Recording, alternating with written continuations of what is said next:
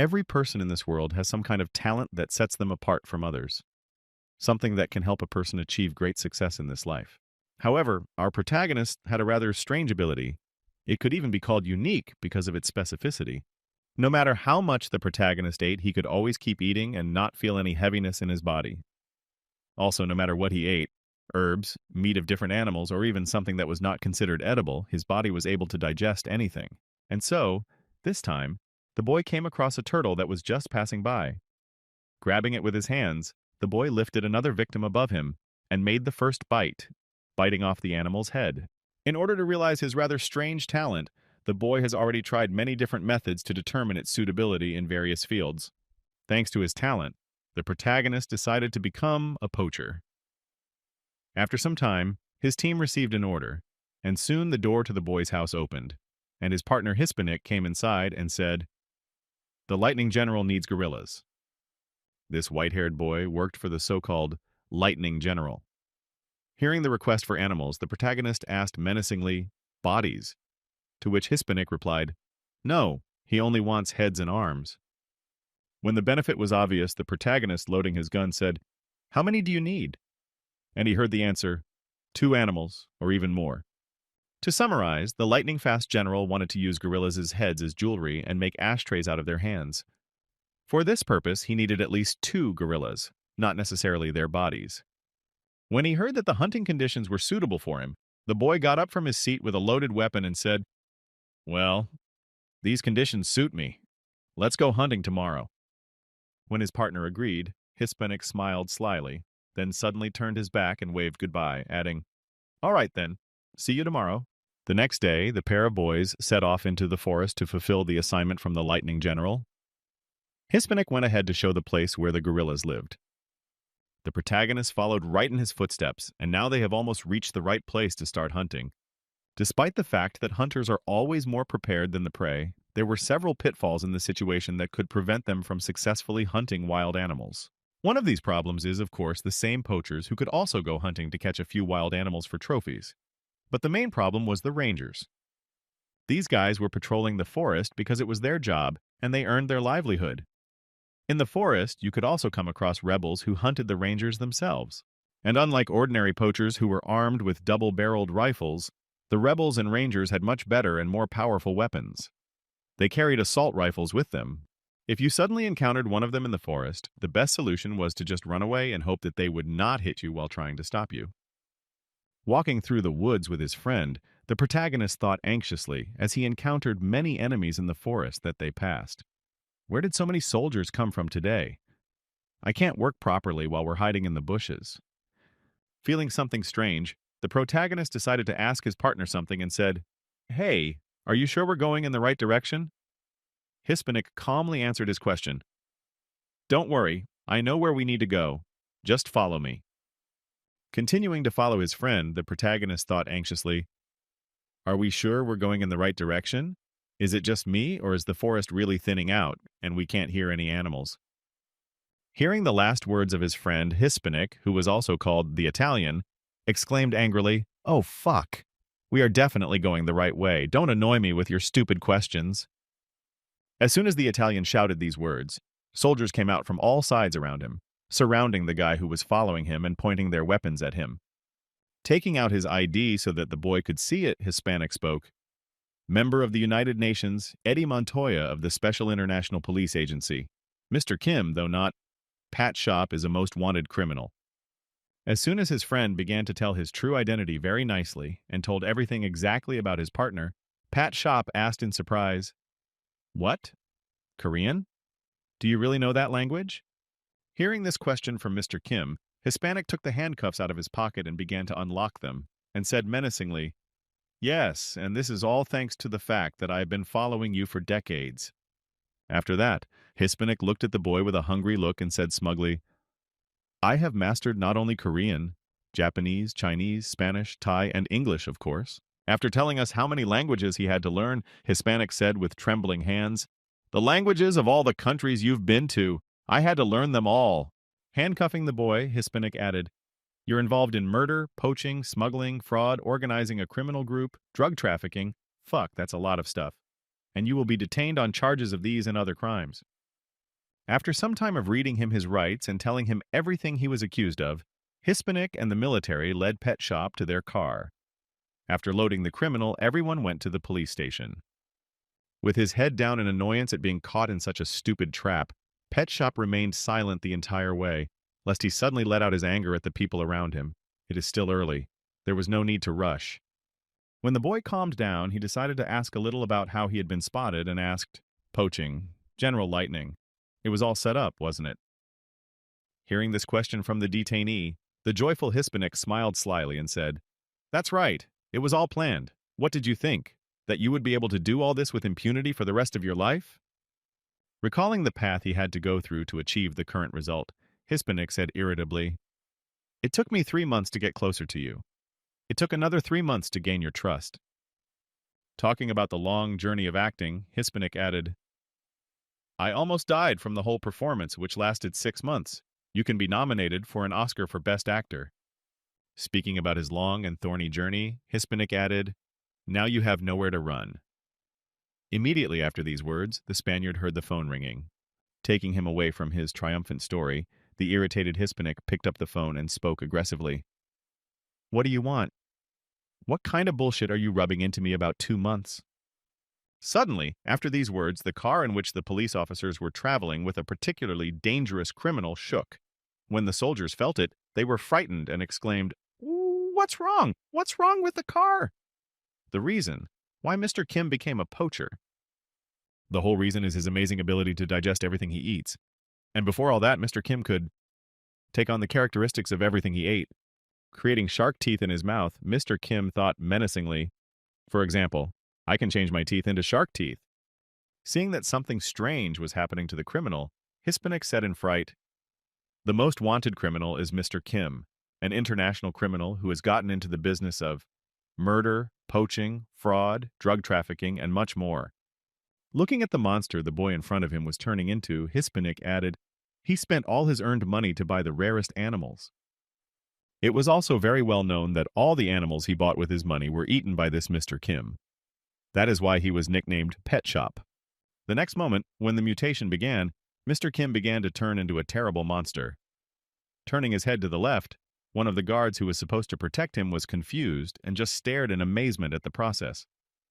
At the same moment, the military officer's partner, who noticed the change, nervously shouted to Pat Shop, "What are you doing? Stop! If you don't stop right now, we'll be forced to shoot." Having given the warning and not noticed any reaction to his words, the soldier opened fire after the words, "Stop it immediately or else fire." No one could understand Mr. Kim's motives, why he did it, and what his goal was.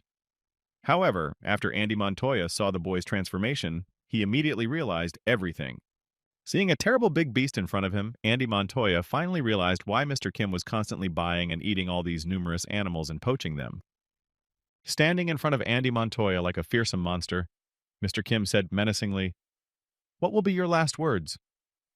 Looking into the eyes of his death, Hispanic only laughed nervously and answered frightened, "F** kecking monster."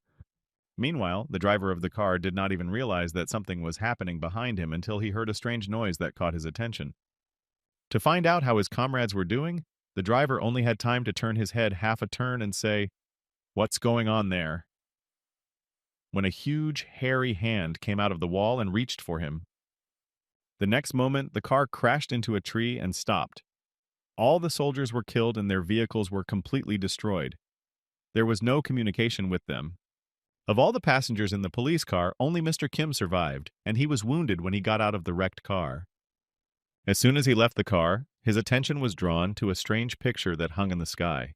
Looking at it, the guy said in surprise, What is this?"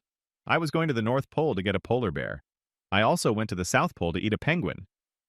Before his eyes was a strange picture of 2 moons that were painted in blood red. Looking at this strange sight, the boy, whose shadow looked like a monster, said in surprise, "I've been all over the world, but this is the first time I've seen something like this."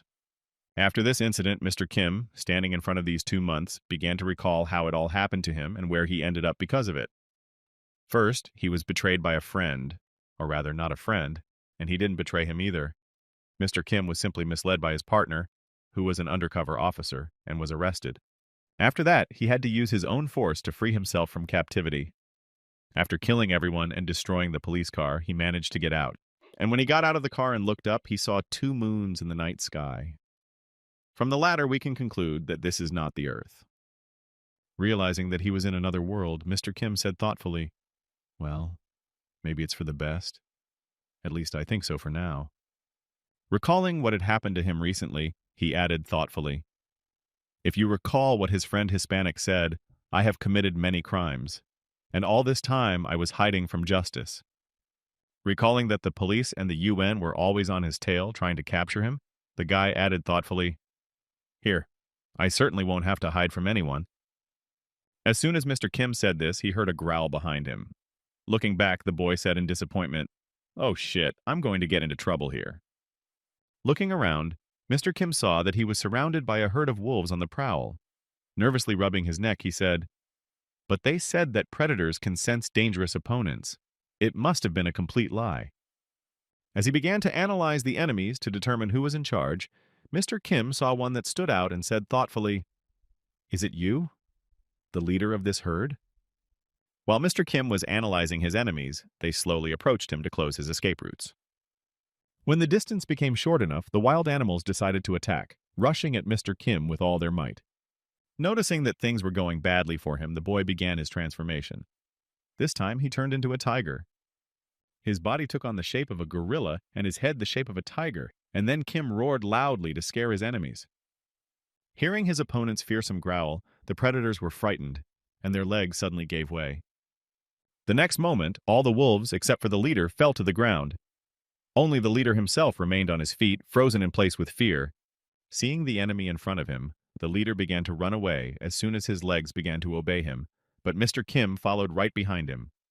Catching up with the fugitive, who had recently tried to hunt him down, Mr. Kim grabbed the leader by the neck and slammed him to the ground. Having received such wounds, the leader died immediately. Seeing what had just happened to their leader, and also to their strongest warrior, the rest of the herd became visibly nervous. The very next second, when they realized that their strength would not be enough to withstand such an enemy, all the predators ran away, tails between their legs, and Pet Shop remained standing there, holding the dead leader in his hand. When all the tension around him disappeared, Mr. Kim looked at the prey he had captured and said happily, "Oh my God, it's been a long time since I've eaten anything. You will be my first meal in this world." After that, Pet Shop took his first bite. His teeth got stuck in the monster's skin, and he was unable to eat the prey he had just caught. After a few more vain attempts to bite through the wolf's skin, the boy said in surprise, "It's strange. The tiger's fangs don't take it?" The next moment, the boy said thoughtfully, "Well, then we will try." After saying that, he turned his head into a hippo's head, changed his teeth to shark teeth, and then tried again. After eating the wolf, Pet Shop began to clean up. Wiping his lips of food residue, Mr. Kim said thoughtfully, "It's all so strange." Thinking back to the moment when he bit through the wolf's skin, the boy said thoughtfully, "It was just the skin of a wolf, but why did I need the mouth of a hippo to eat it?" Then he added, "However, the mouth was not enough. I also needed the teeth of a shark to bite through it. It is strange that not only the skin of this monster was so hard, but also the enemies themselves are strange." Standing in front of these two moons, Mr. Kim thought, "It's strange. According to my logic, things should have gone a little differently here." Logic? Maybe in this world, logic doesn't work at all. After a while, the boy was again enjoying the meat of some strange inhabitant of this strange new world. When all the meat was gnawed to the last piece, the boy threw the bone back into the general pile of waste. It had only been a week since he had come to this world, and in that time he had already killed and eaten many different animals, judging by the number of bones that lay in his cave. During this short period of time, the guy managed to hunt different animals. First, he caught a bear with disproportionately large front paws. After that bear, there was also some kind of snake. It was not clear whether it was poisonous or not. In addition to these monsters, there was a deer with horns sharp as spikes, and many other things. After finishing his feast, Mr. Kim went hunting again, thinking, "All these animals were similar to those on Earth, but with some peculiarities. The logic of this place is different from Earth's." Moving further into the bushes in search of a new victim, the boy added, "There must definitely be some kind of system here. So, in order to find out, I have to learn as much as I can about this place." Today I'm also... Before he could say this, his words were cut off, because he noticed a strange yet familiar image wandering alone in the forest. Turning into a monster to avoid being killed by accident, Mr. Kim thought in amazement, "This is really a human being," and then began to follow him. When he noticed that there were also humans here, Mr. Kim walked toward him thinking, "There are humans here too, unbelievable. Maybe I can even learn something from him." He then put his hand on the man's shoulder and tried to call out to him. The ability to add body parts of eaten animals to your own is far from omnipotent. It is limited by the fact that the body parts must be similar. That is, a hand can be transformed into a bear's paw, but it cannot be transformed into an alligator's mouth. In addition, it is almost impossible to adopt the features of a crayfish or millipede because of the huge difference in the anatomy of these species. And you also can't use inappropriate functions. For example, now that Mr. Kim had an eagle's head, he couldn't speak like a human. His speech was more like a bird's cry. When the man saw such a monster in front of him, he immediately broke free from his hands and ran away, screaming in fear throughout the forest. However, he was out of luck. While running away from one monster, he came across another. Halfway across the forest, he was pierced by a deer with sharp antlers, which resulted in a critical injury. Seeing what had just happened, Mr. Kim changed his appearance to that of a normal human being and headed for the poor guy who had been so frightened of him. As Pet Shop approached the half-dead man, he heard some incomprehensible words, and then thought, "Just as I thought, their language is completely different from the one I know." Then, after standing over the man's bleeding body for a while, Pet Shop said, "Unfortunately, I can't help you here, and there is no need to. Of course, I need to learn more about this world, but we wouldn't understand each other anyway." After the man eventually died, Mr. Kim ate him because it would be easier to get information. Thanks to his powers, he could read the memories of the man he ate through his brain, and with the help of this, he could learn the language of this world. After the man was eaten, the boy changed into his clothes. However, that was not all. The most important acquisition was the boy's book called The Encyclopedia of Monsters. In it, you could learn a lot of new and interesting things. Thanks to this book, Pet Shop was able to find out what animals were found in this world and what kind of system this world has. On one of the pages, there was a description of wolves. Name: impenetrable wolf. Size: on average M. Weight: on average kg. Abilities: bite, growl. Thanks to the system that operated in this world, Kim would finally be able to achieve his goal, which he could not achieve on Earth. And so, 2 months later, he accidentally came across a troll, whom he also defeated. But after a while, he recovered, and then Kim said in surprise, "So this one has the ability to regenerate?" Looking at the head, which was now intact, Pet Shop said in amazement, "The brain that was smeared into mush regenerated in a month. The book didn't tell us about it. It's just incredible." After that, the guy began to conduct various experiments on trolls, which would still recover after a while. At first, the experiments were conducted on the insides. The boy carefully examined the entire body of the monsters to find out what features and shortcomings he had.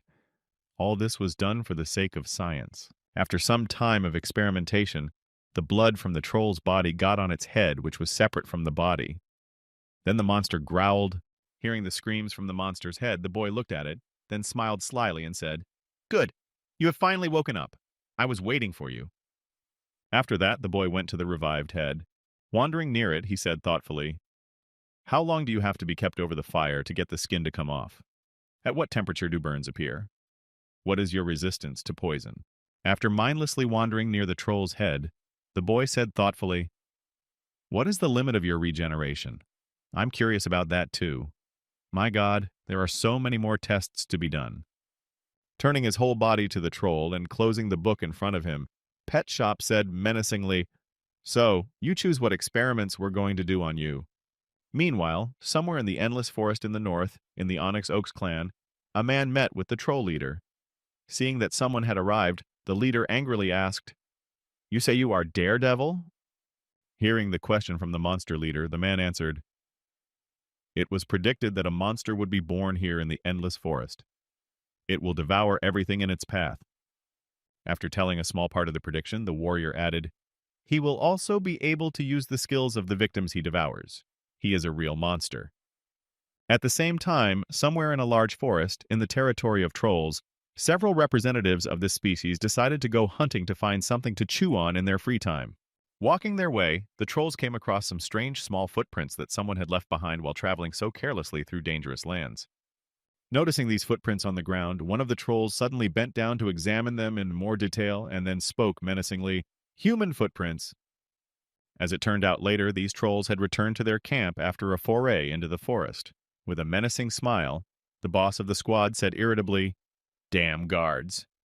After that, the squad leader started licking his lips and added thoughtfully, "I was wondering where they all disappeared from their observation post." Immediately after these words, there was a loud sound of a blow. The boss banged his hammer on the ground and shouted menacingly, "It turns out they decided to eat the humans themselves." Looking back to his comrades, the boss of the squad said menacingly, "Quickly track them down before we are left with nothing but bones." To which he heard in reply, "Yes, leader." Just as they were about to set off on their search, a frightened cry from one of the trolls came from the cave trying to call for help, shouting, "Someone! Someone!"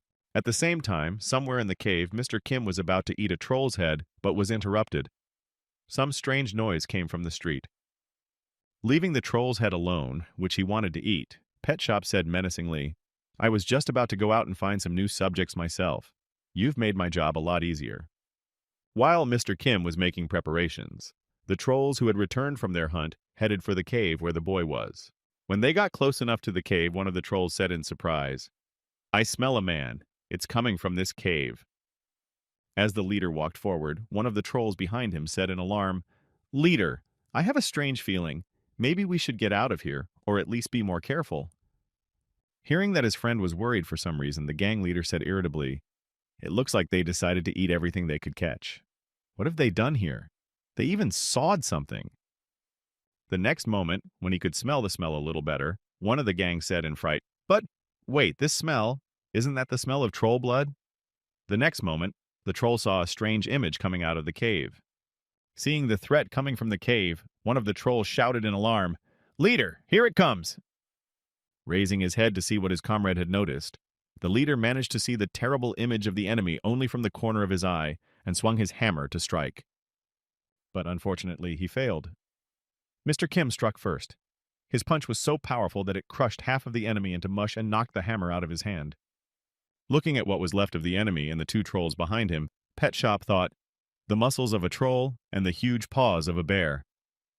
Considering how well he had put his stroke together and how well it all came together, Mr. Kim added, "It's just an incredible combination." The next moment, when he turned his attention to what happened to the enemy after his punch, Mr. Kim said in disappointment, "Oh shit, I was supposed to save it for later use, but I accidentally killed it." Looking at what had happened to their boss, one of his comrades said in concern, "B, boss." Not receiving any response from his leader, one of his henchmen angrily shouted, "Fucking monster!" Deciding that he couldn't let this go, one of the trolls who had come with his leader charged at Mr. Kim in retaliation, angrily shouting, "Die!" His attack was futile and rash. As soon as the enemy approached Pet Shop, he swung his arm and broke the troll's club into two pieces. Feeling a strange sensation in his right hand, the troll looked back at it. There he noticed that his arm was gone. Only a small piece of his shoulder remained. The next moment, Mr. Kim launched his attack. As he approached the enemy, he opened his mouth wide to bite the troll. As he drove his giant fangs into the enemy's neck, Pet Shop thought, "Now it's time for the poisonous bite." After making such a strange attack on the enemy, Mr. Kim thought, the best way to stop the troll's rapid regeneration is to paralyze it. As the enemy's fangs extended out of the troll, it tried to strike back, but he couldn't. The only thing he could do was to speak in fear, "T-body." It doesn't listen. Before he could even finish what he wanted to say, the enemy simply fell to the ground, unable to move. The paralyzing poison worked as it should. Noticing what had happened to his reckless comrade, who had thoughtlessly attacked him, the troll became nervous. Frozen in place with fear, he could not move either. Then Mr. Kim came up to him. He did not touch the last troll, but simply grabbed him by the hand and dragged him into the cave. Being in a state of shock, the last troll decided to follow where the monster had dragged his friend. Looking into the cave, he saw his comrades standing guard. One of them, who was barely breathing, said in a hoarse voice, "Run away." Noticing that the last troll had followed him to the hiding place, Mr. Kim turned back and spoke menacingly to the curious one. You? Are you also eager to see your friends? When the troll heard these words from the monster who appeared before him again, he just looked at him with eyes full of horror, and then he joined the others. The next moment, the last troll also fell into Mr. Kim's hands. His screams echoed throughout the cave. One of the trolls whose head was in the cave could only see the blood splattering and the frightened cries begging, "Help me! Help me! No! Just kill me!" When all the experiments on the trolls were over, Mr. Kim decided to study the book in more detail. The most interesting part of the book was about the monster's skills. This concept was only found in games. So at first, when collecting materials and upgrading new skills, the boy had only doubts. However, he had to believe in it, because everyone he ate here had the same abilities. Somehow, this is how skills exist in this world. During the experiments, Mr. Kim also learned something. The first is that skills do not work against those who do not have them. For example, the first experiment was conducted with a poisonous snake. Its fatal bite can paralyze the body. However, Mr. Kimmy was not affected in any way, but only left a hole in his arm at the bite site from the teeth. Second, damage not related to the use of abilities can be caused to any organism. This was the result of attacks on the bear's paw with the toxic poison skill and a bite from a common viper. Both effectively paralyzed the target, and that's why the hard-skinned wolf was paralyzed by Mr. Kim's roar when he used the tiger's head to intimidate them. This roar had the same effect on the enemies, causing their legs to buckle, and they fell over in fear when they tried to attack Pet Shop in his first hours in this world. Wandering around the cave after his experiments, Mr. Kim added thoughtfully, "In short, as an earthling, I am immune to the skills, but for others, my attacks are deadly." Smiling ominously after realizing his dominance in this world, the boy said happily, "So I will become the most powerful in this world because of my specialty." The next moment, Mr. Kim began to recall the past on their planet back then. People owned the entire Earth. Thanks to their technology and scientific achievements, they were the most powerful people on the planet. And so, that is why in the world where he lived, he would not have been able to realize his dream, because no matter how strong a creature he ate, he would not have been able to defeat people. And all because technology is many times stronger than living organisms. Machine guns, tanks, no living organism can withstand military equipment. But everything is different here. After that, Mr. Kim began to recall the very moment when he was first surrounded by a herd of wolves. The next moment, he also remembered the man who was killed by a deer with sharp horns and said thoughtfully, "In this place, many monsters threaten people." Then he added joyfully, "And science, as such, does not exist here. So there is no nuclear weapon that can destroy everything in its path, which means that nothing can stop me." From the time the protagonist was a child watching stories about powerful dinosaurs on TV, the same idea crept into his head that he wanted to be the most powerful in the world. And this time, when he came to this world, all he had to do to achieve his goal was to devour all those who live here. There is an incredible regeneration that trolls have. There are also powerful orcs in this world whose power can be matched by a small number of creatures. And there are also those legendary creatures that can melt any metal, dragons that fly wherever they want and live their own lives. While the dragon was flying freely in the sky, he was accidentally noticed by a slime climbing on the ground and said in amazement, "Wow, what is that? A dragon? There are even such things in this world." When the dragon flew on, ignoring the slime, which was not even visible due to its strength and size, the slime, who had been reborn in this world, said in amazement, "I have seen such miracles only in manhwa." After saying that, the slime smiled slyly, looking at what was in front of him, and said gloatingly, "And to top it all off, I've been transformed into a slime that can eat anything." Remembering himself as a loser in his previous life, the slime added happily, "Booga! I'm going to be the strongest in this fantasy world because of my eating talents." Recalling how it was in the manhwa he had read in his past life, the slime said thoughtfully, "I wonder, will it also work here, as it did in the manhwa I read once?" After that, he tried to call up the system menu by saying the words, "System, Status, and Skill Display." After saying these words, a system window appeared right in front of him.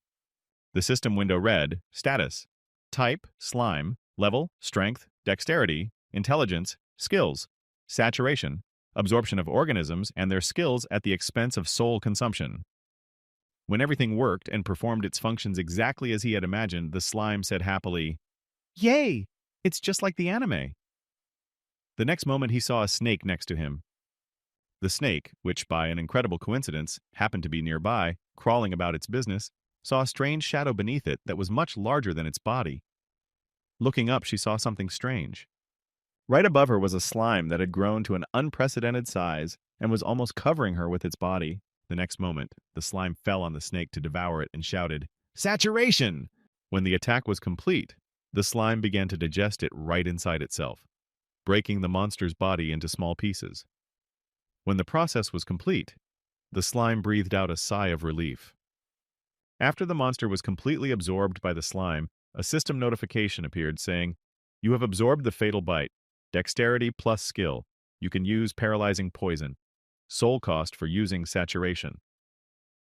Seeing the last ribbons, the slime said in surprise, "What? Soul consumption?" Then he smiled slyly and said, "Oh, who cares? I'll find out later how to restore it." After that, the slime went further into the forest to look for prey. As he traveled through the forest to improve his characteristics, the slime consumed everything in his path without being picky. He first spoke when he found his first victim. "I am the master here now." After these words, he began to devour all the animals in his path. A deer with sharp horns, an armored wolf, and even a poisonous viper came his way. He ate them all without discrimination, leaving behind only the bare bones of the animals he ate. Slime said confidently, "Unfair treatment and the hardships I felt because of my parents' infantilization. Thanks to my past life, I am prepared for all this." This seemingly safe slime was the worst monster. A slime with the character of a monster who would confront monsters and one day destroy himself by using his soul to fight them. He was chosen by the goddess of this island, the island of Elmud. However, he was not chosen as a savior, not as the main character, but only as a consumable. However, the slime did not know this. He was already thinking about how he would become the most powerful in the world. Elmwood Island itself was a land blessed and supported by a goddess. There was also a warrior on this land whom she had chosen and supported with all her might. The same warrior whom the goddess chose. He follows moral precepts and protects people. And the more danger humanity is in, the stronger the warrior becomes thanks to the goddess's mercy. But neither he, neither I could. None of us could stop the monster of destruction at the right time, which with its incredible destructive power caused numerous disasters around the world. Even the very hero who was supposed to defeat it with the help of the goddess died at the hands of this powerful monster. However, when he opened his eyes again after his death, the hero, who was blessed by the goddess herself, realized that he had returned in time. Exactly 10 years ago, and he was standing in the ceremonial hall of the kingdom, waiting for the king's words. At that moment, the goddess gave him the last chance, saving his life, and this time he must not waste it and stop the monster. The hero then added, "There is a prophecy." After telling some stories to the troll leader to help him in the battle against the world's enemy, the hero suddenly grabbed his heart, which suddenly gave out. Cringing in pain and gritting his teeth, the hero thought confidently, "It's all because of my lie, the punishment for my breaking my covenants. But they won't believe me if I say I came from the future." Having heard all that Simlivets told him, the elder asked in surprise, "So you are talking about some kind of prophecy. Can you tell us about it in detail?" To which the hero hastily replied, "Of course, elder." When the hero heard the village elder's request, he was glad that he was interested and said, "In the great forest, there will be a beast that devours everything in its path and absorbs their skills." The hero then added, "And so, it was because of this beast that I came here. Thanks to the prophecy, I was able to find out where to look for it, but I only know the area, not the exact location." After listening to what the young hero had told him, the village elder replied with concern, "If this prophecy is true, then we are in very big trouble. Are you ready for problems?" The hero replied in surprise, "No, trouble?"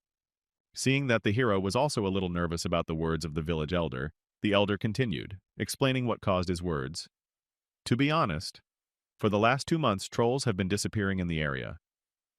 Reporting on the problem that has recently appeared in his area, the troll added, "If he has targeted their ability to recover quickly."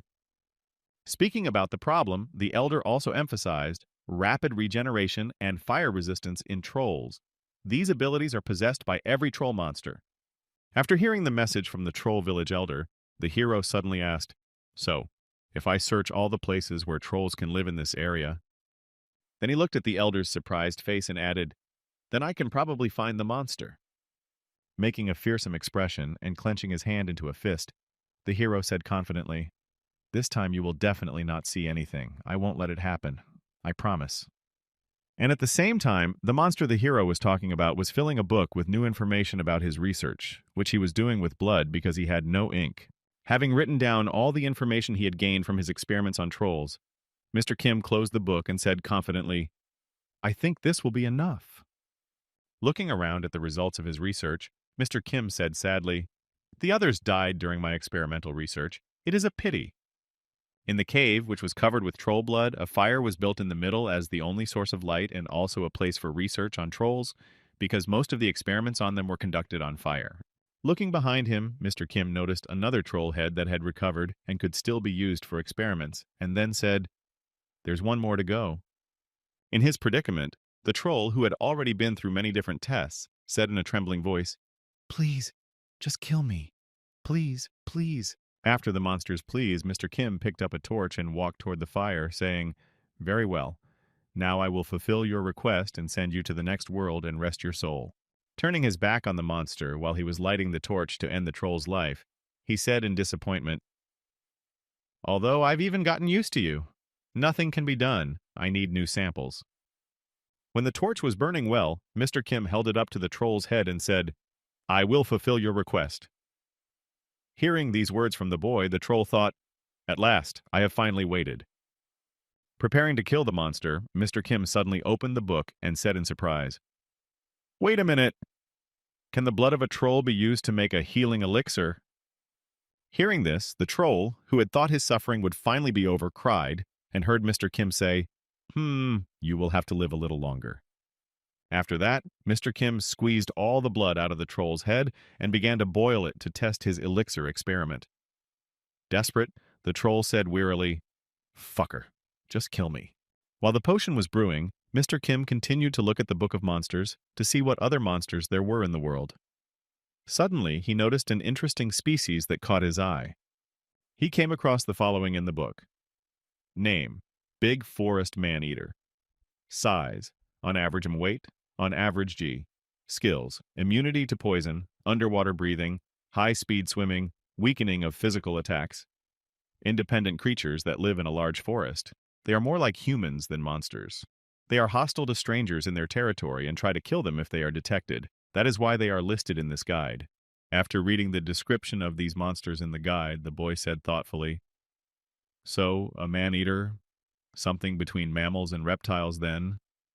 Well then," with a sly smile, for he had developed an unprecedented interest in this species, Mr. Kim said happily, "I may need them." Sometime later, in the swamps of a large forest, the man-eaters went hunting. Suddenly they noticed an image walking nearby between the trees.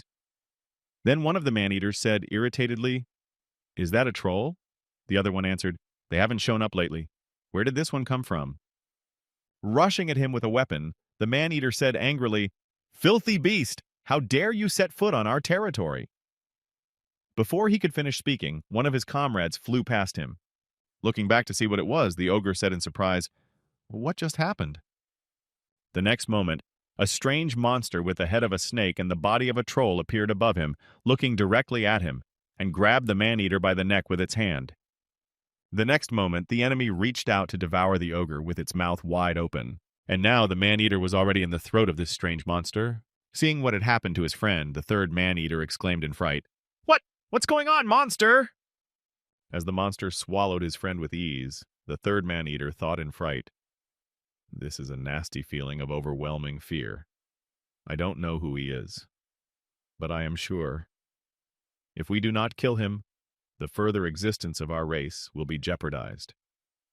Immediately after these thoughts, the third man-eater rushed into battle to finish off the enemy. He thrust his spear at the enemy and managed to wound him in the shoulder, shouting, "Die!" However, the wound inflicted by the man-eater quickly healed on the monster. Noticing that the wound had healed very quickly on the strange monster, the man-eater shouted in fright, "Regeneration? It can't be!" Then he added in surprise, But this is a troll skill. Immediately after these words, Mr. Kim released poison from his teeth directly at the man-eater. The venom hit the man-eater right in the eyes, blinding it for a while. Brushing the venom from his eyes with his hands, the man-eater tried to open his eyes.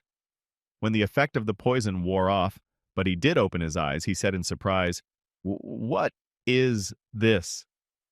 In front of him, he saw a monster that was already heading straight for him.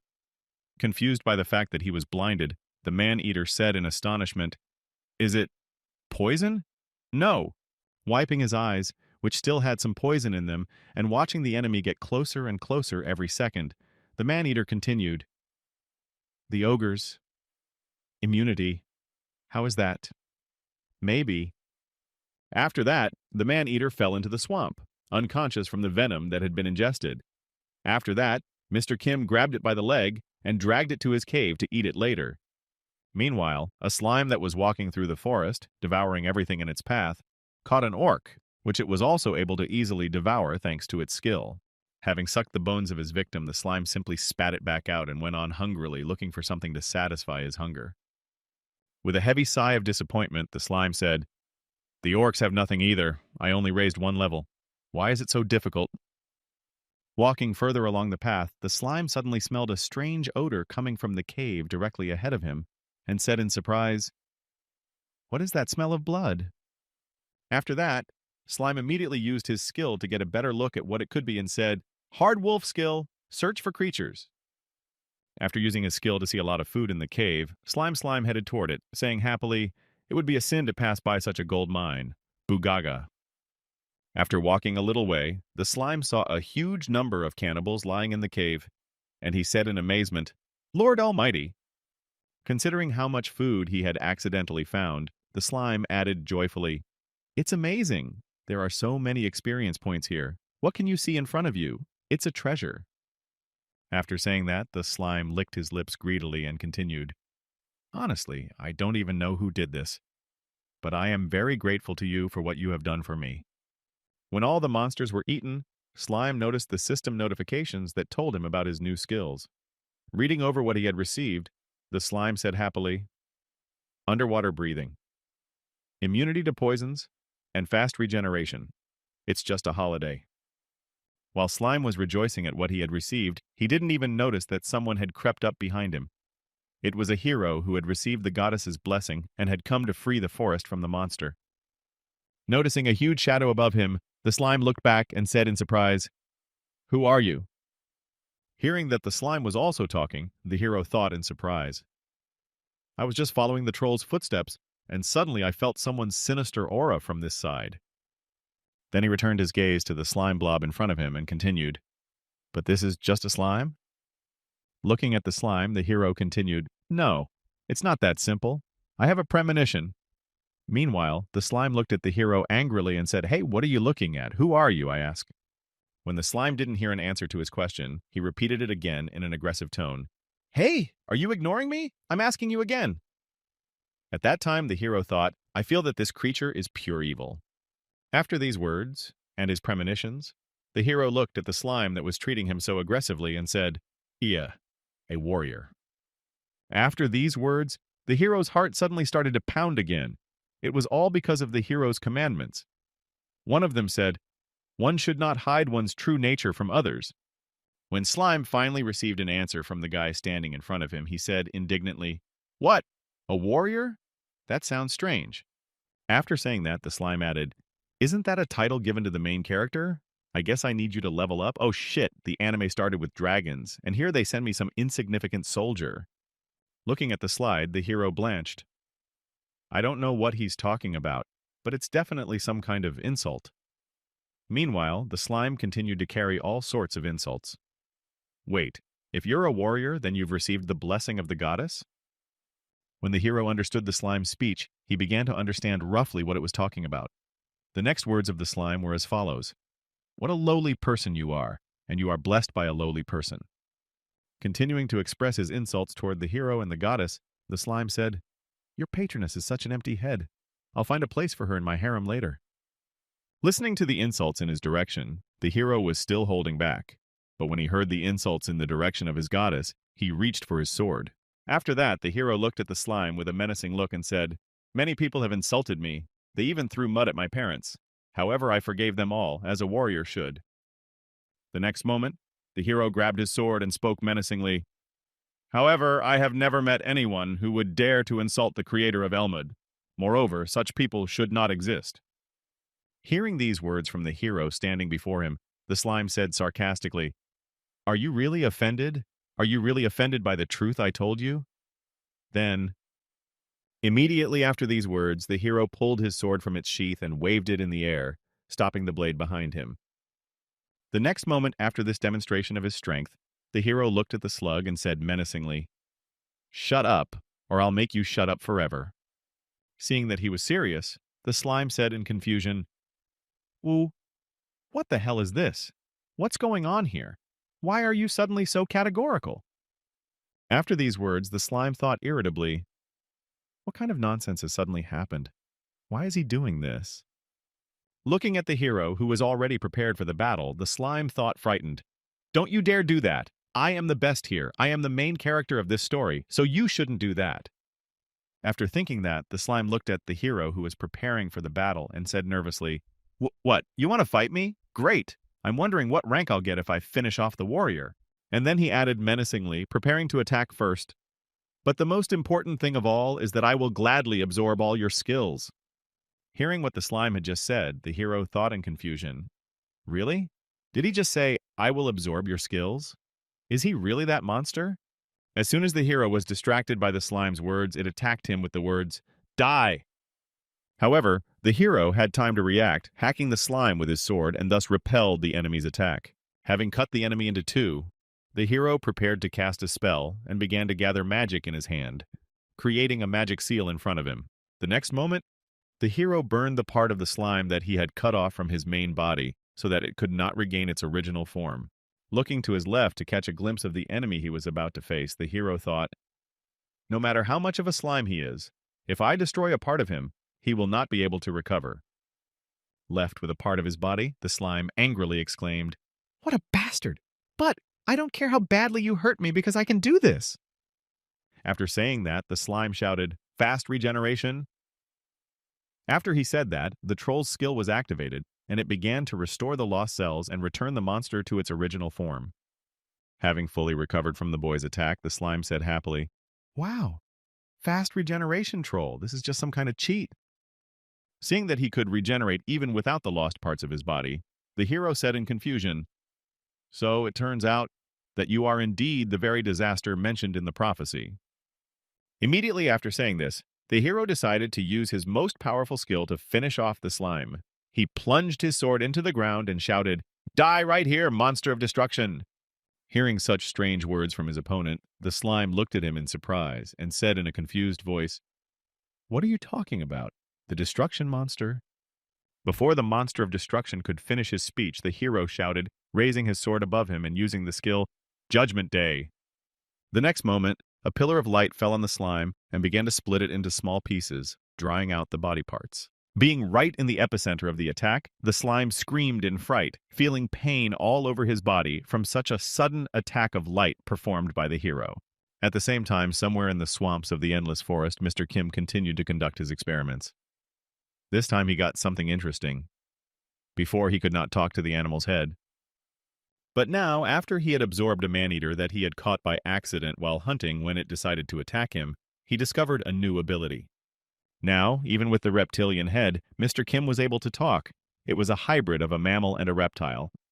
Making some sounds to test his speech, Pet Shop thought how interesting it was. After he brought the previous cannibals he had killed to his cave, he went back to the swamps for a new batch of enemies. At that time, there were new warriors in the swamp. It was just perfect, because for his experiments, he needed new experimental rats on which he could experiment. While the patrol was walking through the swamp, one of the lizard men noticed some movement near him. It was a strange shape, but it looked like his comrades. When the enemy came close, one of the man-eaters asked nervously, raising his head up, "Man, lizard?" Seeing the enemy standing right in front of him, one of the members of the man-eating squad shouted out in alarm, "Idiot! He's not our comrade! Attack him! Don't let him get out of here alive!" The next moment, the two ogres stabbed Mr. Kim with their spears, piercing him through and through, but he still did not stop his actions. He sprayed poison into his hand. After the poison was ready to use, Mr. Kim grabbed one of the cannibals by the head with his hand so that the poison hit him directly in the eyes. Immediately after the venom hit the cannibal's eyes, it fell to the ground, losing consciousness. When his comrades saw that he was affected by the poison, they became very nervous.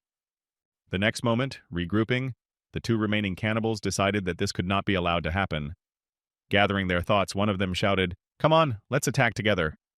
As soon as the second of the cannibals attacked the enemy, he also received his portion of the poison, which neutralized him, and he lost consciousness, like his comrade.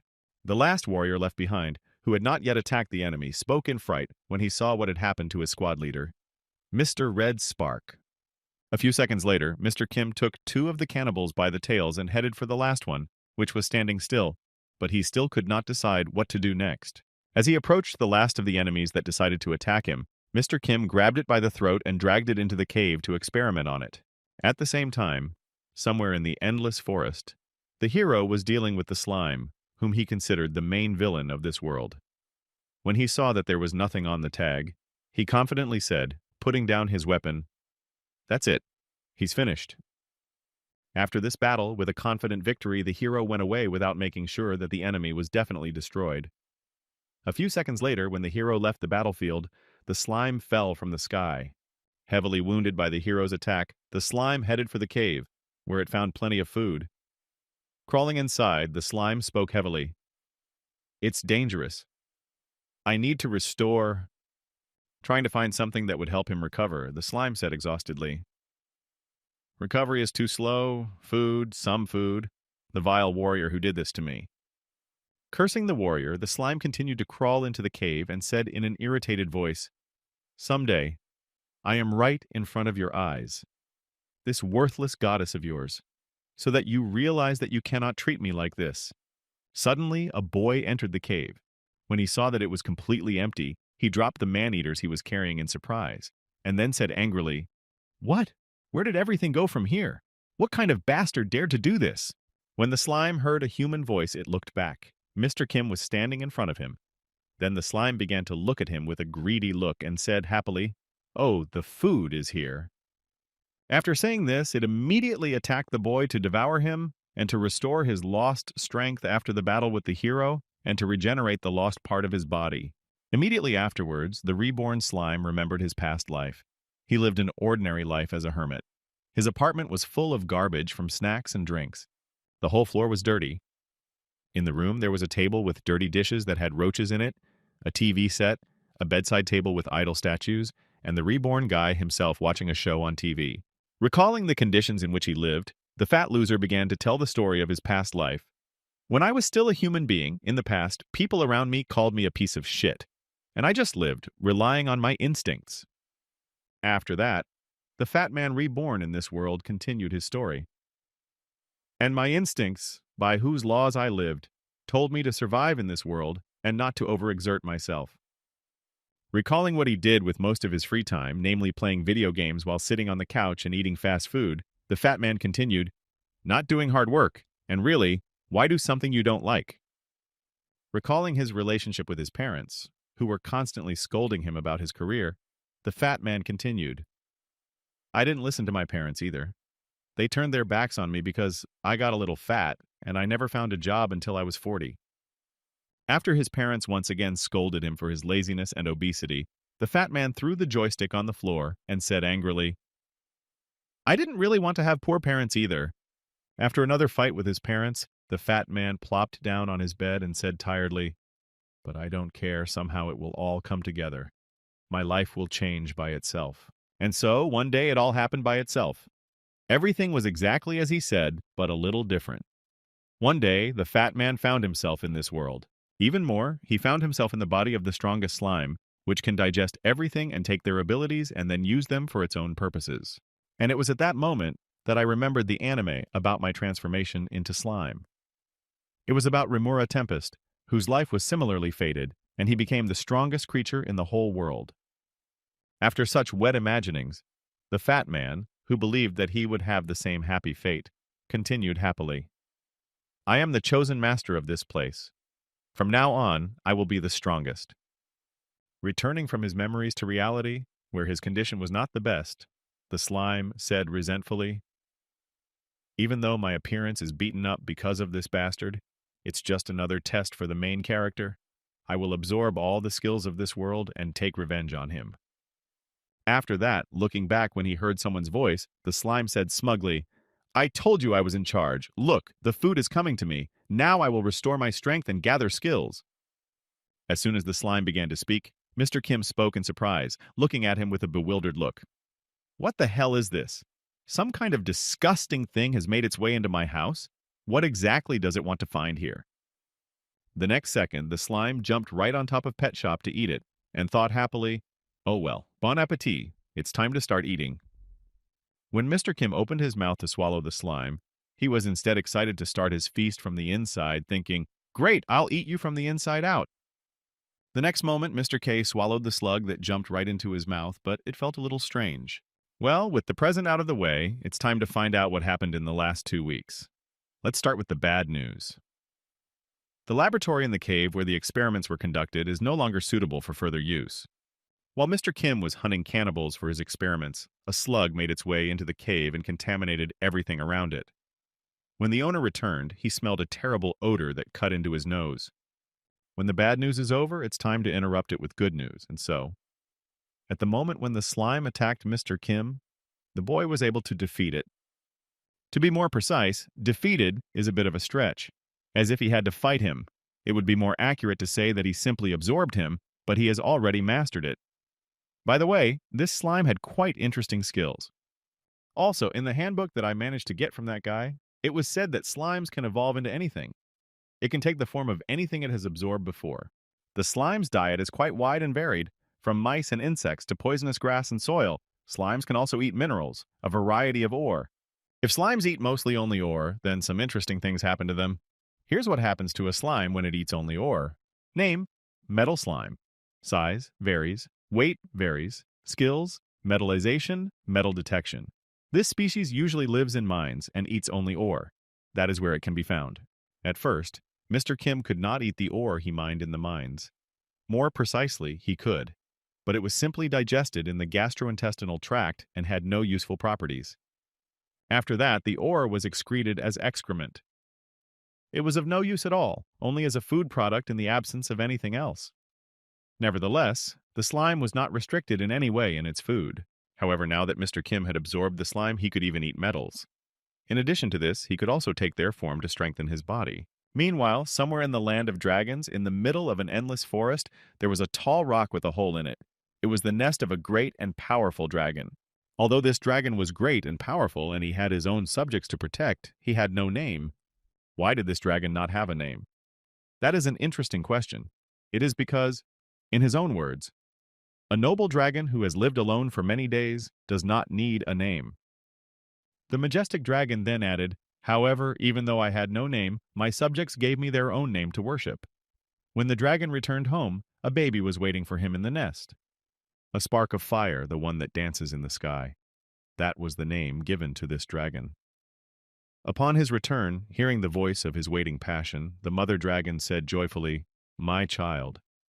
After that, the mother and her child touched each other with their noses to greet each other. The man-eaters who lived in this vast forest were the same creatures who worshipped the dragon and gave him a name to identify him. Sometimes these man-eaters brought jewelry as an offering to ensure their safety and prosperity. This way, they bought themselves protection from invading enemies. However, after the birth of the cub, the mighty dragon began to pay less attention to what was happening in the forest. The only thing that worried her the most was her cub. However, after a while, even though the cub was left alone in the nest, the mother dragon would fly out of her home to check on it. It's unlikely that anything happened, but it doesn't hurt to check. With these words, she would go on patrol.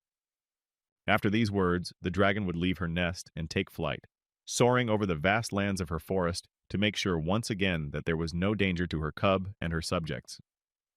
While flying over a part of her domain, the dragon noticed something unusual that caught her attention. Without hesitation, the dragon landed to get a better look at what she saw from above. Someone's blood was spilled on the ground. Noticing it, the dragon said in surprise, Here I see the marks of a confrontation. Is it possible? There were also footprints on the ground near the spilled blood, leading in an unknown direction. Noticing them, the dragon added in surprise, "Did someone invade my domain? Who had the courage to do this?" After these words, the dragon spoke angrily. "Who dared to do this, to disturb the peace on the lands that I guard, Fire Spark?" The next moment, she roared angrily in the sky. Her roar echoed across the vast forest. This symbolized that the patron saint was on patrol, looking for the robber. At the same time, Mr. Kim was engaged in another examination of his body after absorbing the slime. Raising his hand to eye level, he spoke in surprise, changing his hand into the paw of a man-eater.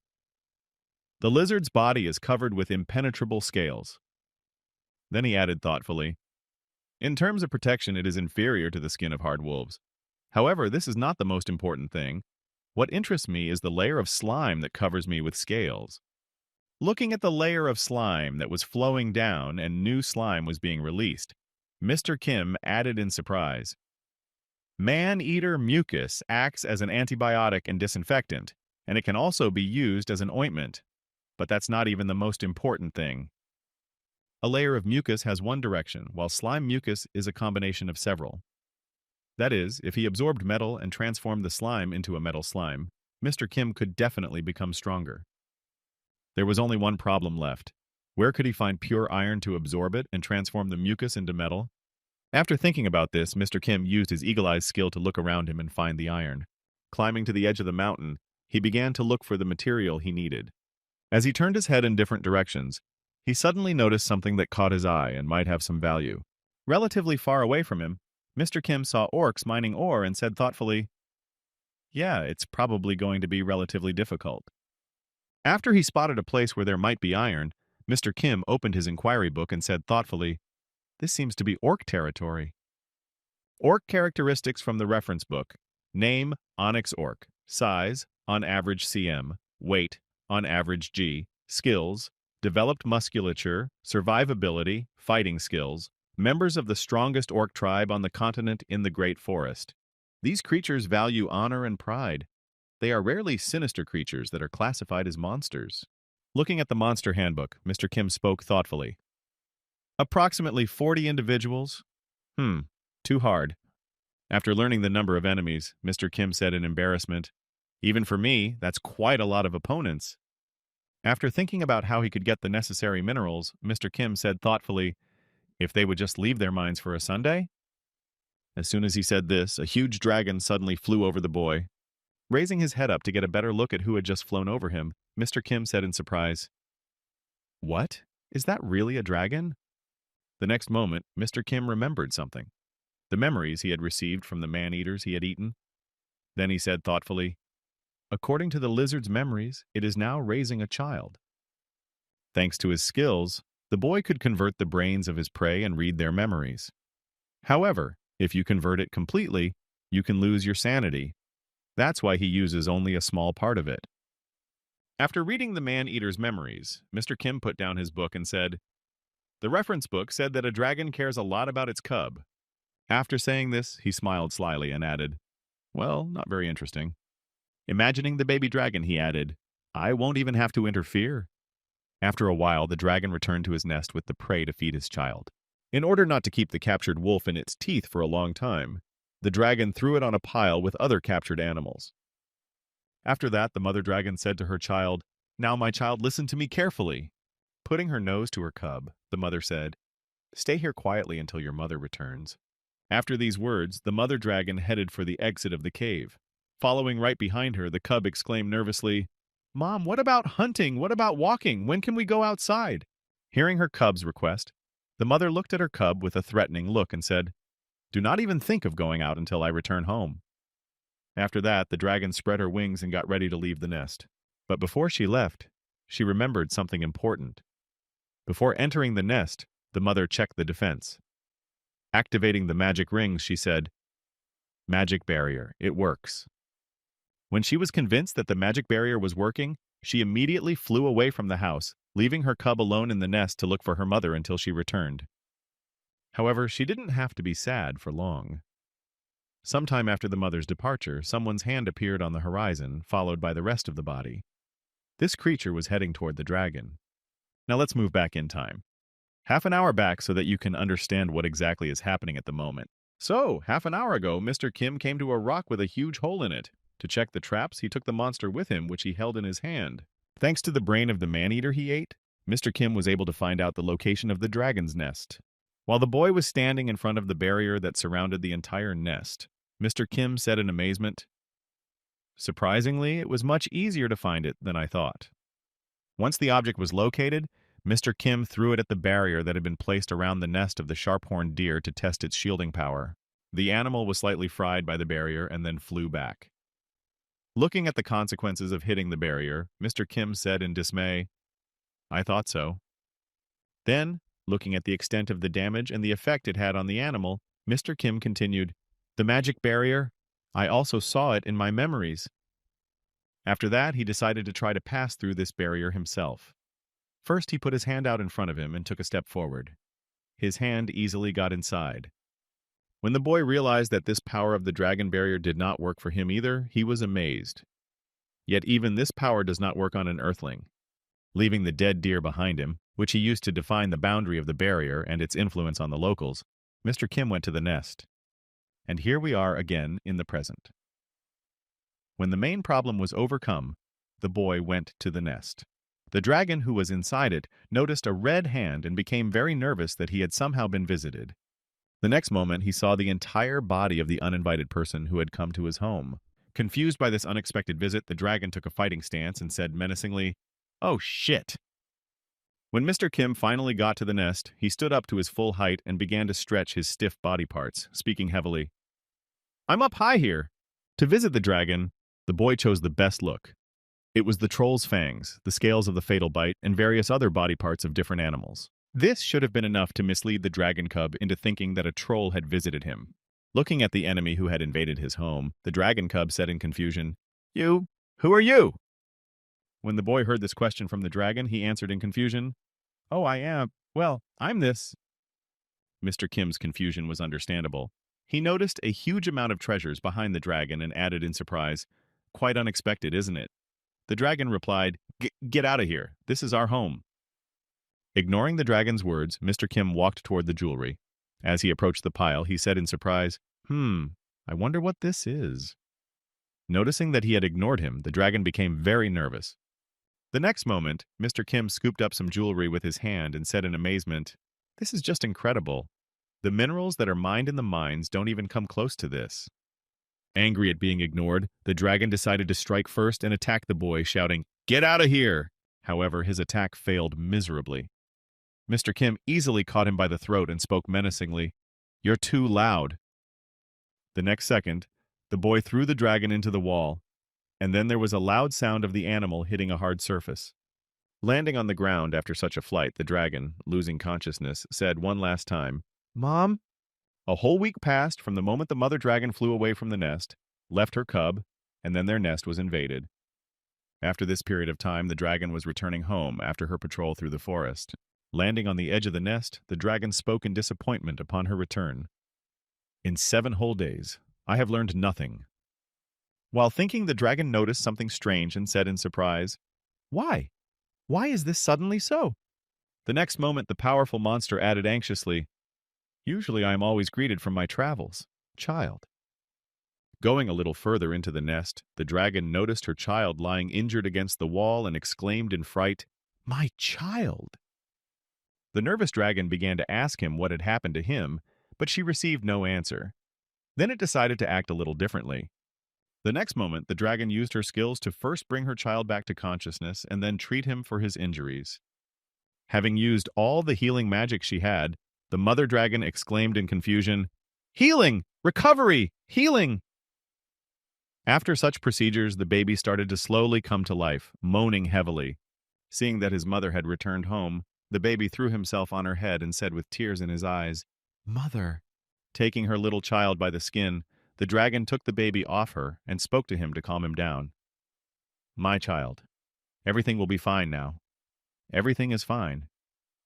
The next moment, the dragon asked him formidably, "Now tell me what happened here and who dared to do this to you?" Rubbing her eyes with her paws, the cub said sadly, "A boy with big teeth. He also had red skin. He hurt me." After that, the cub added, pointing to the empty cave, he also took my mom's shiny things and food. He took everything. Having received the details of the invader, the dragon spoke angrily. Fangs and red skin. In the great forest, only orcs have such things. Preparing to take revenge for her baby, the dragon accumulated all her hatred and said menacingly, You dare to touch my child. I will send them to the very depths of hell. The next moment, a loud roar of an angry dragon came from the dragon's cave. When the boy heard it, he said joyfully, Good, I didn't even have to wait long. Meanwhile, the orc village became restless. One of the locals was running around the village shouting, Elder! Running into his leader's tent, one of the villagers said in alarm, During our reconnaissance, we found a very strange object. The subject then handed his leader a dagger and added nervously, In the thickets near our village, we found this strange thing. The elder took what his subject had brought him and began to examine the object closely and said thoughtfully, How could such a precious thing be lying in the bushes like this? Then the elder brought the dagger to his nose. When he smelled the fragrance on the blade, the elder said in confusion, And this smell of blood. The next moment he added, Is it really the blood of a dragon? Immediately after that, the roof of his tent began to tear off. Immediately after these words, the elder of the village saw a dragon flying above him, which came after their souls. Noticing the dagger in the hands of the orc, the dragon said angrily, Well, now is your time of reckoning, you lowly people. Immediately after that, the dragon covered the entire orc village in flames to take revenge on the brazen men for such a sudden invasion of her home. The first to fall was the village elder, who was discovered by the angry mother dragon. When the first enemy was defeated, the dragon noticed a dagger lying nearby. Sniffing it, the monster smelled a strange odor. It was the smell of dragon's blood, which was white on it. Realizing that the dagger smelled of the blood of her cub, the dragon exclaimed in anger, So it was you. Reaching out to his people, the elder said heavily before dying, This is a trap. Everyone, run away from here, quickly. Hearing the last words of his elder, one of the orcs blew the orc horn to warn the rest of the inhabitants of the danger in the village. This sound of the horn summoned all the orcs of the great forest. The battle lasted 4 days and 4 nights. The confrontation was very fierce, but in the end the orcs won their victory. But the price of this victory was too high. After this long and difficult battle, only 15 orcs out of 40 remained. The rest, who survived the fierce battle, simply left this endless forest in search of a new home. The only one who was happy about this was Mr. Kim, who had a lot of goodies left over from the battle. A dragon and 2.5 dozen orcs that he could eat. What a celebration. Meanwhile, somewhere in the nest, a little dragon with trembling legs said anxiously, Mom, I don't feel her. I don't feel her anymore. Shedding bitter tears of unbearable pain, the little dragon added, Mother. After a short time of suffering from the loss, the little boy realized that he had to be strong in spite of everything. Gathering his thoughts, he prepared himself for the fact that his survival would depend on him. Spreading his wings and taking the first steps to meet the unknown, the dragon took off into the sky, saying confidently, Let's go. It's time to be decisive. So, let's now recall all those whom Mr. Kim ate during his stay in the forest. The first one he ate was a hard wolf. He had to be a little tense with it, as it was his first contact with the local fauna. He was followed by a troll. It was interesting with them. Experiments were made, regeneration. In general, we got a lot of information. There were also cannibals and orcs, which are no longer in this forest thanks to one person. And the most interesting thing is the dragon, which was eaten thanks to the orcs after Pet Shop's cunning plan was put into action. And besides these main monsters, which were mentioned in the first place, Mr. Kim also tried many other monsters. He tried all the ones in the book. Sitting on the trolley that took him to the city, Mr. Kim thought, Well, now I definitely have nothing more to do in this place. It's time to change my location and look for something new. As he drove the cart, the uncle who had picked up the boy in the endless forest said thoughtfully, You say you have lost your memory. In such a dangerous place, this is quite common. Herbs that will restore youth, lairs of rare monsters, treasures of ancient kingdoms. After telling about all the local jewels that are in the forest, the old man turned his head to the boy and added, There are so many jewels here that even one of them can change your life, which is why greedy people are so eager to get into the great forest. Most of them die here. Or they will meet your fate if they are very lucky. You should be more careful and cautious in the future. Bowing his head at the old man's words, Mr. Kim replied guiltily, "Yes, uncle, you are absolutely right. I should be more careful in these situations." Pretending that he had lost his memory in the accident, Mr. Kim went directly to the city with the merchant. He was able to find out everything from the old man who was driving him. He managed to get almost all the known news and knowledge from him. However, something still remained a mystery to him. Status window. In this world, it's a way to check the identity and status of the person concerned. Hearing about this interesting ability, Mr. Kim asked in surprise, "Is it something like that, or what?" As soon as the boy learned about it, he became curious about how it works and decided to try it out by speaking, "Open status window." However, for some reason, he could not open it. Perhaps it was not available to him. Most likely, the reason was different.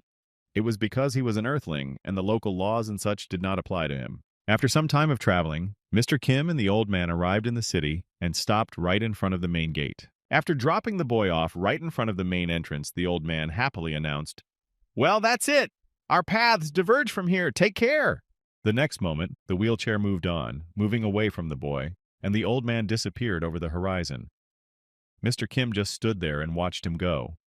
After the old man disappeared from view, the boy walked toward the city and said in surprise as he stopped at the central gate, "I'm in the city of Santo Carango." The city of Santo Carango? Wow, it's so big. Walking along the streets, the boy noticed something strange. This was not typical for such cities, especially at such a time. This city was quite clean. All the streets were cleaned. No garbage was lying around. Clean and orderly. It was strange. My expectations did not match the reality, but the reality was quite good, although it was alarming because of this strangeness. Walking around the city, the boy accidentally came across a postcard hanging on the walls. It read, "To prevent infectious diseases, follow the rules of personal hand hygiene, infectious diseases and personal hygiene." After reading the leaflet with the personal hygiene rules, Mr. Kim said in surprise, "How far has civilization developed here?" Suddenly, he heard some local people talking behind him. Then one of them said happily, "This city is surprisingly clean. Don't you think so?" Then one of the passers-by replied to the other, "You will not find such cleanliness in the whole kingdom." The other man replied, "And this is the city where the second prince spent his childhood." After that, one of the passers-by remarked, remembering the prince, "He was the first to realize that diseases are primarily related to hygiene. At the age of 10, he was quite a gifted child."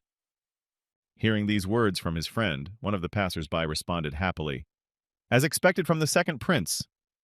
Standing nearby to listen to the rest of the conversation, Mr. Kim overheard, "Next month, he is to visit this city in honor of his coming of age." The other man replied in amazement, "Really? I wish I could see him with my own eyes." On Earth, the concept of hygiene became widespread only in the 20th century, and here, at most, well, the Middle Ages, no more. And how could a little boy have guessed about this? Isn't it strange? There is definitely something wrong here. We must find out. After that, Mr. Kim stood still and said thoughtfully, "Perhaps I have a hunch." Standing in the middle of the street in a pensive pose, the boy added, "Someone else besides me." As he gazed further and further into the sky to take in the vastness of the place, Mr. Kim's words sounded pensive. "There are memories of Earth." And after a while, Mr. Kim did manage to meet this prodigy prince who had a clue about hygiene. When the prince first saw the pet shop, he was frightened. "What?" Standing in front of his old friend, Mr. Kim said with a sinister smile on his face, "Ah, yes. It's nice to meet a familiar face again in this strange world." Looking at the dangerous criminal who had become famous throughout the world in his previous life, the prince was frightened. How? How are you here?" It was the same partner of Mr. Kim who had betrayed him in his past life, and who had somehow ended up in this world. Seeing him in front of him, the prince shouted out in fright, "Pet shop?" Recalling his biography, the present prince, whom he had been reborn in this life, said in his head, my name was Eddie Montoya. My parents emigrated from the United States." He was an investigator for the UN Special International Police Agency and a CIA agent. Eddie Montoya's life was truly luxurious. However, this beautiful life changed forever after he met a monster. It was a truly horrible death. But he was very lucky. Even after his death, he did not die. A new world awaited him, and a new life as a completely different person. After opening his eyes, Eddie Montoya was surprised. After he had died in his world, He opened his eyes and saw that he was in the body of a small child. His life was quite luxurious, and he was named Edward. Now Edward, into whom Eddie Montoya was reborn, was the second prince of the kingdom of Gran Continente. In this life, he did not have to work very hard to show that he was a very capable boy. All this is thanks to his memories, which he kept, hygiene, basic knowledge and skills of self-care, science, various knowledge of chemistry, physics, and many other things that in the Middle Ages were something like magic. He also had a fairly broad knowledge of astronomy. All this gave him incredible advantages in the Middle Ages. Given the level of development of people at that time, Edward stood out among others. Thanks to the higher education that Edward had in his past life, he was able to engage in politics and shape public opinion through his ability to speak properly. Even if he had been born an ordinary man, it would have been quite easy for him to reach the top in this world. But he was already one of the royal family, so everything was even easier. The first prince of the royal family did not inherit the throne. More precisely, he simply could not inherit it. So for Edward, the second son of the king, it was only a matter of time before all power would pass into his hands. Prince Edward was also very much loved by all the townspeople. When he rode in his carriage, all the people gathered to greet him, and among the crowd you could always hear joyful shouts, "It's a prince! The second prince!" Walking in his carriage through the city, Edward waved his hand joyfully, and he thought, "I will become the king of this world." After the walk, sometime in the evening, the second prince returned to his home in the residence of Santo Camargo. Finally lying down on his bed, the second prince said tiredly, "Ugh, at last. It's so hard to force a smile for so long." Suddenly, Edward heard a strange noise coming from the courtyard. The next moment, a monster crawled through the window of the prince's room. Abruptly getting up from the bed, Edward grabbed his sword and prepared for battle, and shouted in alarm, "Who are you?" Looking at the enemy who had entered his room despite his guards and defenses, Edward thought in alarm, "How did the man-eater get in here? Did it get through the barrier?" The next moment, as soon as the man-eater was in Edward's room, the monster spoke in a human voice. "Well, hello again. It's been a long time." Hearing these words from the monster, the prince was frightened and exclaimed, "What are you talking about? Who are you?" Noticing the confusion of his old friend. Not a very pleasant person because he had betrayed him, Mr. Kim, changing his appearance to his own, said with a sly smile, "Do you remember me?" When Edward saw who it was under that monster's face, he was frightened. "How did you—" When Mr. Kim completely changed his appearance, Edward began to speak English. In translation, it sounded like this. You're a fucking monster. Pet shop." Grinding his teeth at this unexpected encounter, the second prince spoke nervously. It's just, yes, I'm sure. It's just a bad dream. I will wake up soon and everything will be fine." After that, Edward repeated once more, frightened, "Yes, it's just a bad dream." After these words, he lost his memory and his mouth foamed with excitement. The next moment, Edward fell to the ground, causing quite a bit of noise. Contemplating what happened to his friend after the meeting, Mr. Kim said in surprise, "Yes, I certainly did not expect such a violent reaction." Suddenly afterwards, someone knocked on the royal door and exclaimed, "I beg your pardon, your highness." Immediately after the knock, the door opened and a young boy appeared on the threshold and said in anxiety, "Forgive me for coming so late." After going further into the room and closing the door behind him, the boy went to the bed where Edward was lying and asked in surprise, "Your highness, are you asleep?" After these words, the boy suddenly noticed something strange near him that frightened him. On closer inspection, it was only a bear, at first glance. Then the boy said in surprise, "A stuffed bear? When did it get here?" After that, the servant who came to the prince's room said again, "Never mind, your highness." The next moment, the servant reached into his inner pocket, and wanting to make sure that the prince was asleep, he said, "Are you really asleep? Well then." When he heard no response to his question, he pulled out his knife and spoke ominously, pointing it at the prince. "Die, Prince Edward!" But then the unexpected happened. Someone grabbed the hand with the knife that was supposed to kill him and prevented him from committing the bloody massacre. It was a stuffed bear. The crow grabbed the hand of the servant and prevented the prince from being killed. At least that's how the murderer who came to the prince's room saw it. When the murderer saw this strange sight, he was seriously frightened. The next moment, the stuffed bear began to speak in a human voice. It spoke about the murderer. "It is too early for him to die, but it is time for you." After that, a loud sound of a blow came from the prince's room. The screams mixed with the roar and created quite a loud noise. Hearing the strange noise from the prince's room, the three guards immediately rushed to the heir's room and said, "What? What's going on? This sound is coming from the prince's room." After a while, the door to the prince's room opened, and three men appeared at the entrance. Then one of them called out, "Here!" Seeing that the unexpected guests had arrived, Mr. Kim said in confusion, "Shit, it's quite noisy." Then one of the guards exclaimed, "What kind of monster is in the prince's room?" Noticing that there was a monster in the room that prevented them from doing everything quietly, the leader of the guards exclaimed, "In that case, let's go with Plan B." After these words, the crowd of soldiers rushed at the bear, saying, "So let's finish them both. Don't spare anyone." Looking at the first criminal who wanted to finish off the prince, Mr. Kim said thoughtfully, "It seems that this company is in on it." Deciding not to waste time and not to engage in combat, Mr. Kim chose the best option for rescue.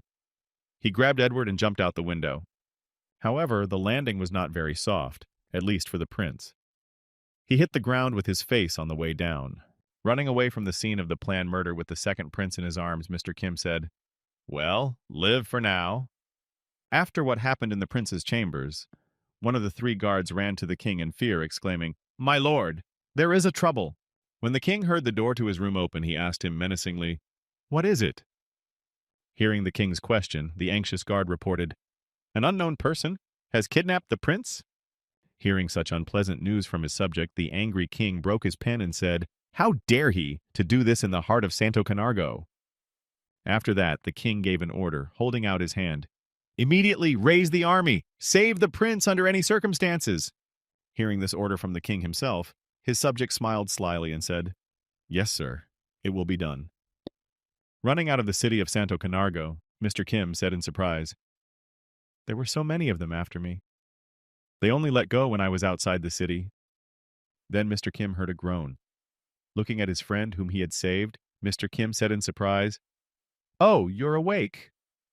When Edward regained consciousness and saw the worst of it, he was seriously frightened. Looking at the very person who had caused his death in the other world, the second prince said in fright, Was it not a dream?" Immediately afterward, he sighed heavily again and fainted from fright. After some time, Edward finally regained consciousness and asked calmly, "How did you end up here?" Before he could finish, Mr. Kim interrupted him with his own question, asking, "I want to ask what the hell happened here?" Having expressed his question, Mr. Kim decided to shorten it to a minimum by saying, or rather, "Why are you here?"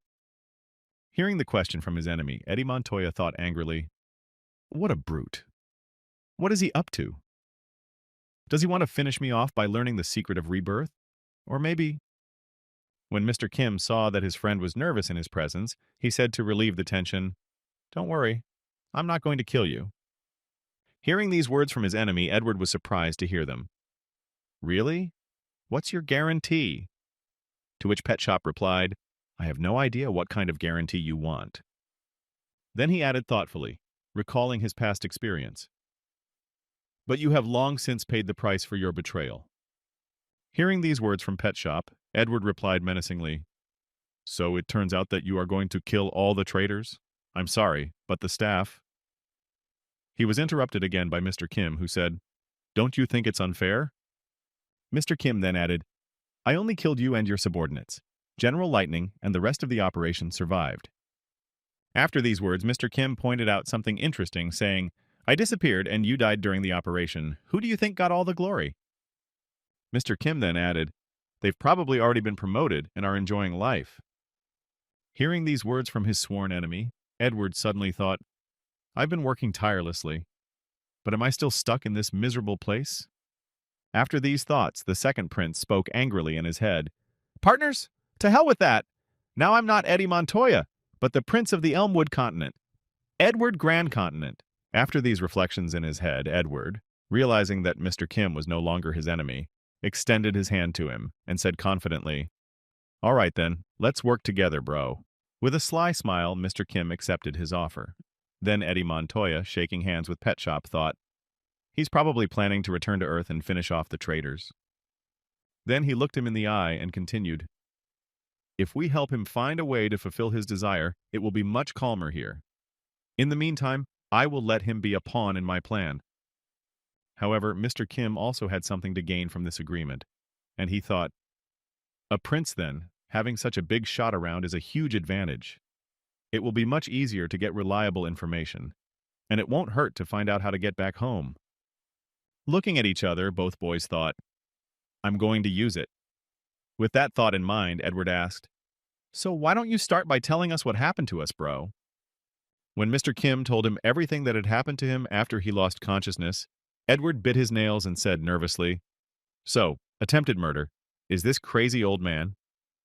Hearing these words from his now comrade, Mr. Kim said in surprise, you don't seem very surprised by this news.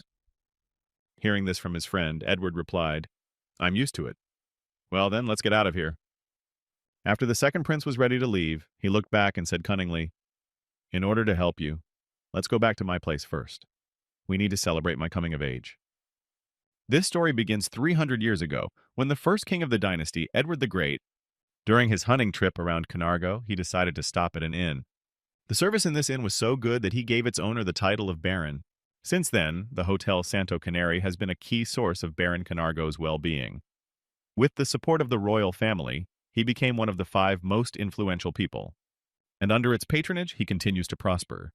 However, as soon as this influence disappears, Baron Camargo will immediately disappear. And that is why mobilizing the military was the best solution to protect the king. Standing in the middle of a crowd of soldiers from the royal army, one of the mercenaries spoke ominously in his head. Once we have the prince, we will hide him among the soldiers and finish him off. No sooner had the mercenary finished his wet dreams than one of the soldiers suddenly said, Baron, we have found the prince. Hearing this message from the soldier, the mercenary was surprised.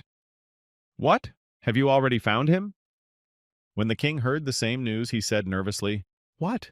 Bring him here immediately. Then the mercenary thought nervously, But we are not yet ready. When one of the king's subjects heard this order, he was nervous. But there is one problem, Baron. After these words, the soldier nervously added, The prince? He came alone. The next moment, the prince appeared in front of the gate with Mr. Kim, who was holding a huge bagpipe. Pushing his way through the crowd of soldiers to see the prince, the Baron pushed everyone aside, repeating over and over again, Your Highness. As he approached the gate and saw Edward standing in front of him, the Baron nervously asked, Are you all right? Your Highness. To which he confidently replied, Yes, as you can see, I came back on my own. Then the Baron shouted to the prince, Now we will rescue you. To which the prince replied, interrupting them in mid-sentence, No, remove the soldiers, Baron. Then the latter replied in surprise, What? Really? Raising his head up, Edward gritted his teeth and said menacingly, I was attacked yesterday. Then, pointing to Mr. Kim, who was standing in front of him, Prince Edward said, Thanks to Sir Kim, the knight of the bodyguard, I was able to survive. This was immediately followed by a sequel. However, there were so many enemies that I had to flee to avoid my own death. Hearing this, the mercenary became nervous, and the Baron exclaimed in confusion, Is it true? An attempted murder? Someone wanted to kill you? Hearing that his plot might soon be revealed, the mercenary who had informed the Baron about the kidnapping said in confusion, Don't be fooled, Baron. Then, pointing his finger at the bodyguard knight, the mercenary added in embarrassment, I'm just sure that the kidnapper blackmailed him and made the prince say that. When Edward heard these words from his subject, he responded angrily, What? The kidnapper made me say something? Did he blackmail me? Have you lost your nerve? After that, he continued irritably, Are you in your right mind to say such things? Do you really think you can intimidate me? The next moment, the second prince looked up to see the insolent man who had decided to confront him. Immediately afterward, the second prince shouted out in anger, My name is Edward Grandcontinent. I am the heir to Edward the Great and his glorious name. Then, turning his attention to the insolent man who had decided to contradict him, Edward Grandcontinue added angrily, Do you think you can force me to say something I don't want to say? When the mercenary heard such words from the second prince, he became very nervous. Afterward, Edward added, Such thoughts from someone is a betrayal of his majesty. Taking into account everything that had just happened before his eyes, the Baron said thoughtfully, The prince's behavior, and also he. Looking at the bodyguard knight, as Edward had called him, the Baron spoke thoughtfully, looking at this person. This man, he looked somehow. Looking at the armor of the prince's savior, the Baron continued thoughtfully, It looks rough and untidy, but you can see the alloy of Miriam on it. After inspecting the armor, the Baron turned his attention to the body of the bodyguard knight and said, I'm impressed. And he's also wearing dragon scales peeking out from under his armor. He definitely doesn't look like an ordinary kidnapper. Having drawn the right conclusions about who was lying, the Baron spoke confidently, looking back at the mercenary behind him. There's nothing to think about. It's all obvious. The next moment, the Baron's voice came from the wall, and he gave an order. Guards, catch them! Seeing that Edward had convinced his subject of his rightness, Mr. Kim said in amazement, You are quite a good speaker. To which he replied, You bet I am, he. A few seconds later, the mercenary and his accomplices were caught and tied up. They were forced to their knees so that they would not suddenly escape. After the prince and Mr. Kim were allowed inside, Edward went to the traders. After a while, their leader heard them. Did you know? Hearing the voice, he raised his head. Immediately afterward, Edward added, stretching his bones and muscles after the journey, Canargo is one of the 5 most powerful royal families. The next moment, licking his lips slyly, the boy added, We have knowledge that others do not even know about. After that, the prince put his hand on the shoulder of the mercenary who wanted to kill him, and with a sinister smile added, And that includes torture. After these words, Edward continued, smiling ominously behind him, Don't even think you'll get off easy. You'll die quickly. Drenched in cold sweat from fear and imagining what would happen to him, the mercenary thought in confusion. But how did everything turn out this way? Our plan was just perfect. The next moment, Mr. Kim appeared right in front of the rebel leader. He then crouched down so that his head was at the level of the criminal leader's head, and he heard him say in a nervous voice, You damn bastard! What the hell are you? When Mr. Kim heard this question from the mercenary, he decided to show himself and lifted his mask to reveal his face. Under the mask was the head of a bear. Seeing this head, the mercenary immediately remembered the bear that had prevented them from killing the prince in the chambers and said in alarm, Is it you? You? After that, Mr. Kim smiled slyly into the mercenary's face and said, Well, have a nice day. After he said goodbye to the mercenary, he closed his mask and walked away from him. When there was no longer any reason to leave the mercenaries in public, the guards took them to the prison to torture them to extract information. Old armor and a log that was stolen from a private house. Mr. Kim covered these materials with slime from a slime he had eaten at the time, and after that he shaped them into mermium, which he ate along with other treasures in the dragon's cave. The slime came in handy more than once during the journey. It even helped to deceive the Baron himself. During a conversation with the Baron, he told Mr. Kim, In the end, during the torture, they did split. They called themselves Mutermejos.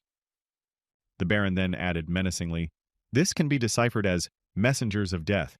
How such people managed to get into the royal army at all, and even to join the prince's personal guard. After these explanations, the Baron suddenly turned to more radical methods and asked, Mr. Kim, do you know anything about them? Then Mr. Kim thought, I will stick to my plan. After these thoughts, Mr. Kim decided to respond by saying, The Mutermejos, I heard about them from my former comrade, a bodyguard knight. Hearing this, the Baron said in surprise, What, really? Then Mr. Kim continued, They say that the second Queen Zveros died of illness, but in fact she was poisoned. Hearing this news from Mr. Kim, the Baron was confused. What, poisoned then? I can't believe it. When Mr. Kim told him this sad news, he began to watch the Baron's reaction. Immediately after hearing the news, the Baron slammed his fist on the table and said angrily, How dare they do such a thing? The next moment, unable to contain his anger, the Baron stood up abruptly. Grabbing his sword, he said menacingly, I can't forgive them this easily. I will. Seeing such determination in the Baron's actions and words, Mr. Kim moved behind him and put his hand on his shoulder and said calmly, It is not necessary, Baron. Not noticing that he was behind him, the Baron thought in alarm, When did he do that? Looking down at the Baron, Mr. Kim spoke menacingly, They have been killing high-ranking officials. These bastards are extraordinary people. Looking back at Mr. Kim, the Baron said in surprise, And what do you suggest? Just leave them alone? Gently pressing the Baron to sit him down behind the sofa, Mr. Kim said, That shouldn't be your concern anymore. Then, using his strength, Mr. Kim sat the Baron down on the couch and calmed his temper.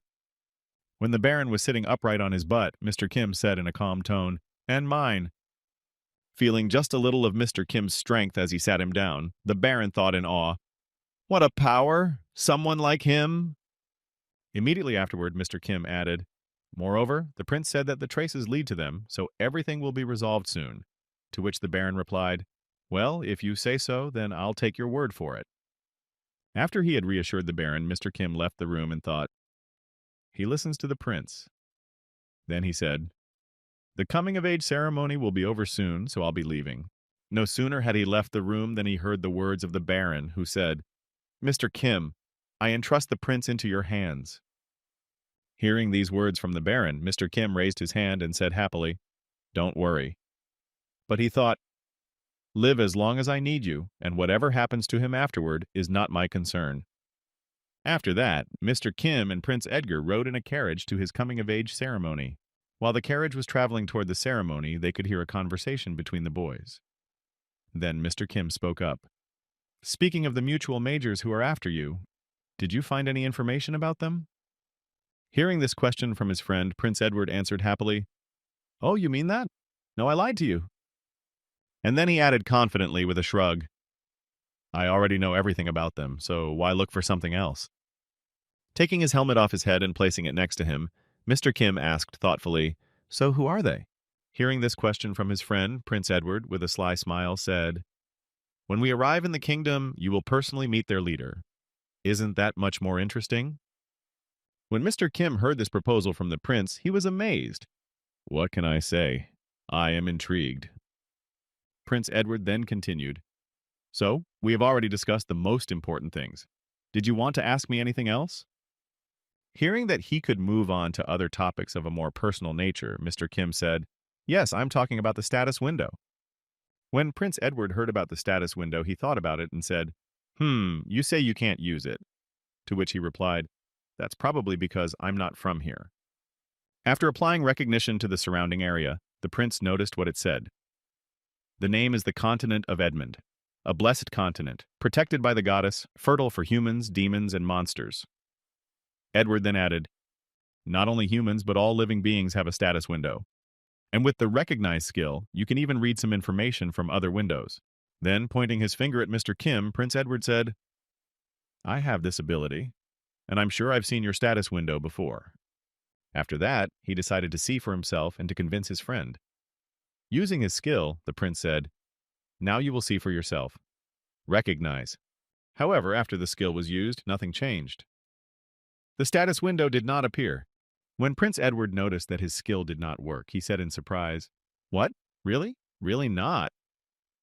Prince Edward took a thoughtful pose and went into thought to understand what the problem was. After a while, he suddenly realized what the problem might be and exclaimed, "Wait a minute! Wait!"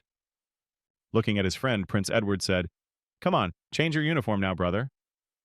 Hearing this request from his friend, Mr. Kim thought, "Okay, then I'll change my hand into a grizzly paw."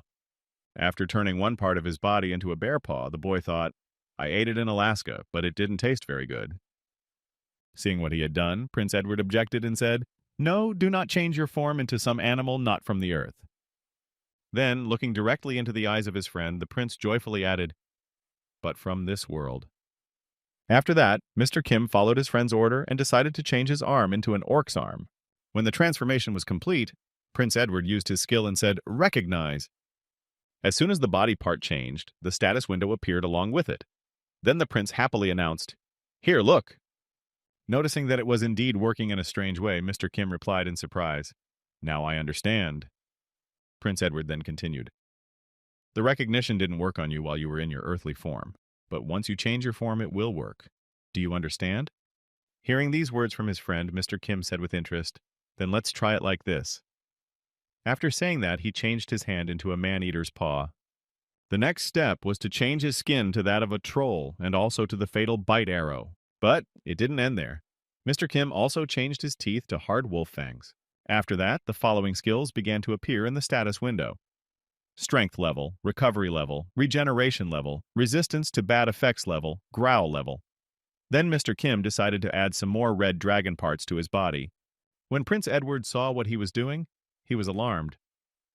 "Hey, brother, let's slow down a bit." After that, they checked each monster Kim ate.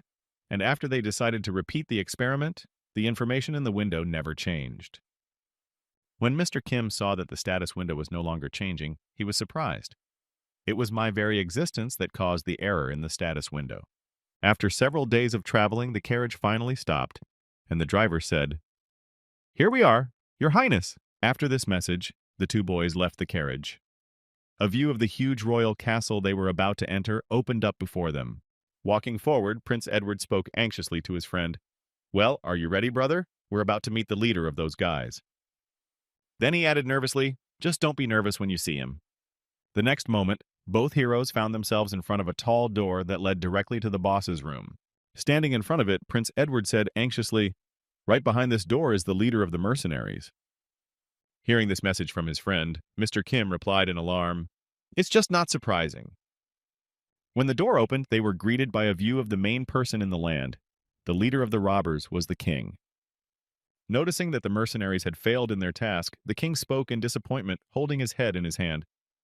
"You have returned, my son." Bowing his head and taking a knee with Mr. Kim, Prince Edward replied, "Prince Edward Grand Continent has arrived." Hearing these words from his son, the king looked at him with a haughty look and said, "I have heard about what has happened. I am very glad that you are well." And he thought, "What a lucky man." Keeping his anger to himself, Prince Edward replied angrily, "It's all thanks to your retinue." Then he thought, which was actually made up of mercenaries. Immediately afterwards, a spark was sparked between the prince and the king, and competitions and marvels began. Who would win in drilling with their eyes?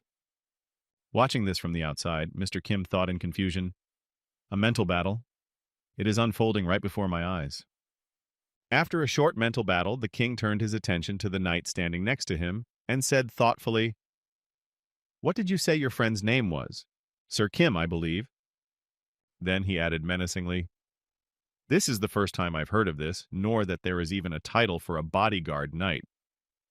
Feeling some strange power coming over him from the king's words, Mr. Kim thought in wonder, "This must be royal pressure." After thinking this, Mr. Kim immediately got used to this pressure from a powerful person and thought, "But in general, this is nothing new." Looking at the soldier his son had brought with him, the king said thoughtfully, "Well, he has knightly courage. Won't you give him to me?" Hearing this request from his father, the king, Prince Edward answered him, "I must refuse you for 2 reasons." When the king heard that his request had been denied, he asked in surprise, "And for what reason?" Then Prince Edward said, "First, he is my friend, not a thing. I do not own him, and therefore I cannot give him away." Then, putting his hand on his friend's shoulder, Prince Edward added, "Second, Sir Kim is my best friend. Although I am the second prince, I have no brother." Then he looked at his friend with joy and said, "Because he and I are friends, right?" Looking at his friend, who was asking him to play along, Mr. Kim happily replied, "That's right, brother."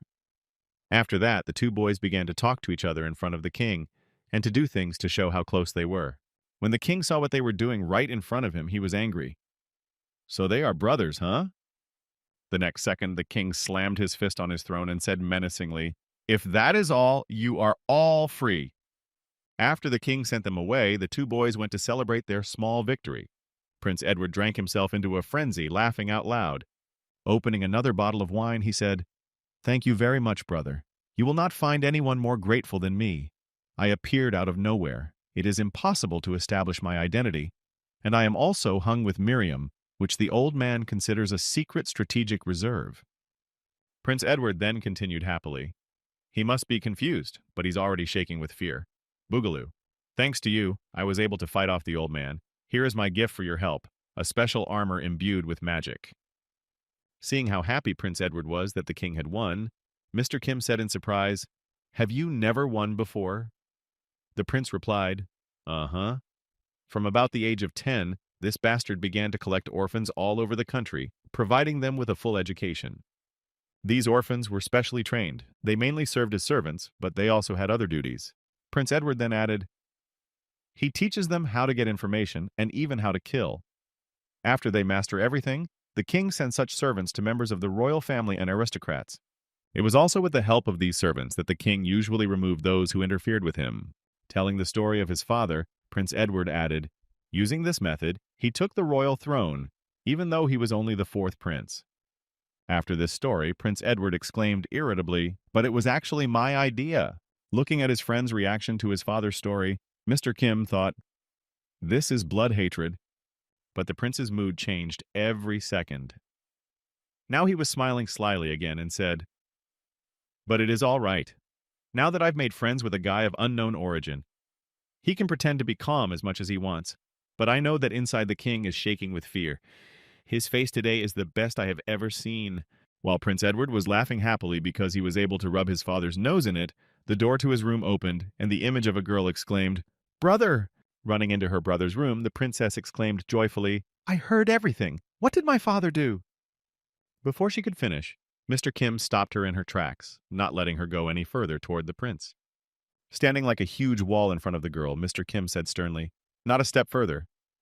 Hearing such impudent words from a warrior who dared to order her, the princess replied angrily, "Do you even know who I am?" Looking at the princess with an angry look, Mr. Kim said menacingly, "This is the prince's private room, and you invaded it without even knocking on the door." The outraged princess spoke angrily when she heard herself being addressed. "How dare you?" Noticing that the girl didn't get it the first time, Mr. Kim swung his sword and stopped it right in front of the girl's throat. Seeing that the blade was right next to her head, the girl suddenly calmed down and stopped making aggressive remarks. Looking at the girl with a stern look, Mr. Kim said menacingly, "This is your last warning." Immediately after these words, the girl fell to the ground in fear. Noticing what was happening, Prince Edward suddenly exclaimed, "Wait, Mr. Kim!" Running up to his sister, Prince Edward said excitedly, noticing that she was shaking with fear, "Hey, are you okay, Eleanor?" To which she replied in fright, "Brother." Then the prince lifted the girl and said, "Forgive him, he is only protecting me. He did not mean to hurt you." And the girl was only wiping her tears. As Prince Edward walked his sister to the exit, he said with concern, "For now, go back to your room. We'll talk to you a little later."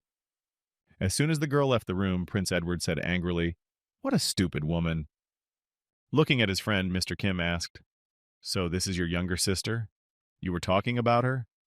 Clenching his hand into a fist, Prince Edward replied angrily, "Yes, that's right. She received her powers from the goddess. As soon as I become king, the first thing I will do is get rid of her." Eleanor Grankentine, the fourth daughter of the current king, one of the 3 surviving children.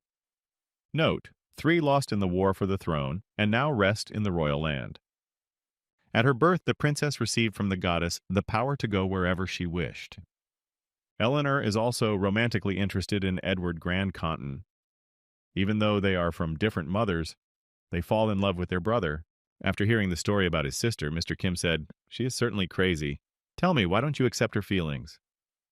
Hearing this suggestion from his friend, Prince Edward said angrily, "Couldn't you have thought of a stupider joke, brother?" Then the prince added, "I told you about the poisoning of the second queen. The first queen who invited her to tea and served her the poisoned drink was this girl's mother." Then he added angrily, "And the second queen was my mother."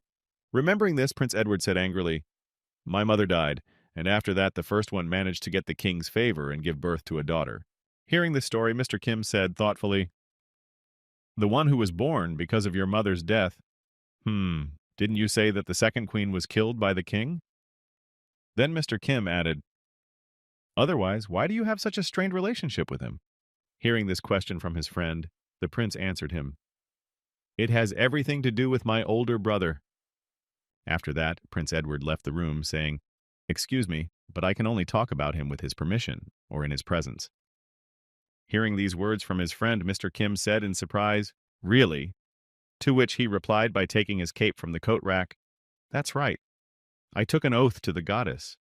Immediately after these words, Prince Edward put on a blue cloak and said joyfully, "All right, let's get to work, brother." Following the prince, Mr. Kim asked, "Wouldn't it be better to deal with the mercenaries first?" The prince replied, "He will not kill his son in the palace. That is why he sent me outside so often." After these words, Prince Edward continued, recalling the ceremony of greeting the residents. "But now that I am of age, I can claim the throne." Immediately after these words, Prince Edward lowered his head and chuckled ominously, saying, "And that means that he will no longer be able to exile me whenever he wants." When the basic information was spoken, Prince Edward looked at his friend and added slyly, There are many people in the castle who are with the king. Let's start with them. First, let's lure the chancellor to our side." While Prince Edward was looking at his friend, who was walking behind him, he was not watching the road at all, and that is why he crashed into someone. Falling to the ground, the prince said angrily, "Ouch, for what? I don't know who you are, but for daring to stand in the way of the prince, you—" The hero, who was blessed by the goddess, stretched out his hand to help the injured man up and said joyfully, "Are you all right?" At that time, the throne room was restless. The king was still wondering who his son's new friend was, and he said thoughtfully, "Brothers, then." Immediately after these words, the king smiled ominously and thought, "Even I found his skills quite skillful." Remembering his son and his character, the king thought, he paid attention to the smallest details, set up traps for his brothers in the battle for the throne, and in the end, he was able to get rid of them all. And besides, for a prince, for him, his brothers were nothing more than rivals who, like him, wanted to take the throne. Surprised by this development, the king added in conclusion, "And in the end, did that rotten bastard Edward fraternize with anyone?" Furious at his son's behavior, the king spoke angrily, "He has definitely decided to mock me in this way." After all these thoughts, the king came to the following conclusion. "My plan has come into effect, but it has had unpleasant consequences. It's okay. I'll replace it with another, more successful one." Those who survived the struggle were brought up based on their natural abilities. After that, the king's assessment of his sons and the pretenders to the throne followed.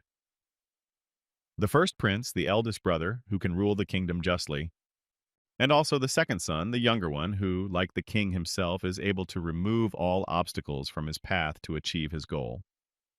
There is also a daughter who is smart enough and beautiful enough to be used in a political marriage. However, as it turns out, the incredible capabilities of the sons do not match the king's plans. The second son is drunk on blood revenge and is ready to kill for it. And the eldest son, because of his keen sense of justice, thanks to which he almost always makes his choice, was chosen by the goddess as a warrior. And after the goddess blessed him, the eldest son left the kingdom, where only the sinister and treacherous second son and the worthless daughter remained. Then the king thought, "I would rather have her as queen than this treacherous serpent." After reflecting on what a terrible person his second son was, the king thought, "This bastard? He is not fit to be king." At that time, in the corridor of the palace, Prince Edward looked up and saw the one who had knocked him down, and then said in surprise, "Elder brother?" Immediately after saying this, Prince Edward stood up on his own and cleaned himself up after the collision. Immediately afterward, he bowed gracefully and said respectfully, "Welcome back, warrior." Looking at Prince Edward, the older brother said in awe, "It has been a long time, Your Highness. Let's go to the audience room. I have some very urgent news." Standing behind his friend, Mr. Kim thought in surprise, "What, a warrior? Chosen by the goddess, a special one?" As he continued to examine the boy they had met by chance in the hallway, Mr. Kim continued in amazement. "The one who has been freed from the shackles of his own personality, the purest and the fairest. So the eldest son of the king is a warrior." Then Pet Shop thought, he must be very strong if he has already received the blessing of the goddess. And that is why the first prince could become an obstacle in the fulfillment of his plan. After a while, the two brothers, together with the knight bodyguard, arrived at the audience hall. The older brother came in a little later, when everything was ready for the reception. When Prince Edward stood next to his father, the hatred for each other reappeared. You could read it in their faces. Here he is again, the bastard. I'm not happy about this either. Looking at his older brother who had arrived in the audience hall, the king said, "Welcome back, warrior. The kingdom welcomes you with all its heart." Then he thought, he was the one who was supposed to be king. Hearing such warm words from his father, whom he had not seen for so long, the older brother said, "Thank you very much for your congratulations, Your Highness." After the greeting, the king asked, "I have been informed that you have very important information. I am listening to you. What exactly did you want to tell me?" Hearing these words, the elder brother said, "Yes, accept my respect. I will come straight to the point. Yesterday I received the power of holy radiance from the goddess." As soon as the elder brother said this, everyone in the room became visibly excited. Everyone except Mr. Kim. He didn't know what it meant, so he didn't even react. After the award was announced, the king spoke anxiously, The power of holy radiance. The Christian state has already confirmed that they will send me a holy maiden. Within a week, I will leave on an expedition. I would also like to ask the kingdom for military support. Hearing his son's request, the king spoke confidently. You will certainly receive support from the kingdom's military. After a while, when the audience was over, Prince Edward exclaimed in anger, slamming his fist on the table, "Damn it!" His angry words then echoed throughout the room. It's gone! It's all gone! You bastard! Damn you! Damn you! Then Prince Edward added angrily, as soon as I wanted to take action, this king of demons appeared. Hearing this, Mr. Kim asked in surprise, a king? What are you talking about? Hearing his friend's surprised tone, Prince Edward calmly replied, Oh, right. You don't know anything about it. And immediately after that, Prince Edward began his story. Since very ancient times, there has been a race of demons hostile to us, and their leader is the king of the demons. Thanks to the balance of the goddess, there is a balance between humans and demons, although they continue to be at odds. If one of the forces begins to prevail, the goddess calls a warrior to the other side. However, if after such a call the forces still do not become equal, the goddess grants her warrior the power of holy radiance. With this power, one can kill the king of an enemy race without incurring divine punishment. It would seem that all creatures are the creation of the goddess, and the demon king should also receive something similar. However, only a warrior is granted the power, and it allows him to mercilessly slay the king. After hearing this story, Mr. Kim said in surprise, Then what is the problem? To which Prince Edward said angrily, Ha! Don't you understand anything yet? Then the prince said, After someone receives the power of holy radiance, the nation will be in a very difficult position. And since I am already an adult member of the royal family, I have to protect the kingdom with my life. Immediately afterwards, Prince Edward exclaimed in frustration, This damned old man wants to send me to war. And even if I come back alive, he'll figure out a way to get rid of me in the meantime. Damn! One day later, the king summoned his second son to his audience hall. When he arrived and bowed, the king said, Prince, I order you to join the warrior's escort and get rid of the demon king. Receiving the order from his father, Prince Edward humbly replied, I will obey you. I will be honored to be of service to the warrior. After receiving the king's order, Prince Edward left the palace and heard the king calling after him. Wow, I thought you were a radical thinker, but your obedience to orders and loyalty to duty are amazing. I see in you the makings of a king. After that, Prince Edward finally left the palace and went to his carriage. At the same time, his sister watched him leave from the castle window. Shedding tears because he was going to war, she said sadly, Brother, please come back alive. Walking to his carriage, Prince Edward said nervously, Hurry up, brother, I want to get out of this cursed place as soon as possible. When everyone was already in their seats, the carriage and its escort set off for the designated place. While in the carriage with his friend, Mr. Kim said in surprise, I did not think you would obey him so easily. To which he indignantly replied, Well, I had no choice, so I will kill this old man as soon as I return. After that, Prince Edward asked, By the way, how are things outside? After receiving the question, Mr. Kim replied, It's quiet for now, but they're definitely up to something. Looking out the window, Mr. Kim added, They are getting closer and closer to the carriage. Hearing this, the prince said angrily, The old asshole knows how to give a proper send-off. From which side? Hearing the question from his friend, Mr. Kim calmly replied, From the back right, approaching the rear wheel. Hearing this, the prince said thoughtfully, They are trying to get rid of the magic barrier. Hearing these words from his friend, Mr. Kim said slyly, Should I stop them? Turning his attention to the carriage driver who was pretending that nothing was happening, the prince said, No, let it be. If the magic barrier is removed, the protection of the shell will also be weakened. The next moment, one of the soldiers accompanying the carriage approached the carriage and drew his sword and swung. The soldier then stabbed the carriage with his sword, but the sword only broke into pieces. When the goal was achieved, the soldier announced, The first restriction is lifted, now the second. Immediately afterward, the accompanying soldiers began conjuring fireballs to remove the second restriction from the carriage. When the fireballs hit the carriage, the driver said thoughtfully, Well, I guess it's time for me to get down. Before he could say this, the monster's hand appeared behind him, right out of the carriage, and grabbed the soldier by the head. After that, a couple of the soldiers who had participated in the process of killing the prince fell victim to the monster and fell to the ground unconscious. Noticing that their comrades had gone down, One of the wizards who had been casting the spell exclaimed in surprise, "Ooh, what's going on?" The horses then broke away from the carriage and the front wheel collapsed, bringing the carriage to a halt. This was visible only to one of the sorcerers, while the other did not notice anything due to the large amount of dust and continued to create the fireball. Having moved a little further, one of the sorcerers exclaimed in fright, "Stop, stop, no!" The fireball spell flew straight at one of the soldiers. Seeing what he had done, the sorcerer cried out in fright, "Shit! Sorry!" When the carriage stopped, Mr. Kim got out in the form of a dragon. Watching his friend change again right before his eyes, Prince Edward said in alarm, "I am amazed at this sight every time. A real monster." Hearing this, Mr. Kim, who was leaving the destroyed carriage, said confidently, "Whoever is on your side, get used to it." The next moment, Mr. Kim and the prince left the carriage and faced the soldiers who wanted to kill them. When one of the soldiers noticed the enemy charging at them, he exclaimed in fright, "What kind of monster is that?" When the enemies got close enough, Mr. Kim suddenly roared to scare the enemies who were heading toward them. Hearing the terrifying sound coming from the monster, the horses on which the soldiers were riding became seriously frightened and began to flee the battlefield. As soon as the animals turned around and headed in the opposite direction, the soldiers who were riding them used their mind control skills to stop the animals from escaping. When one of the soldiers saw that the animals had stopped, he spoke in alarm.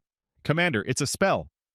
The commander replied, "The main thing now is to fulfill the order. We will repair their brains later." Immediately after these words, the commander of the squad exposed his sword and confidently said, "I'm going first."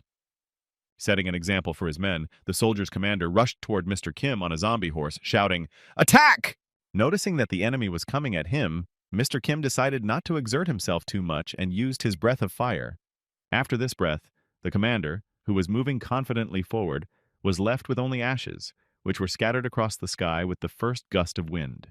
When Mr. Kim saw what happened to the enemy after his attack, he was amazed. "So this is what it is. A dragon flame. It's just terrifying power. Besides, you can use it repeatedly at the expense of mana." After that, Mr. Kim thought happily as he looked at the battlefield. "It's a good thing I killed the dragon with the hands of orcs." Meanwhile, the other soldiers were coming toward him, shouting out, "How dare you kill our commander? You beast!" As he approached the monster, who had just breathed flames, one of the soldiers shouted, swinging his sword, "Die!" The next moment, the soldier, riding his horse past Mr. Kim, struck out, hitting him squarely in the neck. But there was a problem. Not only did the sword fail to pierce the monster's scales, but it simply deteriorated. After the unsuccessful attack, the soldier was not able to harm the monster. He fell into the trap himself. Mr. Kim grabbed the horse's tail as it ran past, carrying the soldier. The next second, Mr. Kim threw one horse at the other, which was approaching him, and thus neutralized two enemies at once. After losing two more of their soldiers, the remaining soldiers began to flee the battlefield with their tails between their legs. As they fled, they shouted in fear, "Let's run! We need to make a detachment!" Running away from danger, one of the soldiers looked back and said in disappointment, "Commander, we will definitely come back for you." Before they could get far, they were caught up in an enemy attack. It was Prince Edward who shouted, "Quantum beam!" Seeing that the fugitives were killed, Mr. Kim looked back and said in amazement, "Magic or something." Prince Edward replied, "Magic beam attack." After demonstrating his skills, which few people knew about, Prince Edward happily announced, creating a small sphere of light. "I have been good at light-related magic since birth." Hearing this, Mr. Kim replied in surprise, "The magic of light in a person as dark as you who wanders in darkness. It does not suit you at all." Laughing at his words, the prince happily said, "I completely agree with you, brother." After these adventures, Mr. Kim and the prince returned to the hotel to wait for a meeting with certain people. In order not to waste time, Prince Edward ordered some food to recharge his batteries and spend the time with Benefit. Looking at his friend, Mr. Kim said thoughtfully, "Something tells me that if we had gone with the warrior, we would not have gotten into such problems." When the prince heard this, he wiped his mouth with a napkin after eating and replied, "You are right. They would not have tried to kill me with him. That is why the old man gave me this route." Then, looking at his watch, Prince Edward said, "We are scheduled to join their unit in the afternoon, so, brother, do you want to go somewhere or talk about something?" Hearing his friend's question, Mr. Kim said thoughtfully, Maybe about the Holy Radiance Force. Doesn't its very existence put the Demon King at a disadvantage in advance? And if they try to kill the warrior chosen by the goddess, Won't it be considered blasphemy? Hearing what his friend had said to him, Prince Edward said, "A good question. I will answer it at once. It is possible to kill a warrior with the power of holy radiance. The goddess is just, and that is why the holy radiance absolves both sides of responsibility. Even if the demon king kills the warrior, he will not be harmed." After saying this, Prince Edward picked at his teeth with a toothpick and said, "However, this has never happened before in history." Then he added thoughtfully, folding his hands in front of him, "If the demon king succeeds in killing the warrior, humanity will no longer be able to resist the demons, and humanity will simply come to an end." Hearing the story from his friend, Mr. Kim laughed ominously and said, "So it is a struggle for survival." Then he thought, "It was exactly the same in my life." When Prince Edward heard that his friend had laughed, he asked, offended, "Why are you laughing? It seems as if it doesn't concern you." Looking at his worried friend, Mr. Kim said, "But it is, isn't it?" To which he replied angrily, "You bastard! You're not going to stand aside, are you, brother?" Hearing this question from his friend, Mr. Kim happily said, "Of course not, because we have an agreement." Hearing this, the prince breathed a sigh of relief and said, "Phew, I was beginning to think otherwise. I'm glad we're on the same page." After that, Mr. Kim asked excitedly, "Are there any other monsters you know about that you can tell me about?"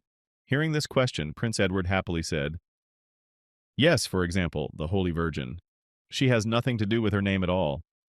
A girl standing right behind the boy said in surprise, "How interesting, Prince Edward."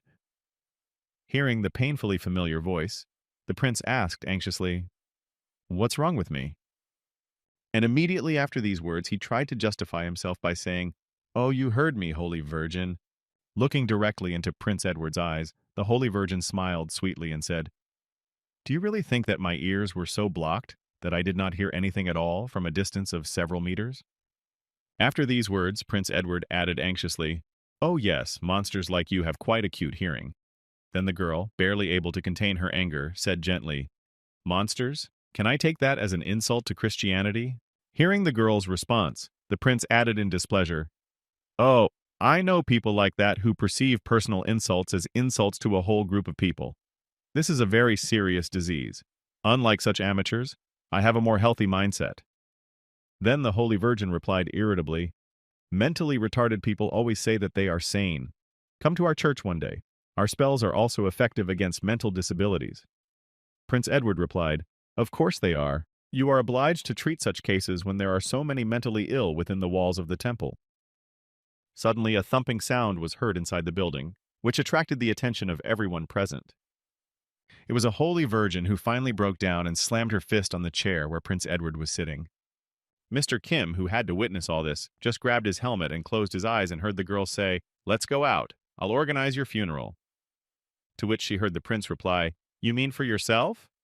After these words, Mr. Edward slammed the table himself to interrupt the whispering of the people and shouted menacingly, "All of you!"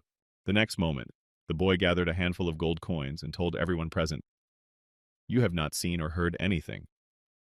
Immediately after he said this, he threw the gold coins behind him so that they would be distracted by something else. Seeing the coins flying to the floor, one of those present exclaimed, "Gig gold!" and rushed to collect them quickly. After that, Prince Edward and the Holy Maiden headed for the exit, pulling each other. Meanwhile, the sounds of a battle for gold could be heard in the building. "Get back! I got it first." After that, Mr. Kim said indignantly, "That bastard, we didn't agree on this." Holy moly. It was an artificial warrior created by humans. Just as there is a goddess who gave strength to a warrior, so people created a holy virgin with the help of blessings and magic. But the goddess needs only a moment to create a warrior, and the church takes about 10 years to do so. And since it is quite expensive, there is only one holy virgin. She has tremendous power and is capable of many things. She has a metal skeleton, an incredible muscular exoskeleton, and superhuman abilities. Clenching his fist before the fight with the Holy Virgin, Prince Edward said angrily, "Damn it! I should have been the first." Afterward, Edward thought, "At that time, when I was only 6 years old, I was the one who saw the talent in her and wanted to make her my friend." Thinking about this, Edward continued, "But then the priest beat me to it and took the girl to himself." Then he said anxiously, looking at his rival, I wonder if I can. Seeing that the girl radiated a terrifying aura, Prince Edward was frightened and thought anxiously, will I be able to defeat her with my strength? At the same time, Mr. Kim, who had taken care of business in the building where the scene took place in front of ordinary people, left the hotel and went to look for the two opponents. When he found the same place where they were, Mr. Kim noticed that they looked tired after fighting for a while. Seeing that they were just standing there, breathing heavily, Mr. Kim said in frustration, are you guys done fighting? When the two soldiers heard Mr. Kim's question, Prince Edward was the first to respond, no. Then the Holy Virgin added, not yet. Looking at what they were doing, Mr. Kim said in displeasure, then let's get it over with. The warrior should arrive soon. Hearing the words of the bodyguard knight, the Holy Virgin turned her back and walked away in anger, saying one last time, I have things to do, so I will go. As the girl left the battlefield, Prince Edward shouted after her, well, next time for sure. When the saintly maiden had already disappeared behind the houses, Prince Edward heard Mr. Kim addressing him and answered angrily, what do you want? Immediately after that, he felt pain. Mr. Kim grabbed him by the neck and lifted him above him. Immediately afterward, looking at his friend with a menacing look, Mr. Kim said, I'm doing my duty as a bodyguard knight, but I didn't sign up to babysit you. Then he added menacingly, looking at the prince with a stern look, so I'm warning you in future. Don't make my job harder with your stupid behavior. After that, Mr. Kim let the prince go and headed to the meeting place. After coughing up a bit of a stranglehold, the prince replied to him, you don't even know what you're talking about. When everyone gathered in the square and waited for the warrior to arrive, they were a little surprised. He came only on his own 2 feet. He didn't come down on wings from the sky or even ride a white unicorn. The first prince looked like the most ordinary knight. Arriving at the meeting place, he said to his companions, I see that everyone is here. When he noticed the girl, the warrior said happily, it has been a long time, holy maiden. She replied, I hope you have been in good health, warrior. Bowing before the girl, the warrior added joyfully, yes, by the grace of God. Then the prince broke into the conversation and said, The soldier then looked at Edward and continued, greetings, your highness. I am glad that you were able to join us safely. Hearing these words from his older brother, the younger one bowed, remembering all that they had to go through, and said, we got here easily, except for some obstacles. Hearing this, the warrior laughed and added, well, that's good. After that, it was the turn of the bodyguard knight. Extending his hand to him, the warrior said, this is the first time I have seen you. Or rather, I have seen you in the kingdom, but I have never had a chance to meet you in person. I am a warrior. Accepting the offer of the prince's older brother, the bodyguard knight shook hands with him and said, Kim. Watching Kim become friends with his brother, Prince Edward looked away from him in offense. Noticing the strange behavior of his friend, Mr. Kim thought indignantly, what childish behavior? Is he still offended? After greeting everyone and getting acquainted, the soldier said, our schedule is the same as before. The goddess has not withdrawn the holy light. The current demon king is the strongest of those who came before him. Then the warrior looked at his comrades and said anxiously, on the journey we are about to embark on, I cannot guarantee your safety. Will you still come with me? Hearing these words from the warrior, Prince Edward and the Virgin nodded in agreement, accepting his terms. The warrior then turned his attention to the bodyguard knight, who spoke anxiously. And you, Sir Kim? Hearing the question from the soldier, Mr. Kim said confidently, yes, I am the prince's bodyguard. When everyone agreed to take part in the campaign, even though it was quite dangerous, the warrior drew his sword in front of him and said, from this moment on, the detachment to destroy the Demon King is officially formed. As soon as the warrior spoke these words, a voice came from the tower where the bell hung, and it was heard to say, at last. It was an unknown person with a thin build and a sly smile on his face. When the soldier turned back to look at the person who had said this, he exclaimed in alarm, Demon! The demon in the bell tower was the general of the 7th Demon Army, nicknamed Pride Francis de Flylord. He then said, my God, a representative of humanity, reports a war on our territory. After that, the commander of the Demon King's 7th Army shouted to the whole city, so be it. After that, a sound wave resounded throughout the city, and everyone heard the voice of the commander of the 7th Demon Army. The residents tried to cover their ears to avoid going deaf from the noise. Trying to stand on his feet, the warrior said angrily, what are you doing? How dare you harm the innocent civilians of this city? Hearing these words from the soldier, the commander of the demon army said, Innocent, you must have misunderstood. I have already told you. After that, the people began to turn into monsters.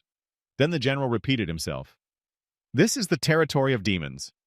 After the Demon King's killing squad was surrounded by monsters, the general of the 7th Army added, There are no more humans here, only the Demon King's subjects. Once the commander had said all he wanted to say, he told his subjects, Now kill them! When the warrior heard this order from the commander of the 7th Division of the Demon Army, he exclaimed in dismay, What a bastard! Caught me by surprise. Werewolves, the lowest demons. They replenish their ranks by infecting people. Those who have been completely transformed can no longer take on a human form, and after that, he remains an obedient dog of the higher demons. Watching what was happening on the battlefield, Francis de Flylord thought happily, Booga, the werewolves are unlikely to be able to resist them. Let's consider this a gesture of welcome. After these thoughts, the commander of the Demon King's 7th Army thought, Very well, let us now begin our work. Focusing his attention on Edward, Francis de Flylord spoke, Let us begin with the prince. At the time, Prince Edward was being attacked by one of the werewolves. It was the best opportunity to gather information. When the prince saw that the enemy was running at him from behind, he easily dodged it by jumping up. Immediately afterwards, while still in the air, he used his light skill and slaughtered the monster. Watching Prince Edward, the 7th commander of the Demon King's army said, The sword and the shield of light. The shield can also be used in an attack. Taking out his notebook and pen, Francis de Flylord began to write down all the information he saw, dictating aloud. Deftly dodges during combat. Having gathered enough information about the boy, Francis de Flylord turned his gaze to the Holy Virgin and said thoughtfully, Yes, and now, what about the Holy Virgin? Noticing that she was able to perform magic and how she used it, Francis de Flylord said her whole body is covered with magic. The next moment was also a great moment when a werewolf attacked her from behind. Then the commander said, And the fighting style. The next moment, the girl used brute force to finish off the werewolf, striking it in the head. As a result of her blow, a crater formed in the ground and a column of dust rose. Noticing this, Francis de Flylord tensed up. Immediately afterward, he wrote down all the information about her in a notebook and said, Her fighting style is simply terrifying. After that, he turned his gaze to the warrior and said thoughtfully, We have a warrior following her. At that time, the warrior was slashing werewolves left and right with his sword. Observing his skill, the 7th commander of the Demon King's army said in awe, He is truly an orthodox fighter. Then another werewolf, who was very young, attacked the soldier. When the warrior noticed him, he thought, He was just a child. Forgive me. Having written down the information about the skills of each of the soldiers, Franz de Flylord joyfully announced, Well, that's it. Now it's time to go back to the name. As he was about to say this, he suddenly remembered something and said thoughtfully, Wait a minute, weren't there 4 of them at first? The 4th member of the Demon King's assassination team, Mr. Kim, was standing behind him, preparing to strike. Frozen in place with fear, Francis de Flylord thought in alarm, What? What is it? When did he get behind me? It can't be. Did I not follow him? How? Feeling that his death had already come, Francis de Flylord thought, This is simply impossible. I am the great general of the 7th Demon Army. The next moment, Mr. Kim struck out and took off the head of the observer, who had turned all the residents into werewolves without even batting an eye.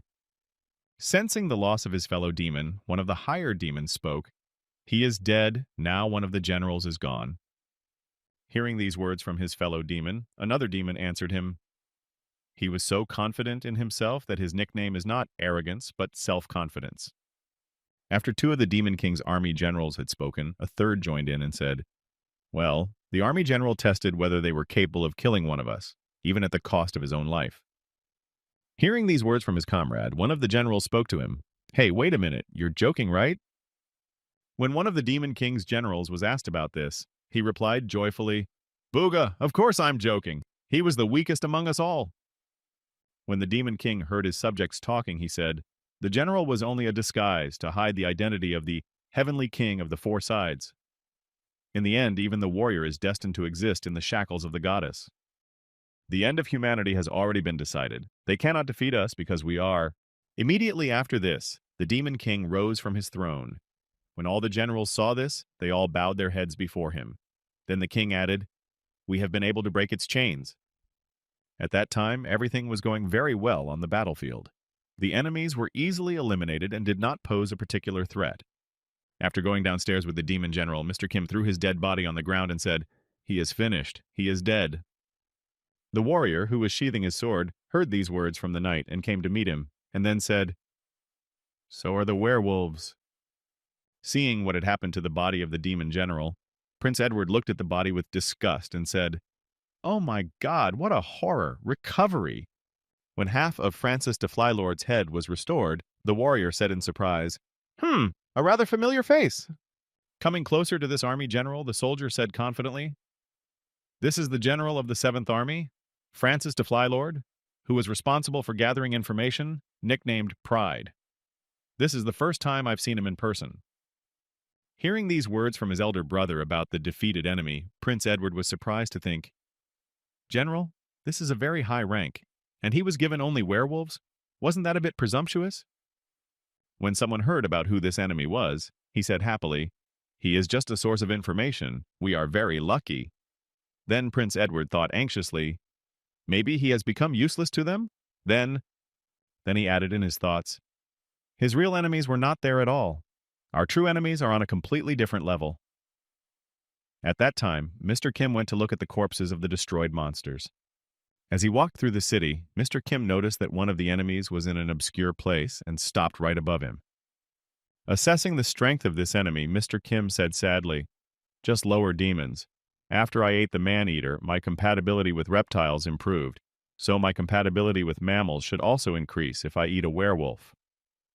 After saying this in his head, Mr. Kim licked his lips greedily and thought slyly, "Why, that sounds quite interesting." Meanwhile, Prince Edward was standing over the corpse of the 7th Demon Army commander, looking at it thoughtfully. Suddenly, he heard a voice behind him that frightened him. It was Mr. Kim, who said, "Are you going to eat? If not, I will eat it myself." Hearing these words, Prince Edward heaved a sigh of relief and said, "Brother, Sir Kim, we are not alone here. So why don't you change your tone to a more formal one?" Looking at the dead body of the Demon King's 7th Army commander, Mr. Kim said thoughtfully, "One of the top demons, the general in charge of gathering information, and he died so easily." Hearing these words from his friend, Prince Edward said to him, "Something tells me that they just wanted to get rid of him. Don't you think so?" Mr. Kim replied, "We need all the information we can get right now." After that, looking at the dead body of one of the generals once again, Mr. Kim said thoughtfully, "If they abandoned such an important person, then it can only mean one thing. They are no longer the same demons that humanity has known." Hearing these words from his friend, Prince Edward said thoughtfully, "Do you think so too? Only in this case did they dare to get rid of him because he was no longer needed. What then is going on in the Demon Kingdom?" Hearing his friend's thoughts, Mr. Kim said thoughtfully, "Perhaps there is also a third one." When Prince Edward heard this, he was surprised. "A third? What are you talking about?" Then, instead of explaining for Edward to understand what he was talking about, Mr. Kim pointed to him and said, "The first one." Then he pointed to himself and said, "Second." He gave a clear example of what he meant. Realizing what his friend meant, Prince Edward thought, "From the earth? It can't be. Although, what am I talking about? Yes, it can." Looking at his comrades carrying the bodies, Prince Edward thought, "Well then." While the soldier was carrying the bodies to the grave, the Holy Virgin was praying. Seeing that they were far away, Prince Edward thought, "Now the soldier and the Holy Virgin are dragging the bodies, so they will not hear." Then Prince Edward turned to his friend and said, "Listen to me carefully, brother. If there really is a third demon in the Demon Kingdom who has been transferred here from the earth." Then Prince Edward smiled slyly and continued, "He will help us to get rid of the warrior and the holy maiden." After a while, all the bodies were already stacked in one large pit for burial. After that, the warrior and Mr. Kim began to fill it with the dug-up earth. And finally, they placed a large stone slab with a cross carved on it, after which the Holy Lady began to read another prayer. Bowing her head in front of the grave and folding her hands in front of her, the Holy Virgin said sadly, "Today we are accompanying these people to you who were victims of misfortune. Although their bodies are disfigured by evil deeds, please accept their innocent souls." After the problems in the city were dealt with, the group headed for the carriage they had for traveling. Stopping in front of the vehicle, Prince Edward joyfully announced, "It is so good that we still have the carriage that the church sent to the palace." When the Holy Virgin saw the carriage, she was surprised and said, "Who wants to be the coachman of this carriage?" In the end, Prince Edward himself became the coachman. Mr. Kim rode on the roof of the carriage. Kim could only drive something with an engine. The warrior's commandment forbade a warrior to drive what helps him achieve his goal, and the Holy Virgin had no idea how to drive a carriage because she had never needed to. Prince Edward became the driver of the carriage. Turning to his companion, he said with a smile, "Coachman Prince? Phew, just like in Dragon Quest, right, bro?" Hearing this question from his friend, Mr. Kim was surprised. "What is it?" To which he replied, "Are you serious now? You really don't know? You lived in Japan for several years, right? I'll tell you this. If you missed it, you've never seen life." Hearing this response from his friend, Mr. Kim was offended. "Well, if I've already lived for nothing, will it be easier for me to die myself because I don't know about some bullshit?" Hearing this, Prince Edward thought indignantly, "What kind of annoying manners does he have?" Hearing what language Prince Edward had just said, Mr. Kim was surprised to hear it. He started speaking Korean. "Does he have something to share?" Mr. Kim then answered him, "Do you have something to say? Go ahead and tell me." Hearing that his friend was interested in talking, Prince Edward said cautiously, "Yes, I do, about the way to kill a warrior." When Mr. Kim heard what the conversation would be about, he was surprised. "Is that really possible?" Immediately after, Prince Edward spoke, "I have met many different beings, but I felt this immediately. It is not easy to kill a warrior, and maybe even impossible." Prince Edward then added excitedly, "The same feeling I had when I saw him in the village." The next moment, the prince continued, "And his swordsmanship, which has allowed him to kill most of the werewolves without using his own skills. His abilities are on a whole other level." Hearing this, Mr. Kim replied thoughtfully, "For me, someone who has a lot of abilities but who is unable to use them at the same time, he can be a serious opponent." After that, Prince Edward said, "The conditions under which one becomes a warrior. Only the most honest, just, and pure person has the right to be one. But if you violate them, the warrior will be punished and weakened so that you can deal with him." Hearing these words from his friend, Mr. Kim asked in surprise, "Do you have a plan?" To which he confidently replied, "No, but I don't need one. Everything will work itself out." The prince then added, "As soon as we reach the territory of demons." Before he could finish, he was interrupted by a holy maiden who said, "Excuse me, your highness, what are you talking about?" Pointing to his head, Prince Edward said in displeasure, "Holy maiden, do you know the concept of secret conversation? Please turn on your head and think about it." Hearing this response from the prince, the Holy Virgin replied irritably, "Is it just me, or did I hear a note of disrespect for the saint, your highness?" After that, a quarrel broke out between the Holy Virgin and the prince. Listening to all this, Mr. Kim thought, "What kind of children are these? As soon as they have a word to say, it starts." Then he said, "That's enough, it's time to change places." After these words, the door to the carriage opened and a Holy Virgin came out. The warrior just watched what was happening. Then Mr. Kim entered the carriage. When the warrior saw him, he said, "Ah, it's about time. I was just about to ask you something, Mr. Kim." The next moment, the soldier folded his hands in front of him and said, "Sir Kim, if it is not too much trouble for you." Then he looked directly into his eyes and asked him confidently, "Please tell me how you became the prince's bodyguard." Hearing such a question from a warrior, Mr. Kim replied menacingly, "Why are you so curious?" Lowering his head, the soldier said sadly, "It's because I want to know about my younger brother's friends." Immediately after these words, the warrior's chest was stabbed. It was then that he remembered the warrior's commandment, "Be impartial to people." Seeing what happens to a warrior when he breaks the commandment, Mr. Kim thought, "This is what he was talking about." As the soldier looked at him, writhing in pain and sweating, Mr. Kim said, "I guess I shouldn't have asked you that." As the pain subsided, the soldier still held his heart and said, enduring what was left, "For this I am ready to feel pain."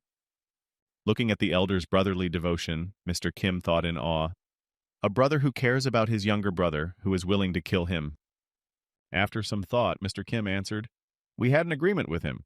Then he looked into the soldier's eyes and added confidently, I am protecting him, and then he will fulfill my wish in gratitude. That's all.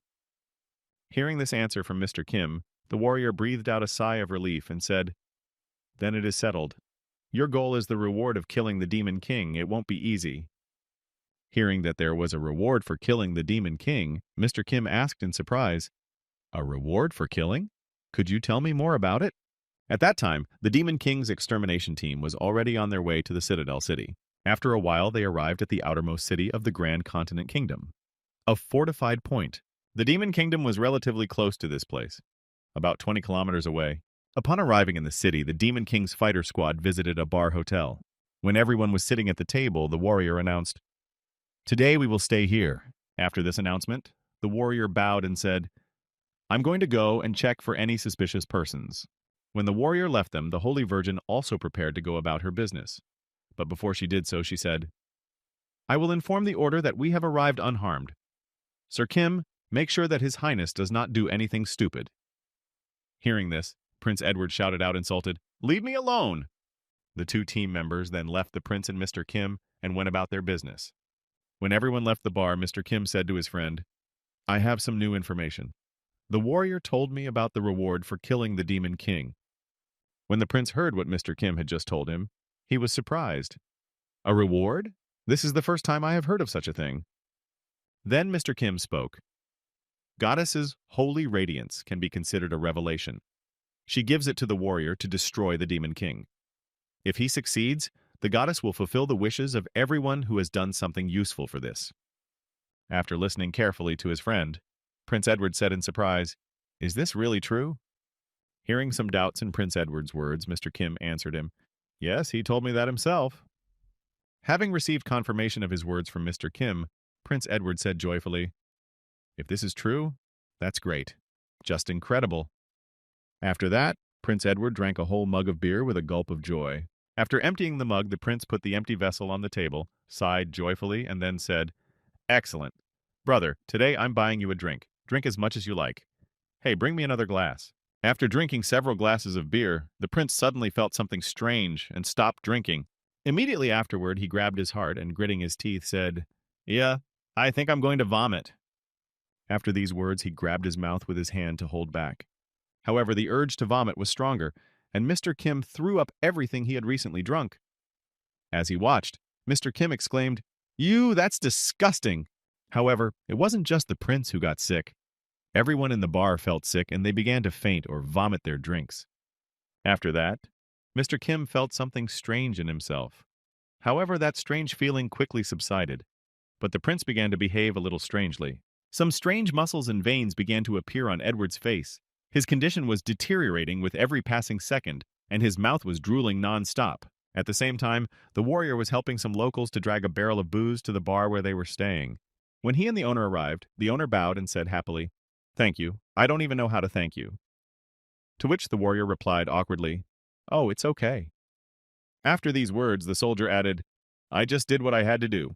Everything is fine. Don't worry. Hearing these words, the man smiled ominously and said, Bugaga, there he is, the warrior, just like they said before. Raising his face, with bulging eyes and strange features that were not typical of ordinary people, the man said, True royalty. Realizing that something was definitely wrong, the warrior suddenly reached for his sword so that he could defend himself in case of danger. Grabbing his sword, the warrior broke the distance and spoke in alarm. Who are you? Looking at the warrior, who was frightened by surprise, the man said, Don't be afraid, we know everything about you. Hearing these words from the man, the warrior asked excitedly, We? Who are you talking about? After this question, the prince heard voices behind him from people with the same signs on their faces. Then one of them said, Allow me to introduce myself. Hearing this voice, the warrior thought excitedly, looking behind him. Behind me? Standing perpendicular to the man to see all the enemies, the warrior realized that he was already surrounded. After that, the same phrase was heard from different people, each saying it at a different time. General of the 7th Army, Feroz de Glotnalord, memorize that name. Realizing that all the people were now thinking as one, the warrior said in alarm, What? He is in charge of all of them. Then the man he was helping to carry the barrel spoke again. You guessed right. The water in this city is teeming with the eggs of my vermin. Then the new commander of the 7th Army of the Demon King added through the mouth of a resident. They begin to develop inside the body and take over the mind of the host. After that, the man standing behind the warrior continued, "The infected are unable to resist my orders." After that, the same bar owner spoke again. "Simply put, you are looking at innocent citizens who are under my control." The man standing next to the owner finished his sentence. "You can't get to me without killing them." The next moment, Feroz de Glotnilord himself, who was standing somewhere on the far side of the battlefield, spoke. "Can you break the commandments and get to me, Bugaga? I am waiting for your decision." Hearing these words from the enemy, the warrior thought anxiously, "The warrior's commandment?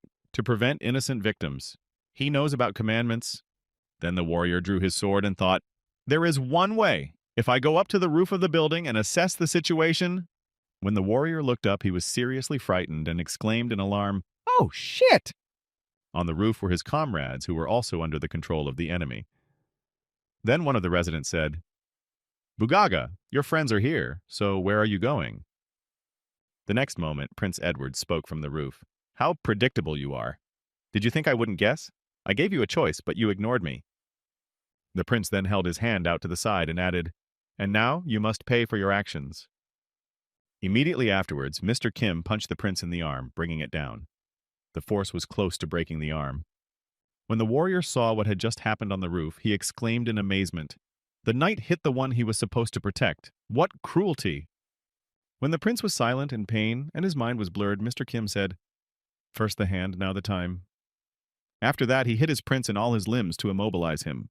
Seeing what was happening, the frightened Pharos de Glotnilord exclaimed in alarm, "No, stop! I didn't order you to—" After that, Mr. Kim grabbed the Holy Virgin by the neck and made her faint. When the girl also fainted, the knight heard from the soldier, "Mr. Kim, is it true?" After that, the bodyguard took both of his comrades on his shoulders and carried them off the roof so as not to interfere. As he approached the edge, he jumped down to hand his comrades over to the soldier's protection. The next moment, when Mr. Kim approached the soldier, he laid his comrades on the ground. Finally, looking at his unconscious comrades, he said, "In this state, he will definitely not finish them." After that, Mr. Kim walked away from the soldier, saying, "You protect them, and I'll get rid of him." When a new fighter appeared on the battlefield, Pharos de Glotnilord spoke through the bar owner. "You must have miraculously prevented my vermin, but even so, a knight cannot." Before he could finish, Mr. Kim pulled his head off his shoulders. Seeing such radical measures of struggle, everyone was surprised. Seeing that he had killed one of the villagers, the warrior shouted in anger, "Mr. Kim, what are you doing? They are innocent." Hearing what the warrior had said, Pharos de Glotnilord added, "Yes, they are under my control. You are killing innocent people." Before Pharos de Glotnilord could finish, Mr. Kim said with joy, "Well, that's great. Then they won't remember my brutal murders." He then used his troll muscles. The next moment, Mr. Kim attacked the crowd of zombies, controlled by Pharos de Glotnilord. Sparing no one, Mr. Kim broke through the crowd, killing everyone who stood in his way. Seeing that he was killing everyone, Pharos de Glotnilord shouted in fright, "Stop! Stop, you madman! Aren't you a knight? How can you kill innocents?" Hearing these words from the demon, Mr. Kim replied menacingly, "Are you going to lecture me? Then you shouldn't have led them. You started this whole thing." Realizing that he would stop at nothing, Pharos de Glotnilord spoke frightenedly through the boy he was leading, putting his hands in front of him. "I've got it. I'll let them go. I'll return to the kingdom right away. Just stop." After killing another person in his path, Mr. Kim said, "Good." After punching him in the face, causing blood to fly in all directions, the man behind him said, "Crazy, I told you so." After that, Mr. Kim smiled slyly and said, "I see. There are more and more people on this path, which means that I am getting closer to you. I know where you are." The next moment, the boy looked up and noticed an image on the wall that was hiding behind the crowd. Realizing that he had been spotted, Pharos de Glotnilord exclaimed in fright, "What kind of a lunatic is he?" Realizing that he had nothing more to catch here, Pharos de Glotnilord decided to run away and jumped off the wall, exclaiming, "To hell with the warrior, it's time to run!" Before he could get far, Mr. Kim caught up with him on the wall and caught him by the cape. The next moment, the guy threw him against the wall, pulling him up to prevent him from running away again. Looking at the opponent who had caught him, Pharos de Glotnilord said in fright, "Monster, don't come near me! Do not come near me!" Hearing these words from the demon, Mr. Kim said joyfully, "Not anymore. I'm going to need you." What an unusual life form. I don't have your abilities yet. Immediately after that, the boy licked his lips ominously and said, That's why you should stay quiet. Faraz de Glotnilord froze in his tracks, sweating coldly. Nothing like this had ever happened before. There are no creatures in the world that can live without water. That is why, by launching parasite eggs into the water, Pharos de Glotnilord would rule over everyone. After that, the seventh commander of the Demon King's army thought, and even if someone is immune, capturing his comrades would immediately decide the outcome of the battle. This is my method, the method of Pharos de Glotnilord. After that, the demon began to recall what his opponent had done and said in his head, but this psycho, he began to mercilessly beat his own people. The next moment, Pharos de Glotnilord also remembered the continuation of his actions and thought, and he also began to kill innocent people without a shred of doubt. Doesn't he have any feelings? If that's the case, then I have nowhere to go. After that, Pharos de Glotnilord used his skill and opened his eye wide, speaking menacingly, I will show you the ultimate control, against which your immunity will not help. The next moment, the monster lunged at Mr. Kim to try to take over his body itself. The boy did not even have time to do anything at the moment when he was attacked by Pharos de Glotnilord. The monster just jumped into his mouth, and Mr. Kim happily swallowed it because he had planned to do so anyway. Not realizing where he was and what he had done, Pharos de Glotnilord said joyfully, I will personally penetrate you and take control. After that, Pharos de Glotnilord began to dissolve in the boy's gastric juice. But he said one last thing. It may seem like suicide. Clutching his chest, Mr. Kim said in astonishment, What was that, suicide? Feeling the man just melt in a few seconds in his stomach, the boy said in amazement, It's so soft it was digested quickly. Thinking about the origin of this monster, the boy said thoughtfully, So it must have been a parasite. I ate many things on the earth. Then he continued, However, I could not use the abilities of organisms that parasitize insects or fish. The next moment, the boy added thoughtfully, And this one could control a human. I can definitely use at least a part of his skills. Determined to test the abilities he was to receive after absorbing this parasite, the boy prepared to bite off his finger and said, Shall we try it? The next moment, Mr. Kim bit off his entire left thumb and spat it out. Immediately afterward, a new finger began to grow in place of the lost one. Then the boy said happily, I am lucky to have regeneration. After that, the finger grew into something that Kim could control. When the time for controlling the body part expired, Mr. Kim thought, I can separate it and control it. However, the size and time are limited. After that, the boy looked at the city, which came back to life after the parasites died. Then he added, I think by eating other hybrids, I can improve this. In the meantime, let's go back. Meanwhile, somewhere in the demon castle, not far from the village, sitting at a round table with his comrades, one of the commanders of the demon army reported, Gluttony is also dead. Upon hearing this news, one of the participants in the meeting said in surprise, How can he be dead? Then someone added, Is there any chance that he's alive? They were answered, No. All the parasites in his laboratory have also died. Then someone else added, Except for his old values, he was well suited to the role of king of the four sides. After that, one of the round table participants asked, How did he change? To which he was answered, Some lunatic began to kill all his victims and found gluttony. Hearing this, one of the participants said, This lunatic? He is protecting the prince of the kingdom. Then the succubus girl said, If gluttony is dead, then only wrath and the king of the four directions are left.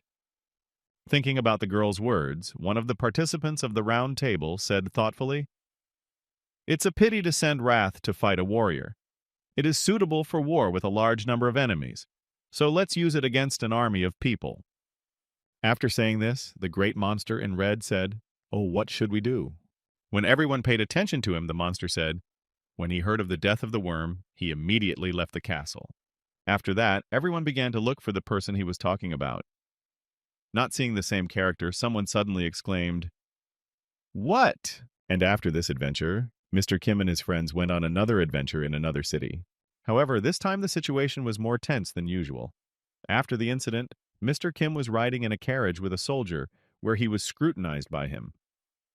Drilling his comrade with his eyes, the soldier thought, By all means, Knight Kim's method was the most appropriate and effective. Remembering how many innocent people had died in that battle, the warrior thought, but still.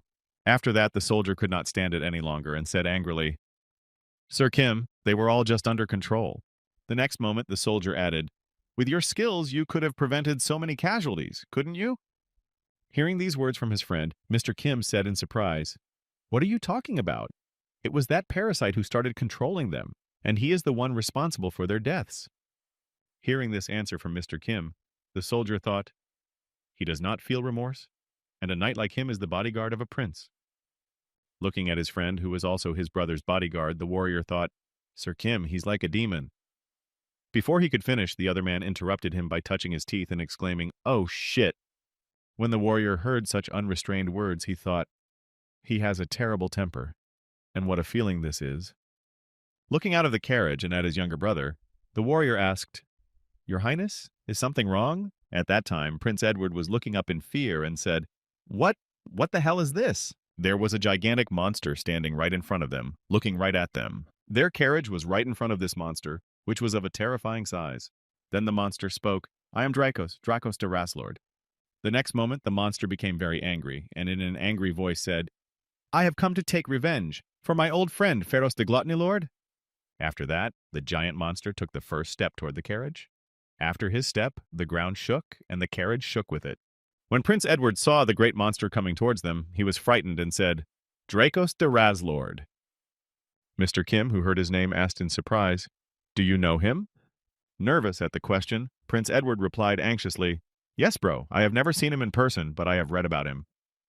Then he said, This is the very Pharos de Gluttony Lord we are talking about, a huge monster who burned a demon warrior. It was written that he was twice the size of a dragon.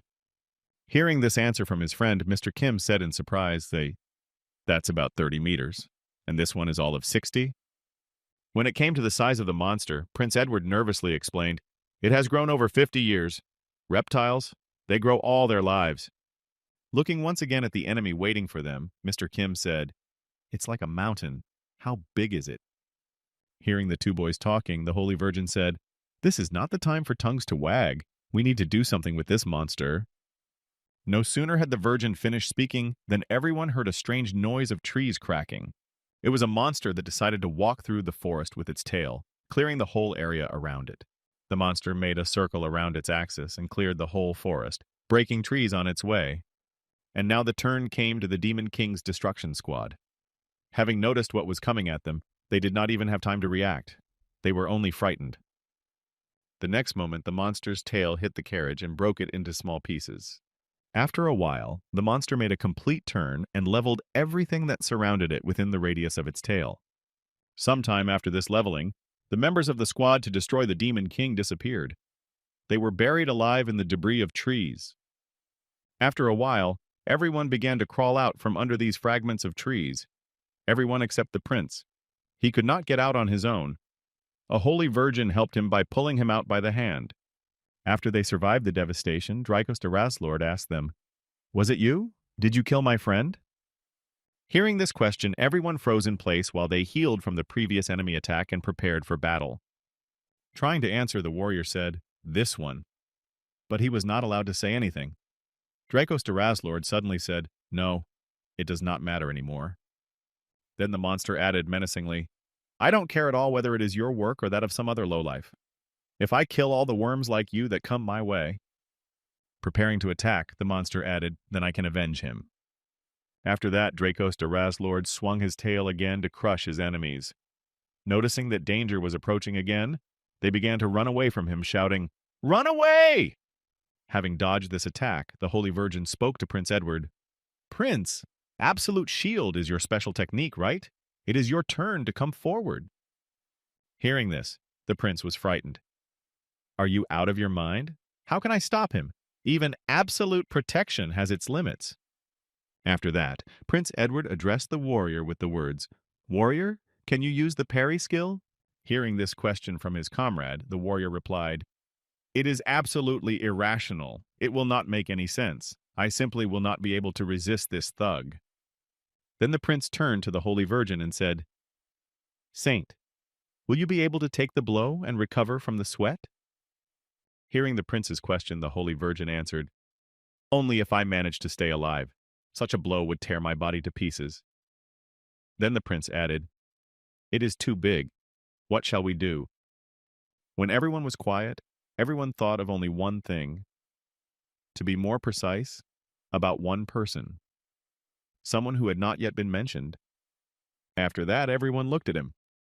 Mr. Kim, who was standing behind them. When he saw them looking at him, Mr. Kim asked, "Do you think I can't beat him?" Realizing that he would not get an answer from them, Mr. Kim began to develop a plan of action.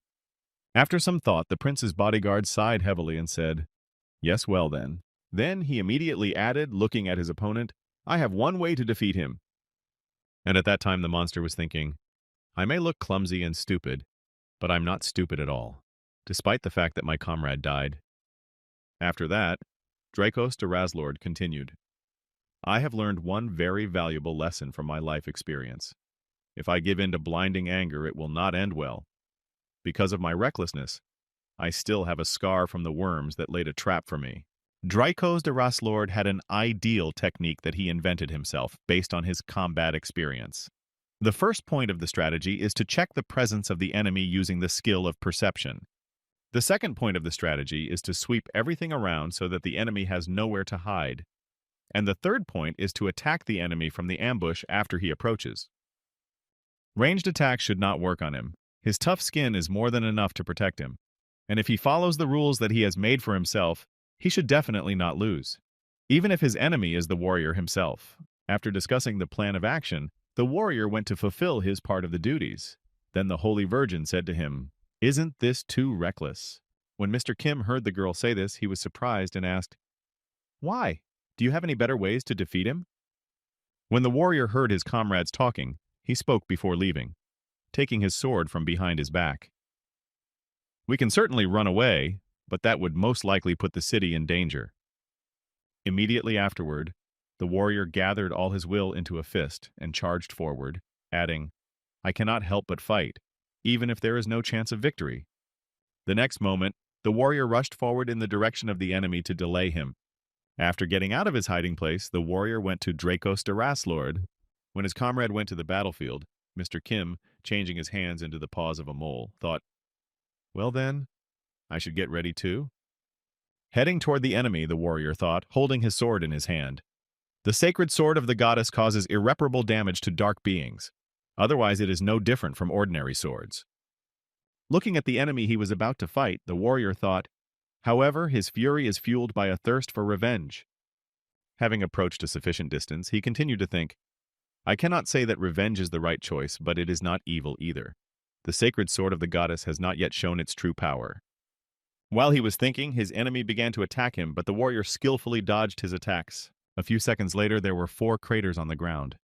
4 attempts to kill the flexible warrior. Having studied the enemy's movements, the guy broke the distance and stopped right in front of the monster, knowing he was safe.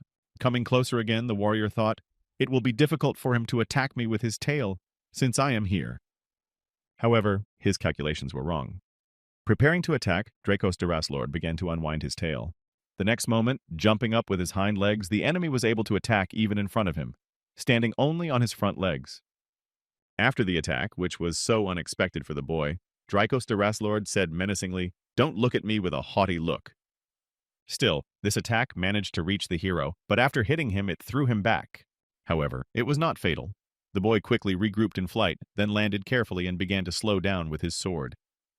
When the warrior finally stopped, he felt a heaviness in his body, then exhaled heavily and said, "I dodged his attack, but the blast wave had this effect on me." Looking at how insignificant the legendary warrior seemed before him, Dracos de Razlord said with a haughty tone, "Is that all you can do, warrior? I cannot believe that Pharaoh suffered because of you."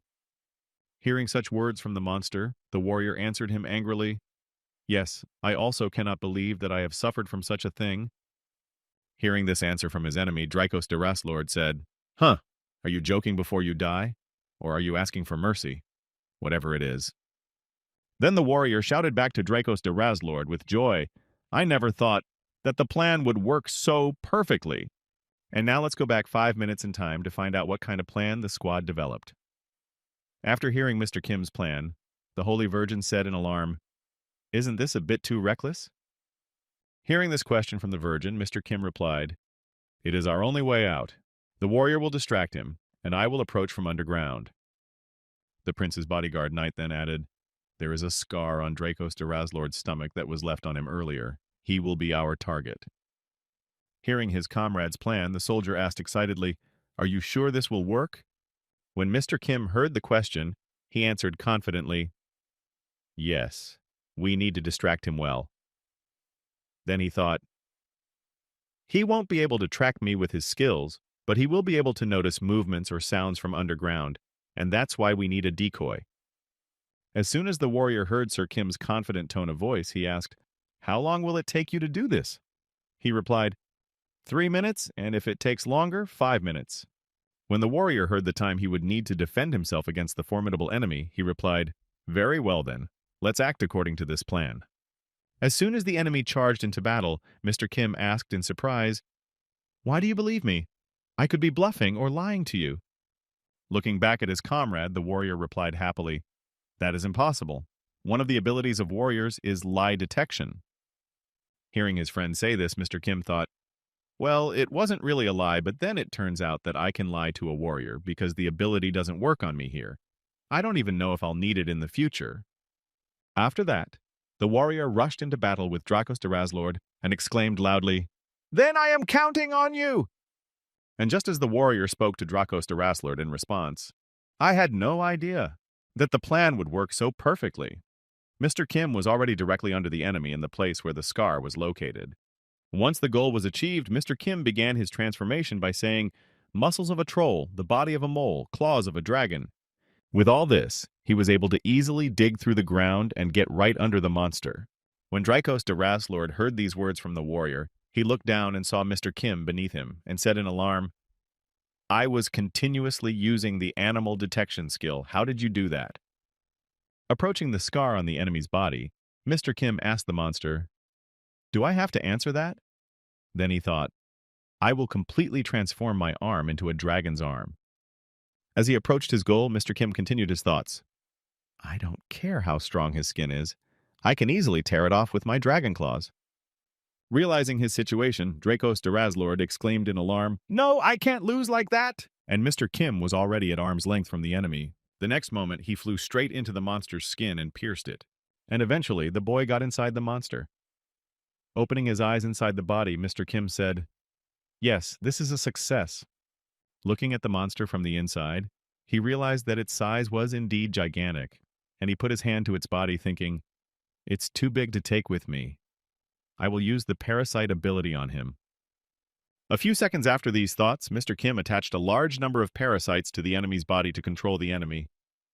A few seconds after installing the parasites, the guy said in astonishment, "The information obtained through parasitization goes straight to the head, the heart, lungs, vessels, brain." After these feelings, the guy looked at his hand and said thoughtfully, "And the skills of that parasite are certainly useful. So it turns out that it was his friend?" After saying that, Mr. Kim smiled ominously and thought, he died because of his friend's abilities. What an unpleasant story it turned out to be. After gloating a bit about how things would happen in the near future, Mr. Kim felt something strange and said in surprise, "There is something there." Following his senses, Mr. Kim got to the right place and began to tear the body apart from the inside to get to what he was so interested in, saying, "Just bear with me a little longer, I'm almost there." After tearing at the monster's body from the inside, Mr. Kim finally tore out the last layer of muscle and finally broke through to what he was interested in. After that, looking inside, the boy saw what he was so drawn to. Seeing what he had been trying to get to for so long, Mr. Kim licked his lips greedily and said, "Good, very good." While the rest of the team stood below, the monster writhed in pain from the pain Mr. Kim was inflicting on it from the inside. When the enemy lost its vigilance and did not react to anyone, the warrior spoke, "And now, our best chance to strike at him." And at the same time, Dracos de Razlord was breaking out in a cold sweat. Tears were streaming from his eyes, and he was saying with a heavy groan, My stomach is on fire." Then he added in embarrassment, "Yeah, I was very wrong. Like this boy, save me." Gritting her teeth, the Holy Virgin said, "How terrible this is. It's just crazy." Then the prince added in surprise, "Wow, I'm just amazed." After that, losing consciousness, Drykos Deraslord said with difficulty in the end, "Iya, I lost to some vile people." He did not even have time to finish his sentence before he fell to the ground dead. It was the end. The giant enemy was defeated thanks to Mr. Kim and his plan. A few seconds later, an explosion came from his eye. Someone was coming out of it. When the eye fell out, someone's hand appeared. The next second, Mr. Kim came out, but he looked like this. He was smeared with the blood of the monster. Seeing how he looked, his whole team was shocked. After the battle, the whole team went on to the Dark Kingdom. All the way, the atmosphere was quite tense. The warrior and the maiden kept their eyes on Mr. Kim the whole time. Feeling the tension, Mr. Kim said awkwardly, "The atmosphere is different than usual. Is something wrong?" Hearing this question from his knighted bodyguard, Prince Edward replied, "Oh, well, your current appearance is a bit of a shock. But of course, it doesn't bother me in the least." Hearing this response from his friend, Mr. Kim said in surprise, "I don't understand what the problem is." Then he thought, never mind. All that matters is what I ate. The value of the huge dinosaur he had to fight did not correspond to its size. If you take the same amount of muscle, the muscle strength of the trolls would be much stronger. Also, the skin and scales that Mr. Kim received from the dragon are also stronger. However, not everything about it disappointed the boy. No, to be more precise, he got a lot out of it. First of all, it was the dinosaur's lungs. Its lungs are a huge bundle of strong muscles. This was because the monster needed a lot of air to support its giant body. If it can absorb a lot, it can exhale a lot.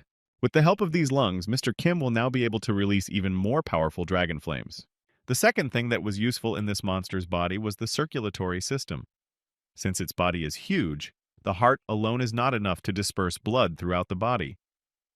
There are mechanisms on the arteries and veins at a certain distance that look like auxiliary little hearts. Now the blood circulation will not stop even if the heart stops. And the biggest catch was what he found then. After that, Mr. Kim thought cunningly, now that I have absorbed it now, I can fly. Meanwhile, the demons continued to sit at the round table, talking about their own business. Having lost contact with another of his comrades, one of them said, "Even anger, I was defeated, and in the end, only the heavenly king of the four sides remained." Hearing these words, the fat demon in the red jacket added, "In the end, it ended up like this." He replied, "Exactly." The demon then smiled ominously and said, "Everything is going exactly according to the plan of the Demon King." One of those present added to the conversation of his comrades, "Now the warrior is certainly going to attack the Demon King's castle." Hearing these words, the demon with the big roses said thoughtfully, "Since we have destroyed the village, the warrior will want to eliminate the source of the threat to prevent more casualties." Then the demon added happily, "We were able to remove that ancient object without much effort. And we also made him think that he had dealt with the Demon King's key figures. Not a bad deal." Immediately after saying that, the demon slammed his hand on the table and said, "Since it is now complete." And the next moment he added, "Now it is time for the destruction of humanity." After explaining his plan of action, the demon said, "Humans will win this war if they can kill the Demon King. The demons will either destroy humanity or surrender." The next moment, remembering the hero, the demon added, "But since they have a warrior, people will definitely not surrender. Besides, he is the strongest being under the protection of the goddess." Folding his hands in front of him, the demon continued menacingly, "And so in order to win, the demons have nothing else to do. That is why, by the time the warrior finishes off the Demon King, we need to destroy all of humanity. Such great words from the new Demon King. Devotion to our king." After that, everyone at the round table folded their hands in front of them to salute the new Demon King. The next moment, everyone turned their attention to the throne where the king was seated and exclaimed, "Devotion to our king from another world." After some time on foot, the group to destroy the Demon King came to some ruins. Remembering the giant monster they had fought, Mr. Kim thought, "He's really gone off the deep end. Surely this is his work as well." Just as they were beginning to climb up the ruins, they heard someone's voice say, "Stop right there, people!"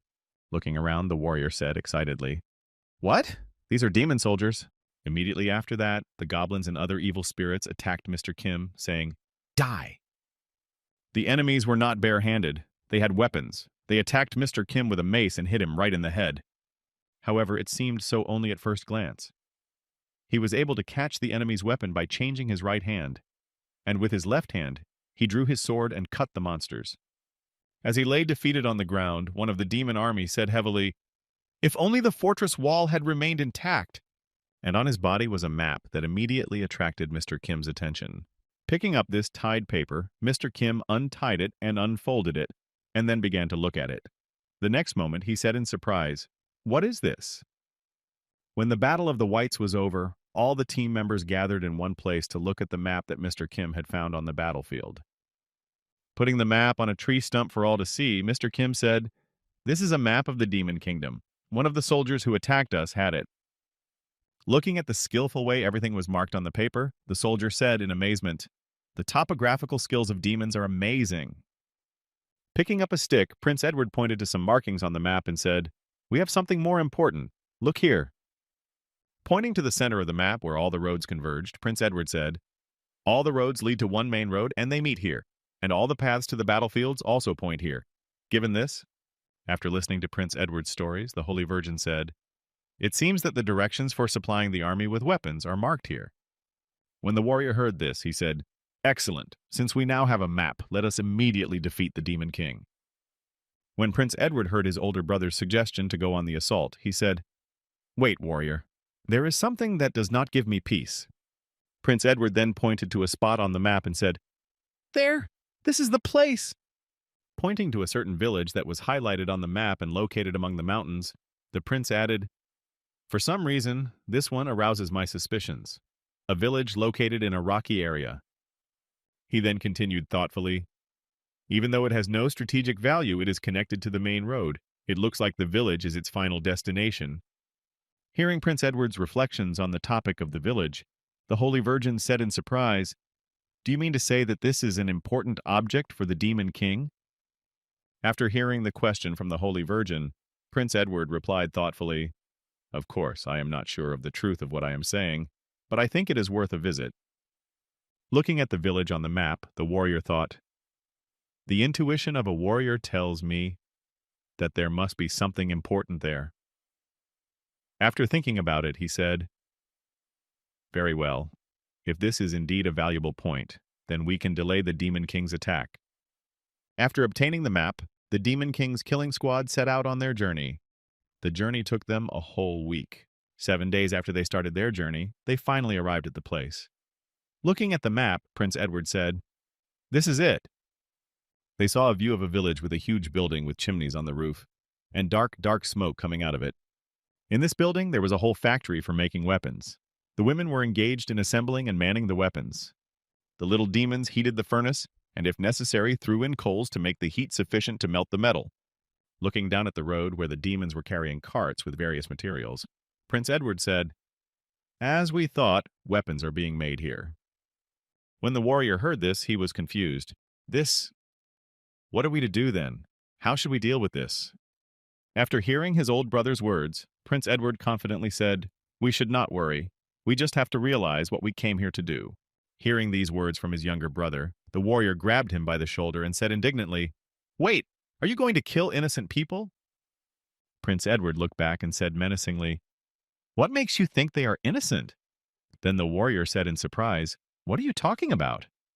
Prince Edward looked at his older brother and said, "Everyone in this village is involved in the creation of weapons. They are all making weapons for the demon army." Hearing this answer from the prince, his older brother grabbed him by the shoulder and shouted angrily, "Edward, what are you thinking about?" As soon as he said this, he felt unbearable pain. The warrior's commandment began to work on him, the one he had broken. Seeing what happened to his older brother, Prince Edward calmly replied, "Calm down. You are breaking the commandments of a warrior.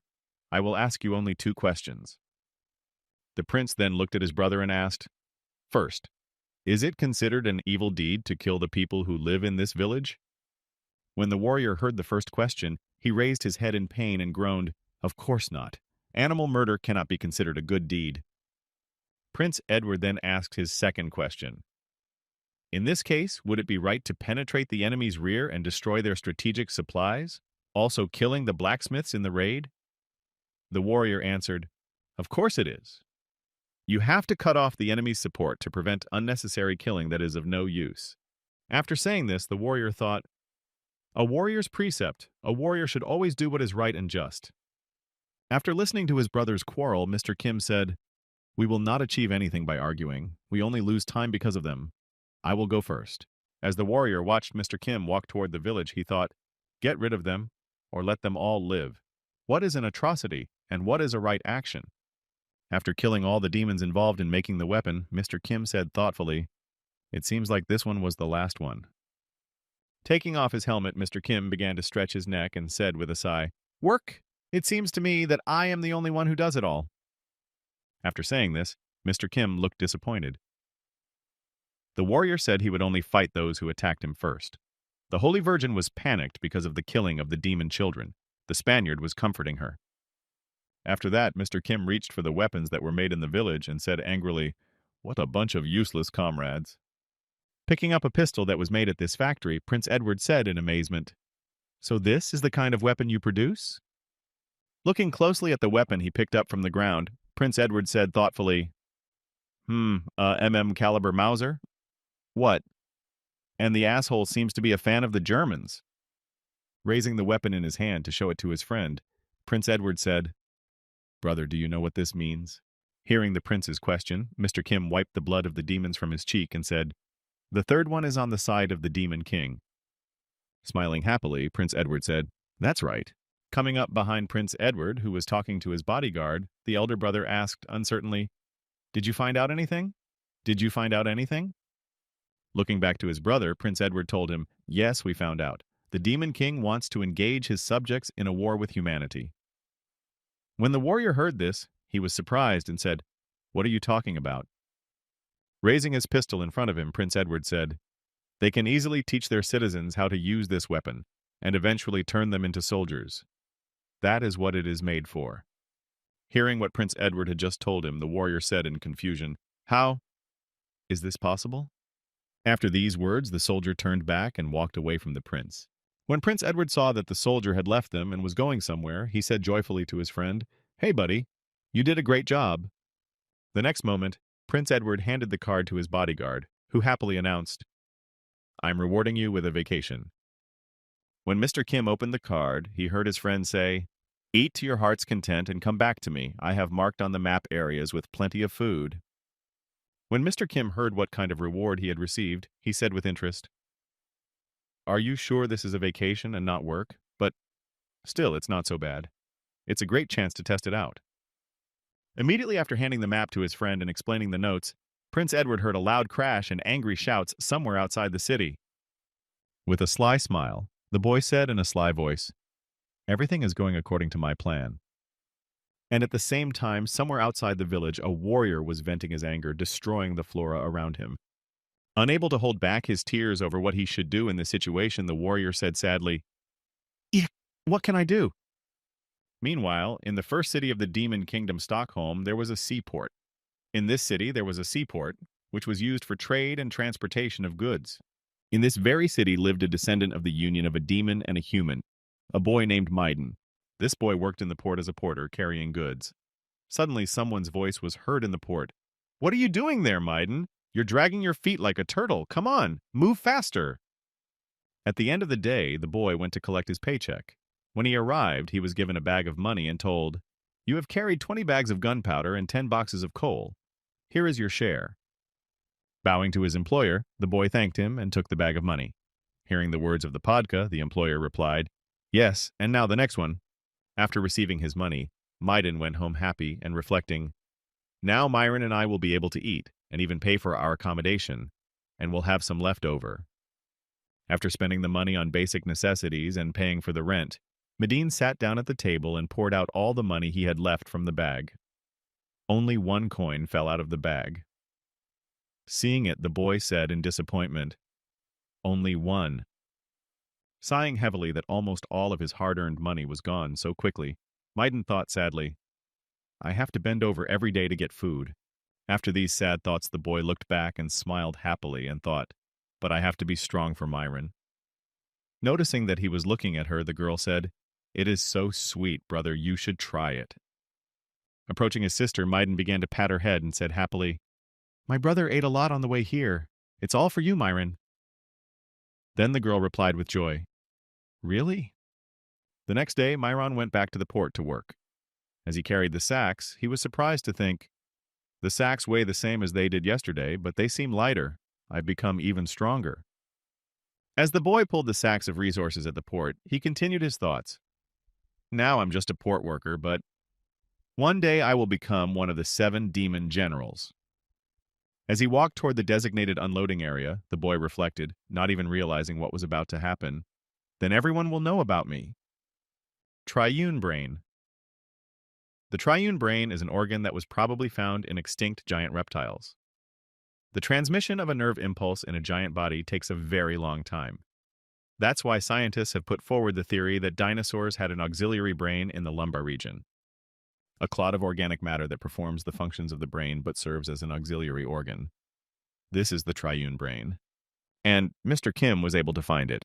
At the same time, when he was wandering through the body of the giant reptile he was fighting, since the boy can recreate the motor center of another creature, he has the opportunity to use unique organs without training.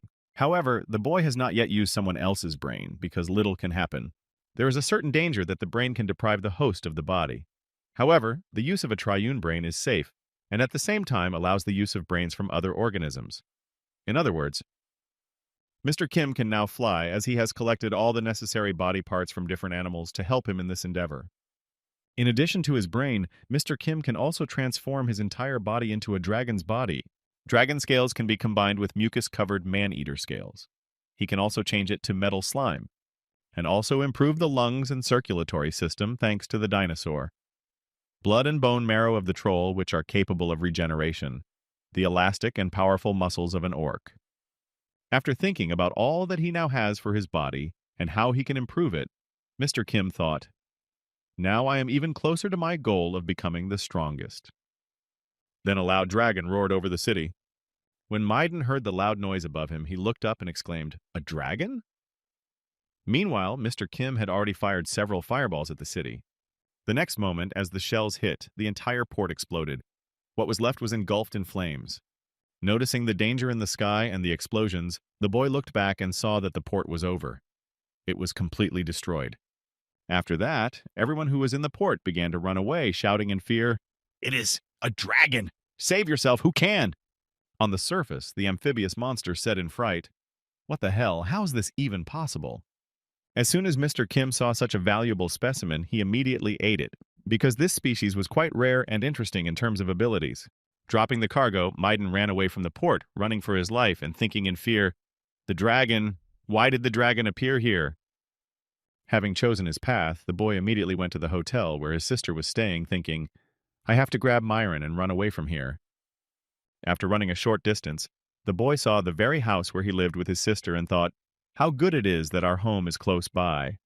Then he continued, I chose that place on purpose in case something happened. As soon as he said this, a dragon landed right on his house. After the landing, stones flew in different directions from the destruction. Shielding himself from the debris, the boy stopped and closed his eyes. When the noise subsided, Maiden lowered his hand and opened his eyes. Before him he saw the dragon that had destroyed his house, where his sister was. Looking through the rubble of the building, the boy saw his sister's hand under the rubble and traces of blood. Realizing that his sister was in a very difficult situation, Maiden grabbed a sword from a man who was carrying a whole box of them and ran to the dragon to take revenge for the loss of his sister. As he approached the giant monster, shedding tears for the loss of his sister, Maiden angrily exclaimed, Damn dragon! He then tried to stab his sword into the dragon's body, shouting, Die! But unfortunately, the sword simply broke on the dragon's scales, and the boy failed. Remembering what his friend had told him, Mr. Kim thought, The map that the Spaniard showed me marked the places where the weapons were made and stored. Then, looking at the destruction he had caused around him, Mr. Kim thought, This was probably all done to weaken the Demon King's army. I don't really care about that, but... Recalling who he was able to find and eat, the boy said, Thanks to that, I ate a lot of different creatures. The main thing that interested Mr. Kim was the fish-like monster that he ate in the Demon Seaport. It was indeed an incredible find. After completing his thoughts, Mr. Kim, in the form of a dragon, said, Well, now let's continue what we have begun. After that, he set about destroying the city again. Only 10 hours after the destruction in the port city of Stockholm, the Round Table participants began their meeting. Then the horned demon spoke. Did you all hear what happened in Stockport? Immediately afterwards, slamming his fist on the table, the demon added, We have suffered a huge loss of military equipment. After delivering the news, the demon decided to turn the floor over to his friend and said, According to the rumors, it was a dragon. What do you think about this, Nat? Natha looked at one of the demons and heard what he was saying. Since you are the same species as him. Interrupting one of the demons, she said, Impossible. In about 9 hours, from sunrise to sunset, he shot out fireballs at least 50 times. Only a legendary dragon lord can do that. Hearing Nate say this, the three-eyed demon was surprised. But the dragon lord is here, isn't he? Hearing these words, the girl became angry. What are you talking about? Immediately after this question, she added, Are you questioning my authority, huh? When the girl reacted so violently to his words, the three-headed demon spoke. What I mean is that if the legendary dragon lord is here, then there can be no other dragon lord. The one-horned demon interrupted the argument among his comrades and said, We should not worry about this now, but rather about the measures we should take in the future. Hearing this, the horned demon said, Well, Envy speaks well. Do you have any other ideas? Envy then added, The rumors about Stockpile spread throughout the demon kingdom. In one night, the dragon from Stockpit managed to become an object of fear. If the celestial king of the four sides, no, the 7 demon generals kill him, it will boost the morale of the country. Hearing this suggestion from Envy, the horned demon said thoughtfully, It makes sense. Spreading her wings, Nate said confidently, I'll go.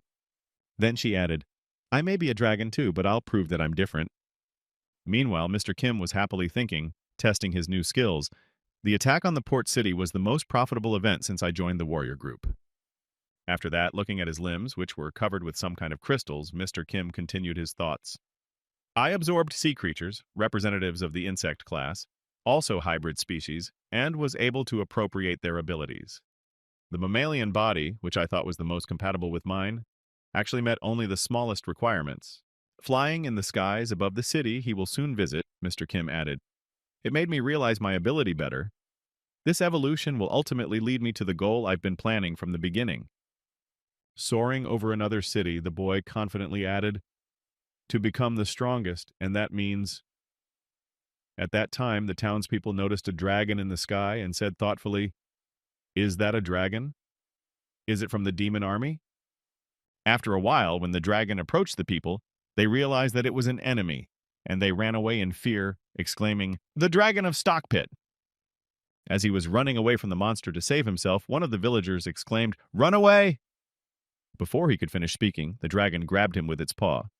After landing on the ground and crushing one of the villagers, Mr. Kim added in the face of the dragon, I will crush the rest of the living beings. Upon landing, the dragon took in air and then used its fiery breath to burn everything in its path. At the same time, Nate was wandering in the sky, trying to find the very dragon that was destroying the demon continent. As she looked up in the clouds to see if there was an enemy anywhere, she thought, According to the report, he was seen in the 6th garrison. I don't know who he is, but I will teach him an unforgettable lesson. When the Dragon Lord arrived, she saw something that surprised her greatly. In the place where the city was supposed to be, there were only ruins. Feeling embarrassed and surprised, the girl said, Who could have done this in just 1 hour? At that time, Mr. Kim was feasting on the dead people who had died because of the destruction of the city. Grabbing them with his claws, the dragon lifted them to his mouth and then simply swallowed them without even chewing. At that very moment, the Lord of Dragons arrived. When the girl noticed what he was doing, she thought angrily, Eating corpses. What a vile bastard, by the way.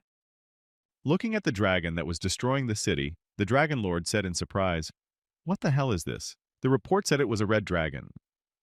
Stretching out his hand in front of him, the Dragon Lord thought, The dragon tongue skill. The feeling of fear causes panic and makes the enemy's body move at my will. Immediately afterward, the girl shouted out to the dragon that was destroying the city to stop it. Stop! Hearing someone shouting in the middle of the ruins, Mr. Kim stopped for a moment to see who else was shouting. Seeing that he was able to move freely, and that she didn't feel controlled by the enemy, the demon lord exclaimed in confusion, The dragon's tongue doesn't work on him? That's impossible. My ability could suppress the dragons themselves. Looking at the girl who had decided to order him around, Mr. Kim said, I don't know who you are, but you seem quite strong. However, I advise you to get rid of the idea that your authority and status can somehow influence me." Turning his back on the girl and continuing to eat the dead, Mr. Kim said, "Remember, if you try to use your skills again, I will show you what you will have to pay for it." Hearing these words from her enemy, the Dragon Lord became angry. "Impudent one! Do you even know who I am?" After these words, the girl began her transformation of the body, saying, "I will not let you feel my despair then."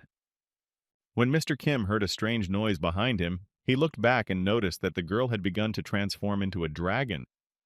When the Dragon Lord had completed her transformation, she said indignantly, "Stupid little dragon." As she waved her hand to strike the enemy, the Dragon Lord added, "I will crush you by force." Immediately after these words came the blow, which struck the crystals in the enemy's hands. Mr. Kim blocked the attack of the Dragon Lord.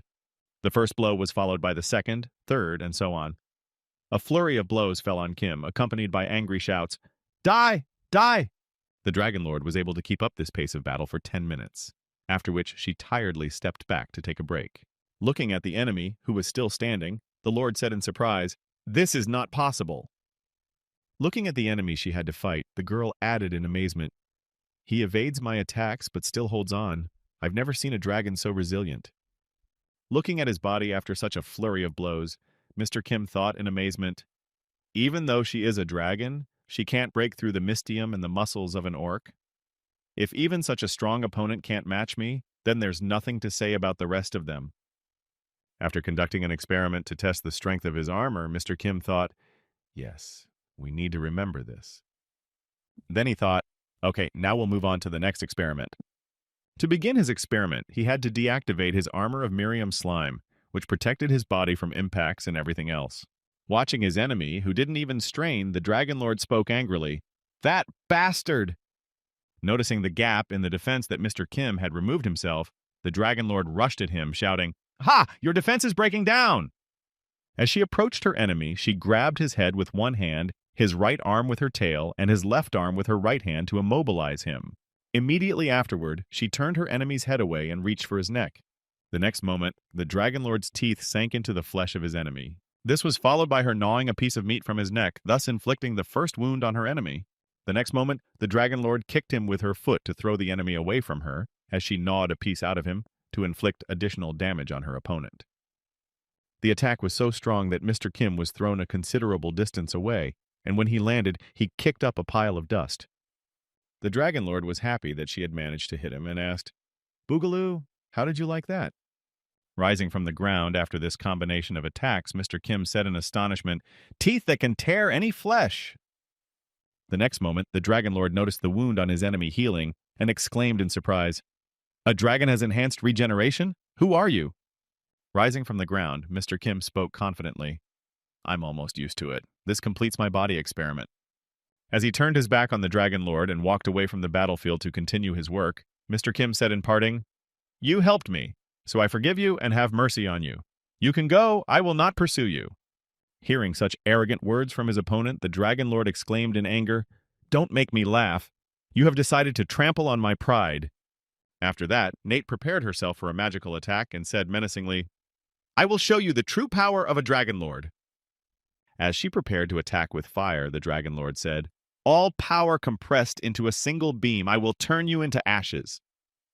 Hearing such threatening words from his enemy, Mr. Kim said in surprise, "Really? Then I have no other choice." Immediately after Mr. Kim said this, the Dragon Lord stopped her attack and began to vomit up what she had eaten.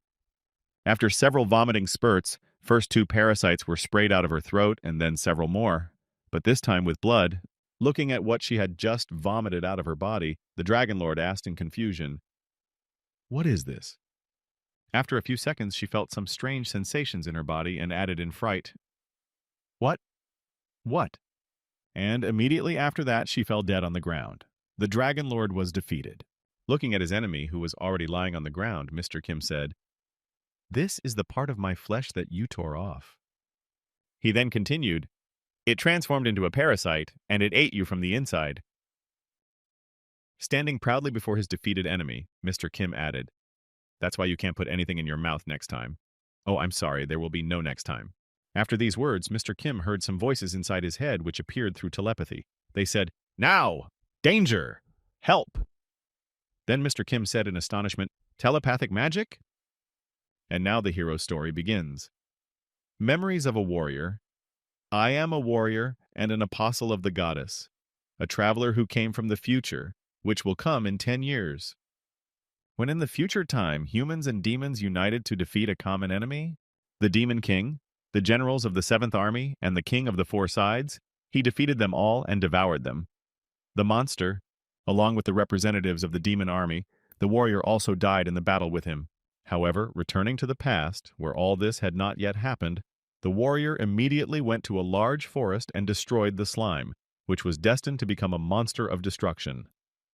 Thanks to these actions, Sir Kim survived in the Great Forest and was able to protect the prince from an assassination attempt. The warrior changed events and saved lives. However, the future of the present world is unknown to him. However, he does not regret what he did. However, the only thing he did not foresee was the actions of the demon army. If the warrior had known about it, he would not have found himself in such a desperate situation. No, if he had. If the warrior had known in advance about the skills and abilities of the demon that was now before them. And now let's go back 30 minutes before the situation where the prince found himself at the gambling table with the demon. As the warrior was walking toward the demon capital, he said thoughtfully, "Your Highness, where did you send Sir Kim?" Hearing this question from his elder brother, Prince Edward answered confidently, "I have entrusted him with a very important territory. He can handle it on his own." Hearing such a confident tone from the prince, the warrior replied in surprise, "So that's how it is." Then the prince added, "By the way, according to the map, we will soon arrive at our destination." As soon as the prince said this, he noticed a strange image appearing in front of him on their way. The next moment, the image took its final form, and now everyone could see it. A demon was standing in front of them, which alarmed the travelers. When everyone turned their attention to the demon who had blocked their path, he spoke joyfully, "I am glad to welcome you, brave warriors." Bowing down before the guests, the monster said, "I am the general of the Seventh Army, Venatio de Gridlord, nicknamed Greed, and behind me you can see my city, Grand Vagos." After the demon introduced himself to the soldiers, he added, "How about we stop this brutal killing and try to solve the problem peacefully?" To which the warrior replied in surprise, "What are you talking about? What are you up to?" With a sly smile, Venatio de Gridlord happily answered the warrior's question. "It is very simple. We will determine the winner by simply playing one game." When Prince Edward heard this proposal from the demon, he was displeased. "What? What the hell kind of game? Are you kidding us?" Immediately after hearing his brother's displeasure, the warrior confidently replied, "I agree. I accept your offer." When Prince Edward heard that his elder brother had agreed to Venatio de Gridlord's proposal, he was surprised. A warrior? Then the warrior thought, "So many innocent victims have been killed. I just want to stop it all as soon as possible." When Venatio de Gridlord heard that the leader of the traveling team had agreed to his terms, he smiled slyly and said, "Very well." And he thought, "Bugaga, what an idiot he is." When Venatio de Gridlord brought the guest to his home, he joyfully announced, "Dear ladies and gentlemen, today an incredible event will take place." And then he continued, "A confrontation between brave soldiers and the general of the Seventh Army, Venatio de Gridlord." After announcing what was to happen and who was playing against whom, Venatio de Gridlord solemnly said, "Who does the goddess Elmunda favor? Will we see the death of a warrior today? Buga, the hope of mankind will perish on this momentous day." After that, Prince Edward was the first to sit down at the gambling table, and he said confidently, "Then I will try to play with him first." Seeing his first opponent, Venatio de Gridlord said with joy, "Great, we will play poker. If the prince wins, then you will cross this place safely." When Prince Edward heard the conditions for his victory, he said with joy, "Excellent!" Then he thought, "I was a master at poker even before I joined the group of poachers. Even this monster is no match for me." After Venatio de Gridlord saw that they were ready to play, and the first player had already sat down, he added in an ominous voice, "However, if you lose, then I will take your souls." At the end of the game, Prince Edward slammed his fist on the table and said angrily, "It can't be! It's all a fraud!" Seeing that his opponent was angry, Venatio de Gridlord asked joyfully, "What? Cheating? Putting the cards in front of him, which included a flush piano, Venancio de Gridlord added happily, "If no one noticed anything, then nothing happened." "Didn't you say that?" Prince Edward replied angrily, "No, this game doesn't count. I'm sure you didn't play fair." Hearing such a statement from his opponent, Venancio de Gridlord calmly said, "Well, as we agreed beforehand." Looking at Prince Edward, who had lost his game, the demon continued, "I will take your soul." Immediately after these words, Prince Edward felt a strange sensation in his body and exclaimed in surprise, "What is happening to me?" At the last moment before he lost consciousness, Prince Edward telepathically contacted Mr. Kim and said, "Now, danger, help, quickly." Immediately afterward, Prince Edward collapsed on the table, showing no signs of life. Seeing what had happened to his younger brother, the warrior said in confusion, "Your Highness." Seeing the soul move into the playing piece, Venancio de Gridlord said, "My unique skill that makes you keep your promise. Strict adherence. Booga." Immediately after these words of the demon, the Holy Virgin became seriously angry and exclaimed, "You creature! How dare you!" After that, the girl attacked Venancio de Gridlord with her fists and began beating him to punish him for his actions. After throwing several punches, but seeing no result, the girl began to slow down. When the barrage of blows stopped, Venancio de Gridlord said, "Brute force will not work here.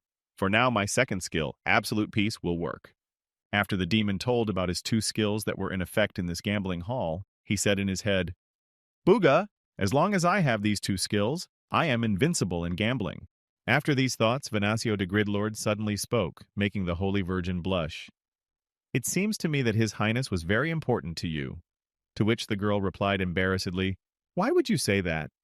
Seeing the girl's reaction to his words, Venancio de Gridlord smiled slyly and thought, "She showed her feelings so easily.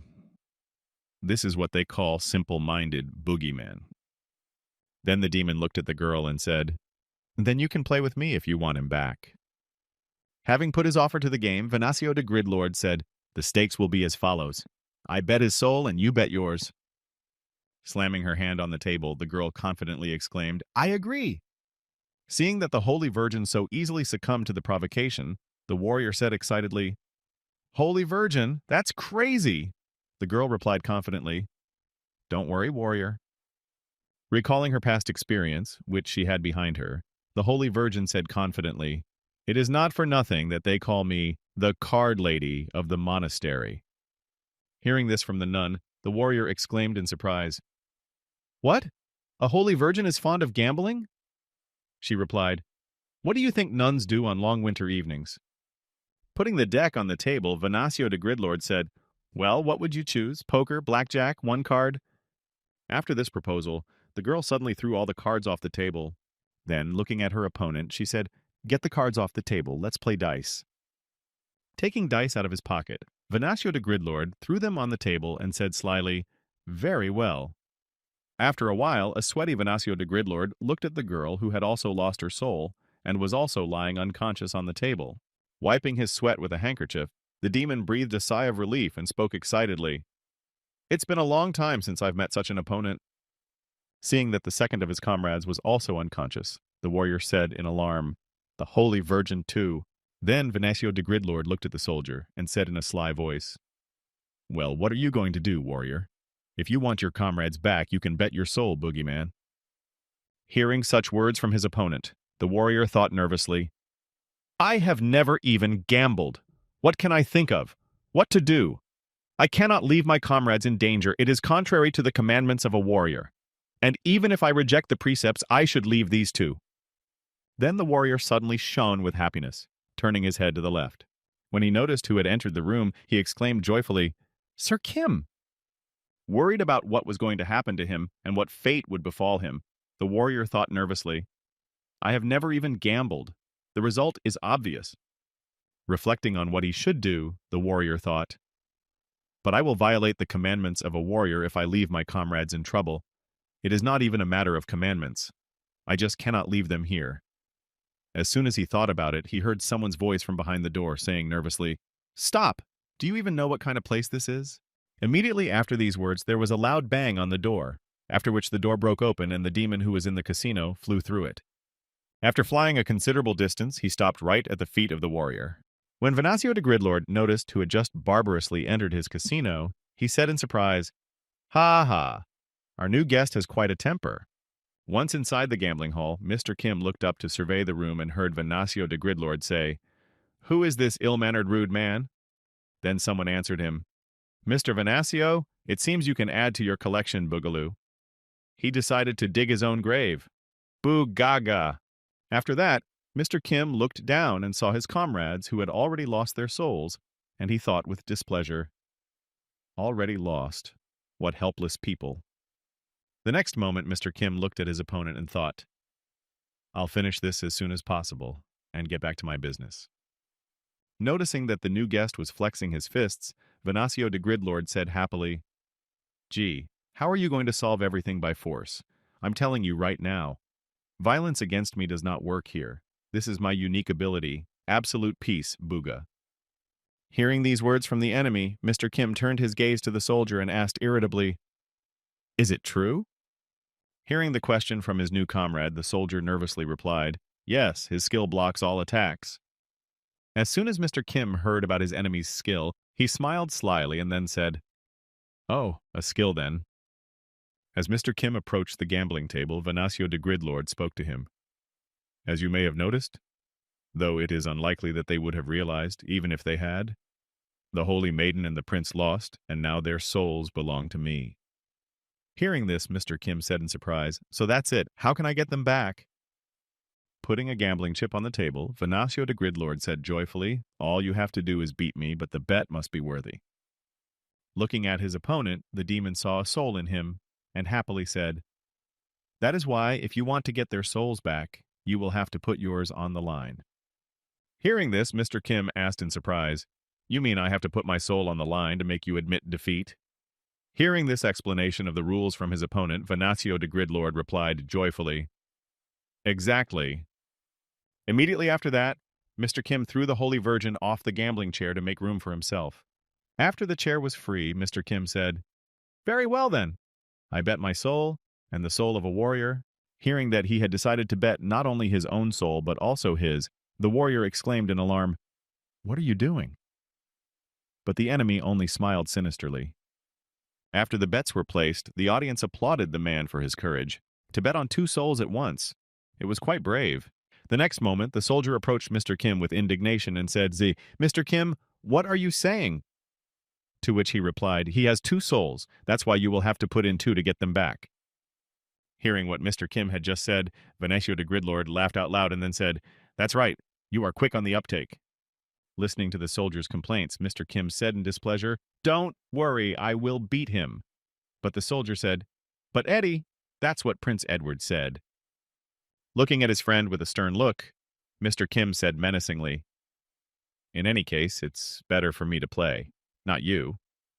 Realizing that Mr. Kim was serious, the warrior replied excitedly, "Okay, then I'll leave it to you, Mr. Kim."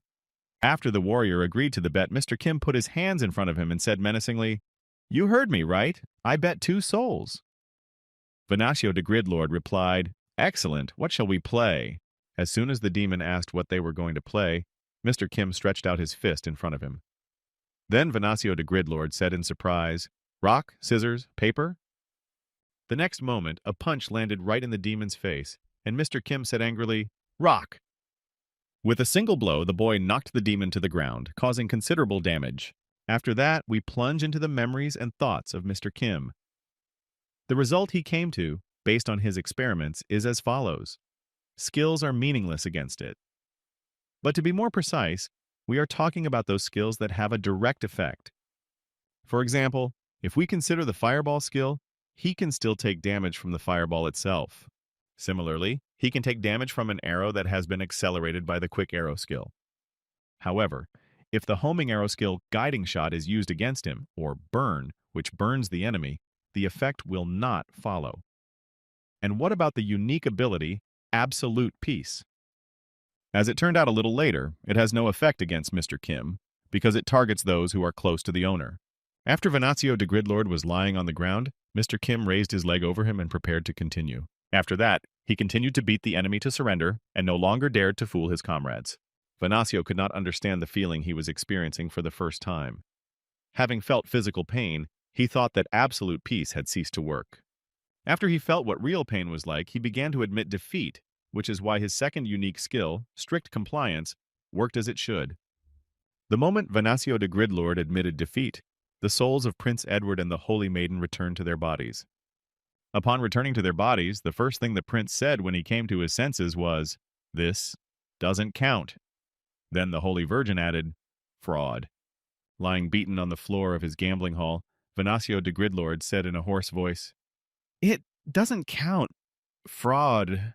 Hearing these words from his opponent, Mr. Kim smiled ominously and said, "Huh? What, you didn't like the fight? Then let's have another one. This time I'll bet your life, and you bet everything you have left." Then, with a sinister smile, Mr. Kim said, "Indicate whether I will strike you next with my left or right hand. As soon as you answer, the bet will be paid."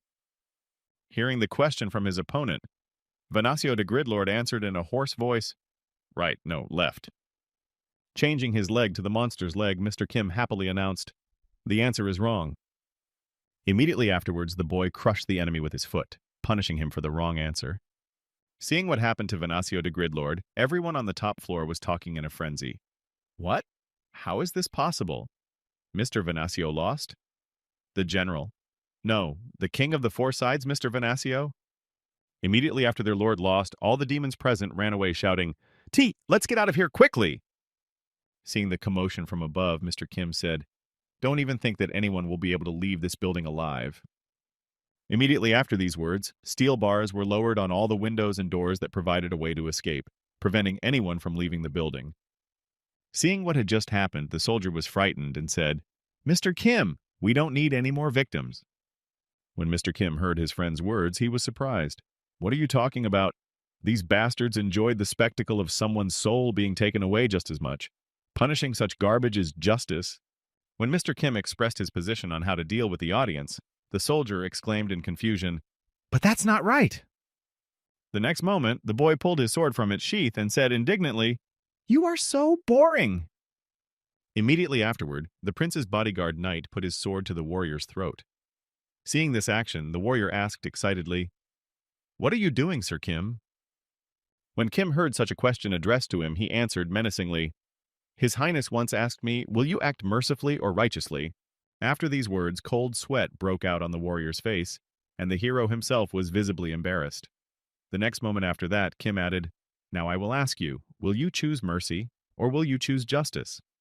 After removing the sword from his neck, turning his back on his friend, and walking away from him, Mr. Kim added, "If you're not going to help me, then just take these two out. You won't get any help from someone who doesn't even know what he wants." With the rest, the warrior made his choice. He took his comrades and simply took them out of the room to avoid seeing these numerous victims. After the unnecessary people left the room, the frightened cries of the demons could be heard from the second floor of the gambling room. "Help! Get us out! Open the door!" Once everything was ready, Mr. Kim spoke. "So, shall we start cleaning up?" Immediately after saying this, the boy began to transform his throat into a dragon's throat so that he could release fire. After that, in addition to the door itself, iron bars also came down on the windows. All the exits that could have been used to leave the building closed as soon as Kim spoke. "Close everything and don't let anyone out." Grabbing the bars, one of the demons screamed out in fright, unable to get out. "What the hell is this? Open it at once!" Looking for an exit that could save him, the demon tried to shout to the guards or whoever was in charge and added frightenedly, "There is a murderer here." The voices of other frightened guests could also be heard in the room. "Fuck! We shouldn't have come here! Somebody help!" As he took the first step into the middle of the room, Mr. Kim thought, "By beating that pig, I have appropriated his skills, and with it a great deal of information." As it turned out, he personally ran the casino. Looking around, the boy continued, "And this place is his fortress. He controlled the mechanisms of the building at will. And since I have now mastered his skills, this building also belongs to me." Looking up, Mr. Kim added sadly, "Of course, I would like to experiment a bit, but unfortunately, I don't have time." The next moment, he started giving orders to the building. The first order was, "Turn off the firefighting equipment." It was immediately followed by the second, "Fill the building with oxygen." And immediately after, Mr. Kim said ominously, "And a little fire." Immediately after that, there was an explosion in the room that could be heard even on the street. It was heard by a soldier who was dragging his comrades. Looking back, the soldier saw what awaited those who remained inside: inevitable death at the hands of Mr. Kim. After this sight, he had memories of his comrades proving to him that this choice was the right one. First, the prince said, "There are no innocents here." Then he remembered Mr. Kim's words, "Will you choose mercy or justice?" At that time, there were fewer and fewer people at the round table. Looking at his only friend who remained at the table, the horned demon spoke menacingly. "So there are only two of us left." Approaching his subjects, a dark figure behind the demon said, "How am I to understand this?" Looking back, two of the generals of the 7th Army saw their ruler approaching and exclaimed in surprise, "The Demon King?" Upon his arrival, the subjects immediately paid their respects to the Lord. After greeting him, one of his subjects bowed his head and said in anxiety, "The connection with laziness has been lost." Immediately afterward, the demon added, "Grand Vagos, who is under the patronage of greed, has been destroyed, and his whereabouts are now unknown." When the Demon King heard the report from his subject, he was surprised and asked, "So it is unknown? Then what are the chances that he is still alive?" Hearing the question from his ruler, the demon replied in confusion, "I think." Bowing his head before the Demon King, the army general added sadly, "There is no hope." When the Demon King heard this report from his subject, he was disappointed.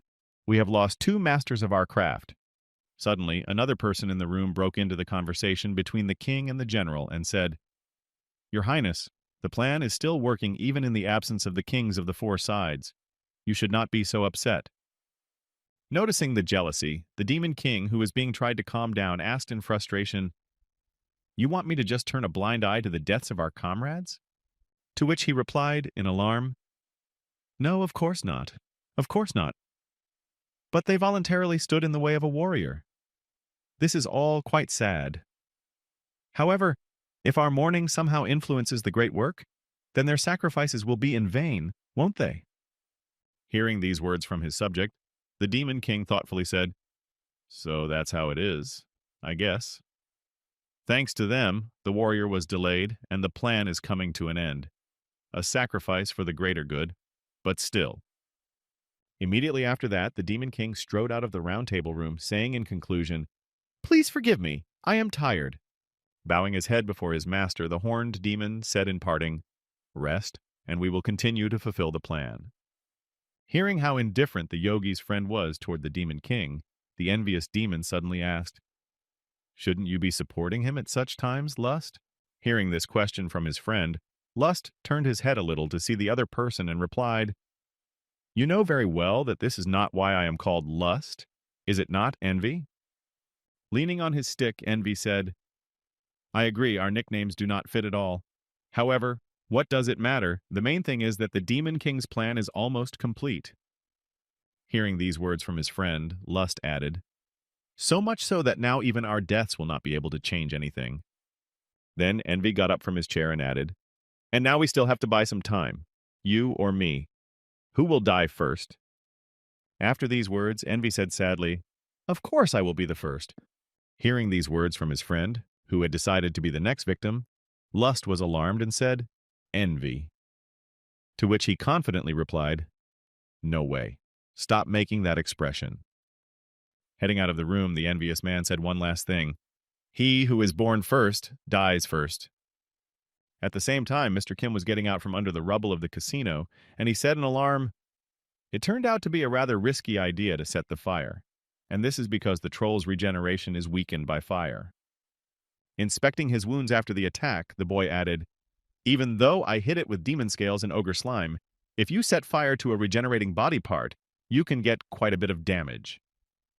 The boy then added thoughtfully, "Thinking about it, I realize how recklessly I fought that dragon. If it had attacked me with flames while I was recovering my shoulder, I would have had a very hard time."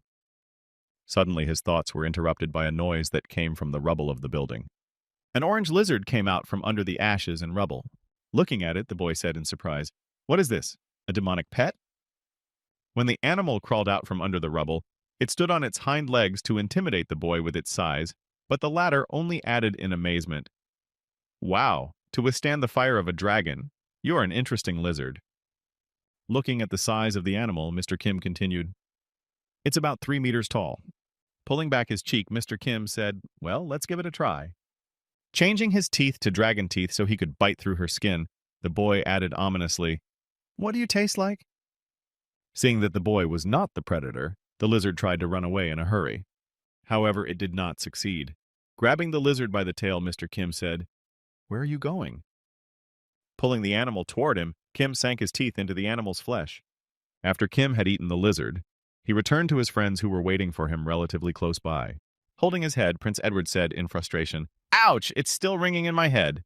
After that, he accidentally noticed a happy Kim next to him and asked, "Why are you so cheerful, bro? Why are you walking around smiling?" Then he thought, "He scares me." Looking at his injured friend, Mr. Kim replied, "Well, you see, here's the thing." Stretching out his hand in front of him, Mr. Kim added, "I was able to beat the flames." Salamander. An amazing creature with immunity even to dragon flames. The lizard the boy ate turned out to be a salamander. It secretes persistent mucus not from the epidermis, but from every cell of its body. Now this mucus can cover the troll's skin, which he could not do before. He covered his Achilles' heel. When the prince heard what he had told him, he replied in displeasure, "Oh, shit." Kim replied in surprise, "What kind of reaction is that?" After that, the prince said, "Imagine someone is attacked by a bear. Time passes, the wounds heal. The person has almost forgotten the terrible beast, and then it comes to his house." The next moment, the prince added, "But now it can also fly. How will this man feel?" After listening to his friend's story, Mr. Kim replied, "The bear will return home as soon as he finds a way.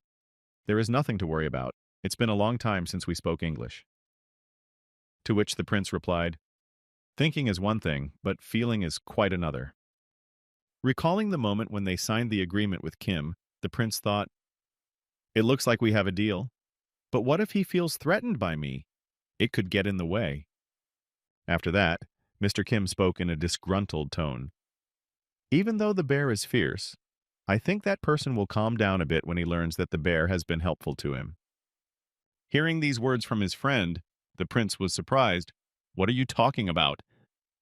Then Mr. Kim answered Prince Edward, "While your soul was flying somewhere, I did the work for you." Hearing this message from his friend, the prince exclaimed in surprise, "Really?" Recalling what happened then, Mr. Kim continued, "Yes, the warrior has once again rejected justice." Hearing this, Prince Edward said ominously, "Yes, excellent. This is the second time. One more time." Then the prince thought, looking at his older brother, "And then the yogi will be able to be killed." A warrior is the most powerful creature on the continent of Elmond. He is not only very strong physically, but also under the protection of higher forces, which can be called fate. Suddenly, the demons from the army attack the Demon King's squad, shouting, "This is a warrior! Attack!"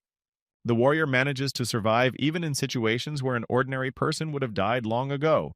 After the first demon missed, another, much larger one with an axe, came right behind him. Noticing him, the Holy Virgin exclaimed, "Be careful! They are demons!" In a desperate and hopeless situation from which there is no escape, someone will certainly come to his aid. If he meets a strong opponent whom he cannot defeat, luck is on his side. And if he decides to rely on a miracle, he can be sure that it will happen. And that is why to kill a warrior, you need to beat fate itself, which is not so easy. However, I have never met anyone who has such power. For this reason, a demon king is killed by a human warrior, and a human king is killed by a demon warrior. However, this protection does not always work, but only as long as the warrior remains a warrior. And if he loses his status, having defeated all the enemies, the warrior said in surprise, "The road ahead of us is very long, and it is good that we managed to find a horse." Looking back at the warrior, the prince smiled happily and said, "Yes, we are very lucky. It seems to be the blessing of the goddess." If he loses his status, fate will no longer favor the warrior. Traveling by carriage, Prince Edward spoke in Japanese. "The commandments are to be righteous, just, and pure. He broke 2 of them in the city of demons and in the casino. All that remains for him is to betray righteousness." Immediately afterward, Prince Edward added, "And I'm planning to do just that." Hearing these words from his friend, Mr. Kim asked in surprise, "I don't understand why you want to kill the warrior so badly." Hearing Kim's question, Prince Edward replied, "At first, this was not my intention. I based it on the plan of this silly old man." Then Mr. Kim asked in surprise, "What are you talking about?" Then Prince Edward, remembering the king, said, "The old bastard. The king wanted the first prince to inherit the throne." Then he added thoughtfully, and I helped him in that. Remembering his older brother, Prince Edward said, "That's why the king figured out how to make him an ordinary man." With a sly smile, the prince added, "He decided to create inevitable circumstances under which he would definitely lose his status." Recalling what they were supposed to do, Edward added, "However, the plan remained a plan because he was afraid of incurring the wrath of the goddess. And I saw him, although I had to suffer a little bit with the seals." Prince Edward then looked at his friend and added, "I have finalized the plan a little, and now we are going to carry it out." When Mr. Kim heard this story, he was surprised. I understand, but I was not interested in whose plan it was. I asked why you wanted to kill him." After this question, Kim added, "It seems to me that you don't have much hatred for him." Hearing this, the prince gritted his teeth and said, "Because—" As he was blowing out his brother, whom he loved so much, Prince Edward said, "If my brother? No, if the warrior dies." Clutching the ropes tightly in his hands, the prince added angrily, "The king will feel much more pain than I will." After some time of traveling, the Demon King's assassination squad arrived in the vastness of Flatfield. Looking ahead of him, Mr. Kim, who was sitting on the roof of the carriage, said thoughtfully, It looks like—" Raising his head a little higher to see the building, Mr. Kim added, "It's a demon citadel."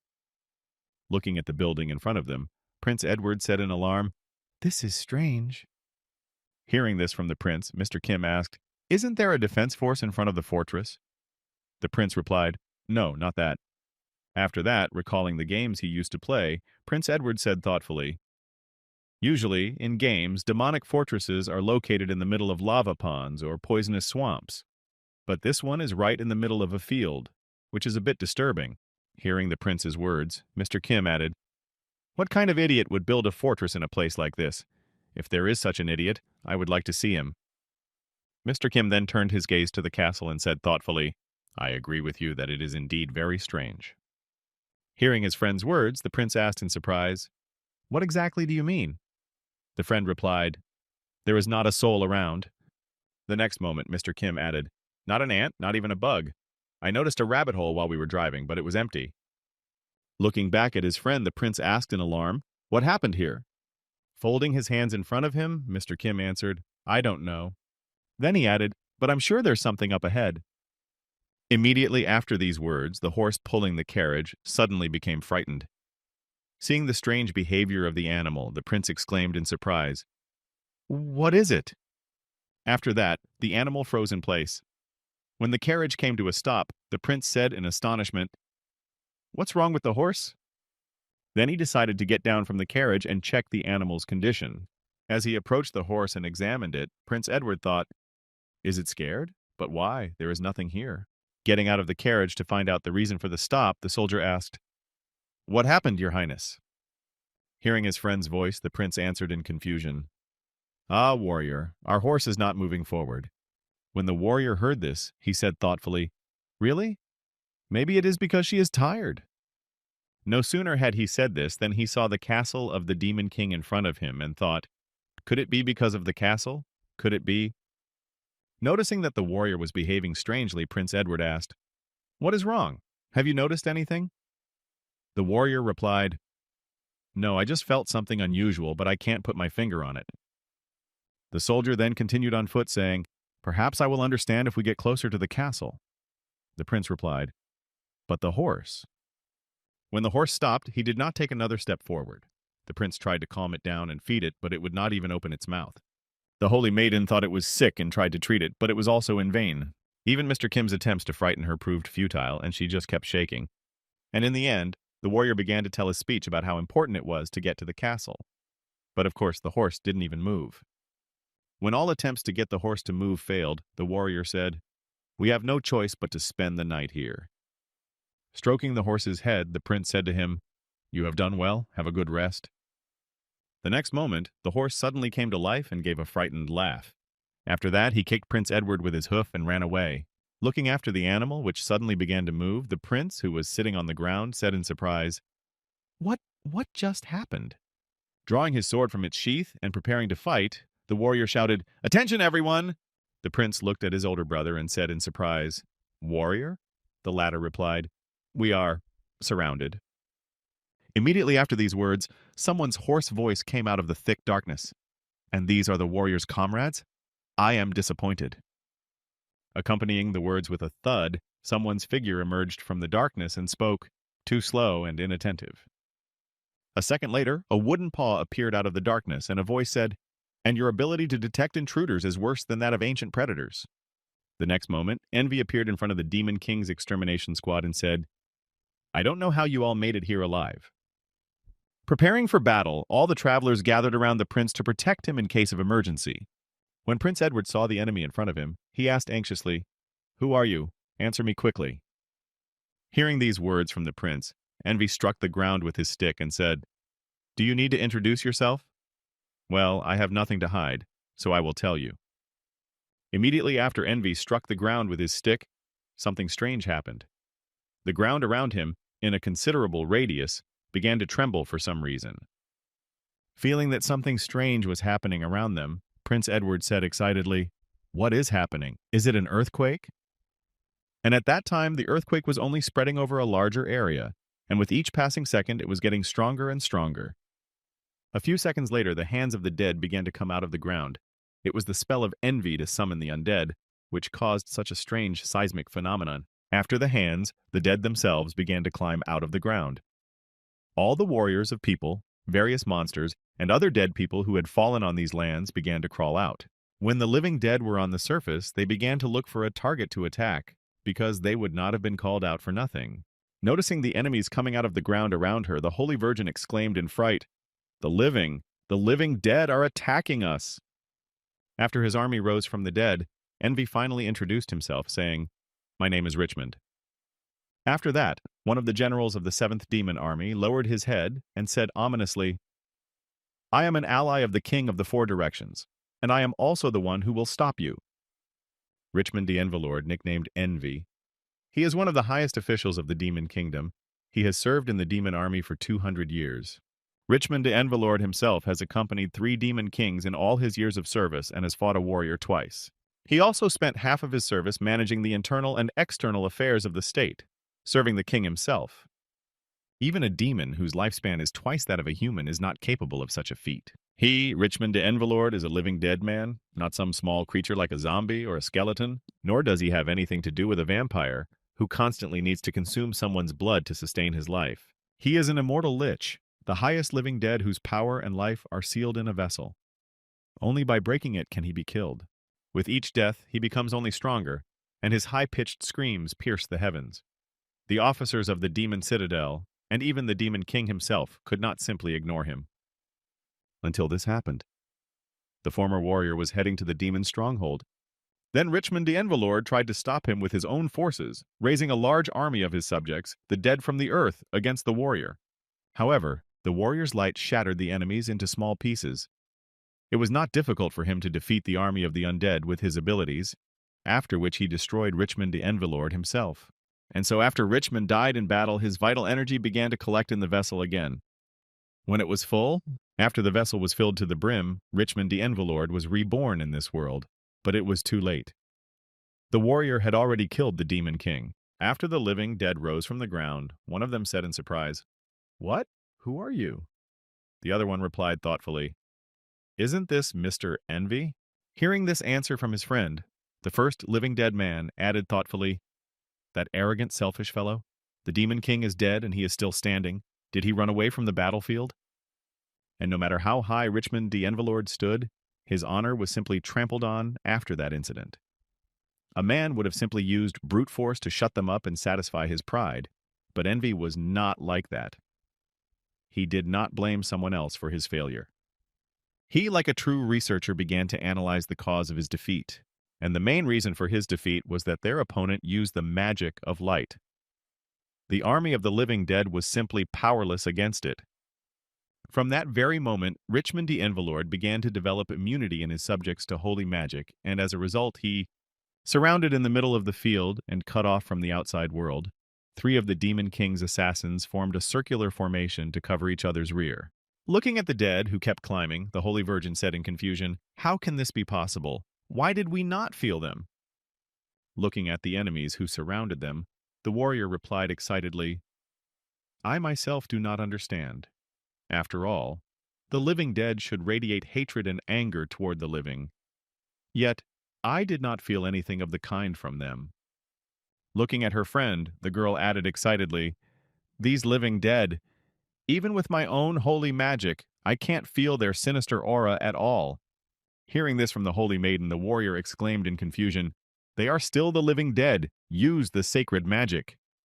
When the Holy Virgin received the order from her team leader, she confidently exclaimed, "I understand you, saints." Then she began to use her holy spell. Immediately afterward, she fired a volley of holy magic at the undead to destroy them with the power that worked most effectively on them. However, the enemy was not defeated after the attack with holy magic. In fact, he was not defeated.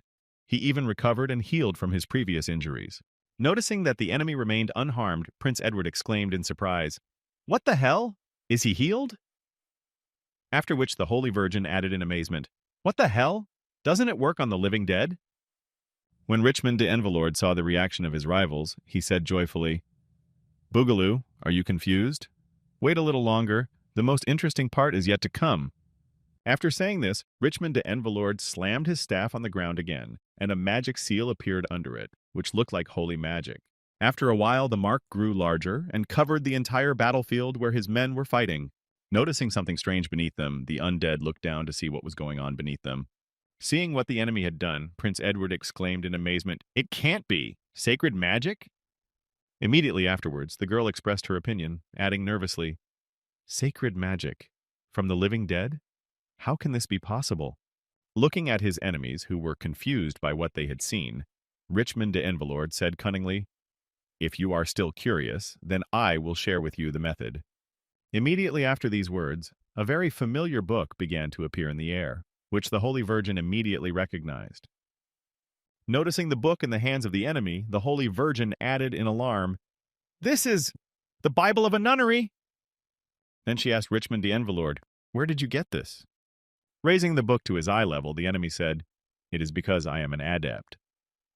Pointing to his entire army around them, Richmond de Envelord confidently said, "All these living dead, including me, are believers. That is why we have no hatred and anger toward the living." Hearing such words from her enemy, the Holy Virgin answered cautiously, "This cannot be, for the living dead to be supporters of the monastery." Hearing such words from the girl, Richmond de Envelord laughed and then added in surprise, "So you say she can't? You are quite funny. How long have you belonged to the convent? 10 years?" Looking at the embarrassed girl, Richmond de Envelord added angrily, "I became a believer long before you were born. To become immune to the light, I read the Bible for 50 years. I studied the biographies of the saints and their deeds, and I put it all into practice." Right after Richmond, de Envelord confidently made his presentation. "My faith is much stronger than yours." After that, the living dead man looked at the book with the Bible and added thoughtfully, "Your 10-year experience is the shortest of us all. Although..." The next moment, pointing to one of his army members, Richmond de Envelord added, "You're about his level." Looking back to see who he was referring to, the girl saw a horrible-looking zombie. After seeing it with her own eyes, the girl added in fright, "What? I'm about his level." After that, Richmond de Envelord added, holding the nunnery's Bible in his hands, "The anger and hatred that radiates from the living dead, these are all consequences of envy." And then he added confidently, "However, I mastered it by filling myself with faith. Yeah, I was able to overcome it." As soon as the master of the undead said this, he immediately added in an ominous voice, "I am the true master of envy." And then he concluded, "Richmond de Envelord." Hearing what the enemy had just said, the girl objected in confusion, "It cannot be. The very existence of the undead violates the natural order established by the church. A living dead person cannot receive any kind of faith." Hearing this, Richmond de Envelord replied, "There is nothing in this world that the goddess cannot touch. Faith can be born in a worm, and even in a sandstone. The body of a living dead man was created by a goddess and set in motion by her own magic. That's why even a living dead man can have faith. Didn't you know that?" After all that Richmond de Envelord had said to the girl, he added, "These ribbons. The Epistle to the Holy Elan, chapter 6, page 11, line 22. Hearing this, the girl replied angrily, "But even if they are capable of believing, the goddess would never give powers to the dead." Hearing the girl's words, Richmond de Envelord said, Those who have been able to do the impossible will be honored more than those who have achieved what anyone can. Memoirs of Saint Alexis, Chapter 3, page 21, line 7. Pulling out the Bible in front of him, Richmond D. N. Willard said, "Is it any wonder that power was given to the one who could master pure faith, even if he is an unholy being?" Clenching her hand into a fist, the Holy Virgin spoke angrily, "Filthy undead, using necromancy, which is forbidden in the temple of the goddess." After that, the girl gritted her teeth and thought resentfully, "But everything he says is true. He really is a believer." The next moment, trying to get around the enemy by another way, she spoke to Richmond D. N. Willard. "Then why don't you give us a little way? After all, we are carrying the will of God." When Richmond de Enwillard heard the girl's proposal, he replied, "As there are heavenly laws in heaven, so there are earthly laws on earth. Do not use heavenly laws as a reason to violate earthly laws." Noticing that the girl was offended by his words, the living dead man added, "Your truth ends on earth, and as soon as your days are numbered, you will be held accountable according to heavenly laws." After that, Richmond de Enwillard said confidently, "Whomever the goddess favors, I submit to my king. I follow his will." To which the girl replied in confusion, "Confessions of a Goddess, first page, 15th line." Having said the last words from the Bible, Richmond de Enwillard put the Bible away and said, "Well then, let us conclude with this." Immediately after these words, the commander of the 7th Army of the Demon King gave his order to his subjects. "My living dead, they have been waiting. Kill them." Immediately after the general's order was given, all the undead immediately attacked the travelers. Seeing that the horde of enemies was too large, the Holy Virgin prepared a protective spell. Immediately afterwards, she put her hands to the ground and said, "Holy barrier." After these words, a holy dome appeared over the carriage and the travelers, which was supposed to protect them from enemies. However, it turned out to be worse than expected. The living dead could easily overcome it and move on, despite the holy protection. Noticing that the enemy had easily passed through her defense, the girl said nervously, "Just as I thought." When the enemy approached the girl and grabbed her arm, she continued frightened, "He cannot stop them." As soon as the enemy got hold of the girl, he tried to bite her to cause irreparable damage. However, he failed. The Holy Maiden was saved by Prince Edward, who used a shield of light on the living dead man and crushed him with a physical attack. When one of the enemies was defeated, the prince said irritably, "Angela, keep an eye on the battlefield and be more careful." When the girl heard the voice, she looked back and said in surprise, "Eddie?" Stepping in front of the girl to protect her while she was still in shock, Prince Edward added, "Pull yourself together, this is no time for confusion." Immediately after saying this, the prince began to cut down his enemies with his sword, using only pure physical strength to defeat his foes. Watching Prince Edward fight bravely against the living dead, the Holy Virgin spoke in tears. "Eddie." After that, the girl suddenly remembered the very moment when she and the prince were walking in the woods as children and were attacked by a wolf. That time, Edward also stood up for her. Remembering this, the girl thought, "Just like that time." Catching herself thinking the wrong thing, she nervously thought, "No, I can't! As a holy virgin, I cannot allow myself these feelings." Meanwhile, the prince was slaughtering enemies right and left, but he did not follow one who was approaching him from behind and could have caused irreparable harm. When he suddenly heard the sound of a blow and the crunching of bones coming from right behind him, he was seriously surprised by the unexpected.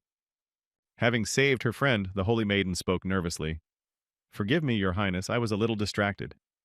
Then the prince answered her, "Oh, that's all right. If you have collected your thoughts, then good." At the same time, Mr. Kim was resting quietly on the roof of the carriage, listening to what was happening on the battlefield. However, suddenly his peace was interrupted. One of the living dead decided to climb up on his roof to deal with the reckless traveler. As soon as the enemy wanted to climb up on the roof, he was hit in the head with a rather powerful blow, which immediately neutralized the dead man. After finishing off one of the enemies, Mr. Kim, who was resting on the roof, said insultingly, "My God, everyone is making a lot of noise here."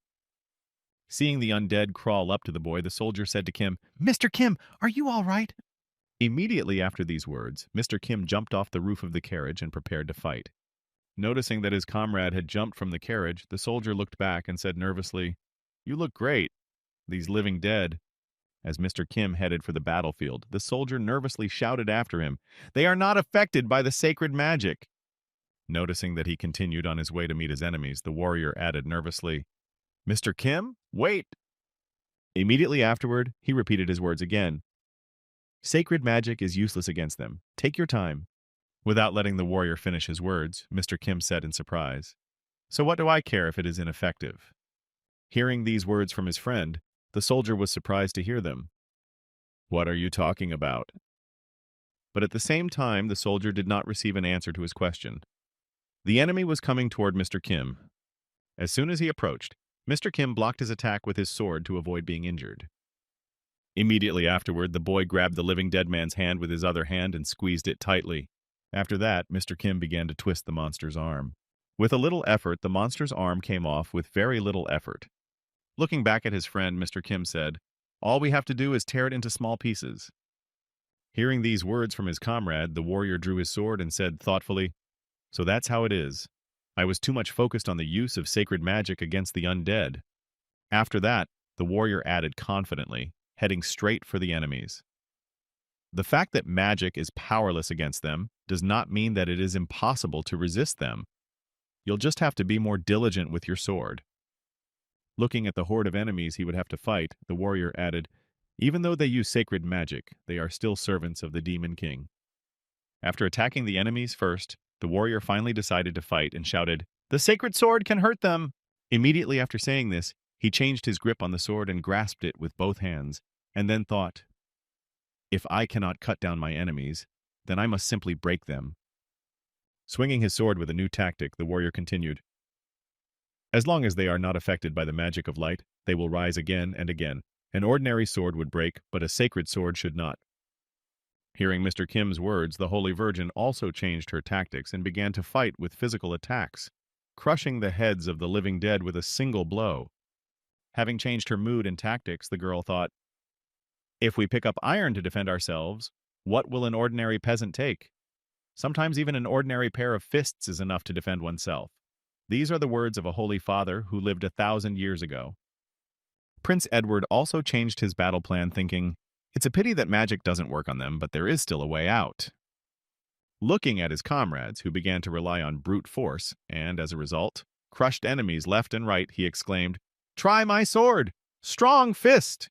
Mr. Kim said thoughtfully, I wonder, well, that's a different matter. However, there are still too many enemies.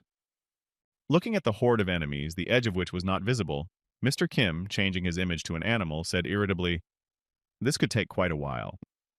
At the same time, Richmond de Envelord was smiling slyly as he watched the travelers fight against his army, and then said smugly, Boogaloo, come on, do your best. No matter how many of you break, they will not be a small part of the number of all the living dead I have.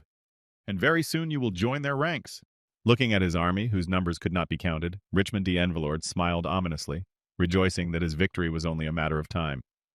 Suddenly, somewhere behind his undead army, a column of fire erupted, stretching all the way to the sky. Seeing this miracle, Richmond de Envelord suddenly fell silent. He was not laughing anymore. He saw the cauldrons and what happened next. Immediately after the appearance of the pillar of fire, a dragon rose into the sky and emerged from the flames. Looking up, Richmond de Envelord noticed that there were travelers on the back of that huge dragon. The demon queen was also quite surprised that this had happened. The most frightened was the Holy Virgin. However, the dragon was on their side, and after everyone was on his son, he headed straight for Richmond de Envelord. Looking at his enemies from the height of a dragon's flight, sitting on Mr. Kim's back, the warrior said in concern, And I just thought that the living dead surrounded us. After that, the Virgin added in surprise, But Eddie is not surprised at all. Hearing the conversations of his friends, Mr. Kim, who had turned into a dragon, said, Now we are going to the citadel of the Demon King. When the warrior heard these words from the dragon he was riding, he looked at his younger brother in confusion. Noticing Prince Edward's gaze on him, the warrior thought in surprise, Sir Kim's transformation, so he knew about all this before? Then he added thoughtfully, Your Highness. After that, the warrior immediately added to find out the true origin of one of his comrades. Mr. Kim, he is... When the Holy Maiden's attention was also on him, the warrior added, A dragon? Prince Edward first looked at the warrior with offense, and then added, Well, not exactly. Having received a vague answer to his question, which was not useful, the warrior continued, Then what is it? Gritting his teeth, Prince Edward said nervously, "Forgive me." He and I agreed that I would not disclose any personal information concerning his identity. After these words, Prince Edward nervously added, "He has a very unusual background. He is so dangerous that the whole world could become his enemy. That's all I can say." Hearing these words from Prince Edward, the warrior said thoughtfully, "He turns into a dragon, but has a very unusual origin. In that case." After thinking about who his friend might be, the warrior exclaimed in confusion, "He is a werewolf! Sir Kim is a werewolf!" Hearing this, Prince Edward gritted his teeth and replied with a grudging smile, "Well, I don't know." After receiving some information from Prince Edward, the warrior thought, "Werewolf transformation is a skill possessed by demon doppelgangers. Sir Kim has either betrayed the demons, or there is still the possibility that he is half demon. This would also explain his so-called unusual origin." After thinking about this, the warrior suddenly remembered his participation in his past life and thought anxiously, "Otherwise, I have no other guesses, but that he is." After that, the warrior pushed away negative thoughts that might offend Mr. Kim and continued excitedly, "No, it just can't be. I can't even imagine it." Putting his hand on the dragon's body, the warrior thought, "Thanks to him, we were able to defeat an extremely large number of demons, and besides, it was he who had just saved us from the living dead, in whose midst we were." After these thoughts, the warrior plunged back into his memories and thought, "I personally got rid of the very monster that threatened this world." Traveling on the back of the dragon and thinking about who his companion might be, the warrior sighed with relief and said in his head, "How dare I ever suspect Sir Kim?" Continuing their journey to the citadel, where they were spotted by the goblins in the tower, who were frightened by the dragon's approach, the warrior continued, "Is he a monster of destruction? It simply cannot be." When Richmond de Envelord's enemies ignored him, simply flying over his horde of the living dead, the general of the 7th Demon Army himself growled in anger and said, "What the hell?" After a while, the dragon arrived at the citadel where the Demon King was staying and headed for the roof to drop his comrades off his back. Seeing that they had arrived so quickly at the Demon King's citadel, the warrior said in amazement, "We have traveled such a long distance in just half an hour, and it was all thanks to you." Noticing a gigantic building in his field again, which was surrounded by a wall, the warrior added in amazement, "This is the citadel of the Demon King. It looks rather ordinary somehow." Hearing his friend's words, Mr. Kim said in alarm, "This is not the time to judge the architecture of the building you see in front of you. You should look back and see what is going on." Looking back at Mr. Kim's advice, the soldier exclaimed in amazement, "What? The living dead? Don't they get tired to chase us for so long?" Looking at the enemies who were chasing them, the Holy Virgin, estimating the distance between her comrades and the enemies, as well as the speed of their movement, said thoughtfully, "It will take them about 2 hours to catch up with us." Looking back at the living dead behind them, the warrior said thoughtfully, 2 hours. We have 2 hours." Looking down, the warrior thought, "Kill the Demon King and leave this place. We will fly away from here on the back of Sir Kim. But will we be able to do it in these 2 hours?" Gritting his teeth as he thought about the right thing to do, the warrior continued his thoughts. "We have too little time. If we don't deal with the Demon King before the living dead arrive, we'll be in the same situation again." After thinking about the fact that someone would have to hold back the enemies, the warrior thought, "Someone has to win some free time for us." He then spoke to Mr. Kim. "Mr. Kim, I have a request for you." After these words, the soldier and his comrades arrived at the right place and landed to storm the citadel. Immediately after everyone got down from the dragon, they headed for the building. As the warrior was moving away from Mr. Kim, he shouted one last time, "I am counting on you." To which Mr. Kim replied, "I hear you. Everything will be done." After these words, the comrades moved further and further away from the dragon, and it was at that time that they were noticed by the guards who were standing guard at the citadel. When one of the demons noticed the invaders who had gotten behind the defensive wall, he immediately shouted out to warn his comrades, "There are outsiders here! It's a warrior and his comrades!" Rushing after them, the commander of the guard shouted to his subordinates, "They are heading for the castle! Stop them immediately!" Catching up with the travelers who had come to kill the Demon King, the commander of the building's defense shouted angrily, "Wretched human beings! How dare you!" Before he could finish, his sentence was interrupted. Some strange purple liquid fell on them and completely covered their bodies. Not realizing what had just happened, all the demons suddenly stopped. Then the commander, looking at this strange viscous substance, said in surprise, What is this? Oil? Poison? As soon as he said this, he noticed that the flames that the dragon had just exhaled on the enemies he had recently sprayed with the strange viscous substance were approaching him. As soon as the flames came into contact with the mucus, an explosion occurred as a result of the contact. All the demons who were attacked were immediately engulfed in flames and began to run like crazy to extinguish the fire on themselves. But it was all in vain. Looking at the scurrying enemies, Mr. Kim said thoughtfully, "The combustible from my body, which explodes at the slightest contact with the flame. Now there will be no one to open the gate. As long as everything here is on fire, they will not be able to enter the citadel." And at the same time, Richmond the Envelord was on his way to the citadel with his band of the living dead, who had been flown around on a dragon, making fools of themselves. As he approached the citadel, Richmond de Envelord noticed that a full-fledged battle was already taking place within the walls of the citadel, and the entire wall was engulfed in flames. Then the general of the 7th Army said angrily, gritting his teeth, "That damned dragon!" Continuing his journey to the citadel, Richmond de Envelord, who was riding on the back of a troll to avoid walking, added in an irritated tone, "Damn! Who would have thought that they would be able to avoid us by flying through the sky? Why do they even know how to fly?" Watching what was happening in the citadel, Richmond de Envelord said thoughtfully, "Is this really the same dragon from Stockpit? It can spew fire several dozen times. Lin also died at its hands." Richmond de Envelord clutched his paw-shaped stick tightly and began to squeeze it tightly, which dug into the body of his subordinate on whom he was using it, causing the living dead man to be frightened. Envy also made indignant remarks during the trip. "No, it doesn't matter who he really is. What matters is what this dragon is." As soon as he mentioned the powerful monster that was on the warrior side, Richmond de Envelord exclaimed in confusion, "Damn, that's right! They have a dragon on their side!" The living dead have only 3 weaknesses. The first is the holy magic that is used against them. The second is the sun's rays, and the third is that bodies decompose over a period of time. Mentioning the weaknesses, Richmond de Envelord said thoughtfully, "We have eliminated the first weakness with the help of faith. The second weakness can be eliminated by fighting battles after sunset."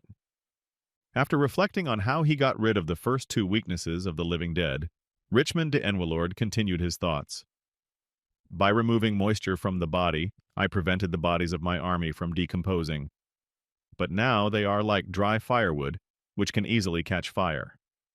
After that, reflecting on how strong the dragon is, Richmond de Envelord continued in alarm. "A weak fire can be extinguished by magic, but a dragon's flame is too powerful." Looking at how bad the fire was on the walls of the building, Richmond de Envelord added, "Even if we rush to the Demon King's aid, we will be of very little use. There is nothing we can do to help him." After thinking about this, the embarrassed Richmond de Envelord, looking at the burning citadel, added in disappointment, "On the contrary, if we go there, the castle will burn even more intensely. Therefore, the defense of the Demon King will have to be left to lust, and I will do everything in my power." Concentrating all his attention on the powerful monster that had taken over the citadel wall, Richmond de Envelord spoke menacingly, "I will set about destroying this dragon." Outside, there was a different atmosphere, and preparations for the battle, and inside there was a different atmosphere. The 3 travelers who went to the building encountered another guard post of demons on their way. In his haste to fulfill his main goal, the warrior tried his best to ignore the enemies, but he simply skipped past them, sliding across the floor and between their legs. Even though the warrior ignored them, his comrades could not do the same, and catching up with their leader, they destroyed small groups of demons along the way. Being in the lead, the warrior pointed the way to his comrades and shouted loudly, "This way! Follow me! Keep up!" As soon as the warrior shouted this, he noticed a huge stone flying straight at him. Everything happened too fast. The collision was unavoidable. When the warrior was hit directly, a large pile of dust rose around the area. Wondering what had happened to their comrade, the Holy Virgin and Prince Edward exclaimed in alarm, "Warrior!" Immediately after the arrival, someone's foot appeared nearby. Most likely, it was the same person who threw a stone at the warrior. A lustful man appeared in front of the travelers, holding a piece of a concrete column, and said menacingly, "You can go no further." Julius de Lostlord is the last of the generals of the 7th Army of the Demon King, nicknamed Lust. the last enemy to stand before them and prevent them from fulfilling their original task. This Julius the Lost Lord is the last of the generals, a man-demon covered with steel muscles who can become a rather serious rival on the path of travelers. This sturdy man is a demon from the genus, Incubi.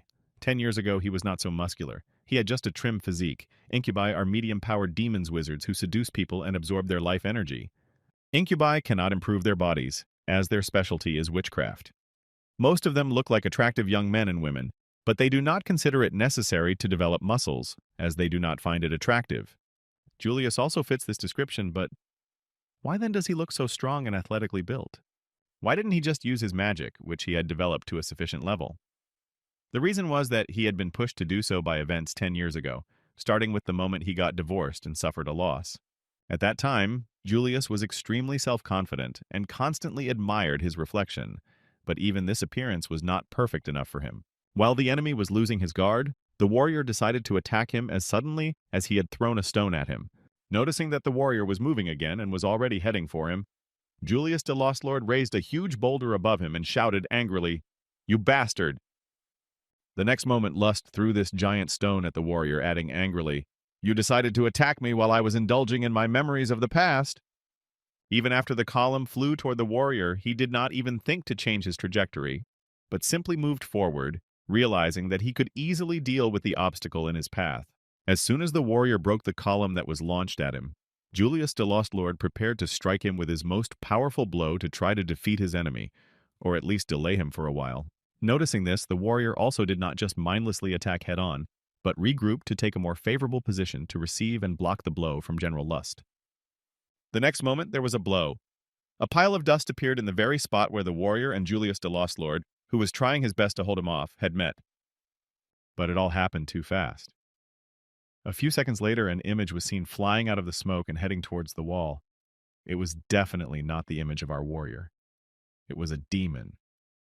Having failed in the duel, Julius the Lost Lord flew backwards and crashed into the wall from a powerful blow of the hero.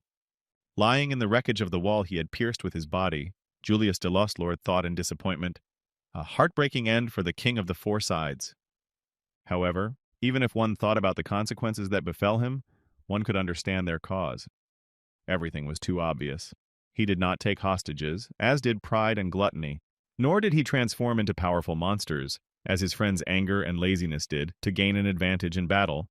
He also could not fight from a comfortable position, as Venanzio de Gridlord did. Nor did he have a large army like his comrade Greed.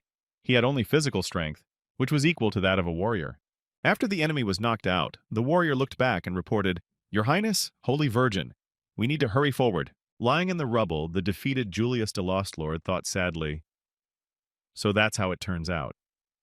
So I can't win this warrior by his power alone. I understand, but that's all my powers are." Bleeding to death, Julius the Lost Lord had no choice but to lie there and watch his enemies break into the chambers of the Demon King, and then thought guiltily, "Forgive me, King, I guess this is the end of my journey. It ends."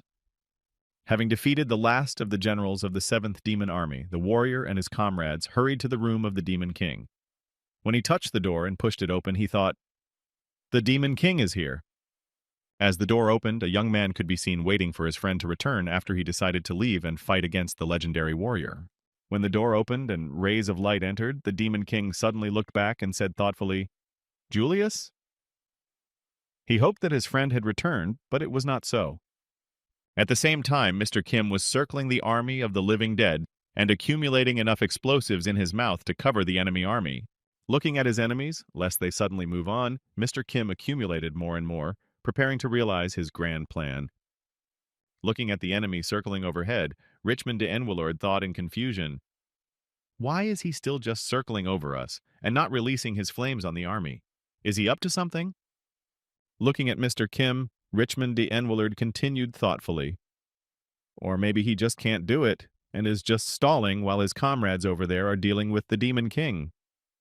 Pressing his staff even harder, so that it dug into his subject's body to the point of excruciating pain, Richmond de Enwillard thought, "Perhaps we should send some of our troops to the citadel?" When Mr. Kim's cheeks were full of explosives, the boy, flying over the army once again, thought, "It seems to me that this should be enough. I have already accumulated a considerable amount. Immediately after that, the dragon swooped down to throw his explosive on the enemies and blow them up. Noticing that the enemy still decided to attack them and came closer, Richmond de Envelord shouted in fright, "He is coming down to us!" As soon as Richmond de Envelord noticed the enemy approaching, he began to cast a fire resistance spell and a fire resistance enhancement spell on all of his subjects to help them withstand the onslaught. When the defense was established on his entire army, Richmond de Envelord slyly exclaimed, "Well, now come here, dragon. Let's play with you and find out who is stronger." But at the last moment, the dragon straightened up and began to pour the substance accumulated in its mouth on the enemies to cause a grand fire show. Noticing that the attack was successful and they were not hurt, all the living dead were a bit confused by the fact that they were doused with something. Also, a rather large particle of this substance flew at Richmond de Enwelord, who was above all his subordinates and was an easy target. When the substance hit him directly, Richmond de Enwelord said in surprise, "Well, what is this all of a sudden? Did he decide to throw something on us? But why?" After a little thought about what it could be, the living dead man asked in surprise, "Really? Is it poison? Really? There are no words, just no comment." When the dragon moved on to pour explosives on the army, Richmond de Enwelord shouted after him in an irritated voice, "Do you really think that poison will work on the dead? You are even more stupid than I imagined. I shouldn't have worried about you."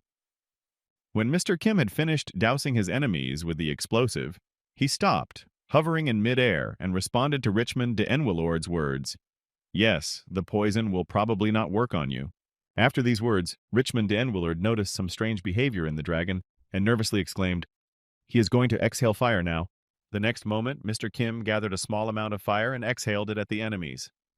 Noticing the amount of fire the enemy had just exhaled on his army, Richmond de Enwelord could not help but laugh loudly at him, saying in between, "Boogeyman, what kind of weak exhalation is that?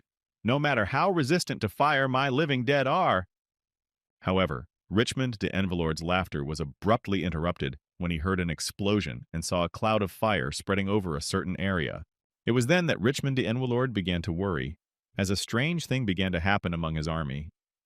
Looking at the cloud of fire that had risen, Greed said in astonishment, "What is this?"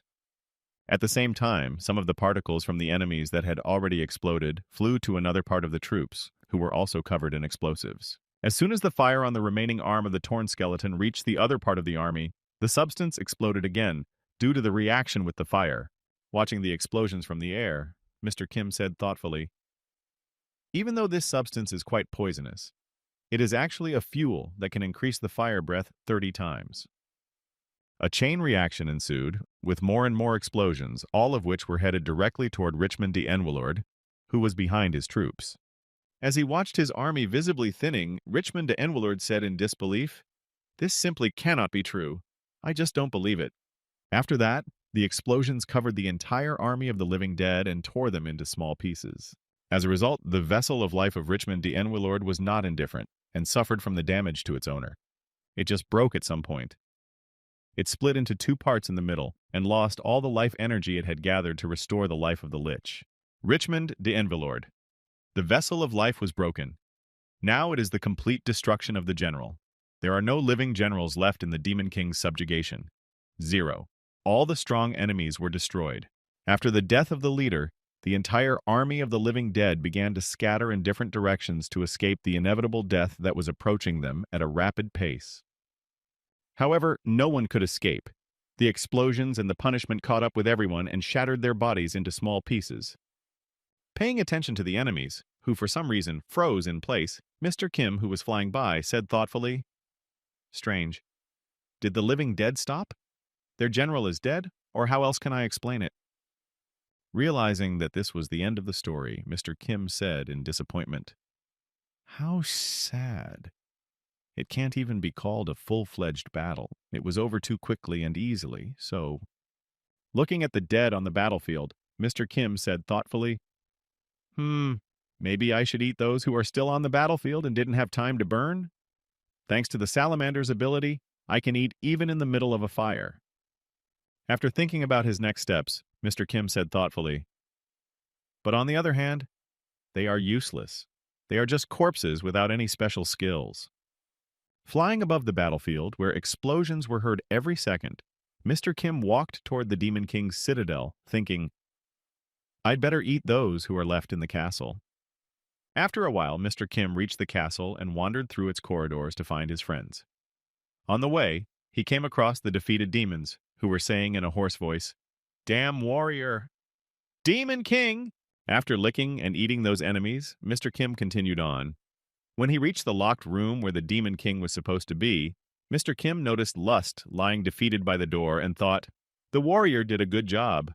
After the boy had eaten one of the defeated generals of the Demon King's 7th Army, Mr. Kim headed for the door to get inside. Behind the door, he heard some indignant shouts that grew louder as he approached. So Mr. Kim opened the door to see what was going on. He saw his friends arguing with each other and heard one of them say something insulting, which sounded like this. "What did you just say?" When Mr. Kim entered the room of the Demon King, he saw the following picture. On one side stood the Virgin and Prince Edward, and on the other side stood the Demon King and the warrior, who was covering him with his body to protect him from a sudden attack. Immediately afterward, angry words were heard from Prince Edward, who said, "What did you just say, warrior? No, not like that, big brother." When the warrior heard this question from his younger brother, he spoke confidently. "I just said, not to kill, but to coexist. That's it. Do you need any more explanations?" Watching all this happening before her eyes, the Holy Virgin said in confusion to her comrades, who were ready to start a massacre among themselves at any moment, "Ki, calm down and put down your swords." When Mr. Kim saw this strange scene of his brothers quarreling with his own eyes, he said in amazement, "What is going on here? Please explain to me." Hearing the words of his friend who had just arrived, the soldier said in embarrassment, "Sir Kim." Then Prince Edward added angrily, "You are late." Immediately after not hearing a clear answer to his question, Mr. Kim added, "Can you finally explain to me what is wrong with the Demon King?" After that, Mr. Kim turned his attention to the child behind the soldier and added, "And who is that girl behind you?" "And who is that little girl behind him?" Covering the child with his hand, the soldier said nervously, "She's—" Before he could tell Mr. Kim all the information, he suddenly thought, remembering how he had ruthlessly killed for the zombified residents. It's dangerous for him to tell the truth, if possible. However, the truth came out very quickly. Prince Edward looked at his older brother, who decided to defend the enemy, and said angrily, "Behind him is the Demon King." Hearing this, the warrior nervously exclaimed, "Eddie!" As Prince Edward prepared his sword for battle, he said angrily, "You were the one who said that we had to kill the Demon King." When the whole truth came out, the warrior said in confusion, "Please listen to me, Sir Kim." Hearing these words from the warrior, Mr. Kim was surprised. "You mean you want to tell me now that the prince is not telling the truth?" The soldier nervously replied, "No, he is telling the truth, but—" Covering the child with his hand to protect him from danger, the warrior said in confusion, "This girl is not the Demon King. I mean, king." Immediately after saying this, the warrior added nervously, "However, she is no longer one." Hearing what his comrade had just said, Mr. Kim said in surprise, "What kind of nonsense are you talking about?" Then the soldier added anxiously, trying to convince Mr. Kim, "Her soul is not of this world, even if it is imprisoned in the body of a demon." Then Mr. Kim repeated his words again. "What kind of nonsense are you talking about?" Putting his hand to his chest, the warrior said anxiously, "I am telling the truth. My ability to recognize lies has confirmed it." As soon as Mr. Kim heard these words from his comrade, he immediately thought about it, because his skill might simply not work, as it did with him, who is not affected by most direct action skills. He then looked at the frightened Demon King and continued his thoughts. If she is the third person to be transported from the earth, then the warrior's words are true, without exception. Prince Edward was reborn in this world after his death in the past. Then he is considered resurrected or reborn.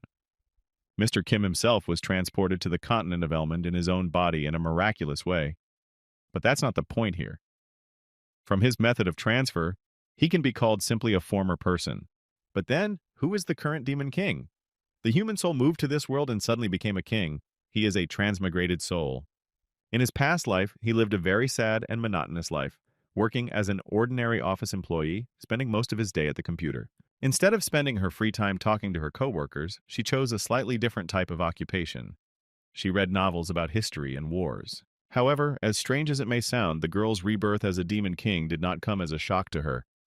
She accepted it quite normally, even without any confusion. Why did this happen? Everything is too simple. So simple that even explaining it may be superfluous.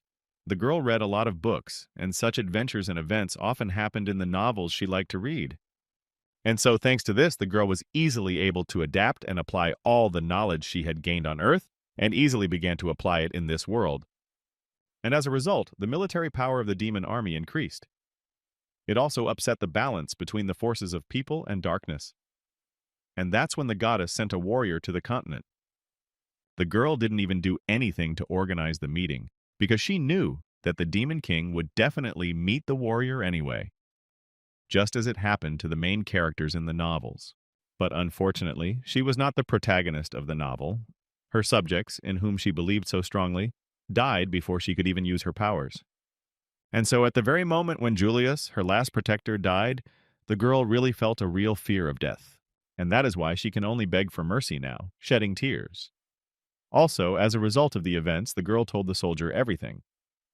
Hearing these words from his comrade, Mr. Kim asked in displeasure, "So you were giving orders to your subordinates to cause chaos, and now you are scared for your own life and surrender?" Rushing to Mr. Kim, who was clearly unhappy with this development, the soldier shouted in alarm, "Mr. Kim, please listen to me!" Looking at the hero, who was coming to him to convince him of his position, Mr. Kim said in displeasure, "Do you really believe in this nonsense about other worlds?" To which the warrior replied, "It's really too hard to believe." After saying that, Mr. Kim also thought, looking at the warrior with a fearsome look, "I personally believe it, of course, because I am one, but that doesn't change the situation here." After a few attempts to convince his last comrade, the warrior spoke again in alarm. "But she's really not lying." Trying to convince himself of the correctness of his words, the warrior gritted his teeth and added, "And also?" After long stories and attempts to convince, the warrior shed tears and added sadly, "So many lives have already been spent. I just want to stop this series of killings that has been going on for so long." After these words, the soldier, shedding his tears, turned away from his comrades to protect the frightened girl. Seeing the strange behavior of the saint, the Virgin said in alarm, "Warrior." Hearing these words from the warrior, Mr. Kim turned away from his friend and said, "So that's how it is."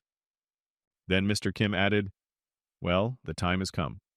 Immediately after these words, Prince Edward drew his lightsaber and charged at his older brother to finish off the Demon King whom he was protecting.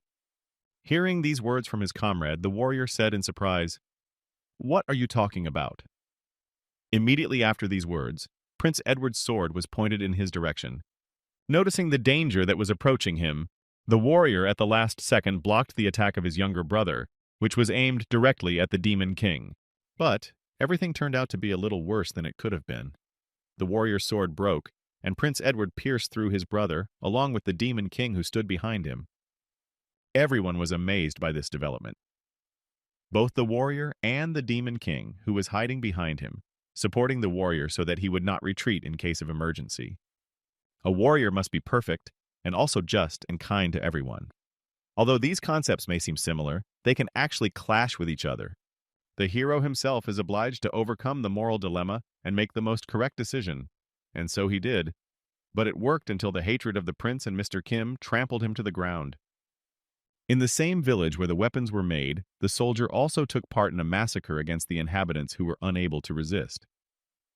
He did the right thing then, but his decision was not merciful. The warrior also did not punish the demon in the casino, but used his powers to save his comrades. In that case, he did the right thing, but his decision, although good, was unjust. And finally, the third time, when he abandoned the mission he had undertaken from the very beginning and tried to protect the Demon King, which deprived him of his last quality, impeccability. Feeling pain in his body and choking on blood from his fatal wound, the warrior said in a hoarse voice, "Ed D." Looking at his older brother, whom he had just finished off, Prince Edward said thoughtfully, "You didn't feel any pain when you said my name, did you? This is because you stopped being a warrior when you decided to protect the Demon King." Immediately after saying that, Prince Edward looked down at the traces of blood and the pieces of iron that were lying there and continued, "And your unbreakable sword is now just a piece of iron." Looking at his younger brother, who had just dealt him a fatal blow, the warrior spoke in a hoarse voice, choking on blood, "Ed D, why did you..." Taking his sword from his hands, Prince Edward said thoughtfully, I can guess what you want to tell me. You are disappointed in me, aren't you? Am I right? When Prince Edward's sword was removed, the Demon King collapsed to the ground, but the warrior himself was still standing, clinging to his life. Looking at his older brother, whom he had to finish off with his own hands, Prince Edward lowered his head and said, But I had no other choice. Holding on to his legs with the last of his strength, the warrior answered his younger brother, Not at all. Having said his last words so as not to upset Prince Edward, the older brother fell dead to the ground with a huge hole in his body. Noticing that the warrior had been killed by the hands of the prince, the Holy Virgin said in fright, What's going on here? Turning her gaze to the dead member of their team, the Holy Maiden asked in alarm, Eddie, why did you do this? Why did you kill a warrior? After these words, the girl rushed to the warrior with the words, Warrior, I have to heal him and try to save his life. But she was prevented from doing so. One of these obstacles was Mr. Kim, who grabbed the girl's hand and did not let her go to the wounded man. Feeling the resistance from her comrades, the girl said in surprise, looking back, Mr. Kim. Looking at her comrade, who grabbed her hand and did not let her go to the wounded soldier, the Holy Virgin said in confusion, We have to hurry if I don't make it, warrior. Looking at Mr. Kim, the girl suddenly saw his unusual behavior. A few seconds later, he began to change his account, and then the girl added anxiously, Mr. Kim? At that very moment, Mr. Kim changed his account. Mr. Kim's head accepted the snake's account, and it was ready to devour the girl, first paralyzing her with venom. A few days before that, Prince Edward and Mr. Kim had a rather interesting conversation. At that time, Prince Edward ominously told his friend, If he breaks his covenants again, we can finish him off. Then he changed his expression to one of thoughtfulness and said, But first we have to deal with the Holy Virgin.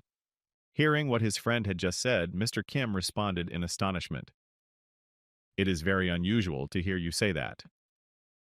Hearing Mr. Kim say this, Prince Edward asked in surprise, What do you mean? Then Mr. Kim looked at Prince Edward and added, I thought you liked the Holy Virgin. Hearing his friend's guess, Prince Edward smiled ominously and said, So you figured it out after all. Yes, you are definitely right, but... Holding out his hand in front of him and walking with Mr. Kim down the road, Prince Edward said thoughtfully, But we cannot leave the healer alive, can we?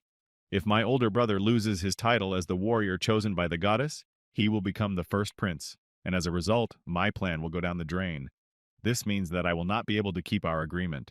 After delivering such disappointing news, if both comrades are not removed, Prince Edward also added, In addition, the Virgin's healing powers are simply amazing.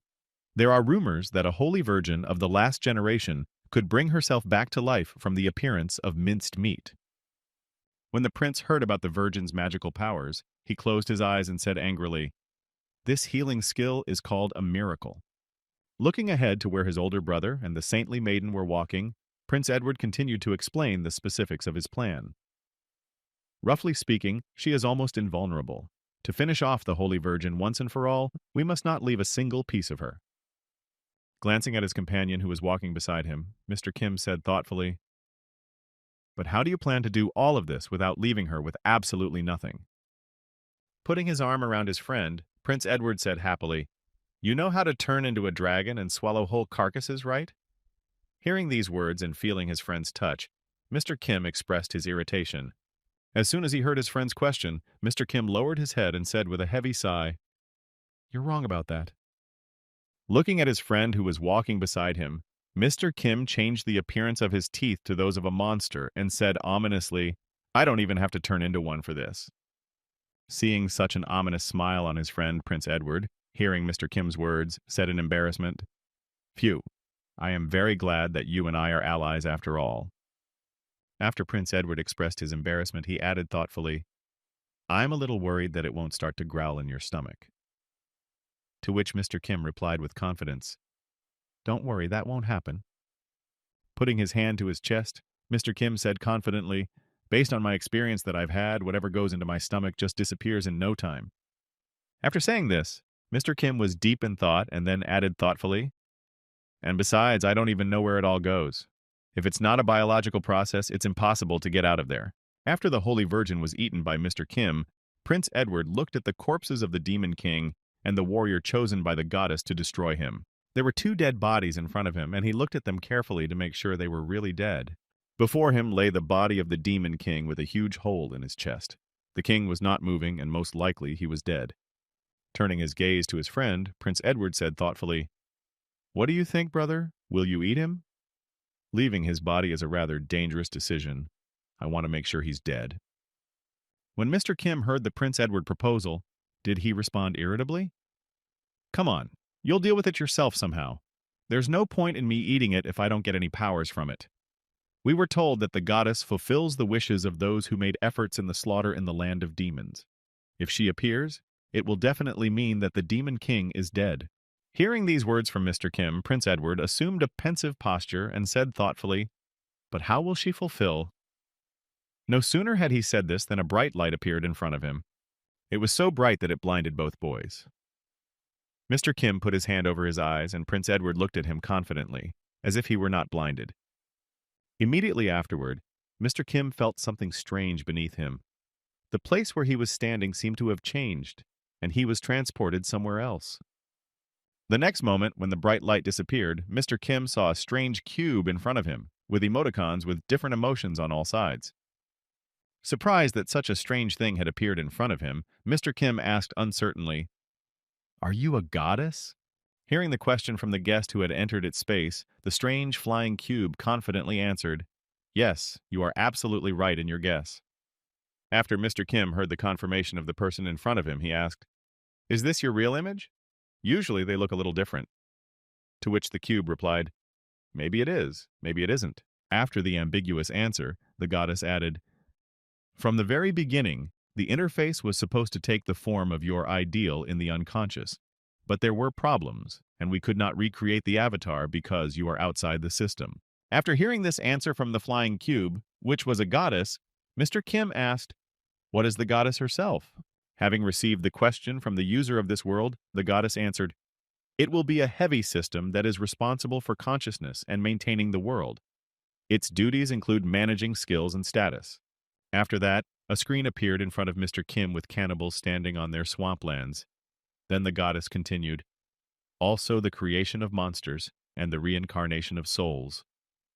Hearing the explanation from the cube in which he found himself, Mr. Kim smiled slyly and thought, "Then you are not a goddess, but a deity who gives life. So that's your true essence." When Mr. Kim understood some of the basics, he spoke to the goddess of this world.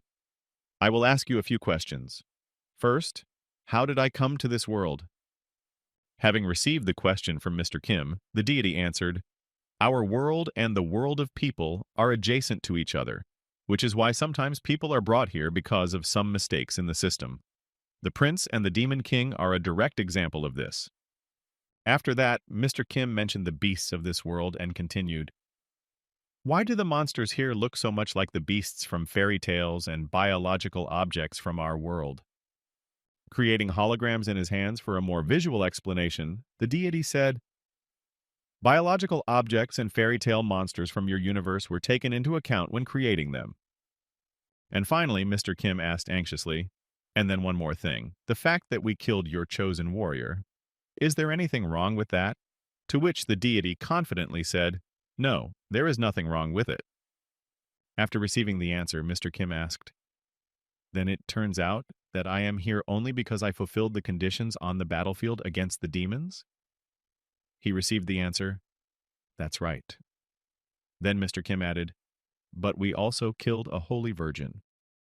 Then the deity added in a calm tone, "I know about that as well." Hearing the indifference in the deity's words, Mr. Kim said in surprise, "You don't seem to be angry at all." To which the goddess replied, "I'm just a system, and therefore I can't have any feelings. It's the same as if you had no feelings about downloading or saving a game." After some explanations for its indifference, the deity added, "However, if I had my own opinion, I would most likely say you did well." Then Mr. Kim asked in surprise, "But why?" The deity then said, "From the beginning, the hero system was intended to allow humans and demons to compete and develop society without unilaterally destroying each other. But the result was quite the opposite. After the introduction of the hero system, humanity and demons continued to coexist without much change. After these words, the deity spoke. But thanks to recent events, we can get rid of the hero system, and from now on there will be no heroes on the part of humans or demons. Then Mr. Kim said in surprise, "You mean from this very moment we have every right to destroy the opposite race? What about competition?" Changing the shape of his cube, the deity said, "Not only humans alone are called humanity, but also elves, dwarves, werewolves, and cannibals." After describing all the different kinds of beings that are considered humanity, the deity added, "Although they have been united under one concept, now that the demons are gone, they will begin to compete with each other." Hearing such an extensive answer, Mr. Kim said in surprise, So that's it. Well, that's the end of my personal questions." After that, Mr. Kim also added what he was most interested in. "Now let's get to the most important thing. As far as I know, if you kill the Demon King, you can fulfill any wish." After saying his question, Mr. Kim immediately added, "Can you bring me back to Earth?" Hearing Mr. Kim's question, the deity froze in place, and then began to stare at the boy with his mouth open. The next moment, the deity turned to the boy with the part of the cube that showed the emotion of confusion and said, "This is impossible. We can't bring you back, because your existence has already had a great impact on this world. This is against the rules." Hearing these words from the system, Mr. Kim thought in his head, "I am affecting this world by my mere existence, and that is why I cannot be returned." After reflecting on these words, Mr. Kim said thoughtfully, "In other words, the system is simply unable to send me back directly." To which the deity replied, "Absolutely." After that, Mr. Kim asked, "What if there is some way to return on my own? Will the system tell me about it?" Having received a new request from Mr. Kim, the deity said, "This information is currently being studied by Edward Grand Continue. You will have to wait." Hearing this, Mr. Kim said in disappointment, "Then it's not necessary." When he heard who was currently studying this question, Mr. Kim thought happily, "Then I'll just ask him about it. He is unlikely to break our agreement." Then Mr. Kim thought, "Okay, we have solved the issue of returning to Earth. Now the next step is to get to the top of all living things. I may have eaten a dragon, but it is only one of countless others." Thinking about this, an image of a red dragon appeared in Mr. Kim's mind. Then he thought, no matter how strong it is, if monsters or humans unite, they will be able to kill me, even though I can feed on its kind. Recalling how that dragon was killed by a mob of ogres, Mr. Kim continued his thoughts. "I need pain to be powerful." Mr. Kim then asked the deity, "Do you have any living beings that can transcend the laws of physics just because of their physical structure and cannot be approached by ordinary methods?" Hearing this question from Mr. Kim, the deity remembered the strange monsters that exist in this world and spoke confidently. "Yes, we do have such monsters." Immediately after saying this, the deity passed on all the knowledge about these monsters to the boy who had asked about them. Clutching his head, Mr. Kim smiled ominously and thought, "Huge streams of information suddenly began to pierce my head." Then the deity asked, "You saw the creatures from the stories about Cthulhu. They are still under development because they do not fit into the cultural and technical norms of this world." Having said that, the deity added, "However, using desire, you can recreate one of them. Now tell me, what will be your decision in this regard?" Hearing that he could now have a powerful being whose skills he would immediately take away, Mr. Kim was deep in thought and thought, "What should I choose now?"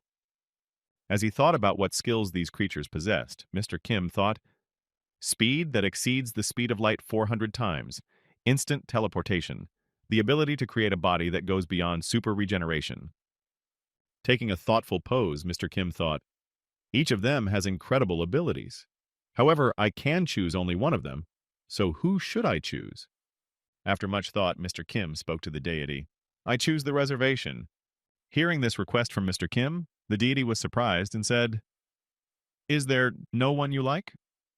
To which Mr. Kim replied, "No, it's not like that. It's a little different." After these words, Mr. Kim looked at the deity and thought, "Such powerful beings cannot exist in this world only for now. This means only one thing. Someday they will definitely appear here." Imagining himself on a mountain with other beings climbing it, Mr. Kim continued, "If I climb to the top too fast, I will start to ignore other skills and become lazy. And then there may be those who can match me."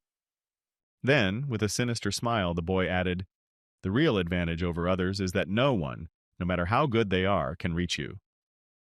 When Mr. Kim finally decided on his next steps, he said in his head, "Besides, there are still many species to eat, so I'll start with them first." After Mr. Kim finished his thoughts, he asked the deity, "Is it possible for me to make my wish at a later date? Is that even possible?" After that, the deity said joyfully, "Of course it is. Object Kim, wish fulfillment is suspended. We will resume the process after a second request." When the boy heard that his wish had been postponed, he asked, "Okay, now tell me when I can come back." The deity replied, "Whenever you wish. At the moment, the wish of your partner is being fulfilled, so this operation will take some time." After announcing that Prince Edward's wish had been granted, the deity added, "Would you like to return first, or would you like to wait for him?" To which Mr. Kim confidently replied, "I'll go first." After a while, the image of Prince Edward began to appear in the middle of the Demon King's room, and he was also talking to the system. When Mr. Kim saw his friend returning, he said wearily, "Well, you're finally back from there. I've been waiting for you for so long." Wiping away his tears of emotion, Prince Edward said, "Oh, I was a little scared. I did not even know that the goddess looks like this." Hearing these words from his friend, Mr. Kim asked thoughtfully, "Looks like this?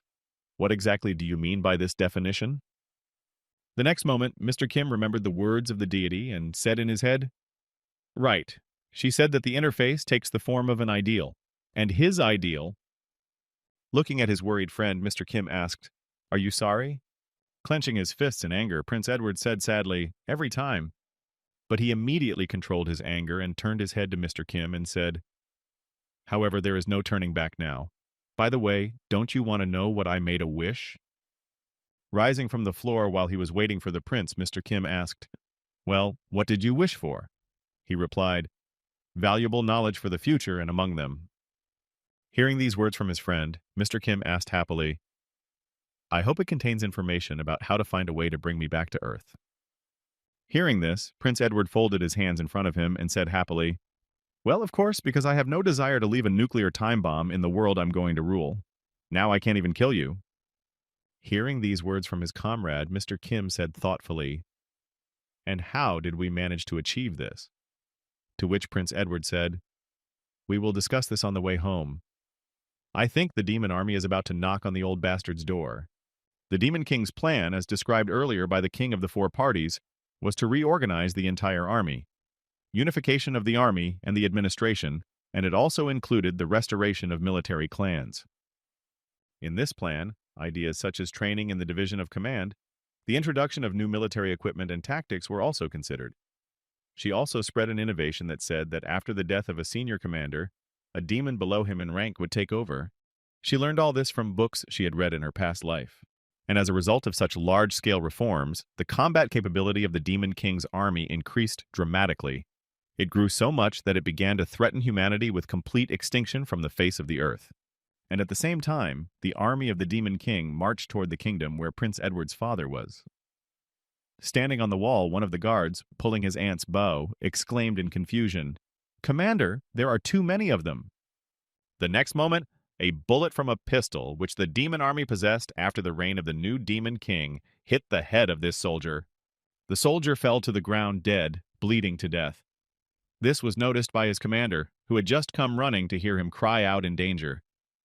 Looking at the lake of blood that had formed under his soldier, the commander said in confusion, "Oh shit!"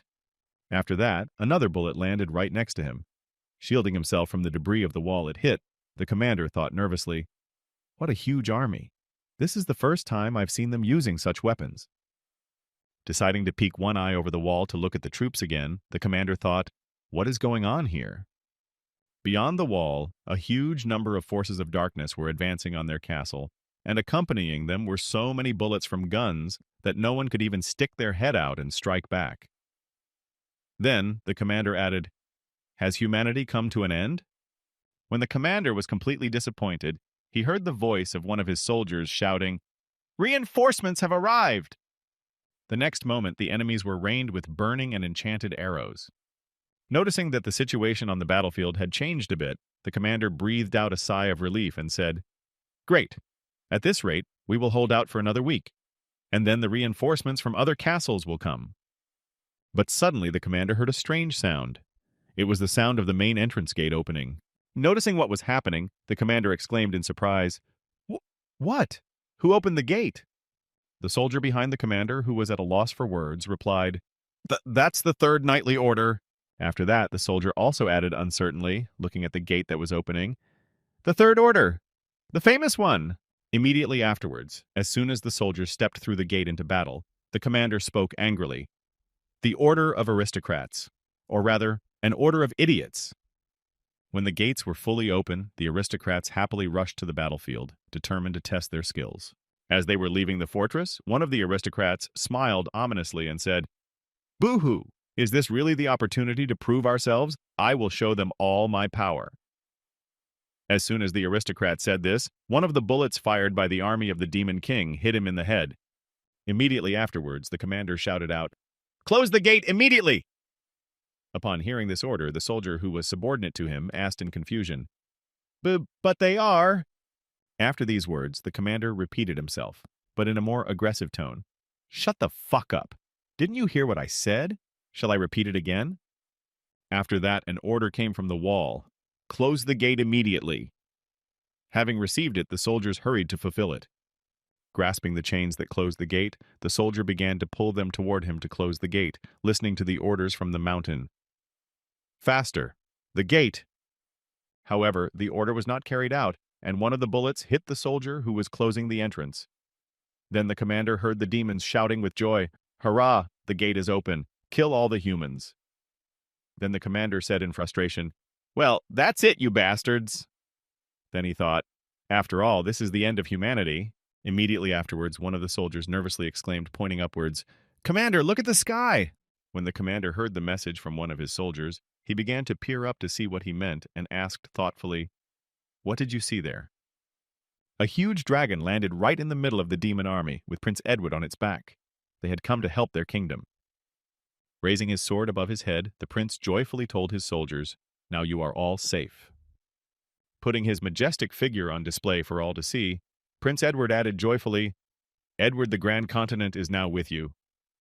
After a while, the commander of the troops arrived at the king's chamber with his report. After hearing it, the king said in disappointment, "Is this true?" Hearing the king's question, the army commander bowed his head and added, "Yes, it is as I said. His Highness Edward has defeated the demon army." Hearing this report from the army commander, one of the people in the room exclaimed, "Wow, this is really our prince. As expected, he is so brave." After hearing the report and thinking about it for a while, the king of the kingdom of Grand Continent said in surprise, "How could he have handled all this on his own?" Then the commander of the troops, bowing his head, humbly answered the king, recalling the very moment. "The dragon that Prince Edward rode in on burned everyone to ashes."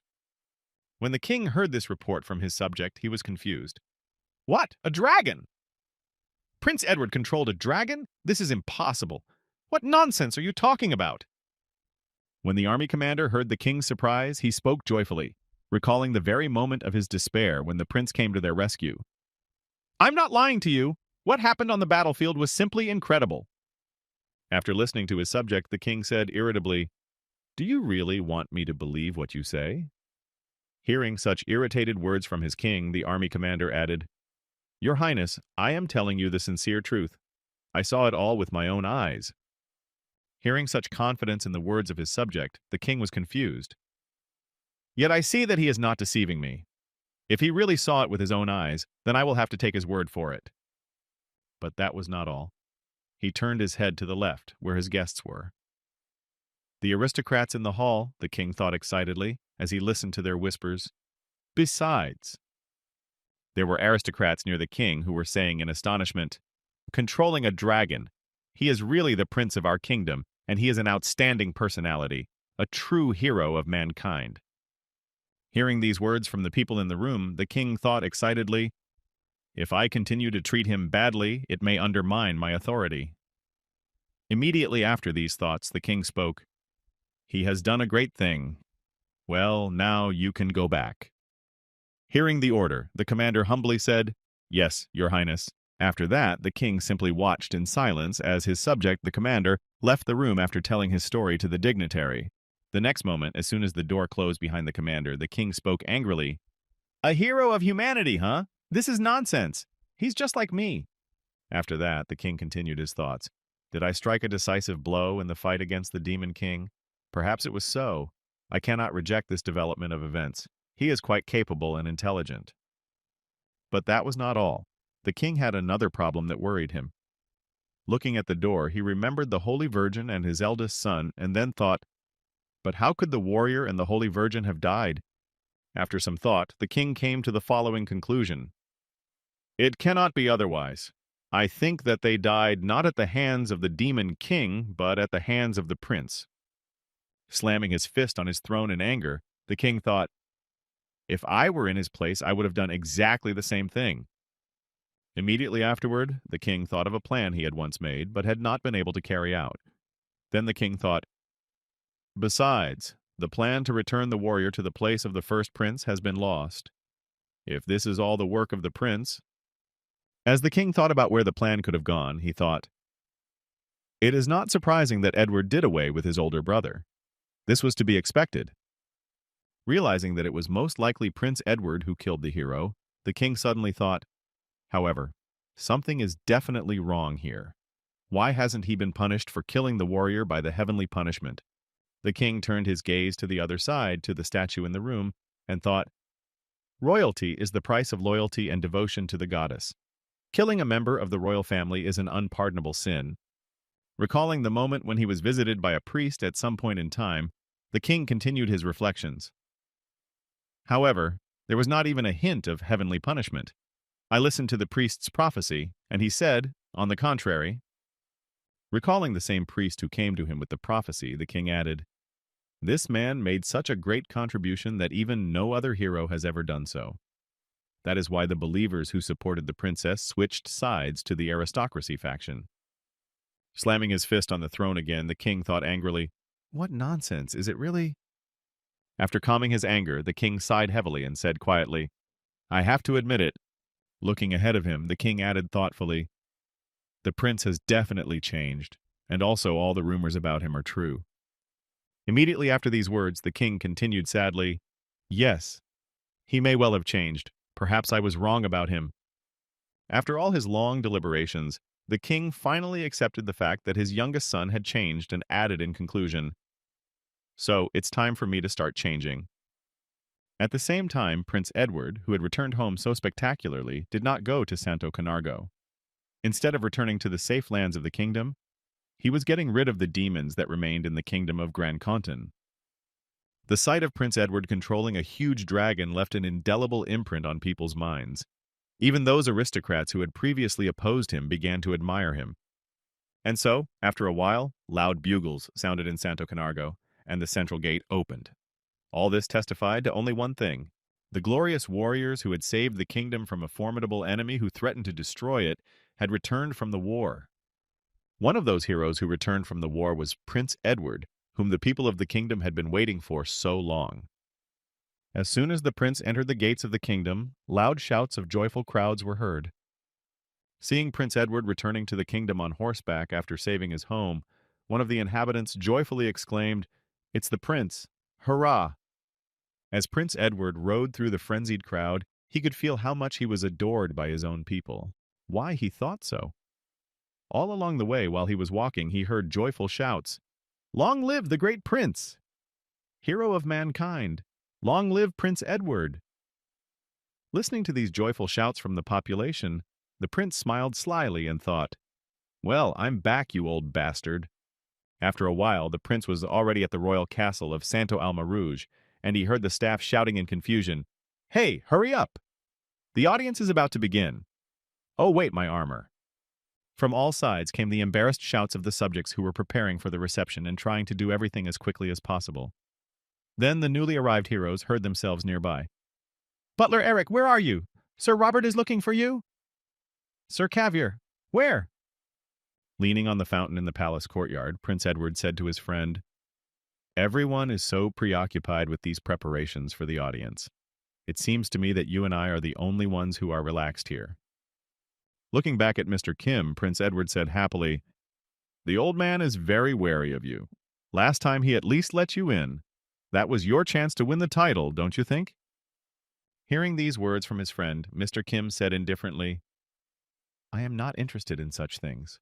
What is more important now is whether this planning is accurate. When Prince Edward heard this question from his friend, he said confidently, Of course it is accurate. This plan was given to me by the goddess herself. Immediately after these words, Prince Edward spoke to Mr. Kim. Well, it seems that it is time for us to leave, doesn't it? And he heard his friend reply, I know. As Mr. Kim walked away from him to his position, Prince Edward said to him in closing, I'm counting on you, brother. After a while, the bells began to ring, and then the doors to the palace opened. The next moment, Prince Edward appeared at the gate, walking confidently inside. As he walked, one of those present read out, Archduke Jalcon Azula, Duke of Escudo Blanco, and Rojo Espada, Regent of Ferreta Alta and Guardian of Santo Canargo. After reading out all the titles that Prince Edward had as he walked down the red carpet, the man added, The first warrior of the Order of the Holy Sword, the owner of the Staff of Light, and the heir to the 7 crowns.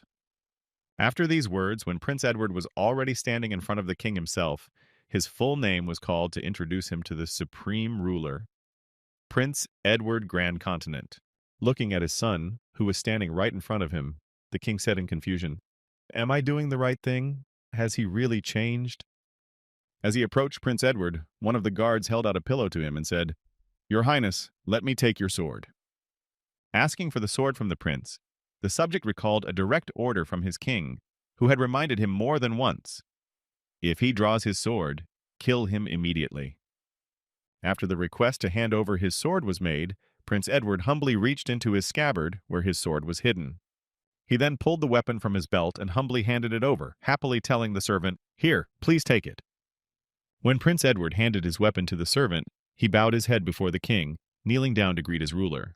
Taking this posture, Prince Edward of Grand-Centene said, I am glad to see you in good health, father. The king replied, I am also very happy that you have returned safe and sound. As soon as the prince heard this from the king, he bowed his head even lower to hide his sinister smile, and then added, This is all thanks to you. When the prince heard his son say this, he decided to ask him right away, Have you learned any life lessons from your long journey? Hearing his father's question, Prince Edward said, Yes, I now realize the sacrifice you made for the sake of ordinary people, and I also realized how difficult the royal niche can be. After saying this, Prince Edward of Grand-Centene added, And also, after the prince said this, he got up from his knees in front of the king, causing him to be confused. When the king saw that he had acted in such a disrespectful manner, he shouted angrily to his son, Who gave you permission to get up from your knees, Edward? Ignoring his father's words, Prince Edward added confidently, creating a sword in his hands, Now I know exactly what I have to do next. As soon as the prince said this and began to create the sword in his hands, the weapon he had given to the servant began to disintegrate and disappear from the pillow. As the pieces of the weapon disappeared from the pillow, they gathered in Prince Edward's hands, creating a weapon for him. Looking at his father with an angry look, Prince Edward said menacingly, You will no longer have to suffer for the sake of your people, nor will you have to bear the burden of this crown. I will take care of it all myself. When the king heard these words from the prince who had decided to rebel, he was terrified and exclaimed, What is this? My son, what are you doing? Have you really decided? After these words, Prince Edward began to draw his sword, and smiling ominously said, What's not clear here? I plan to become a king from now on, father. When the king heard the words of the prince, the room immediately fell silent. No one dared to say a word. But the king was the first to break the silence, shouting angrily at the prince who wanted to kill him. You bastard! How dare you even think of such a thing? The next moment, the prince was surrounded by 4 soldiers with spears who were to stop him from harming the king. Looking around, the prince assessed the situation, the enemies around him, their length of weaponry, and their number. Having gathered all the necessary information, the prince began to call upon his skills in turn to help him in the battle with his enemies. First, he called upon his sword of light. Immediately after that, the prince called upon his armor of light to protect him from injury. And finally, he summoned a zith of light to repel the attacks of his enemies. As soon as Prince Edward had assembled a complete set and was ready to fight, one of the soldiers who surrounded him exclaimed in confusion, Your Highness, what are you doing? Stop! Before he could say what he wanted to say, he fell as the first victim of this uprising to finish off the king and take the crown for himself. After finishing off one of the soldiers who surrounded him, the prince pulled his sword from his throat and changed the position of his hand on the hilt. The next moment, with one deft movement, Prince Edward beheaded the rest of the soldiers who were threatening him. Looking at what his son was doing, the king exclaimed in anger, "This is treason! How foolish and stupid I was to think that you have changed, but in fact you are still the same." Immediately after these words, the king smiled slyly and thought, "However, I had foreseen even such a development of events, and that is why I know how to act in this case." Feeling under the throne for the emergency call button, the king thought, "That is why I have prepared a group of mercenaries who will save me and finish off the prince if necessary." Watching his soldiers beat him, the king tried to find a button to press to call for help. After a few seconds of futile efforts, the king finally managed to press the button, but something was wrong. After pressing the button several times in a row, the king said in surprise, looking at his hand, "What is happening? Why is it no one?" Then the king looked at the aristocrats behind him and said, "What are you doing there? You have a traitor in front of you. Call him here immediately."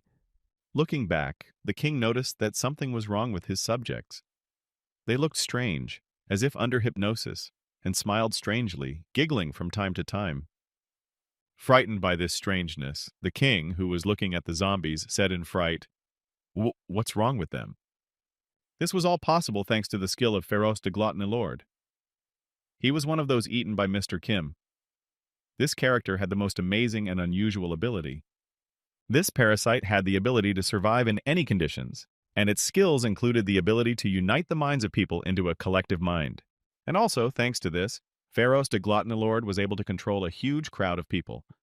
At first, Mr. Kim was not very good at using his power because of the peculiarities of his own skills. However, after Mr. Kim devoured a large number of demons he caught in the city's port, he was able to develop his skills and gradually began to use his powers. Although he did not achieve a perfect result, he managed to release the parasites and infect several people with them. Mr. Kim's skills were not enough to control a person, but they were enough to erase his memory or deprive him of his emotions. When Prince Edward Grankentine learned of his friend's skill, he immediately suggested a use for it with a flourish: wash their brains out. When Mr. Kim heard this request from the prince, he was unhappy. "It doesn't really matter to me. The main thing is not to get caught." Then the prince answered him, "Don't worry, brother. I'm not asking you to thoroughly brainwash them." Immediately after these words, Prince Edward smiled ominously and added, "Just work on the frontal lobe and make them sympathetic to me. Make them feel admiration when they see me achieve my goals."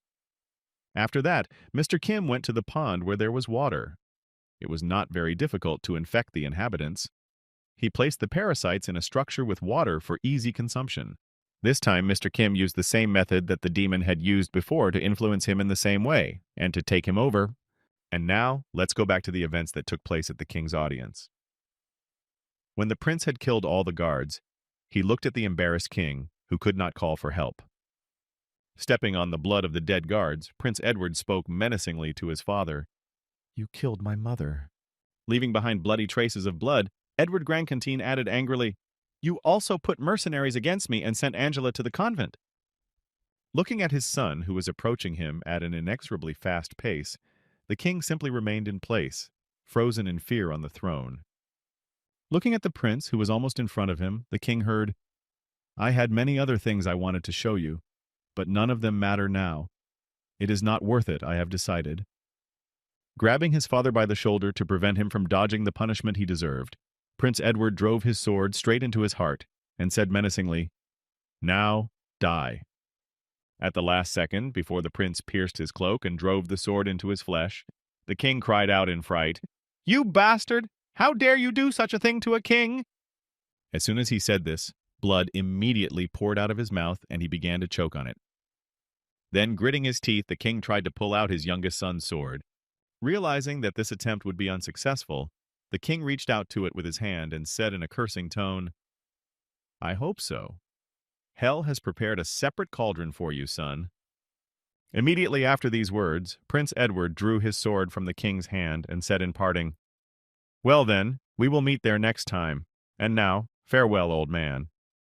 As soon as Prince Edward said this to his father, he fell to the ground dead, showing no signs of life.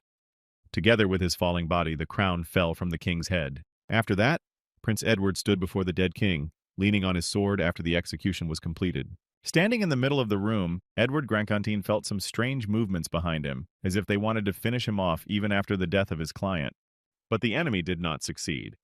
Immediately after the prince noticed him, the enemy in the dark suit fell awkwardly to the ground, revealing himself in disguise. Groaning from the pain of the fall, the ninja assassin said, "Who are you anyway?" Before he could finish, Mr. Kim, who landed right behind the mercenary, finished him off and said, "That's it, I'm done." When Prince Edward heard his friend's words, he reached for his crown, which was lying on the ground, and joyfully announced, "Great! We have gotten rid of the obstacles on our way." After these words, Prince Edward put his father's crown on his own head to proclaim himself the new king of this continent. Sitting on the royal throne, the boy continued, "And now no one will stand in my way." As soon as the new king took the throne, all the aristocrats who had been brainwashed by Mr. Kim began to applaud, happy that Prince Edward had finally reached the highest position in the kingdom. However, this applause did not last long. After a while, the applause disappeared when the new king began to talk to himself for some reason. First, he brought the king to his throne, which was rightfully his after the death of the previous king. Edward was knee-deep in blood, and the throne was covered with blood spatter. As he entered the throne, the boy slammed his sword on the ground to silence the aristocrats. After that, the new King Edward lowered his head and said guiltily, "I know all this, brother." The ghost of his brother appeared before King Edward with a huge hole in his chest. Noticing this, Edward said angrily, "Brother, I know what you want to tell me." King Edward made a wish to the goddess that she would reward him with true wisdom. Using this wisdom, King Edward could easily point out to Kim the location of the goals that he had to eliminate in order to achieve the main goal. But that's not all. It was also because of this wisdom that King Edward was able to find out what his older brother wanted to tell him before he died. Clutching his head with his hand, Prince Edward spoke in frustration. "Don't cross the line, you mean? And instead of giving me an angry tirade, you try to say these words? Well, that's quite in your spirit." Rising from his throne, King Edward said to the ghost of his brother in a formidable voice, "But it is too late to say that. You see it is too late, brother." Looking at his brother's ghost, King Edward added confidently, "Now your words mean nothing. You should have said them before shaking hands with that monster." Creating a sphere of light in his hand, King Edward added in displeasure, "That is why you should just leave. From now on, I will become someone you do not want to see." Immediately after these words, King Edward shot a beam of light at his brother's ghost to destroy it. Having gotten rid of his older brother's ghost, King Edward Grancontin confidently said, "The idiot who clung to humanity to the last is gone. The demons are gone, and now it's the turn of my enemies among men." After these words, King Edward lowered his head and said thoughtfully, "Since I have come so far only because of this monster and its incredible power, I have to do something to thank it and also to bring it back to the earth." As soon as the subject of Earth and the return of his monster back to his world came up, King Edward spoke, "The king of the elves, the king of the dwarves, the king of the beasts, and the king of the man-eaters. The heads of the 4 kings must be placed on the sealed altar in the cathedral." After telling what is needed to bring Mr. Kim home, King Edward added, "Let there be an era of war for one purpose, which must be achieved." Sometime later, Mr. Kim was just finishing something in his book. His last lines were as follows, "The noble prince finally overthrew the terrible king, and his reign was long and just." A journey into a gourmet fantasy world. End of chapter 1. When Mr. Kim finished writing the novel in his book, he immediately closed it, out of sight and out of mind, so that no one could read it. Noticing that he had finished what he had been doing for so long, King Edward suddenly spoke, "Listen, brother, I've been meaning to ask you something. It's..." To which Mr. Kim replied, "What is it?" When King Edward heard the title of Mr. Kim's novel, he asked in surprise, "What is this, a gourmet fantasy journey?" Hearing the question from his friend, Mr. Kim said irritably, "Didn't I tell you? I'm going to return to Earth, kill your friends, and live under a different name." Putting the book on the table, Mr. Kim added, "Based on this, it will be quite difficult for me to get money, and that's why I decided to take up writing and selling books. And since I live in a fantasy world and eat everything, the book is called Gourmet." Hearing his friend's explanation, King Edward said with a smile on his face, "The title just sucks. Your book won't sell that way. Maybe we can come up with something more interesting." If you are the main character, how about... Recalling how his friend gained his skills, King Edward said, eating makes me stronger. Hearing his friend's position, Mr. Kim said, the title doesn't make any sense. I'm going to hire a screenwriter anyway. I can eat anything that moves, but writing is not my thing. King Edward replied, and if the book doesn't sell? Hearing King Edward's suggestions about sales, Mr. Kim said joyfully, this is simply impossible because it is an autobiography. Besides, it is set in another world, so millions of copies are guaranteed. And if you make a fantasy trilogy... Hearing this, King Edward suddenly gritted his teeth and winced in pain. After his longing and acceptance passed, the king said, I understand, brother, so you will do this when you return to Earth? Then let's decide how you will do it. The goddess said. Hearing what the king wanted to tell him, Mr. Kim said thoughtfully, we have to sacrifice kings? Is it possible to bring back such a thing? Hearing the question from his friend, King Edward said sadly, not yet. Taking out a large amount of paper from a drawer, King Edward added, this is different from killing the Demon King. We can certainly assemble an elite force and hunt the king. After speaking of this option for obtaining the heads of kings, Edward added angrily, but when his descendant comes to the throne, he will decide to show the human king for his insolence, and will come here, united with the other races. After that, King Edward spoke thoughtfully. The elf race uses magic and arrows. The next moment, the king began to talk about all the races whose heads they would have to get, and added, dwarves work with iron, which can also be called magic in a way. After that, King Edward also mentioned other races in combination with animals and said, and the man-eaters and the beasts are many times greater than men in their destructive power. After speaking about all the races, King Edward added, we cannot win, even if our army outnumbers them. That would make my head fall off my shoulders. Rising from his chair, King Edward stood in front of the table, placing his hand on it and spoke confidently. That is why we are going to do things differently. The new king then left his desk and walked toward Mr. Kim and said, only by centralizing power and uniting with other countries will my frontal attack be possible. King Edward then placed all the letters he had taken out of his drawer on the table and handed them to Mr. Kim, saying, here are some for you to begin with. Mr. Kim picked up the sheets of paper and said, this is astonishing. On the sheets was written all the information about everyone who was to be killed, or who could interfere with the plan. Then Mr. Kim added, a list of targets? Feeling some strange pressure from King Edward, Mr. Kim looked back and said in a menacing tone, I don't understand. Are you telling me what to do now? Sitting down opposite his friend at the table, King Edward said joyfully, no, I am not ordering you. I'm just making suggestions. Take this, turn the page. Following King Edward's advice, Mr. Kim turned a few pages, and what he saw was very shocking. The letters contained a map with notes and information on it. The first note was about the habitat of griffins. There was also information that a port had been destroyed by a kraken, and finally, information about the manticore. As he turned the pages further to see what else was interesting, Mr. Kim spoke thoughtfully. The place of laying eggs of wyverns, Lake Sophant, Green Dragon Mountain, and here we have. After turning a few more pages, Mr. Kim exclaimed, is this a treasure map? Looking up to see the king who had provided him with this information, Mr. Kim heard Edward Grancontine say, glad you liked it, bro. After King Edward gave Mr. Kim the treasure map, there was one more thing he needed to do to make his stay in the kingdom easier. So the king reached into his pocket and said, very well, Mr. Kim.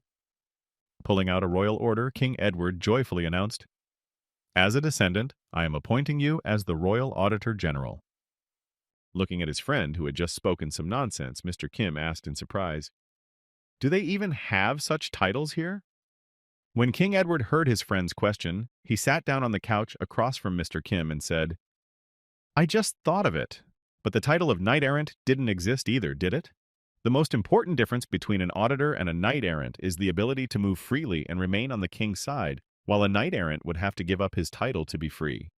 Hearing this explanation from King Edward, Mr. Kim replied in surprise, I see. Then he thought, I have received a treasure map, freedom, and the ability to avoid public scrutiny. But in exchange for this, I have to get rid of his enemies. Not a bad deal. Picking up the royal coat of arms on the pendant, Mr. Kim replied thoughtfully, well then, we have a deal. Rising from his seat, Mr. Kim said, then I will go. When King Edward heard that his friend was leaving, he said, Hey bro, try to come back next year around this time. I have a coronation ceremony to perform. If you don't come, rumors might spread that the heroes who killed the Demon King have a bad relationship. Hearing the request from his friend Mr. Kim, who was preparing to leave the room, said in closing, "Don't worry about it." Immediately afterward, standing on his feet, the now secret auditor, Mr. Kim, was deep in thought, searching his mind. Well, where should I go now? And which way should I go? Looking down, the boy added, where should I start my journey, and what work should I do first? Looking at his book and the notes King Edward had given him, Mr. Kim thought, I will have to analyze this information carefully and put it to good use. After thinking about what he should do, Mr. Kim finally set out on his journey, saying, but what I know for sure is that I will be much stronger after this trip around the world. After Mr. Kim left the room, King Edward himself just watched him go, smiling sweetly, happy that his plan had worked out as planned. But suddenly someone's voice came from somewhere and spoke to Prince Edward. Your Highness, are you sure you will be all right? Prince Edward looked up and said in surprise, what do you mean? Then one of the ninja mercenaries sitting above the ceiling added, Sir Kim is a powerful warrior. His absence could affect your safety. You haven't thought about it. Who knows what might happen? Hearing the question from his mercenary, Prince Edward spoke confidently. Don't talk nonsense. That's why I hired you all, to take care of all these problems that will arise. Immediately afterward, Prince Edward heard back from the mercenary. Please forgive me. He replied with a yawn. If you really want to make amends, then prove yourself in action. Then the prince heard back from his mercenary. Yes, sir. This mercenary was the leader of the royal assassins, the head of a group of hired killers who was directly subordinate to the king himself. So how did it happen that Prince Edward, who had killed the previous ruler, retained the royal assassins? Everything is quite simple. In fact, the king had originally intended to transfer this group to Prince Edward. The first crown prince was supposed to lead the throne and illuminate his subjects with his light, but the second direct descendant of the throne, who was younger, was to become the commander-in-chief of the assassins' organization and act from the shadows, eliminating enemies on his way. But everything changed dramatically when the goddess appointed the first prince as a warrior. In general, the king's plan was only 50% realized. However, the royal organization itself could be headed not only by the king himself, but also by Edward if he fulfilled one condition. And this condition was to take possession of the king's relics. One of these relics was a ring with the emblem of the royal organization, which the king wore on his hand. And the second relic was the crown, which Prince Edward also took after he killed the former ruler. And so in the end, he took possession of the relics. After Prince Edward put on the crown and had the ring in his possession, the organization went over to his side. Thus, one of the two armed organizations that had access to the royal castle was under the full control of the prince. The other organization, which was also under the leadership of Prince Edward, was the Royal Guard, which also obediently followed his orders because they were infected with parasites and brainwashed.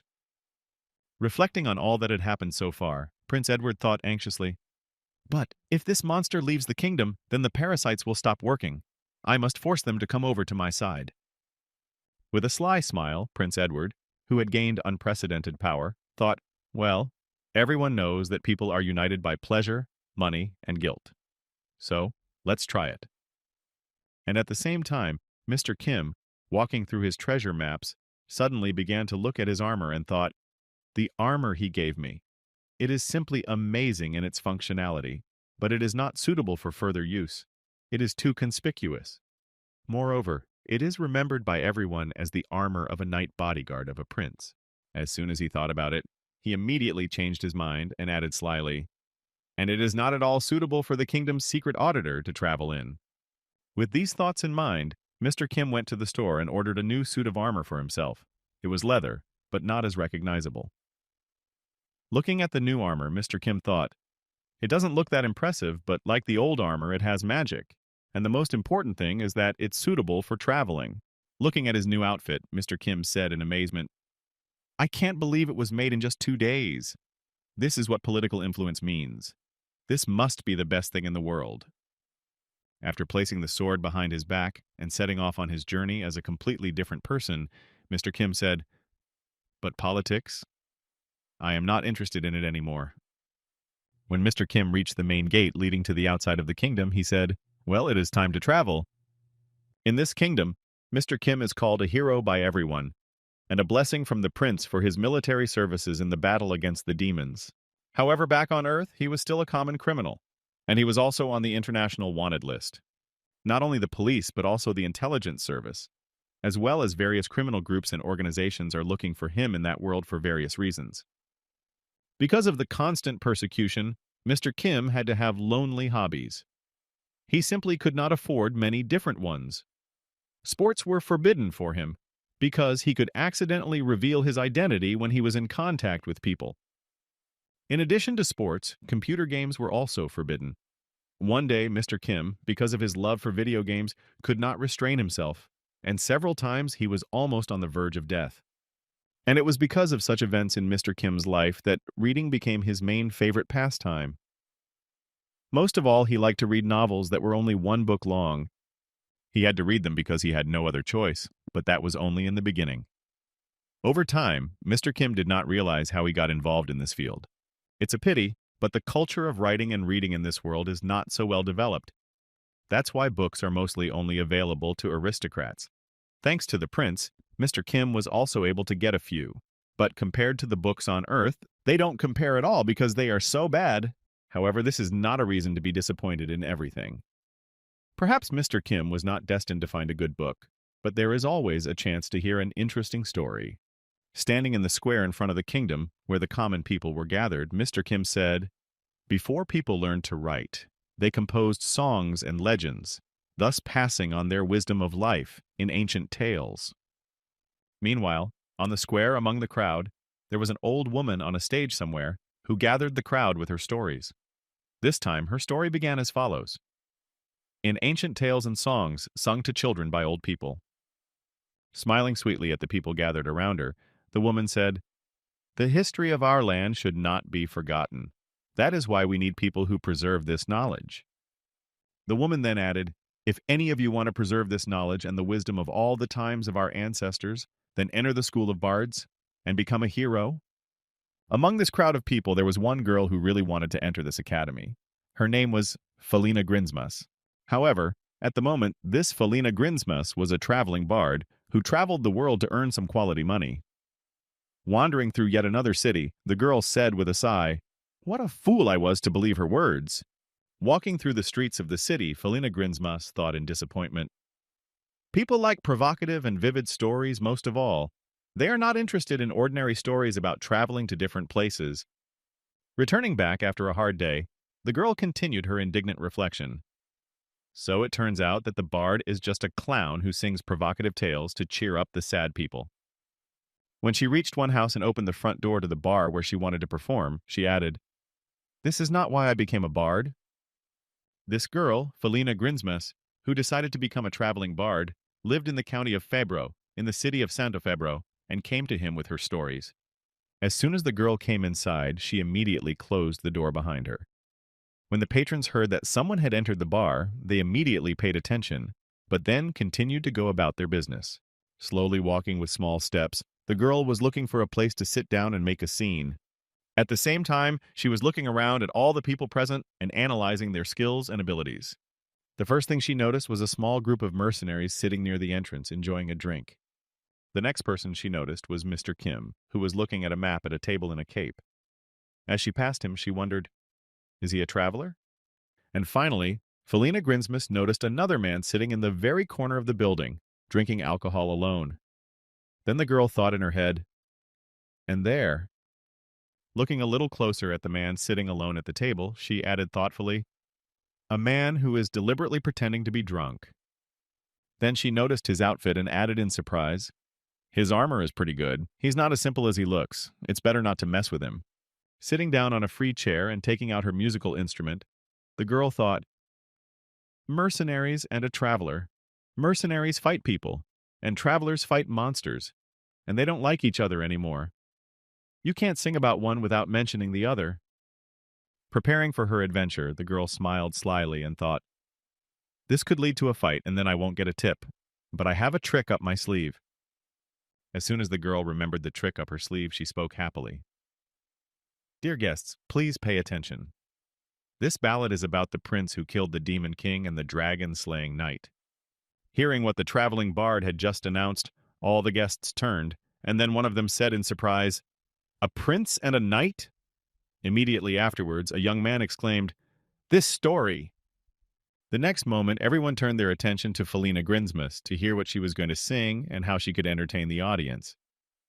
A few seconds later, the music started playing, and the accompaniment and the girl began to sing. After listening to the performance for a while, one of the people in the bar joyfully exclaimed, "Oh, that girl knows a lot about music." His comrades replied to the mercenary, "Everyone knows about this story now." A few seconds after the performance began, the girl had already earned some coins thanks to her talents. And that was not all. The coins kept flying in her direction. Continuing her performance, the girl opened one eye to see if there was any money for the performance. Noticing that there was already quite a good amount of money there, she thought, "As expected, the effect is just wonderful." After these thoughts, she added indignantly in her head, "It certainly has an effect, but I'm so sick of this ballad, honestly." Preparing for the crucial moment in the performance, she thought, "And now the best part, my profit depends on her performance." Immediately afterwards, she continued her performance, humming, "When the prince saw his brother's death, it was not despair that gripped him. It was deep sorrow and heartbreaking hatred for the demon king. Seeing everything from the heavens, the goddess decided to give the prince the power of a warrior for a short time, and then, having told the main part of the story, Felina Grinsmas was about to finish, saying, 'The prince's sword pierced the king's chest.' Before she could finish her ballad, she heard one of the visitors suddenly shouting. Interrupted by this, the girl noticed that one of the mercenaries had picked on the traveler and shouted menacingly, 'You brute!' Grabbing the traveler by the collar, one of the mercenaries added menacingly, being intoxicated, 'Are you laughing? Are you laughing at the prince's story now? What a bastard!' The only response was laughter. Noticing that their friend was picking on someone again, one of his comrades said happily, 'Well, when he gets drunk, he gets violent, although that guy is not bad either if he decided to laugh at the prince himself.' To which the other replied, 'He shouldn't have done that, boogeyman.' Looking at this tense scene, Felina Grinsmas thought in confusion, 'Oh no, they interrupted me! Now the whole mood is ruined!' However, the situation was not the worst. After assessing her strength, the girl thoughtfully spoke in her head, 4 mercenaries against 1 traveler. Preparing for the next ballad, she thought calmly, 'Well, it seems that the mercenaries will win, and then I will sing a ballad about their exploits.' Closing her eyes from her dreams, the girl thought happily, 'They will open their wallets with joy,' and what? Was that a crunch? Before she could dream, she heard a strange sound and opened one eye. What she saw before her plunged her into confusion.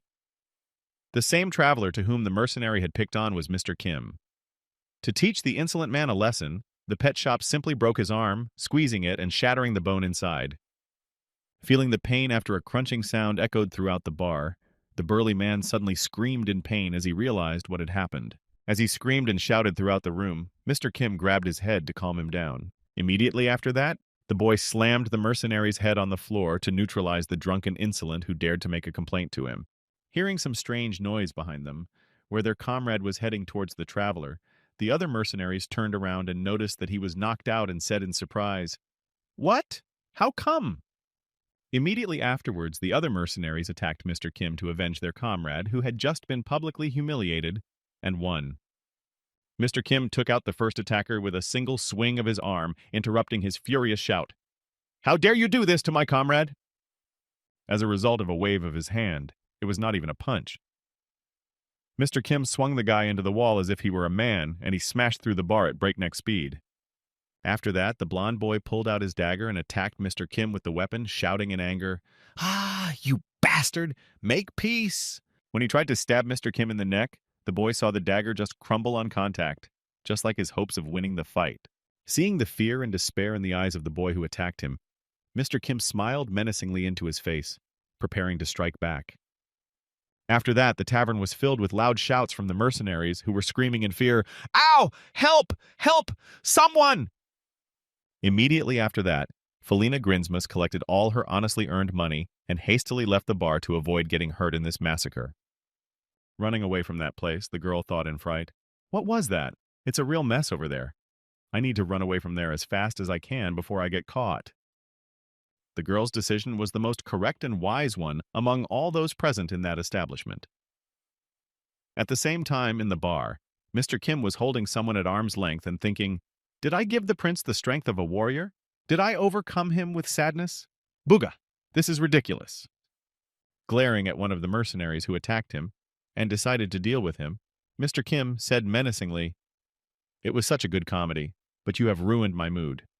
As Mr. Kim held him by the throat, one of the mercenaries who had not yet received his punishment said in fear, "Please, please, have mercy on me." Having watched everything that was happening in the bar for a long time, the lone drunkard finally got up from his seat and said menacingly, "That's enough." Turning his attention to the strange person walking toward him, Mr. Kim continued, "I don't know what happened here, but to use your power so violently." The girl then pulled off her hood to reveal her face and continued, "Against those who are many times weaker than you." Immediately afterward, the drunken girl spoke, "I, the holy knight Fusid, will not allow you to do as you please anymore." After saying this, Mr. Kim began to scrutinize the girl to see if she was a real threat to him, and if she was lying. While he was examining her, Mr. Kim was thinking in his head, "So she's a paladin, right?" Looking at her armor, Mr. Kim thought, "You wouldn't know it by her appearance, but she definitely doesn't come from a state founded by the Church of the Goddess." Paladins are one of the most asymmetrical forces of the Church. Come to think of it, among the information the prince passed on was something about the church state. The church state, this is a place that is modeled after the Vatican, which exists on Earth. It is a small town state where the majority of the population is made up of people who are much more superior than other people. Also, one of the representatives of one of the asymmetrical forces was the Holy Virgin, the same virgin who took part in the journey against the Demon King. A skeleton made of an alloy of blessed magical metal, a highly developed muscular system, sight and reflexes that went beyond human ones. She was the epitome of a human weapon. The only problem was that creating such a saint required a huge amount of time and resources. Even the church state, which receives enormous gifts and donations, is able to produce only one saint every 10 years.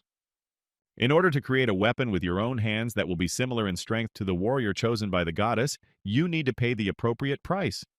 Everything is not as simple as it might seem. That is why the church state invented a way to create superhumans who would be less resource-intensive. And these are the people who became paladins. Paladin. Just like the saints, they are modernized humans created with the help of blessing magic. One unit requires only 1/200 resources of a saint to create, and its lifespan is 2/5 of a saint's. In addition, by setting up the system, you can mass-produce about 15 paladins in the same time. Of course, their effectiveness cannot be compared to the saint. If Sviataya is the latest model of a modern tank, then a paladin can be compared to an old-style assembly line tank. However, even if it is an ordinary old model of a tank or a new one, an ordinary person will never stand up to a tank in a battle. A few seconds later, the girl was right in front of Mr. Kim to stop the outrage he was committing. Looking at the girl standing in front of him, Mr. Kim thought, "A paladin. I must say that compared to the daredevil and the saint, she is incredibly weak. If I can just deform her body, killing her will be easy." After thinking about it for a while, Mr. Kim let the man fall to the ground, thinking, "However, this early conflict with the church state will not end well." Immediately afterwards, rescued by a random girl who stood up for him, the mercenary ran scared to the exit to save his life and not to be seen by Mr. Kim again. When the man left the room alive, Mr. Kim looked at the girl with resentment and said, "Well, are you satisfied now?"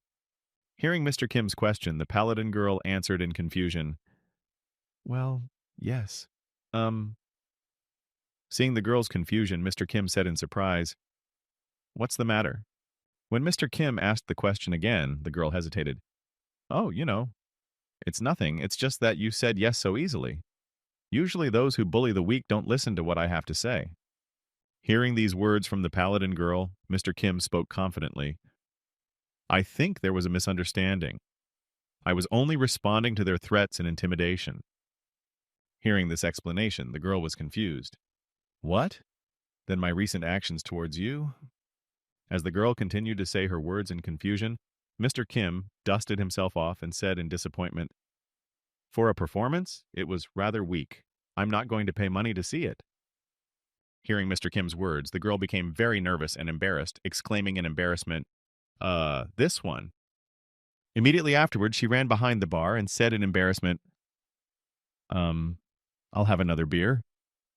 Trying to avert Mr. Kim's eyes, the girl hid her gaze in every possible way and pretended to be disinterested. Noticing these actions, Mr. Kim turned to the exit and started walking toward the door and thought, perhaps I have already had enough rest. As he left the tavern, he said in his head as he set out on his journey, it's time to go to the meeting. Fevro County was one of the few domains that suffered little or no damage from the demon army's invasion because it was not a strategically important location. At that time, the strategy of the demon army was to concentrate on important strongholds for humanity and paralyze their activities. Having lagged behind in terms of technology and development, Fevro, with its small population, did not pose any threat to the demon army, and so they simply bypassed it. However, after the war ended, these lands changed quite a bit. Many new and modern things appeared here. First of all, refugees from the neighboring lands, which had suffered numerous losses from the demon army, came here, and now they supplied the county with a new labor force. Also in the county of Fevro, which had not been destroyed by the demon army, mercenaries who had survived the war gathered and now also lived here, finding work or just living their lives. With the suddenly increased demand, the number of eateries and inns increased, helping the economy to grow rapidly. Fevro County was bathed in luxury like it had never known. However, this also had the opposite effect. Due to the huge number of foreigners, the class system underwent strange changes. The lowest tier of the population was made up of refugees who had lost everything but their bodies. The middle layer was made up of Fevro citizens. And between them all, mercenaries rose to prominence. They became the biggest problem. Having occupied the economic layer, the mercenaries squared their shoulders and walked the streets with their heads held high. Since the mercenaries understood that they occupied the highest stratum of the population here and were the main reason for the prosperity of the county, they solved all their problems with brute force and money. But what about the governmental structures that were supposed to prevent the tyranny of mercenaries? Of course, they did not exist. Count Fevro pursued only his own gain. He was not interested in the safety of people. At the same time, somewhere in the streets of a large, prosperous city, Mr. Kim met with a hooded man who, together with him, was drawing up a plan for decisive action. After explaining everything in great detail, the guy added in the end, "This is the current situation in the county." After receiving the information from the informant, Mr. Kim said, "I understand." Immediately afterward, the boy asked Mr. Kim, "So, when do we take decisive action?" Folding his hands in front of him, Mr. Kim said thoughtfully, "Well, we can start right now." Hearing this, the boy replied, "Then in 30 minutes we will begin." Mr. Kim replied, "Okay, that's fine." When all the details were agreed upon, Mr. Kim walked away from the informant and said in closing, "I will send a signal when it is time to act." Immediately afterward, Mr. Kim walked off the street and into the city when he suddenly heard a menacing voice. In addition, many mercenaries gathered in the city square. Looking back in the direction of the noise from which the menacing voice was coming, Mr. Kim suddenly heard, "What kind of bastard did this to you?" Not far from him, he saw a whole crowd of mercenaries with torches, and one of them was familiar. It was the same mercenary from the bar, whom he had only managed to break his arm. Immediately afterward, the giant man standing next to the crippled man repeated himself menacingly, "Who is this low-life who dares to insult our firestorm mercenary group, I ask?" Turning his head toward his leader, the angry mercenary who had been beaten by Mr. Kim angrily shouted, "Hey, you bastard! Where are you?" After taking a better look at the crowd, Mr. Kim did recognize the crippled man as the guy in question, and said in surprise, "Is this the same guy who was in the bar?" Recalling who he had left for the very end, but was interrupted, Mr. Kim added confidently, "Oh, that's right. That's him, the poor guy who escaped by accident." Abruptly hiding behind the edge of the house from the crowd of mercenaries, Mr. Kim said, "Well, I've seen how things work here." As he watched the crowd, which was still standing still and calling him over, Mr. Kim thought, "The plan will have to be implemented a little sooner than I expected."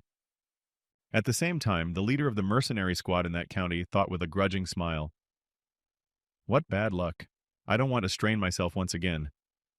Dripping with anger and gritting his teeth, the leader of the group added in his mind, "But I simply have no choice. My subordinates have been injured, and if I do nothing, my reputation will suffer." After that, the leader looked again at his subject, who was boiling with anger, and shouted over and over again, "Come out, you bastard! I'll kill you!" and then thought in confusion, that guy is quite dangerous. If only this asshole survived in a 4-on-1 battle. Here he is, crawling all beaten up from somewhere. After that, the leader looked back at all his comrades and thought, if we intimidate him with numerical superiority, then this guy will not want to come forward again. Then I'll call him a coward, and after an instant victory, I'll buy all my subordinates a drink. That will be the end of it. After these thoughts, the leader of the mercenary group thought confidently, now I will shout one last time and then I will leave. The mercenary leader then took in a full lungful of air for his last shout. Immediately afterwards, he shouted, I'm warning you for the last time. If you don't show up right now. In response, he heard someone shout, shut up, you thug! Hearing someone's voice interrupting him, the leader of the group began to look around in confusion to see who had said it, breaking out in a cold sweat of fear. A man with a bottle in his hand appeared in front of him, looking like he was drunk, and said, you are in Santofevro. This is our city. We live here, and strangers like you have no place here. Clutching his chest, the leader of the mercenary group breathed a sigh of relief and thought, that's lucky, because he scared me quite a bit. Who is this drunkard? Then the mercenary leader smiled slyly and thought, but this is even better. Now we'll beat him up so that others can see him and be afraid to come to us. That's how order will be maintained. Immediately after these thoughts, the leader spoke to his subjects. Okay, guys, quickly, teach him a lesson. One of the mercenaries replied, yes, leader, we will. Having received the order from their leader, the mercenaries went to the drunkard, brazenly saying, hey, asshole, you won't dare open your mouth again. And at that time, somewhere on the roof, there was a crossbowman who was shooting at the drunkard. When he noticed him, the drunkard, who was ready to execute the plan, simply laughed in the face of the mercenaries. Immediately after his laughter, an arrow flew straight into the man's heart, knocking him to the ground and killing him on the spot. Having knocked the man down, he flew straight down the stairs, which guaranteed his death and disappearance from the public eye.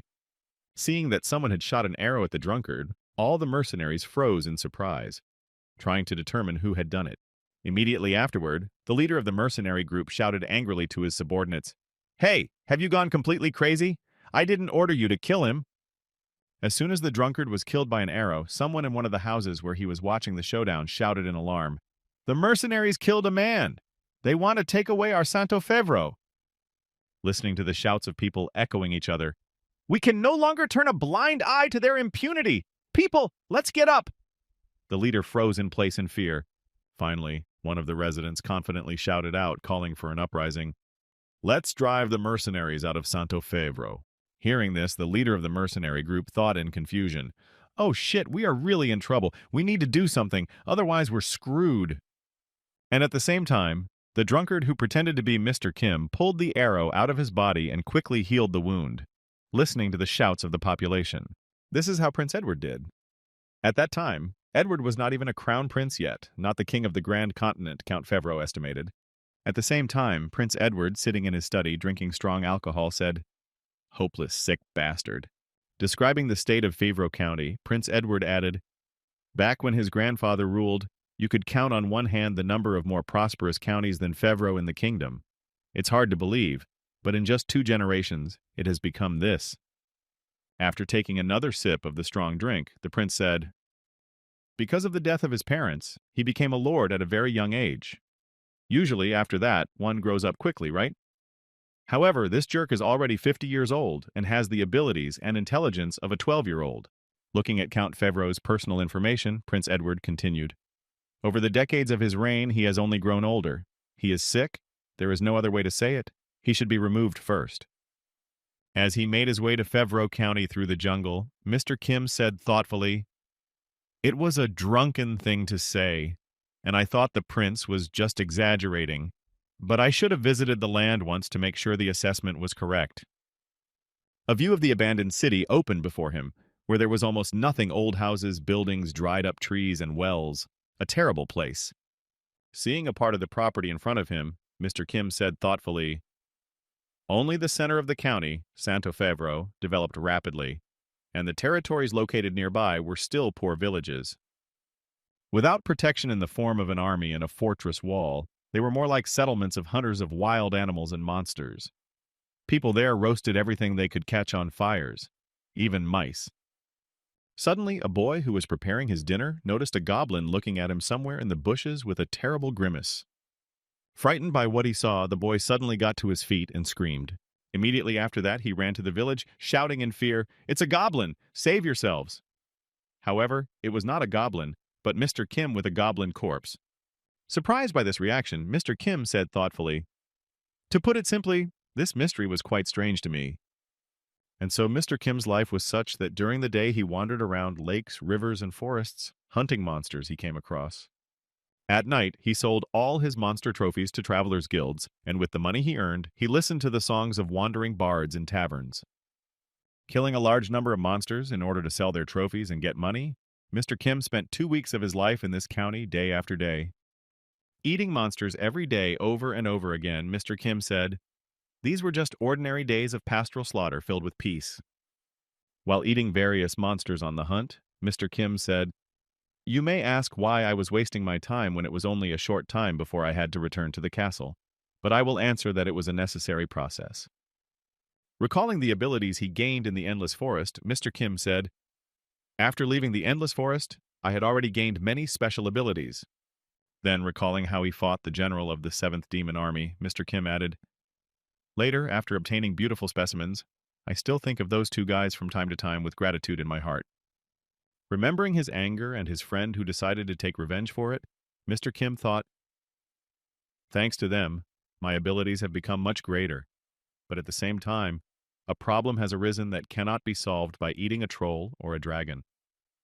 Recalling his research on the trolls and writing everything down in a reference book, Mr. Kim said thoughtfully, "I had gained too many powers in a short period of time, and I couldn't know for sure what I was capable of doing and what I wasn't." After that, Mr. Kim said thoughtfully, "And it was because those 2 generals gave me their abilities for almost nothing that I felt a certain amount of guilt. And that's why, for 2 weeks I wandered around the mountains, testing my abilities." In order to test his abilities, Mr. Kim spent 2 whole years of his life killing various monsters and wandering in the wilderness. Afterwards, recalling the meeting with the boy, Mr. Kim said, "But finally today, after an altercation in an inn, I came to the place I had booked in advance. The same guy was the prince's deputy, the royal assassin. After reporting on the situation in the city, the guy said, 'That's all. End of report.'" Hearing the news, Mr. Kim said thoughtfully, I see. So I can take out the Lord as I please." Then he thought, "With the change of the Lord, there will be chaos in the land, and the threat of monsters will increase. But in my case, these are wonderful consequences." Immediately after thinking, the royal assassin asked Mr. Kim, "So when do we take decisive action?" Hearing the deputy king's question, Mr. Kim answered slyly, "Well, it's not that hard to start a riot in the city. We can do it right now." And so, 30 minutes later, the assassin played his part and shot Mr. Kim, who had changed his appearance and was hit by an arrow. Having accomplished his mission, the assassin showed a gesture of successful completion of his task and walked away from the scene of the shooting. Meanwhile, Mr. Kim fell to the ground dead to play his role as a victim of mercenaries to the fullest and to raise a rebellion in the city. While lying on the ground as a victim, Mr. Kim thought, "To fulfill my plan, we need the support of the majority."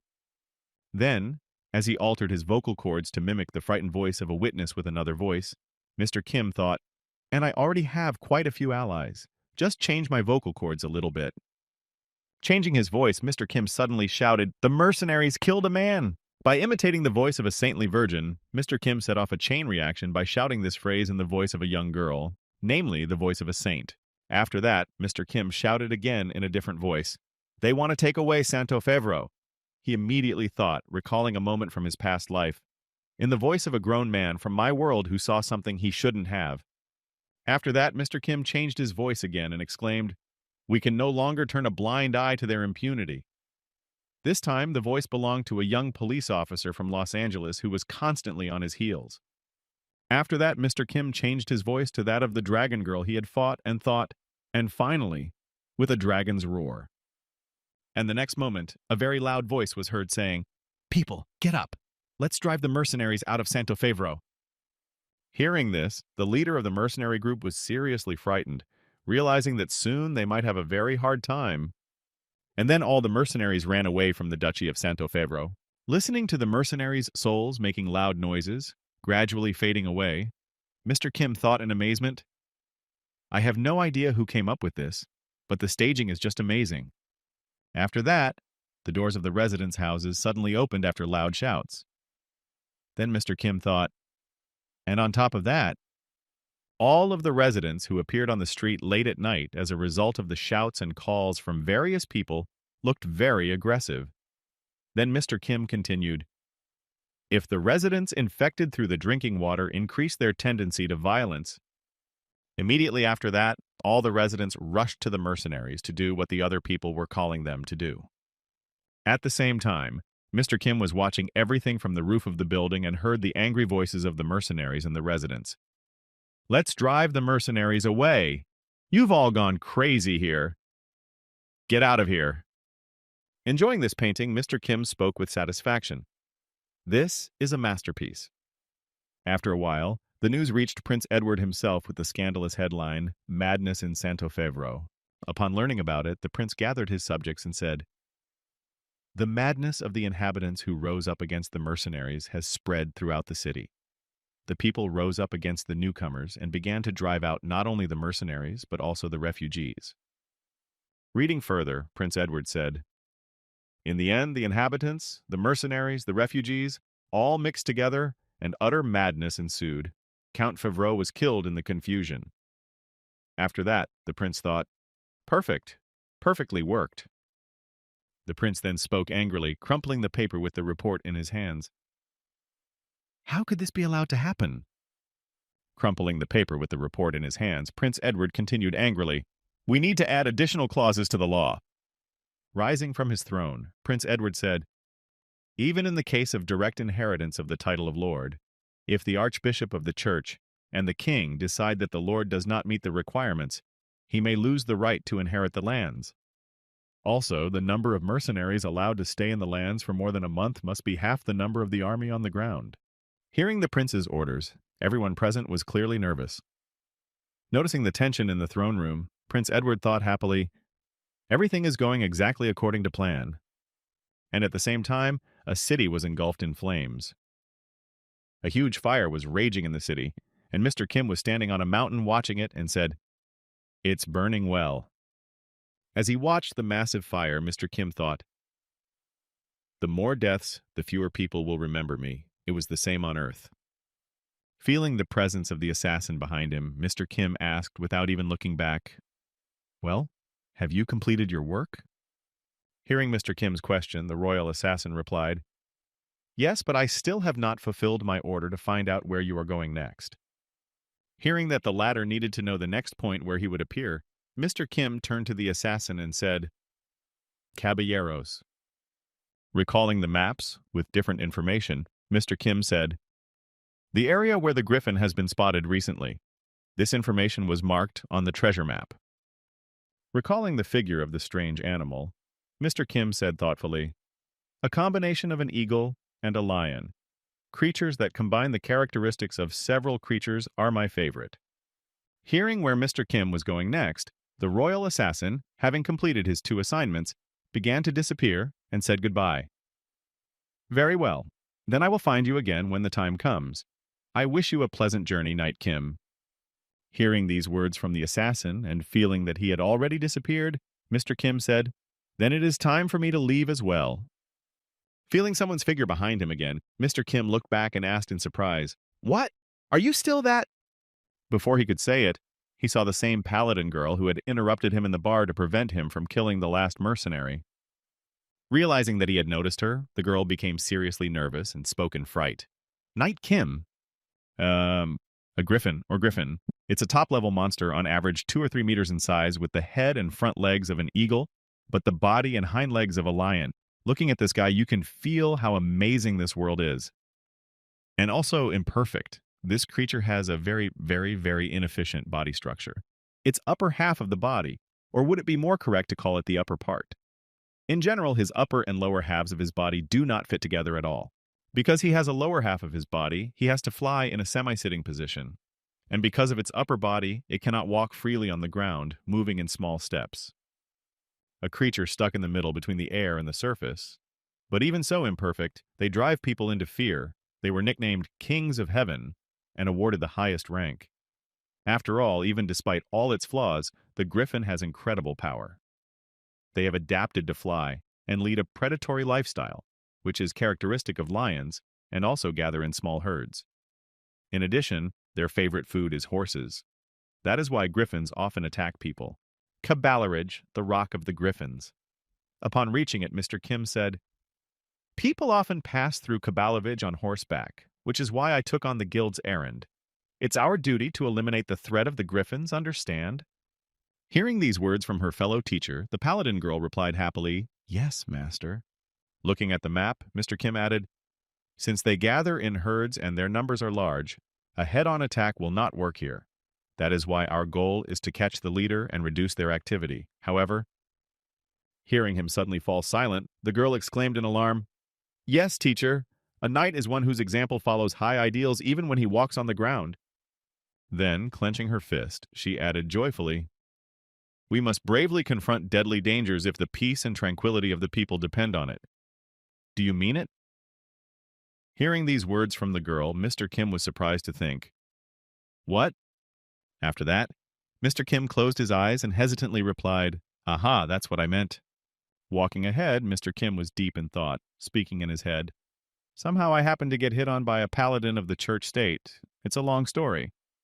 It all began a few days ago, when the uprising in Santo Favre was in full swing, and the people were shouting angrily, 'This is our land! Let's drive out the mercenaries!' That very evening, an assassin visited the Lord's mansion. Noticing the strange figure in front of him, the Count said in confusion, 'Who are you, you bastard? Do you even know who I am?' Immediately afterwards, the royal assassin finished off Count Santo Favre with a single, precise dagger stab, after which the Count fell to the ground dead. After checking to make sure he was dead, the royal assassin said confidently, 'The task is completed.' After that, he quietly left the Count's mansion and headed away. However, everything was a little less unnoticed than expected.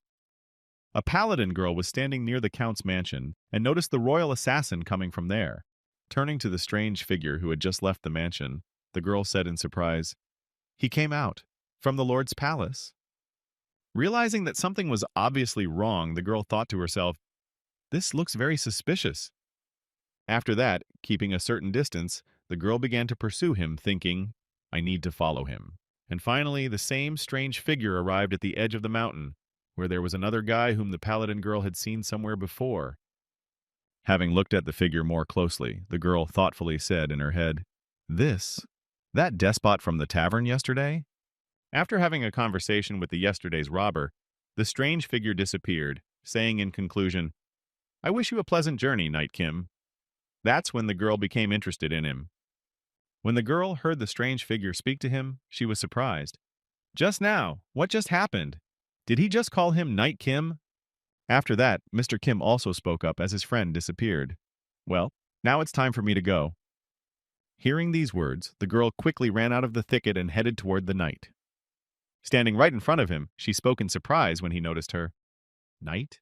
Kim?" Noticing the girl in front of him, Mr. Kim began to transform his hand and thought in confusion. "I need to destroy all the witnesses." Immediately afterward, the paladin girl exclaimed with joy, "It can't be! The Knight Kim who traveled with the daredevil. The best of knights, the living legend, are you really the one?" Then Mr. Kim took out his coat of arms that the prince had given him and thought, "It will be better if we can solve everything quietly." Immediately after that, Mr. Kim said, "That's right. I'm on a secret mission right now. In any case, keep what you saw a secret." Hearing these words from the legendary knight, the girl said happily, "Then take me as your student in return." When Mr. Kim heard the girl's offer, he did not have time to understand the words, but he immediately agreed and then added confusedly, "Okay, wait, what?" And so after this incident, Mr. Kim had nowhere else to go and had to take the girl with him. Recalling the assassin's words, Mr. Kim heard his voice in his head saying, "Paladins are an asymmetrical force of the church state. And unlike the saint, who could not be wounded, each paladin was tracked by magic to minimize losses in the army.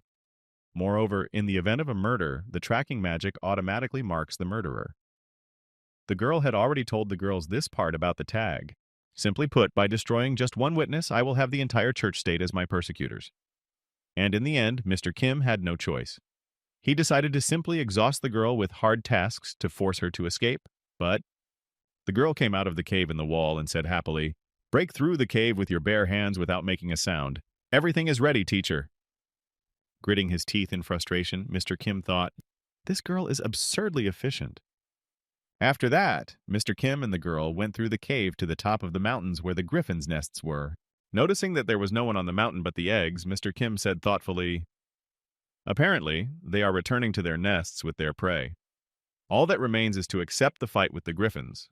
Instead of following the trail recklessly, it would be more useful to be on the lookout." After saying this, Mr. Kim looked back and thought awkwardly, "By the way, to destroy a cave like this with just my fists, I really underestimated the bodies of paladins." When the girl noticed that the griffins had arrived at the nests, she ran to her teacher and shouted, "Teacher, over here!" Running to the other side of the cave, which led to the animals, Mr. Kim and the girl noticed the griffins returning to their nests after a hunt. Looking at the crowd of animals arriving at their nests with prey in their paws, Mr. Kim said in confusion, "They're back." His student then asked, "Teacher, what should we do?" Hearing the girl's question, Mr. Kim said in embarrassment, "Try to deal with them yourself." Hearing these words from her mentor, the girl said happily, "Really? You want to test my abilities? Very well." Immediately after these words, the girl took her sword out of its sheath and sighed heavily, preparing to fight the enemy. The next moment, when the preparations were completed, the girl rushed at the enemies with loud shouts, attracting all the attention of the enemies. Watching the girl recklessly rush into battle, Mr. Kim could not even find the words to describe how amazing it was. He just watched her skills in silence. A few seconds after the fight started, the girl grabbed the griffin by the neck and the tie with her paw by the head. Trying to escape from the clutches of the beast, the girl nervously exclaimed, "Oh, come on, let go of me! Who are they talking to? Let go, I said!" Putting his hand to his face, Mr. Kim just sighed heavily, unable to look at what was happening on the battlefield. How inept it all was. After a while, the battle finally ended, and the girl turned to her mentor with the words, "Teacher, I'm done." When Mr. Kim heard that the girl had returned and looked at her, he said thoughtfully, "I've evaluated your fighting ability." After a few seconds of anticipation and intrigue, Mr. Kim took the girl by surprise by saying, "You're a mess." Hearing this, the girl was shocked that her skills were so bad. After Mr. Kim gave his assessment, he added to it by explaining where the mistakes were and what caused them. "Because you were afraid that the sword might break when you attacked with full force, you loosened your grip and then lost the attack." Her next mistake was different. Then, Mr. Kim said, "After the strike, you check to see if the sword is intact, which greatly reduces your ability to assess the situation." In addition to these two mistakes, Mr. Kim pointed out another, saying, "Worrying about these two items also reduces your magic speed and accuracy." Hearing this from Mr. Kim, the girl thought sadly as she closed her eyes. "My mentor in the church state always told me exactly the same thing." After these thoughts, the girl made a fist and continued her thoughts. "But after hearing it in person from the teacher, I aspire to, in my heart." Noticing that she was very disappointed by his words, Mr. Kim decided to give her some advice from himself, saying, "I advise you to forget about the sword. It will be better for you." Hearing these words from her mentor, the girl was frightened. "What? Forget about the sword? Does he mean to lose the rights of a knight? Was I that terrible? It can't be. Or, yes, someone like me?"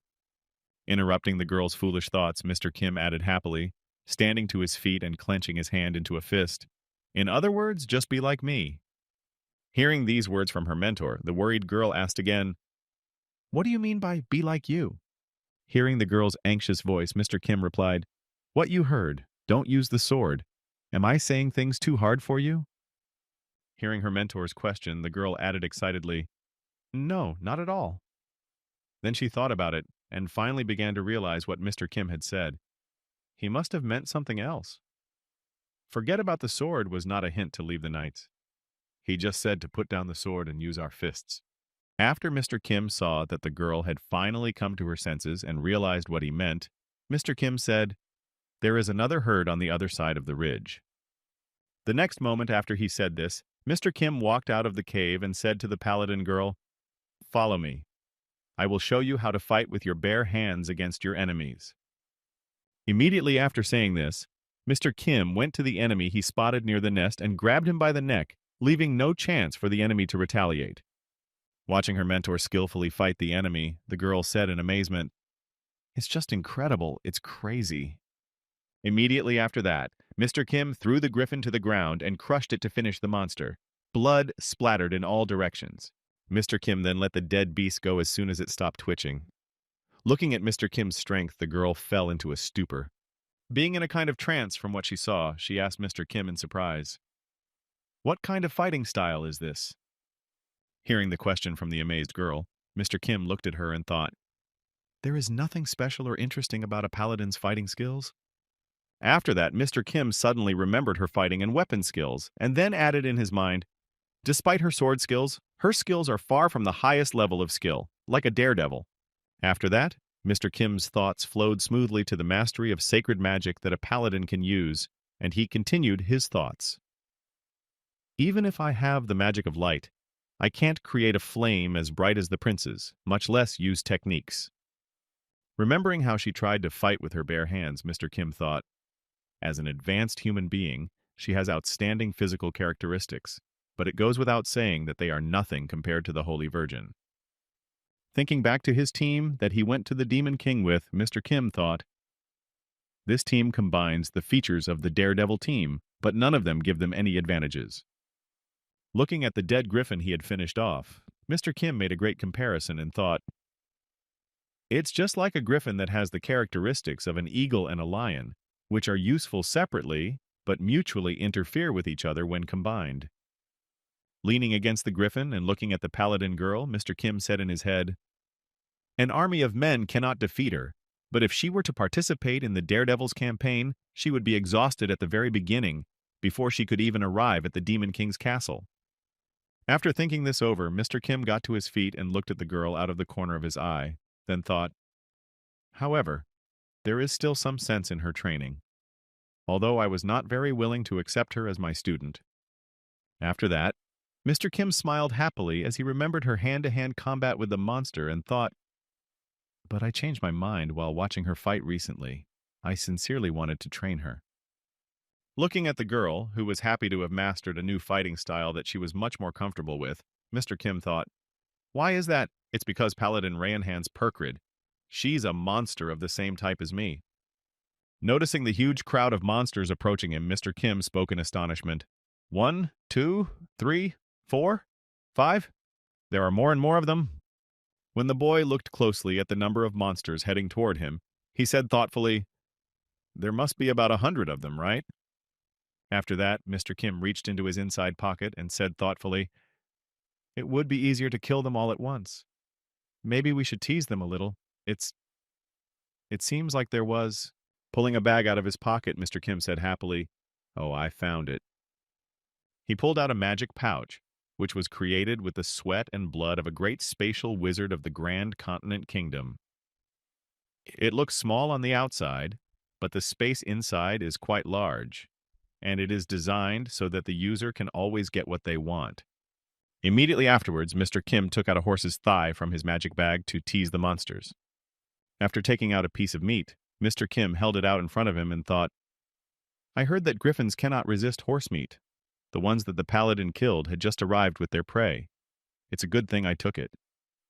Noticing the piece of delicious meat held by Mr. Kim, the griffins began to lick their lips deliciously, looking at the food, watching the animals' reactions, which were ready to taste the meat at any moment if only they had the opportunity. Mr. Kim said slyly, "Do you want to try it?" Immediately afterward, Mr. Kim threw the horse's hip to the ground and then stood on top of it with his foot to push it to the ground and tease the animals. Confidently standing with one foot on the piece of meat lying on the ground, Mr. Kim said confidently, "If you want to eat the meat, then first try to take it away from me, you fools." When the griffins heard Mr. Kim's provocation, they were a little confused at first, not understanding what he meant. Immediately after that, all the monsters rushed at Mr. Kim, realizing that they just needed to take away the tasty morsel to eat. Noticing that his enemies were eager to take advantage of him, Mr. Kim watched their movements and behavior closely. After that, the boy thought, "There is such a thing as the imitation fist. It is a Chinese hand-to-hand fighting technique that, as the name implies, imitates the way different animals attack.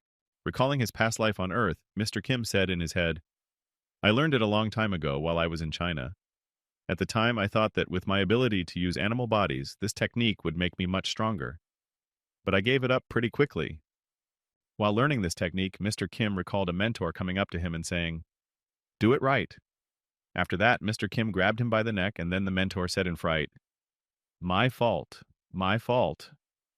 Recalling this moment, Mr. Kim thought, After all, in the end, even when imitating animals, you are still using a human body. For me, someone who really uses animal bodies for real, she was not a nice addition. It was the most wasted time of my life. Martial arts were originally created to increase the effectiveness of strength, which is limited by the limits of the familiar. However, for Mr. Kim, who has unlimited strength, it became something like a shackle. That's why he simply trampled his opponents into the ground by force, without any techniques or martial arts. It was a pet shop fighting style. Immediately after these thoughts, Mr. Kim regained consciousness and saw the griffin's claws in front of him, which the griffin was already pulling toward him. In order to repel the enemy's attack, Mr. Kim changed the structure of his hand into a dragon's hand and swatted away the enemy's attack. After the usual attack did not work on the boy, the griffin decided to try a beak attack, and he started to use it. But something unexpected happened. Who would have thought Mr. Kim stopped the enemy's attack with his hand, using it as a shield, but his hand was wounded and pierced through by the monster's beak. Immediately afterwards, Mr. Kim grabbed the monster by the beak and said with joy, I got it. After that, he changed his other hand and said menacingly, Rejoice! This is the first large animal I'm going to test this technique on. Immediately after these words, Mr. Kim threw an uppercut to the vulture and easily took its head off its shoulders. Looking at the finished monster, Mr. Kim thought, because of the demonic monsters that were eaten in the stockade, there was not only one merman, but also creatures that were very close to arthropods. Recalling the monster that looked like a large shrimp, Mr. Kim thought, by absorbing it, I was able to synchronize with these forelimbs of the mantis.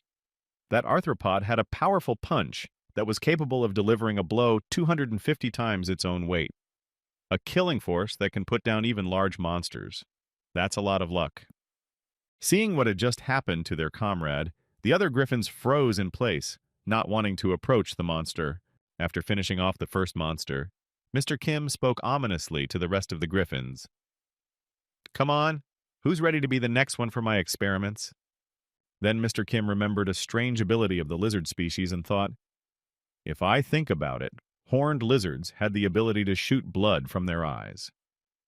After bleeding from his eyes, Mr. Kim suddenly thought of an interesting idea and said in his head, what would happen if we replaced it with fugu blood? At the same time, Mr. Kim's student was in shock at what she was seeing with her own eyes. This battle was just incredibly horrifying. Mr. Kim destroyed the monsters one by one without exception and without any regrets, simply crushing their heads.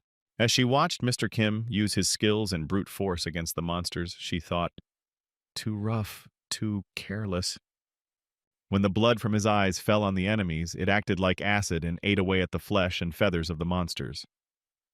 Looking at this, the girl added, there is no skill, no technique, no strategy, only one unbridled violence.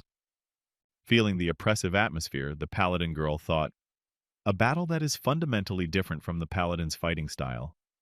But where did this feeling come from? My heart is beating like crazy.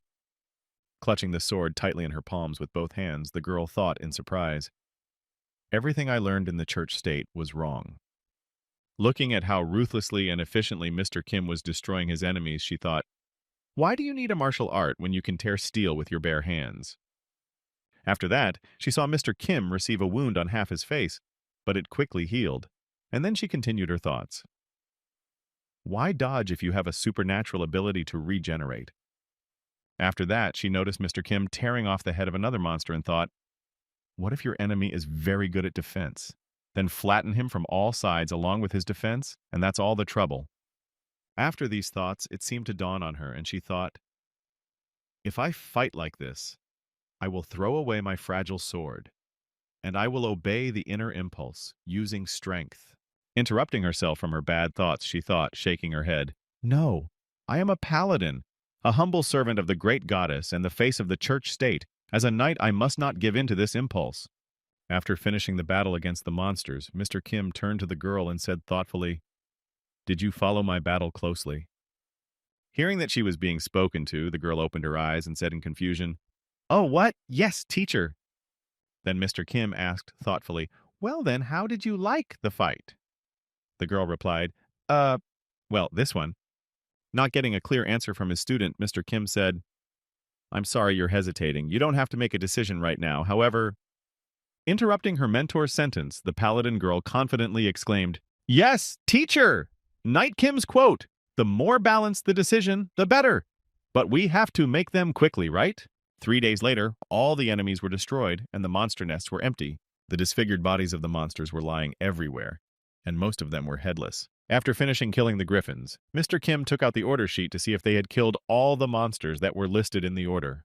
With his finger on the order, Mr. Kim said, "It's done. We have destroyed everyone in the marked area. It's time to go back." Hearing the order, the paladin girl obediently replied, "Yes, master." As the girl was walking away from the mountain where many monsters had been destroyed, she looked back and was frightened at the mountain of corpses. Sometime later, when Mr. Kim returned to the Adventurers Guild in the city of Santo Caballeros, he heard the rejection and exclaimed in surprise, "What did you just said?" When he brought his license and order sheet to the guild, Mr. Kim was impressed with the service and bureaucracy. Hearing the adventurer's angry voice, the guild worker calmly said, "C-rank adventurer, Jack. I understand that you're angry, but no matter how much you protest, we can't cancel your request." Immediately afterward, the female manager of the Adventurers Guild added, "We received orders from above to give the credit for killing the griffins to another team. Jack, 27 years old, C-rank adventurer, Santo Almaru's branch, a new ID that allows you to move freely." Hearing these words from the manager, Mr. Kim said in displeasure, "I have to give up the credit for killing the griffins? Why would I do that?"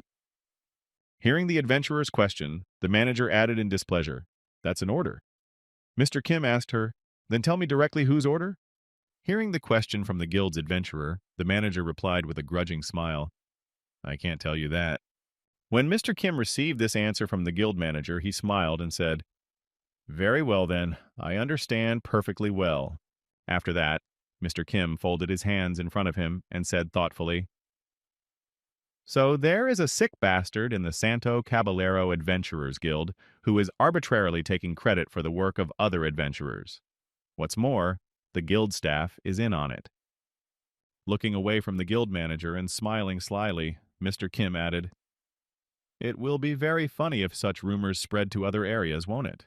Of course, I won't do it on purpose, but once I drink, the crank will be unleashed." Hearing Mr. Kim say that, the manager took off her glasses and sighed heavily. After that, the girl smiled very boldly in his face. Immediately after that, the girl's face changed to a look of unprecedented anger. Looking at Mr. Kim with eyes full of hatred, the manager said menacingly, "Know your place, adventurer. Do you think that some street kid has the right to threaten the head of the guild?" Hearing the girl say that, Mr. Kim smiled slyly and said thoughtfully, "So, guild head? I see who's behind this."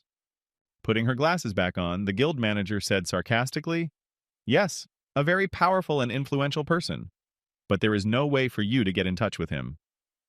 Immediately after, with a heavy sigh, she continued, "It makes no sense for a man who is equated with a hero to meet with ordinary adventurers." Extending his hand to the guild manager, Mr. Kim said slyly, "Of course, I never even thought of meeting him on my own." Immediately afterward, Mr. Kim grabbed the girl's arm, which frightened her, and added in a sly tone, "He will come here himself anyway, I'm sure of it." When the girl felt Mr. Kim grab her hand, she thought he was courting her, but she calmly said to him, "What are you doing? I already have a fiancé."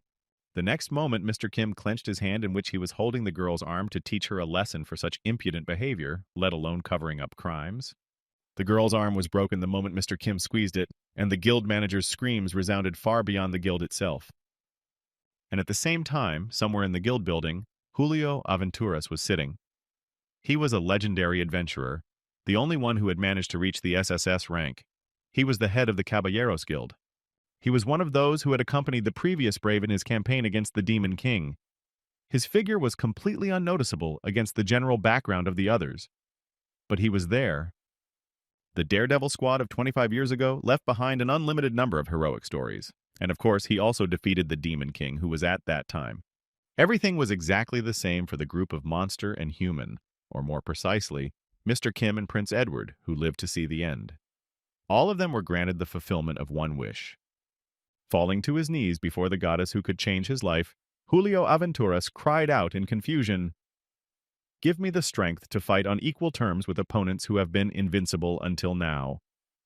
And upon his return from the campaign, this Julio Aventuras became the head of the Adventurers Guild. During his 20 years of hard work, he was able to achieve high status and enormous influence. Thanks to his hard work, the adventurer is no longer just a mercenary to do work and destroy monsters, but a true symbol of freedom. All of these things became possible only because of the power he gained through desire. This was the political power. Sitting in his chair, Julio Aventuras was thinking in confusion. If the adventurer is a symbol of freedom, then the one who controls the adventurers controls freedom. This power over the masses was made possible by the enormous influence of the Adventurers Guild. After that, Julio Aventura opened his eyes and looked out the window and thought irritably, "However, the adventurer didn't get into the current Daredevil's squad. The cursed king took action before I could intervene." Then, remembering Prince Edward, the head of the Adventurers Guild added angrily, "And in the end, the second prince became the hero, and people began to praise not the symbol of freedom, but the symbol of royalty." Immediately afterward, Julio Aventura slammed his hand on the table and continued angrily, "Before it's too late, I must create a hero among the adventurers. A hero who can raise the prestige of the profession again. I mean an adventurer who shows great promise. My son, Jorge Aventuras." While the head of the guild was thinking, he did not even hear someone enter his room. It was his son, who immediately exclaimed angrily from the doorway, "Father, why are you taking credit for someone else's merits?"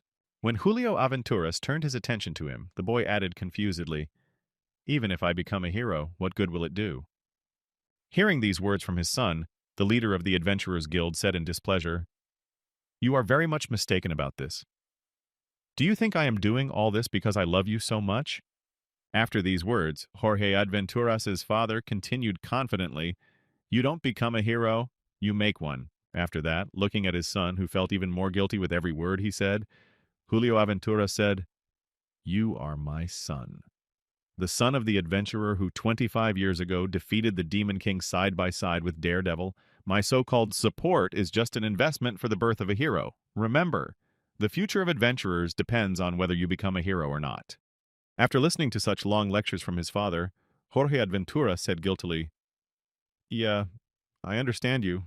Suddenly, after these words, the head of the Adventurers Guild and his son heard a scream coming from the guild's office outside the door. In response to the scream, Jorge Aventuras opened the door to the guild house and angrily exclaimed, "What is going on? What is going on here? Why is there so much noise?" In front of him, he saw the guild manager lying on the ground, as well as several adventurers lying on the floor. And in the middle of this scene, Mr. Kim was standing there, holding another adventurer's head.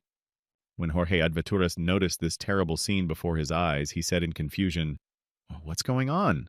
As the guild head's son took a closer look, he noticed the guild manager on the floor and shouted, "Angela!"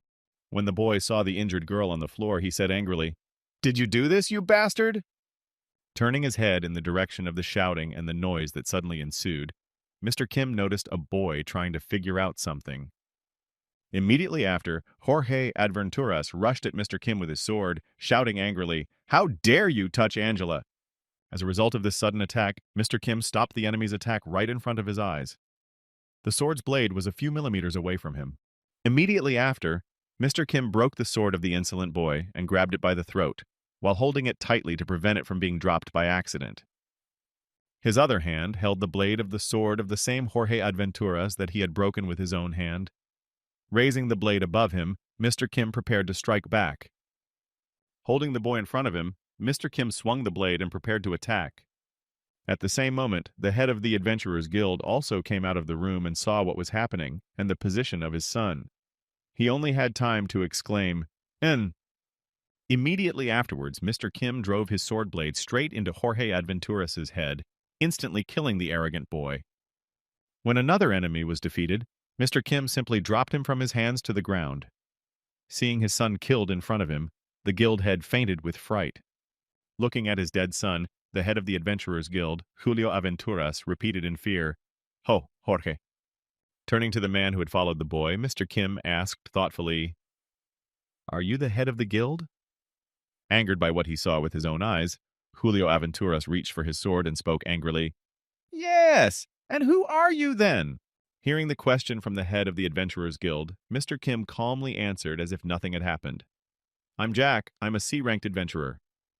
Hearing the name and the rank of the boy standing in front of him, the irritated head of the Adventurers Guild said, "So, Griffins, I'm sorry for trying to take away your merit."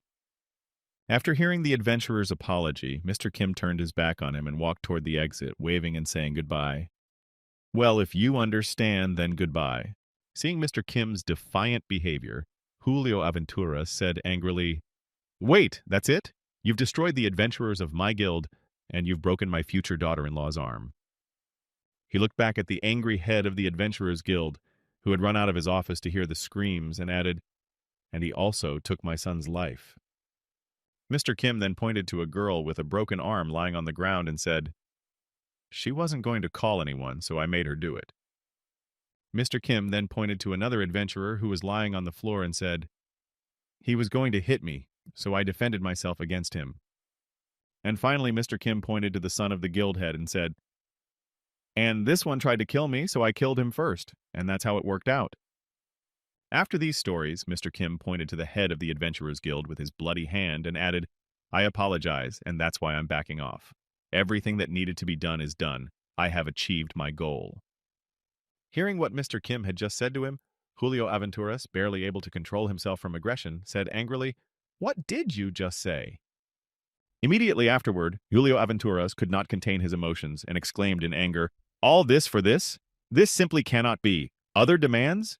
Did you deal with everyone on your own? Who put you up to this?" Interrupting the guild head, Mr. Kim added in frustration, "I don't understand, then." After that, Mr. Kim smiled happily as he looked Julio Aventuras in the eye and said, "I am not interested in any kind of achievement or merit, nor do I care whether they are mine or not. But something bothers me. If something belongs to me, I will not allow someone else to take it without my permission." Turning his back on Julio Aventuras, Mr. Kim headed for the exit again, saying in closing, "Should I have warned you beforehand? Then the consequences would have been completely different, and not so sad. Well, goodbye." After leaving the guild, Mr. Kim slammed the door, leaving Julio Aventuras alone with his injured comrades. Left alone with his thoughts, the guild head, boiling with anger, thought, "This, what you sow you reap. I did it not only for my own sake. No, for the sake of all adventurers. But I chose a completely wrong way. I demanded a sacrifice for a noble cause. And I brought trouble on myself, my greed." After these thoughts, Julio Aventuras began to clench his hand into a fist, releasing his anger. The force of the squeeze was so great that his hand bled from the pressure. The next moment, the head of the Adventurers Guild hit the floor with his fist and thought angrily, "Why did it have to be this way?" The eyes of the head of the Adventurers Guild were bloodshot. His rage knew no bounds, and his thoughts were filled with hatred.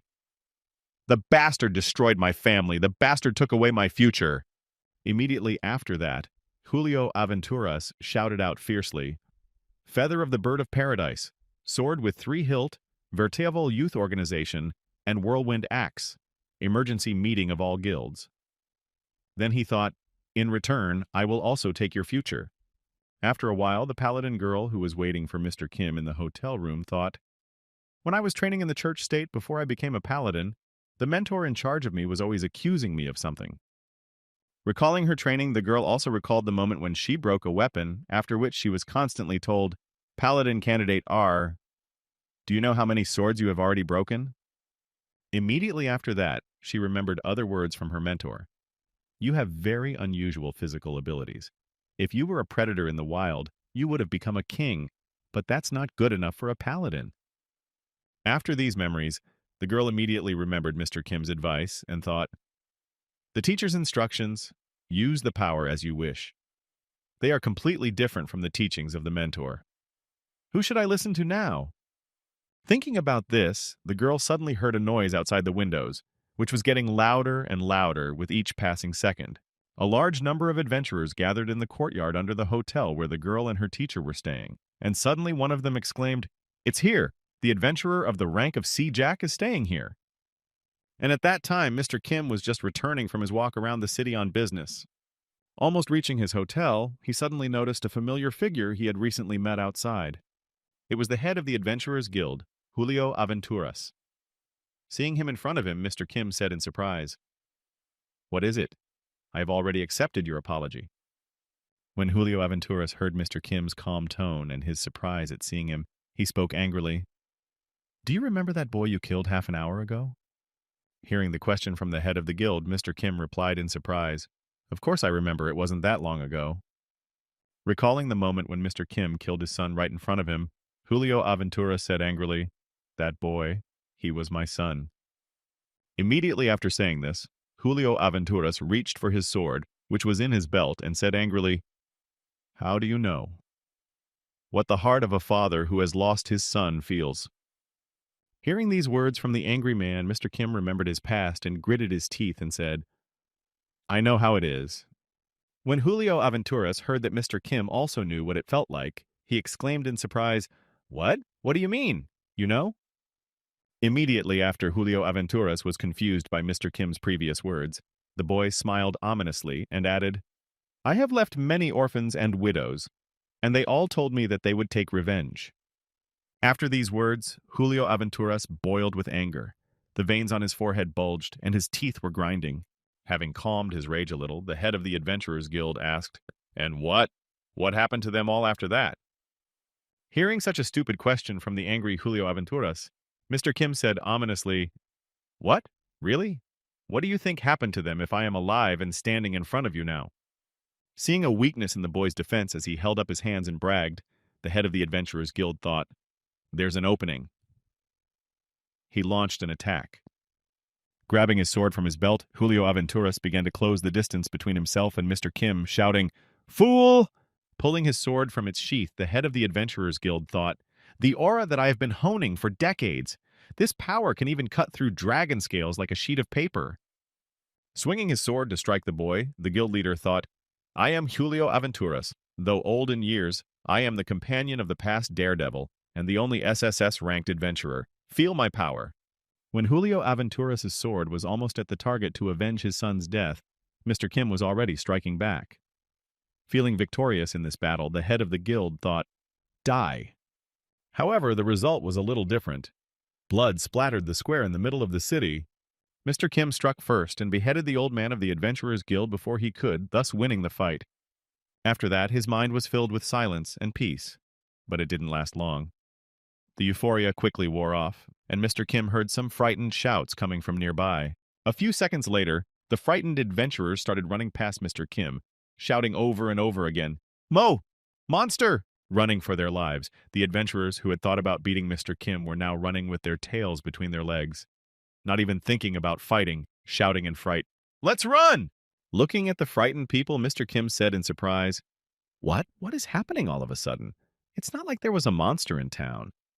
As Mr. Kim walked forward a little in the direction from which the people were running, he noticed pools of blood on the ground. Raising his head a little higher, Mr. Kim saw a paladin girl standing in the street, with the bloody bodies of the adventurers lying around her. It is not clear why, but the girl was shedding tears, being up to her elbows in the blood of the adventurers killed by her own hands. Hearing that someone else had come to her, she looked back and noticed a familiar person and then asked anxiously, "Teacher?" Looking at the crying girl, Mr. Kim decided not to say anything to her. He simply walked past her and sat down by the wall to rest for a while. Taking out his magic pouch, Mr. Kim began to pull out a griffin's paw from the magic storage. The next moment, when the paw was pulled out, the boy began to eat it. When the girl saw that he did not react to her actions, she calmed down and wiped her tears. After that, the paladin girl simply walked over to Mr. Kim and stood silently next to him. Noticing that she was near him, Mr. Kim stretched out his leg to the girl and asked, "Are you hungry?" Not daring to refuse her teacher, the girl took the griffin's leg in her hands and took a bite of meat. After chewing the meat for a while, she immediately threw it back up, feeling the disgusting taste of the animal. Seeing what happened to his companion, Mr. Kim thought, "To be honest, griffin meat tastes really disgusting. As expected, because the griffin is a G. That's why the griffin is disgusting. Disgusting taste." After that, the girl sat down next to Mr. Kim and said, "To be honest, it's a secret. Recalling her past, the girl said, although everyone knows that paladins were blessed by a goddess who gave them superhuman abilities and strength, but in reality, they are just modernized humans created using a simplified technology for making saints. Hearing what the girl had just said, Mr. Kim thought, there is no mystery in this. It has long been known in the highest circles. I have also heard it from the prince. The girl then changed her hand into a monster hand and added, and also, we are being tested to test the features that are going to be added to the next saint. When Mr. Kim heard this, he asked in surprise, what experiments? As soon as the girl heard her teacher's surprise, she showed him her hand and added, most likely, this is the result of an experiment. Immediately after that, the girl clenched her hand into a fist and said, I'm sorry. I had a strange impulse, and I... After this incident, Mr. Kim looked at the girl thoughtfully and thought, for the first time when I first met this girl, I felt an unknown sense of kinship. So that was the reason. Remembering his past family, Mr. Kim thought, I never once thought that even my parents were living beings like me. It was the same with my vile older brother who looked like a pig. For this reason, I was cautious of everyone around me and hid my ability. After that, Mr. Kim smiled slyly and continued his thought. However, I immediately showed her my power without any shyness. And that's because she's a Sing nephew, a monster of the same type as me. After that, Mr. Kim remembered what had happened in the square recently and thought in confusion, speaking of which, she and I made some noise here. We tore the Caballeros Adventurers Guild to pieces and their head. Rising to his feet, Mr. Kim said thoughtfully, you cannot stay here any longer. Go ahead and get tickets for the carriage. Hearing the order from her mentor, the girl asked in surprise, what about you, teacher? Then Mr. Kim added to send the girl away. I have one more thing to do. It won't take much time, so you go first and I'll catch up soon. Then the girl obediently replied, okay, I understand. Immediately afterward, the paladin girl drew her sword and set off to fulfill her master's order, while he watched her go to make sure she would not suddenly turn back. As soon as the girl left Mr. Kim, he immediately spoke. You probably heard everything yourself, right? Then a royal assassin appeared from around the corner of the building to meet with Mr. Kim. Upon hearing his question, the royal assassin, who had continued to hide behind the corner of the building to avoid being seen, replied, yes, I heard every detail, Knight Kim. As soon as Mr. Kim realized that he didn't have to tell him anything new, he said, then how about payment for the information? Immediately after this question, Mr. Kim looked at the assassin out of the corner of his eye and continued his thoughts. The higher-ups only suspected that the paladins were test subjects for the saint. There was no direct evidence of this.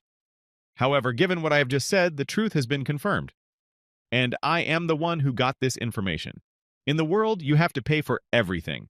As soon as it came to paying for the information, the assassin handed Mr. Kim a bag of money and said, I have prepared everything in advance. Opening the money bag, Mr. Kim began to examine the contents. First, he pulled out a single coin and said thoughtfully, yes, it's travel money, but... After that, Mr. Kim pulled out another identification card and said, a new ID card. When Mr. Kim turned it toward him, he noticed something new. Then the assassin said, Jack, 26 years old, a fourth-class mercenary, belongs to the Almaru's mercenary group. This is your new identity.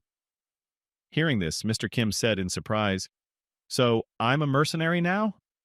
After telling him all the details about his new identity, the royal assassin asked the traveler, and where do you plan to travel now? Turning his back and walking away from the assassin so as not to attract unnecessary attention, Mr. Kim said finally, Santo Canargo. As he walked toward the place where he could get into the cart he had sent his student to fetch, Mr. Kim thought about the prince. Come to think of it, that's where the rascal and I first met.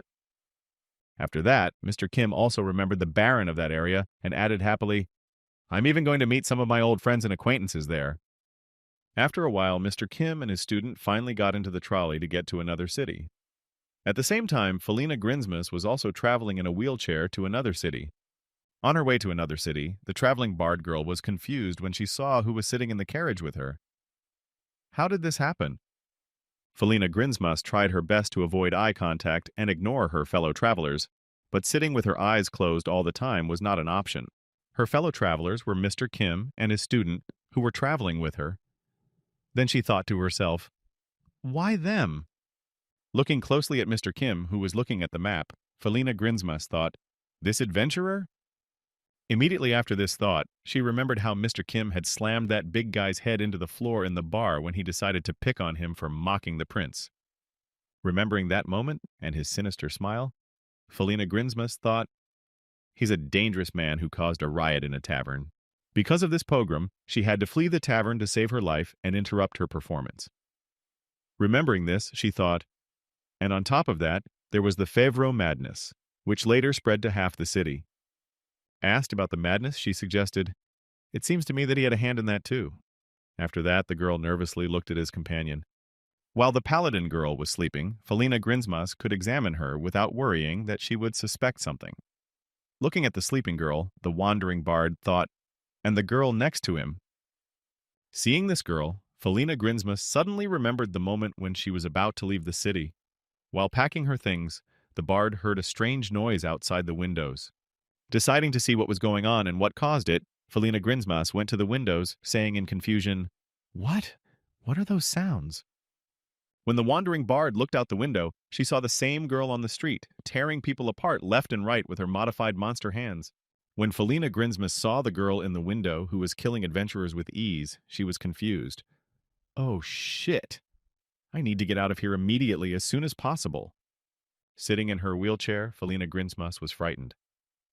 It's the same one who started the massacre in the guest house. Because of these two, I canceled all my plans and immediately fled the city. To end up in the same carriage with them? Looking down at her companions traveling with her in the same carriage, she thought, as soon as we arrive in Santo Canargo, I will immediately change carriages. It's better not to mess with these guys, or you won't be able to pick up the bones. Closing her eyes, the girl thought in anticipation, besides, we are almost there. Just a little more, and... No sooner had she enjoyed that feeling of triumph than she heard the carriage driver say, hey, there's a dungeon! The dungeon has opened! Right on the road in front of Mr. Kim's carriage, a dungeon appeared in the cave they had to cross, blocking the safe way to the city. At the same time, the Baron of Santo Canargo had also received a message that a dungeon had appeared near his city, threatening him with danger. Holding his head in disappointment at the news, the Baron said, a dungeon, then? Is it for sure? To which the subordinate replied, yes, Your Excellency. From the dungeon to the reservoir, to the south, everything within a radius of 500 meters has been eroded. Having received additional testimony from his subordinate, Baron Santo Canargo said in confusion, oh shit, a dungeon? Why did the dungeon appear and why now? Slamming his fist on the table, the Baron said angrily, only damned adventurers will be happy about this. These lowlifes don't even pay half of the taxes, enjoy all the privileges, and when you need their help, they won't lift a finger, caring only about their own benefit, and all because of this crazy man. As soon as the Baron of Santo Canargo said this, he immediately remembered a figure he hated so much and spoke menacingly, Julio Adventuras. Immediately afterward, the city's Baron added, this bastard has raised the profile of trashy adventurers. He created his own damned adventurers guild and established a crazy law that dungeons are the property of the adventurer. A bunch of freeloaders who claim to be free and do whatever they want. This whole guild of adventurers does nothing but defend the rights of lazy people. As soon as the Baron of the city said this, he remembered the man he hated so much, and he spoke angrily in his head. This is all because of this bastard. After his angry thoughts and statements, Baron Santo Cargano spoke in confusion, looking down at his head. How about we get permission to destroy the dungeon? Lowering his head in front of his Baron, the subordinate said in disappointment, about that, so far no one has responded. It's a risky business, and adventurers are most likely only concerned with making a safe living. Hearing this, the Baron added angrily, they are of no use. Then how about allowing the troops to invade the dungeon? Hearing the next question from his Baron, the subordinate reported back, they said they are considering our application for that. Hearing the answer, the Baron said angrily, damn it! Suddenly, the door to the Baron's office swung open, and one of the city's soldiers entered, hastily exclaiming, Your Excellency! Hearing that his office had been broken into without knocking and without any tact, Baron Santo Canargo spoke menacingly, rising from his seat. What is the matter? I am having an important conversation here." Then the soldier, holding the coat of arms of Prince Edward, which Mr. Kim had for unimpeded movement around the kingdom, exclaimed, Pardon me, but I was told to convey this to you under any circumstances." Noticing what the soldier who had just broken into his office was holding, the Baron of Santo Canargo suddenly fell into a stupor, recognizing the coat of arms that was depicted. Realizing what was happening, the Baron said to his soldier in confusion, "This is it!" After a while, the Baron of the town was sitting in the reception room, smiling happily as he learned the latest news from the neighboring town. After laughing a lot, the Baron said, "Julio Adventuras, that lunatic is dead. We can breathe a sigh of relief. Finally. Booga." Finally calmed down by the good news, the Baron said to his guest, who had arrived with the good news, "Well done, Knight Kim. You bet, best of the best on a whole new level." Hearing Baron Santo Canargo's name for her teacher, the paladin girl said in displeasure, "Your Excellency, the teacher is using a different name now." When the Baron heard the girl's remark, he said joyfully, Ho, indeed, I understand. Pretend you didn't just hear me say that." "Knight Jack, then." To which Mr. Kim replied, "You don't add knight to an ordinary mercenary." Hearing how to call his friend, Baron Santo Canargo said, "Very well then, mercenary Jack. I suppose there is no need to tell you what is happening in our Santo Canario. Dungeons. An unknown phenomenon that sometimes appears. The dungeon is a huge being that can be called the most mysterious life form on the entire continent of Enmund. They are just like the earthly nautilides that develop underground. They eat their way up and thus create a maze of spiraling shells. When this shell becomes large enough, the underground opens the entrance to the maze on the surface, which, as a result of its opening, lures monsters inside with its pheromones. Those monsters that get inside are changed by the mana of the dungeon and turn into the most ruthless predators. These monsters become the shield of the dungeon, protecting its core, which is located at the very end. However, after a while, this dungeon becomes overrun with different kinds of monsters. After that, the changed monsters break out, attacking all creatures in sight. And it is when this phenomenon occurs that people usually say that the dungeon has overflowed its banks. However, their existence does not only cause damage to people. Eating up the earth in the process of development, the underground separately makes up foreign bodies, which are mostly ores and minerals. Also, these dungeons grow various rare plants that have special power due to the fact that they are full of mana. That's why many adventurers seek out the dungeons that have opened up, and it rarely happens that they are overcrowded. The lord and the people of the land, not knowing the exact time when the dungeon will overflow, want to end it as soon as possible. However, the adventurers themselves delay the destruction of the dungeon as long as possible, so that it can collect as many different benefits as possible. In this regard, the lord and the adventurers can only confront each other. After telling everything about the dungeons themselves, what monsters they contain, what minerals and plants they have, the Baron added, "This is the situation we have at the moment in Santo Canargo." After hearing this informative report, Mr. Kim said, "I understand." Immediately afterward, the Baron of the city looked slyly at Mr. Kim and said thoughtfully, "And that is why I have an errand for you." At the very entrance to the dungeon that opened near Santo Canargo, there was already a post of adventurers who made sure that no one accidentally entered without permission. After a while, not far from the dungeon itself, Mr. Kim appeared on the path, confidently heading for the checkpoint. When one of the guards saw the young man heading into the dungeon, he held out his hand and said, "Wait, let us see your adventurer's license so that we can familiarize ourselves with it." Mr. Kim replied, "I am a mercenary." Hearing the profession of the newcomer, one of the guards said, "A mercenary cannot enter the dungeon. Get out of here." Behind the guard was the manager, who said sarcastically, "What is the hired hand doing here?" Mr. Kim was not the type to waste his time. He was confident in his goal and quickly removed obstacles. This time, too, Mr. Kim knocked out a guard who was blocking his path. As he put one of the guards guarding the entrance to the dungeon on the ground, Mr. Kim said angrily, "Who told you that my target was the dungeon?" Noticing how rudely Mr. Kim had treated his friend, the girl went to Kim, exclaiming, "What do you think you're doing?" Before she could finish, the boy punched her in the face, saying, "Don't make any noise, I'm running an errand." When the two comrades were knocked out of action, the impudent manager flew out of his chair in fear and shouted, "Whoa, wait!" Hearing the noise near the cave, two guards who were just outside arrived at the entrance. When one of them saw what was happening, he exclaimed, "What the hell? What the hell happened there?" Noticing the guards behind him, Mr. Kim immediately headed inside the cave to hide from the law, ignoring the prohibitions. Grabbing the arm of one of the guards who had arrived at the noise, the frightened manager said, "Ha! Help me! This crazy mercenary has attacked my guild members!" Hearing the manager's words, one of the guards ran after Mr. Kim and shouted, "Don't worry, we'll arrest him right away. Hey you, stop right there, don't move." Noticing that his comrade was heading toward the dungeon, the other guard called out to him in alarm, "Stop!" A few seconds later, the guard was already catching up with Mr. Kim, who was standing in the cave waiting for reinforcements. As soon as the guard caught up with Mr. Kim, he immediately took off his helmet to make it much easier to breathe and navigate in space. When he took off his helmet, the paladin girl who was traveling with him said happily, "Teacher, I'm here. Everything is as it should be." When Mr. Kim heard his companion's voice, he said happily, "There you are. Good, let's go." Then the girl added, "Yes, the Baron himself will block the entrance." She took off her guardian's armor on the way and went with Mr. Kim into the cave, saying in amazement, "Wow, so this is what a dungeon looks like. I only know about them from stories." Hearing this from the girl, Mr. Kim asked, "Are you really interested in this?" Hearing the question from her mentor, the girl answered happily, "No, but I am interested in being on one of the pages of my teacher's heroic story." Hearing this, Mr. Kim was disappointed. "Okay."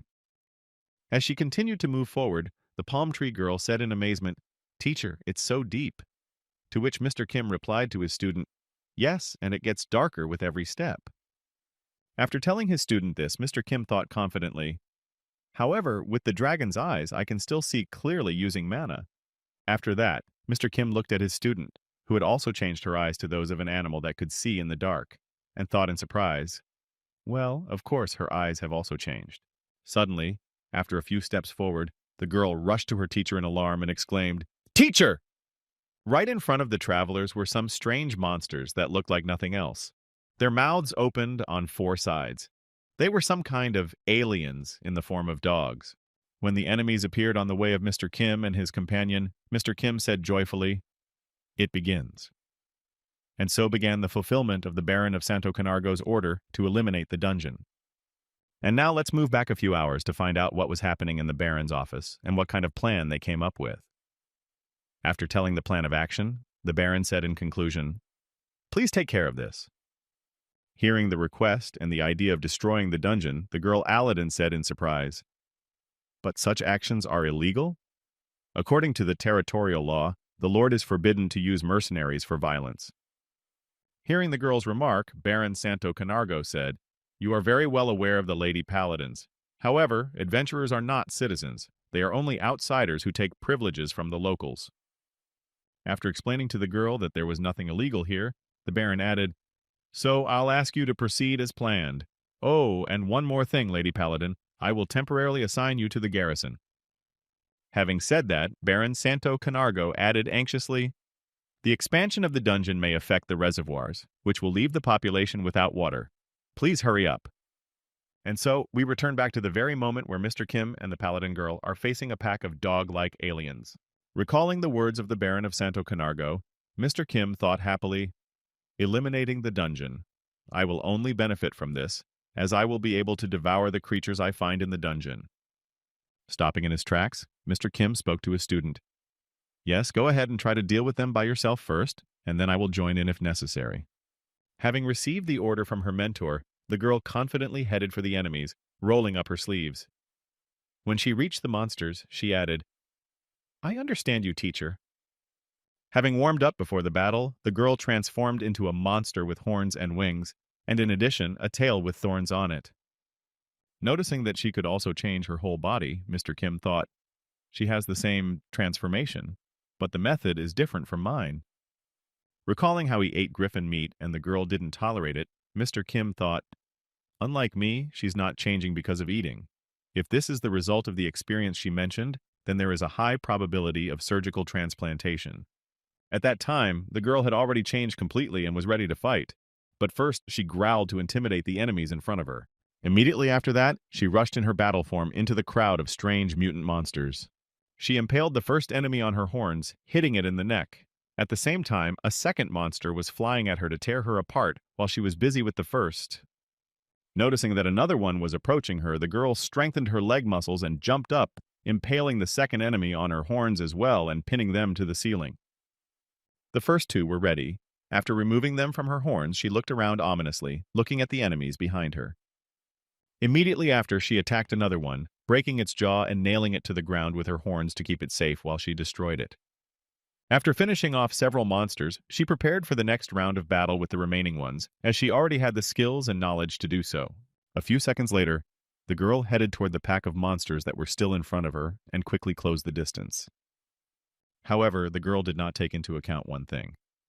Having burst into the ranks of the monsters, they surrounded her from all sides, and so now she had to be more careful than usual. But even this did not stop her. The girl used her brute strength to defeat the herd of monsters, and one of them she simply grabbed with her paws and tore into two parts. Watching how skillfully his student coped with the monsters, Mr. Kim was simply shocked. The girl really seemed very capable. After the battle, Mr. Kim slowly began to approach the girl to see if she was really okay after such a confrontation and transformation. However, the girl was even more than fine. After the fight, the girl began to transform back, smiling happily and exhaling with relief. When Mr. Kim got close enough to the girl paladin, he asked in surprise, "Are the other paladins like this? And can they do the same?" Hearing this, the girl asked in surprise, "What?" Immediately afterwards, she turned her gaze to her hand and added wearily, "Oh, you mean this? No, I'm the only one who has this. My brothers and sisters had only some muscles and bone tissue transplanted." Hearing these words from a girl who was the only paladin of her kind with such skills, Mr. Kim asked in surprise, "It must have cost a lot of money." Shaking her head at what her teacher had just said, she said sadly, "Yes, it was especially hard to get a whole mimic. Thanks to him, I was able to keep my human form, but there was a lot of noise because of budgetary issues." Hearing about the mimic, Mr. Kim suddenly became lost in thought, saying to himself, "Mimic, he was definitely pouting in that book." Recalling the characteristics of this monster and what was written about it, Mr. Kim added, "Its characteristic feature is its transformation into other living beings or objects. Most often, they take the form of a treasure chest and attack adventurers." When he heard that the girl had even been implanted with facial expressions, Mr. Kim said thoughtfully, "I'm pretty sure it must have been quite difficult to endure all the pain that came with the surgeries back then." Hearing Mr. Kim's attempts to sympathize with her, the girl replied nervously, "Not at all. They erased my memory, so it's nothing more than just dry facts for me." When he heard that she had no memory of the pain she had experienced during the surgeries, Mr. Kim moved on, speaking with a nonchalant expression, "Very well then." After saying that, Mr. Kim headed toward the dead monsters to taste them. As he approached the first enemy, the boy stopped right in front of its carcass. Then he took its body in his hands and raised it to the level of his eyes and said thoughtfully, "Quite unusual. I haven't seen anything like this in the reference book. Did the dungeon mana change it?"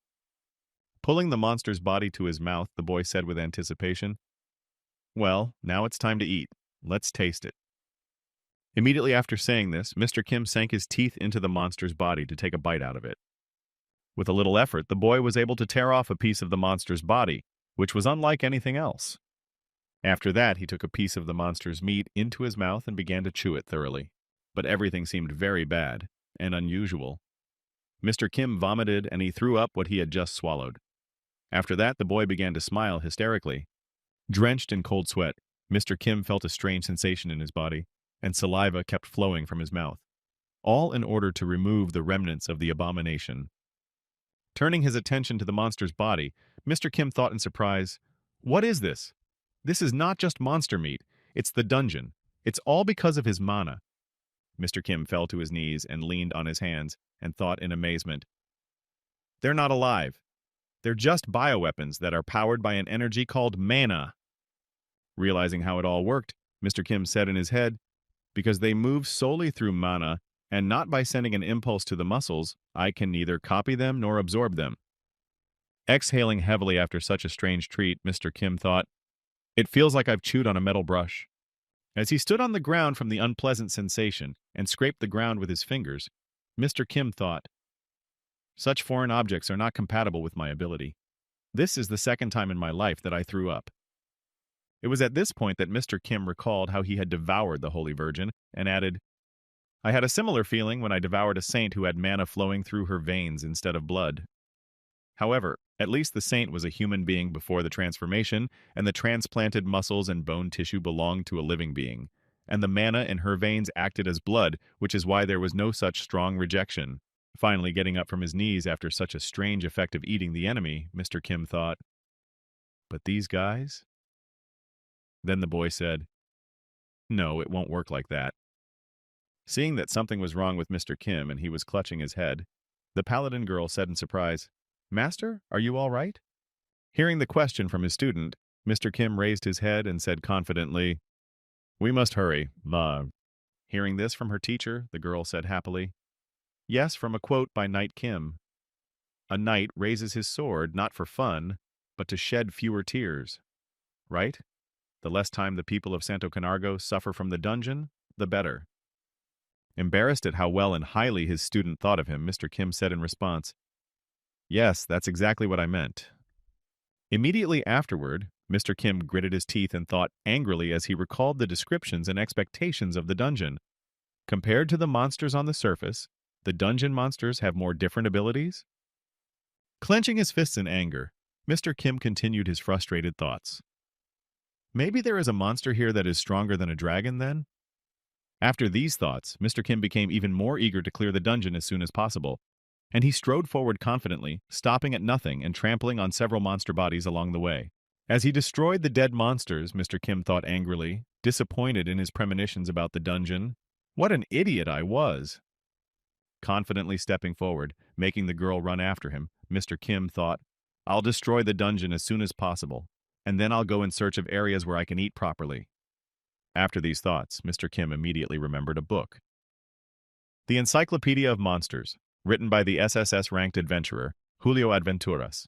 This is how the famous adventurer Julio Adventuras described dungeons. The first thing that catches your eye is the bizarre landscape, which you won't see anywhere else. A dense flow of mana circulates throughout the space. There are also monsters in the dungeons that evolve in an unusual environment.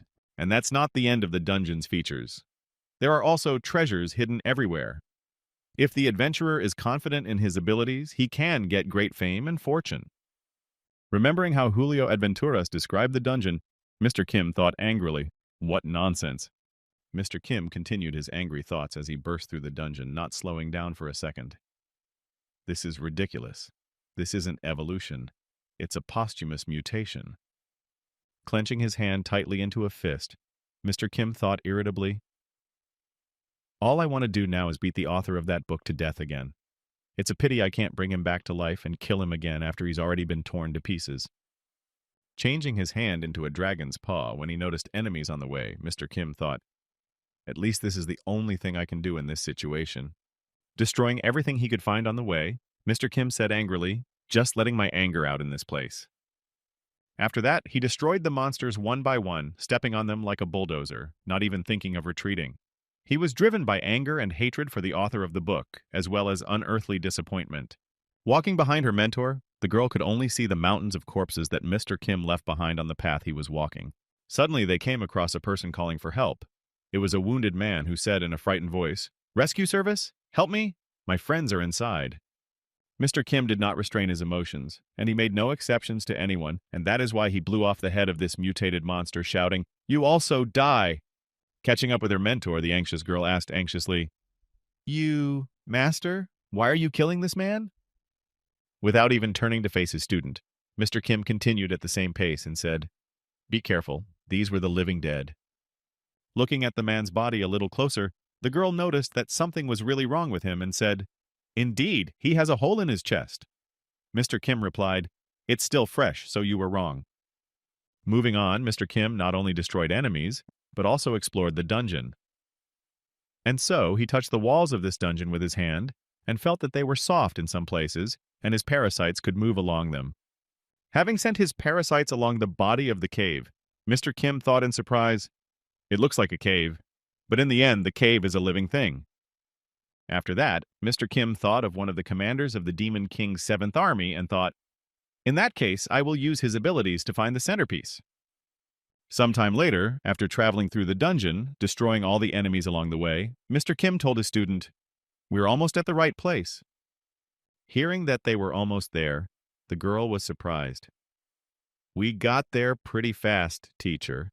I have heard that no matter how quickly a dungeon is conquered, it usually takes at least 12 hours to travel 500 meters. Hearing what the girl had just said, Mr. Kim said in displeasure, wasting half a day on such a trifle. Adventurers are just inept losers. Hearing how angry Mr. Kim was at being compared to some adventurers, the girl added, teacher, it's more like you're just incredible. You went straight down without getting lost. An ordinary adventurer, even if he avoided fights, would spend much more time searching for the path. Hearing this from the girl, Mr. Kim said angrily, Rayon Han's pure creed. Hearing her name, the girl said nervously, oh yes, teacher. When the girl was quiet, Mr. Kim said, I understand that you want to praise me in any way you can, but please don't compare me to incompetent idiots, because that doesn't sound like praise. Immediately afterwards, Mr. Kim looked at his hand and continued thoughtfully, besides, it might sound like an insult to the guy who gave me this ability. Hearing her mentor's remark, the girl said in embarrassment, I'm sorry, I have no such intentions, but about the gentleman who taught you this ability, was he a friend? Hearing such strange words from the girl, Mr. Kim replied nervously, a friend, you say? We were not close friends at all. We fought more than we talked. Immediately afterward, Mr. Kim recalled the exact moment he met this demon army general and how he had spoken out against killing people. Then Mr. Kim said, however, he did not tolerate innocent people suffering from violence. Mr. Kim's mind also recalled the same memories where he had beheaded people infected with parasites. Seeing that he did not spare anyone in his path, the commander of the demon army nervously shouted, Stop, you psycho! After that, Mr. Kim's memories flashed back to when they came face to face, and the demon army commander said, I will crush you so hard that you will not be able to stand. Immediately after saying this, the demon army commander rushed at Mr. Kim to try to defeat him. Then Mr. Kim said, even though the battle was doomed to fail, he was so brave that he was willing to sacrifice his own body. Immediately after saying this, Mr. Kim froze in his tracks, immersed in his memories, and saw the same monster who sacrificed himself for the common good. Noticing that Mr. Kim was acting strangely, the girl said sadly, Teacher. But he just stood there, looking at a single point in the fog in front of him, imagining the figure of the general of the demon army. Trying to reach her mentor again, the girl said nervously, Excuse me, teacher, if this sounds tactless, but that gentleman has already... Mr. Kim replied, That's right, he's dead. Thinking of that monster, Mr. Kim licked his lips and said, But what he left behind is still inside me, and I will never forget it. After a while, Mr. Kim and the girl arrived at a huge gate that they had encountered during their journey through the dungeon. Noticing this huge door, the girl said, Judging by the style, the building is very old. It looks like it's over 150 years old. This dungeon must have swallowed the whole village. For some reason, the girl immediately remembered the man who had begged them for help on their way here and said thoughtfully, Perhaps the man we encountered recently was from there. When Mr. Kim heard the girl's suggestion, he immediately denied it, saying, No, that dead man was so fresh that he hadn't even realized he was dead yet. Most likely he was a member of the Adventurers Guild who had entered from the outside. And the hole in his chest. Hearing these words from her mentor, the girl added thoughtfully, This means that we are facing an enemy who inflicts piercing wounds. When Mr. Kim heard the girl's suggestion, he said, You are absolutely right. After these conversations, Mr. Kim decided to go ahead and push the front door open. When the door opened, Mr. Kim noticed something that surprised him greatly. In his boss's room, which he and the girl entered, Mr. Kim saw a strange creature that was very large in size. When he looked at the creature in the boss's room, Mr. Kim said in astonishment, Is that a dragon? After a while, Mr. Kim looked at the monster and said thoughtfully, No, the creature looks much bigger. Something like a wyvern. Hearing about the monster in front of them, the girl exclaimed in confusion, What? It's so huge and not a dragon? Hearing this, Mr. Kim replied, Look closely. Its forelimbs are connected to its wings, so it is a wyvern, not a dragon. No, to be more precise, it looks like a wyvern, but it is not an ordinary creature like the other inhabitants of the dungeon. After taking a closer look at the monster in the boss's room, the girl exclaimed in confusion, It's... After the monster stood on its hind legs, she added, It has the body of a snake. Its wings are from a bat. the head of a horned lizard, legs from a frog. It seems to be one, but there are several of them at once. Hearing the girl's description of the monster, Mr. Kim replied, "That's right. The dungeon combines several creatures into one. That's its essence." Immediately after these words, Mr. Kim, gritting his teeth in aggression, added irritably, "Maybe some stupid sorcerer created a chimera and it slipped into the dungeon and took root here? Or did the other creatures change under the influence of the dungeon's mana, then merge together and accidentally take on this appearance?" Immediately after his conjecture, Mr. Kim, looking at the strange creature, added, "It's not my place to look for reasons, or rather to think about what the truth is, but there is one thought that stuck in my mind." The only thought that kept running through Mr. Kim's mind as he looked at the strange creature was this: "It annoys me." Looking at the monster in front of him, Mr. Kim said, "It's like looking at a reflection in a crooked mirror. To some extent, I can call it a relative because of its body, which is assembled from parts of other creatures. But is a magical transformation capable of producing only such a miserable result?" Looking at the enemy he had to defeat, Mr. Kim thought, "For a monster of such a ridiculous appearance to act as the boss of a dungeon, it's disgusting." Immediately after these thoughts, Mr. Kim remembered his past and said, "I felt the same disgust when I looked at the guy I called my older brother.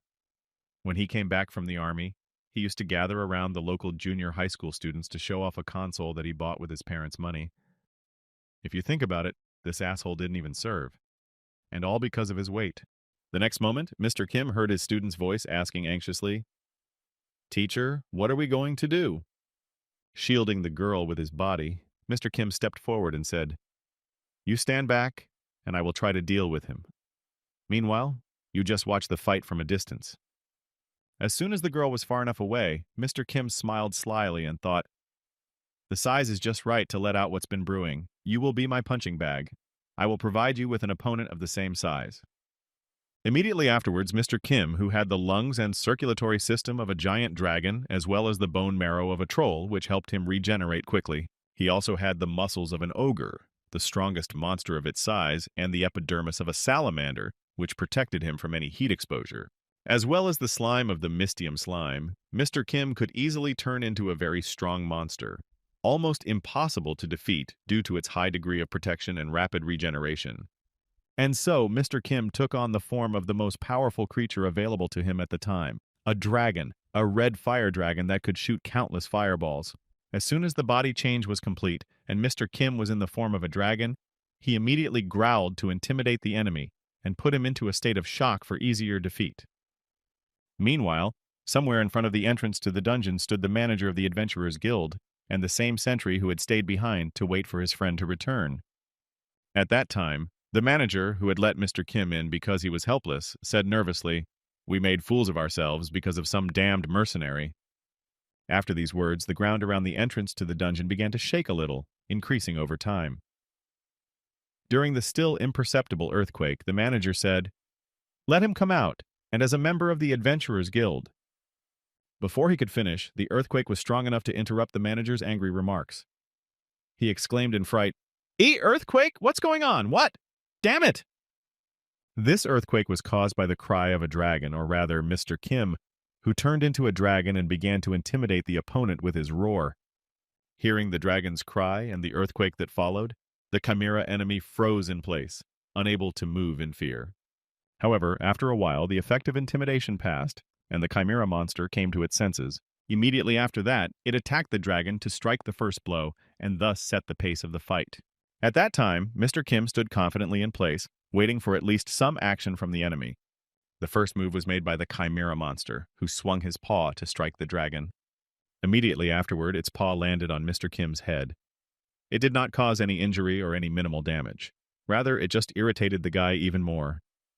Having struck the first blow, the chimera monster prepared to strike again, swinging its second paw and preparing to strike. However, the combination of blows was interrupted. Mr. Kim grabbed his opponent's other paw, blocking the attack, and thus breaking the series.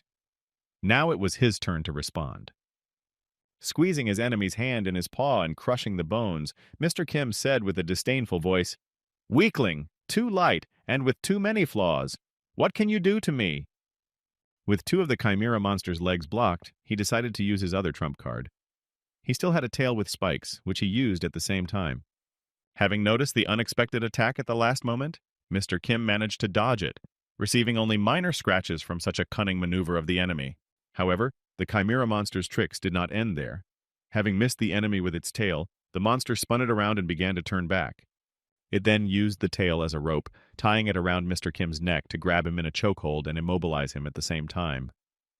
When Mr. Kim was unable to escape, the Chimera monster prepared its venomous fatal bite teeth to poison the dragon with its deadly technique. Noticing what the enemy was about to do, Mr. Kim thought in surprise, "These poisonous fangs, fatal bite fangs?"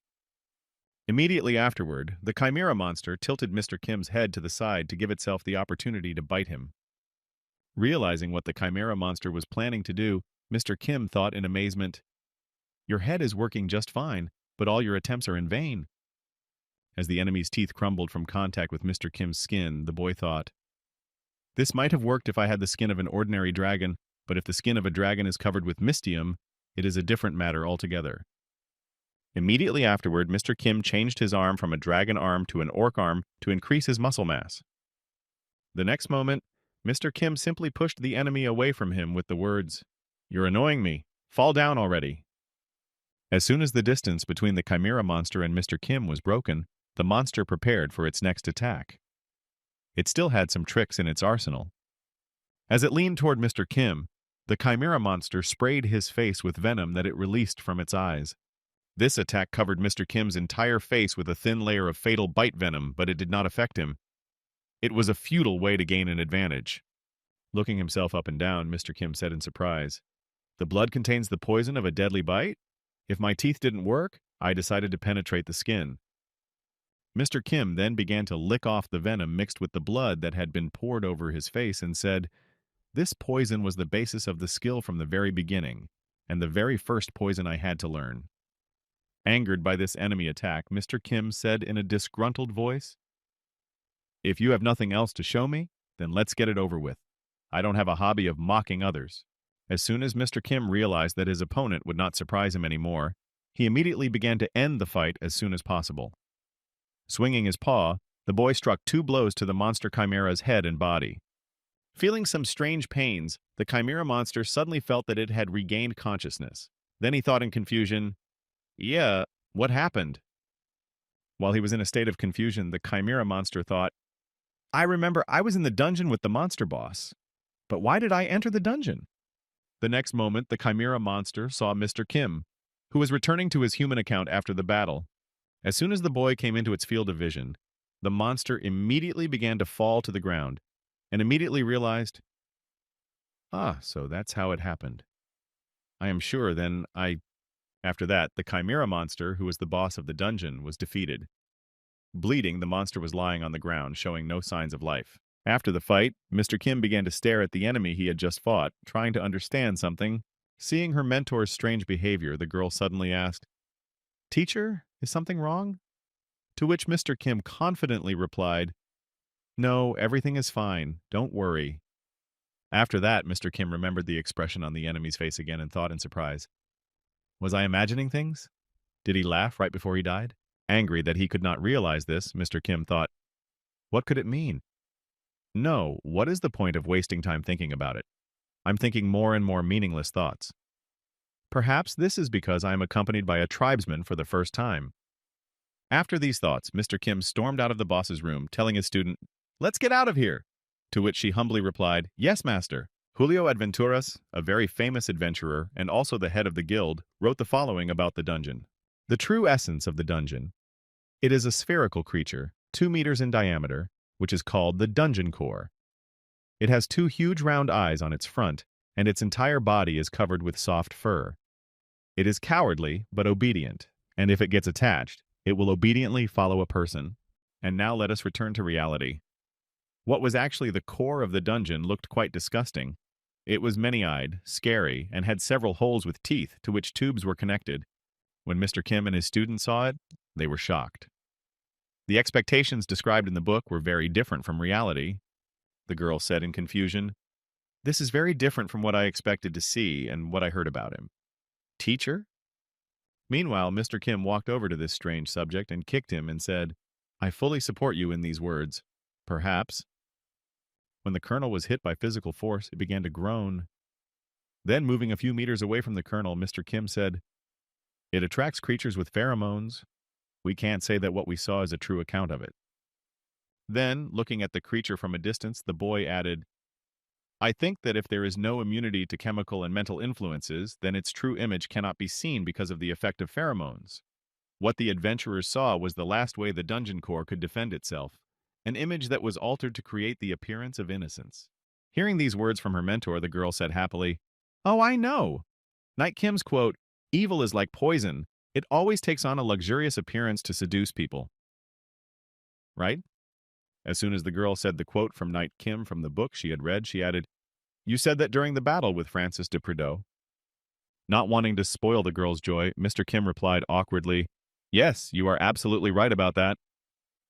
The next moment, Mr. Kim reached into his magic pouch to pull out a knife to cut through the dungeon core and thought, "I wish I could ask who the hell wrote these damned quotations in the first place. But it's too late to ask." More importantly, immediately after that, Mr. Kim took out a butcher's knife from his magic pouch, the blade of which was just right for the job. After that, Mr. Kim went to the core of the dungeon. Noticing the butcher's knife in her teacher's hands, the girl asked in surprise, "You know how to use such a weapon?" To which he confidently replied, "Of course." Immediately afterward, Mr. Kim added, "There's just one thing. I'm not going to just kill it. I'm going to eat it." Hearing her teacher's intentions, the paladin girl said in confusion as she looked at the abomination again, "What? This? Are you serious now?"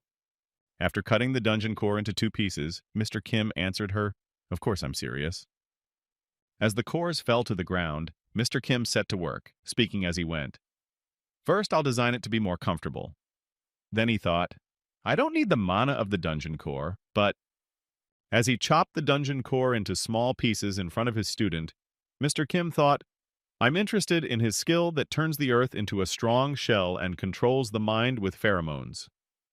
And at that time, the strange paladin was just silently watching her teacher, not daring to say a word, because it was very difficult to find the right ones in this situation.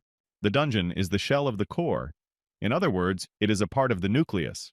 If the core loses its skills, the circulation of mana in the entire dungeon will be interrupted. Then it and its monsters will no longer be able to function, and then everything will start to collapse.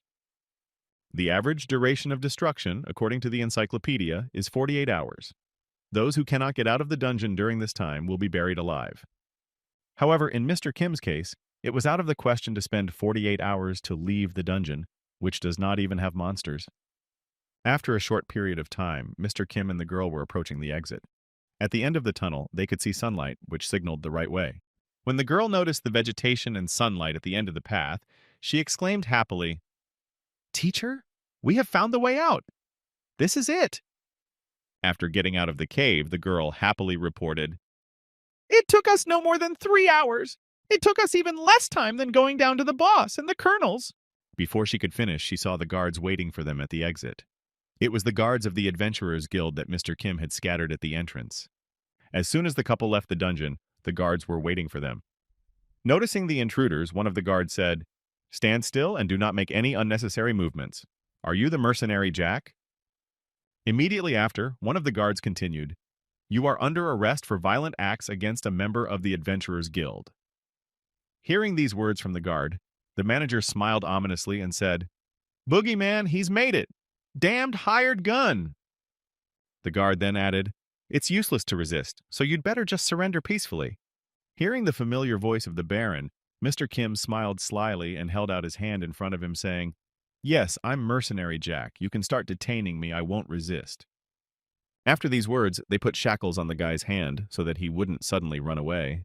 As soon as the shackles were on his hands, he was taken to a carriage to be escorted to the city, and there they decided what to do.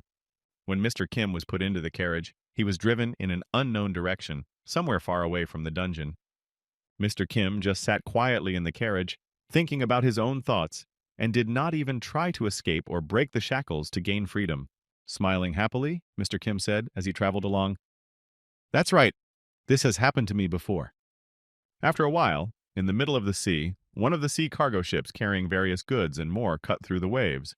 On this ship was the same traveling girl bard, Felina Greensmess, who decided to travel by ship this time in order not to run into Mr. Kim and his companion again. And somewhere a little higher up on the deck were two sailors discussing their life's topics. Then one of them said, "It is good to have freedom." The other replied, "It's all thanks to Prince Edward. It was he who put an end to the war with the damned demons." After these words, one of the sailors added joyfully, "Now only peace and prosperity await this country, and all thanks to Prince Edward." Immediately after these words, one of the sailors said, "By the way, won't sea pirates be our main threat now? Although wait, it's a river. Shouldn't they be called river pirates?" To which the other replied, "Ha, what a joke you are. We don't even have anything to rob. What kind of fool would attack a passenger ship?" No sooner had the second sailor said this than everyone felt a blow to the ship, accompanied by a jerk and shaking. Very early on, the sailors started talking about it, and now they jinxed it. Noticing that another ship with black sails had crashed into theirs, one of the crew exclaimed in confusion, "Pirates! All crew, prepare for battle!" Hearing the message from one of his comrades, the sailor said in surprise, "Are you kidding? Is this really happening even on the river?" Immediately after these words, cats hooked themselves to the ship's harpoons to press one ship against the other and make it easier to move during the boarding. And then the captain of the pirates, who imagined himself as Monkey D. Luffy, said, "Attack! Don't let anyone in! We are the pirates of the Straw Hat. We will tear your vessel to pieces." A few seconds later, the ship was boarded. The pirates from the pirate ship went to the vessel to take away everything valuable that they could use to make money. In addition to valuables, the pirates also captured the crew to sell them as cargo, and that is why the fight was mostly fought with fists. Or if with a sword, they tried not to hurt them too much. Noticing that some of his comrades were swinging their weapons too much and confidently, the pirate captain said, "Hey, no serious injuries. They are worthless if they can't do the job." Hearing these words from the captain of the pirate ship, someone on the deck said in alarm, "Do the work?" Rising from the floor, one of the sailors said, "You mean slavery, right?" Immediately afterward, the ship's sailor added, "Bastards! In the Grand Continent, slavery is banned by law." Hearing this, the pirate commander smiled slyly and replied, "You're right, that's the law here." Immediately after saying that, the pirate commander looked ominously at one of his hostages and said ominously, "But what about other countries that exist?" When the sailor heard such a strange request from this pirate, he immediately remembered another well-known pirate and asked, "Rascal, this costume and methods. How are you related to Captain Felipe?" When the pirate captain heard the familiar name of one of his friends, he was surprised to hear it. "What I didn't expect was that there would be someone among the freshwater people who knew my father. Have you ever sailed the seas in the past?" The sailor replied, "You're a punk. Felipe was a pirate, but he had moral principles." Having said this, the sailor added, "But for his son to sell slaves." Before he could finish speaking, the pirate kicked him in the face, unable to contain his anger. After the sailor was quiet, the pirate smiled slyly and said, "It was because of this damned morality that my father was caught. Money and life are much more important than all this nonsense." When all the sailors on the ship were defeated, the captain of the pirate team said, "Tie them all up and throw them in the hold." To which one of his subjects replied, "Yes, captain." Immediately after these words, someone's hand appeared from the ship's hold, and a voice accompanied the appearance, "Yes, of course." After that, Mr. Kim appeared on deck and stood in front of the pirate and said thoughtfully, "You will get less money from the sale of slaves than from the ransom for the hostages, but you will get money without any risks. Considering the miserable armament of the ship, which is inferior to that of a naval vessel, it is the safest option." Hearing this voice, the captain turned his attention to the young man who appeared in front of him, chewing on a fugu fish. After chewing, Mr. Kim added, "Quite clever." When the pirate commander heard Mr. Kim's speech, he said thoughtfully, turning his attention to him, "I wonder if you are quite clever, but what are you eating there?" After saying this, the pirate commander was deep in thought, speaking in his head, "This boy, he looks like a mercenary, but he has the aura of a cruel thief." The next moment, the pirate commander pulled on his straw hat and thought, "Without a doubt, he is exactly like me." Then the pirate said, "You know, I like you." After expressing his opinion about Mr. Kim, the pirate captain extended his hand to him and said, "Become my mate." As soon as the pirate's offer was made, An intrusive, silent aura immediately appeared on the deck. Only the sound of the water did not let us enjoy the absolute silence. After a few seconds, Mr. Kim smiled ominously and reached out his hand to the pirates to accept his offer. At least, it seemed so at first, but as soon as their hands touched, the paladin girl standing next to them noticed that the teacher's sleeve began to turn a bright hot color. Then she said in confusion, "Teacher?" As she watched Mr. Kim reach for the pirate's hand to accept his offer, she exclaimed in alarm, "What are you doing? That man, he's a nasty pirate!" At that time, the pirate commander was very happy to have such a warrior in his team. But everything turned out differently. Mr. Kim's hand and a bright light. It was the last thing he saw in his life. As soon as their hands touched, Mr. Kim fired a volley of flames at him that no one, especially a human, could have survived. As he burned to ashes the insolent pirate who had offered to join his crew, Mr. Kim said in an ominous voice, "Why should I obey a creature who is inferior to me in development?" Earlier, while they were still in the dungeon, Mr. Kim had been able to eat the dungeon's core, and by doing so, he had gained a new ability that the ugly creature had. This ability was that he could now freely control the release and concentration of his pheromones. The dungeon's core rebuilds the liver of the captured organisms, triggering the chemical synthesis of pheromones. The pheromones circulate through the blood vessels and accumulate in the sweat glands on the surface of the skin. After that, they can be dispersed through the pores. A dragon synthesizes flammable chemicals in its body. However, since they are usually formed in the lungs, they can only be released through the mouth. The mucus secreted by lizardmen has a high coefficient of viscosity. That's why sweat glands produce mucus under greater pressure. A considerable number of additional hearts of the giant dinosaur allow the blood to be exchanged throughout the body. If you combine all these abilities together, you can synthesize the dragon's highly flammable substances in the living chemical plant of the dungeon core, directing them directly into the bloodstream. Then, thanks to the dinosaur's hearts, you can supply fuel at all times of the body directly to the sweat glands. And finally, after such machinations, it is possible to release fuel from them under high pressure, which creates friction with the air and causes spontaneous combustion of fuel in flight. In other words, Mr. Kim can now release flames even from his hands. After these reflections, Mr. Kim plunged into memories. Recalling how he was arrested and handcuffed, he thought, "I wonder if they didn't put me in a carriage right after we left the dungeon." Then he remembered being led to the carriage and continued, "Unfortunately, the soldiers who captured me then were in the service of the Baron of Santo Canargo. The arrest of the mercenary Jack was just a little number intended for those adventurers, and a distraction to prevent further problems. Otherwise, one might wonder if Mr. Kim had given himself up so easily that he was shackled and led to a carriage." After testing his new skill, Mr. Kim saw that the enemy was reduced to ashes and thoughtfully pronounced his verdict. Surprisingly, it was very practical. Watching what had just happened from a distance, one of his subordinates exclaimed in fright, "Big boss! Shit! That was fire magic! More like a fire barrier!"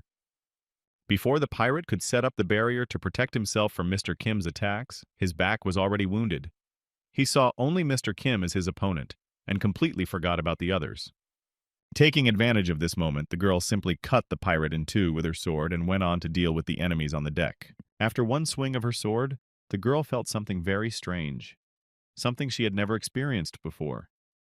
Just as she wanted to figure it out, she was interrupted. Noticing that the girl had just finished off one of their comrades, the pirates headed for her to take revenge, shouting angrily, "Damn girl!" However, this was not a problem for the girl. Even though there were a lot of enemies, she dealt with them all in a matter of seconds. After that, she felt the same strange sensation again and said in surprise, "What is this? Where did these strange sensations come from?" Looking at her hands and the weapons in them, she continued, "The sword in my hand.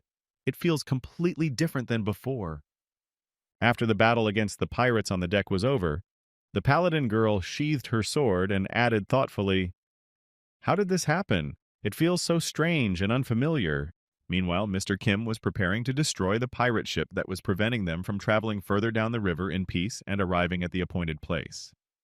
Pointing his hands at the pirate's ship, Mr. Kim released a poisonous fog to finish off enemies who might interfere with them in the future.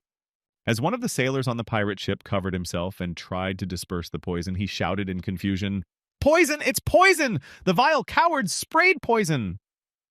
In an attempt to save his miserable life, One of the pirates jumped to the deck of the captured ship, shouting to his comrades, "Get to the next ship!" Once on board, he said, "There is certainly no poison here." When the same pirate opened his eyes on the next ship, he noticed a white fog around him, which threw him into confusion. Looking around, the pirate said in surprise, "What? Fog? But where did it come from?" While the pirate was trying to figure out what exactly was going on, the image of Mr. Kim appeared somewhere in the fog and was heading straight for him. Immediately afterwards, the boy grabbed the pirate by the face and pushed him out of the fog overboard. Holding the enemy by the face, raised in front of him so that he could hear him, Mr. Kim approached the edge of the ship's deck. After that, he simply dropped the enemy into the water, and he flew down rapidly. However, pirates should be able to swim, and it shouldn't have been a big problem for him. However, everything was a little more interesting. The enemy, falling into the water, quickly sank to the bottom, saying in confusion, my body does not move."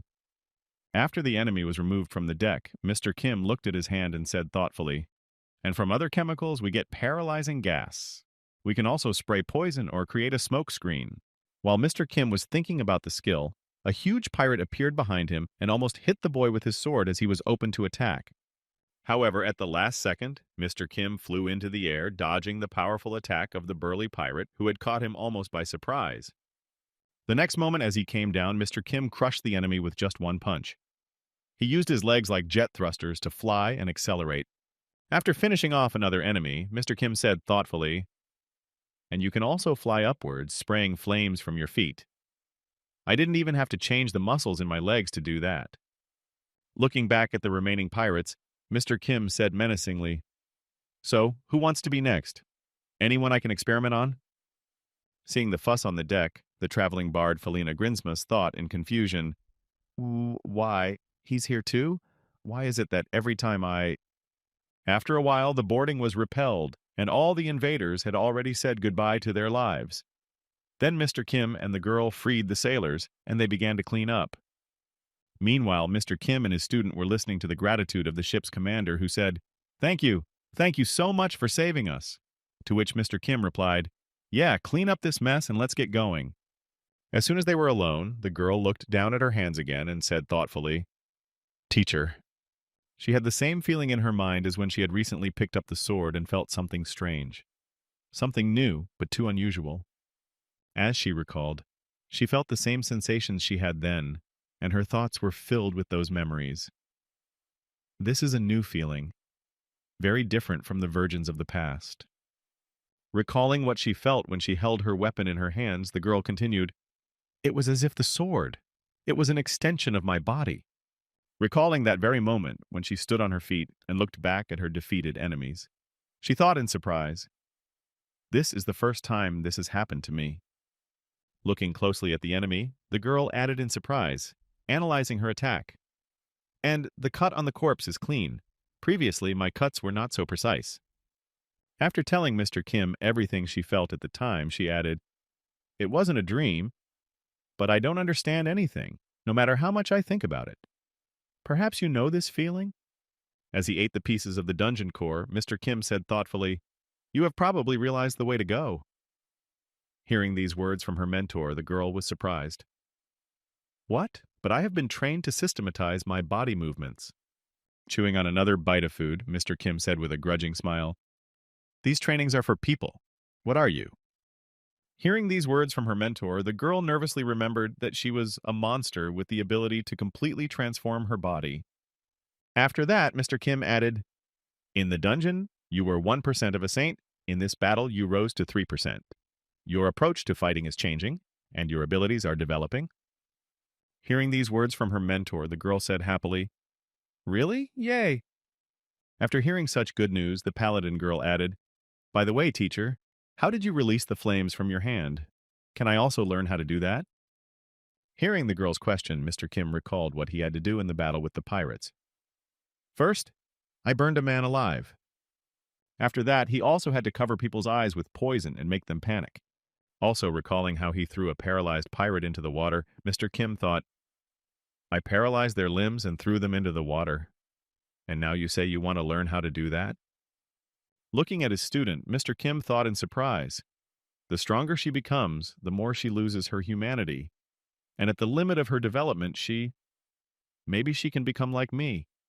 After a while, the ship arrived at the largest trading harbor and fishing port of the Grand Continent, the Genius of Desielto. Getting off the ship, the girl exclaimed joyfully, "Wow, this is my first time in a place like this. Teacher, have you ever visited a port city?" Before she could finish speaking, she saw a monster that looked like a fish. Immediately grabbing her sword to finish off the enemy, the girl exclaimed in confusion, "A merman? What is a demon doing here?" Mr. Kim gave the girl a stern look and said, "Take a closer look at him. This is not a demon, but a beast man." Hearing the teacher's remark, the girl said in surprise, "What?" Mr. Kim drew the girl's attention to the peculiarities of the body structure and said, "Its skin is not scales but cuticles, and its tail fin grows horizontally." Mr. Kim then added, as the girl looked around the city at the locals, "This is a characteristic of dolphins. Look around you. This is a city of marine mammal beast men." After a while, Mr. Kim arrived at the hotel with his student. The girl walked forward and said tiredly, I'm a little tired. Maybe it's because I've seen all kinds of strange things." As she walked toward the hotel, she said, "Teacher, our reserved room is here." Mr. Kim felt something strange that was bothering him, and he said to his student, "You go first." And he went off. When the girl heard this, she replied, "Okay." Immediately afterward, Mr. Kim went to the school and entered the door that said staff only. Upon entering, Mr. Kim saw the royal assassin, who spoke to him. "Welcome, what is the purpose of your visit?" He replied, "Tourism." After handing Mr. Kim a card, the royal assassin said, "Then you will need this." Taking the card in his hands, Mr. Kim heard, "You are now J. Clark, a 31-year-old knight of medium rank. Your rank is low, but with your knight's ID, you will be able to move around more easily." After learning more about his identity in this city, Mr. Kim said thoughtfully, "A knight means—" After Mr. Kim received his new documents, he left the tavern. It was the key trading harbor of the kingdom of Genius Desielto. The rapid development of this port city is directly related to the rescue of the first king who fell into the water, Edward the Magnificent, as it was said. This port was closed due to a kraken attack, and it was also the appearance of Mr. Kim here. A kraken is a giant squid from legends. It's not surprising to find a kraken in this world that is teeming with monsters. Thinking about the kraken, Mr. Kim said with a delicious lick of his lips, "A giant legendary beast can't help but be delicious. It makes me salivate. Of course, it will also benefit my abilities." As he traveled around the city, Mr. Kim thought in surprise, "However, this is very strange." As he walked through the port city, Mr. Kim continued his thoughts. Despite the news of the kraken, the city is quiet and peaceful. In fact, passing by a restaurant, Mr. Kim saw a strange sign that read, "Special menu in honor of the kraken." When he read it, Mr. Kim said in surprise, "In honor of a kraken?" Immediately after, Mr. Kim decided to visit the restaurant with the strange sign. When the waiter noticed the new guest, he said happily, "Welcome! A table for one?" Mr. Kim replied, "That's right, about the sign outside." Then the waiter added, "Yes, that'll be 5 pieces of silver, 1 kraken set meal here." When the order was served, Mr. Kim tasted everything and ate every last crumb. Approaching the guest, the waiter asked, "How do you like the food? We are very interested in your opinion about the new menu. If you take part in the survey, you will receive a glass of fruit juice or a cup of coffee for free." Getting a little angry with these questions, Mr. Kim said, "Just put very good everywhere. That's more important." The waiter then added, "Whatever you say, dear guest, our restaurant has signed a franchise agreement." After that, Mr. Kim said awkwardly, "No, I'm more interested in the kraken." However, the waiter continued to talk. "With the famous restaurants of Santa Camargo, that's why we provide top-class service. When you come back, you get points." Immediately after, Mr. Kim just decided to listen to what the waiter was telling him. "Our chefs specialize in cooking squid, even famous gourmets, in the 5 years we've been open." After listening to the waiter for a long time, Mr. Kim thought irritably, "Maybe I shouldn't eat the kraken, but this boy—" I can say with confidence that this employee is the most difficult opponent I have ever met. After all, it took me half an hour to hear about what I was interested in. After that, the events unfolded as follows. There was a performance by the sea. A huge natural disaster from the bottom of the deep sea. The one who crushes all hopes and destroys all life in its path. Holding a fish in his hands as a microphone, the beastman added, "The majestic death of the endless seas." After such a performance, a whirlpool began to appear near the port, and a few seconds later, a giant squid emerged from the water and was introduced. A kraken in person! After that, the show's host threw the fish up, and the kraken that emerged from the water caught the delicacy with which it was treated. Seeing the kraken emerge from the sea, all the spectators exclaimed in amazement, "Wow, it's huge! How cute he is!" The only one who was not happy to see it was Mr. Kim, who was among the frenzied audience. Looking at this legendary monster, Mr. Kim said in disappointment, "The kraken is a local tourist attraction. Besides, it's not as big as I thought it would be." As he petted the kraken, the host said happily, "There you go, good boy." Watching all this, Mr. Kim thought in disappointment, "And I was dragged here for this thing? If I had known this would happen, I would have slept longer." Suddenly, not far from the port, Mr. Kim noticed a ship rapidly approaching the port. The strange thing was that it didn't even slow down, given that the port was already quite close. After sailing a little further, the ship stopped, moored perfectly near the port, a few meters from the kraken. After that, dark images of passengers and crew began to appear on board the ship. Immediately after, a beastman in shining armor jumped off the ship with his crew. Immediately after landing, this beastman shouted menacingly, "I come from the Guild of Adventurers, but I hope to hear an answer this time. Cursed water beasts." Hearing the shouts of the newly arrived beastmen demanding some kind of answer, the killer whale that was feeding the kraken just stood there silently, looking at them in confusion. Not having received an answer to his question, the lion beastman who had arrived in the port city shouted again to the whole port, "I have come here on behalf of the Guild of Adventurers, and I hope this time to get an answer to my question." After that, the orca was silent again, trying to ignore the shouter. But behind him, the embarrassed spectators began to whisper nervously, "What? What business could the Adventurers Guild have here?" Immediately after the spectators were plunged into confusion, the killer whispered in displeasure, clearing his ear canals where his ears should have been, "My ears are stuck together. Can you turn up the volume a little?" When the orca finally responded to the lion man's words, he spoke more quietly, "We came here for an answer. Stop talking and answer our question." After that, the newly arrived beastman turned his gaze to the kraken, who was nearby, and continued menacingly, "Well, what are you going to do?" After the intruder's words, Mr. Orca, who was hosting the show with the kraken, replied in displeasure, "But I have already told you many times that I refuse. Why do you keep coming back and bothering us?" Hearing such a response from the interlocutor, the newly arrived beastman said angrily, "Talking doesn't work. This is not the answer we wanted." Hearing these words from the uninvited adventurer, the killer whale replied, "That's because you only hear what you want to hear. If you weren't going to negotiate from the beginning, then why did you pretend to be nice?" The adventurer was furious at the orca's response and reached for his sword, saying angrily, "Very well then we will solve everything not by talking, but by force." Hearing this, the killer whale exclaimed in confusion, "Have you lost your mind?" Immediately after that, the lion man drew his sword and pointed it at the orca and shouted menacingly, "Everyone, prepare for battle!" To which the killer whale responded with a displeased voice, "We are not deaf. Why do you keep shouting like that?"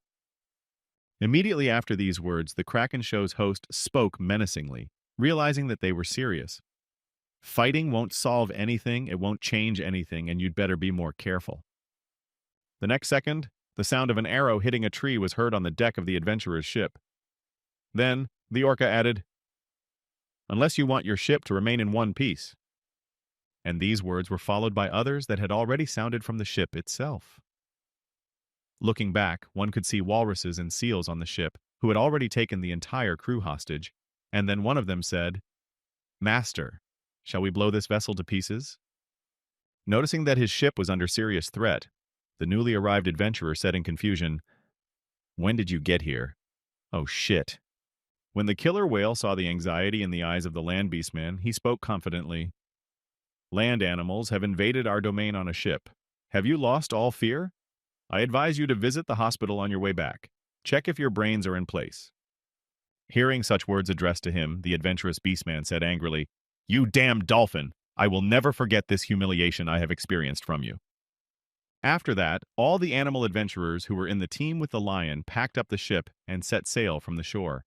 As they were sailing away from the port city, the lion shouted out in resentment, "We'll show you some more, bastards!" Hearing this, the killer whale said in disappointment, "What a bunch of bastards." As soon as the troublesome guests left the port, the orca reached for the bucket of fish and said sadly, "We were actually just having a banquet here. I'm sorry, my dear." After that, the sea beast man threw the fish right into the kraken's tentacle. Because the fish was slippery, it slipped out of his tentacles and flew down. However, the fish did not have time to fall to the ground. In flight, it was caught by Mr. Kim, who for some reason happened to be near the kraken. Immediately afterwards, the boy took a bite of the fish and began to eat it raw, causing embarrassment to the audience. As he chewed on the treat, Mr. Kim said, "It's fresh." Watching the young man eating the raw fish, the host asked in confusion, "Who are you?" In response to the sea beast man's question, Mr. Kim asked a question and said, "Can I ask you a question that I am very interested in?" After all these unplanned events, the Kraken tourist show quickly came to an end, and Mr. Kim followed the sea beast man. After walking for some distance, the sea beastman led Mr. Kim to a table on one of the piers, and then sat down at it and said, "We are here." Looking around at the strangeness, Mr. Kim said, "Is this an office? This is quite unusual. I've never seen anything like it." After hearing Mr. Kim's surprise, the orca asked, "So, what did you want to ask?" When Mr. Kim heard that the animal man was ready to answer his question, he suddenly spoke. What did that lion man mean when he said that he had come to get the answer to his question? Hearing this question from the boy, the killer whale spoke confidently. "Well, to tell you in general, you've seen our cute, haven't you?" Unable to understand what exactly the animal man meant, Mr. Kim asked in surprise, "Who, cute?" Hearing the confusion in the boy's words, the orca added, "The baby kraken." Explaining who exactly he was talking about, the sea beastman added, "Well, these rascals from the Adventurers Guild are going to kill this cute little kraken baby." After saying what exactly the adventurers who had come to the island were curious about and demanded an answer, the kraken show host added, "A few months ago, when a race of demons attacked the kingdom." Recalling the events that took place during the Demon King's reign, the killer whale continued his story. The naval forces of the Demon Kingdom invaded the genius of Desielto, releasing a kraken ahead of them. Fortunately, they immediately retreated after being informed that the Demon King was defeated and our city was saved. After the events, when the Demon King's army retreated, the Beastman added, recalling his journey across the seabed, "Later, while exploring the seabed, I found eggs that I had left behind, which looked like a kraken. And it was at that time that a small squid hatched from one of the eggs, which the sea beastman discovered during his research. Seeing the only living creature he had ever found after birth, the little kraken became very attached to this orca." Recalling this moment, the beastman said, "He took me for his parents, and that is why we are still together." After telling the story of meeting the baby, the beastman slammed his fist on the table in anger and said, "These guild dogs are pestering us, pretending that this cute little guy is a very dangerous monster. But that's just to cover up their vile intentions." Hearing this from the sea beastman, Mr. Kim said in surprise, "But didn't the beastman's union state speak of a cohesive society where everyone lives in peace? It said that you do not discriminate between humans and elves, and that you recognize the rights and freedoms of everyone." After saying these words, Mr. Kim thought, "These are well-known facts about Elmond that Prince Edward told me." Hearing these words from Mr. Kim, the sea beastman spoke confidently, "I can only say one thing. Land animals are not our friends." After announcing this verdict, the sea beastman said angrily, "The history of the Union State of Beastmen is only 50 years old. Before it was created, the land people mocked us and humiliated the mammals of the sea. To get rid of their terror, we established ourselves in genial Desielto and joined the Grand Continent." After that, the sea beastman began to tear off the top layer of the table in anger, saying, "And within a short amount of time, thanks to our work, Genius Desielto became the best trading harbor in the kingdom. And only then did they start saying this nonsense about all beastmen are brothers. And after that, they sent the land forces to my grandfather 50 years ago." How it all happened. When the messenger arrived in the port city, he asked menacingly, "Why don't you return to the kingdom?" To which the orca's grandfather said, "We have worked so hard to get here, and you tell us to go back? Do you think I don't realize that you have your eyes on the trading harbor? You have no sense." Hearing such a response from the sea beastman, the messenger added angrily, rolling up his sleeves. "Then we can only take you back by force. Boys, teach them a lesson." As soon as the killer whale's grandfather heard the threats against him and his harbor, he immediately grabbed the rascal by the skin of his teeth. Immediately after that, he swung him, lifting the impudent messenger of the land beastman above him. Then he threw the insolent man to the ground so that he would abandon his idea of invading by force and added, "Leave us alone. Get out of here." Feeling the worthy resistance, the insolent messenger's teeth were shattered by the blow. Having received a good thrashing, he finally gave up his idea to return the marine mammals by force. After telling this interesting story, the orca added, "And since then they have been acting within the law, using the status of the Adventurers Guild. They even took the place of the head of the guild in the branch of the city of Santo Almaruz. Just now the grandson of the same line from the Union State was here. They have been pestering us for half a century. How are they still not tired of it?" Hearing this story from the head of the port city, Mr. Kim thought happily, "I wonder if that beastman is the grandson of a messenger from 50 years ago. Do they always send lions as messengers?" After telling the whole story of the city and the kraken, the orca said, "That's how it all happened. I hope I have satisfied your curiosity?" Having asked his question, the mayor of the port city added menacingly, "Sir Clark, a knight of medium rank." Hearing the way he had just been addressed, Mr. Kim suddenly froze in his tracks, both from the oppressive atmosphere and the tone of his interlocutor. As soon as his surprise wore off, Mr. Kim raised his head and spoke joyfully. "And I was wondering why you told me all this without a single word of hesitation. Well then, tell me what you need." Hearing that he was ready to cooperate and start a business conversation, the beastman replied happily, "It is good when the conversation goes well. Then let's get right down to business." Hearing these words from the orca, Mr. Kim smiled ominously and said, "What exactly do you want from me? And what exactly are you willing to sacrifice to give me as a reward?" After discussing everything, from the intricacies of the plan, to the method of its execution, to the reward he would receive, Mr. Kim turned his back and walked away from the beastman to begin his errand. Meanwhile, the beastman himself, with whom they had discussed all the details of the plan, was very nervous about the conversation with Mr. Kim. So much so that cold sweat kept pouring out of him. After a few seconds of agitation, the beastman fell off his chair because he was shaking so badly after talking to Mr. Kim, who had taken on the errand. When the guards heard the noise from where their leader was, they immediately ran to him, shouting in alarm, "Boss, are you okay?" Noticing that he was lying on the ground, the guards threw down their weapons and helped him up. Rising to his feet, the orca said, "Just now, the knight who left." When one of the guards heard his leader's frightened voice, he spoke menacingly, "I understand. We will hurry and catch up with the yogi."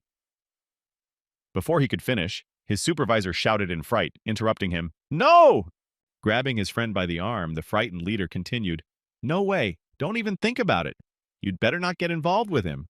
I've already regretted it myself." After that, looking frightened at his subject, the leader added, "If someone suggests something stupid like murder, then kill him first. This is not a middle-ranking knight.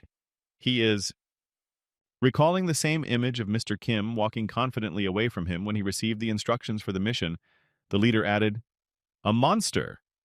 At the same time, the paladin girl who had been traveling with Mr. Kim, who had left her alone, was wandering around the city, moaning heavily. Holding her stomach, which grumbled incessantly, she said exhaustedly, "I really want to eat something." Walking on in search of food, she added in frustration, "My teacher and I do not have the same tastes. It is quite difficult to get food." "Well, where did he go this time?" Noticing the girl who was walking around the city looking tired, an unknown person said, "Excuse me for disturbing you. Are you a paladin by any chance?"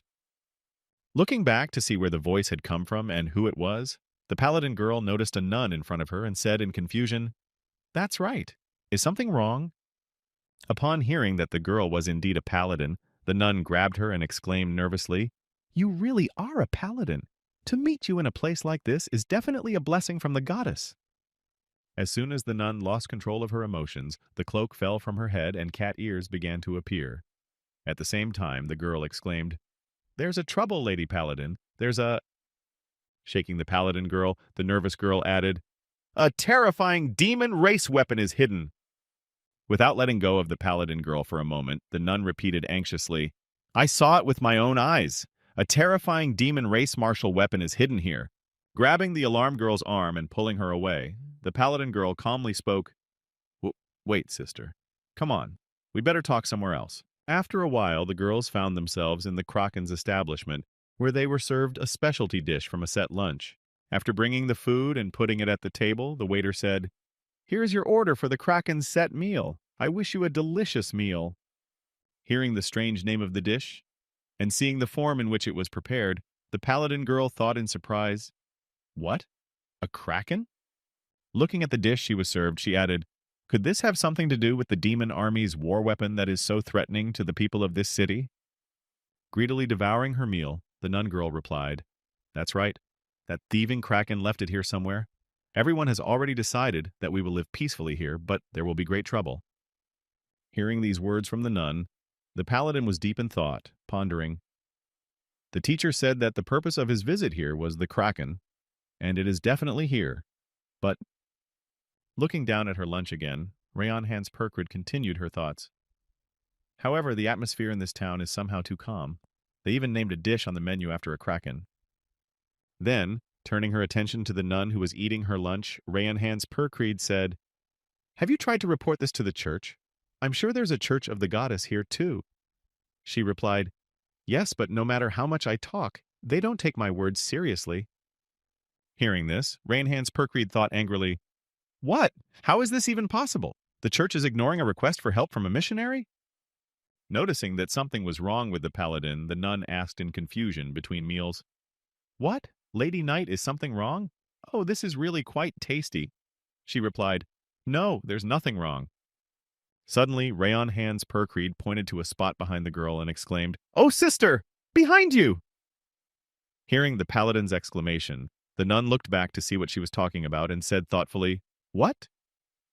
Immediately afterward, Rayon Hans Perkrid knocked the nun out with a single blow so that she would not resist or ask any more questions. After that, the paladin girl took the nun on her shoulder and headed for the exit. Noticing that they had already left, the waiter nervously exclaimed, "Dear guests, your drinks are guests? What about the survey?" Meanwhile, Mr. Kim had already left the port city and was on his way to run an errand, thinking, "The Grand Continent Kingdom is located in the neighborhood of the Demon Lands. It is for this reason that the royal knights enjoy considerable influence, as the embodiment of power recognized by the state itself." Mr. Kim then recalled the very moment they spoke to the beastman and added, "After falling for it, Orca de Felis gave me an assignment." Looking ahead of him and estimating the distance he would have to travel, Mr. Kim thought, "It goes without saying that it's not on a voluntary basis. Besides, I received the award in advance, but I'll tell you about it later." After that, Mr. Kim began to try out his new skill and said, "Now let's talk about the cheetah. The cheetah is the fastest animal on Earth, but it was completely useless to me." Recalling the shortcomings of this fastest animal, Mr. Kim said with a sigh, "Because it had zero endurance and overheated from overwork. But now everything is completely different." After changing his body into that of a cheetah, Mr. Kim continued his thoughts. "Based on the cheetah skeleton, I increased my endurance with the help of the dinosaur's lungs and circulatory system. However, these were not all the improvements of this animal. There were more, which Mr. Kim told us about right after. And the mucus of the man-eaters, changed by the chemicals of the dungeon core, evaporates on the skin, lowering the body temperature. The limbs were also modernized. The muscles of orcs and the bones of a dragon allowed me to increase my speed even more." After all these upgrades, Mr. Kim created the perfect cheetah, whose speed was enough to last longer. Immediately afterwards, the boy rushed forward, raising columns of dust and torn grass from his incredible speed. Meanwhile, in Santo Anco Marina, there was a wall at the checkpoint with 2 sentries standing on it. Noticing something approaching them at breakneck speed, one of the guards exclaimed in confusion, "What is that?" The next moment, the cheetah stopped in front of the wall and quickly jumped over it, leaping a considerable distance. The wall did not even seem like a difficult obstacle for him. Immediately after crossing the wall, Mr. Kim changed his account and mingled with the crowd of people walking around the city. Looking back, the guard said in confusion, What just happened?" Hearing the words of his comrade with whom he stood at the post, another guard added in amazement, "Even a demon would be amazed." As Mr. Kim walked around the city, he suddenly began to recall what Orca Defelis had told him during their conversation, namely, according to the new amendments to the adventurers' laws, their guild cannot be infiltrated without the permission of the guild itself. But investigating a crime is another matter entirely. Then, placing his hand on the table, Orca Defelis added confidently, a mid-ranking knight has that right. With these forged documents, you must expose the guild head as a spy for the Beastman's allied state. Once their reputation is destroyed, they will lose all their influence here. Hearing the task he was to perform, Mr. Kim said in surprise, there is only one thing I don't understand about this situation. Is there a reason why I have to do this? Hearing this, Orca Defelis replied, you are the only middle-ranked knight. Folding his hands on the table in front of him, Orca Defelis added, the only one who has arrived at Genius de Cielto right now. Right now, when the aftermath of the Demon War is being dealt with, as well as the examination for the higher-ranked knight and the continuation of the middle-ranked knights. Thinking back to the same moment of their conversation, Mr. Kim recalled Orca Defelis speaking. The Adventurers Guild is still recovering from the death of Julio Adventuras. We can't miss this opportunity. Recalling these words, Mr. Kim said slyly, but even if I did accept this assignment, I will still fulfill it in my own way. Meanwhile, the Land Beastman's messenger returned home to the branch of the Adventurers Guild in Santo Ancho Marina. The lion himself was sitting in his office, and he said angrily, Orca Defelis. Immediately after these words, the Beastman finally could not contain his emotions and angrily slammed his fist on the table, exclaiming, that damn dolphin! He annoys me so much! Hearing his commander's angry tone, one of his subjects, who was in his office, nervously replied, calm down. In the near future, they will have to come to terms with... Before he could finish his words, Mr. Kim, who had changed his body, flew through the window into the office of the Land Beastman. He entered the office, of course, through the window where the lion subject was standing, having finished him off immediately upon his arrival. Seeing that something had happened to his subject, the lion looked at him in surprise to find out what was wrong. It took only a second after Mr. Kim flew into the room for him to kill the subject and grab the lion by the throat. Feeling that the oxygen supply was cut off, the lion, hanging on the invader's outstretched arm, moaned heavily and tried to call for help, speaking with difficulty. Help! Before he could finish, Mr. Kim immediately threw him to the ground so that he would not resist further, and he lost consciousness as soon as possible. As the enemy lay motionless on the ground, the boy reached out with his dragon hand to finish him off and complete the first part of his plan. The next moment, the boy ripped out the beastman's heart and looked at it ominously, holding it in his bloodied hand. With the killing complete, and everything in place to make the lion a collaborator, Mr. Kim jumped out of the building through a window. Immediately afterward, an explosion went off in the building to cover all traces and provide indisputable proof that everything had happened as he wanted it to be presented to the public. When the staff heard the explosion, they immediately called in mages to deal with the flames. Arriving at the scene of the explosion, the magicians opened the door to the lion's room, and one of the magicians shouted in alarm, "Fire! Fire!" In the office of the head of the guild, "Put out the fire immediately!" Eventually, the fire was extinguished, but the entire office burned to the ground. All that remained after the fire were black walls and a few items that did not have time to burn at such a high temperature. When the fire was extinguished, many people came to the scene to see what had happened. Noticing the charred body of the lion on the floor, one of the people present said in confusion, "Who the hell did this?" A few seconds later, an independent investigator, Mr. Kim, arrived at the chairman's office where the fire had started. When he noticed the corpse, he said confidently, "Murder? I'll take over the investigation." Looking back at the young man who had decided to investigate, one of the guild leaders who had arrived in the office spoke menacingly. "Who are you to announce an investigation?" Hearing this question, Mr. Kim replied confidently, "Me. The knight of the middle rank, Jack Clark, out of my way." Immediately after these words, Mr. Kim was given way, and he strode forward to the astonished whispers of the audience. A mid-ranking knight? What is a middle-ranked knight doing here? As he approached the burned corpse lying on the ground, Mr. Kim noticed the sound recording crystal and immediately went to it. As he picked it up, he heard someone in the crowd shout out, "A sound recording crystal!" Activating the crystal, he heard a sound. "Well, what is the meaning of this? The master told me to tell you. You have done a good job. You are no longer needed." Immediately after that, the voice of the head of the guild was heard again. What? No, that's impossible. I have done so much.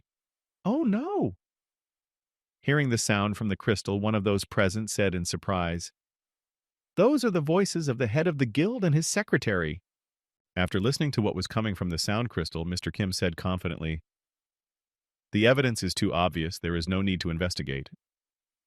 After saying this, Mr. Kim thought, "After all, I ate their vocal cords and faked their voices."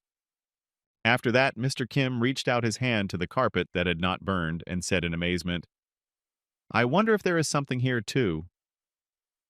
Then he said in his head, "I smeared them with salamander slime so that only they would survive." Pulling the mat out of the way, the envelope was revealed to the crowd.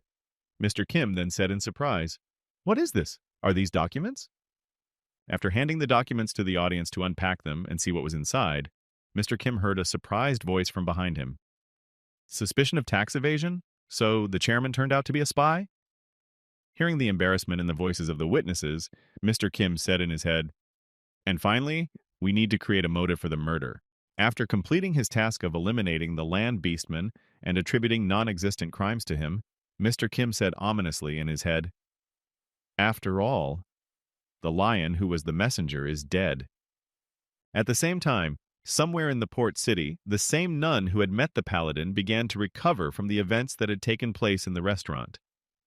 Opening her eyes, the girl said in confusion, What happened to me?" Finally regaining consciousness, she looked around and said, "Where are we now?" Hearing the girl's voice, Ranhans Perkreed said happily, putting on her gloves, "Oh, you're awake." Looking at the girl with an excited gaze, the nun added in a frightened tone, "Miss Paladin, what does this mean?" Hearing the girl's question, Ranhans Perkreed reached for the ice bucket and said, "I was in church, and they told me that no one like you had ever come to them. That's why I went through your personal things, and this came out." After these words, Ranhans Perkreed threw the girl an adventurer's card. Noticing it, the disguised nun said excitedly, "This is my adventurer's card." Picking up a sharp spade, Ranhans Perkreed said menacingly, "Love your neighbor, and love your enemy as your neighbor. If they hit you on the left cheek, turn up the right. If someone makes a mistake, forgive them again and again. But do not forgive the one who presumptuously pretends to be someone else. This is a secret order of the first bishop." After these words, preparing to be tortured, Ranhans Perkreed added menacingly, "I have no idea what you were thinking at the time or what your goals were when you approached me, but soon you will tell me everything in the smallest detail." Realizing that things were getting pretty bad, the girl exclaimed in confusion, "Wait, Miss Paladin, please, please listen to me first." Ignoring the girl's pleas, angry that someone had broken God's law and the first bishop's secret order, Ranhans Perkreed attacked the girl with her weapon. Blood was splattered everywhere, and screams could be heard for a considerable distance. Meanwhile, in the weekly Elmwood, a newspaper that was very popular in the area, Matteo Frenza, the chief reporter of the Ancomarin branch, was writing down the details, his thoughts on the murder, and the strange investigation that had recently taken place. After scattering pictures and other information about the case on his notes, Matteo Frenza said thoughtfully, "This is what a middle-ranking knight, Jack Clark, who was investigating the case of the murder of the head of the Adventurers Guild, said." Dipping his quill in ink to continue writing his article in the galleys, Matteo Frenza said thoughtfully, "It's a case of chopping off tails. The head of the guild was a spy for the allied beastmen powers. But there was a threat of information leakage, and to prevent the truth from being exposed, the head was killed. The criminal was the secretary, who disappeared after the incident." Matteo Frenza spoke thoughtfully as he wrote down a note in the newspaper. "This all sounds quite convincing, but there are some inconsistencies. To cover his tracks, the perpetrator set a fire, but I can't help but wonder if the very strong evidence somehow survived." While writing his article, Matteo Frenza did not even notice what was happening around him, and continued to mutter his conjectures under his breath. And also that part of the body of the dead guild head disappeared without a trace, and that the window was broken from the outside. There are too many suspicious things about this case. A few seconds later, a royal assassin appeared behind the reporter to remove him, but Matteo Frenza did not notice him, and continued to go about his business, speaking at the same time. even though the security forces have closed their investigation on this report. I will get to the bottom of this no matter what it takes. I will put the reputation of the press on the line. The next moment, there was a crunch. The reporter was killed quietly and without a trace. A true professional was at work. After that, the royal assassin met with Mr. Kim. At the meeting, he said thoughtfully, "I can't figure it out." Having said this, the royal assassin added in Mr. Kim's presence, "Even knowing that a foreign spy had infiltrated the organization he created, Julio Advernuras still concealed it." Mr. Kim replied, "Maybe he was more concerned about the guild than the country." Hearing these words from Mr. Kim, the royal assassin said thoughtfully, "You sound quite convincing. Maybe you know something about this?" Hearing this question from his friend, Mr. Kim replied thoughtfully, "No, I just agreed with what you said." Immediately after saying this, Mr. Kim thought of Julio Adventuras and thought, just as I am pursuing the goal of reaching the top of the world of the living, ignoring the norms of morality, so he did not put the development of a country above all else, but the development of the guild. After his thoughts, Mr. Kim lowered his head and said in an indifferent voice, "But I don't care." Then he thought, "Why am I wasting my energy on such nonsense? Will someone tell me?" After hearing Mr. Kim's answer, the royal assassin reported, "Very well then. In any case, I have also conveyed this point of view to His Highness. Also, there was a journalist who was spreading unacceptable rumors, so I quietly dealt with him." Hearing the report from his friend, Mr. Kim said in surprise, "Is that so? You saved me a lot of work and trouble." The assassin replied, "Yes, I will see you next time." With that, the royal assassin vanished into thin air, leaving Mr. Kim alone on the street to think about what to do next. After reflecting on his conversation with the royal assassin for a while, Mr. Kim said thoughtfully, "Well, it seems that I have also completed all my business here, so it is time for me to go back." After saying that, Mr. Kim immediately left the city, transformed into a cheetah, and headed for the port city where his student, Rayon Hans Perkreed, was staying and with whom he was traveling.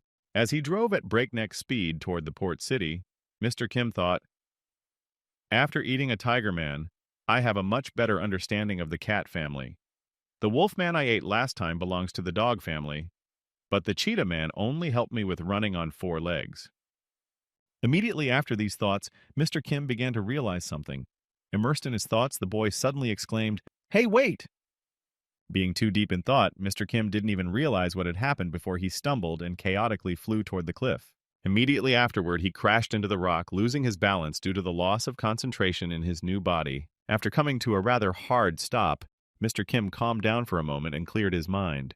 While upside down on the rock, Mr. Kim was once again deep in thought, musing, "The wolf man I ate looked like a beast man, but he was a lower demon who could transform into a human.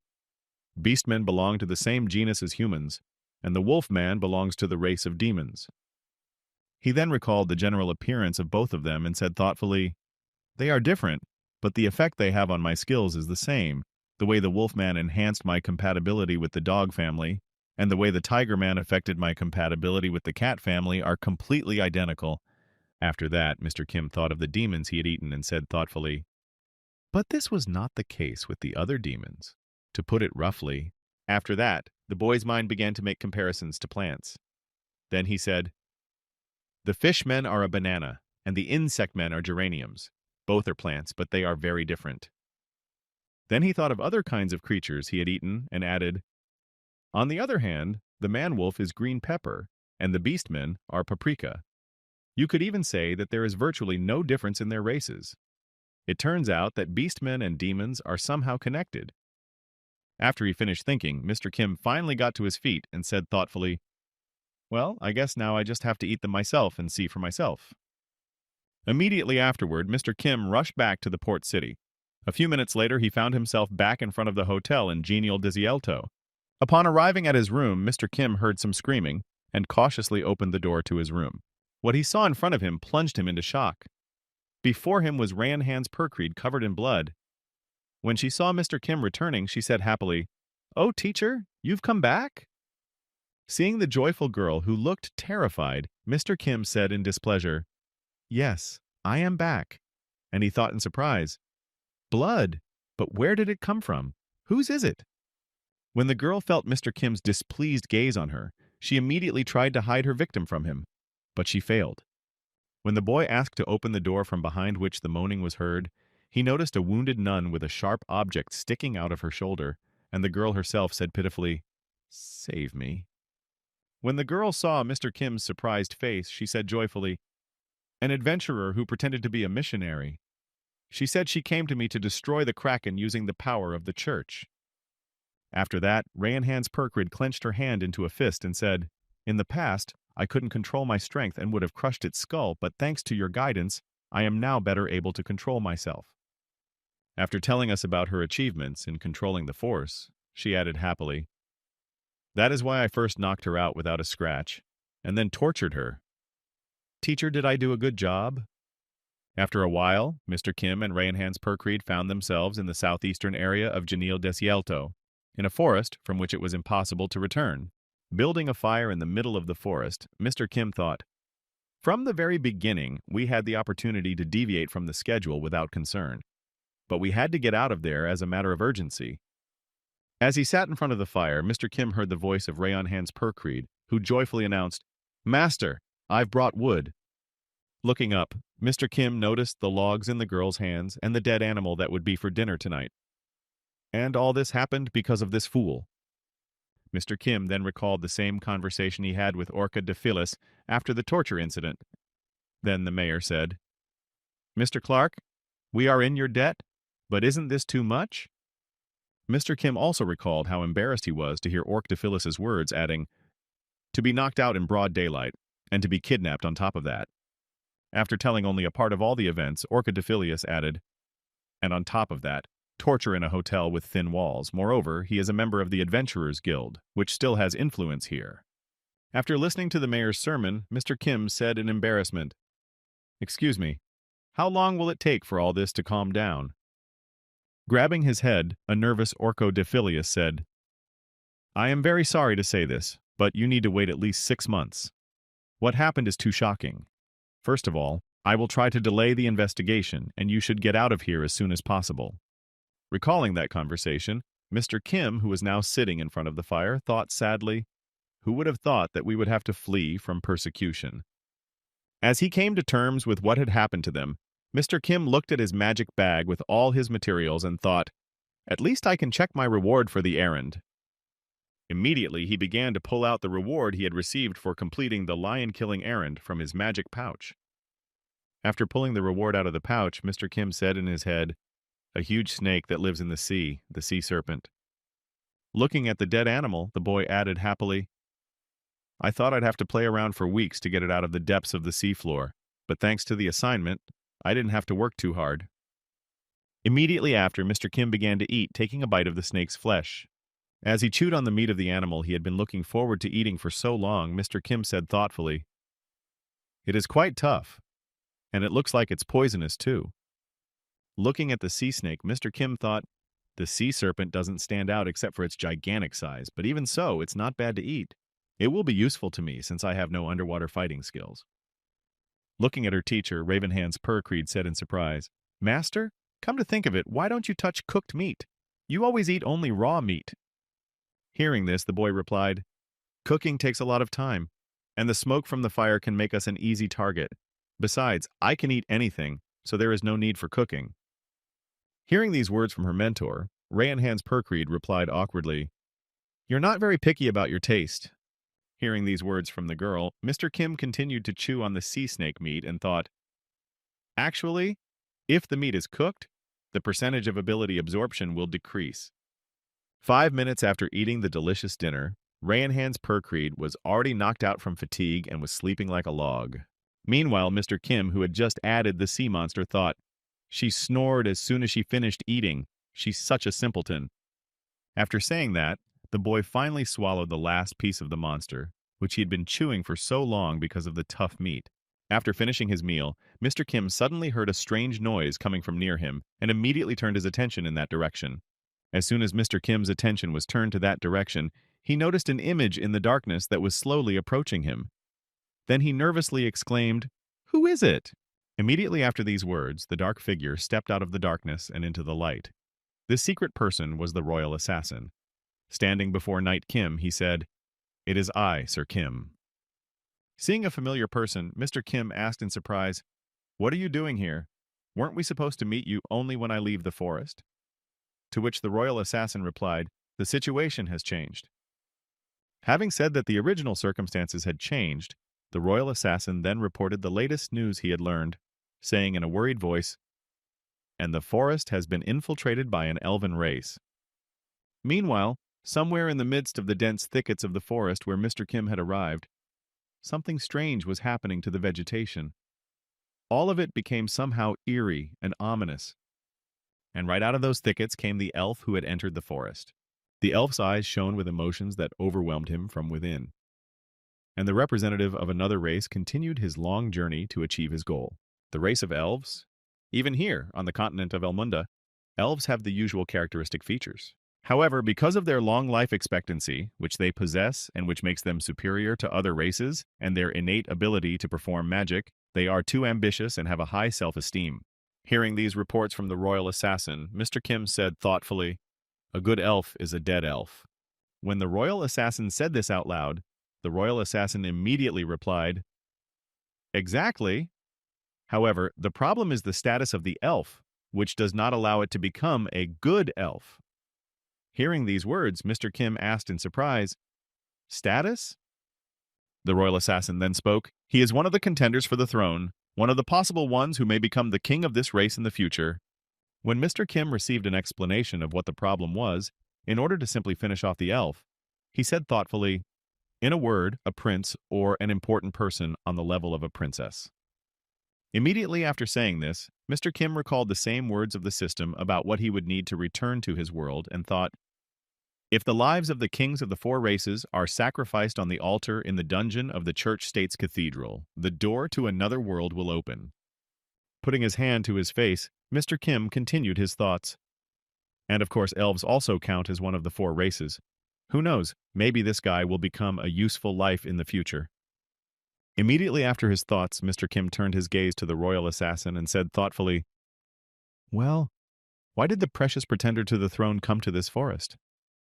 Hearing Mr. Kim's question, the royal assassin said thoughtfully, "Well, there are several possibilities, and one of them is that he is targeting Hydra in one way or another."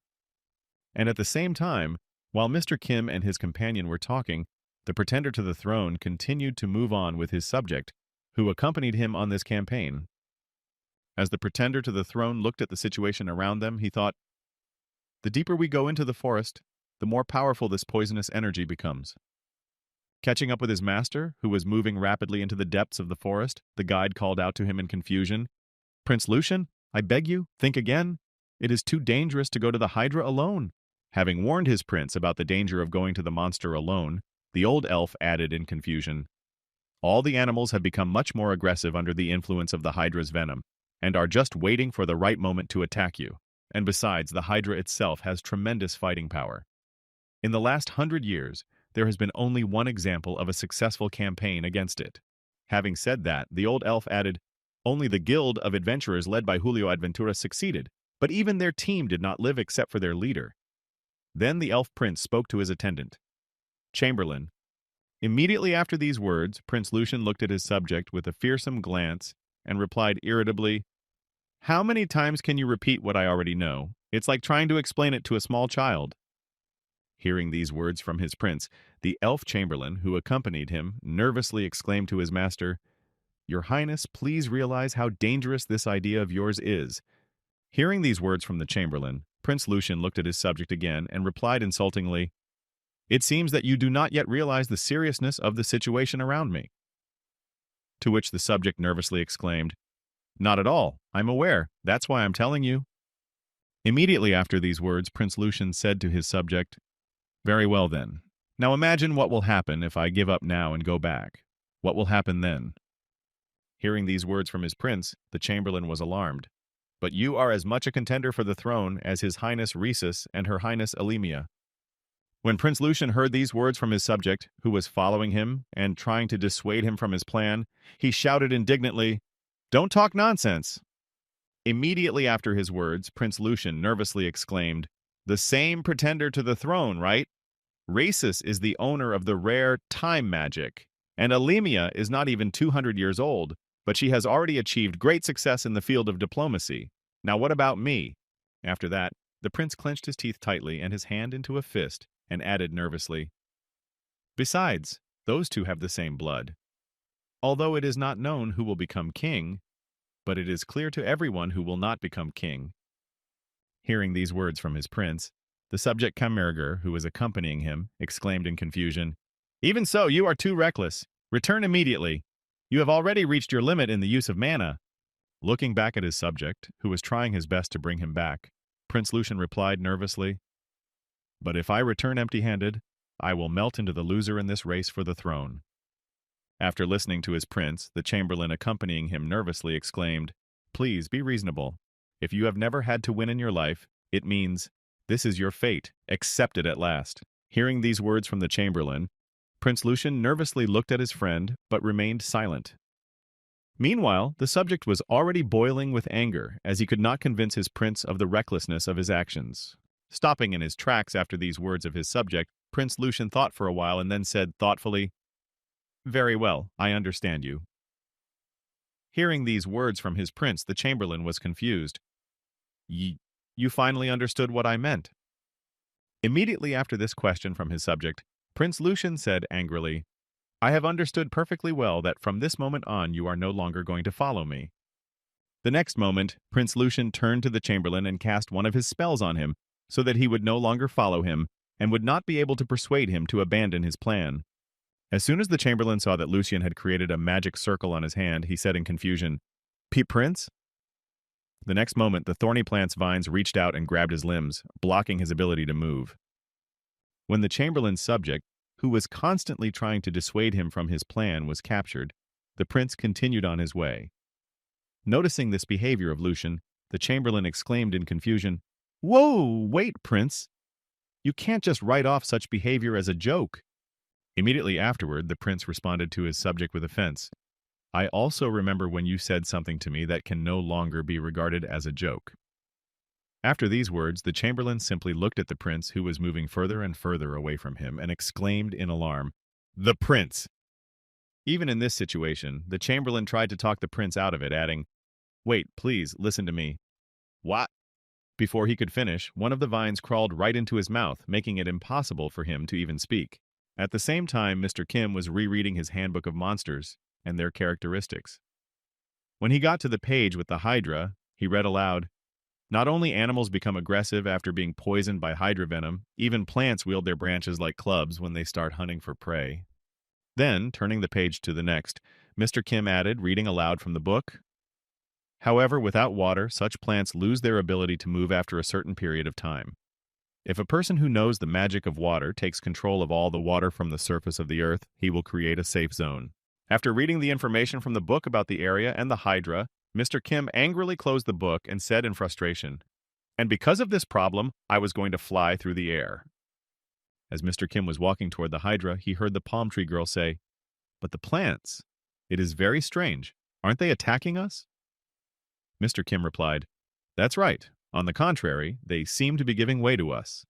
After walking some of the way, Mr. Kim grabbed hold of one of the plants and said thoughtfully, "Well, let's see what's there." Holding on to one of the stems of the plants that filled the area, Mr. Kim said, "He says there is an invader from the outside on the other side of the forest." Looking at her mentor, who was holding on to a plant, Ranhans Perkreed said in surprise, "What? Did you just talk to a plant or something?"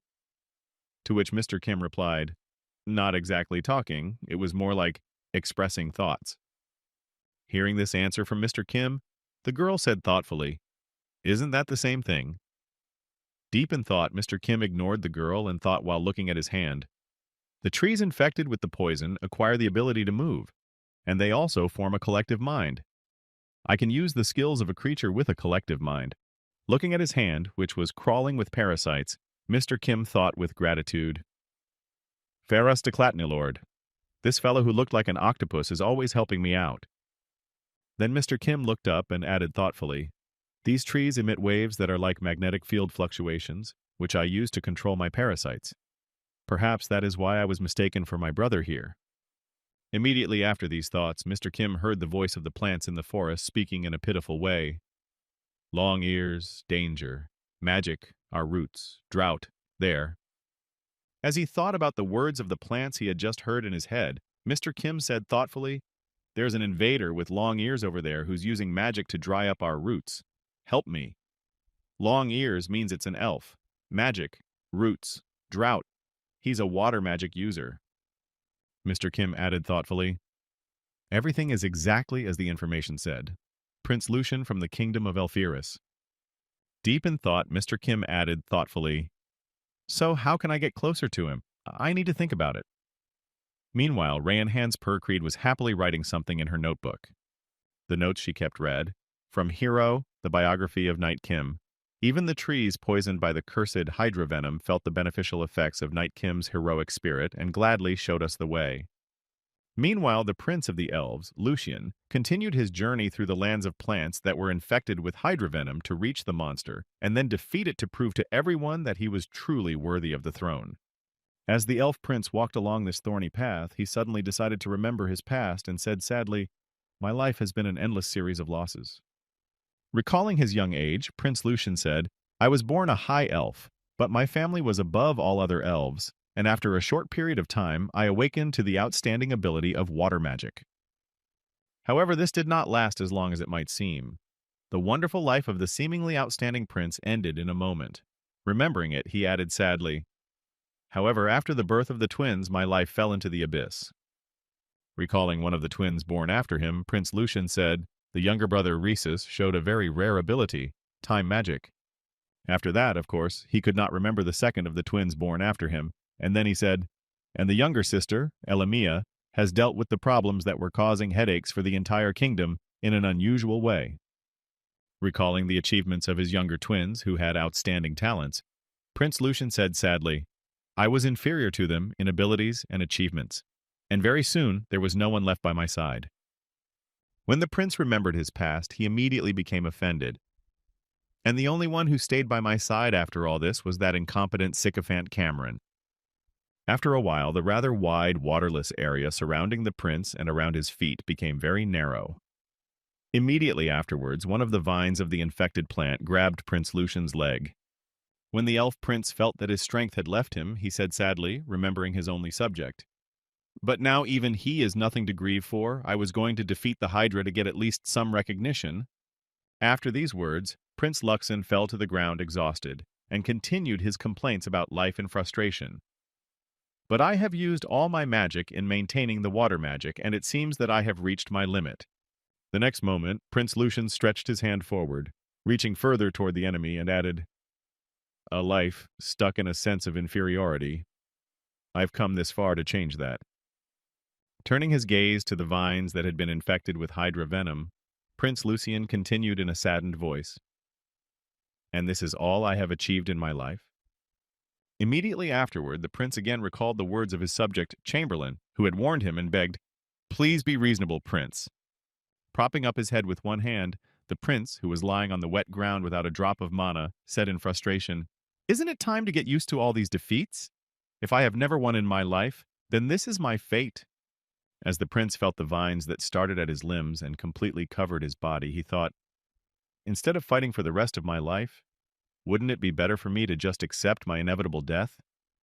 Shedding tears over this scenario and his unfortunate life story, the prince continued his thoughts. "And in this situation, I cannot think of anything but my futile life, which, as it turned out, was just for nothing."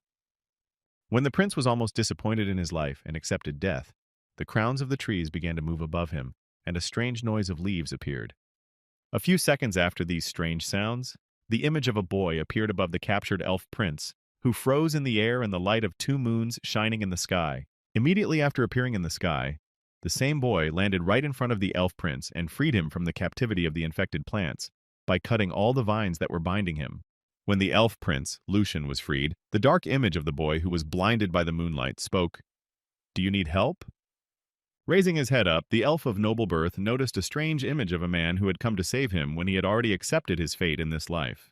Looking at the person who had come to his aid in such a difficult moment, Prince Lucian said in confusion, "Who are you?"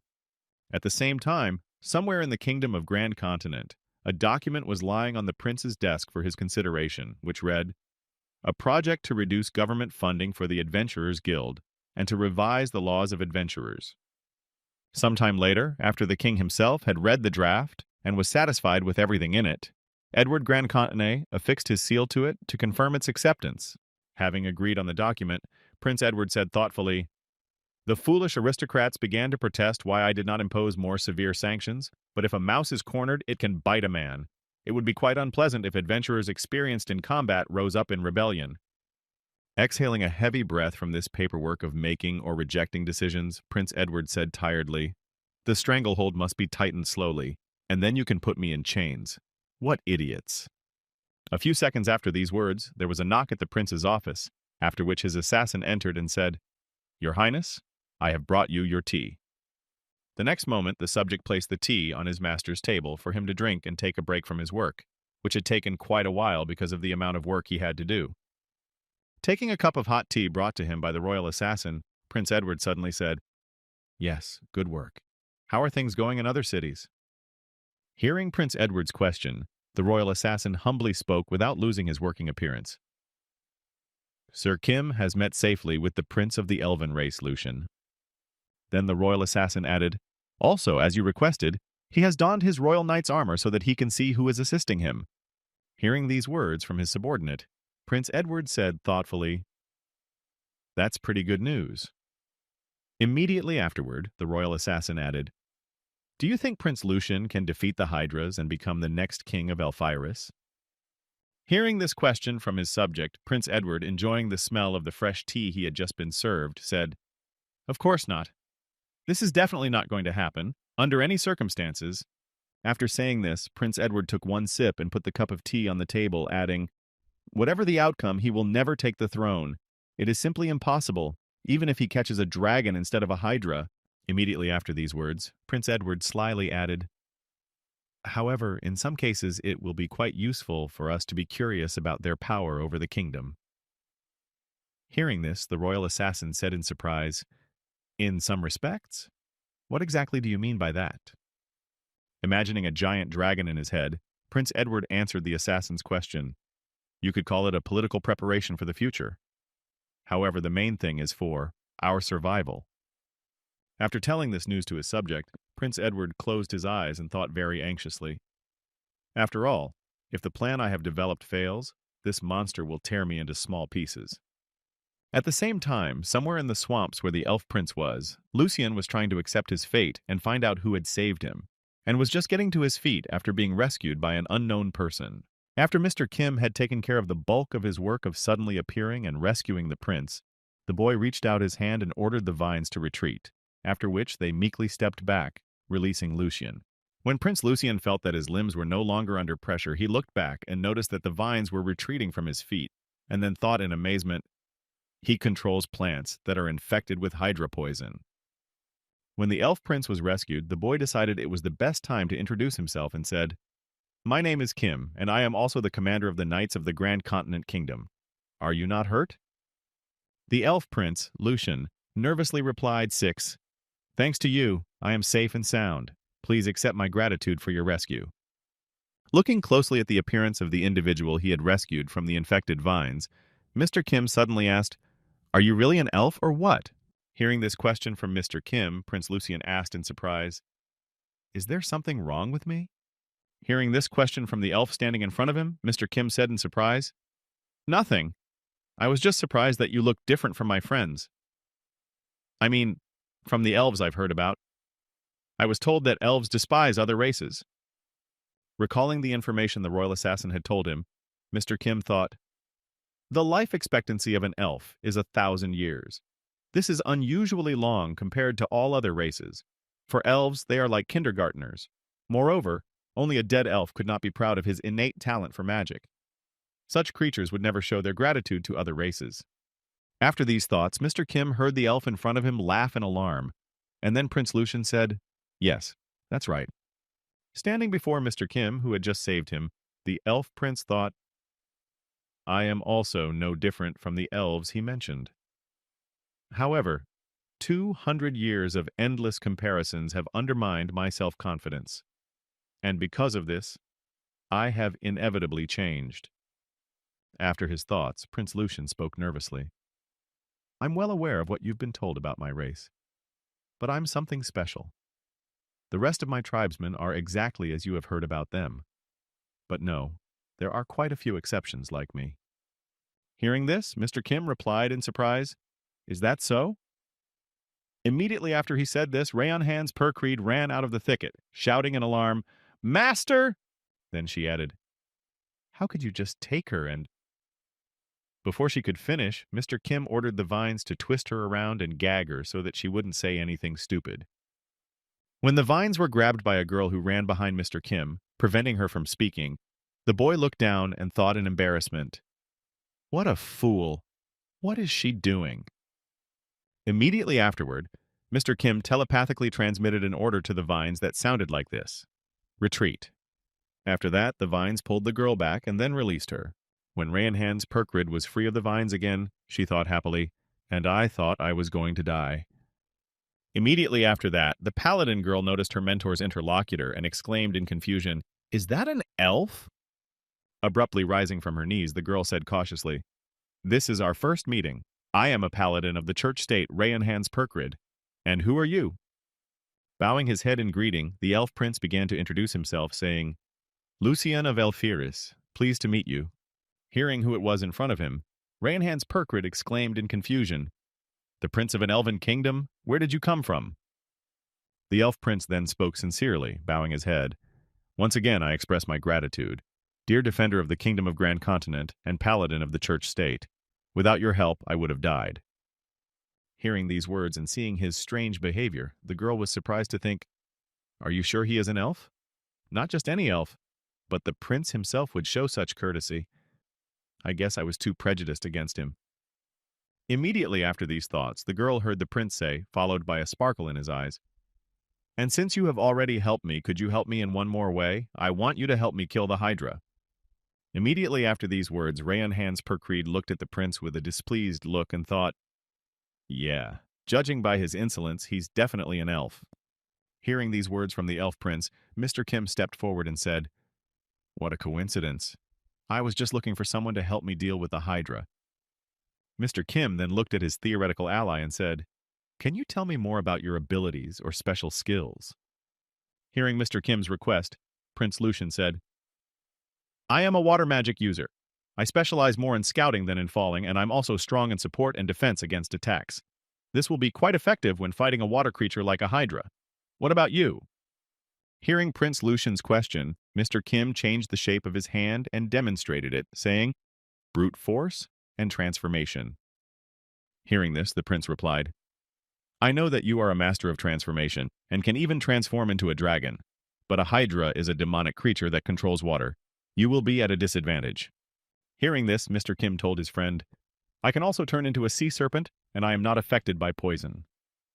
Hearing this, the elf prince said, However, the sea serpent does not live in the waters of the sea, but in fresh water.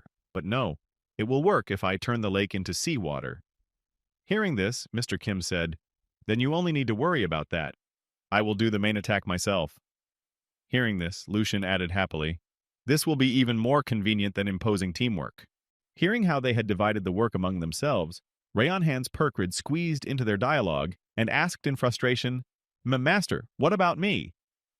Hearing the question from his student, Mr. Kim said confidently, Of course, you will have an important assignment too. When everyone received their assignments and figured out the plan of action, the team headed straight for the monster to finally finish it off. Following her mentor and the elf prince, Rayonhan's Percreed thought in surprise, This is not what I expected. In the heroic stories, everything was somehow more dramatic, or how do I describe it? She gritted her teeth and thought deeply. For example, a knight, Kim, who gave up his own life for the sake of the Lord, Prince, to whom he swore allegiance, or the prince of a destroyed kingdom, Lucian, who swore revenge. Immediately after her thoughts, the girl turned her attention to Mr. Kim and the elf prince who were walking in front of her. Disappointed in her dreams, she shook her head to clear her thoughts and thought, There is nothing even close to that here. After a while of traveling through the forest, Mr. Kim stopped and said confidently, "Well, we have arrived at the right place." In front of the Hydra killing team was the lake where the water Hydra they had come to defeat lived. Looking at the lake, the elf prince said thoughtfully, "So this is where the Hydra lives?" Mr. Kim replied, "That's right. There's plenty of room to roam." After this dialogue, Mr. Kim looked at Prince Lucian and asked, "Well, let's get started. How long will it take to prepare?" Hearing this strange question, the prince repeated, "Preparation?" Immediately afterward, he used his magic and said confidently, "There is no need for such a trifle here." Immediately afterwards, making a spectacular show of himself, Prince Lucian exclaimed, "Behold and be amazed, express your praise." The next moment, the narcissistic elf exclaimed, "To the unsurpassed Lucian Lucetus Elfiris." After the elf's loud words, a huge magic circle appeared over the lake, which surprised Rayanhan's Perkrid. When all was said and done, an angry hydra, which lived at the bottom of the lake, emerged from the water. As soon as the monster noticed the enemies who had disturbed her, she was immediately angry with them and began to prepare for an attack. Meanwhile, Rayanhan's Perkrid noticed that the same monsters that Mr. Kim had mentioned in his plan appeared behind her. As she prepared for her part of the plan to destroy the Hydra, Rayanhan's Perkrid exclaimed as she looked over to where Mr. Kim was supposed to be, "Teacher! Then I'll take care of the monsters behind me!" But Mr. Kim was no longer there. And at that time, Mr. Kim had already gone to fight the monster against which they were developing a plan of action. Turning into a sea serpent, the boy moved quite quickly underwater, which surprised the enemy. And in a few seconds, one of the Hydra's heads was already destroyed. However, that's not all. The Hydra has a peculiarity that it grows twice as many heads in place of the lost one.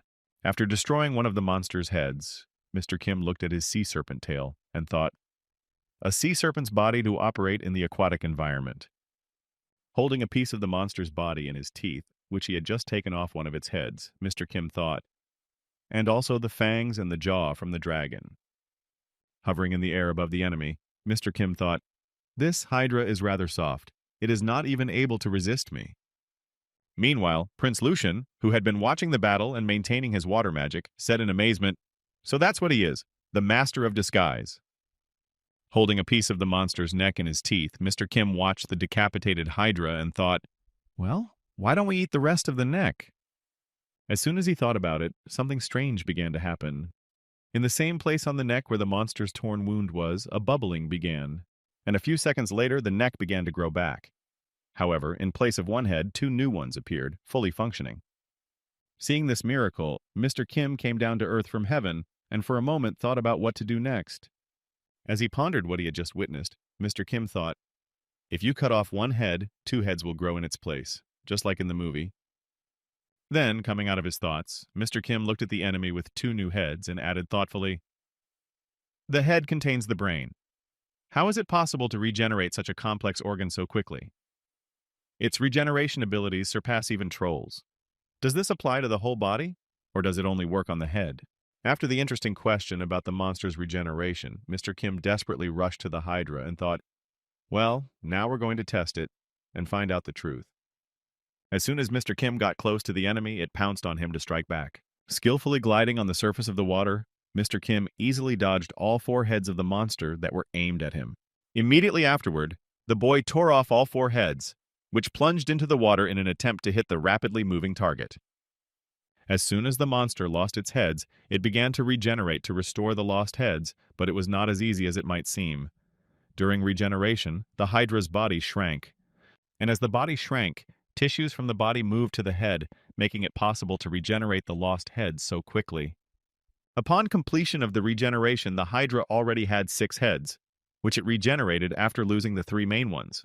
Noticing the changes in the monster's body, Mr. Kim said thoughtfully, at first glance, its ability to regenerate seems to be limitless. But as always, there are some conditions. Recalling the same moment with the change in body shape when regenerating heads, Mr. Kim thought, it seems to be limited in the materials for this. Every time new heads grow, the body weight decreases in direct proportion. Noticing one of the Hydra's heads above him, which was about to bite him, the boy said thoughtfully, well, let's see how much longer you can grow your heads.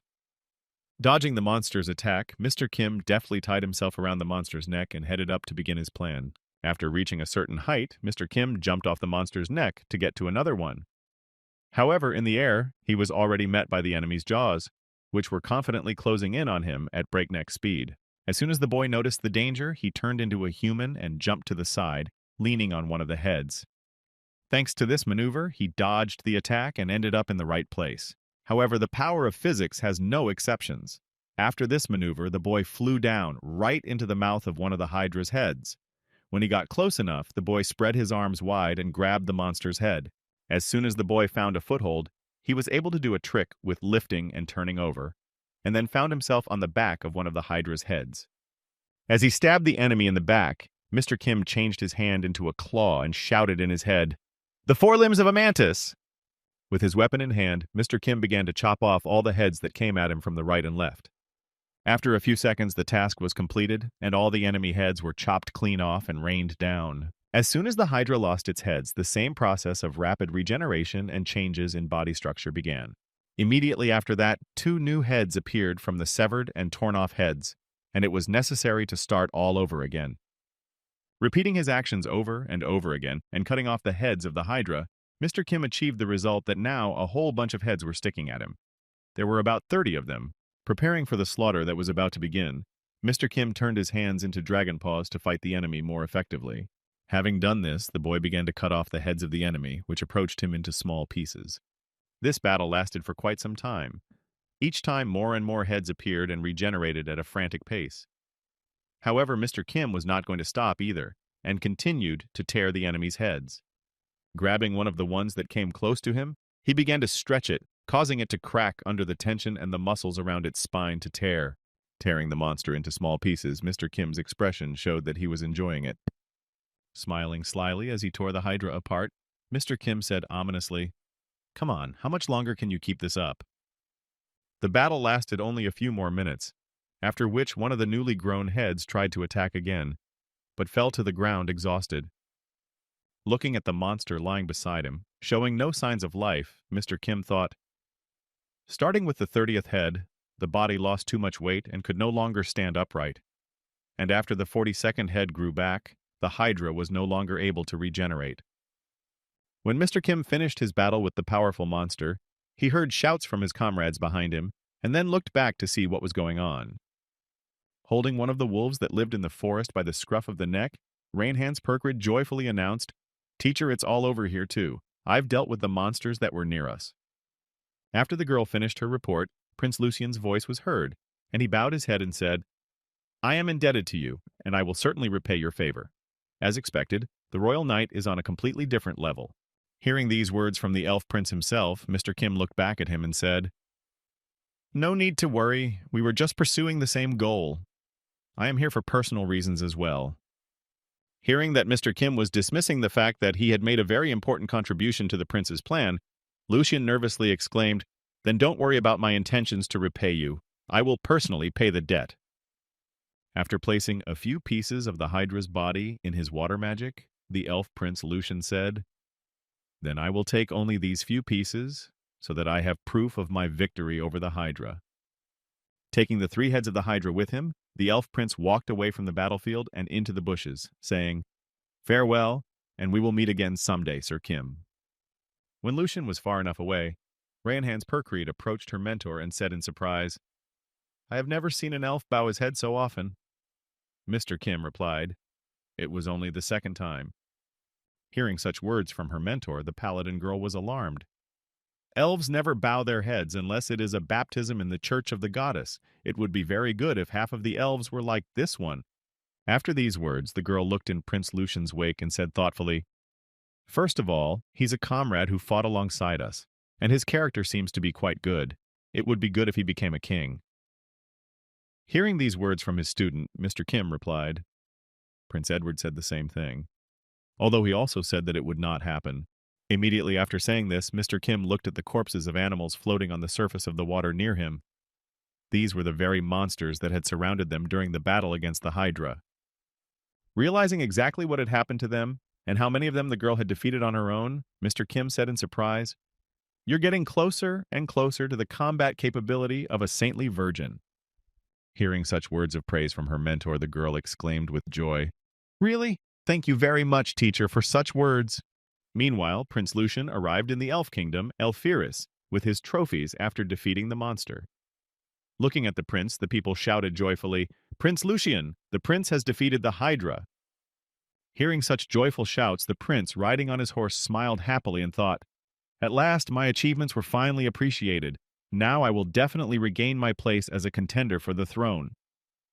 Just as he was beginning to gloat over his achievement, a gust of wind blew right in front of him, followed by a loud sound. It was the second prince, who had brought a dragon with him. Looking around, one of Prince Lucian's younger twins said in surprise, "I don't understand. Why is everyone here all of a sudden?" The next moment, the people, confused by the sudden sound, turned their attention to Prince Rhesus and said, Prince Rhesus, he is..." Immediately afterward, the people erupted in joy, shouting, "He has defeated the dragon! This is something incredible!" And from that moment on, the entire population forgot about Prince Lucian and his Hydra, because the dragon was more prestigious. Looking back at where his younger brother stood with the defeated dragon, Prince Lucian was very angry and nervous that his fame and efforts had been trampled on in an instant. At the same time, somewhere in the endless forest, Mr. Kim was eating the meat of the defeated Hydra and reading the information from the letters while his student was putting all the meat in one pile. After finishing the task Mr. Kim had given her, Rayon Hans Percreed said, "Teacher, I have collected everything. What should I do next?" At the same time, Mr. Kim was going through his options for where to go next, rereading the same papers he had received from Prince Edward. This time, he was proofreading the information about the object. A mountain fortress in the possession of the Marquise of Bosqueverde. Upon hearing the message from his student that she had finished her previous assignment, Mr. Kim unhooked a magic pouch from his belt and, throwing it to the girl, exclaimed, "Put everything here, and after you finish your work." Before he could finish his sentence, Mr. Kim suddenly paused. This pause was caused by the fact that he had chewed the Hydra meat well enough and wanted to swallow it. After swallowing a piece of the monster, Mr. Kim tried to change his hand and noticed that he had done something interesting, and then added, "You and I will go to the mountains. And now let's move on to the explanation of everything that has happened recently." The Hydra's head was, and at the same time was not, the head of the monster itself. It sounded rather strange, didn't it? It had eyes, a nose, a mouth, and all the other organs that were responsible for feeling, but there were no brains in these heads. The neck skeleton was also arranged very simply, more like a connection of the bones of an arm. The brain of this monster was located directly in the body of the monster. That's why the Hydra could afford to regenerate lost heads so quickly during the battle. However, there is something that is still very difficult to explain, or even impossible. This is the phenomenon that instead of one severed head, two appear. It is quite a dino. This requires deeper research. However, in any case, this battle brought quite good results. And even more so after eating the Hydra itself, the abilities I managed to acquire were quite useful and entertaining. Sometime later, after Mr. Kim and his student had finished all their business in the endless forest, they went to the mountain fortress in the Marquis of Bosqueverde's domain. When one of the guards noticed something strange approaching them from a distance and then attacking them with fireballs, he exclaimed in confusion, "What is this? What's going on?" Immediately after these words, explosions were heard outside the walls of the fortress as fireballs hit the fortification in the mountains. When the guard heard the explosions behind him, he immediately turned his attention to the site of the explosions, forgetting to watch what was happening ahead.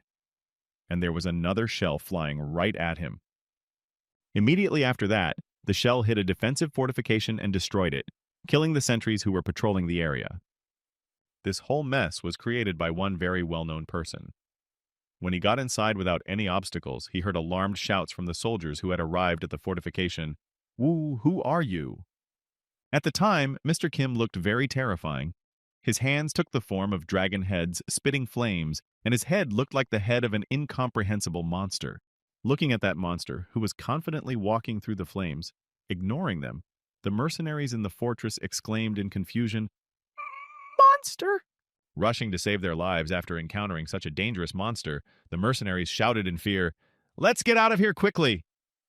Noticing that the enemies were trying to save their miserable lives by running away, Mr. Kim aimed his fireball at the fugitives and said menacingly, "You can run away, but you will not be able to hide from me." Running behind his comrades, the third survivor of the first garrison ran with all his might to escape the fireball that was chasing them. But it was moving fast enough that it had to stop when it hit something. Hearing the screams of his comrade who was burning alive, one of the surviving mercenaries said in fear, "This is punishment. Heavenly punishment, I'm just sure of it, for our crimes." Gaining momentum in his escape from the monstrous monster that had broken into their defensive post, the same mercenary added frightenedly, "This is retribution, a herald of heavenly punishment sent for us by the goddess." Running alongside his companion, who spoke of the goddess and the messenger of retribution, another mercenary replied, "Don't talk nonsense. If this was the goddess's punishment, she would not have sent such a monster." Continuing to run as fast as they had started, one of the mercenaries said, "Just a little bit more, and very soon we will be at the second mountain fortress. Let's join the guys from there." After a few minutes of running around, the mercenaries finally arrived at the second mountain fortress. However, there was something that surprised them about this defense structure, a huge hole in the wall. As they approached the fortress walls, one of the mercenaries said in surprise, "I don't understand, how did such a huge hole in the wall appear here?" When both mercenaries were near the hole in the wall, they could see the terrible picture that was on the other side of the fortification. There was blood splattered everywhere, and pieces of bodies and heads of guards were lying around. Also, in the midst of all these pieces, their comrades could see one who was still alive. But it was not for long. He was suffocating, being held by the monster's powerful hand, which was holding his neck. Immediately afterwards, a crunching sound was heard, and immediately after that, the head was separated from the body. Seeing the spectacle with his own eyes, one of the mercenaries accidentally screamed, which attracted the attention of Rainhands Perkree, who was engaged in genocide. Noticing two more mercenaries, she said in surprise, "Oh, look, more guests have arrived." Immediately after that, the paladin girl dropped the dead mercenary from her hands and went to the guests on the other side of the wall. When one of the mercenaries noticed that she was coming to them, he exclaimed in fright, "Wow, she's coming here!" At the same time, another mercenary took his dagger out of its sheath. It was all for a reason. While one of them was pointing at the girl who was heading towards them, he shouted in fear, "Hey, let's run away!" Another took decisive action, interrupting his friend's words. At that very moment, what was expected happened. One of the mercenaries plunged his dagger into the other's leg, thus interrupting his words and taking away his ability to escape. As soon as his companion fell to the ground, the mercenary immediately began to flee the scene to save his own miserable life, which he had snatched from the clutches of death at the cost of his partner's life. Looking back at his comrade, who had to be left behind as a distraction, the frightened mercenary thought, "I'm sorry, but try not to die. Please stall as long as possible and be bait for me." Running away from one monster, the mercenary completely forgot about the other and ran without looking ahead. But he did have to look behind him when he noticed a huge figure suddenly appearing in front of him. It was Mr. Kim. The bait plan had failed, and everyone was dead. After a while, the girl started cleaning up and burned the bodies of the dead, and not entirely the mercenaries, the cats that defended the fortress in the flames of the burning fortress. While the girl was doing these things, Mr. Kim just stood aside and thought about his own. After a while, the girl appeared before Mr. Kim with the mercenary's hand in her hand and joyfully announced, "Teacher, I'm done. All the mountain bandits in this area have been destroyed, and now the residents can live in peace, right?" Mr. Kim replied, "That's right, good job." Hearing her mentor's praise again, the girl exclaimed joyfully, "Yes, you did." Despite the girl's joy and sweet demeanor, Mr. Kim still saw something in her that could not be reconciled with her usual behavior and some incidents. This time, he turned his attention to the hand that the girl was holding in her hand from the killed mercenary from the fortress in the mountainous area. Mr. Kim then raised his head and said, "She appears to be too violent. This is a time when she is having trouble deciding whether she is a human or a monster." As he looked at his student, who was oscillating between her two personas, Mr. Kim thought, "I've been through something similar, but my period of raging inner beast didn't last long." After his reflection, Mr. Kim said sadly, "By the way, he never showed up." Hearing this, the girl said happily, "Oh, if you mean the robbers, they are gone. These were the last ones." Hearing this report from his student, Mr. Kim objected and said, "No, my main goal here is not to exterminate the mountain bandits. I think it will come out if all the corms in the area disappear." Hearing these words from her mentor, the girl was frightened. "What? Fodder? Are you saying that the robbers were fodder? If we are talking about a monster that feeds on groups of people?" Immediately after her words, the girl became quiet and looked at her mentor frightened, realizing what the consequences might be. When the girl had calmed down from her anxiety and fear, Mr. Kim spoke to her without any trepidation in his voice. There is only one monster that takes people as its food. Immediately afterward, Mr. Kim pictured the same monster in his mind and said, "Recently there have been sightings of the manticore in this area." Hearing about the monster that Mr. Kim had decided to hunt, Rainhands Percreed said nervously, But will such a measure surely have an effect? If he targets the village, innocent people will get hurt." When the girl expressed her opinion, Mr. Kim looked at her and said, "If so, we will have information from eyewitnesses. Nothing will change if we catch the manticore a little later." Hearing these words from her mentor, the girl was nervous. But still, what will happen if it eats all the witnesses, or if he doesn't return to the village he has already attacked once?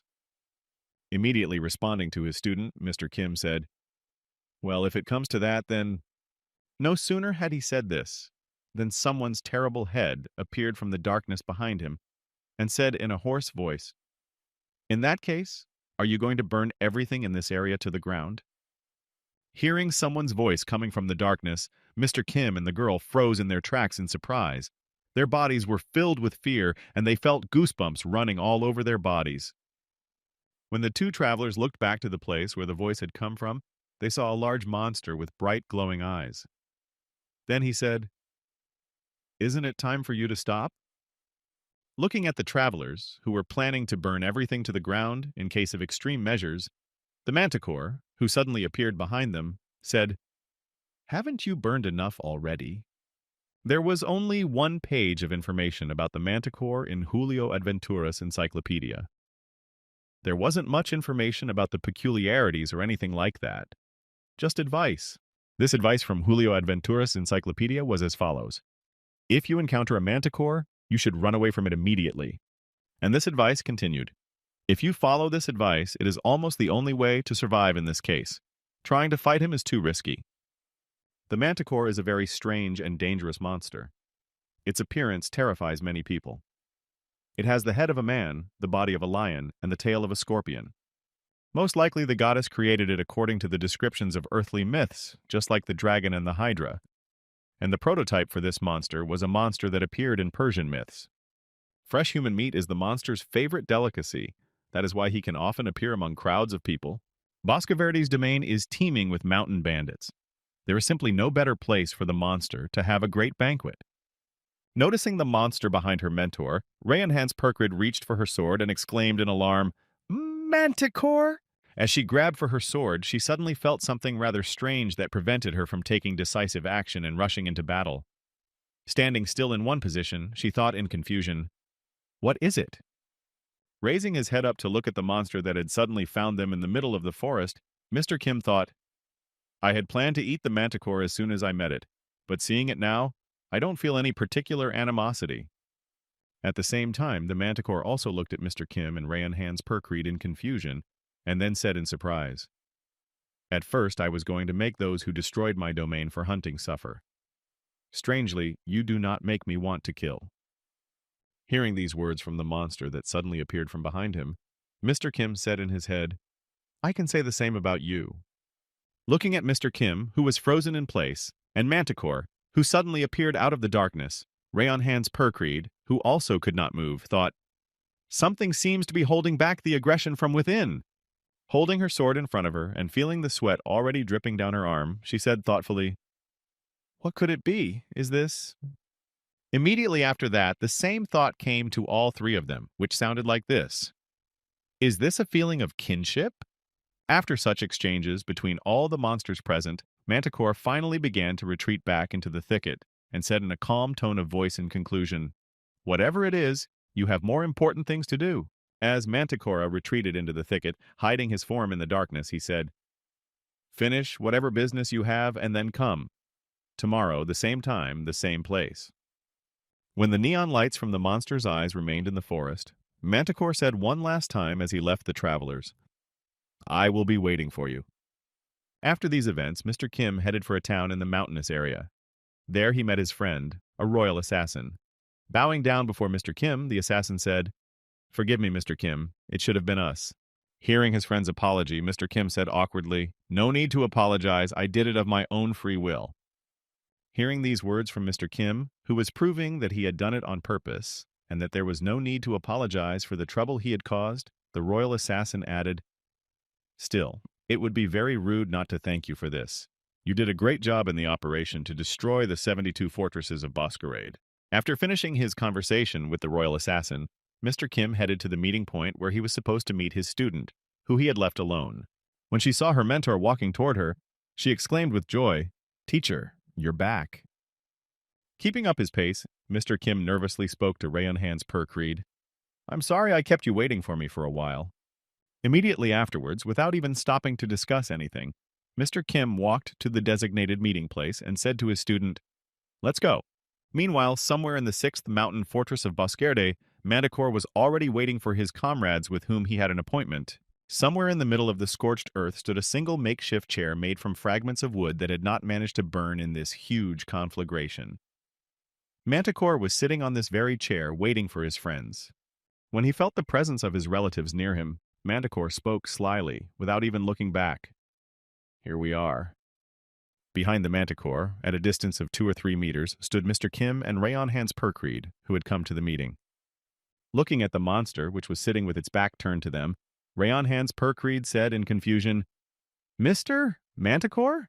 Is that what I should call you?" The Manticore then turned its gaze back to Mr. Kim and discreetly glanced at him to make sure they were both there for the meeting. The next moment, the monster turned its head toward its congeners and spoke, "That's right, it's me." When the girl saw Manticore's face, she froze in her tracks from the horror of what she saw. She simply could not believe her eyes that this was really possible. Immediately afterward, Rayon Hans Perkreed looked at Mr. Kim and exclaimed in alarm, "Master, how can this be?" Seeing exactly what Manticore looked like at the moment, Mr. Kim spoke in anger. "What does this face mean?" Hearing this question from Mr. Kim, Manticore, whose belt was his tail, even though he had transformed into a human, smiled slyly and said, "What, surprised? Although it was expected." Immediately afterward, Manticore added, looking at Mr. Kim, "Of course, that's your face." Looking at the enemy standing right in front of him, who looked almost like 2 peas in a pod, Mr. Kim nervously asked, "Are you trying to copy me?" Turning the chair toward Mr. Kim, where he was sitting, Manticore said, "You'd better sit on the chair first. We are going to have a long conversation." As Mr. Kim approached the chair Manticore was inviting him to sit on, he first examined it for any strange objects. Realizing that there were no problems and no traps, Mr. Kim sat down as far as he could, and folding his arms in front of him, said confidently, "Well, tell me." Immediately after these words, Manticore began his story saying, "From the very beginning of this world, there was only one goddess. When she created this world, she took most of the information from earthly beings." Manticore continued his story by mentioning the flora and fauna of this world. This includes animals, plants, humans, and other races from literary sources. Also, speaking of different creatures, the different types of beastmen that existed in this world were also mentioned. Then Manticore said, "Beasts of fantasy." And finally, among all the living entities that existed in this world, there were also real monsters. Thinking of this, the monster added, "As well as the actual monsters." As soon as Manticore mentioned real monsters in his stories, I immediately turned my gaze to Mr. Kim and added, "You should know what kind of monsters I mean." Hearing these words from the monster standing in front of him, Mr. Kim said nervously, "Did you just talk about me?" With his hands to his sides, Manticore spoke happily, focusing his gaze on Mr. Kim and added, "Yes, that's right. And now I will introduce myself officially. I am Manticore. Another name is Pet Shop Duplicate V0, 3.0b, one of the test specimens created by the goddess." Immediately after these words, Mr. Kim recalled the words of the Spaniard who had detained him in his past life and said then, "The world's most wanted pet shop, you are under arrest for committing a bunch of things," and so on. When he remembered this, Mr. Kim thought, "Pet shop? That's my earthly nickname." Immediately afterward, Manticore smiled ominously and said, "A being who is the embodiment of a monster like you in this world, and that is now me." After announcing this news, Manticore also added a few facts. Before starting to test the ability to change bodies, the goddess set out to successfully combine the bodies of 2 animals. This is how the griffin was created. Then Manticore added, "But then the goddess reached a dead end. All the creatures that were created after him were failures. Like the griffin, they had the abilities of mixed animals and could reproduce. However, your key ability, transform by eating, could not be instilled in them. The next moment, Manticore mentioned himself in the story and said, "In the end, among the endless series of failures, I was created. I can change my body from human to cat." After that, he described another feature of his body, saying, "And the head itself, only from a human to a humanoid primate." The next moment, mentioning another part of his body, Manticore added, "It is impossible for me to get rid of my tail, or to modify it to look like another animal. Despite these limitations, I can successfully use my body to create what I have eaten." Interrupting the Manticore's story, Rayon Hans Percreed exclaimed nervously, "Wait a minute!" When Manticore turned his attention to her, the Paladin girl asked in confusion, "It goes without saying that a Manticore is a very strong monster, but this is the first time I've heard of it having such an ability." Hearing the girl's words, Manticore looked at her and said awkwardly, "I'm just a little bit special." After these words about his difference from the representatives of his species, Manticore added, "The Manticores you know are my descendants, but they have not been able to inherit my abilities."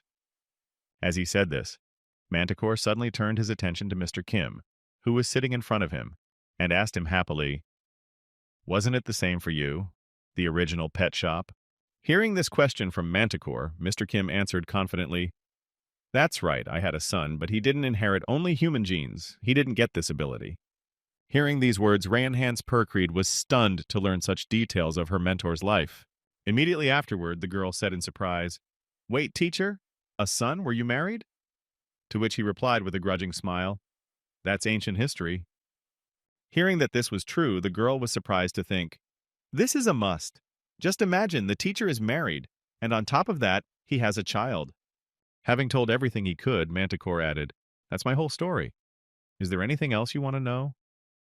Mr. Kim replied, "The timelines don't add up." Folding his hands in front of him, Mr. Kim said in frustration, "I was born 30 years ago.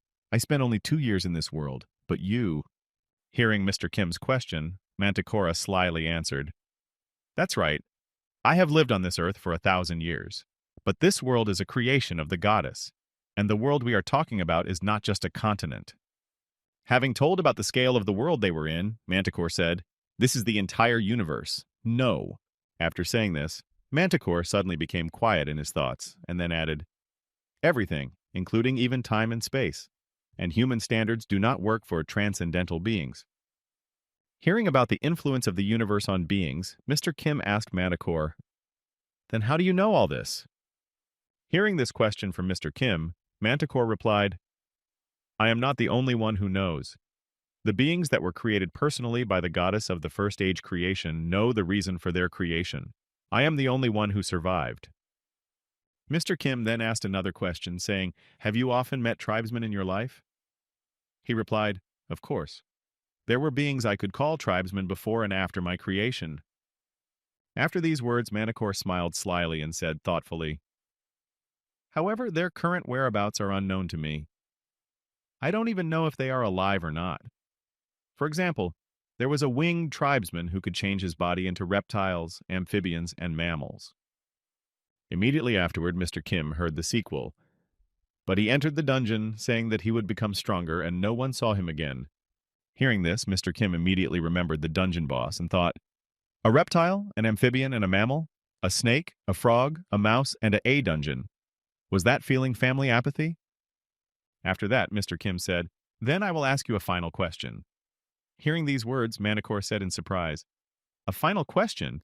You can ask as many questions as you want. So what do you want to ask?" Immediately afterward, Mr. Kim spoke in a formidable voice. "How many brothers have you eaten?" Immediately afterward, Mr. Kim deflected the attack with the tail of the Manticore, which was pointed directly at him. By shielding himself with his hand, Mr. Kim was able to avoid serious injury from the surprise attack. Hearing this question from Mr. Kim, Manticore asked ominously, "How did you know?" As he closed his student's door, Mr. Kim heard the girl's surprised voice say, "Master," to which he replied, "Stay away." The next moment, the girl moved about 5 meters away from Mr. Kim so as not to interfere with his suddenly starting a fight against the enemy. After the girl moved away, Mr. Kim spoke to Manticore. "My gut feeling told me. Even if you have my ability, it is not perfect. I realize that it would be very unnatural for you to be of your age to eat ordinary food. Immediately after these words, Mr. Kim began to transform his limbs and said, "It's still hard to go beyond your limits unless you're eating special meals, of course, but..." Immediately after these words, Mr. Kim jumped up from his seat. Prepared for battle, the boy instantly moved behind the manticore's back and swung his dragon arm. The next moment, the blow hit the enemy directly, knocking him back a considerable distance. Although the blow was quite powerful, the monster itself was not weak either. That's because he was the prototype of Mr. Kim in this world. Stopping after the boy who had suddenly started the fight, the manticore focused its gaze on the opponent and spoke with anticipation. What? What happened?" Hearing the question from the manticore, Mr. Kim smiled ominously into his opponent's eyes and said, "And when I first saw you, I also thought you would be quite tasty." Hearing Mr. Kim's words, Manticore smiled slyly and said happily, "The original pet store, I want to achieve completeness, and this strange feeling has not faded for a second in all the thousands of years I have lived." Immediately after these words, Manticore also got serious about the matter and began his transformation while speaking at the same time. "I was very sorry to part with my brothers, whom I had eaten." Turning his teeth into sharp blades like sharks, Manticora exhaled excitedly and said, "However, the happiness of approaching the ideal made me forget all my sorrows." Immediately after these words, Mr. Kim, who was standing right in front of the monster, asked with interest, "Well, how did you like your relatives?" Hearing this question from Mr. Kim, Manticore, who had already completed his transformation and was fully prepared for battle, said, "They were simply the best." After saying this, Manticore began to lick his lips greedily, remembering the taste of his relatives, and then added, "And you, I think, will be the most delicious of all the comrades I have ever tasted." Immediately after this moment in the conversation with Manticore, Mr. Kim stood still and thought, the feeling of closeness with relatives, and also the joy of meeting. Now beginning his transformation into a powerful monster to confront Manticore, Mr. Kim reflected, sadness at the tragedy, anger at myself for not being able to overcome my instincts. At the same time, I had such heavy feelings. After a while, Mr. Kim finally completed his transformation. This time he looked like some kind of incomprehensible monster. It was as if he were a dragon, but his body was shaped like a human. Facing the powerful enemy he would have to fight, the boy thought. However, all these feelings have no meaning. Immediately after that, a fierce battle broke out. But a minute before that, both enemies exchanged a couple of blows and bit off a piece of their opponent to get a taste of each other. Having tasted Manticore, Mr. Kim looked back and said happily, "So this is what it tastes like? Now I understand why you couldn't resist."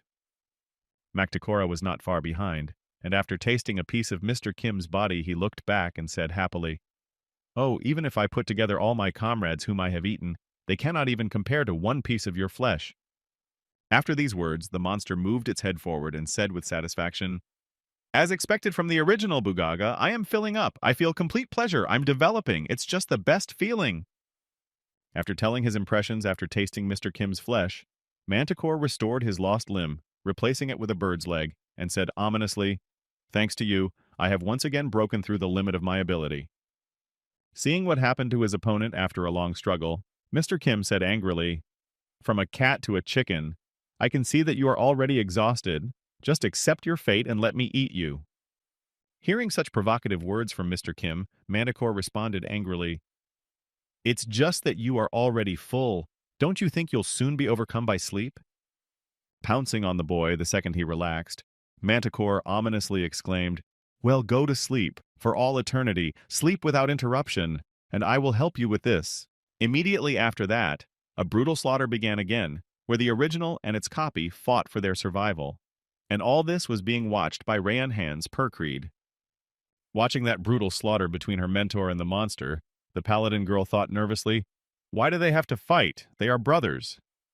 After calming down a bit, she added thoughtfully, "Surely their main goal in this battle is not dueling or survival, but simply food."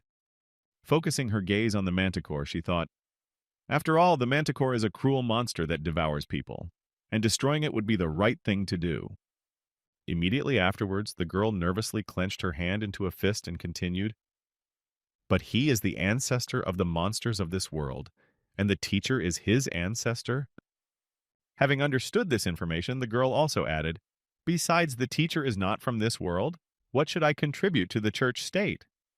After a while, the paladin's minor thoughts soon disappeared at the sight of the battle between the two, an infinitely cruel and vile battle, a barbarity that the paladins could not restrain themselves from engaging in.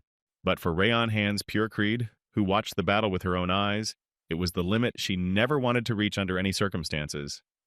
A battle that seemed to have come from the pages of an ancient legend. Under the influence of this spectacle, her inner monster consciousness began to grow. And also because of this influence, the girl's mind and patience, which restrained these impulses and impulses of excitement, were also directly proportionally strengthened to balance the feelings. The sight that Rayon Hand's Perkrid saw before her was quite attractive, but she still had an unfinished mission as a paladin. She was no longer a human, but she was still a priest. Meanwhile, the fierce battle between Mr. Kim and Manticore continued. At that moment, the monster took another bite out of the boy. After chewing on the piece of Mr. Kim's body and swallowing it, Manticore said in surprise, "Interesting, this taste. It doesn't taste like the same taste of my fellow humans that I've eaten before." Immediately after these words, the enemy rushed at Mr. Kim, licking greedily, and exclaimed, You ate a very delicious delicacy once before." The next moment, a wall of dust appeared in front of Mr. Kim, with nothing to see behind it. This made him very worried. His fears were not unfounded. Several vermin flew out of the wall of dust and into the air, heading straight for Mr. Kim. Reacting at the last moment, Mr. Kim closed his tail against them to prevent the parasites from entering his body and further parasitizing it. When Mr. Kim saw the new abilities of the enemy, which he began to use after tasting the boy's flesh, Mr. Kim remembered the heart of the dungeon and thought in confusion, "My ability, not really." Immediately afterward, Mr. Kim remembered Faraz Declatnilord and his parasite powers that Manticore had used against him, and continued, "The abilities of these guys?" As he shook off the parasites that had been fired at him, Mr. Kim thought nervously, "After tasting my flesh, it began to evolve rapidly. It's dangerous to prolong the fight." As soon as the first wave of parasites was repelled, the second one immediately followed. Noticing a dozen more parasites flying directly at him, Mr. Kim prepared to use his fire breath skill to incinerate the parasites. Once his lungs were filled with air and the right proportion of air and combustible mixture was mixed, Mr. Kim exhaled the flames that the parasites released at him. While Mr. Kim was using his fire breath to block his view, Manticore decided to take advantage of the opportunity and attacked his opponent. Ignoring the fire, thanks to the salamander abilities he now also had after visiting Mr. Kim's flesh, Manticore tried to crush the boy with a swing of his bulky paw. When the fire dissipated, Manticore noticed that his paw had left a crater in the ground, but Mr. Kim was not in it. The boy managed to react at the last moment and jumped to the side, dodging the enemy's attack. Breaking the distance between himself and the enemy, Mr. Kim thought, he has not yet fully absorbed their abilities. Then he said, "In that case..." Landing on the ground, Mr. Kim immediately jumped off, flying at breakneck speed toward the enemy to strike. After performing this maneuver, the boy, while in flight, thought, "It means we can now follow the classic scenario of combat." Noticing the enemy approaching him, Manticore took a fighting stance, leaning to the ground to make it easier to defend himself. After taking up the fighting stance, the monster also covered its head with its tail so that the enemy could not deal a critical blow to it. Noticing the enemy's actions, Mr. Kim, swinging his arm to strike, thought, "First, I need to get rid of that pesky tail." Immediately after these thoughts, Mr. Kim first cut his opponent's tail to deprive him of his basic defense. After that, the boy landed right in front of Manticore, leaving the severed piece of tail behind him. Not paying attention to the severed limb, Mr. Kim immediately rushed at his enemy, thinking that now he should not be hindered by anything to deliver the fatal blow. When the boy was right in front of the enemy's face, he noticed that he was smiling ominously. At first, it was not clear what caused it, but very soon everything fell into place. A second later, Mr. Kim became confused when he noticed the sinister smile, and then felt a sharp pain in his body. When he looked back to see what was causing it, Mr. Kim noticed a tail in his body that had pierced him through and through. The severed limb turned into a parasite. Immediately after that, Mr. Kim retreated. Thanks to this maneuver, he was also able to dodge the enemy's attack, which was carried out by his chicken leg. After breaking the distance between himself and Manticore, Mr. Kim tried to reach the scorpion's tail, which was stuck in him, and grabbed it with his hand. Pulling the limb with all his strength, the boy pulled it out of his body, after which the wound began to heal. tightening the wound. Looking at the enemy who had used such a trick in battle, Mr. Kim said in amazement, "He used the ability he received from me against me. That's quite a trick." Looking at his opponent, Manticore happily announced, "The ability to control a detached part of your body. Isn't this ability quite interesting?" Hearing these words from Manticore, Mr. Kim thought, quite expected from a being with a couple thousand years of experience behind him. In the practical use of his abilities, he is simply unrivaled. Thinking about it, Mr. Kim also decided to seize the moment, and sinking his teeth into the tail of the enemy he was holding, he thought, "However, I have." When Manticore noticed what Mr. Kim was about to do, he immediately attacked him, exclaiming, "I will not allow you to do this, but I will take it back." After saying this, Manticore struck out with his chicken foot toward Mr. Kim's head, but the boy managed to dodge this unexpected attack by moving his head to the side. Immediately after the enemy closed the distance, Mr. Kim grabbed Manticore by the neck and began to squeeze his hand to crush his neck. Feeling the pressure on his neck and Mr. Kim's claws digging into his neck, Manticore was a little nervous about losing his head by accident. While his focus was on his neck, Manticore tried to reattach his lost limb to the rest of his tail while he had the chance. By stretching its tail downward toward its severed limb, the monster managed to accomplish its goal and reattach its tail to its body. As soon as his body was reattached, Manticore struck the boy with its tail, knocking his arms off his neck. When Mr. Kim finally let go of him, Manticore decided to test his breath with the flames he had also received after absorbing a piece of Mr. Kim's body. Seeing the enemy's plan, the boy was not confused either and prepared to deliver the same blow, filling his chest with air. The next moment, the trajectories of your soldiers' fire converged, and their shells flew into each other along the shortest path. Immediately after the two fireballs collided, there was an explosion that covered a large area with a shockwave. When the smoke from the explosion cleared, two monsters could be seen at a distance of 10 meters, with a huge crater between them. Also standing on either side of the crater were Manticore and Mr. Kim, who had blocked the blast wave with their bodies and created makeshift rocks above the crater. Looking at his opponent with a confused look, hoping that he had managed to defeat him, Mr. Kim said nervously, "Did it work?" At the same time, Manticore, who was standing unharmed opposite Mr. Kim, said joyfully, "For the first time in a long time, I felt like I was one step away from death. As expected, you are quite strong." Immediately afterward, the enemy jumped up and ran to Mr. Kim, shouting, "But didn't you think that this could be the end of you?" As soon as the distance was broken, Manticore began to strike the boy with a barrage of blows that did not weaken, but only gained momentum. Trying to defend himself from the enemy's blows, Mr. Kim thought in alarm, "Even dragon scales cannot withstand this onslaught." Realizing that he would not be able to withstand this pace for long, Mr. Kim took one of his legs and prepared to regroup, thinking, "I'd better retreat for a while." However, as soon as he lost the initial grip on the ground, the Manticore's tail caught up with him and struck him right in the chest.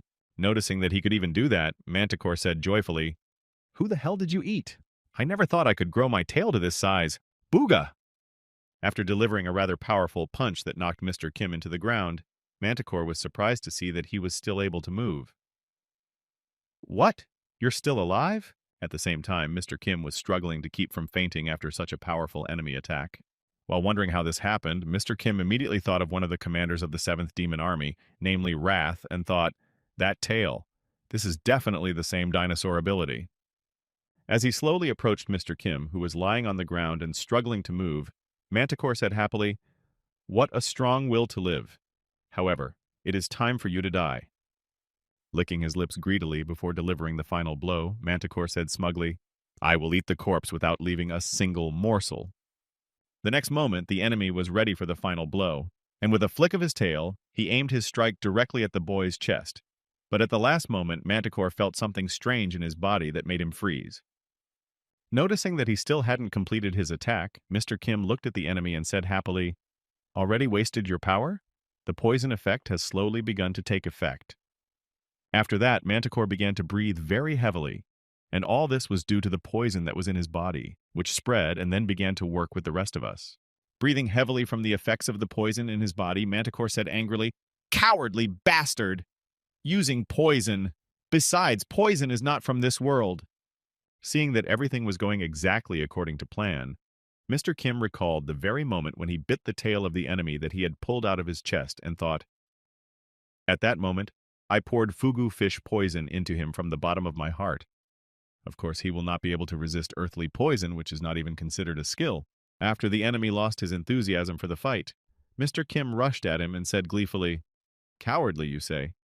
That word is more appropriate for a fight between ordinary people." As soon as the boy approached his exhausted enemy, he threw several punches, which later proved fatal. After this attack, the enemy's limbs and some parts of his body flew in different directions, falling into small pieces. Having lost a part of his head, a leg, a tail, and a part of his arm, Manticore said thoughtfully, "Well, indeed, that is more suitable for humans." Immediately after saying this, Mr. Kim looked back and said thoughtfully, "Is there anything else you want to say in the end?" Hearing these words from his opponent, Manticore said in surprise, "In conclusion, what are you talking about?" "Oh, right. You mean to express your last will?" Falling to the ground, the defeated Manticore said in disappointment, "I never thought I would have to make a will. I've always been the one who listens to them. I don't want to leave good instructions to the bastard who will eat me." Immediately after saying this, the Manticore was silent for a few seconds, deep in thought, and then suddenly added, "Oh yes, I know. I'll leave you a will that will give you an unpleasant aftertaste." Immediately after these words, Manticore said, "I am, as you already know, Pet Shop Duplicate Vice.03.0b.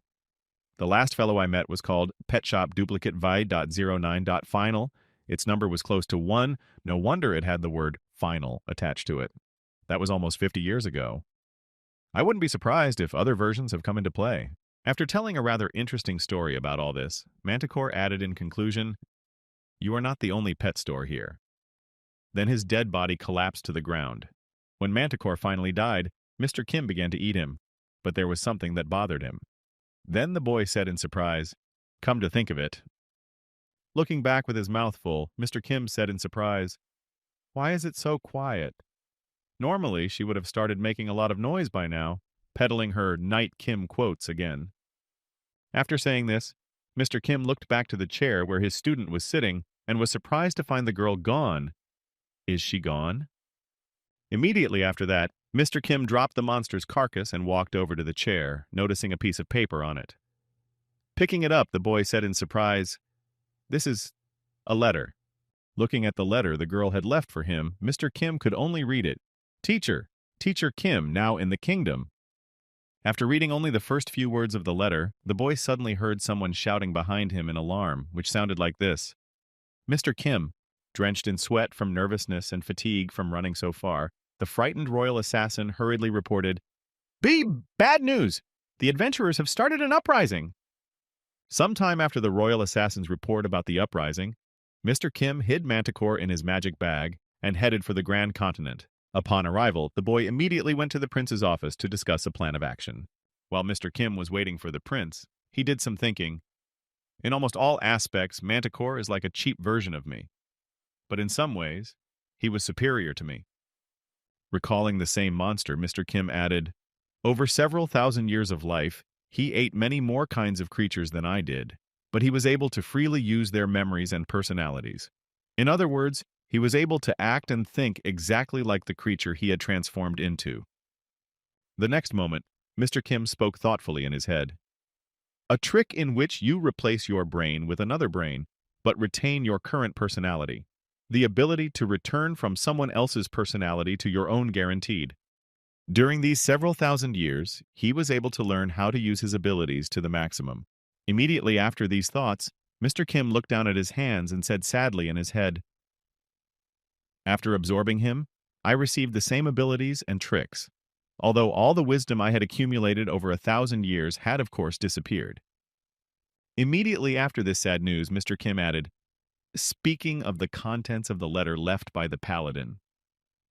Before he could read it, he heard the prince's voice saying, "Hey bro, you mean you can now take on a completely different personality?" Hearing this question from his friend, Mr. Kim said confidently, "That's right." The prince said nervously, "Mamma mia, what the—" Sitting down at the table opposite Mr. Kim, Prince Edward said nervously, "I thought that you could be considered quite a monster, but you don't stop there." After saying these words, the prince suddenly added, "But in any case, let's get down to business. Did you hear why I called you?" To which Mr. Kim replied, "I was told that the adventurers have started an uprising. Immediately afterward, Mr. Kim changed his face and asked menacingly, "And what should we burn first?" Hearing the question from his friend, Prince Edward nervously exclaimed, "No, no, why did you suddenly decide that? Of course we will kill them, but not now. The time has not yet come." Immediately afterward, Prince Edward said, "It will be much more profitable to deal with the adventurers after they have killed the lords, who are unfavorable to me, and turn the people against them." To which Mr. Kim replied thoughtfully, "Indeed." Immediately after, trying to hide his sinister smile, Prince Edward added, "Nevertheless, we cannot delay too much, and it is better to crush the uprising immediately. I had a good idea when I heard about your new ability." Meanwhile, Filion Santo Tamarar was speaking at the Adventurers Guild. He spoke confidently in front of a large crowd. "It has been announced that starting this year, the financial support for adventurers will be reduced by 90%. How can we stand this? No, no way. Let's take the nobility hostage and demand that the prince cancel the draft budget." Immediately after these words, Filion Santo Tamarar raised his hand in the air and confidently exclaimed, "Let's get back our rights as adventurers." And at the same time, somewhere in the midst of the strange people, there was a strange adventurer who was wrapped in bandages. When he heard Filion Santo Tamarar's proposal, he thought in surprise, "So we're going to go to the royal castle ourselves?"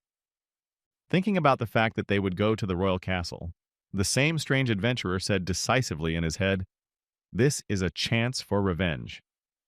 And now let us recall again the same events that took place a few months ago in the port city of Stockholm. The same mixed-blooded young man, half human, half demon, who dreamed of becoming a demon general, Meaden, who worked as a porter to provide his only sister with food and shelter. And now let's remember the same tragedy. Do you remember? The same horror that happened in that town and what the boy had to go through? The very moment when the dragon attacked the city and began to destroy everything there. First, he covered the ships with fireballs and sank them, and at the same time, he hit the port. A few seconds later, when people were running away from the dragon, saving their lives, only Meaden stood still, looking for the right moment to run in front of it, because his home was in the other direction. When the passage was clear and a window appeared, the boy threw off all his cargo which he had been carrying in the port to get money and feed his family. Immediately after realizing the danger in the port, he headed for his hotel, where he had rented a room for himself and his sister so that she could live in peace. However, it was at that moment that the most unexpected thing happened. The dragon landed on the very house where the half-breed boy's sister was living. After the ruins had quieted down a bit and the dust had settled, Meaden noticed his sister's hand, which had been crushed under the rubble the dragon had caused.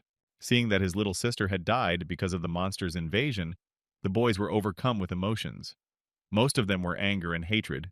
Snatching the sword from the box of a man who was just saving his goods, Meaden rushed with this toothpick, which was the dragon's sword, at the formidable enemy to finish him off. The next moment, the boy tried to strike the enemy and pierce his thick scales and then his skin, but his attempt failed. Having failed, the boy flew away from the dragon. Fainting from the impact on the ground, the boy remained there, but not for long.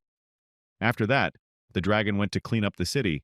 Moving around the city, the same dragon burned everything in its path, leaving only pieces of coal from the demons who lived in the city. And so, a small piece of coal also remained from Meaden, but the anger at the loss of his only family member did not let him die.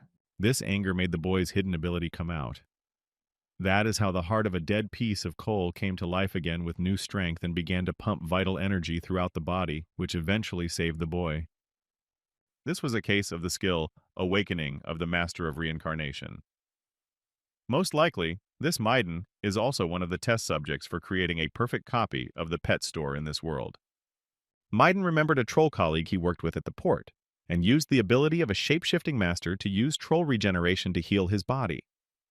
This was immediately followed by a rapid growth of the boy. As a result of using this ability, his muscles grew stronger and his vital energy increased.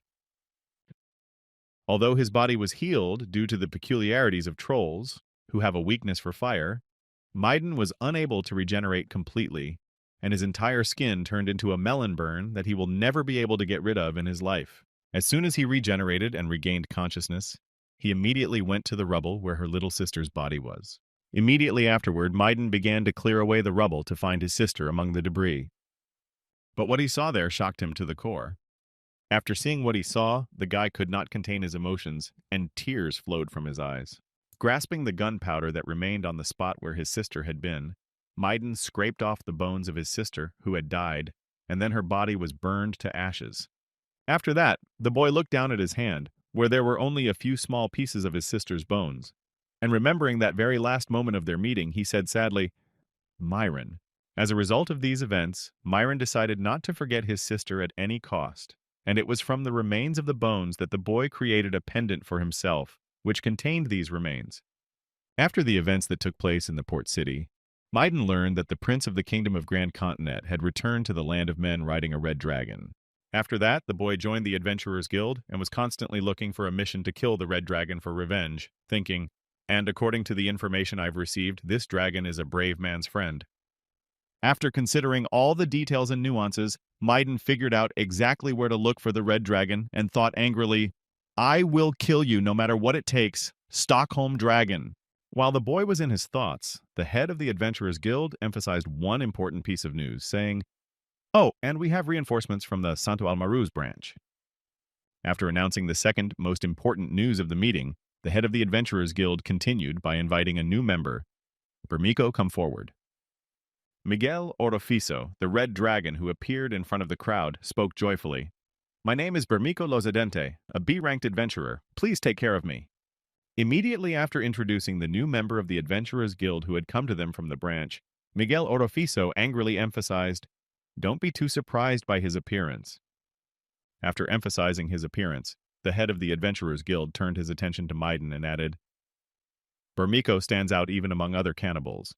He belongs to a rare race called the Dragon Race. You can tell why it is so called by the way he looks.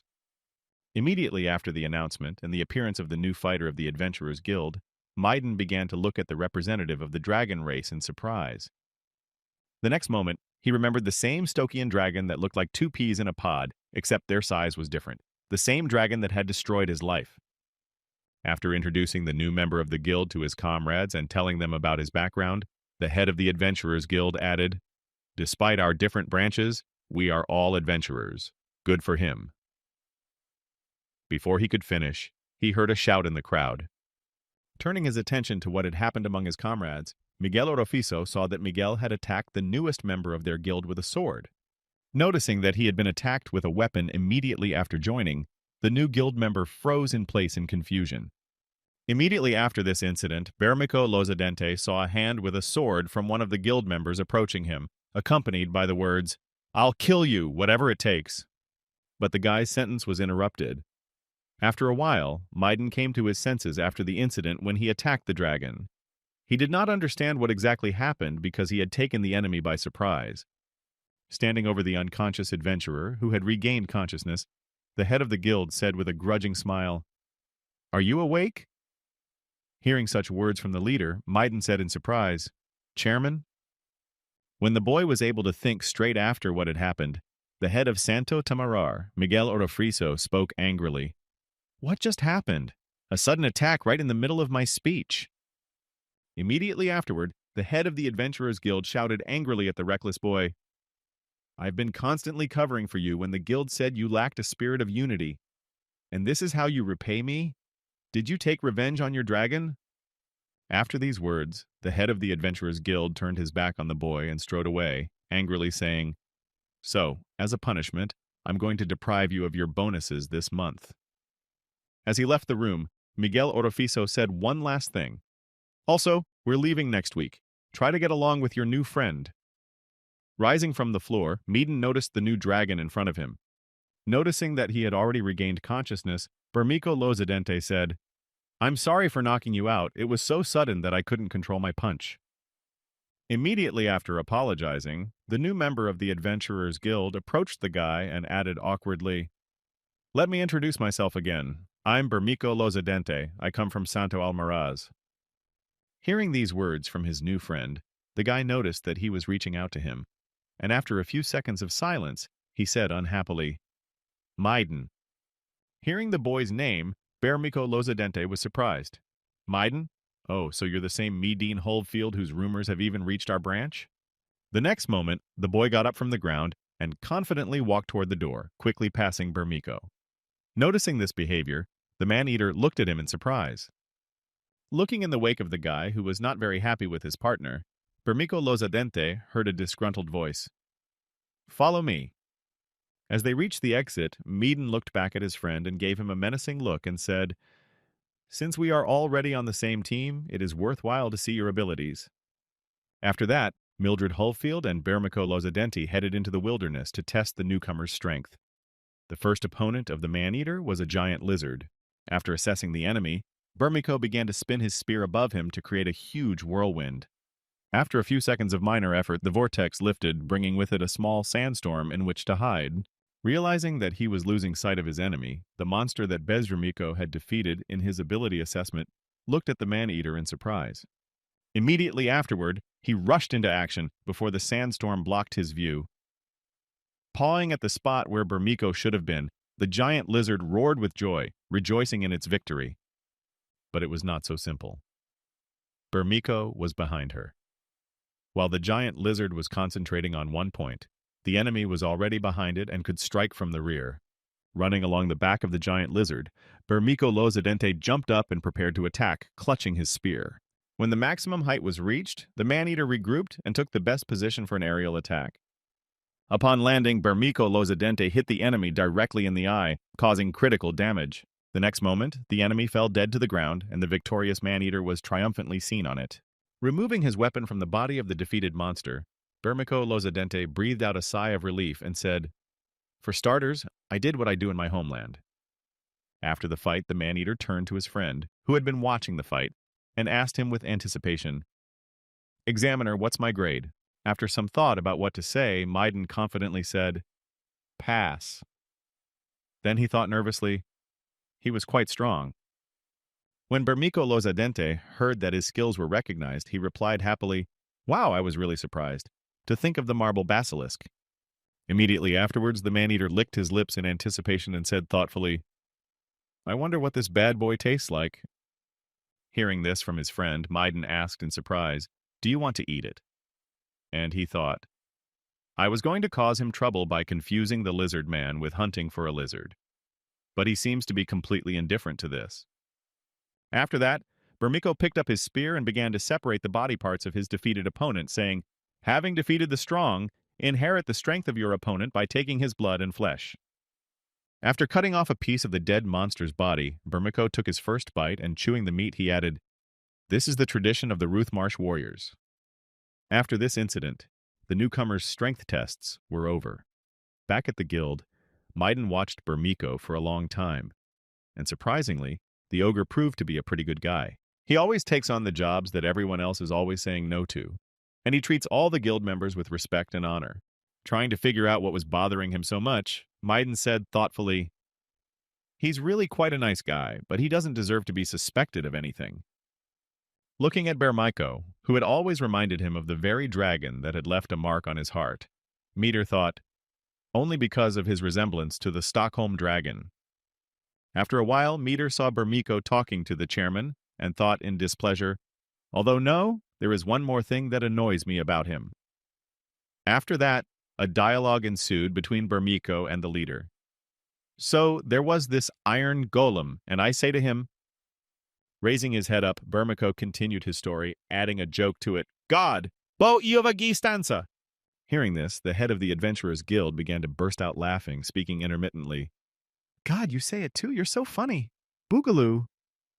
Hearing this ridiculous joke told by Bermico, Lozadente thought angrily, his sense of humor is beyond description. Looking at the head of the Adventurers Guild and Bermico Lozadente, who were rolling on the ground laughing, Meiden Hullfield thought in disappointment, where is this funny, you fucking lunatics? While Bermico was making the head of the Adventurers Guild laugh, he kept his eyes on the boy, thinking, Meiden Hullfield, a man who has such a strong hatred for the Red Dragon. After these thoughts, Mr. Kim, who was now Bermico Lozadente and was trying to join the adventurers, continued, It would be right to call me the Red Dragon he is talking about. Recalling the same moment of the stockyard tragedy, Mr. Kim thought, I don't remember exactly all of those who died at my hands that day, and that's why I can't know for sure whose deaths caused his anger. Immediately afterward, the boy looked at Meiden, who was standing right in front of him, and gloated in his head. However, not knowing that the object of your hatred is right in front of your eyes is quite funny.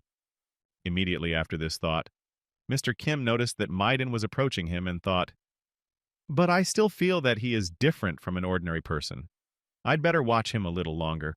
I can't say for sure yet whether he is my relative or not. When Maiden approached the table where Bermiko and the Adventurers Guild leader were standing, everyone exchanged glances. Immediately afterward, the leader of the Adventurers Guild said in surprise, "Oh, you came after all. I heard that the two of you are getting along very well, although, as I recall, there was a fight recently."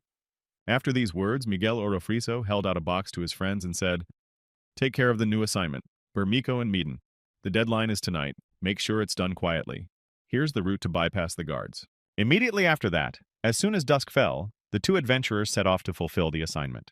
After a while, they arrived at the right place, namely Lord Tamarar's castle, where their target for the kidnapping was. Having made his way into the room of his target, Bermiko Lozadente took out a flashlight and began to shine it in the face of the Lord, who was sleeping peacefully in bed. Tugging on the man's shoulder to wake him up, Bermiko said, "Lord, Lord, it is time for you to fulfill your duties." Not fully awake, the confused Lord mumbled something as he opened his eyes after a dream. The next moment, when the Lord woke up, he noticed two unknown persons in dark cloaks standing in front of him, and he exclaimed in confusion, "I who? Who in the—" Before he could finish, he was knocked out to prevent unnecessary noise. After that, the boys packed the Lord in a sack and headed out of the castle so that no one would accidentally notice them. The mission was complete, and they could go back to the guild. When the two boys returned to the guild and stood in front of its doors, Bermiko Lozadente said in surprise, "Somehow this turned out to be a pretty easy task." Opening the door to go inside, Miguel said, "Chairman, we—" But before he could finish, he heard Miguel Orofriso's angry screams, repeated over and over again, "God damn it!"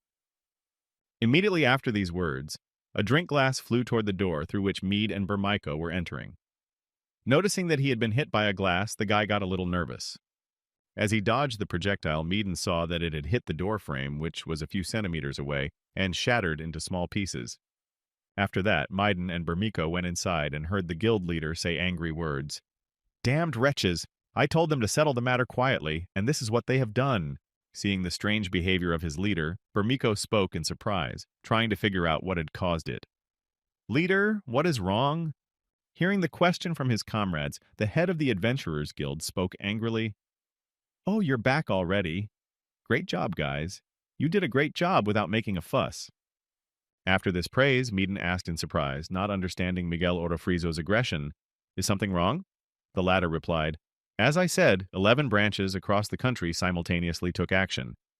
Then the head of the Adventurers Guild, barely containing his anger, added, "However, not even half of them managed to do it as quietly as we did, and the rest of them—" Immediately after Miguel Orofriso's words, a young man burst into the room and shouted in alarm, "The chairman! Bad news! Count Silombro is dead! The men of the other branch, they beat him to death!" Hearing this bad news, the head of the Adventurers Guild said nervously, "Oh shit, they are definitely some kind of crazy people. What are we going to do about the murder of an aristocrat?" After these words, the head of the Adventurers Guild held his head and thought in frustration. If only they hadn't kidnapped him, then there would have been a chance to get out of it, to talk to the culprit and settle everything. After his thoughts, Miguel Orofriso slammed his hand on the table and continued to think nervously, "But murder is beyond the pale. You can't negotiate with the dead." The next moment, a noise came from the sack that was on Maiden Hullfield's shoulders. This meant that the Lord was still alive. Immediately afterward, the head of the Adventurers Guild shouted out to his subjects, emphasizing, "At least you must try to negotiate. Don't let Baron Tamarar escape, but without a single scratch." To which he heard in response, "Yes, sir." Immediately after that, I heard a dull sound of a blow. The head of the guild started hitting the table again to let off steam. Having cooled down a bit from his emotions, Miguel Orofriso said angrily, "Well, how did it all turn out this way? Why couldn't they fulfill the order properly?" Now let's go back a few days to Prince Edward's room, where the plan of action was being discussed. Then the prince said, "According to information, 11 lords have been targeted by the rebels. I want to use this chance to change the leadership together." Emphasizing his plans, Prince Edward added, The only valuable person among the lords is Baron Tamarar. He performs his duties well, but he has guts. However, the downside is that he does not listen well. Prince Edward then added, "That's why you just intimidate him, but you don't have to kill him, let him live." After receiving instructions from his friend, Mr. Kim replied, "Okay, I understand." After giving instructions on how to deal with only one lord, Prince Edward added, "And with the other lords," smiling ominously at his henchmen, the prince said, "Kill them all. They have no value, so there is no point in them, and their lives are simply useless." When the hostage was in their hands, the head of the Adventurers Guild gathered his comrades and said, "Then we are leaving." As soon as the crowd was about to leave for negotiations, they were interrupted by the voice of Midden, who suddenly shouted, "Chairman!" Turning his attention to his comrade, the head of the Adventurers Guild heard the nervous voice of his subject who asked, "Why don't you take me with you?"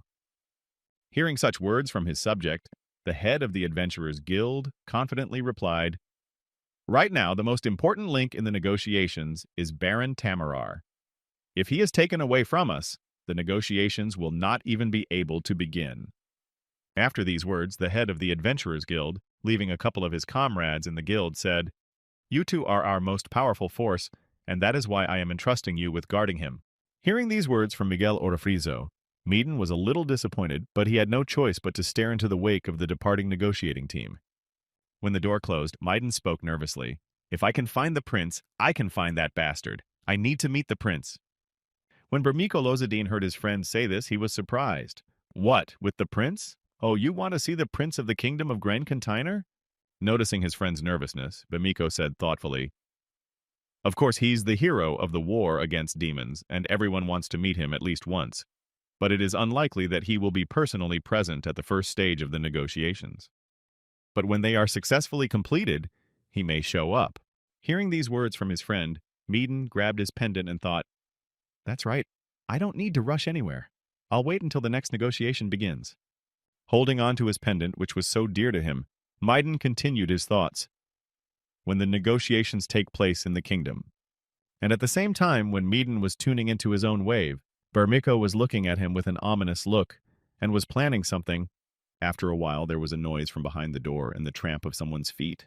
The next moment, the door to the guild opened wide, and the head of the Adventurers Guild entered, looking quite serious, and it was not clear how everything went.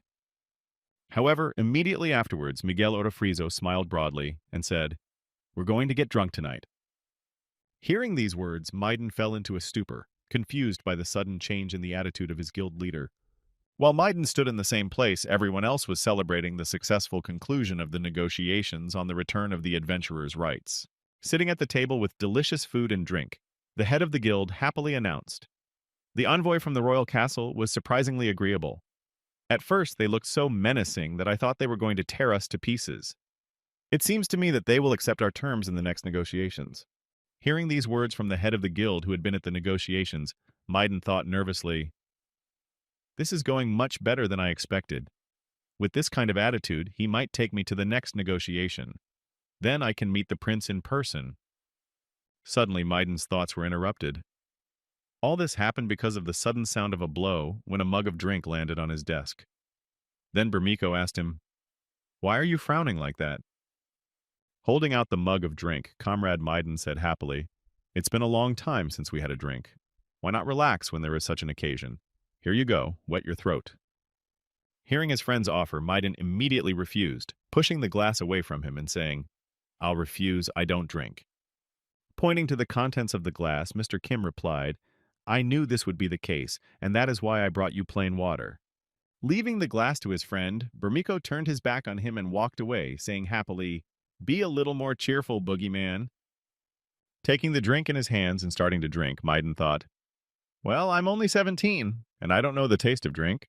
After taking a few sips, Meaden felt something strange on his teeth and immediately stopped. Putting the glass of water away, he reached into his mouth to pull it out and see what was in the water. Pulling his hand out of his mouth, the boy saw some grains of sand on his finger and said in surprise, "What is this?" After that, the kidnapped Baron began to recall what exactly happened to him. How two people in dark cloaks came into his room and shone a flashlight in his eyes. He also recalled how they tugged on his shoulder to wake him up, called him through his sleep to wake him up, and blinded him so that he would not notice who had kidnapped him. As soon as the Baron woke up, he immediately felt pain in his neck from the blow, and then lost consciousness. He had some such fragments of memories. Getting up from the bed, the angry aristocrat exclaimed, "Dirty adventurers! How dare you lock an aristocrat in here? I'm going to leave here and bring my soldiers. They will wring your necks." While he was expressing his dissatisfaction and threatening behind closed doors, the door to his room suddenly cracked. The lock opened and someone started to enter the room. The next moment, a man in a dark cloak appeared at the front door. When he noticed him, the frightened Baron said, "Who are you? Have you come to see the monkey from the zoo?" Hearing the disturbed voice of the hostage kidnapped by the adventurers, the unknown person in the dark cloak said, "No, I have a message for you." Hearing these words from a stranger, the angry Baron replied, "A message? This is ridiculous. You miserable adventurers think you can get away with this." Having interrupted the aristocrat's discontent, the adventurer said, "Count Salombro is dead." Hearing the news of the death of one of the aristocrats of the kingdom who was killed by the adventurers, the Baron asked in alarm, "What? What do you mean? Is it true?" When the envoy noticed the Baron's concern, he immediately added, "You, Your Excellency, should also be careful. The adventurers are very belligerent." Hearing this, the Baron replied in fright, "Psychos," but then, interrupting the Baron's words, Mr. Kim, who came to the Baron in a dark cloak, said in an ominous voice, "Yes, if you die, we will not be allowed to live. But this does not mean that if we die, you will live." After telling the Baron this information, the messenger left the room and then added in conclusion, "If possible, take care of your life." After these words, the room fell silent. After sitting in thought for a while and drinking all the water in his glass, the Baron said in fright, "Are they really all so crazy? To kill an aristocrat?" At the same time, Mr. Kim, who was returning from the Baron, was thinking, "It is very difficult to intimidate someone whom you see for the first time. However, it is quite another matter when you personally get into the cranial nerves." Mr. Kim then continued gloatingly, "It took quite a while to breed the parasite eggs in their reservoir, but now the preparations are complete." And so, a few days passed, and the moment came when further negotiations were to take place regarding the adventurers' demands for the Baron's return. Watching the negotiations from the wall, Bermico Lozadente spoke nervously to his friend. "The second stage of negotiations has been going on for quite some time. Let's hope that they go well." Immediately after that, the man-eater turned his attention to Maiden and said in surprise, "By the way, boy, are you feeling well? Because I look at your red eyes and it seems that you do not look healthy." Then he added, "Although, why me? For several days I fought off the soldiers who came to rescue the Baron." To which Maiden replied, "Don't worry about me. Your own scales have stopped shining." Hearing these words from his friend, Bermico said joyfully, "Booga, it's not a problem. This kind of tiredness does not even compare to the birth of a cub." As soon as Maiden learned that his friend had a family and a baby, he was amazed to hear, "What? A baby? You have children?" Immediately after, Bermico Lozadente confidently answered his friend, "Of course I do. The Ruthmarsh warriors allow their children to leave home as soon as they can walk." Hearing these words from his friend, Maiden immediately thought of his younger sister, whom he would never part with, and wondered, "He left his family to come here? Is it possible?" Immediately afterward, Bermico spoke thoughtfully to his friend. "One more thing. While we're on the subject, to be honest, for man-eaters, the dragon race is—" Before he could finish, the boys heard a scream coming from below them. Alarmed by this suddenness, the two adventurers became seriously nervous and hurried to check what had happened. Peeking out from behind the wall, they saw the head of the Adventurers Guild running scared toward the gate, exclaiming in confusion, "Damned bastards!" Raising his head up, the frightened leader, who was covered with cuts, shouted to Maiden and Bermico, "Open the gate now!" A few seconds after the leader of the Adventurers Guild ran out of the tent, the canvas was pulled back and a knight's hand appeared inside. Later, the whole knight appeared, holding a bloody sword with which he tried to finish off the brazen leader of the Adventurers Guild. Watching the spectacle, which signaled a bad end to the negotiations, Bermic said in confusion, "What for? So it turns out that the negotiations were not as perfect as they were said to be?" The next moment, all the knights standing outside the tent raised their swords and prepared to fight. These knights were no ordinary knights. Each of them had magic, and at the order of the commander, they prepared to fire. creating a magic circle at the tip of their blades. As soon as all the preparations were completed, the sorcerers shouted together, "Fireball!" Noticing what their opponents were doing, Burmiko exclaimed in anger, "Bastards! They still decided to take their master out of captivity by using force?" Despite Burmiko's behavior and anxiety, everything went according to his plan. Even now, standing on the wall under attack, he was thinking, "Knights cannot destroy a fortress wall with fire alone.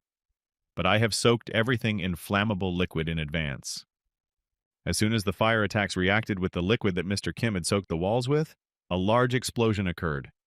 Sometime after the explosion, the wall collapsed, and the boy who was standing with Burmik on the wall began to hear worried voices. "Get up, Maiden! Get up, Maiden!" After the last time, the boy finally regained consciousness. Noticing that his friend had finally opened his eyes, Burmiko asked, "Oh, Maiden, you're finally awake." Seeing his friend standing before him, Maiden asked in surprise, "What happened?" Hearing his friend's question, Burmik nervously replied, "The fortress wall is down. The city is in chaos. The other adventurers have gone mad, and now they are running around as if—" Recalling what happened to the members of the Adventurers Guild and how they behaved, Burmiko added, "as if they were possessed by something." After listening to his companion talk about the possessed members of the Adventurers Guild, Maiden looked at the bloodied tip of his companion's spear and heard, "I tried to stop them on my own, but it is simply impossible to do it alone." After describing the situation on the ground, Burmiko slung his weapon over his shoulder and started walking away. "So I'm going to go and find the head of the guild. He's the only one who can calm this chaos down a bit. You should also leave. It's not safe to stay here." Leaving his comrade, who had finally regained consciousness and was able to fend for himself, Burmiko said one last thing. "Didn't you have something else to do? Good luck in the battle, Maiden." Hearing these words from his comrade who had abandoned him, Maiden suddenly thought about the soldiers. Just a few soldiers brought the fortress wall to ruins. This is the power of the one I am going to take revenge on. We are on completely different levels. As he got to his feet to go carry out his plans, Maiden spoke thoughtfully in his head. "Even before I meet the Stockfoot Dragon, I've already—" At the same time, the head of the Adventurers Guild was hiding in the guild with his hands over his head, nervously speaking, "Impossible. No, if you think about it, something was wrong from the very beginning. Why did I ever make such a reckless decision? From the very beginning, I—" As soon as he said this, the door to the office of the head of the Adventurers Guild opened, and Bersico Lozadente entered, exclaiming nervously, "Chairman!" Noticing that he was cowering in a corner, muttering under his breath, Burmiko exclaimed, "What are you doing? We need your strength now more than ever!" Ignoring Burmiko's words, the head of the Adventurers Guild continued to speak in a frightened voice. "It's strange, because I knew it from the beginning. I knew that this plan was doomed to failure, and I only wanted to prevent my branch from being dragged into the chaos of the uprising. But then why did I—" Recalling the decision he had personally approved, the head of the Adventurers Guild said in fright, "Kidnapping an aristocrat and using him to negotiate with the kingdom. Did I approve this ridiculous idea in advance?" The head of the Adventurers Guild continued to think about it, and he was frightened. But why? Immediately afterwards, he heard someone's ominous voice reply, "It is because you were better suited for this role than anyone else." Hearing this voice, the head of the Adventurers Guild, who he thought was alone in his office, screamed out in fright, "Who is there?" A few seconds later, when he turned his head to the left, the frightened man saw something that frightened him even more than what was happening. Now his part of the head was changing shape. As soon as the half of the guild leader's head changed, he heard the parasite speak. "Miguel Orofrizo, you are losing a lot against Julio Adventuras, but at least you are the most forward-thinking of all the remaining guild leaders." Frightened by what was happening to him, the head of the Adventurers Guild said in a frightened voice, "What the hell? Who the hell are you?" Observing Miguel Orofrizo's strange behavior, Burmiko repeated in surprise, "Chairman?" But the man continued to ignore him, saying, "Who are you? Half of me. Are you crazy?" After that, the half of the parasite spoke to Miguel again. "If you are disabled, then the Tamar branch will collapse by itself. And that is why I chose you." Hearing this, Miguel said in surprise, "Are you another one of my personalities or what?" Hearing such a question from the personality part of the head of the Adventurers Guild, Mr. Kim replied, "No, you are my other personality. You may not remember, but I ate you and absorbed you." Continuing his transformation to turn his head into a snake, Mr. Kim added, "Just like that. That's pretty much how it happened." As Miguel's personality tried to resist, Bermejo repeated in confusion, "Chairman, the guildmates outside are going crazy." A few seconds later, the guild leader completely lost his body and personality, and his head turned into the head of a fatal bite that headed straight for Bermejo. Realizing that he was about to be killed as the snake was already on top of him and about to eat him, Bermejo had only one last word. "Oh, shit." When he had resigned himself to his fate, Bermejo Lozadente was saved at the last moment by a friend who appeared in time to take him away from the line of attack. When Bermejo saw that he was still alive and had been rescued by his comrade, he exclaimed in shock, "Mimiden?" To which the man nervously replied, "Are you tired of living? Do you want to die? Why are you standing there like that?" The next moment, Maiden used his sword to make several swipes and cut his way out through the wall. After getting out and rescuing his friend, Maiden was finally able to get him back on his feet. Bermejo, in turn, said in surprise, "I told you to run away. Why did you come back?" Hearing such a strange question from his friend, Meter confidently replied, "We are a team. We'll get out of this mess together." Hearing this, Bermejo replied in confusion, "Thank you, Meter." After thanking him for the rescue, the ogre added in surprise, "And I thought you hated me, and you suddenly saved my life. I was shocked by what you did." Continuing to run away with his friend, Bermejo said thoughtfully, "How about this? Later on, the two of us will create our own guild." Before he could finish speaking, he was caught up in an enemy attack. Bermic's entire body was pierced by the enemy's limbs, which inflicted fatal damage incompatible with life.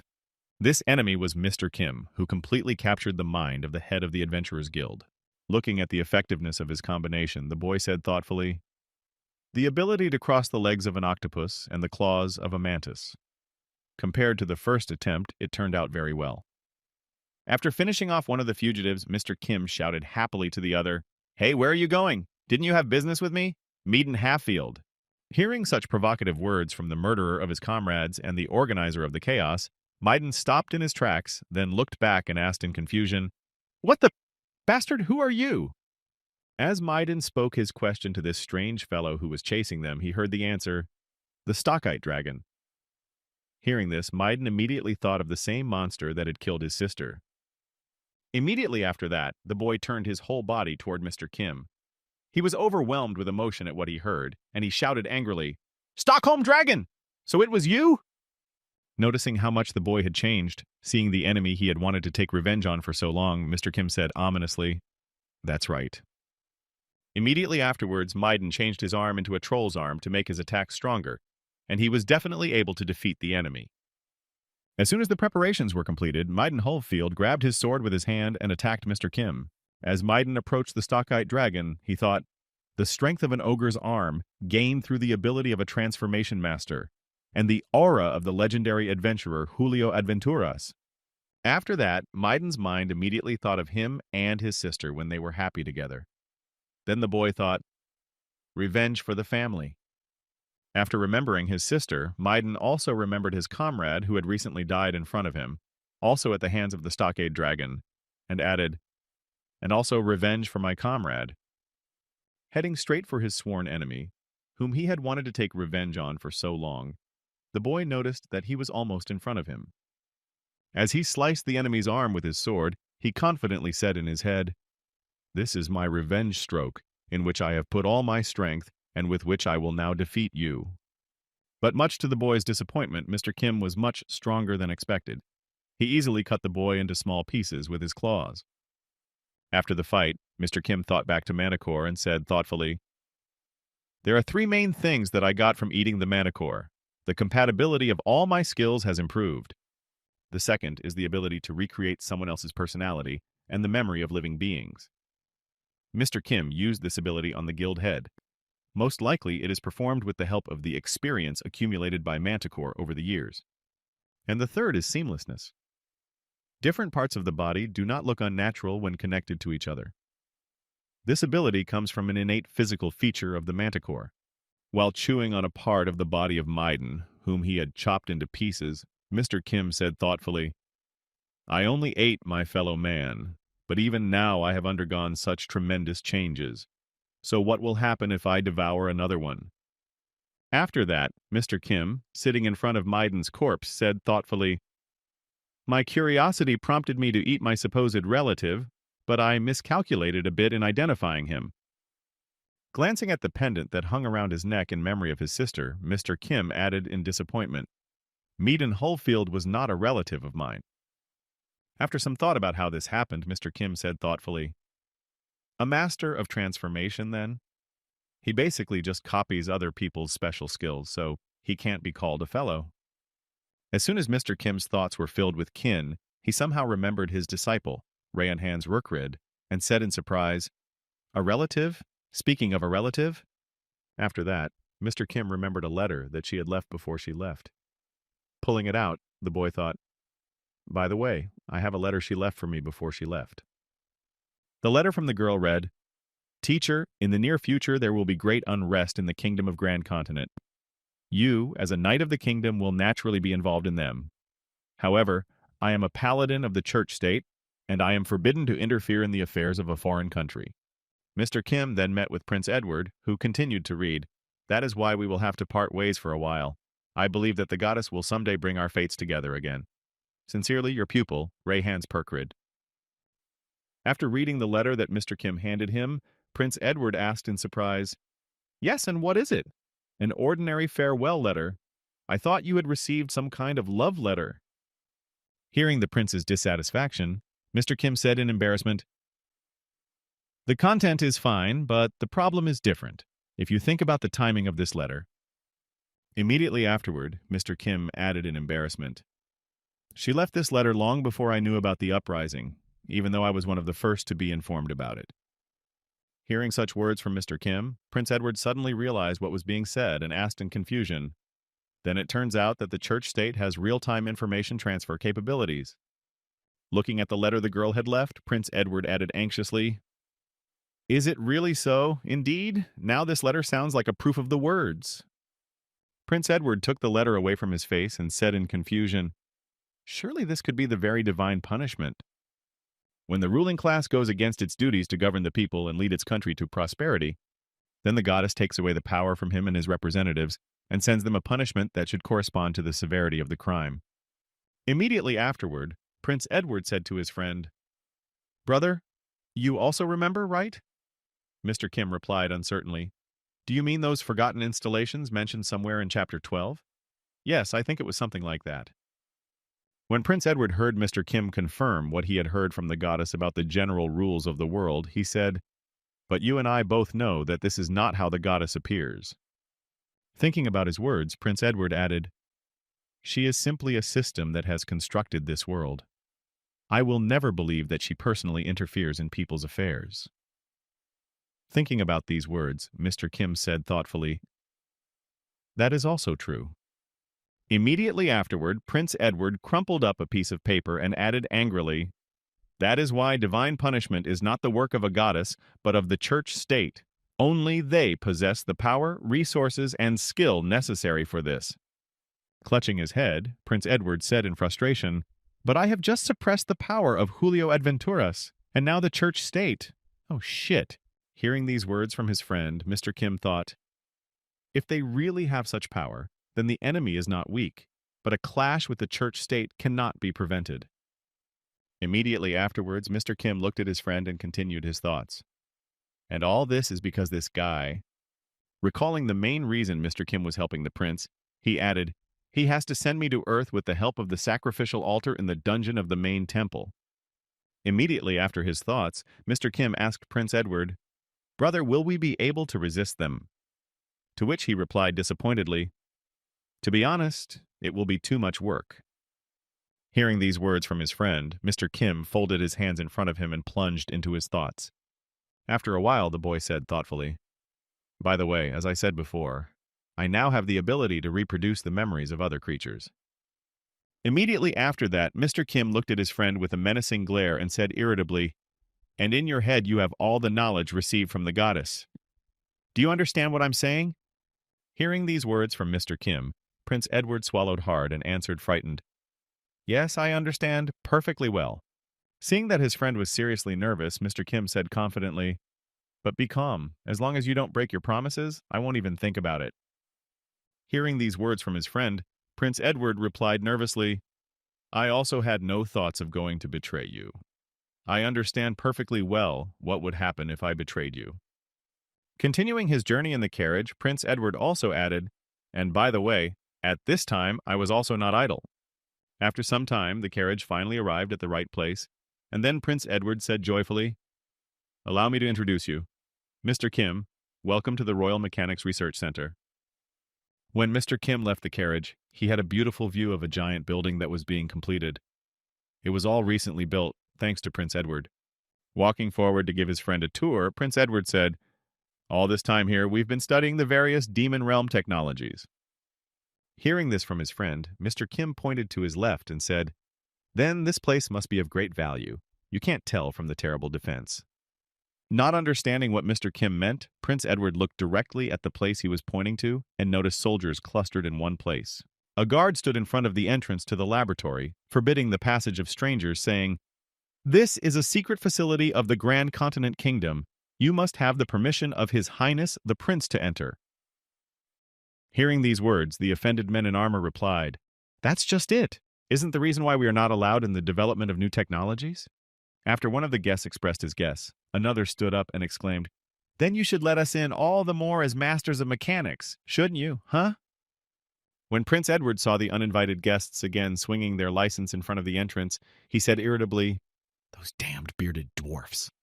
Approaching the guests who were trying to get inside, Prince Edward said in a mocking tone, "Well, if it isn't the gentleman from the Republic of Evermain?" Hearing a familiar voice, the protesting dwarf said, "Oh, a prince." Trying to restrain his negative emotions, Prince Edward said joyfully, "By what fate have you come to this place?" Hearing the name of the place from which these short people came, Mr. Kim thought, "The Republic of Evermain? Isn't that like the land of the dwarves? But the dwarves would be a little shorter, right? One of the prerequisites for my return to Earth is the head of the dwarf king." After these memories, which he received thanks to Manticore, Mr. Kim thought in awe, "Yet, with the memories of my fellow human being, it has become much easier." When one of the dwarves saw Prince Edward, he said thoughtfully, "It's been a long time, Prince of Men. This one in gold foil doesn't understand words at all. You will let us in, won't you?" When Prince Edward heard these words from the dwarfs, he said nervously, "Ha, the guards are just doing their job. Why don't you come down before you get permission?" Hearing the Prince of Men's suggestion, one of the dwarfs reached for the button behind his neck and said thoughtfully, "Ah, yes, it would be worthwhile. Humans pay too much attention to their manners." Immediately after that, the dwarf's armor opened and out popped a small man who was much smaller than his costume. Immediately after he left his armor, he shouted menacingly to his comrades, "Hey, everyone down!" The next moment, all the dwarves present left their armor and stood on their feet in front of the prince. And then the leader of the gang said, "Are you satisfied now?" When Mr. Kim saw what had just happened to the dwarves, he was amazed. So it turns out that, to think of it, they are real furs, and they use them as a carriage. The technology of this world is also on top. As soon as the dwarves left their mech robots, Prince Edward said happily, "Yes, I will show you inside, guards." Folding his arms in front of him, the head of the dwarf team said thoughtfully, "As expected, the Prince of Men can be negotiated with." The next moment, the prince's guards arrived and tied up all the dvoras present so that they could not escape or get out. This turned out to be a trick to lure them out of the mech robots. When the guards took the dwarves to the prison, one of them shouted out in anger, "You deceived us, Prince of Men!" To which he replied, "How did I deceive you? Didn't you say you wanted to see the research facility?" Prince Edward then smiled ominously and added, "The prison certainly counts as one." As Mr. Kim followed the prince inside the research facility, he asked in surprise, "Who are they?" Prince Edward replied, "First of all, dear guests who are overwhelmed with curiosity, these are dwarves." Angered by the appearance of the uninvited guests, Prince Edward added angrily, "They seem to have come to learn about the non-magical power engines used by the demons." Hearing this, Mr. Kim said in surprise, "You mean steam engines?" Then the prince added, "That's right. Their science was based on power engines that work only from magic stones." After explaining the development in this world, Prince Edward approached the door and said, Since these annoying bearded men are no longer disturbing us, let us enter. After that, the door opened to the building where the steam locomotives were located and where the steam engines were tested. Noticing how much development had taken place here, Mr. Kim said in surprise, "Wow, it's almost possible to use them in practice here." Hearing the surprise in his friend's words, Prince Edward pointed to himself and added happily, "Of course, because behind all the chi is a person who has knowledge of the earth. Although this is not my specialty, I have been given something." Hearing what his friend had just said, Mr. Kim was surprised to think, so he was just talking about the goddess. Moving on to a room that was far away from the main workflow, Prince Edward happily announced, "But that's not why I brought you here." When the elevator doors opened, Prince Edward and Mr. Kim entered the elevator and then headed down to the secret facility. While they were riding in the elevator, Prince Edward suddenly asked his friend, "Brother, how many people in this world do you think worship the Church of the Goddess?" After standing in silence for a few seconds, without waiting for an answer, Mr. Prince Edward said thoughtfully, "It seems to me that almost everyone." As soon as Prince Edward said this, the elevator arrived at the right floor, the doors opened, and the prince spoke. "So, if we go to war against the church state, everyone in the court who believes in the goddess will become traitors and will go over to their side." Noticing the army created by Prince Edward, Mr. Kim said in surprise, "Is that why you created them?" The boy saw a whole picture of an army of clones who were supposed to obey Prince Edward. After demonstrating his creation, the prince answered, "Exactly." Looking at the possessed, who were locked deep underground and could not resist the prince's orders, Edward said, "To be sure, I did not make them." As Prince Edward walked among the zombies, he thought of his father and said joyfully, "This is the creation of that crazy old man, the last king of the Grand Continent." After that, Prince Edward asked his friend, "Brother, do you know what this is? Leucochloridium paradoxical?" Hearing this, Mr. Kim replied, "Of course I do. You mean a parasitic worm that lives mostly in snails. It seizes control of the snail's body to make the victim easy prey for predators, and thus move into the predator's body." Hearing his friend's high level of knowledge on the subject, Prince Edward added, "This world has a version of this parasite for primates. At first, they parasitized monkeys, but the old man transformed them, giving them the ability to parasitize humans. With that, Mr. Kim also followed his friend through the rows of parasite-infested people, examining each one. After looking at a large number of possessed people who looked similar and resembled each other, Mr. Kim thought, It's almost the same as the parasite I ate." Noticing the resemblance of these people to those captured by Faraz de Clatnalord, Mr. Kim added thoughtfully, "Perhaps that fellow was a type of them." Looking at his mighty army of zombies, Prince Edward said happily, "This zombie technology will remove all possibilities of treachery. The old man has literally laid a bloody path before me."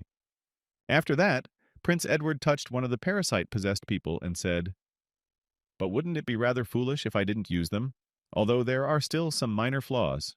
When the zombie leaned back from the sudden interaction on himself, Prince Edward added, "However, I plan to refine them as I continue my research." After his words, Prince Edward looked at his zombie army and said happily, "Besides, this time I got a lot of experimental material. All the adventurers who participated in the uprising were ordered to be captured alive. Bugaga." After saying these words, Prince Edward did not stop looking at his zombie army and continued in an ominous voice, "A person can change, thanks to a strong leader and the elite he chooses." And so a day passed after Mr. Kim and Prince Edward had reviewed the entire zombie army that would take part in the battle against the church state. Prince Edward arrived at the prison and ordered the dwarves out of the room, after which he freed them from the ropes, giving them complete freedom of action. When the dwarves were released, Prince Edward said, "Generally speaking, this is not allowed, but since you are dear guests, I will give you a special tour of the outer area of the center." Prince Edward then looked back at his guests and added nervously, "Do not go inside under any circumstances, not even by mistake."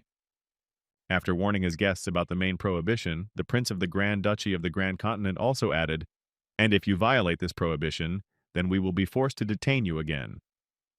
Immediately after these words, the dwarves looked at each other, and the next moment one of them rushed to him, hugging him tightly and exclaimed guiltily, "Forgive us, Prince of Men." While one was holding the prince to keep him from escaping, and the other was watching to make sure he didn't run away, the third dwarf suddenly ran to the door, exclaiming, "Hurry, now is the best time!" Heading for the workshop where the steam engines were being made, one of the dwarves who had rushed to break the ban nervously exclaimed, "You can keep us in prison as long as you want, but we cannot restrain our curiosity." Immediately after these words, the dwarf threw open the door to the workshop where Prince Edward's secret development was located, namely, steam engines that were not powered by a magic crystal. Noticing something he had never seen before, the dwarf said nervously, "This? I can't believe my eyes." The next moment, the dwarf saw a beautiful view of a workshop where steam engines powered by heat and compressed water vapor were being assembled and tested. Seeing such technology, the dwarf exclaimed with joy, "This is fantastic! This is fantastic!" The next moment, Prince Edward, who was standing right behind the dwarf, appeared and spoke in a threatening tone. "You did break your promise, and you saw it all." Looking back, the dwarf saw that his two comrades were already lying unconscious on the ground, and he nervously exclaimed, "Wait! We are to blame! But please listen to me!" The next moment, the dwarf fell to his knees and bowed his head to the ground, humbly begging, "You can imprison me for as long as you want. Do whatever you want, just let me participate in the research." Dripping with cold sweat as he waited for an answer, Dwarf added, "This is the mother energy that does not use magic stones, which we have been searching for so long." Listening to these pitiful pleas, which he was already tired of, Prince Edward gritted his teeth in frustration and exhaled heavily when he heard, "Please, please let us." Resigned to being begged for a favor, Prince Edward said, "Your seriousness leaves me no choice. I will include you in the discussion of relevant technologies at the talks next month, so get off your knees." Rising from his knees, the dwarf grabbed the prince's hand and nervously began to thank him, saying, "Thank you. Thank you very much. I am so grateful for this opportunity." Seeing that they had indeed fallen for his provocation, Prince Edward gloated, "Obsessed with the steam engine, you will never know what is underneath until the very moment your king loses his head from his shoulders." Meanwhile, somewhere in the former demon's domain, a search party of the Grand Continent Kingdom was conducting their research and excavations. Suddenly, one of the researchers noticed something strange sticking out of the ruins in the ground, over which the castle of the Demon King used to tower. As he turned the stones from under his feet, one of the researchers saw a lever on the ground and said in amazement, "What can a lever do in such a place?" And immediately after that, according to all the laws of thoughtless acts, the researcher immediately decided to pull it to see what would happen if I did that. Immediately after this foolish act, the ground began to shake violently. Feeling the tremors underfoot, one of the researchers exclaimed in confusion, "Is this an earthquake?" Immediately after the earthquake began, the ground began to part to reveal the passage to the dungeon. Noticing this, the uninformed researchers exclaimed in fright, "The earth is splitting!" As the ground parted, a huge structure that had been in the vault until then rose up from below. A few minutes later, a huge building, which was constructed using fairly new technologies, emerged from the ground and was inspected by researchers. The same earthquake was also felt by the demons who were not far from the place where the people were conducting the research. Feeling the ground shaking under their feet, one of them said in confusion, "What's going on?" At the same time, somewhere in the royal palace of Grand Continent, Prince Edward was talking to his friend and said, "First of all, I am going to unite the divided human countries." When Mr. Kim heard this idea from his friend, he was surprised. Unite human lands? Does it make sense to take on such a difficult task? Immediately reaching for the map on his desk, Prince Edward said, "Ha, brother, there is something you do not know. There are now 5 races on the continent of Elmond." Pointing to the map of the continent, where the borders of each race were marked, Prince Edward said, "Elves, beastmen, lizardmen, dwarves, and men." Imagining a picture in his mind where everyone is confronting demons, the prince continued his story. From the very beginning, all nations united to resist the demon race. Then the picture in his mind changed a bit when he realized the current situation and added, "But now that the Demon King is dead, we no longer have anything to unite us." After that, the prince gestured to a map of the continent and added, "In the near future, everyone will begin to build up their power by fighting for power. The problem is that all the other races are represented by one single country, while people are scattered in many different ones." Prince Edward then looked up at Mr. Kim and said, To bring you to Earth, we need to cut off the heads of the leaders of other races. After explaining his primary intention, the prince added, despite the fact that we have already built up quite a large army, it will still not be enough to start a war. After that, Prince Edward pointed to one of the territories on the map and said confidently, first of all, we will seize the demon's domain. By taking possession of that vast territory, we will create a united human country. After announcing his plan to unite all of humanity, the prince raised his head and added, and one by one, we will take away all the heads of the 4 kings of the nations. Immediately afterward, Prince Edward put his hand over his face and said ominously, don't worry, brother. This world will soon be mine anyway. Everything is going as I expected. There are no mistakes in my plans unless the ancient war machines suddenly come out of nowhere. Hearing his friend's plan, Mr. Kim folded his hands in front of him and said thoughtfully, it's a great idea, but are you sure there won't be any problems? Hearing this, the prince asked in surprise, with what? Immediately after the prince's question, Mr. Kim slyly said, usually when a thief aiming for world domination voices his plans out loud, important information is received at the same time that destroys his plans. Hearing these words from his friend, Prince Edward laughed out loud, saying, brother, have you read something new? Do you dream of becoming a writer in the future? Wiping away his tears of laughter, Prince Edward added happily, I have already told you that I have received from the goddess knowledge that will be useful to me in the future. Immediately after these words, Prince Edward leaned over the table and said confidently, there will be no mistakes in my plan, and I repeat, no way. Leave unnecessary worries. Immediately after these words, one of Prince Edward's subjects flew into the room and exclaimed in a frightened voice, your Highness, things are bad. Hearing the embarrassed voice of his subject, Prince Edward asked in surprise, come on, tell me what is so urgent. Having received permission to report, the royal assassin said nervously, the search party discovered ancient ruins in the demon's domain. They are completely preserved. They pose a great threat, and the largest in history. Hearing the report from his royal assassin, Prince Edward said in confusion, what? It can't be. How can it be? Immediately after the prince heard the report, Mr. Kim added happily, well, here we are, the ruins of an ancient civilization that have been completely preserved to this day. Immediately afterward, Prince Edward rose from his seat and confidently exclaimed to his subject, not so bad. Send the royal assassins to conquer the ruins. We can't let anyone take them before us, no way. Hearing these words from his comrade, Mr. Kim was shocked. No way, you say. Hearing Prince Edward's order, the royal assassin nervously said, oh, that one. How do I put it? The remnants of the defeated demons were the first to enter the ruins. When the prince heard this report from his subject, he said anxiously, it is not a big deal. It is easy to deal with the remains. Their knowledge is not enough to take advantage of the ruins anyway. Hearing a bit of self-confidence in his prince's words, the royal assassin added nervously, oh, that one. Also, it seems that their leader is an archaeologist.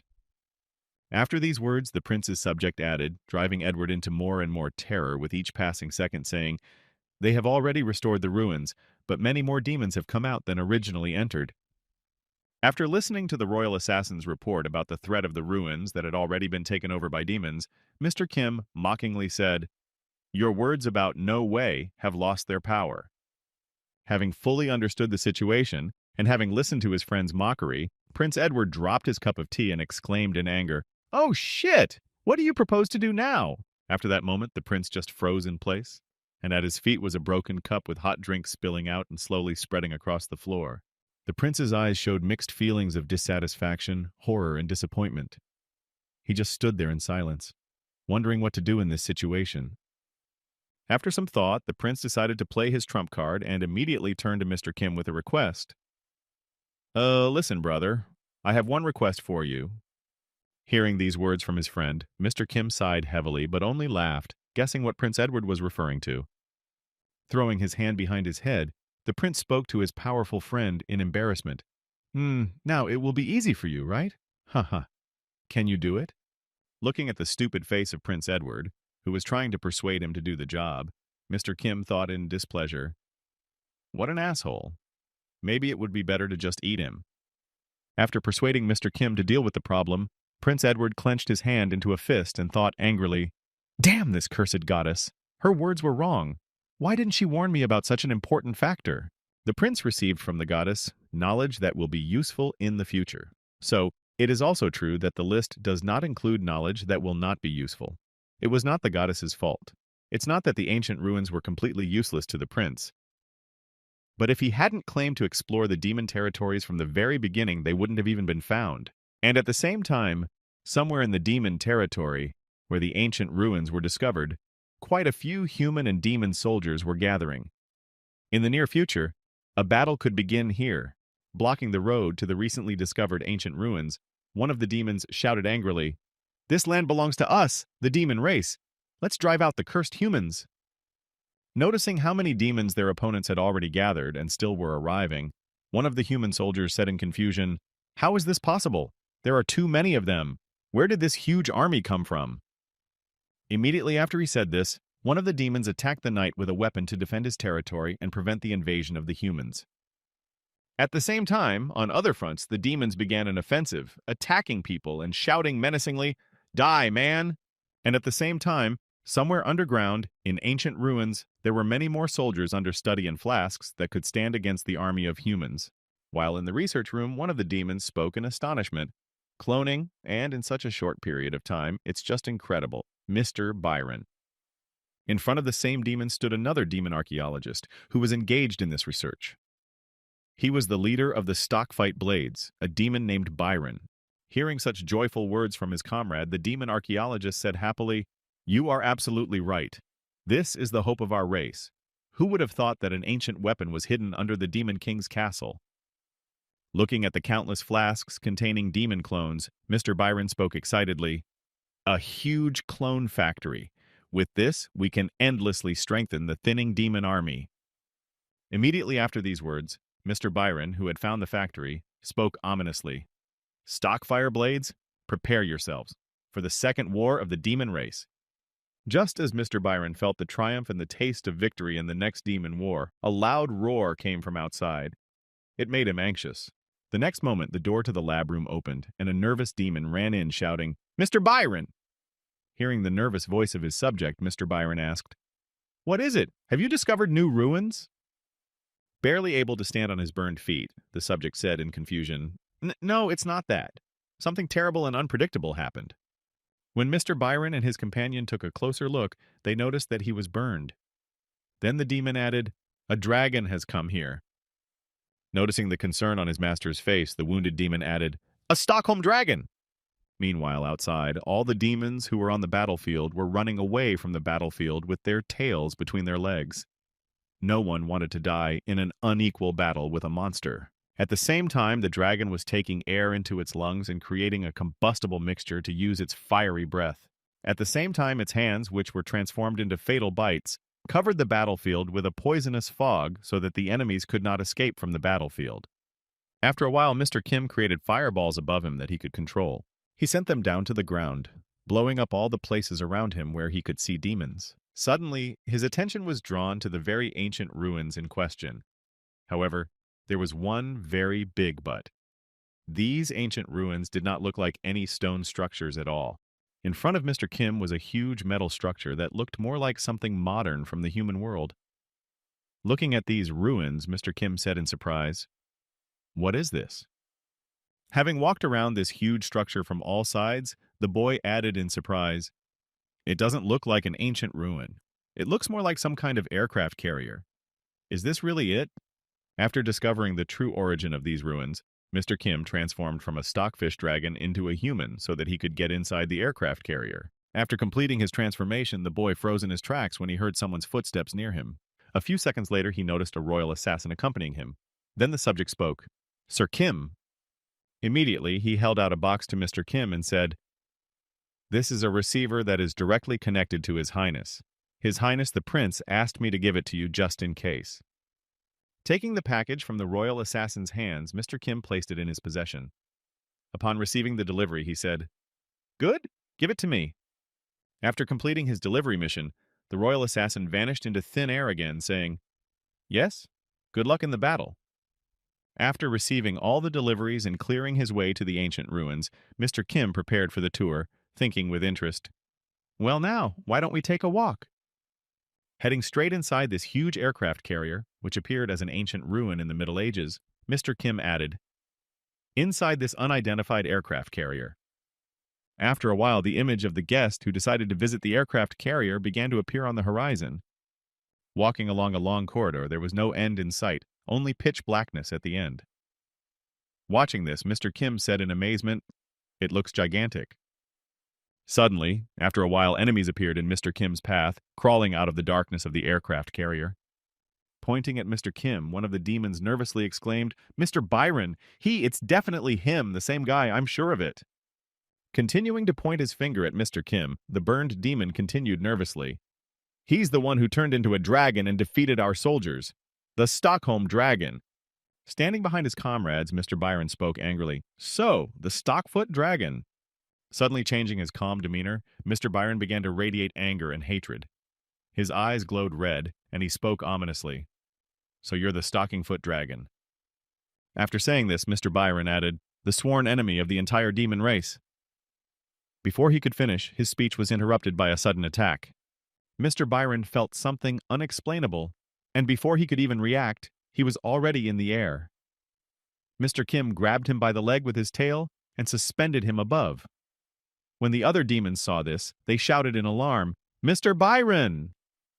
Looking at the demons who had come to meet him in a strange place, Mr. Kim said happily, "I was beginning to think that I would have to wander here for a long time, but I was so lucky." After licking his lips deliciously, the boy added in an ominous voice, "The guide came to me to meet me in person. How beautifully everything is working out." Having eaten the main demon, who had enough information, Mr. Kim simply finished off the rest of them, as they were useless, and then calmly walked on among the decapitated corpses. Walking forward, the boy licked his lips after a tasty snack and began to read Mr. Byron's memoirs, thinking, "Well, the time has come to look into his memory. What's interesting there?" Walking further along the huge ship inside which the walls were barely visible, Mr. Kim suddenly spoke up after walking a certain distance. "Okay, now I need to turn this way."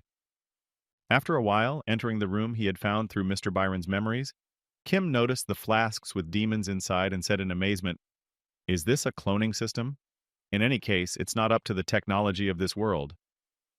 After that, Mr. Kim continued on his way. On his way, he noticed a closed door that separated him from something interesting. He tried to open it, but failed. With a little more effort, the door opened, but it was no longer functional. The entrance was open, but the door was broken down. The next moment, Mr. Kim stepped inside and noticed that the lights started to turn on automatically due to motion sensors, and a laboratory of some kind opened up to his view. Walking a little further, the boy noticed a huge flask of liquid in the middle of the room. But there was no one inside. The demons had not managed to get to this room. Looking at the mechanisms that filled the room, Mr. Kim said thoughtfully, "This definitely looks more like technology from Earth than the quality of ancient ruins." Taking a few more steps around the room to get a better look, Mr. Kim noticed a huge computer that was probably the command center. This computer had an authorization system on it to prevent unauthorized users from logging in and causing damage. Noticing the inscription with the login and password window, Mr. Kim said in surprise, "English?" Wondering how he could properly log in, Mr. Kim began to recall the basic accounts used in his country and said thoughtfully, "Login and password, so..." After entering admin in the login bar and 1Q2W3E4R underscore in the password bar to log in, Mr. Kim added thoughtfully, "These or what?" Using the standard Korean password on Army computers, Mr. Kim saw that he was denied access and said in frustration, "Access denied? So, not these. Isn't it like in the Army here?" The next moment, for some reason, the boy remembered his experience from his past life and said slyly, "I once had an experience where I ate a guy on the ground who boasted of being a hacker. I never thought I would use it in this world." Immediately after that, Mr. Kim began to find a username and password to log into this military computer on the aircraft carrier. At this rate, several hours of attempts had already passed. After several hours of hard work, Mr. Kim finally managed to find the right characters to log in. Taking his hands off the keyboard, he breathed a sigh of relief and said, "It's finally done." As soon as the correct username and password were entered into the computer, it immediately started up, and a few minutes later the computer said, "Access granted. Welcome, Mr. Senator Wilson Phillips." Looking at the computer he had finally managed to access, Mr. Kim thought nervously, somehow I broke in. There were too many combinations. At some point I was just lucky. Having examined the computer completely, the boy added thoughtfully, it was much harder than I expected, even with the brains of a professional hacker. This thing is definitely from the Earth. Besides, it came from the 50-year future. This machine, which Mr. Kim got inside after killing all the demons and then hacking into the system, was an aircraft carrier with technology from 2072. After reading the date of manufacture of this ship, Mr. Kim thought, given the availability of such military equipment, even 50 years later, all is not well on Earth. Anyway, it does not belong to the knowledge that the prince will need in the future. This means that I won't need it when I return to Earth either. Immediately afterwards, Mr. Kim's eyes glowed red and he spoke menacingly, I will destroy it. Mr. Kim then went back to his keyboard to run a self-destruct program that would deactivate the carrier's capabilities. After some time of writing commands, the carrier reported, self-destruct command confirmed. The USS Cold Shiv self-destruct process will begin in 15 minutes. The ship added a message after that, but the voice was static. All crew members to abandon ship, following emergency instructions. Beep, beep, beep. Hearing the intermittent signals, Mr. Kim said in surprise, really? Did it break down? Waving his hand after saying that, Mr. Kim said joyfully, there is one effective method in Korea that always works to repair a broken appliance. After that, the boy hit the computer system unit with all his might and shouted, hit it as hard as you can to make it work. Immediately after that, sirens started blaring in the ship's hold and the red light came on. It seems that Mr. Kim overdid it and broke something. The next moment, a message was broadcast on the ship. Attention, attention. Cellular reaction of the Legion of the First Class has been detected. All processes are now suspended, and the reaction zone is being eliminated. From now on, all rights to control the ship have been transferred to the main AI. Hearing this, Mr. Kim said nervously, what? Why is it him? The next moment, the ship added one last thing before starting to eliminate the alien bodies from itself. May good luck be with you. The next moment, there was an explosion that blew up the carrier and was supposed to destroy all the intruders who had entered. This explosion threw Mr. Kim quite a distance. But thanks to the cover of his body, he was not seriously injured, and thanks to his troll ability, he quickly regenerated. Rising from the ground, the boy who had lost consciousness during the explosion, moaning heavily, said, what the hell just happened? Looking around after saying this, Mr. Kim noticed a huge crater around him that had been left by the explosion. As he was putting his clothes back on, Mr. Kim thought, it doesn't look like a self-destruct algorithm has started. Self-destruction of such a hulk would not have been limited to one small explosion. After that, the boy heard a strange rustling near him and turned his head in that direction to see what had happened. Somewhere in the bushes, the boy noticed the same aircraft carrier that had been moving away from him, hiding in the vegetation. The next moment, Mr. Kim immediately reached for his radio transmitter to give Prince Edward the latest news. When the device was pulled out of the magic pouch, Mr. Kim pressed a button to turn on the radio and communicate with Prince Edward. As soon as the connection was established, Mr. Kim heard Prince Edward's voice coming through the receiver. What's up, bro? What's going on with the ruins? Tell me you did. I beg you. Not receiving an answer to his questions for several seconds, Prince Edward added nervously, what's the matter? Why are you silent? Are you sure the receiver is connected? After hearing such nervous words from the prince, who was not finding his feet, Mr. Kim just smiled, preparing to tell him what would definitely impress him. When the prince was quiet, Mr. Kim said, I have two pieces of news, bad news and worse news. Which one do you want to hear first? Hearing this, the prince grabbed his head, realizing that something terrible had happened, and he began to imagine how bad it could be for his plan.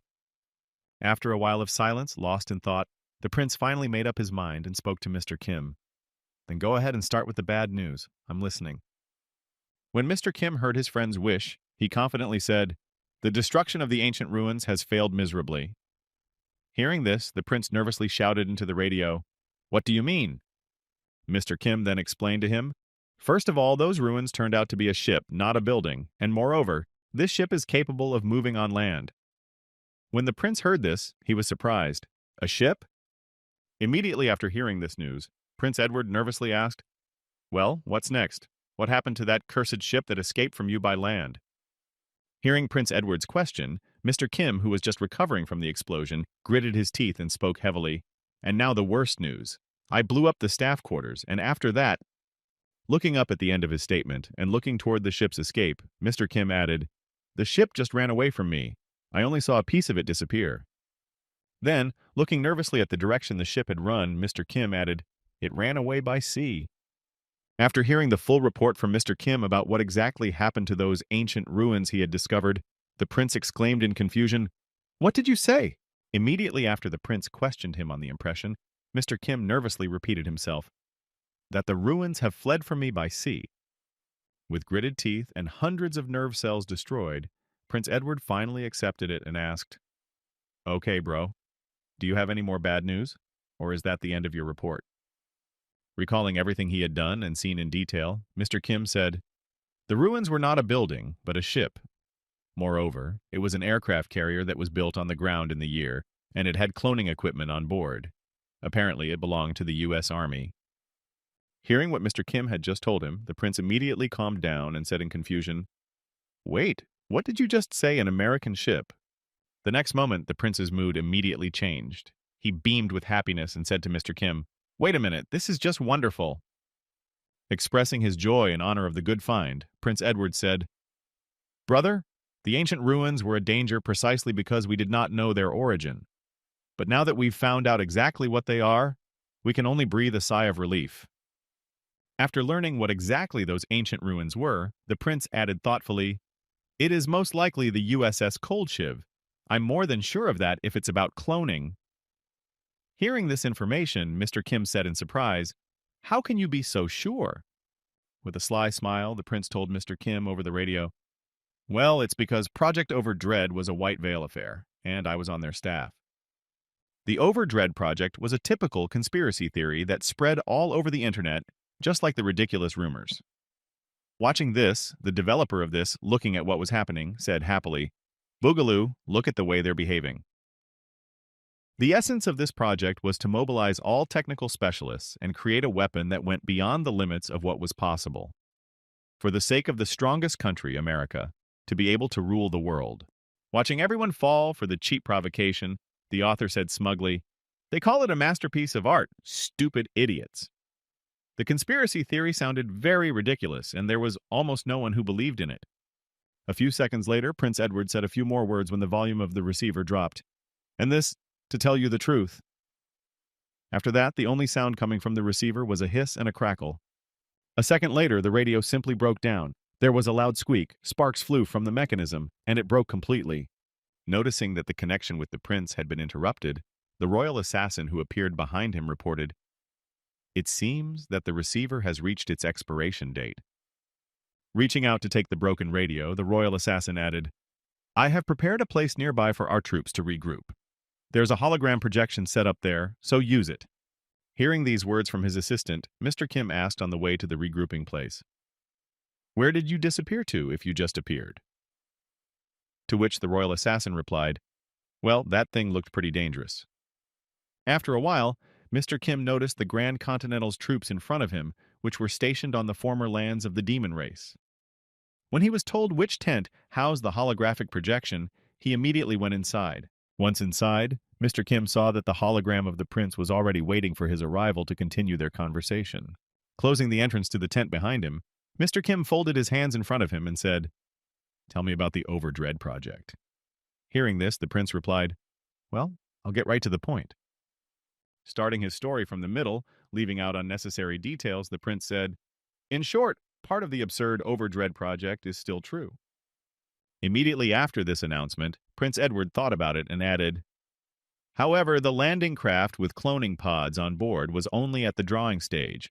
Apparently, with the technology of the 50-year future, they managed to make it a reality." Hearing these words from his friend, Mr. Kim thoughtfully asked, "In that case, this ship, the USS Coldship, must be very familiar to you." He replied, "Only its initial drawing. I'm not sure I know much about its current state." Immediately after that, Prince Edward imagined the work of this aircraft carrier in his mind, and said, "However, according to the plans, the USS Coldship should be equipped with its own resource extraction station. That is, it should be able to maintain autonomous operation and carry out self-repair. And also, as you have personally seen, it has the ability to create a cloned army and has its own aircraft assembly line. Immediately after these words, Prince Edward spoke nervously. In other words, if this bad guy finds an ore vein at the bottom of the sea, then we're in for a rough ride. Hearing this, Mr. Kim wanted to know something else and asked, I see. Oh, and one more thing. What does the phrase cellular reaction is legion mean to you? Hearing his friend's question, Prince Edward said nervously, Legion? Immediately afterwards, he began his long story to tell in detail what the Legion was. March of the 18, a police officer in Georgia learns of a man's double life. He seemed to be just an ordinary, slightly cold, but exemplary family man. But behind that mask was the boss of a notorious criminal organization. It is not known for certain how it happened, but one day he was spotted in the middle of the city, entering a dark, lonely street. At that very moment, it became clear that he was capable of a high-class artificial transformation that completely changed the contours of his face and even the structure of his skeleton. And that's why no one could have guessed that two such different personalities could be one and the same person, if not for this incident. How did it happen? It's very simple. In the same alley where the man was changing his appearance, a passerby filmed it all on camera and posted it on the internet. He was the first, and before him, there were no people who could accidentally film him using this ability on their phones. And after that, the White Veil gave him the name Doppelganger. A little later, a large-scale operation was organized to catch him.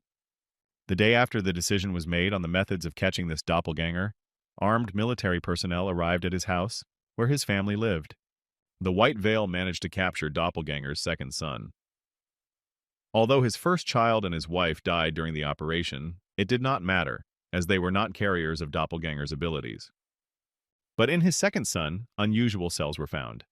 Since they allowed the owner to have many faces, they were called Legion, miracle cells that could change into anything with certain stimulation. And at the same time, the White Veil was developing the plan to create a super soldier, and the Legion cells helped to advance this research to a great extent. After that, the White Veil's next goal was to capture the original Legion host, and at the very moment when the military thought that they had cornered Doppelganger into a dead end, that they had him captured, their plan turned into a living hell for them. Then Doppelganger turned into a huge monster and simply tore apart all those present who had come to capture him. After telling this story to his friend, Prince Edward added, and that is why the cells of the Legion are your own cells. Hearing this, Mr. Kim asked in surprise, Wait, but the White Veil didn't manage to capture me. You must be talking about your second son's cells. Hearing such a guess from his friend, Prince Edward added, Absolutely right. By the way, for the record, your son is fine. He was adopted by an army commander, and apart from monthly medical checkups, he lives a free life. Hearing about his son's fate and the source of the Legion cells, Mr. Kim said thoughtfully, So that's how it is. Hearing this, the prince nervously asked, Are you okay? Immediately afterward, Mr. Kim replied, I killed everyone who participated in that operation. And besides, didn't you say he was living a free life? Repeating all the words of the prince that he had heard, Mr. Kim also added, And then, he inherited the genes but not the ability. He is my son but not my tribesman. Hearing these words from Mr. Kim, Prince Edward thought, Not the reaction I expected. Nevertheless, even for this monster, family played an important role. For him, it was the last link that allowed him to remain human. Recalling how callous Mr. Kim can sometimes be, Prince Edward thought, It was after the incident when he lost his family that all the human in him disappeared. Realizing where exactly the limit of Kim's humanity ended, Prince Edward added, In general, now we need to pacify this ship from the future. The question is how to find it in the seas of a huge continent. To which Mr. Kim replied, Do you have a way? Hearing the question from his friend, Prince Edward replied disappointedly, Honestly, no. There are no satellites or radars in this world. Immediately afterwards, the prince decided to ask Mr. Kim if he had any target tracking capabilities and nervously asked, Brother, maybe you have one. After these words, Mr. Kim sighed heavily because he already realized where the conversation was headed. He just had to accept that it would be his burden now. The next moment, the boy turned around and headed out of the tent, saying, Okay, I wanted to try something anyway. When I find it, I'll be sure to contact you. As Prince Edward watched Mr. Kim go off in search of the runaway ship, he said anxiously, I must prove my worth as soon as possible. And then Mr. Kim's red eyes appeared in his mind, giving him a chilling, goosebump-inducing vision. In a frightened state, the prince added, "Otherwise, this monster could eat me at any moment."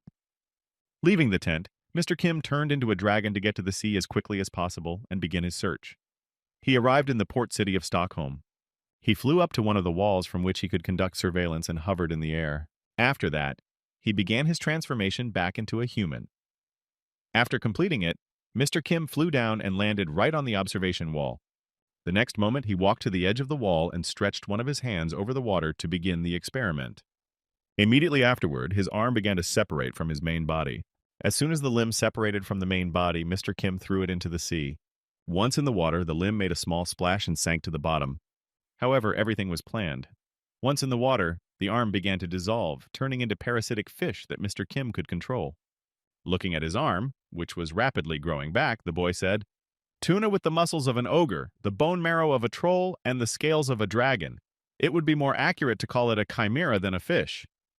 After that, Mr. Kim stood over the sea again and began to separate his arm so that there would be more parasites in the sea. Having completed the separation, this time 2 of his arms flew into the pond, and when they collided with the water, they created splashes and went to the bottom, simultaneously being destroyed by it.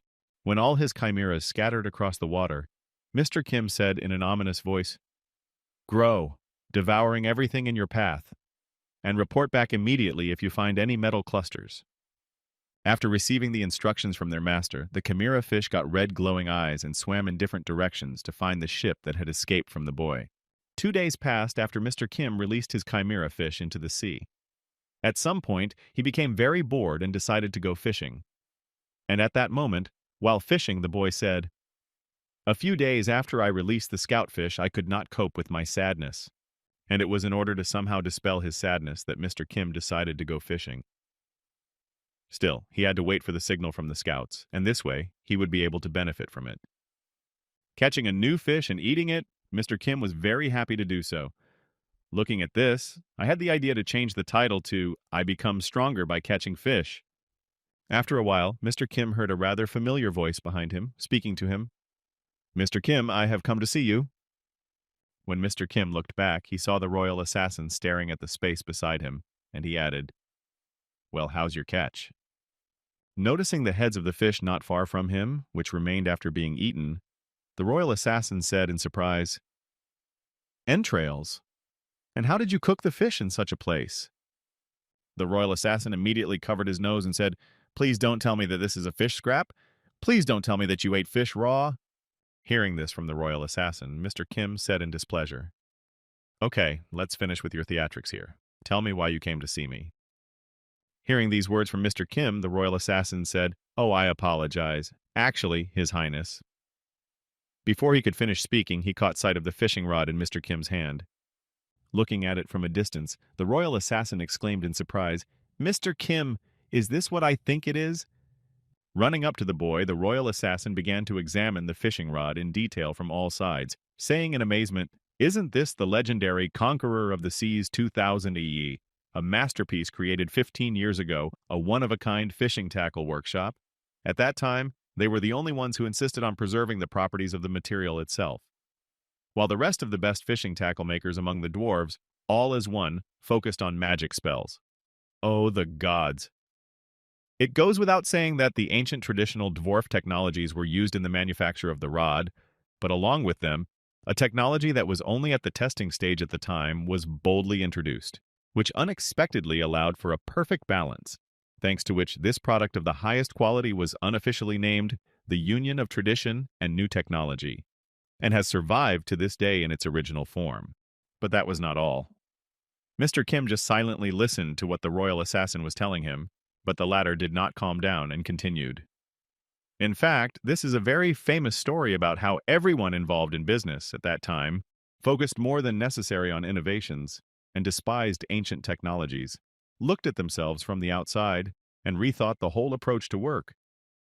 As soon as this fishing rod was released into the world, they realized that first of all they had to strictly follow the basics, and only then put their brilliant skills on top. After listening to all those impressions, the surprise of the royal assassin who saw his fishing rod, Mr. Kim thought in confusion, "But I picked it up on the street. So this is what a male person who is fanatically passionate about his hobby looks like. Immediately after these thoughts, Mr. Kim realized that it would be better to interrupt this verbal attack of the royal assassin and stretched out his hand with the fishing rod and said to him, "Here, you can have it." Upon hearing this offer from Mr. Kim, the royal assassin exclaimed in astonishment, "This?" After giving his fishing rod to the royal assassin, Mr. Kim asked, "Was the prince looking for me?" The latter, beaming with happiness and forgetting why he had come, suddenly returned to reality and replied in confusion, "Oh yes, yes, I was looking for you." Looking at his legendary fishing rod, about which he told a whole story, the royal assassin spoke for a moment. "He has a question for you, a question. You need to come to the temporary camp." When he heard the directions, Mr. Kim grew wings and climbed the wall so that nothing would prevent him from taking off. Immediately afterwards, the boy took to the sky and quickly headed to the same temporary camp where the holographic projection of the prince was to talk to him.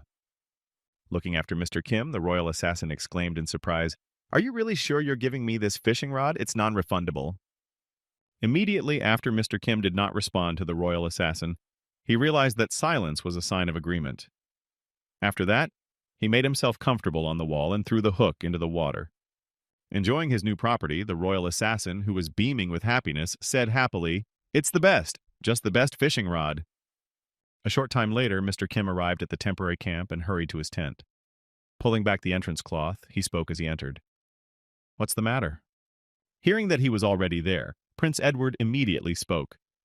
"Oh, you have arrived. I'll get straight to the point so as not to waste time."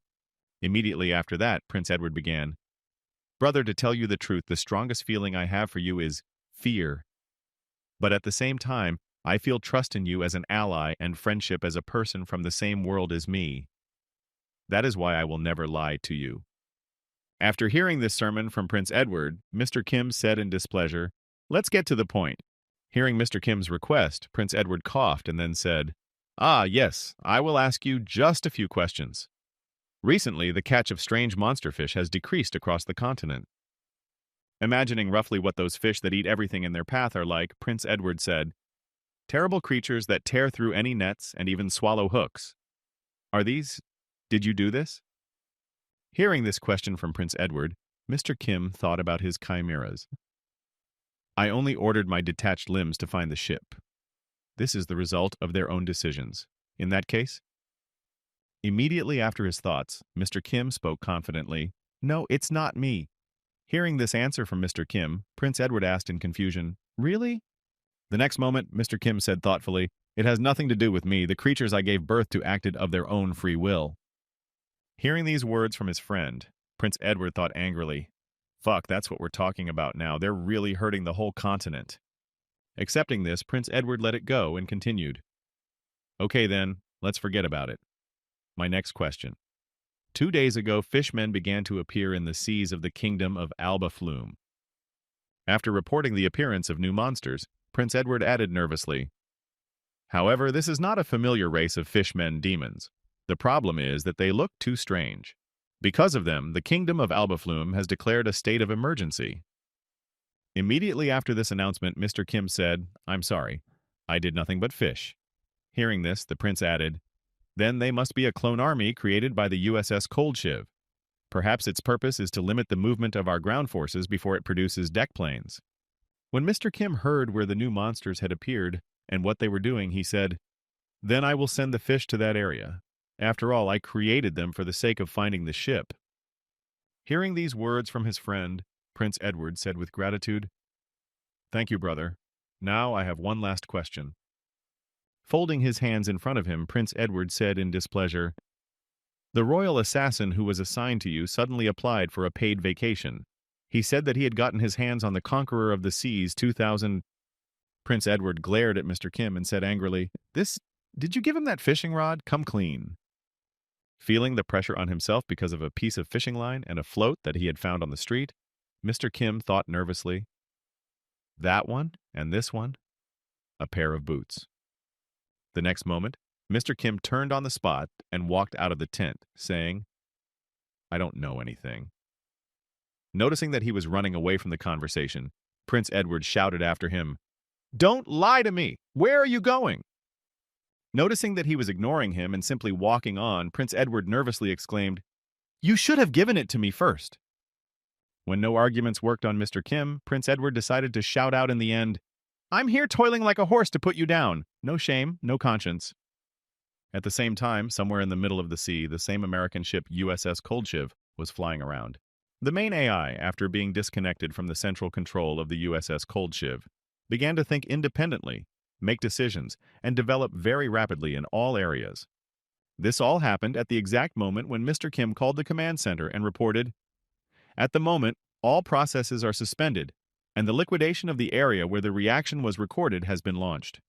From now on, all rights to control the ship have been transferred to the main AI." Even if those extraordinary measures caused huge damage to the power supply and led to a large amount of data loss. However, the last recorded data on the demon race has not disappeared. And besides, the deep-sea fish that live in the seas, they were just great material for research and crossbreeding. And so, combining demons and fish, he created clones of fishmen. When the fish clones were ready and began to rise to the surface, they naturally met people. They, in turn, noticed the monsters and screamed in fright, "Chew monster!" Trying to kill one of them, one of the sailors took out his pistol and fired at it. But the bullet, hitting the head, simply bounced off without causing any harm to the demon. And after that incident, when people could not do anything about those monsters, because their weapons were simply useless, these clones of fishmen easily defeated the kingdom of Albaflum, which had the strongest naval force on the continent. There were countless monsters of fishmen. They kept coming and coming to the kingdom of Albaflum to seize territory and exterminate all the people who could interfere with them. Trying to resist this invasion, many sailors of the Navy died in this battle. The monsters simply devoured them, leaving not even a small particle behind. At the same time, one of the sailors was trying to save a girl he was leading by the hand, running away from the monsters. Running away from the monsters with the boy, the girl, who was also thinking about the other sailors who were now having to face the monsters, said nervously, "Wait! Pietro is still here!" Hearing someone's name, which the girl had mentioned while running away from the monsters, the sailor who was pulling her along nervously shouted, "I don't know who it is, but we don't have time for that now!" As he shouted this to the girl, the sailor heard someone growling behind him. Looking back, he saw that one of the monsters was running right behind them and was even catching up. Letting the girl go ahead, the boy exclaimed, "Damn! You run first for now!" And he stood up to defend her, aiming his gun at the monster's head to stop the pursuit. Aiming at the enemy, the boy waited for the very moment when the monster would come closer and open its mouth to shoot at the mouth and hit the enemy accurately. As soon as it was time to shoot, the boy pulled the trigger to fire, but nothing happened. The bullet didn't hit the enemy after pulling the trigger. The mechanism did not work, but the enemy was not defeated. This meant only one thing. Everything would end here.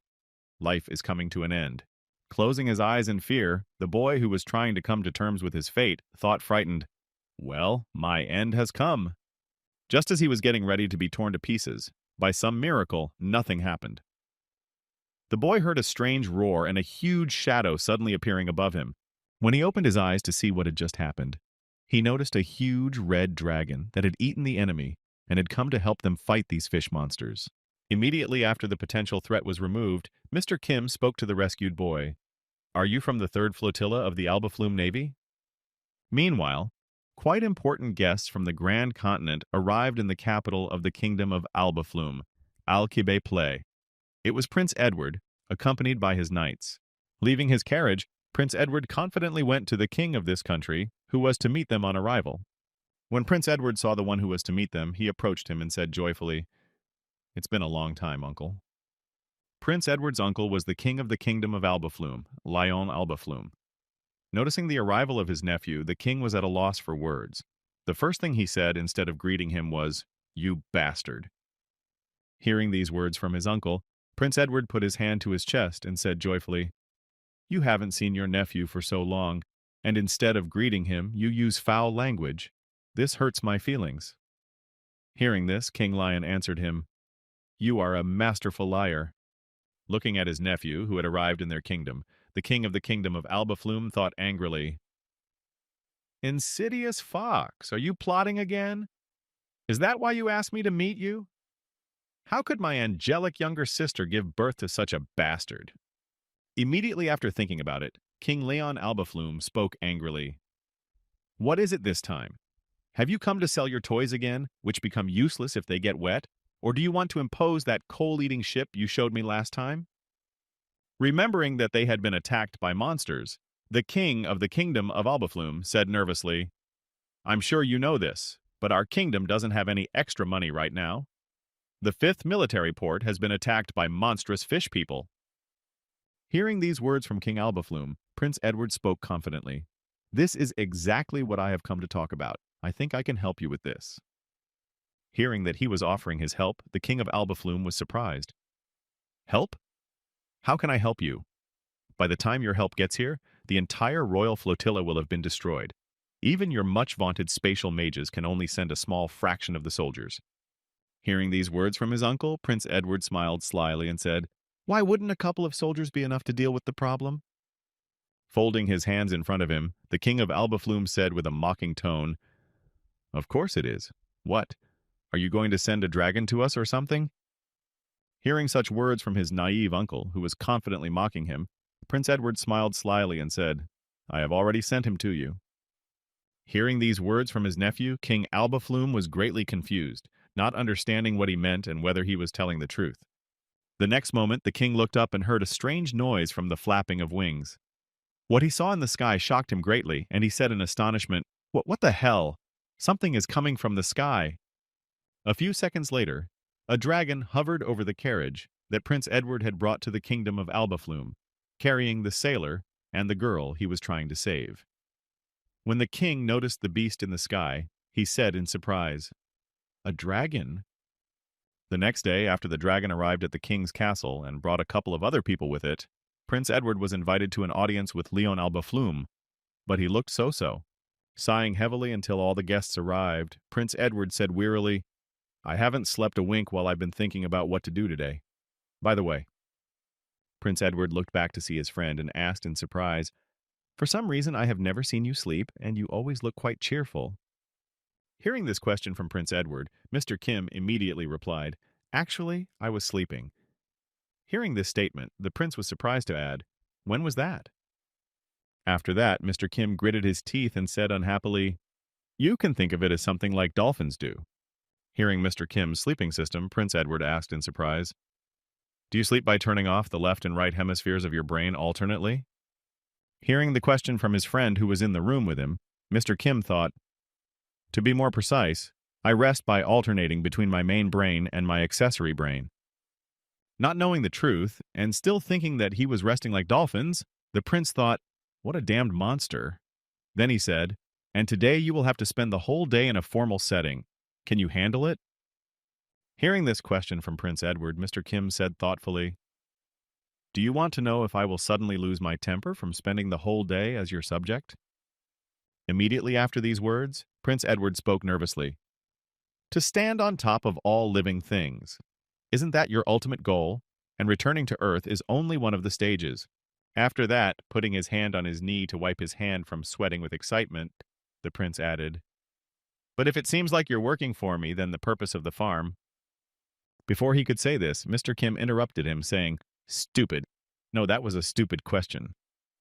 The next moment, Mr. Kim began to transform his hand into a dragon's paw, and spoke as he did so. The top is not determined by simple things like strength or ability. Putting his heavy hand on Prince Edward's shoulder, scaring the hell out of him, Mr. Kim added, And it goes without saying that the favor of other living beings does not put you on top either. Immediately afterward, Mr. Kim said, The top is a creature that can easily get used to any changes from its environment, no matter what kind of changes it encounters. There will be that deep sea without a single glimmer of light. The extreme pole without any hint of warmth, or it could be a dry desert with no moisture at all. It must be able to survive even in outer space. And as soon as a creature reaches the level of such survival to be able to survive in any of the above, only then can it be called a top. After these words, Mr. Kim removed his hand from the prince's shoulder and changed it back to his normal one, saying, Adjusting to the environment of the human society is nothing more than the foundation of the basics. A second after Mr. Kim finished speaking, the door to the room opened and King Lion walked in. Seeing him, Prince Edward happily announced, Uncle, I was planning to hold an international meeting this afternoon. Hearing this proposal from his nephew, the king was surprised. "What did you just say?" Immediately afterward, the prince added, "Most of the influential people of the country have agreed to participate, so you should also prepare." Hearing this, the king nervously exclaimed, "You bastard! Why are you telling me this only now?" Hearing these words from his uncle, Prince Edward spoke confidently. "If I had told you beforehand, you would have thought of asking for help at the meeting, right?" He replied, "Of course." Hearing these words from his uncle, Prince Edward joyfully said, "Then it would make things very difficult. That's why we should ask other countries for union rather than help." The caution and desire of every inhabitant of the Elmond continent to protect themselves is much stronger than on Earth, and all this is because local technologies do not allow to achieve the same level of security as there. Given the risks, rulers of states almost never gather in one place. That is why the continental gatherings are organized by the Church of the Goddess. And the meetings themselves are made possible only by a holographic projector, which is equipped in the temples located in each country. And so, in the kingdom of Albaflum, there was also a temple with this holographic projector, which was located in Alcupela. When the king of the kingdom of Albaflum came to this temple, where the meeting was held, he said to his companions, "Since everyone is here, let us begin to discuss." Hearing that the discussion was about to begin, one of those present spoke, drawing attention to himself by coughing. "Then I will speak first. At the moment, the Grand Continent Kingdom has monopolized all the profits from the demon lands." Before he could finish speaking, Prince Edward interrupted him, saying, "I beg your pardon, but there is a much more urgent matter on the agenda." Hearing that he had been interrupted, one of the participants in the meeting spoke up. "And what is so urgent?" Hearing this question, Prince Edward said, "Starting last week, the volume of catch has dropped dramatically.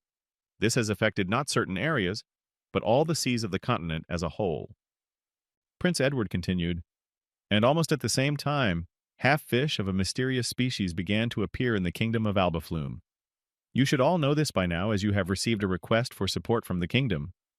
Then Prince Edward added irritably, "Although none of you have responded to it."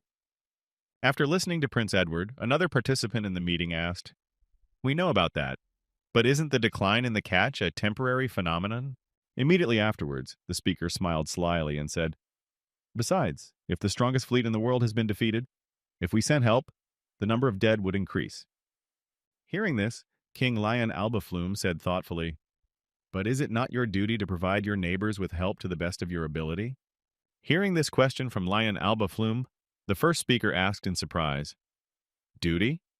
Wasn't the so-called duty limited to matters related to the Demon King?" Remembering the Demon King, Prince Edward said, "Yes, it was. And what is happening now has a deep connection to the Demon King." Hearing what the prince had just said, the second speaker suddenly exclaimed in mockery, "Prince Edward, what are you talking about? What Demon King?" The next moment, the second speaker became very angry and added, "Do you have any evidence for such a statement, or at least witnesses?" Hearing this question from his uncle, Prince Edward smiled slyly and said confidently, "Of course I have evidence to support my words." Immediately afterward, Prince Edward said, "Sir Kim." After that, everyone's attention turned to the knight behind him, who was waiting for his time to speak. As soon as Mr. Kim heard this command, he immediately stepped away from the wall and walked toward the circle so that the other participants could see him. When Mr. Kim entered the holographic projection circle, he immediately put his hand to his chest and said, "Here and now, I, the illustrious preceptor of the Sacred Sword Order, swear before the goddess that I will tell the truth and only the truth." Immediately after these words, several dozen spears of light appeared over Mr. Kim, which were supposed to test his words for truth. This was one of the miracles bestowed by such a transcendent being as a goddess. The one who utters the vow of truth is surrounded by spears made of light. These spears serve as a guarantee to the goddess that the words of the speaker contain only the truth. For if someone who has taken a vow to lie, his life will be cut short by heavenly punishment. Since the spears are of divine origin, Mr. Kim's skill neutralizer will not work on them. Nevertheless, the main requirement for the boy was simply not to give them a reason to attack. Immediately after he was surrounded by spears, Mr. Kim spoke. "I can't tell you all the details, but what Prince Edward said is the truth." Bending his head slightly down, Mr. Kim began to speak steadfastly about the situation. The reason for the decline in the catch is the strange fish. I have seen them up close. I can tell you that they are definitely related to the Demon King. To speak, Mr. Kim carefully chose each word so that he would not be pierced by the divine spear, and said, as well as the fishmen of a mysterious species who attacked the kingdom. It is obvious that the very existence of these creatures is contrary to the divine will. He looked at Mr. Kim with a worried look as he continued to speak. I was also able to infiltrate the fishmen's base, where I saw with my own eyes what they are like. Prince Edward could only hope and worry. And finally, Mr. Kim added, there is a possibility that they have the same origin as the Demon King. After that, the spears of light began to disappear. The next moment, the spears of light that were created by the goddess's promise began to disappear as soon as Mr. Kim finished his speech. At the same time, Mr. Kim said, the reason for the decline in the catch is the strange fish. I have seen them up close. I can say that they are definitely related to the Demon King. He pondered, of course they would, because they were created by me, the one who participated in the destruction of the Demon King. The next point was to discuss the monsters that had come to the kingdom. He said, and also the fishmen of a mysterious species who attacked the kingdom. It is obvious that the very existence of these creatures is against the divine will. Mr. Kim thought, the prototype of the fishmen was the deep-sea fish from the Cthulhu myths. The goddess said that the time has not yet come for them, so there is no mistake here either. And finally, Mr. Kim added, I was also able to infiltrate the fish people's base, where I saw with my own eyes what they are like. There is a possibility that they have the same origin as the Demon King. After saying this, Mr. Kim thought, the source of the fish people is the USS Kolchiv, and the ship, like the Demon King, came from Earth. In short, they share the same origin. After finishing his speech, the spears began to disappear a little bit. Then Mr. Kim thought, looking at the king's present, all in all, it sounds like the Demon King created monsters before he died to attack humanity. After reflecting on Mr. Kim's words, who had said this under the vow of the goddess, one of the attendees said thoughtfully, it seems that the union cannot be avoided. In that case, the head of the union.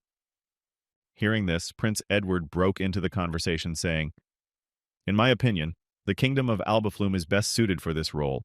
They have taken the brunt of the attack, but even so, their fleet is still in good shape. It would not be wrong to say that they play a key role in this whole situation. Immediately after these words of Prince Edward, someone in the audience added, yes, that certainly makes sense. The next moment, the rest of the audience added, good. I agree with the decision. Hearing that the alliance was formed, King Albaflo said, I accept the proposal, and then thought, the goal of gaining support has been achieved, but... After that, King Lion Albaflo turned his gaze to his nephew and thought in confusion, what the hell is this boy up to? At the same time, Prince Edward, who was able to bring his plan to life, was happily reflecting, everything is going exactly according to plan. Now thanks to this, let's lay the foundation for a united army of people. Instead of searching for ore sources somewhere in the middle of the sea, the USS Kolchiv preferred to attack the kingdom of Albaflum. Immediately afterwards, all the clones created by the USS Kolchiv headed for the kingdom, destroying everything in their path to get the results they needed to replenish their supplies. And all this happened because artificial intelligence judged that taking away melted ore was much more efficient than searching for a vein in the sea. Moreover, the creatures that tried to resist it turned out to be no problem for its soldiers. Creatures weaker than clone soldiers could simply be destroyed. But then a huge reptile that can fly appeared and destroyed the clone army. And now, in order to contain this giant creature, the USS Kolchiv has decided to launch mass production of combat aircraft. And so 6 months have passed since the USS Kolchiv invaded the kingdom of Albaflo and the attack was repelled.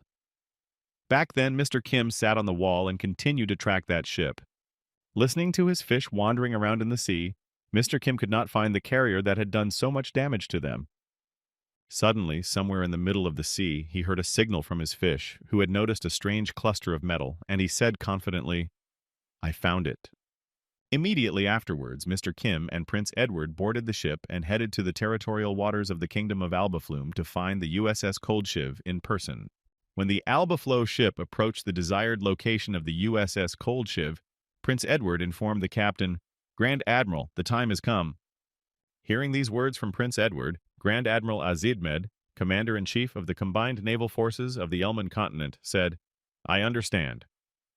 Immediately afterward, the Grand Admiral thought nervously, well, we are finally attacking the main military camp of the fishmen and fish monsters.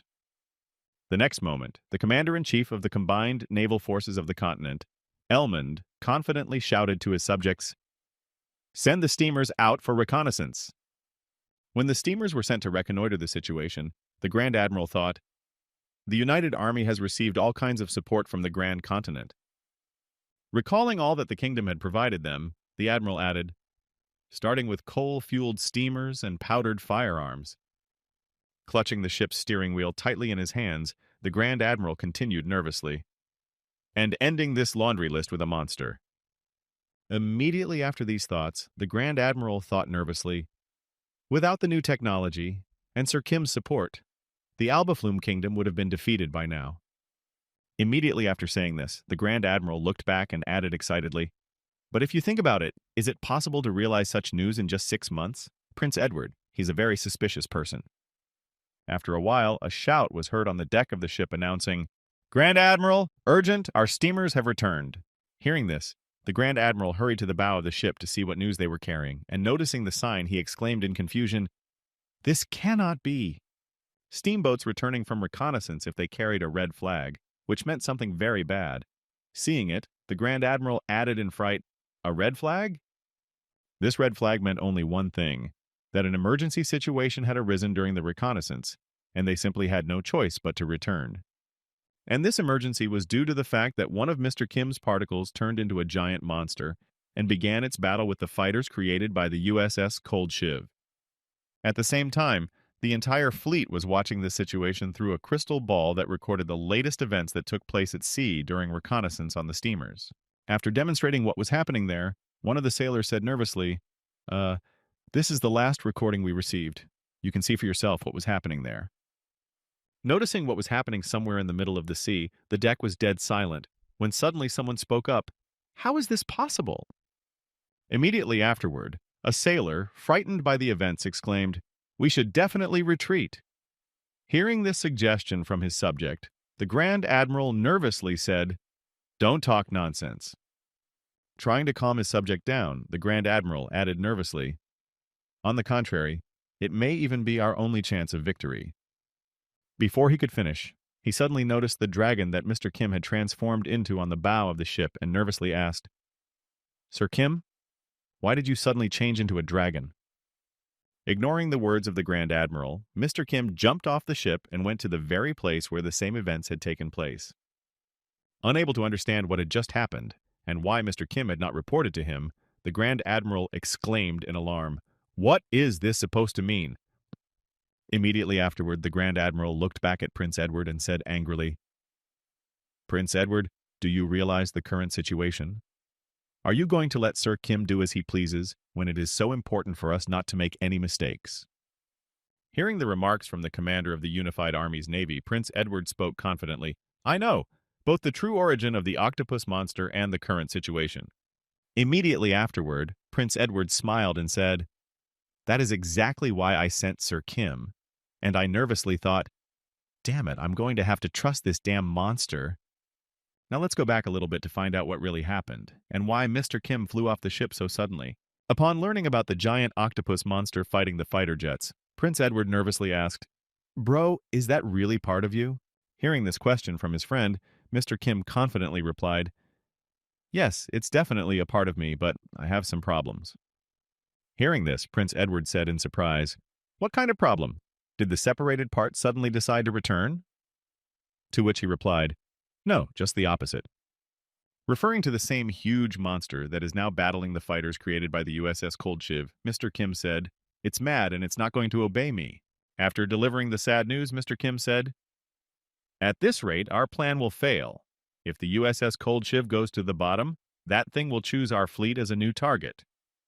Hearing this, Prince Edward spoke in displeasure, turning his back on Mr. Kim. And you were planning to weaken it so much that the combined army could deal with it. As soon as Mr. Kim heard these words from Prince Edward, he immediately went to the bow of the ship with the words, no problem. I'll go right away, take care of it, and come back. As he walked to the very spot where the octopus monster was, Mr. Kim was thinking, I've lost my connection since I put my separate body parts together in one place. And that doesn't mean that the connection is completely and irreversibly lost. When Mr. Km got to the right place, he noticed the USS Cold Shiv below him, and the monster octopus that was fighting him, and then said in surprise, "What? Really?" Noticing that the entire USS Cold Shiv force was now present on the battlefield, trying to fight off the newly arrived octopus monster, Mr. Kim thought, "Is this a belated resistance?" This was because at first, the planes were only destroyed, unable to do any damage to the octopus monster, as this organism was not fully understood, and therefore many combat units were destroyed in the battle at first. However, sometime later, after the artificial intelligence of the USS Cold Shiv learned the structure of this monster, most of the planes began to simply ram it, using the tactics of the Japanese military. Thanks to these actions, the monster received a considerable blow, which caused appropriate damage. Of course, the price is quite high to hit the enemy, but the planes were stampeded to the base quite quickly. Using kamikaze tactics, the USS Cold Shiv managed to harm the monster octopus, damaging its tentacle and almost tearing it off its main body. Looking at the progress of the battle between the two monsters, Mr. Kim said in amazement, "Are they fighting on equal footing? The ship is not going to blow itself up again, is it? We have to hurry." Immediately afterwards, Mr. Kim rushed down to investigate the situation and help destroy the USS Cold Shiv, which had caused so much damage in this world. At the same time, the USS Cold Shiv, having noticed a new enemy approaching on its radar, reported, "Peekaboo, new Legion cell carrier detected."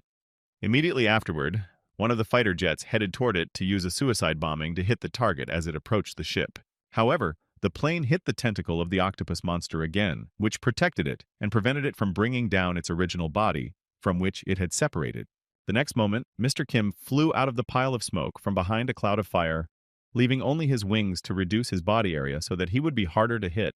The next moment, the boy landed on the deck of the USS Cold Shiv to finally try to disable it, or destroy it, as the operation would have it.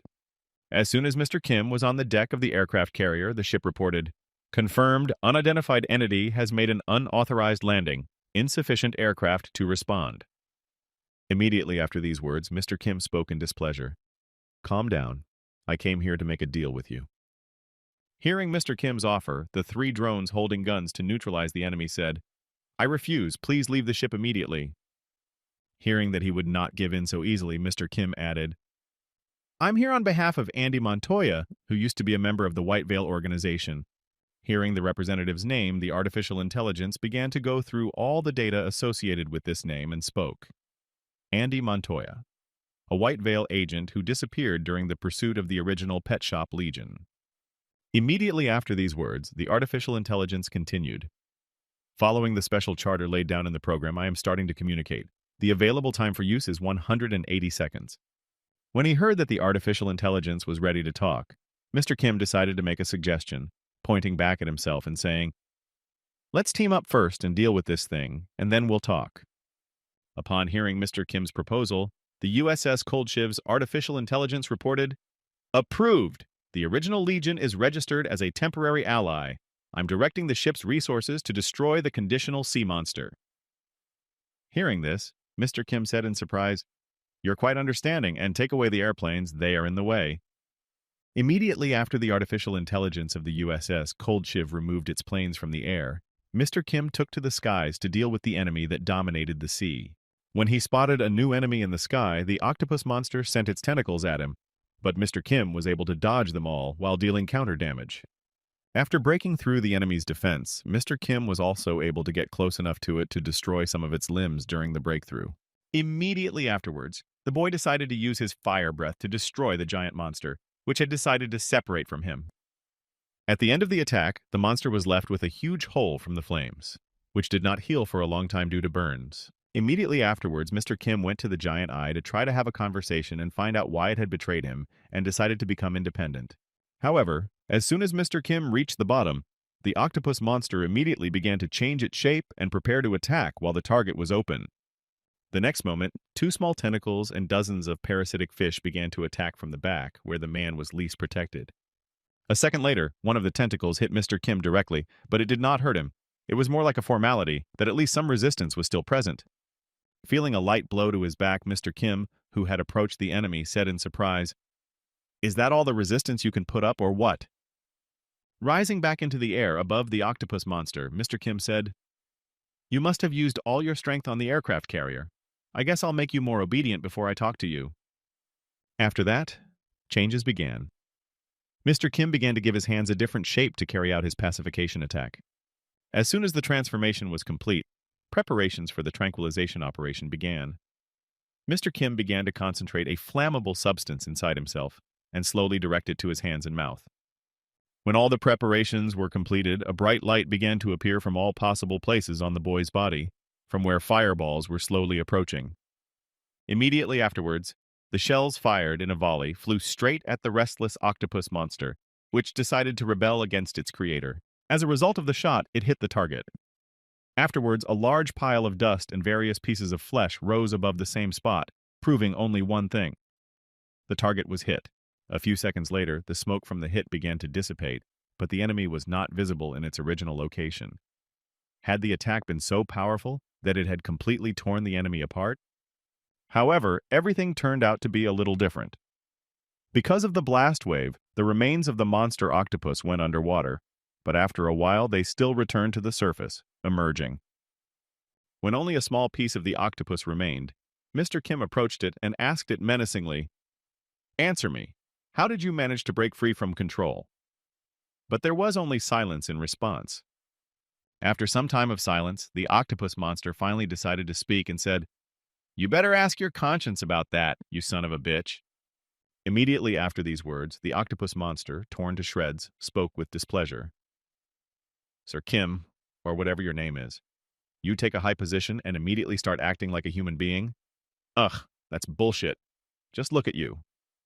Hearing such words from his own parasite, whom he had created with his own hands, Mr. Kim was shocked. The monster then added, You have lost your leadership. Reaching the top of all living things is both your goal and mine. The next moment, remembering how he came into existence, the octopus monster added, But you also created me, and you behaved like a real idiot, just like a human being. Instead of an individual, you launched a whole colony. Reflecting on the words of his former subject, Mr. Kim replied in confusion, You're right about that. I regret what I did back then. Hearing these words from the former conqueror of the world, the octopus monster exclaimed in anger, Regret? Do you really think that a couple of empty words will be enough? One word will not erase all the foolishness you have done now and before. Hearing these words from the tattered monster, Mr. Kim was surprised to think, Not long ago I thought of him as a tool that is out of my control. But he is not. Immediately after his thoughts, Mr. Kim reconsidered his attitude, and looking at the octopus monster again, he thought angrily, This is the enemy that I must definitely destroy. Noticing that Mr. Kim had become too angry and his expression had changed to one of anger, the octopus monster spoke joyfully. Wow, I see that your face has already blossomed.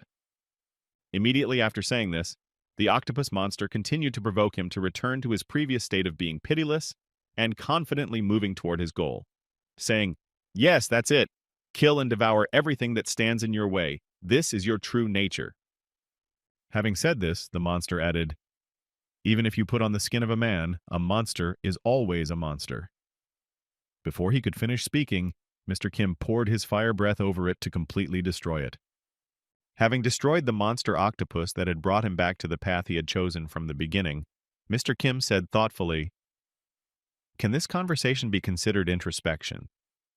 Immediately afterward, turning his back on the remains of the enemy and flying away, Mr. Kim added confidently, Thanks to you, I was able to regain my leadership. A short time later, Mr. Kim returned to the Albaflume Navy Yard to take Prince Edward with him. After bringing Andy Montoya to the deck of the USS Coldshiv, the system began an examination and then reported, Check complete. After completing the examination of the person Mr. Kim brought with him, the system said, The individual is identified as Edward Grand Continent and Andy Montoya. Therefore, the right to operate the ship is transferred to Agent Andy Montoya, the only currently confirmed U.S. citizen. Hearing that in just a few minutes he had gained access to the controls of this war machine, Prince Edward said in amazement, Is it really that simple? Immediately afterwards, the prince smiled slyly and said in an ominous voice, Well, then I will take everything I need from here. Some time later, after Prince Edward had gathered everything he needed on that ship, The two boys headed back to their Navy ship, Alpha Bloom. Once aboard, Prince Edward, standing at the bow of the ship, happily told his friend, "Thanks to this affair, we have come out on top, having received even more than we expected." Looking back at his companion standing behind him, Prince Edward added happily, "The other races refused to interfere in the war because the humans themselves had encroached on the demon lands, and the rest of us won by human effort alone, which united us and gave us confidence." After these words, Prince Edward added happily, recalling what they had collected on that ship. "In addition, we were able to quietly take over the cloning devices that were aboard the USS Cold Shiv and the supporting technological equipment." Immediately afterward, Prince Edward added happily, "And now we have virtually inexhaustible material for the same purposes. Just wonderful." Prince Edward looked at his friend who had made it all possible and said with satisfaction, "We will even exceed the plan." To which Mr. Kim replied in an indifferent tone, "Lucky you." After discussing these issues with his friend, Prince Edward nervously asked, "By the way, bro, have you found the cause of your unit's frenzy? If the problem is solved, we could use them as a naval fighting force." Hearing this suggestion of using his parasites, Mr. Kim responded categorically, "I will not make them anymore." Hearing these words from his friend, Prince Edward asked in surprise, "But why? It is a pity to lose such a powerful army. If it comes down to price, I can pay it." Immediately after Prince Edward's offer of payment, Mr. Kim said thoughtfully, "The price, you say?" Recalling his family, one who were ruthlessly murdered when they were completely innocent, Mr. Kim said, "You know very well that after that one particular incident, the atrocities of the pet shop began to escalate rapidly. When Prince Edward heard Mr. Kim say this, he was frightened. But, but I was responsible for that, so of course I know. What is it?" As soon as Prince Edward asked him what he meant, Mr. Kim spoke menacingly, "The price for this is very high. This is the price for crossing the line, and I will have to pay very dearly for it." When Prince Edward heard these words from his friend, he nervously asked, "Is my request on the same level as the one event?" Hearing this, Mr. Kim replied, "No." Hearing this answer from Mr. Kim, Prince Edward put his hand to his chest and breathed out a sigh of relief, calming his anxiety. Immediately afterward, Mr. Kim added in an ominous voice, "Go higher." Hearing his friend's words, Prince Edward began to break out in a cold sweat as he realized how badly he was in trouble. Having been informed of the price Prince Edward would have to pay, Mr. Kim thought, "Back then, I gave up the essence of a human being, but I had the essence of a monster to replace it.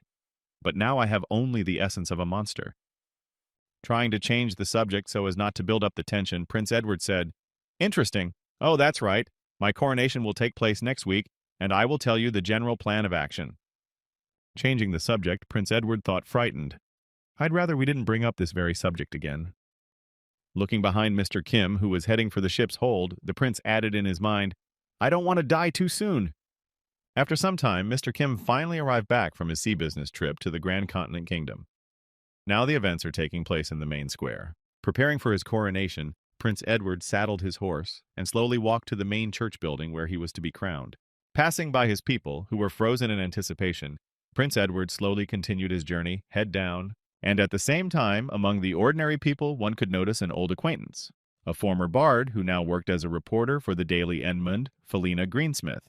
Remembering Mr. Kim with fear, she thought, "I was always getting into trouble when I met the man, and that's why I changed jobs. Now I will definitely not have to cross paths with him." While the girl was thinking, Prince Edward had already reached the main building and confidently walked toward the priest who was waiting for him at the top. When the prince appeared in front of him, the priest joyfully announced, holding the symbol of royalty in his hands, "The crown of the Kingdom of Grand Continent has found its rightful lord." Immediately after these words, the priest placed the crown on the head of the prince, who sat down before him and bowed his head. Then the priest added, "Listen, from this moment on, a new king of the Grand Continent has been born." Immediately after the coronation of the new king of the Grand Continent, Mr. Kim appeared in the square next to the prince and the priest, pulled his sword out of its sheath, and raised it above him. The next moment, the young man shouted to the common people in a commanding tone, "Rejoice in the birth of the new king of your kingdom." When Felina Greensmith saw which knight had given the order to praise the new king, she exclaimed in surprise, "What? What is he doing here? Why him again?" As she continued to stare at Mr. Kim, who turned out to be a close associate of the king, she thought to herself, Again. It's the same person again. She ran out of the crowd to prevent some kind of disaster that happens every time they meet. And she thought in confusion, I need to get out of here as soon as possible. I'm sure something will happen. As soon as she thought of an incident, a loud explosion sounded behind her. The coronation of the new prince of the Grand Continent Kingdom was disrupted. Some kind of trouble had happened again. Immediately after the loud sound, the girl looked back in confusion to see what had happened. This time, the same trouble that always happens when Felina Greensmith meets Mr. Kim was a mysterious explosion that occurred right during the coronation. This tragedy claimed the lives of a large number of aristocrats and high-ranking officials. King Edward was also injured and fell into an unconscious state. Due to this unusual situation, which occurred during the coronation of the new king of the Grand Continent, the conduct of state affairs was entrusted to Lord Protector Sir Kim. This boy got up on his own and got out of the rubble even after that powerful explosion. His armor was just incredible. He miraculously managed to survive that disaster, and he became a hero who reunited the kingdom that had been shaken by such a tragedy. This article was written by the reporter of the Daily Edmund, Felina Greensmith, who was personally present at the coronation and who had to see it all with her own eyes. And now, 3 months have passed since that moment of tragedy. At the moment, a strange figure in a red cloak has arrived at one of the kingdom's embassies. Noticing that someone was approaching them, one of the guards huffed in surprise and prepared for a sudden defense, if necessary. Stretching out his hand in front of him to cast a spell, one of the guards shouted menacingly at the strange figure, "Stop right there!" After illuminating the strange cloaked figure from all sides, the guard added menacingly, "A diplomat of the kingdom of Elfiri lives here, Miss Amelia. On what business have you come here?" Immediately after that, the strange figure reached for her hood and pulled it off. Under the red cloak was none other than Mr. Kim himself. Seeing that the interim commander-in-chief of the Grand Continent Kingdom had arrived, one of the guards said in surprise, "Mr. Kim? What are you doing here at this hour?" Immediately afterward, the guard added, "What could bring you to us at this late hour?" Before he could finish, his head flew off his shoulders. Seeing that his comrade had been killed, the other guard exclaimed in fright, "Sir Kim? What does this mean?" Before the other could finish his sentence, Mr. Kim's dragon-like hand reached out to him. In the next moment, the 2 guards protecting the elf diplomat were killed, but they were not to prevent Mr. Kim from continuing his plan. A few seconds later, Mr. Kim walked inside the Elfiris embassy, located in the capital of the Grand Continent, Santo Almarus. The next moment after that, an explosion ripped through the entire building, shattering all the windows and killing almost everyone inside. In the end, there was only one person left who was most interested in Mr. Kim. It was the very elf girl whose head could be considered suitable for sacrifice on the altar of return. This girl was a diplomat of the kingdom of Elfiris and a secret agent. She was one of a pair of twins of the royal family of Luxor, Elimia Elfiris. This girl lived on the territory of the Grand Continent, and at first glance, she was acting as a diplomat, but behind this well-intentioned mission was an active spy. Standing right in front of Mr. Kim's face, the girl thought in confusion, "I was the one who organized the terrorist attack at the coronation to remove the most important obstacle for our kingdom, Prince Edward." Immediately after these thoughts, the girl leaned on her arm because she could not stand on her own due to her injuries and added, "And as a result, the assassination attempt failed, but I am sure that I did not leave any evidence that could lead to me." After she finished her thoughts, she looked up at Mr. Kim and said in surprise, "How did you know that?" Hearing this from the girl, Mr. Kim was surprised to hear her say this. "Huh? What? Really? So you were really the one who caused the explosion? It's not that I knew when I was aiming for you, it's just that you're the most convenient target." The next moment, Mr. Kim also added a line from Prince Edward. "If I had someone more suitable than the elves, I would have taken them out first." That's what Prince Edward said. Hearing the line that Prince Edward had said through Mr. Kim, the girl asked in confusion, He said that? Has King Edward come out of oblivion?" Hearing this question, Mr. Kim imagined a clone laboratory and said, "No, he was using his double from the very beginning. He never went into a coma." Hearing that he had removed all options from the very beginning so that he could not be removed, the girl exclaimed in anger, "What? This is simply not possible." Immediately afterward, Mr. Kim changed the shape of his hand to a dragon's and said in an ominous tone, "This conversation has gone on too long." Hearing this news from Mr. Kim, the girl was confused. "I need to tell my kingdom immediately." Putting her hand on the floor, she began to create a magic crown for the spell and thought, Now I will try to create a loophole somehow. As soon as she thought of this, a huge gush of flames covered her head, taking away all chances of survival after such an attack. After such a sudden attack, the girl did not even have time to do anything to create a loophole to transmit information to her kingdom. After killing the girl on the spot, Mr. Kim angrily thought, well, now it's time to take the first head that was placed on the altar for my return to Earth. And at the same time, somewhere in the square, Prince Edward came out in public to show everyone that he was alive. When the people saw their king, they shouted with joy, "A prince! Or rather the king! He has woken up from his sleep."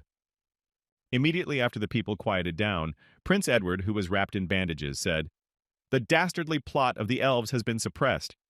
However, this time we managed to burn only the melon from their outposts. To completely remove the threat to humanity, I will punish all the remaining elves." Standing on the stage in front of the square where the people of his kingdom had gathered, Prince Edward confidently announced, "For the sake of a peaceful and safe society." When the prince finished his speech and turned back, Mr. Kim noticed how he was dressed and said, "You're quite a good liar. You're quite a good liar for someone who hasn't even lost a hair on his head." Hearing Mr. Kim say that, Edward the Rabbit replied happily, "After all, I am fooling the whole nation. It goes without saying that the performance should be at the highest level." Immediately afterward, Prince Edward began to tear off his bandages and said in an ominous voice, "A military buildup and a pretext for war. I have gathered everything I need. All preparations are complete." Arriving in the kingdom of Grand Continent, the current king of the Elf Kingdom angrily exclaimed, "King Edward, what the hell are you doing?" In the room of Prince Edward, who had returned from speaking to the people, stood the current king of Alphyrus, Rhesus Alphyrus. He was one of a pair of twins of the Lucian royal family, and also the brother of Emilia Alphyrus, who had recently been killed by Mr. Kim. While in King Edward's room, the current King Lucian Alphyrus angrily exclaimed, "Arson and closing the embassy, murder, and the capture of our diplomats."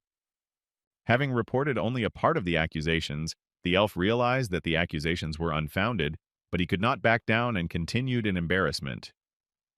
"And yet they are all unfounded accusations. How are you going to take responsibility?"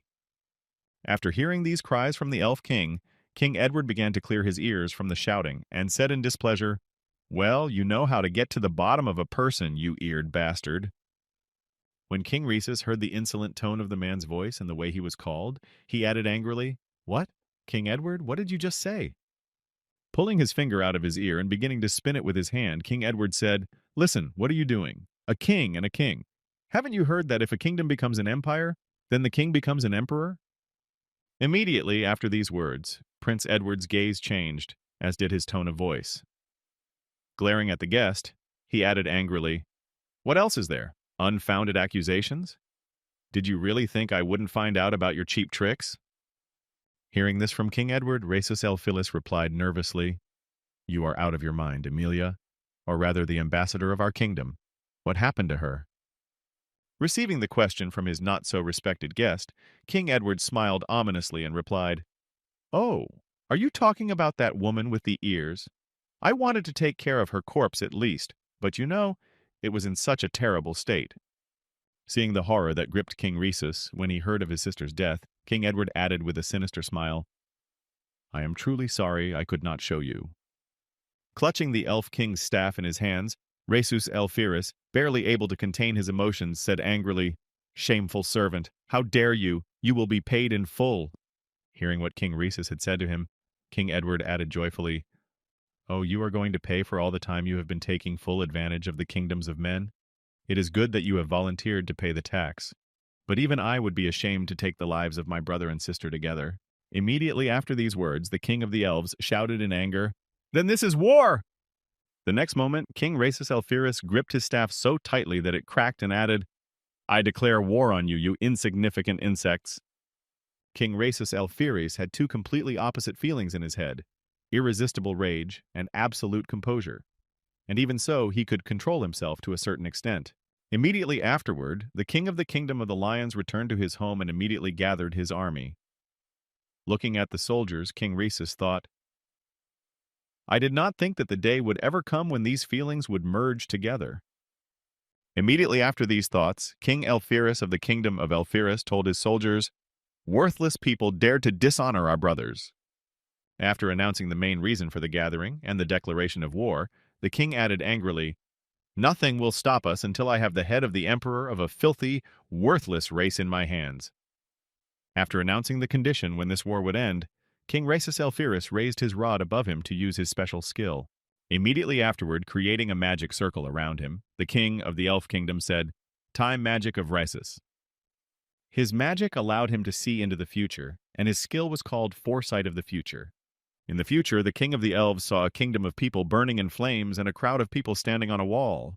The future, which was manifested by absolute magic, suggested that his army was storming the kingdom that was engulfed in flames. It seemed like it was bound to be a success. The king of the Grand Continent himself, who stood on the wall, was not very happy about what was happening under the walls of his kingdom. And at the same time, the king of the elf kingdom was smiling ominously, rejoicing that his plan was being implemented in the best possible way. This future was not to change in any way, shape, or form. Seeing the very satisfying results, King Rhesus Elpheus happily told his soldiers, "The future is decided. Victory in this war is already in our hands." Hearing the prediction of their mighty ruler, the army of elves who had gathered to wage war on the kingdom of Grand Continent shouted with joy, "Hurrah for His Highness Rhesus!" At the same time, somewhere in the Grand Continent, King Edward was sitting quietly in his office, talking to Mr. Kim, saying, "In the near future, the head we need will come here."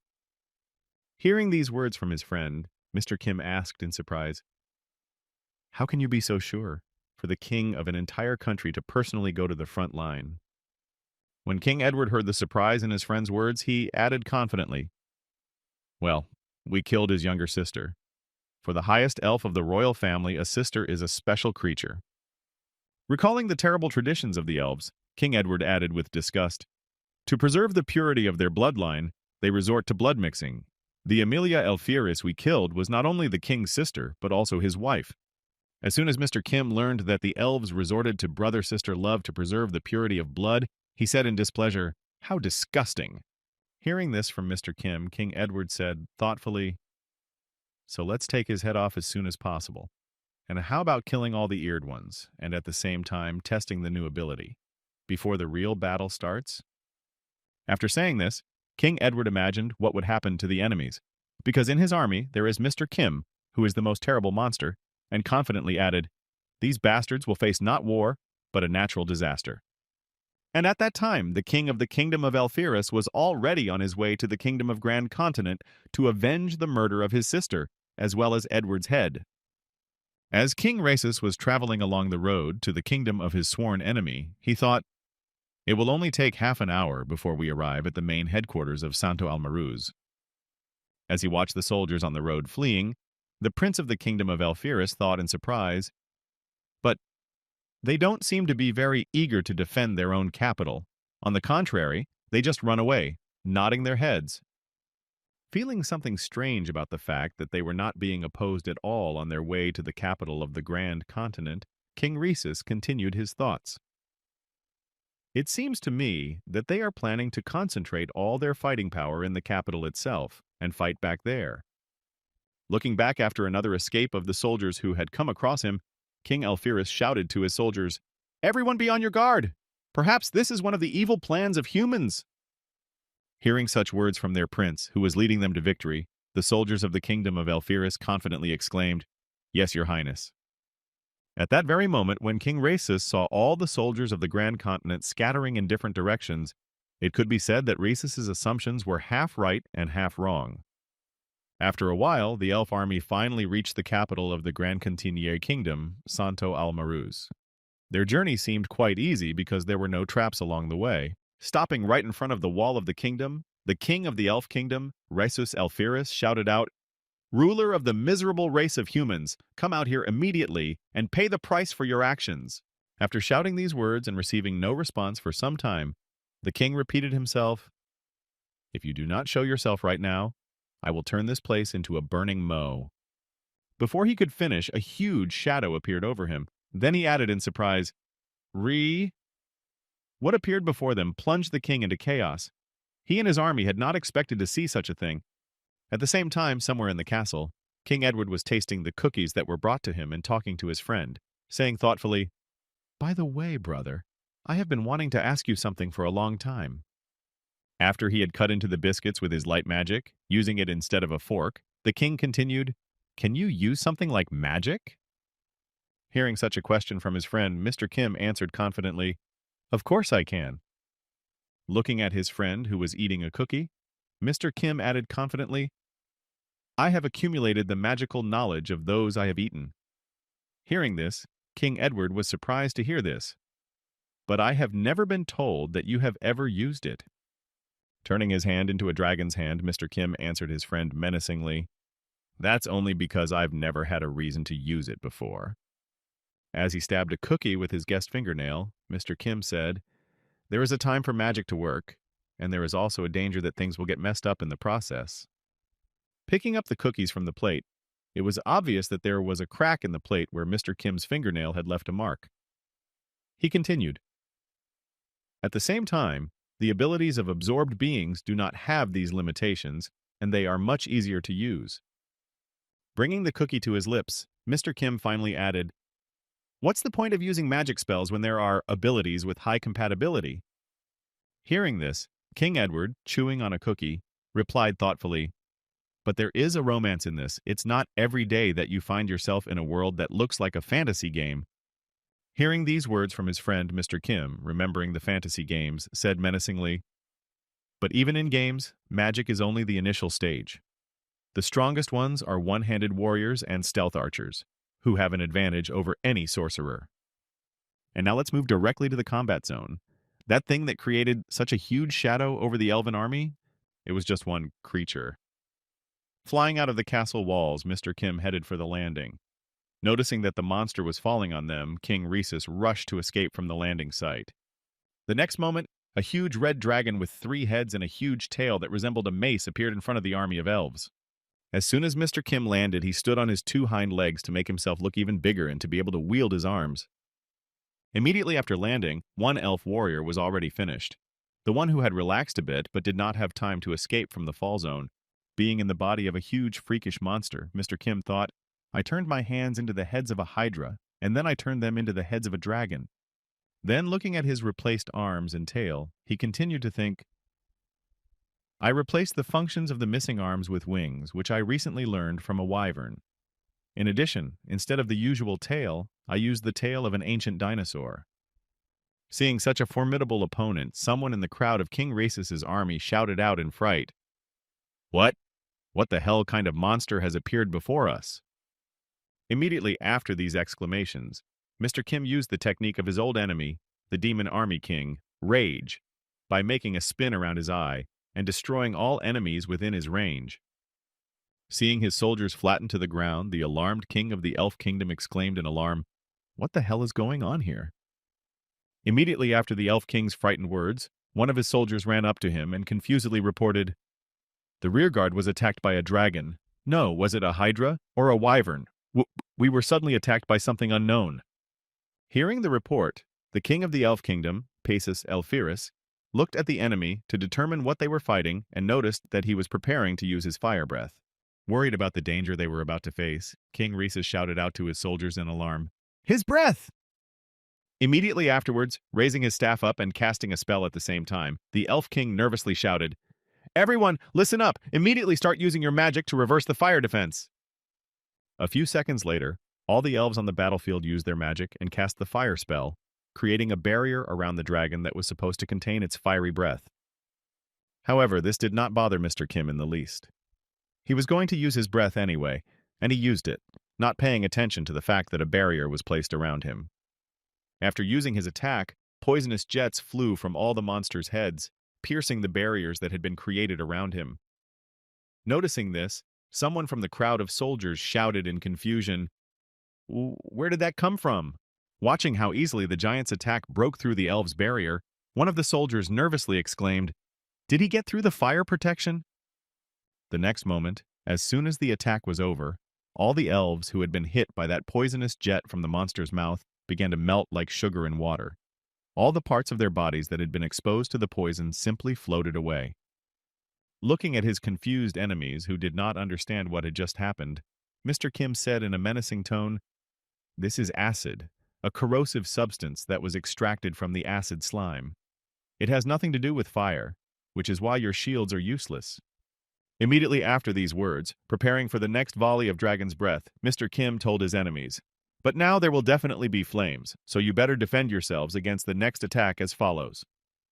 Immediately after that, Mr. Kim covered the elf warriors who came to avenge the death of their princess with a powerful dragon's flame, which burned to ashes all who got into its jet. Seeing how quickly his army was shrinking exponentially, the embarrassed king of the elf kingdom said in fright, "This is simply impossible. It can't be." Looking back at his comrades burning in the flames of hell, the king of the kingdom, Rhesus Elphiris, said in amazement, noticing the same picture from the prophesied future, "This is exactly what my skill showed me." Immediately afterwards, the elf king looked for King Edward, who was standing on the wall to check if everything was exactly the same, and thought, "Then his expression is from the future." At the same time, King Edward of the Kingdom of Grand Continent exclaimed in dismay, "That damn monster! He's become an even more terrifying and dangerous monster!" Noticing that everything was exactly the same as in his prophecy, the king of the elves, Rhesus Elphiris, thought in surprise, so this fear was not caused by elves. Then his head began to fog up with insanity and madness, and Rhesus said, "Bugaga, even with the ability to see the future to turn into this." Immediately after these words, the elf king's face showed the same crazy smile that was in the prophecy. Although it seemed successful at times, in reality everything turned out to be quite different. Clutching his royal staff tightly, King Rhesus Elphiris said in a frantic voice, "It was all my carelessness, the fact that I received a logical ending."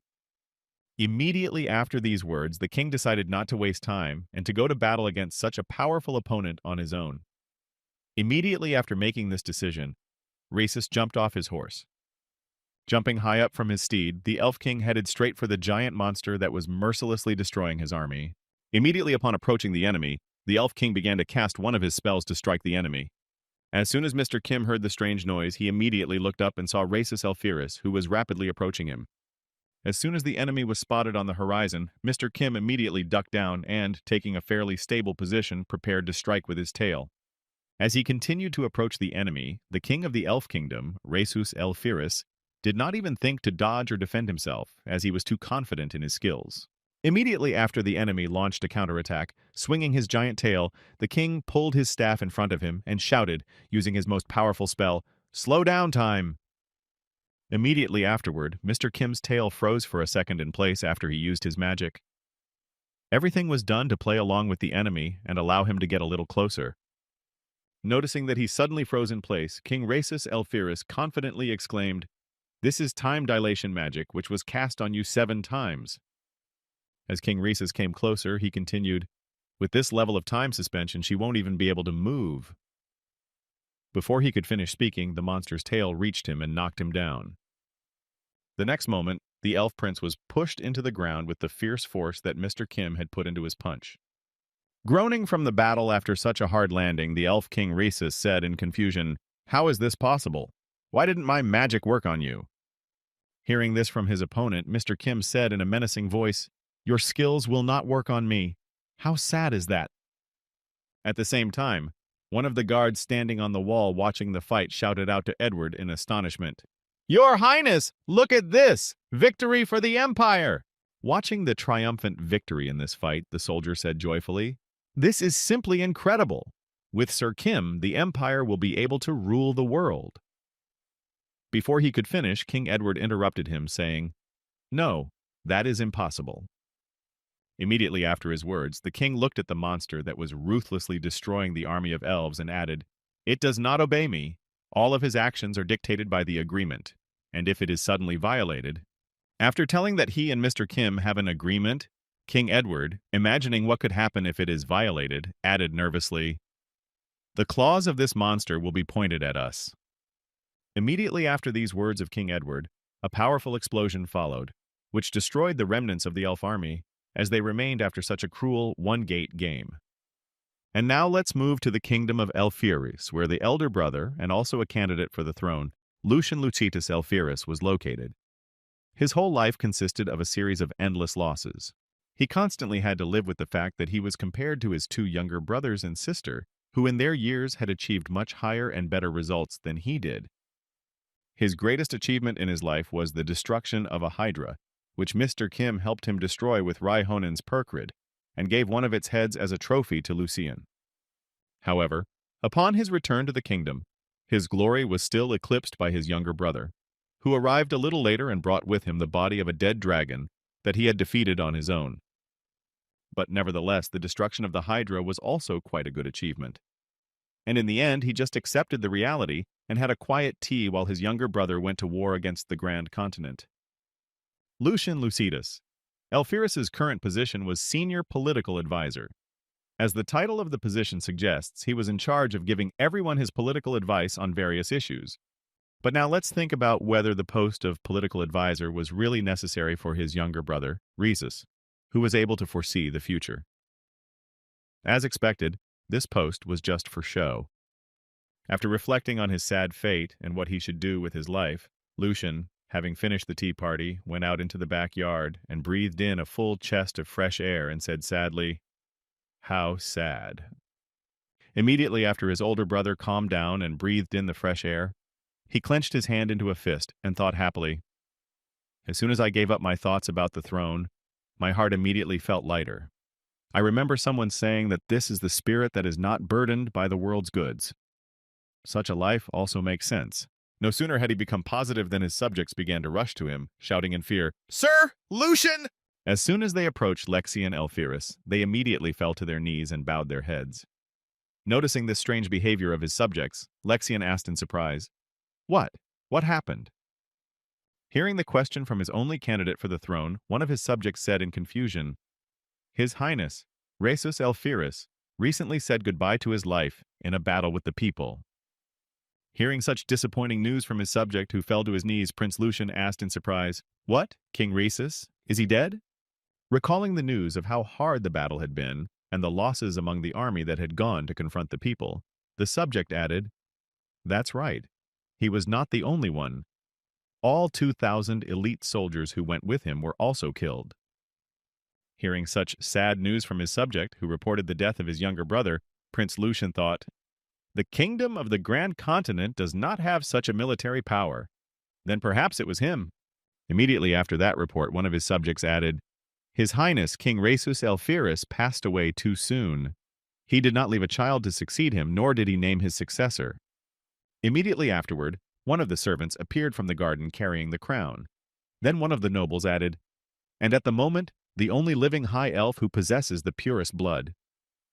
When the pillow with the crown was held out to Lucian, one of the elves said, "Now you appear, your Highness, King Lucian." Hearing that he was now the king of the kingdom of Alphyrus, Lucian nervously wondered if he should accept it. He had recently come to terms with the fact that he no longer had much responsibility.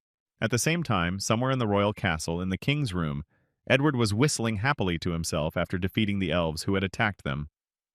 Suddenly the door to the room opened with a loud noise. Mr. Kim entered without even knocking. Upon the boy's arrival, King Edward broke out in a cold sweat.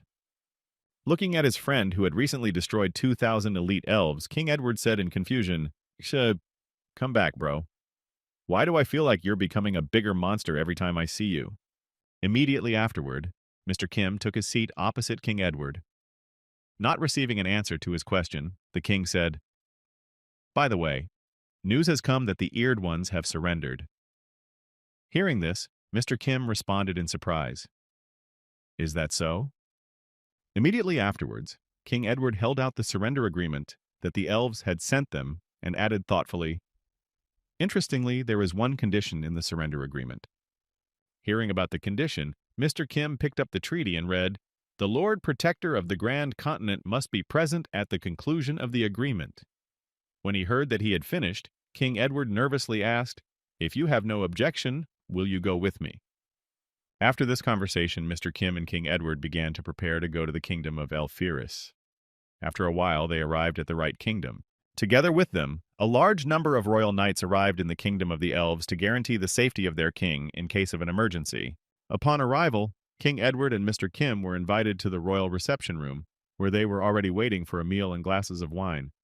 After taking a few sips of wine, King Lucian suddenly slammed his glass on the table and exclaimed nervously, "Sir Kim, after calming his emotion so as not to provoke reciprocal aggression, King Lucian continued in a calm tone, saying, "After that incident, I recognized my weakness.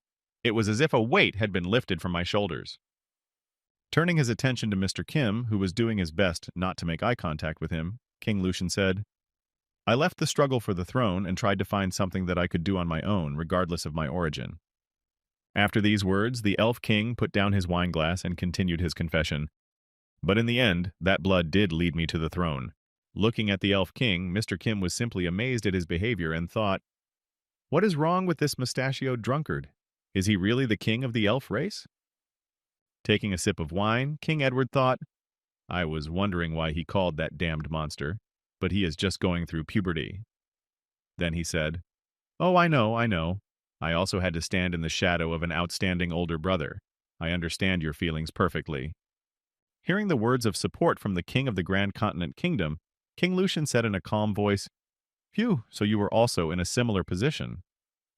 Hearing this, King Edward said, "In a nutshell, I wanted to do something on my own, but the environment was not conducive to it." Hearing these words from a kindred spirit, the king of the elves, who had already had too much to drink, said with an intoxicated voice, "That's right, ick." At the same time, Mr. Kim didn't even think about contributing to the conversation, but simply helped himself to the treats that were left on the table. A few seconds later, the intoxicated King Lucian heard someone speak to him. "But didn't this blood ultimately give you the power to change the country?" Immediately after these words, King Edward smiled slyly and added, "It means that you can reform the system that has long been stagnant, from the right of blood to the true merit." Hearing this proposal from King Edward, Lucian objected, saying nervously, "I don't know if this is a good idea, because such sudden changes in the system can cause unrest." Hearing these words from his colleague, King Edward slyly added, "But now that there is no Rhesus Elphiris, who is the most prominent sorcerer in the kingdom of the elves." After emphasizing that King Lucian had quite outstanding abilities, King Edward added, "Rebellion, but resistance can be suppressed by force. By our own strength." Hearing these words from his colleague, King Lucian immediately clenched his hand into a fist. Immediately afterward, his fist caught fire from the mana that radiated from it. Then King Lucian spoke thoughtfully. "By my own power?" Watching King Lucian succumb to the provocation, King Edward thought with satisfaction, "The king of the country will not buy such sweet words, but by the time he has drunk the wine, everything has been decided." After his thoughts, King Edward remembered what he had done recently and continued his reflections. "I added a little bit of the neurocontrol substance Ultra White." After that, he looked at the king of the elf race and continued his thoughts. "The key word is own strength." Then he spoke again. "By my own power." When the substance finally conquered King Lucian's mind, he exclaimed with a crazy smile on his face, "By my own strength! I can do it on my own!" And so the next day came. Then King Lucian gathered his high-ranking subjects and said, "Ministers, listen to me carefully. Yesterday we had negotiations with the Kingdom of Grand Continent. As a result..." Immediately after that, King Lucian continued confidently, "I have come to the conclusion that if we continue the war, we will inevitably lose, and the very existence of the elven race may be threatened."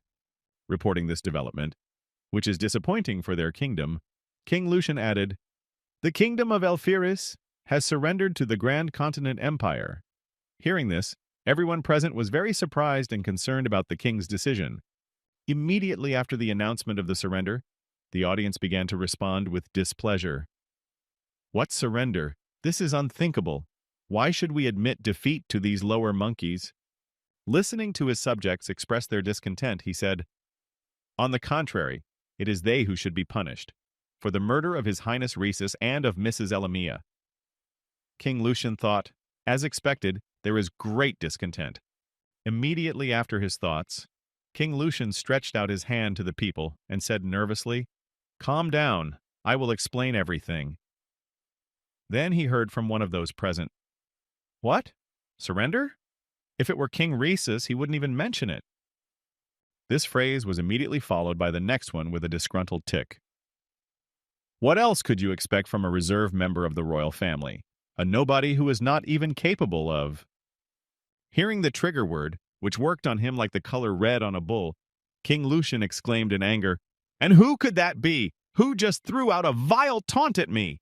Unable to contain his anger, King Lucian prepared his spell to punish the insolent man and shouted in anger, "Who just made a filthy mockery of me?" Immediately afterwards, all his subjects scattered in fear, leaving only one elf in the middle, who had thrown out the taunt. Feeling the manner of King Lucian, who was very serious, the subject said in confusion, "No, you have misunderstood." The next moment, the insolent subject became an example of what happens to those who decide to go against King Lucian's orders. His whole body dried up and his hair fell out. Seeing what happened to the impudent man, frightened exclamations were heard from the audience. "No, this simply cannot be. All the moisture just evaporated from him." After the first murder of the one who decided to go against him, King Lucian, looking at the corpse, thought ominously, "By my own strength, I will change the kingdom with my own strength." And it was at this moment that the future tyrant was born, who was created in the kingdom of Elphiris. He was called the Walking Natural Disaster Lucian. At the same time, something interesting happened in the office of King Edward, who had already returned to his kingdom. Mr. Kim brought him the head of Rhesus, which he had captured in the war. When King Edward saw this booty on his table, he said excitedly, "Well, with this, we have fulfilled 1/4 of the total plan." Hearing these words from his friend, Mr. Kim said thoughtfully, "Well then, if we've made a start, then who should we target next?" After receiving Mr. Kim's question, King Edward said thoughtfully, "I'm thinking of the Dwarf King as the next target, but—" When Mr. Kim heard the hesitation in Edward's voice, he asked in surprise, "Is something wrong?" Immediately, King Edward replied, "We should not get the head of just anyone but a representative of the country. And besides, the Republic of Evermain is considered a friendly country for us. It's not advisable to rush into things, it's better to be prepared." After King Edward explained that it would take a lot of preparation, Mr. Kim asked, "How long can it take?" He replied, "About 6 months, I think." Having received the information he needed, Mr. Kim said in amazement, "Much faster than I thought. Will you need me in 6 months?" King Edward replied thoughtfully, "No, I don't think so, unless there is an emergency." Hearing that his help would not be needed, Mr. Kim turned around and headed for the exit, saying, "Then I'm taking a vacation." Hearing this, Edward responded excitedly, Furlough? But where are you going?" Then he thought, "He's up to no good again." When Mr. Kim heard his friend's question, he imagined mountains with forests in his head, and then answered, "To the place where I first appeared in this world, to the Endless Forest." After these words, Mr. Kim set off on a journey to the Endless Forest. As the name suggests, it is a huge forest located on the continent of Endmund.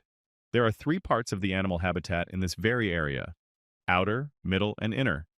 Accordingly, you can imagine how strong the monsters are where they live. And so the deeper you go into the forest, the more dangerous monsters you can find in its thickets, from trolls and ogres to dragons and other strong monsters.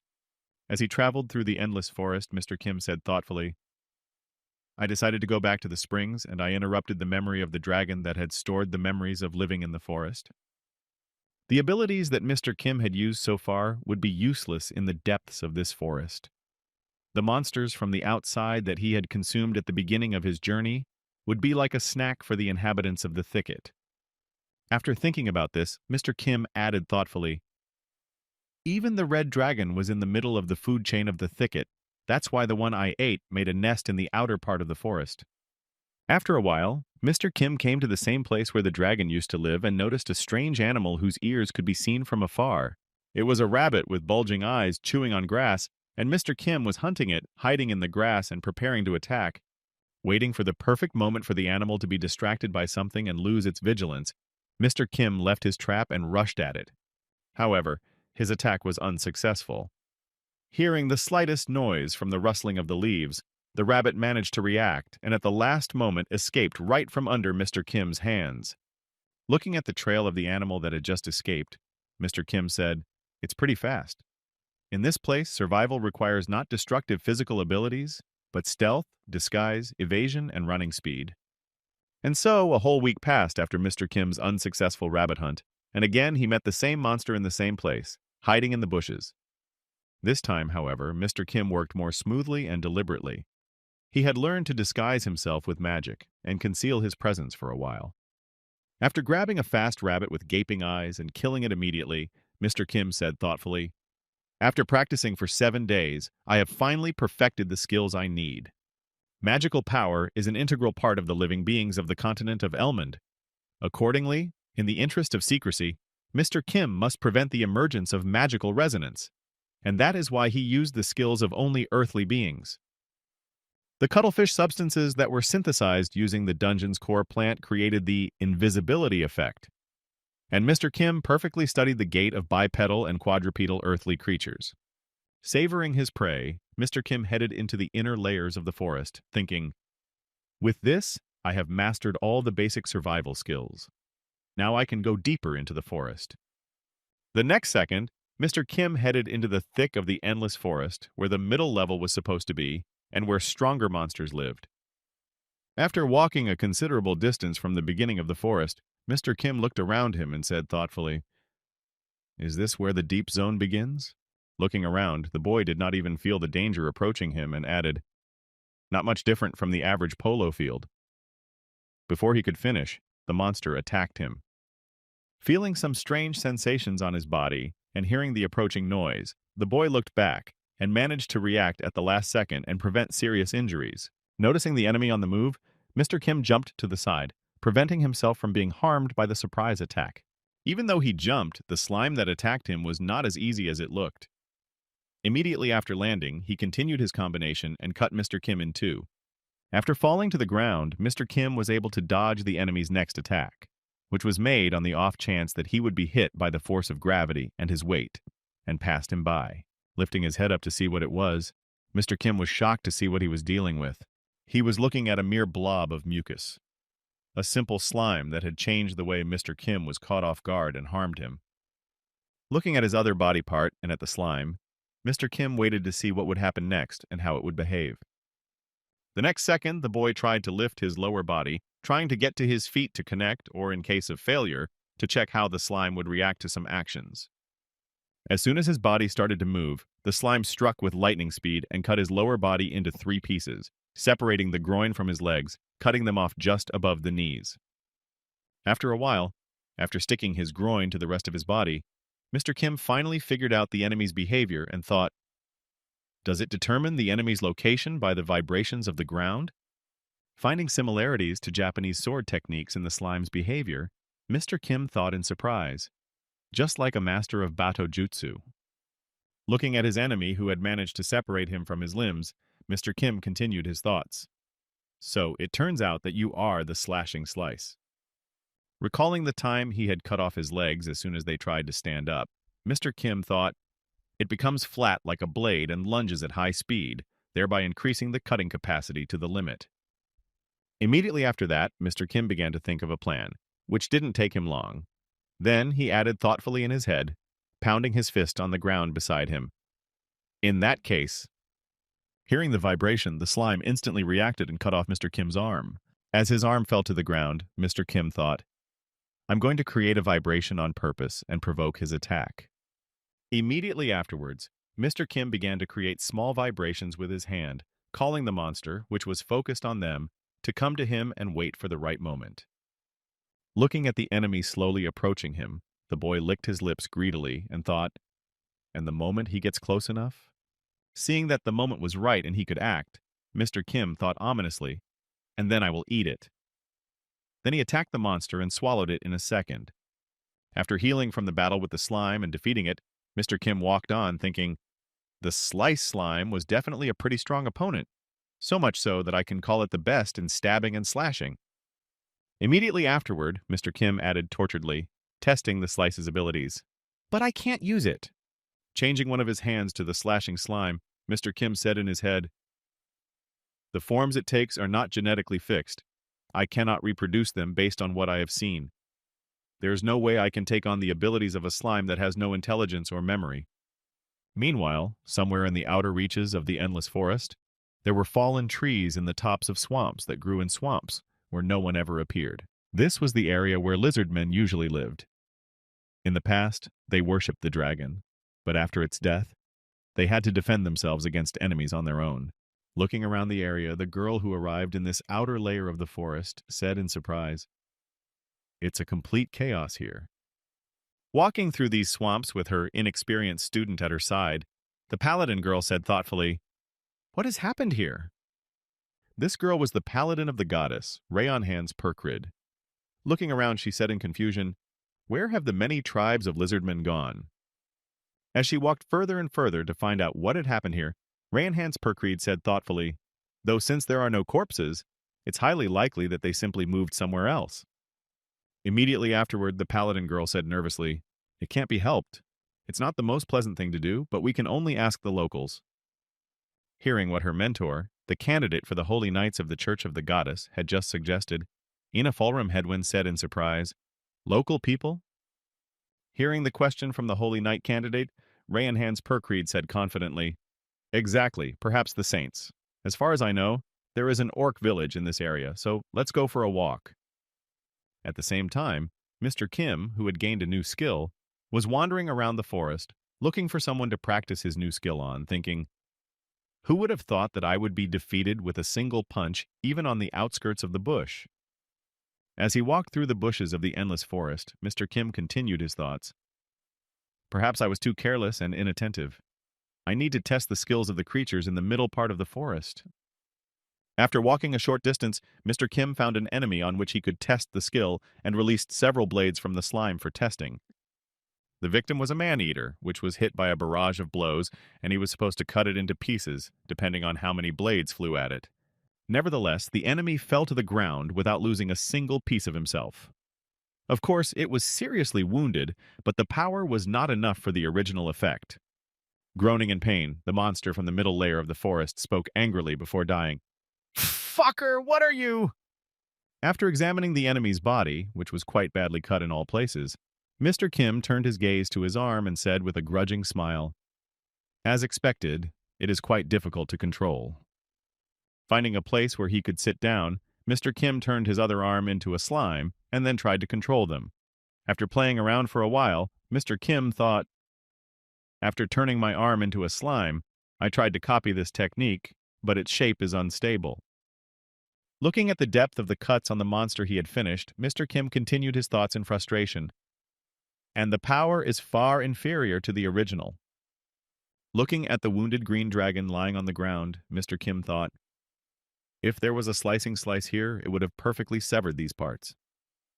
The next moment, remembering his first days of survival in this world, Mr. Kim thought, "Come to think of it, in the beginning, when I couldn't catch the dragon, I had to use a rather tedious method of hunting."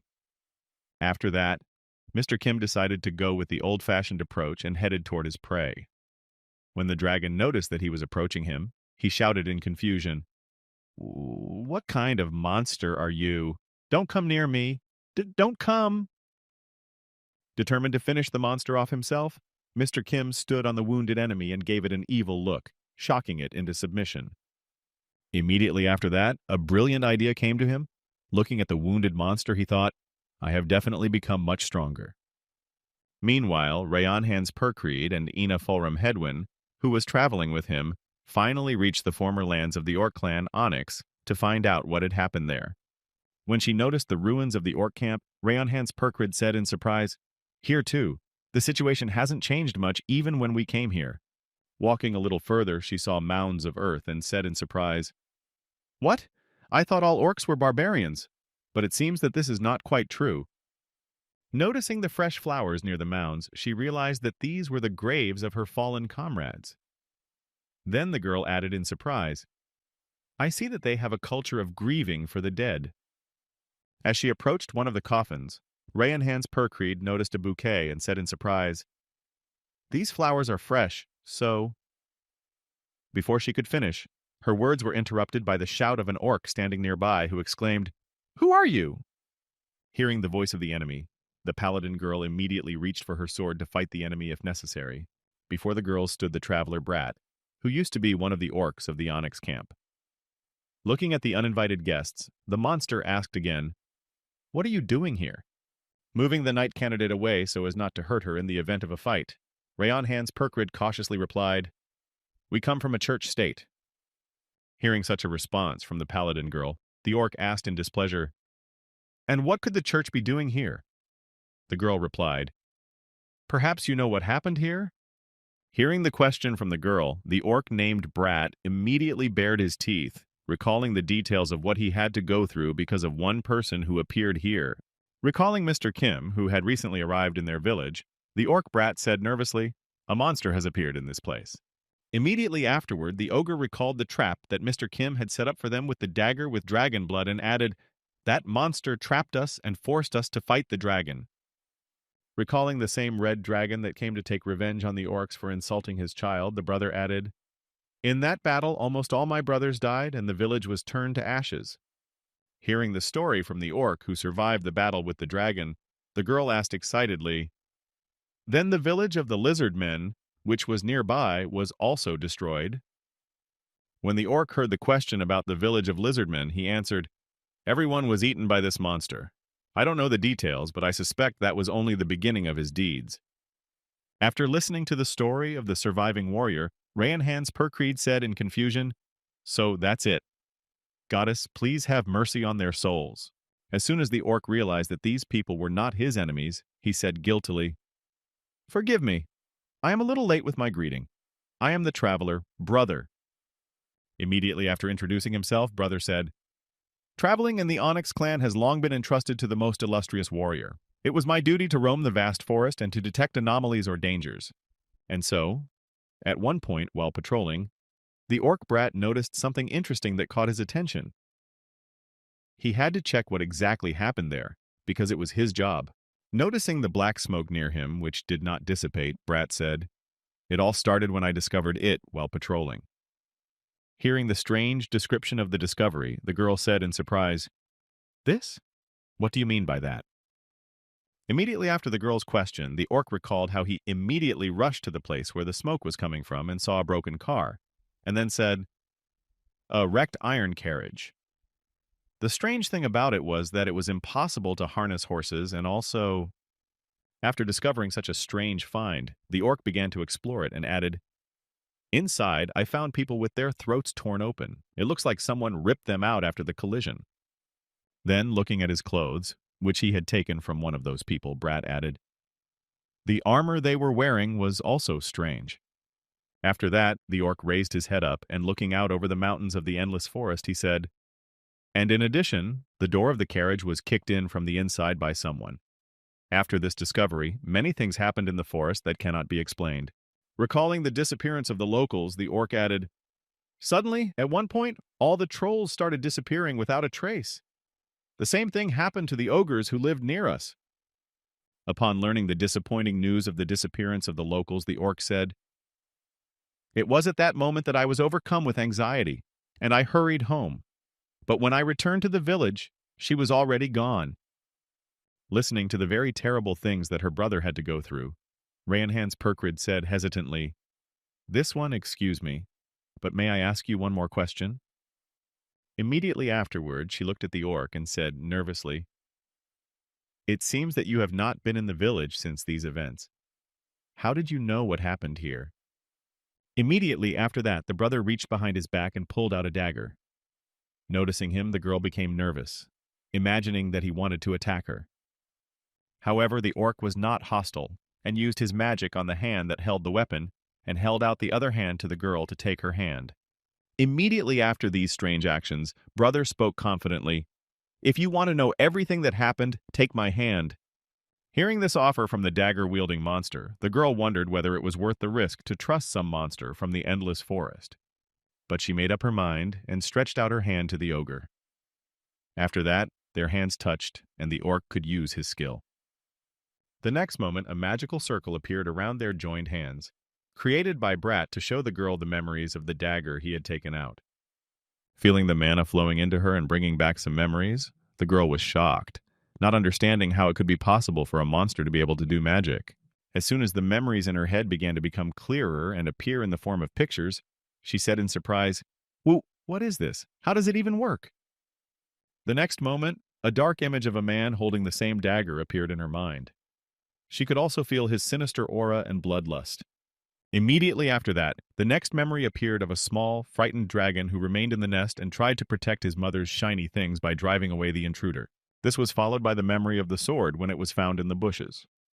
One of the orcs on patrol accidentally noticed something shiny and picked it up, dragging it to the head of the village. As soon as the village head picked up the dagger and realized whose blood was on it, it was too late. A red dragon had come to their village to take revenge for the fact that they had hurt his child. Having torn the top of the tent, the red dragon began to look for the head of the village and found him in his place with a dagger in his hands. Smelling the blood of his child coming from the weapon, the dragon became enraged and began to destroy everything around him in revenge. Seeing the memories of the weapon that the ogre showed her with his skill, the girl said in confusion, "Is it really?" Nervous about what kind of skill the monster from the endless forest was using, Rayanhan's Perkrai asked, "Time magic? So someone other than the king of the elves, Rhasis Alphyrus, can use it?" Hearing the girl say that, the orc looked at his hand and answered, "No, it's just spiritual magic, and the low-level skill psychometry. They allow you to read the memories of objects." Hearing how brother used these skills, the paladin girl asked in surprise, "So you found the thief with the help of this magic?" Sitting down on a rocky outcrop, the brother answered, "That's right.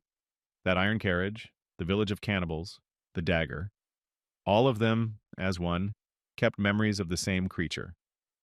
Immediately after these words, the brother looked angrily into the void and spoke in a voice full of hatred. "This bastard left the endless forest many years ago, yet not long ago he reappeared here." After saying this, brother placed the dagger on his hand and used the skill, saying, "Spiritual resonance." Immediately after this trick, the dagger turned in one direction, pointing to the exact location of the monster from his memories. Noticing that the dagger had stopped, the brother said confidently, "Right in that direction." At the same time, Mr. Kim wandered through the endless forest, looking around. After walking a long distance through the forest, he said, "The endless forest looks quite ordinary." After walking some more, when he saw an active volcano and an ice mountain relatively close by, Mr. Kim added in amazement, "But in the deepest part of the mountain, it's not quite like that. It's a devilish sight, and it's amazing." As he approached the edge of the forest where the ice and fire locations began, Mr. Kim realized that there was a balance of ice and an active volcano. They became the basis of this strange ecosystem. All living things here have evolved, struggling to survive in very harsh conditions. The first place Mr. Kim decided to go to was the top of a glacier, over which a mountain towered alone. It was this place that became the first goal in his journey to acquire new skills. Why this particular place? It's very simple. According to a rumor that Mr. Kim had heard somewhere, it was said that a rather powerful monster lived on this snow-covered peak. This powerful monster was the only kind of dragon in the world, and it lived on the middle level of that very endless forest. It was he who was able to adapt to life in the depths of the endless forest in such harsh, icy conditions. We are talking about the same ice dragon. Meanwhile, Ina Fulram Hedwin, who was traveling with her mentor and the orc brat, began to see sudden memories that for some reason began to appear in her head. The first one was about a red dragon. The next one was about how a red dragon burst into the port city and began to destroy everything, burning to ashes all the demons that came across it. And also the very moment when Maiden tried to avenge his sister, who was covered in rubble after the destruction of the building where she lived with her brother. Noticing that Ina Fulram Hedwen was floating in her thoughts, Rayon Hans Perkreed suddenly shouted out to bring the girl to her senses, "Miss Candidate for the Holy Knights!" Hearing this exclamation, the brother also turned his attention to the girl to see what had happened. Hearing her name, the girl came back to reality. After that, the paladin girl asked again, "Mistress?" Looking at the girl, Rayon Hans Perkreed asked in confusion, "Are you sure you're okay? If you are worried about something, you can tell me and I will help you." Hearing such words of support, Ina Fulram Hedvin replied nervously, No, I'm fine. I'm just thinking a little bit." Hearing the two girls talking and that the younger one was fine, the brother, who continued to walk in the direction of the dagger, said, "Gather yourselves. There is no telling when that monster may appear again." Immediately after these words, the girl felt some pain in her head. She kept having this strange feeling that came and went in waves. Once again, the image of the red dragon appeared in Ina's mind. Trying to make sense of it, the girl thought, "And yet, what were those memories? Every time they pop up in my head at certain intervals." Then, looking up and noticing that they could already see the ice mountain and the active volcano in front of them, Ina Fulramhedvin added thoughtfully, "It seems to have gotten worse since I was last here." At the same time, Mr. Kim had already reached the glacier zone in the middle of the vast forest and witnessed a very interesting confrontation. It was a great opportunity for him to observe the behavior and skills of the locals. At that time, a herd of ice dragons were hunting a mutant deer that they had recently tracked down and started chasing it. The mutant deer, who also looked like a pretty strong enemy, was running away from his enemies on his two legs. He had mutated into a humanoid individual, had a pair of hands instead of front hooves, and a pair of legs for anticipation. Looking at this strange sight of a deer running on two legs, Mr. Kim thought, no matter how fantastic this world is, living things move according to the laws of physics. And if everything here has a reasonable explanation, then what is the principle of operation? Eruption of cold. Looking at the ice dragon, which was preparing to attack with its icy breath, Mr. Kim said thoughtfully under his breath, "At first I thought it might be releasing liquid nitrogen, but—" Before he could finish his sentence, Mr. Kim witnessed the effect of the ice dragon's icy breath when it used its skill to catch its prey. As a result of the breath, the enemy simply froze on the spot. His entire body was a thick layer of ice. It was not at all like the effect of liquid nitrogen. It was clearly something else. The next moment, Mr. Kim saw that the same icy breath was reaching him as well, and he decided to check for himself what the principle of this strange monster attack was. Changing his finger into slime, Mr. Kim pulled it out from behind a tree, right into the jet of the icy breath. The next moment, the boy saw that he was covered in a layer of ice that very second and instantly froze. When he pulled the frozen finger closer to him to examine it, Mr. Kim saw it break off and thought in disappointment, "What a disappointment. It's ridiculously simple. It's just water." As he watched the ice dragons retreat, taking their victim with them, Mr. Kim said thoughtfully, "The breath of an ice dragon does not freeze by itself. Everything is covered in ice because of the low temperature of this place, after it is exposed to the water jet." Looking at the ice dragons, Mr. Kim added thoughtfully, "So their unique attack can work in places like this where there is a cold climate." Heading in the same direction as the dragons, Mr. Kim said, "The result of observing the ice dragons is that they have definitely evolved. They have successfully adapted to the harsh environment."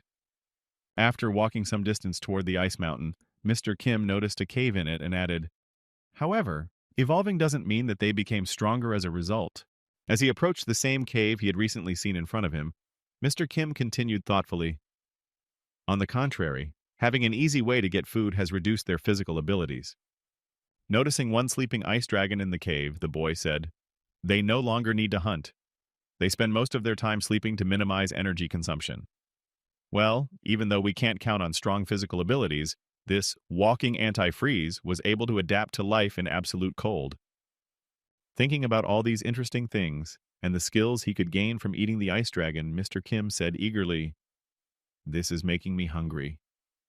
Immediately after saying this, Mr. Kim began to transform into a red dragon so that he could chew through the body of the ice dragon that was safely sleeping in front of him with greater efficiency. The next moment, a loud roar came from the cave. Hearing it, the other dragons who had gone hunting turned around and headed back to see what had happened.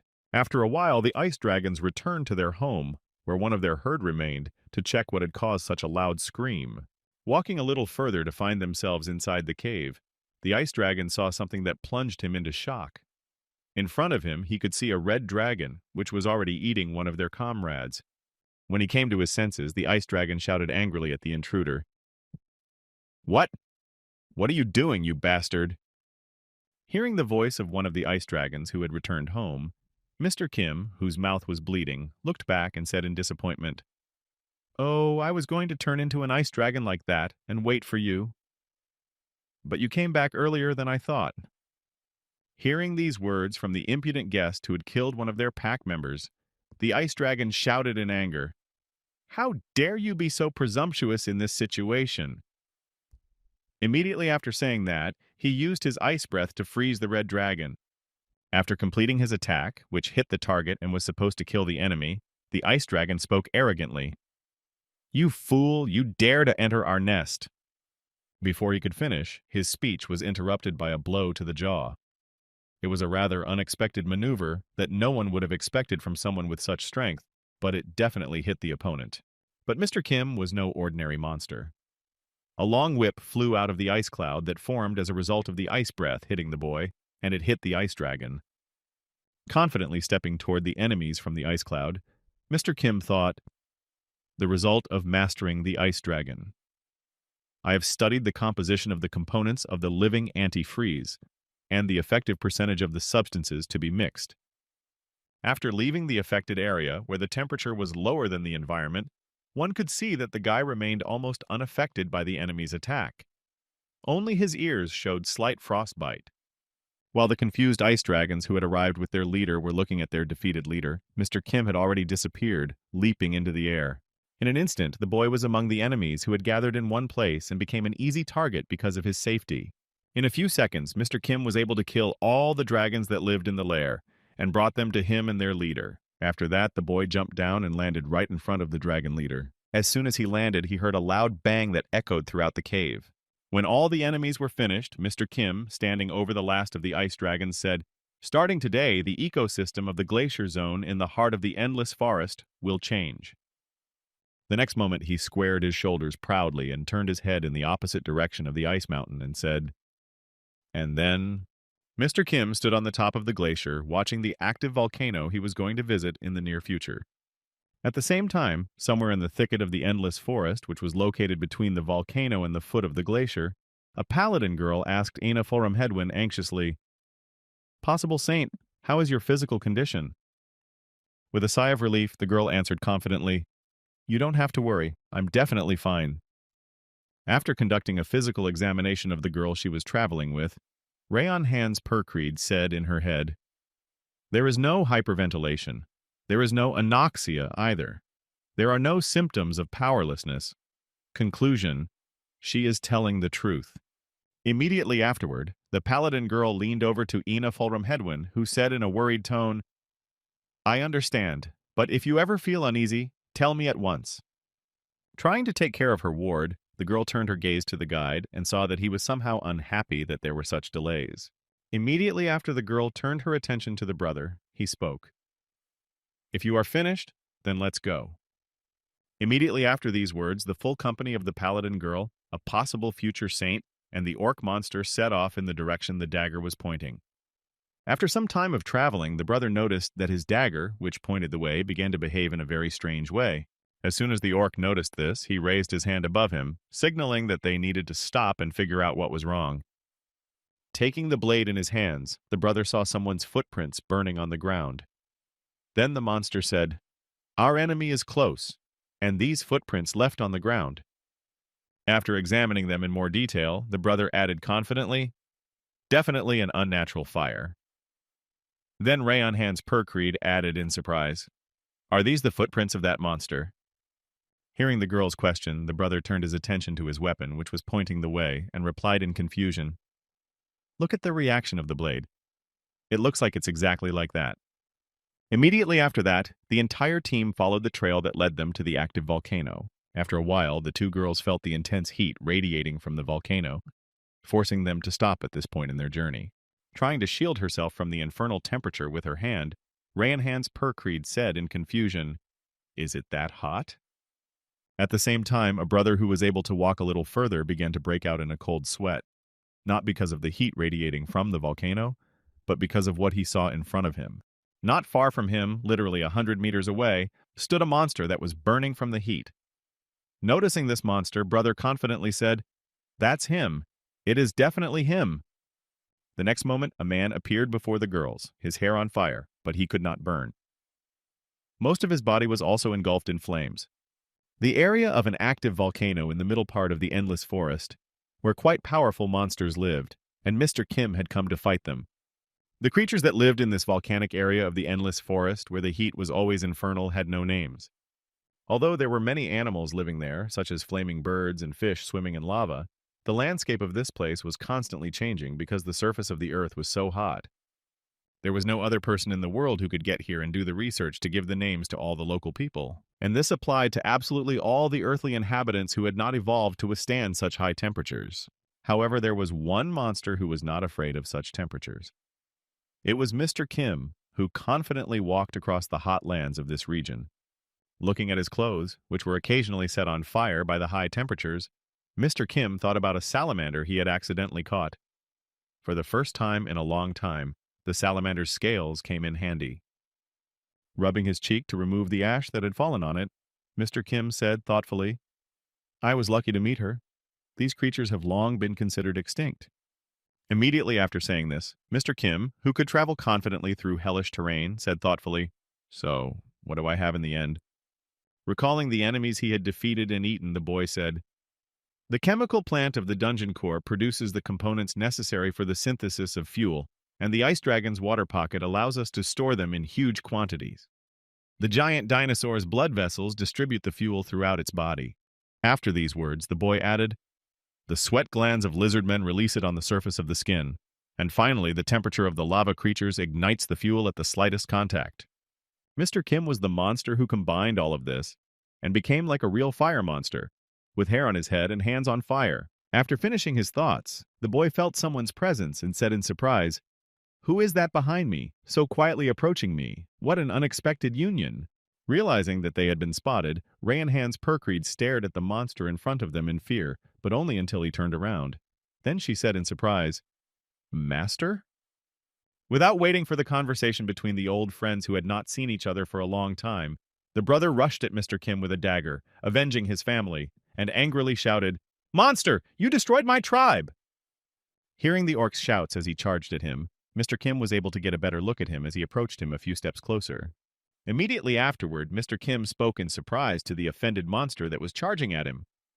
"You traveling brother?" Hearing that he called him by his nickname, the orc immediately stopped and asked in surprise, "Do you know me? But how does a human know my name?" After receiving this question from the orc, Mr. Kim just smiled slyly and began his transformation into a well-known person. Taking on the guise of the elders of the village that the dragon had destroyed and where his brother lived, Mr. Kim said with a slight mockery, "Was there anyone among the orcs who did not know you?" Seeing a very familiar face that Mr. Kim was able to recreate, the brother said in confusion, "Elder." As soon as brother regained consciousness after seeing the familiar face, he immediately rushed at Mr. Kim to confront the brute for his mockery and shouted out in anger, "You bastard! How dare you use an elder's face?" Grabbing the blade that he always carried with him, brother gripped it tightly and prepared to strike. The next moment, there was a loud sound as the dagger struck Mr. Kim's armor. My brother had struck his first blow at the enemy he had been trying to take revenge on for so long. As a result of the hit, a rather powerful airwave appeared behind Mr. Kim, which even managed to extinguish the flames on his hands for a few seconds. Although the attack was quite strong, it did not manage to hit the boy's flesh. Traveler Brother stopped at the last second in front of Mr. Kim's body just to intimidate him and demonstrate his skill with the weapon. The next moment, the traveler spoke angrily to the man he had just spared. "I have been training for years and waiting for this moment, and now it's time to take revenge on you." Clutching his dagger in his hand, the orc prepared to fight. The next moment, he swung his weapon, prepared to deliver a fatal blow that would strike the enemy, and shouted in anger, "Die!" These words were immediately followed by a flurry of blows, which the brother delivered with frantic speed to finish off the very monster that had destroyed his village. While the orc was delivering his barrage of blows, Mr. Kim released a poison from his hand that was supposed to neutralize the enemy when it spread around him. But while he was trying to win somehow, the brother continued to deliver a lightning series of blows, and this time the final blow was to the head. Although it might seem so, at the last moment the trajectory of the dagger changed, and it flew straight through the boy's body. Immediately after the series of stabs ended, a cloud of dust appeared at the site of the massacre. A bewildered Hans Perkreed watched from a distance, not knowing how to react. Watching the fight between two fighters, one fighting for his comrades and the other just to gain skills, she thought in confusion, "What the hell is going on here?" After a few seconds, the dust cloud dissipated a bit, and the outlines of the two figures fighting each other became visible. Seeing them, the girl thought, "They are fighting. In that case, I need to help." Immediately after thinking about helping, the girl plunged into a stupor, because she had to choose one of her two friends to support in this fight. The first candidate was the orc traveler Brat. Remembering him, she thought, a brother who takes just revenge on the monster who destroyed his race. Immediately after thinking of brother Hans Perkreed imagined Mr. Kim in her mind and continued to think, "A royal lord protector, a knight among knights, and my mentor. Faced with a rather difficult choice of whom to choose as her favorite to help her, the girl thought in confusion, who should I choose and go to help him? A few seconds after the dust from her brother's punch had cleared, Rayon Hands Perkrid smelled a strange odor in the air that looked like poison. Sensing the danger, she immediately stepped back to avoid being exposed to the sprayed poison, as well as to protect her ward from its negative effects.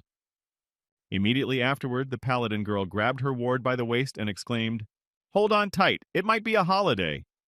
The next moment, Rayon Hands Perkrid threw the girl over her shoulder and quickly stepped back and exclaimed, "We have to get as far away from here as possible, or we're in for a very embarrassing fate."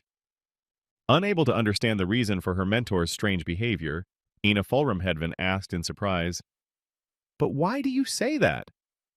Continuing to pick up her pace to escape from the poisonous cloud sprayed by Mr. Kim, the paladin girl said, "This, a deadly poison. It is sprayed in the air on the battlefield." Meanwhile, the entire area around Mr. Kim had already been filled with a thick cloud of hydra venom that could have killed anyone. Feeling that he was getting worse and worse with every breath, the orc traveler brother said in surprise, "You bastard! Did you really spray poison? Coward!" Realizing that he would not last long, Brat grabbed the dagger with both hands, and preparing for his last stroke, he said angrily, "I cannot do this. At least I will make one last stroke." The next moment, the orc gathered all his remaining strength and struck his enemy with a dying blow to defeat him, or at least to inflict critical damage. But unfortunately, the orc's attack was in vain. Mr. Kim's skin was so strong that that miserable dagger would not have pierced it under any circumstances. Coughing up blood from inside his body, the orc spoke in confusion when he noticed that Mr. Kim had not been struck by his most powerful blow and had not been scratched. How is this even possible? Slowly losing consciousness from the poison, the orc traveler brother said one last thing before he died. "I could not leave you even a wound." At the end of the battle, the enemy fell, breaking the dagger against Mr. Kim, who finally walked through his body. Immediately after the death of the orc brother, Mr. Kim looked at him angrily, wondering what to do with him. Burn it or perhaps eat it. But it was of little use. And then Mr. Kim still preferred the first option, namely to simply burn the enemy's dead body by blowing it up. After the explosion, a piece of coal flew far, far away from the boy. At the same time, the paladin girl was trying to get away from Mr. Kim, who had turned into a real monster since the last time they met. While on the girl's back, Ina Fulramhedvin said nervously, "Paladin, let me go! Mr. Brother is still there!" Hearing these words from her ward, Rayon Hands Perkrid replied nervously, "I will not let go. I must protect you at all costs." When Ina Fulramhedvin heard her mentor's refusal, she said, "It's not too late, at least if we join forces." As soon as Ina's proposal reached the ears of the paladin girl, she replied in confusion, "No, you are mistaken. We are already late." Immediately after this answer, the girl asked in surprise, "How can you be so sure?" And she replied, "The outcome of a battle is not determined by a simple comparison of forces. A combat priest entering the order is told to remember this first and foremost." Pointing out her mistake to Ani Fulramhedvin, the paladin girl added nervously, "Please, have a good assessment of your own abilities. I don't want to watch a candidate for the saintly life commit suicide. The value of your life is incredible." Hearing these words from her mentor, Ina Fulramhedvin said thoughtfully, "Undoubtedly, that man's life force is enormous, but he has very little mana and no aura at all.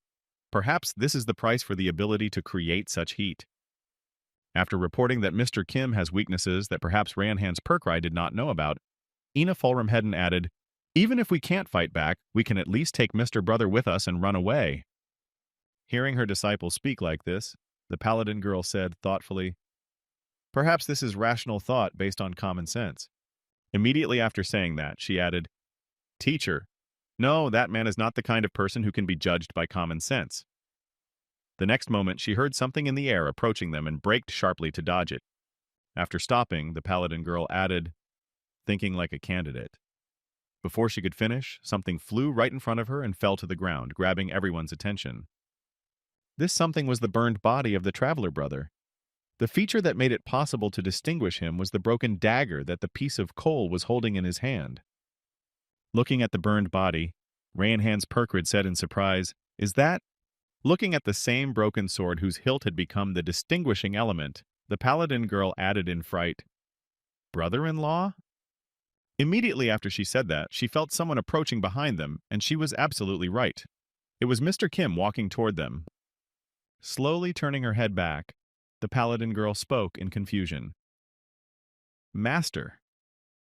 And in her mind, she thought frightenedly, I can't even imagine how a teacher would behave. Immediately after these thoughts, cold sweat broke out on the girl's body, and she thought, if he thinks that we are Mr. Brother's henchmen, then we are definitely in trouble. But surprisingly, everything started well. Mr. Kim said in a calm voice, It's been a long time, my student. Immediately after these words, the dangerous burning monster added in an ominous voice, Now we can take our time to talk to you. And then thought, Rejoice, disciple. Looking at Rayanhan's pure creed with an ominous gaze, Mr. Kim thought, Until now, you have been the only one who has chased after the image of a teacher and a student. But now I am calling you a student as well. Continuing to stare at his friend with a look of madness, Mr. Kim repeated again, Now we can take our time to talk, student. Realizing that there was no point in running away because it could be seen as aggression and he would attack, Rayanhan's Percreed thought, Now we are definitely doomed. As she rested on the paladin girl's shoulder, Ina Fulram Hedwin looked behind her to see why her mentor was so frightened. The next moment, the girl broke free of her mentor's grasp, and the latter loosened her grip in excitement. It was the perfect chance to escape from the girl's arms. A second later, Ina Fulram Hedwin decided to show all her courage and stood right in front of Rayanhan's Percrid to protect her in case of danger. The next second, Ina Fulram Hedwin shouted angrily at Mr. Kim, Why did you kill Mr. Brat? Depending on your answer, you bastard. Before the girl could finish, the paladin girl immediately calmed her down and tried to take over, speaking nervously to her former mentor, smiling nervously. It's been a long time, teacher. Hearing her address the enemy standing in front of them, Ina Fulram Hedvin asked her mentor in surprise, Teacher, do you really know this monster? Hearing such a question from her mentee, Rayanhan's Percrid was confused. I will explain later, but for now, please be quiet so that you cannot be heard. Immediately afterward, Mr. Kim spoke in surprise to his student, with whom fate had brought them together again. Indeed, it's been a long time since I've met my relatives. As soon as the conversation turned to his fellow soldiers, Mr. Kim remembered one bandaged boy and said thoughtfully, Although there was one guy who seemed to be a relative, but it turned out he wasn't. Hearing the words of her former mentor, the paladin girl immediately asked, How interesting. And what was the person who met you after the manticore? Then she thought nervously, We need to gain time. We need to contact the church state. Hearing the girl's question, Mr. Kim began to recall what it was that made him feel like he had met his brother and said thoughtfully, He was able to transform. His name was... After some thought to remember, the boy said, Maiden Hullfield. Hearing this, Ina Fulram Hedvin immediately plunged into shock. Then everything began to fall into place in her head. Grabbing her head, which began to buzz, and everything in it began to stir, she groaned and spoke with difficulty. Maiden. Halffield? Seeing what was happening to the girl, the paladin said nervously, Could it be a holiday? Ina Fulram Hedwin ignored all the words that were said to her at that time. She simply did not hear them. The noises in her head interrupted them. After a while, she repeated the boy's name again. Maiden? And so, at last, the possible Saint Ina Fulram Hedwin remembered her forgotten memories from the beginning of her unconscious life. Her eyes opened sharply, and the girl, looking through her fingers at her opponent, spoke confidently. Brother. Now let's fast forward 3 years to the very moment when a giant dragon first appeared in the demon port city of Stockfleet and destroyed it to the ground. After the dragon attacked the city, it killed a large number of residents and infrastructure, leaving only destruction and despair. At the same time, somewhere under the rubble was a girl who had been buried in the debris of a house because the dragon had landed on it. After some time in a coma, the girl finally woke up looking at the ruins around her. This girl was the younger sister of Maiden Hullfield. She was the result of the mixing of two races, a half-breed from the union of an elf and a demon. Myron Hullfield. When she regained consciousness after being trapped in the rubble, the first thing Myron did was call out for her older brother. After getting out from under the rubble on her own, being left without a home, and losing her arm, the girl continued to wander around the neighborhood, trying to find Maiden. After a while, she finally heard a rumor that there was a boy in the world who was completely covered in bandages. That's how she found out that Maiden had gone to the human world. Then she went to the human world after him. However, despite the fact that she had her own plans for her life, the girl, whose body was filled with elven blood and mana, could not prevent the church from becoming interested in her. And so when the church took the girl in, luring her with sweet promises as a result of their activities, the order gave Myron a new arm and subjected her to memory alteration. With age, even her skin color changed. And that is how a new candidate for the Virgin Saint, Ina Falrum Hedwin, was born. The paladin Perkrid was entrusted with protecting the potential virgin during the pilgrimage to the Holy Land. A microchip implanted in her head evaluated her behavior in real time, and the data it collected gave rise to a revision of her rank, according to the position she held. And it was because of such life events that these two girls, the one who had completed 3 years of holy training, Ina Fulram Hedwin, and the student of the monster, the paladin Rayon Hans Perkrid, were born. These two, due to their circumstances, went on a pilgrimage together in the endless forest. Mastering herself and suppressing the pain that came with the girl's old memory, Ina Fulram Hedwin gritted her teeth and asked, "Meaden Hulfield, what happened to him?" Hearing the question from the possible saint, Mr. Kim, remembering the young man, said thoughtfully, "He died. Although, no, not even like that." Immediately after these words, Mr. Kim changed his mind and added confidently, "I killed him." Hearing this, the little girl was overcome with feelings of revenge, rage, and fear. Because of the sudden rush of adrenaline in her blood, she immediately began to prepare for a fight to take revenge on Mr. Kim for killing her brother. The next moment, the girl shouted out in anger, "I won't leave you alone!" Before she could finish, Rayon Hans Perkrid knocked her out so that she would not accidentally bring trouble on herself through rash actions. The next moment, Ina Forumheden fell unconscious to the ground. Only the teacher and his former student, who had escaped after the fight with the Hydra, remained standing. Seeing how skillfully she knocked the girl out, Mr. Kim said in amazement, "Now you can control your strength much easier. Before, it was definitely difficult for you to cope with it." After asking that adventurer girl who had disguised herself as a nun, Rayon Hans Perkrid said in confusion, "Oh, you mean those days? That's because I've been practicing properly all this time." Immediately after she said this, Purkrid threw Ina Fulramhedvin over her shoulders and said awkwardly, "Teacher, your pupil is now on official business. Why don't we postpone our joyful reunion until another time?" After saying this, the girl continued to pretend that everything was fine, nervously thinking, "I tried to contact the church state through the communicator, but because of the high density of magic in the endless forest, it was not possible." Hearing these words from his student, Mr. Kim suddenly stamped his foot on the ground and prepared to do something. When she saw that he had somehow dispersed, she exclaimed in confusion, Master, I never even thought of being at odds with you, and we just met that orc. We came here only to make a pilgrimage to the Holy Land." Immediately after that, the girl added nervously, "If we die now, it will be in the church state to tell you the truth." Before she could finish, Mr. Kim told her, "You have the wrong place." Immediately after that, Mr. Kim began a transformation. Looking at her teacher, she exclaimed in surprise, "What did you just mean, teacher?" After transforming into an almost normal human being, Mr. Kim confidently walked back toward the outer level of the endless forest and said, "They say that you can't make a connection until you get out of the thicket. Follow me." As the girl followed her teacher, who took on the appearance of an ordinary person and walked off somewhere, she could breathe a sigh of relief, realizing that they had escaped the terrible disaster. Immediately after Mr. Kim told her to follow him, Rayon Hans Perkrid said with relief, "What a blessing. Obviously, the fate of dying right here has passed us by. One of the sacred places in the Church of the Goddess in the Endless Forest is the settlement of the Lizardmen. Back in the early years of the church state, the name of the sacred Lizardman Knight was heard, and that's because he came from Longtail Follyhaven. And that's why Mr. Kim headed to the outskirts of the Lizardmen's territory, where the very Holy Land his student was looking for was located." Arriving at the right place, Rayon Hans Perkrid said thoughtfully, "The Lizardmen of the Endless Forest are closed-minded and quite aggressive. But since it is also the sacred lands of the church, the objects that were previously installed in the vicinity are still there." Immediately after these words, the girl sighed heavily and said thoughtfully, "If you are here, then the connection." She then tried to contact the church by sending a message through the receiver. Houston, do you have contact?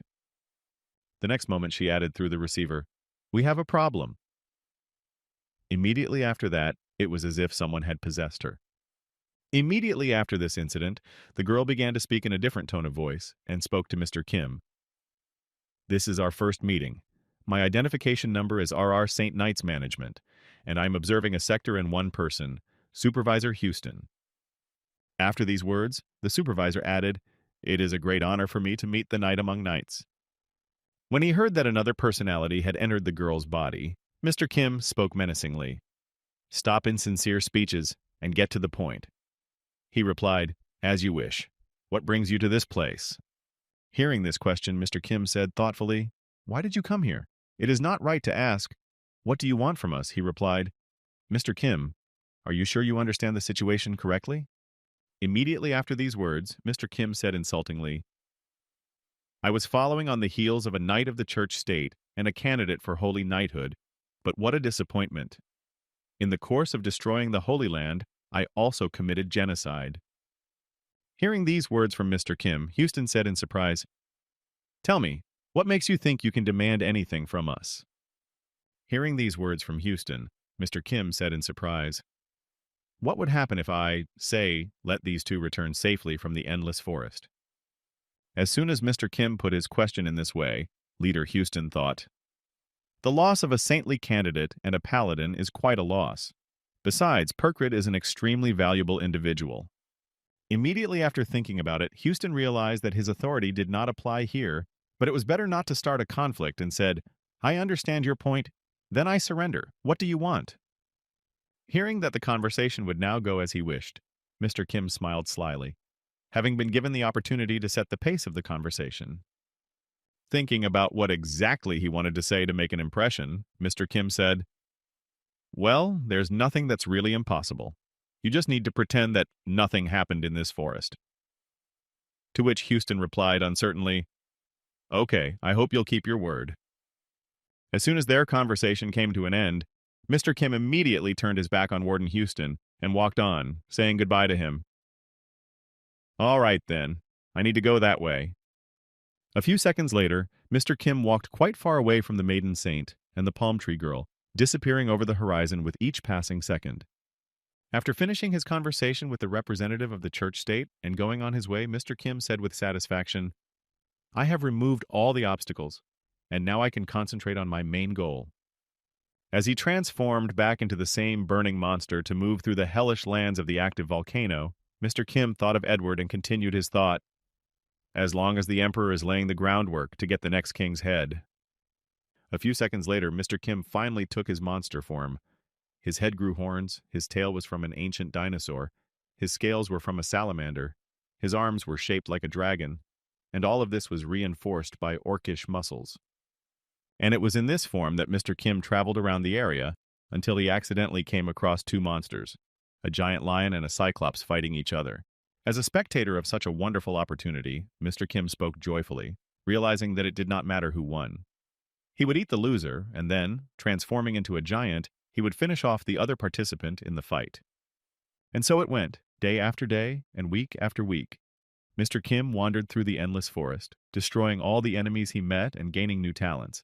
And now, 6 months after the feast in the endless forest, in the land of the dwarves, the kingdom of Evermain, elections began, conducted by one of the same dwarves who had come to the kingdom of Grand Continent with his comrades to learn the secret of the secret engine they had invented.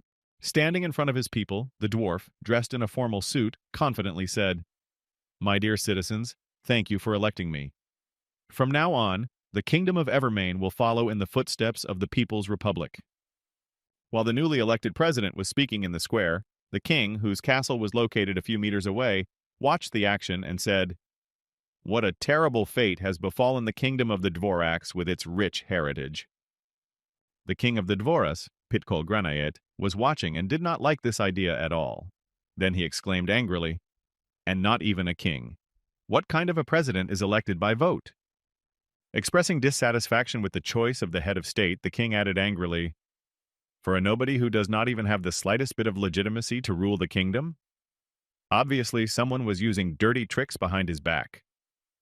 Immediately after these words, King Bhumibol turned his attention to his people who were present at the president's speech and added, "Otherwise, the people would not have behaved like madmen." Throwing his royal cloak aside, the dwarf king spoke confidently, "I will personally intervene and save the kingdom from this threat." The king of the dwarf kingdom then called out to the guards on the other side of the door, "Hey, is there anyone outside? Get ready, I'm going to pay a visit to a friendly country, the Grand Continent Kingdom." However, no one even responded to his words. Everyone who was in the kingdom went to the square to listen to the speech of the new president who was to lead the kingdom.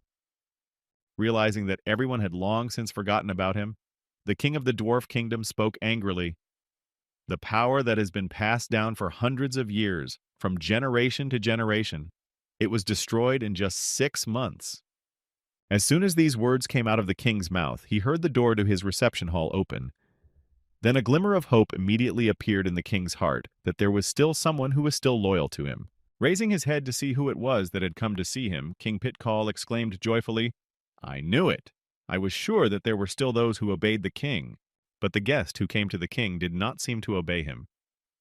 It was Mr. Kim who came for the soul of the king of the dwarf kingdom, or to be more precise, for his head. As soon as Mr. Kim entered King Pickle's room and saw him standing right at the door, he said happily, "Booga, I found it. Now we have a second head. Half the job is done." Looking at the monster who had come to visit him, the king of the dwarf kingdom was frightened. Who are you, and how did you even get into the royal castle?" As Mr. Kim prepared to attack, King Pickle tried to intimidate him by saying, "Do you even know where you are and who you are talking to?" But the boy did not even listen to him. The next moment, there was a sound of a hand swinging and flesh being cut. Immediately after that, there was a splash of blood, and the king's head flew off his shoulders. When all was said and done, Mr. Kim took the head and went back to his kingdom with it. Meanwhile, King Edward was sitting in his office as Emperor of the Grand Continent, waiting for the result. After a while, the door to the room opened abruptly, and Mr. Kim was seen standing on the threshold, slowly starting to walk in to report on the successful completion of the mission. His report was not eloquent. Mr. Kim first lifted the bloody sack to his chest and then spoke confidently. "Do you think this play on words will really work?" Seeing that the head was finally in their hands, Emperor Edward spoke joyfully. "I have already received official confirmation from the goddess. She said that the king and the president are completely different, so don't worry." Hearing that the head was definitely suitable for the ritual, Mr. Kim remembered those zombified locals and said thoughtfully, "I see. Speaking of which, this brainwashing technique has clearly progressed." Hearing this news from his friend, Mr. Kim said thoughtfully, "Indeed, we can say that it is close to completion. By the way, you have already received the second head, and the results of the research are encouraging, but—" Immediately after these words, Emperor Edward looked at his friend, who was clearly dissatisfied with the new changes in the plans, and said nervously, "Brother, we have a problem." Putting his hand to his forehead to shield his face from Mr. Kim, Emperor Edward asked, "Kim, have you ever heard of the state of Fortestille?" Fortestille! It was one of the few countries that protested the dictatorship of the Grand Continent, and it was also the only one of its kind that managed to get air defense into service. And the reason for this lies in its geographical location. It is perfectly suited for the transportation of ammunition in wartime and trade goods in peacetime. Nevertheless, there was a shameful moment in the history of Fortestille when it became a conquered kingdom. And that is why, when the kingdom found itself in a difficult situation and weakened after the invasion of sea monsters, a huge rebel army began to rage in Fortestille. Thinking about this problem, Emperor Edward said in frustration, "The kingdom is already in an unstable state, and if Fortestille rebels, then the number of problems will grow to heaven."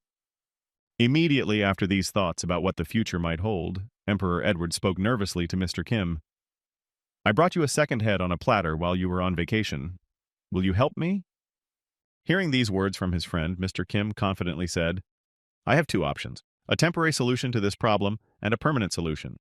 Hearing that it was possible to pacify Fortestille forever, Emperor Edward stood up joyfully and asked nervously, "You can pacify them forever? This is just wonderful!" Immediately after he said that, Emperor Edward sat back down in his seat, realizing that this always sounds strange, and asked Mr. Kim, "No, wait a minute. Is there a catch to this?" When Mr. Kim heard this question from his friend, he said in different tones. There will no longer be a place called Fortestille on the continent, and it will most likely take decades for civilization to emerge on this land again. Hearing this proposal from Mr. Kim, Emperor Edward realized his mistake, and folding his hands in front of him, he said pleadingly, "Let's just settle for a temporary solution." And so, several days passed after Mr. Kim's conversation with Emperor Edward. Now all the key moments shifted to the city of Fortestille, where the temporary suppression of the uprising was to take place. Standing by the port, Navy officer Kendra Amy Baker waited for her guest, who was expected to arrive at the appointed place any minute. Closing her eyes from nervousness, she tried to collect her thoughts, speaking in her head. Today, the Lord Protector of the Grand Continent will arrive for an inspection. I need to get my thoughts together immediately. Immediately after these thoughts, she thought excitedly, "Please let this day pass without any problems." As soon as she said this, Mr. Kim landed a few meters in front of her. Noticing this spectacular appearance of the Lord Protector, Kendra Amaker thought in amazement, the rumors were true. He really is a master of disguise. As soon as the boy arrived in the kingdom, he went to the girl who was supposed to meet him, and she nervously exclaimed, "Mr. Kim, you have traveled a long way. I, Kendra Amy Baker, on behalf of Fortestille, congratulate you." Before she could finish her welcome speech, a man in a cape who suddenly appeared behind Mr. Kim shouted, "Long live the Free Republic of Fortestille!" Hearing someone's voice close to him, Mr. Kim looked back to see if the shouter behind him had malicious intent. Immediately after this shout, the man in the cloak spread his arms and shouted, "Go to hell, chain dogs of imperialism!" When the man's cloak was pulled up, it became apparent that he was wearing several dozen dynamite bombs with fuses already lit. Immediately after these loud words, the man added menacingly, "I will finish you all." Before he could finish speaking, Mr. Kim simply flapped his wing and immediately extinguished all the lit fuses on the explosives. After a powerful gust of wind created by Mr. Kim, the kamikaze pyrotechnician looked at his dynamite blocks and noticed that they were all extinguished. He was very confused. However, that was not all. Immediately afterwards, the suicide bomber took out a match and lit it, exclaiming, "Ferocious. But anyway, the fire can be lit again, so this is not a critical problem for me." Before he could finish his speech and light the dynamite bombs again, Mr. Kim grabbed his arm to prevent him from causing hooliganism in the middle of the city. The next moment, Mr. Kim squeezed the man's hand tightly, shattering all the bones in his wrist and knocking him to the ground in pain. Immediately, the sailors on duty, who were acting as police, came running to the noise and said nervously, "Sorry for taking so long to get here." The next moment, the patrol officer's partner spoke to the boy who had already neutralized the criminal. "What's the matter with? Are you okay, Mr. Kim?" Hearing the voices of the patrol officers, Mr. Kim looked back and handed the criminal over to them and said in a stern tone, "Take this guy to the interrogation room. We will extract information from him." After a while, the suicide bomber found himself in the interrogation room. There was dynamite on the table, and opposite him sat Mr. Kim, who had volunteered to conduct the interrogation himself. With a stern look at the man who was about to commit a terrorist attack in the middle of the city, Mr. Kim asked, "Where did you get these explosives? Do you have the support of the rebel army?" Not realizing what a mess he was in, the terrorist brazenly spat on the table and said in a loud voice, "Fuck you! I won't shave my head to tell you anything." Hearing these words from the terrorist, Mr. Kim got up from the table and said in a calm voice, which surprised the terrorist, "I don't care, you don't have to tell me." Immediately after these words, Mr. Kim began to transform to eat him and read the hostage's memoirs. Seeing him change his form, the man nervously exclaimed, "Woo, what are you going to do? I repeat once again, my mouth is shut." Before he could finish speaking, he saw what Mr. Kim had become. After the transformation, the machine moved toward him, causing the man to say in fright, Mother of God." Immediately after that, screams came from the room, but no one even paid attention to it. A royal assassin stood guard at the entrance to the room, patrolling to make sure no one entered. After a while, Kendra Amy Baker appeared in the corridor and, noticing the royal assassin at the door to the interrogation room, said nervously, "Excuse me?" As soon as the boy standing at the entrance to the room noticed her, she added, "First Lieutenant Kendra Amy Baker of the Alba Flume Navy. Sir Kim has invited an assistant from the Navy." Hearing these words from the girl, the royal assassin humbly opened the door and invited the girl inside, saying, "There's no need to be so anxious. I am only a messenger. Come in." Hearing this, the girl thought, "I don't believe it." When she entered the interrogation room, she said, according to the rules, Good morning, Mr. Kim. Junior Lieutenant Kendra Amy Baker of the Albaflume Navy. We met the other day. After introducing herself, as is customary in the military, she added nervously, You asked me to send an assistant to see you, which is why I'm here? Noticing only Mr. Kim in the room, the girl abruptly fell silent. She stepped aside to see if the terrorist had accidentally hid behind Mr. Kim, made sure he was gone, and then said in surprise, Didn't you interrogate the terrorist? But where is... At the same time, Mr. Kim was reading the man's memories to extract all the information he knew and possessed. When he finished reading, Mr. Kim said thoughtfully, Do you know the name Red Vein? Hearing the familiar name, the girl wondered what it could be about. Immediately afterward, she replied nervously, Yes, I know the name. Immediately after answering, Kendra Amabaker thought, It's a diner on a shopping street. Abruptly turning back to where the girl was standing, Mr. Kim gave his order, saying, Take me there immediately. Hearing this, the girl nervously replied, Yes, sir. When Mr. Kim read the memories of what he had eaten, he could only see the image of the leader from the back wearing a cape and thought, There is a personality behind this whole Fortesteel rebellion, but I have only eaten a small bite. His memories are not enough to find out exactly everything. Immediately after these reminiscences, Mr. Kim sighed heavily, realizing that it would take time to solve this case, and thought sadly, I'm always running behind schedule, and I still have 2 heads to get. As she walked forward to show him the way to the same eatery, she thought nervously, Scary! Walking right behind her, Mr. Kim was also thinking, When I finish my business, I'll have to stress the Spaniard out. He surely knows the value of his life. Meanwhile, that strange person was walking freely around the city. Heading to an inn on the market square, the same mastermind of the uprising smiled slyly that he was able to control everything from the shadows. The Red Weather Vane, a tavern located in the Fortesteel Army's deployment zone, was a cheerful place to be. And after a while, Kendra Amy Baker, who had been showing the way to this bustling establishment, finally put one of her hands on the door and spoke confidently, Mr. Kim, we have arrived at the right place. The next moment, she opened the door to the inn and went in first to make sure everything was okay and that there was no one there to catch her. Seeing the new guest who had just arrived, the bartender, who was wiping down the dishes, said happily, Oh, Miss Captain, it's been a long time since you visited us. You must have been very busy lately. Approaching the bartender behind the bar, the girl said awkwardly, Heh heh, the rebels have been very busy lately, and this is Sir Kim. As soon as she said this, she heard the sound of a blow and flesh being torn.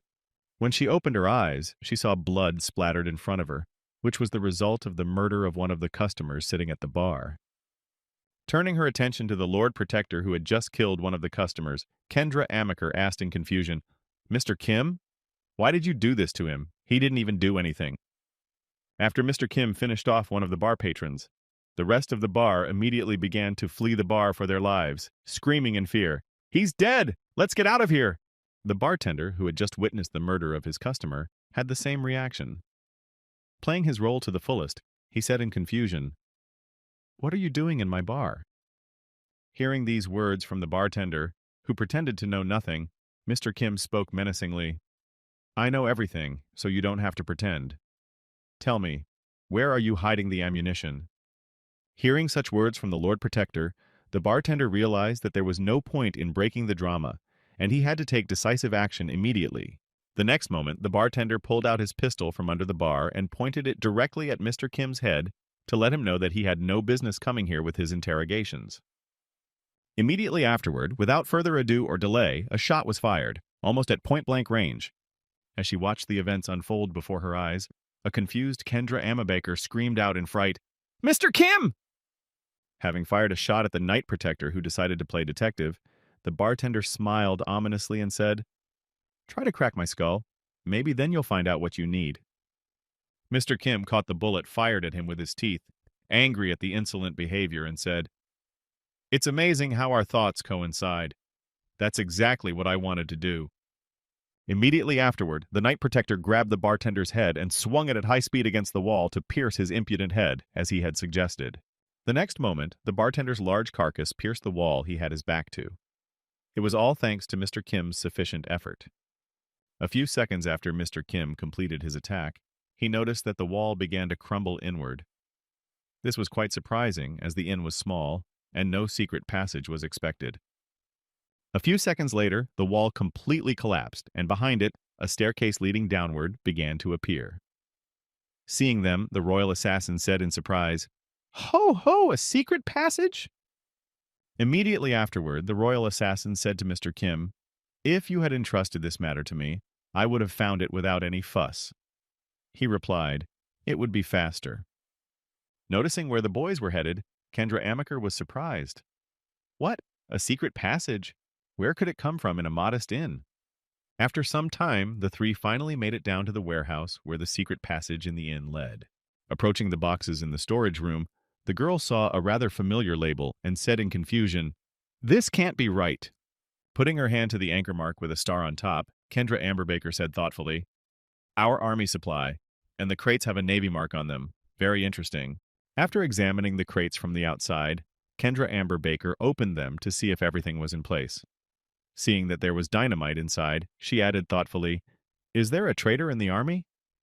Immediately after her guesses, which she said out loud, the girl added angrily, clenching her hand into a fist, "While our soldiers are dying at the hands of the rebels. How could they even dare to do this?" Seeing that Kendra Amy Baker could no longer control herself and keep a cool head, Mr. Kim, heading for the exit, said, "Leave this investigation to me, Lieutenant." After saying this, Mr. Kim turned to the body of the bartender, whom he had knocked out with a single punch in retaliation for the point-blank shot fired at him. As soon as he was in front of the body, he transformed into a fatal bite to be able to swallow the fat man whole and read his memories. After swallowing the fat man, Mr. Kim sat down on the floor to sort through all those memories and draw lines of correspondence. As soon as the enemy was swallowed, Mr. Kim chewed on the remains of the man he had killed first, in case he knew something valuable. Meanwhile, the Navy trader was changing his location again, walking through the city in his blue cape. Leaving a crowded place, this man went into an alleyway so that no one would notice him, and at the same time to make sure he was not being followed, because it would be easier in a deserted place. When he reached the gathering place, the man looked around to make sure he was not being followed, pulled back the curtain and went inside, where he was already expected. Taking his place among his accomplices, one of the insurgents spoke. "Our comrade Schaffler from the Red Weather Vane has been defeated." Hearing this, another replied, "Then all that remains is to switch to Plan B." Hearing the suggestion of one of his associates, the man with the eye patch said worriedly, "No, that might be difficult. The one who attacked the Red Weather Vane was the Lord Protector of the Grand Continent." Hearing who was standing in their way, the man in the green cloak said nervously, "By Lord Protector, you mean that hero? Sir Kim, right? What is such a famous person doing here?" Immediately after these words, another man in a blue cape appeared on the threshold of the meeting room and said, "I apologize for interrupting the meeting." This character who interrupted the meeting was John Funder. He was half man, half ape. When attention was drawn to him, he held out a bottle of red liquid and said, "I could barely get it." When they saw what their companion had brought, everyone in the room stood up and said, "It's the same thing. Is this the same thing you told us about?"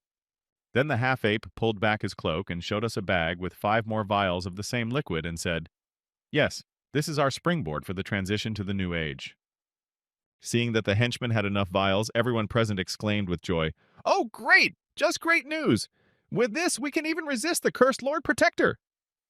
Immediately after these exclamations, the sound of someone's feet was heard, and a few seconds later, Schaffler appeared at the doorway, breathing heavily.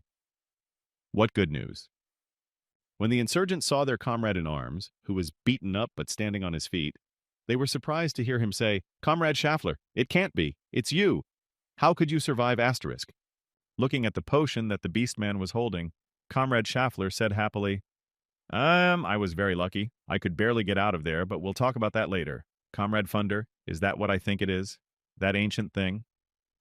Turning to his partner in the uprising, Fonder answered happily, "Bugaga, that's right. This is the very magic elixir that will help us step into a new..." Before he could finish, Comrade Schaffler's voice changed dramatically, his tone becoming quite ominous, and he said, "The evidence and the criminals themselves are all in one place." Immediately after these words, Mr. Kim began to release gas from his body, which quickly filled the entire room. Hearing the strange smell and his friend's words, the beastman said in surprise, "What did you just say?" Noticing that there was less air in the room and it was much harder to breathe, the beastman said in surprise, "What is this?" The next moment, everyone in the room began to sweat profusely. Tears were pouring from their eyes, and saliva was flowing from their mouths. They could not resist this sprayed poison, but simply fell down like flies. As soon as the enemies were neutralized, Mr. Kim replaced half of Schaffler's face with his own and said, "This is a tear gas based on lilac gas. How do you like it? Can you at least sing the national anthem?"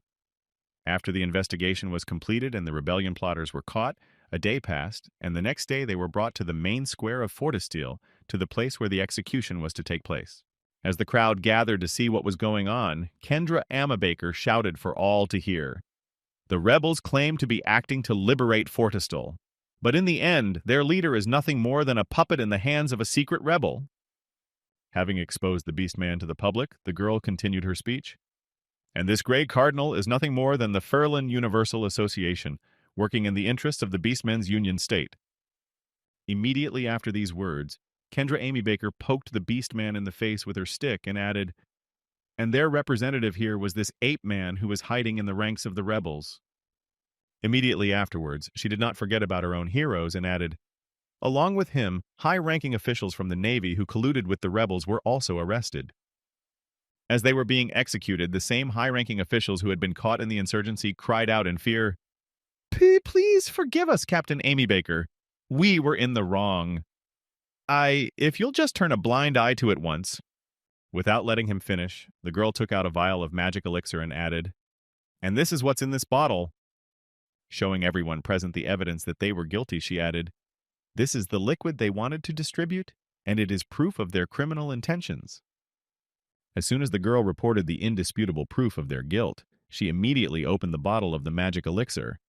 Noticing what she was doing, one of the dignitaries who had been focused on by the game said in confusion, Captain, please wait."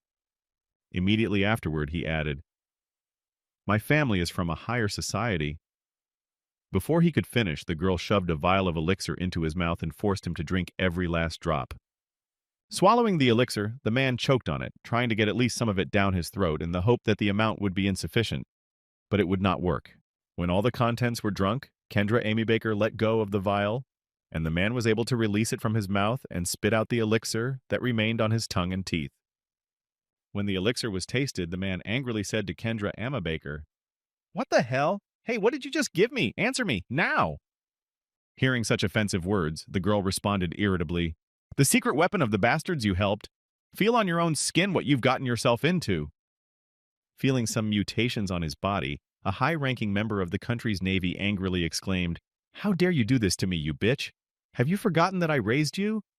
Ich? Before he could finish speaking, the man saw that his body was beginning to grow hair, and he exclaimed in fright, What the hell? What is happening to my body? Hey, somebody!" A few seconds later, the mutation reached the point of no return, and the man felt radical changes in his brain. Now he became a real beast with only bloodlust. When the mutation was complete, he became a werewolf. His strength was more than enough to break the rope that bound him. This proved that the vials contained a dangerous substance.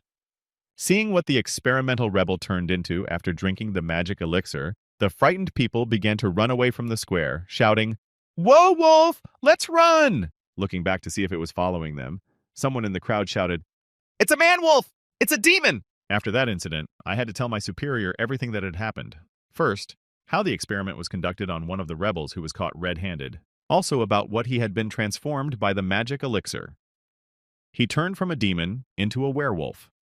The lowest demon, the Kori, have always been subordinate to higher-ranking demons. That magical liquid was a mixture of the blood of an ordinary dog and that of an animal man, which had this effect on ordinary people, turning them into monsters. Those people who drank it turned into a beastman demon, and as a result of this incident, it was reported that beastmen and demons are somehow strangely connected. Moreover, when the investigation revealed that the Beastmen's Union State spy John Funder was related to the demon race, following this, it was also revealed that the ruler of the Beastmen Union State is the demon race. These are the results of the trip to Fortestille. Having described in detail everything that happened in the country of Fortestille, the royal assistant added in conclusion, "These are all the results of Sir Kim's investigation." After hearing the information received after the investigation, Emperor Edward said thoughtfully, "Beastmen and beastmen. It was already difficult to distinguish them from each other. But who would have thought that they would use this to seize power in an allied state? Immediately after these words, Emperor Edward recalled the campaign against the Demon King and said thoughtfully, "If we had waited a little longer to eliminate the Demon King, the Beastmen's allied state might have joined in the war against us." Thinking about the fact that they had chosen the optimal time to attack the Demon King, Emperor Edward thought, "But no, because they have already set their hands on Fortestil. It is as if they were going to attack us." Immediately after saying these words, Emperor Edward smiled slyly and thought, "I never thought I would have such a great opportunity to start a war. For someone who just devours everything in his path, this monster will do me a great favor." Immediately after his thoughts, Emperor Edward announced, "I hereby declare the Beastmen Union State and the Furlan Universal Association to be minions of the Demon King." Immediately after announcing the new status for the two cooperating countries, Emperor Edward added in a menacing tone, "We will declare war on them." Sometime after declaring the country of the Beastmen and their allies to be the minions of the Demon King, and declaring war on them, Emperor Edward led his companion to the place where the ships were moored. Looking at what was in front of him, Mr. Kim said in amazement, "Are those battleships?" Hearing this question from his friend, Emperor Edward answered him, "I have just thought of a very cool thing." The next moment, looking back to his friend, the Emperor told Mr. Kim, "We're going to launch these battleships on land." Hearing such a brilliant idea, as Edward wanted to launch ships on land, he said unhappily, "You'd better go and get some sleep, or you'll be delirious when you wake up." Immediately after his advice about sleep, Mr. Kim added, "Wouldn't it be easier to use a white shark body on land?" Hearing this, Emperor Edward responded in surprise, What? Listen, brother, what are you talking about? Sharks cannot move outside the water." Hearing that Emperor Edward understood the basics of navigation, Mr. Kim said to his friend, "Can battleships do that?" Hearing this, Edward was surprised, not understanding what he meant. After a while, having thought about all of Mr. Kim's words and what he had said, Emperor Edward hit himself on the head with his fist and said embarrassedly, "Ah, ha ha, what a garden head! I did not tell the most important part of the plan."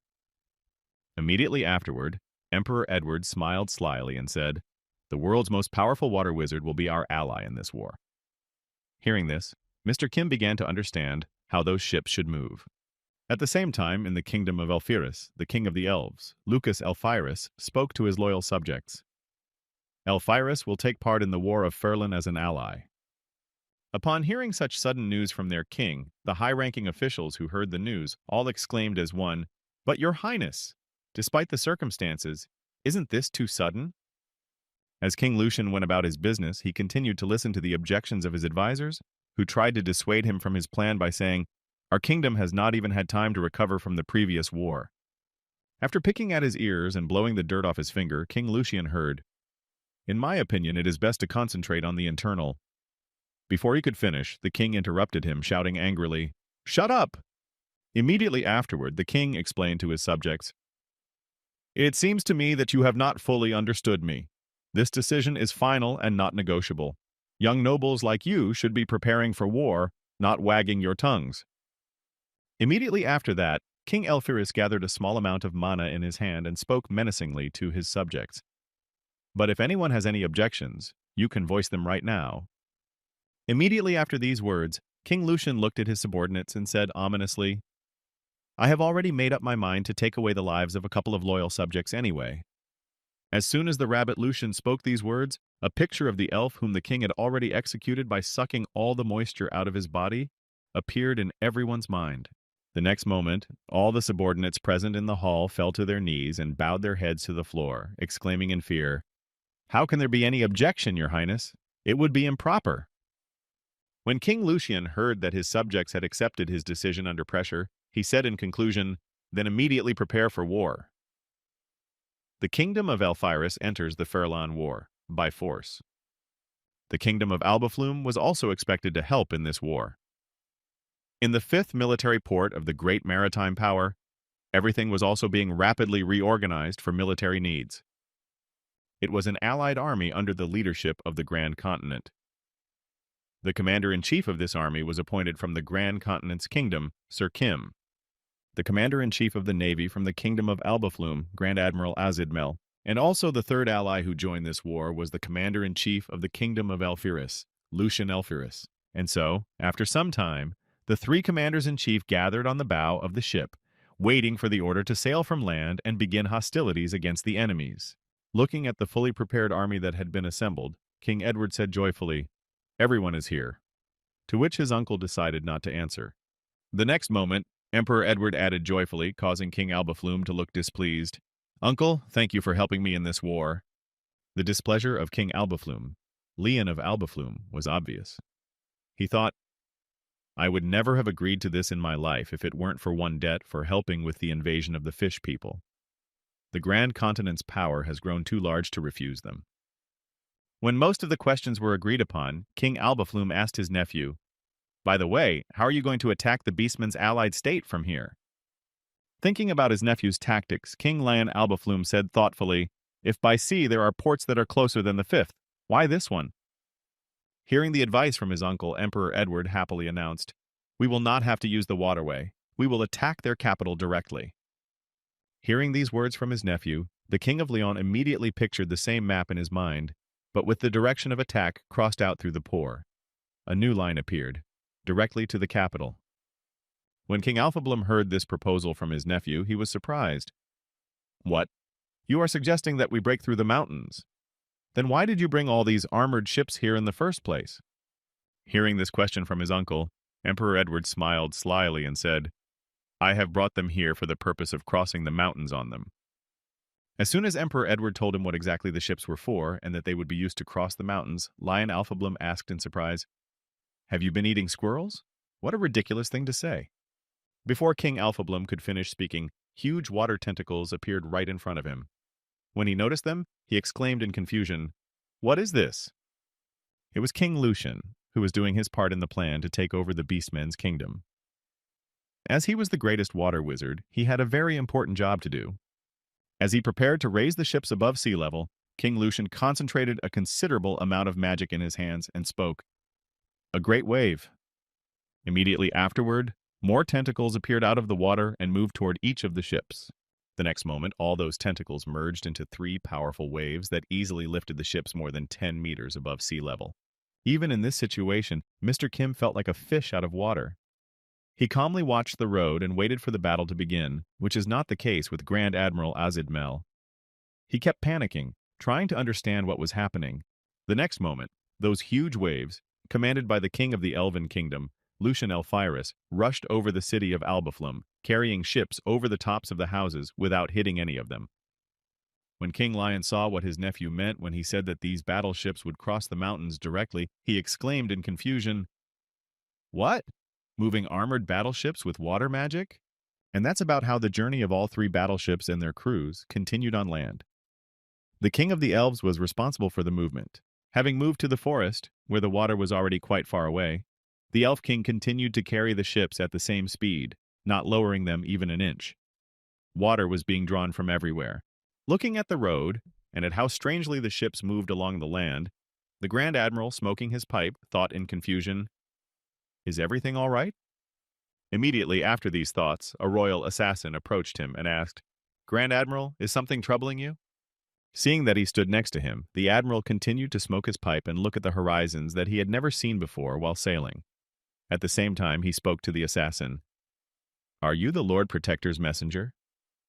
Ignoring the question of the Grand Admiral, who was standing next to him, the royal assassin walked over to the railing and looked down and said happily, "Well, what an incredible sight this is."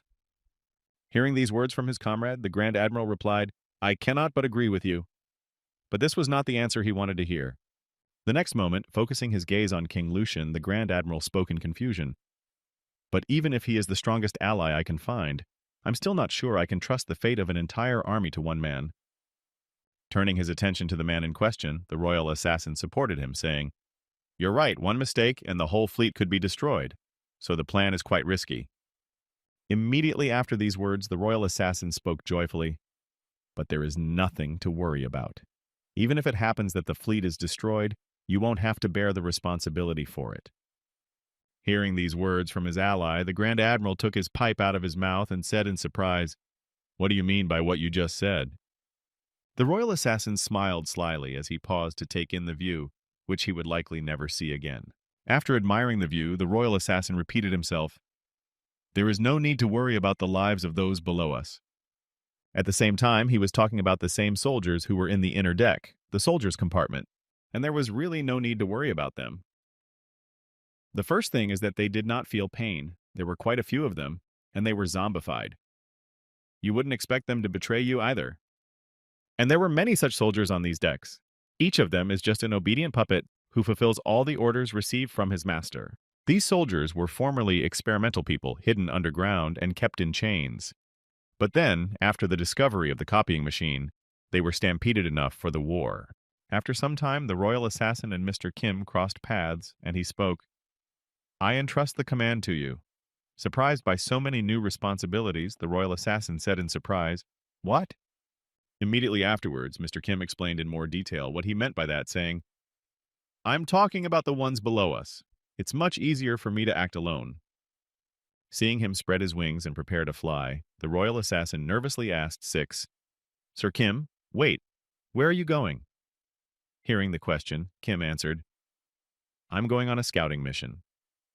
Hearing his commander's intentions, the royal assassin said, "Why can't you let the scouts do it? I'm just a messenger. What kind of command do I have?"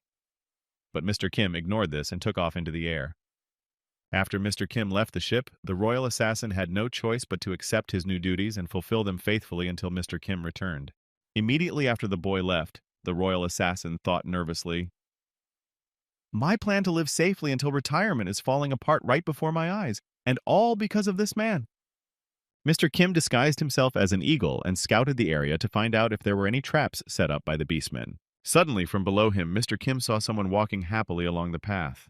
T was an animal man carrying a letter and saying happily, "So much to do, so much to do." Immediately after this discovery, Mr. Kim came down with lightning speed, grabbed the letter with his beak, and jumped into a nearby tree to see what it was.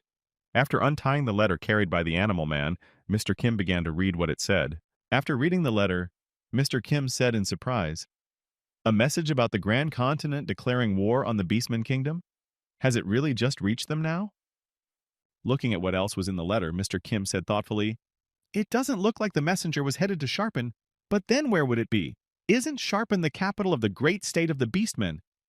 While reading the letter to himself, Mr. Kim felt a strange shaking of the tree, which did not bode well, and looked down. From below, the tree was being chopped down by a beast man with his sharp claws to get his lost letter back and to capture the bird that had stolen it from him. As soon as the tree was cut down, it fell to the ground with a loud noise, but the bird and the leaf were not there. Alas, it didn't work. Raising his head up to see where the bird had flown to, he noticed a man with the wings of a bird above him and said in surprise, "A birdman?" Immediately afterward, the beast man spoke in a threatening tone to Mr. Kim. "Who do you think you are? Do you have any idea how important this message is?" Unable to stand such a superior attitude, Mr. Kim went downstairs and beheaded the monster in one fell swoop to keep it from running away. Immediately after the murder, Mr. Kim examined the letter again and said thoughtfully, "Something is definitely wrong here. I better check it out myself." He then left the beastman's corpse on the road and went to the very place that is considered the capital of the beastmen to check his guesses. After a while, Mr. Kim arrived in the capital of the great beastman state, Sharpen. What he saw in front of him was quite impressive. Looking at this infrastructure, the boy said thoughtfully, "And this village is the capital?" Looking at the level of development and prosperity here, Mr. Kim added thoughtfully, "This was very unexpected. Maybe no one could have known about it because of the closed policy of the country of the beastmen." Flying a little further, Mr. Kim also saw a giant statue standing in the middle of the city and said in amazement, "There is even a temple here, so that the church state has no doubts." After flying over the city for a while, Mr. Kim finally realized the situation and said angrily, "We've been deceived. Their capital is just a fake to mislead us." Meanwhile, the ships continued to move with great intensity. They continued to conquer the land horizons thanks to the king of the elves, Lucian. At that very moment, somewhere on the deck of one of the ships, a royal assassin was sitting, sighing heavily at his fate, and saying sadly, "How did I come to this?" Reflecting on his wonderful old age some 50 years later, the royal assassin said, "My dream was to retire peacefully and spend the rest of my days fishing. Immediately afterwards, the assassin recalled the moment when he was presented with the Wave Conqueror and said, "Of course, I am very grateful for the gift of the Conqueror of the Seas 2000 fishing rod. But it is disconcerting that the number of cases and assignments that I am given is growing more and more." Looking down, the royal assassin muttered under his breath, "Do I have to work until I die, eh?" No sooner had he finished his confession than Mr. Kim returned to the ship. Hearing a loud noise from the landing, the royal assassin stood up abruptly and, approaching the commander, said nervously, "Oh, Mr. Kim, you're much faster than I expected." Hearing this, Mr. Kim asked in surprise, "Why are you stuttering?" Immediately after that, the voice of the Grand Admiral came from behind the scout and asked, "Well, how are things going with the enemy?" Looking back to his comrade, Mr. Kim grudgingly told him what he had learned during the reconnaissance. The Sharpfen are a decoy. Their real capital is located somewhere else. Hearing these words from the Lord Protector, who had returned from reconnaissance, the Grand Admiral was confused. What nonsense! The cathedral of the great Beastman state is located in Sharpen. A city that honors a goddess cannot be a bait. Hearing these words from his friend, Mr. Kim immediately thought of the man who had turned into a monster after taking the potion and asked, "But aren't there demons in charge of the state?" As soon as Mr. Kim finished his report, the Admiral became angry when he heard the royal assassin's reflections, and he said thoughtfully, "You know, there is some truth in this." Immediately afterward, the royal assassin expressed his guesses about Sharpfen. The demon race honors the goddess as the creator of all things, but nothing more. If we are already dealing with demons, the cathedral means nothing to them. They are ready to abandon it at any time. Hearing the rather truthful reflections of one of his allies, the Grand Admiral spoke in a commanding tone, "We'll have to change our plans." Hearing about the change in plans, Mr. Kim asked in displeasure, "Shall we abandon the operation?" The Grand Admiral replied thoughtfully, "Of course not. There is no way in hell we will give up our goal." Immediately afterward, the Grand Admiral clutched his smoking pipe in his hands, which crackled, and said angrily, "If they are frightened by the warships and raise the white flag, we will have to end the war in peace." The next moment, the Grand Admiral dropped his pipe, and immediately afterward he angrily kicked it, breaking it into two pieces. After this demonstrative display of aggression, in order to calm down a bit, the Grand Admiral, barely able to contain his anger, said, "Peace is out of the question." The Grand Admiral was determined to destroy all the demons, and he went on a rampage, saying angrily, "How dare they use our faith for their own purposes and mock the goddess? I will tear open the damned beast's belly and throw their intestines into the sea. I will suck out their bones and throw them to the wild animals. I will tear their throats into my own." And so it didn't take long for the city of Sharpfen to be covered by a huge shadow from the Maheen that covered the sun in the sky. At that time, the guards who were standing guard over the city, noticing some strange weather changes, looked up to see what was happening. Right above their heads, they saw a glimmer of light coming out of the clouds and 3 huge ships approaching their city. Then one of the guards shouted, "A shooting star!" Ignoring the enemy fleet, the guard folded his hands in front of him and, closing his eyes, joyfully began to voice his wishes. "Send me less money and more work. Oh no, not like that. More money, less work." When he finished expressing his wishes in front of the shooting star, the guard opened one of his eyes to continue his work. But what he saw was not at all pleasing. What was falling from the sky was not a shooting star, but a ball of fire that was flying straight at him. Thinking that it was a shooting star flying directly at him, the guardian bear, breaking out in a cold sweat, said nervously, "My dear mother." Immediately after that, the destruction of the city of Sharpfen began, which was only a deception. That is why it had to be destroyed to the ground. This was the decision of the Grand Admiral, who was seething with anger. Having noticed the enemy coming at them from the sky, the army of beastmen naturally tried to fight back, launching everything they could at the ships. But they all just bounced off the hull. On the bow of the same battleship stood the Grand Admiral, who watched the city burn with a sinister smile and said gleefully, "How dare you even joke with our religion? Damned heretics!" Immediately after these words, which still seemed quite restrained, an indignant shout was heard from the Grand Admiral, who explained his intentions. "I will raise everything here to the ground except for the cathedral." As soon as the Grand Admiral said these words, cannon muzzles appeared from the ship's hold and began to actively fire at the city of the Beastmen. Inside this hold were the same zombie and cloned soldiers who were reloading the guns and firing them. As King Lucian led the entire fleet in the assault on the Beastmen's country, He heard the gloating shouts of the Grand Admiral standing beside him. Die, filthy heretics! Perish here, all of you! Embarrassed by how much his ally in this war hated those beastmen, Lucian Elphyrus thought, Lord, what a noisy man he is. And so, 2 hours had passed since the assault on the total destruction of the city began. Everything was in ruins, and it had been razed to the ground. At the same time, the Grand Admiral descended from the ship and stood in front of a statue near the temple. Bowing his head and folding his hands in prayer, the Grand Admiral said, This could not have been prevented, but I repent for the chaos I have caused in this place, Goddess. Forgive me for my sins.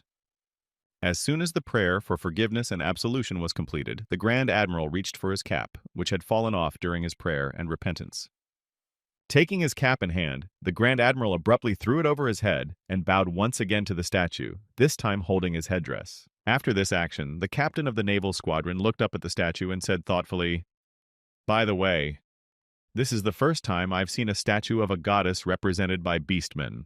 Noticing that she had horns on her head and wings behind her back, the Grand Admiral added in surprise, Of course, I have heard that each race has its own vision of the goddess, but this one seems to be molded in someone else's likeness. Looking at the details of the beastman's goddess, the Grand Admiral said thoughtfully, Is there really a saint among the beastmen who is worthy of being immortalized in stone? Even if there is, it doesn't seem to be like the beastmen, rather. Before he could finish, Mr. Kim came up behind him and said in surprise, What do you mean? What is she doing here? Hearing these words from the boy, the Grand Admiral said in surprise, Do you know this face? Hearing this question from his ally, Mr. Kim spoke thoughtfully, looking at the statue. Of course. I haven't seen it for a long time.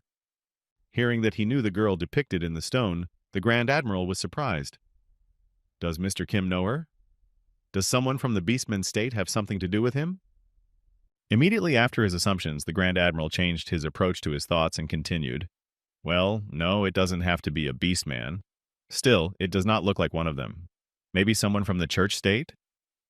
Having come to the conclusion that it could be someone from the church state, the Grand Admiral thought nervously, Wait a minute. If Sir Kim knows someone who is close to the church, then it must be someone from the Demon King's assassination squad. After completing his thoughts, the Grand Admiral decided to dispel his doubts and ask Mr. Kim directly, and as a result, he turned around and asked, So this is the last holiday. Before he could finish, the boy interrupted him, saying, It's the Demon King. As he said this, Mr. Kim immediately recalled the image of the Demon King they had met in the castle upon arrival. When the Grand Admiral saw that statue standing in front of him, he suddenly froze in his tracks, unable to say a word. He was simply overcome with shock at the information he had learned. After a few seconds, when he realized what had just happened, the Grand Admiral exclaimed in confusion, looking at Mr. Kim with frightened eyes, Did you just mention the Demon King? Immediately after these words, the Grand Admiral, who was very religious to the point of fanaticism, realized how great a sin he had committed.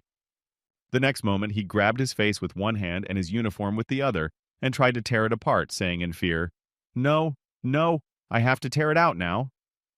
With his foot firmly on the ground to endure the pain, the Grand Admiral said, The tongue that inspired the prayer in honor of the Demon King. I will also have to tear out these hands. The next moment, blood spilled from the eyes and some parts of the face, which began to flow to the ground from the actions of the religious fanatic who added, And also these eyes. In an attempt to justify his sin, the Grand Admiral exclaimed in confusion, I need to tear it all out! Before he could get started, Mr. Kim slapped his hand on his neck to calm him down and stop hurting himself. Due to the rather large force applied, the Grand Admiral fell to the ground unconscious. The method was not very tolerant, but quite effective. And it always worked. Looking down at his fanatically religious comrade, Mr. Kim said, If I leave you like this, you might as well kill yourself. For now, get some sleep and cool off. After knocking his friend out, Mr. Kim heard someone coming from the building behind him and asked the stranger, Are you the priest of this temple? The stranger replied in confusion, Yes, I am. Immediately after the Beastman confirmed his identity, Mr. Kim looked back and asked, How do you explain? Did the church state allow the creation of such a statue of a goddess? Hearing this question, the priest replied in confusion, No, not at all." Immediately after his words, the beast man said, "The ecclesiastical state has ordered the installation of another statue. But the elder of the beastmen race arbitrarily changed its image. Until now, I thought that the statue was changed only in accordance with the preferences of the beastmen. I could not even think that it was a demon king." After these words, the fanatical religious supporter finally came to his senses and heard Mr. Kim's conversation with the priest, in which he said, "Then it appears that the church state did not condone the erection of a statue in honor of the demon king." Hearing these words from his interlocutor, the confused priest said, "Yes, I swear by my faith. I will immediately report this to the church state." As soon as the priest said this, he immediately walked away from Mr. Kim toward the ruined city to contact the authorities, saying in confusion, "Oh shit, I should have been so stupid." Immediately after the beastman left them, Mr. Kim turned to his ally, who was now conscious, and said, "Did you hear that?" The priest swore on his faith that the church state had nothing to do with it. Hearing the words of his ally, the Grand Admiral, trying to get up from the ground, breathing heavily, said, "But Mr. Kim, you yourself must understand everything perfectly well." Immediately afterward, the Grand Admiral's eyes began to burn, and he said angrily, "This does not change the fact that I prayed to the statue of the Demon King. I have broken the commandment, 'Thou shalt not worship a false god.'" Hearing such words from the Grand Admiral, who still held to his fanatical belief, Mr. Kim sighed heavily and said in his head, "God, what a religious fanatic!" Rising to his knees and bowing his head to the ground, the Grand Admiral folded his hands in front of him and said guiltily, "Great goddess, I pray you send me punishment, your negligent believer." Immediately afterward, the priest of the beastmen ran to them, exclaiming in fear, "But bad is our business!" As the priest approached Mr. Kim and the fanatical religious servant, he spoke in a frightened voice. "The high priest has announced a holy war." Hearing the message brought by the beastman's priest, the Grand Admiral asked in surprise, "What? Did you just announce a holy war? Surely I did not hear that." Immediately afterward, the Grand Admiral rose to his feet and added, "You just mentioned the same holy war, didn't you?" The priest replied in fright, "Yes. The high priest said that he could not forgive the state of the beastmen who had taken the path of lies." Hearing that the beastman's priest was not joking, the Grand Admiral, immediately fired up by the idea of a holy war, said confidently, "This is my chance to redeem myself before the goddess. Wait for me, you rotten demonic scum!" And so, several days passed after the start of the holy war, and Mr. Kim and the rest of the fleet were still in the same place in the fake capital of the Beastmen Kingdom. In the meantime, two girls had arrived, a paladin and a possible saint who were supposed to help them in this difficult battle. Looking up to see the huge armored battleship, the paladin Rayanhan's Perkrid said in awe, "Wow, wow." To which the candidate for the saint, Ina Fulframhaven, only snorted in displeasure. Looking at the huge structure on which the army of Grand Continenters, Elves, and Albaflume had arrived, the paladin girl added in amazement, "I didn't even realize that the Grand Continent had the technology to create such large ships. It's just incredible." Hearing such words from her simple-minded mentor, Ina Fulframhaven said in displeasure, "Why hadn't you been informed about this beforehand? So why should you be surprised now?" Scratching her head nervously, Rayanhan's Perkrid said awkwardly, "Oh, well, yes, but still, seeing it with your own eyes is a little different. I think we need to reevaluate the possibilities of the Grand Continent." Hearing these words from her mentor, the girl said with a grudging smile, "I don't care. Do as you wish." Immediately after she said that, she thought of Mr. Kim and the warden, who had conducted the negotiations, and thought, "Both the paladin and the church state are working toward the same goal. Neither of them can be trusted." The next moment, Rayanhan's Perkrid spotted Mr. Kim standing in front of her, waiting for the very help the church state had promised them when they declared a holy war. Noticing a rather familiar face, the paladin girl sighed heavily and spoke in confusion.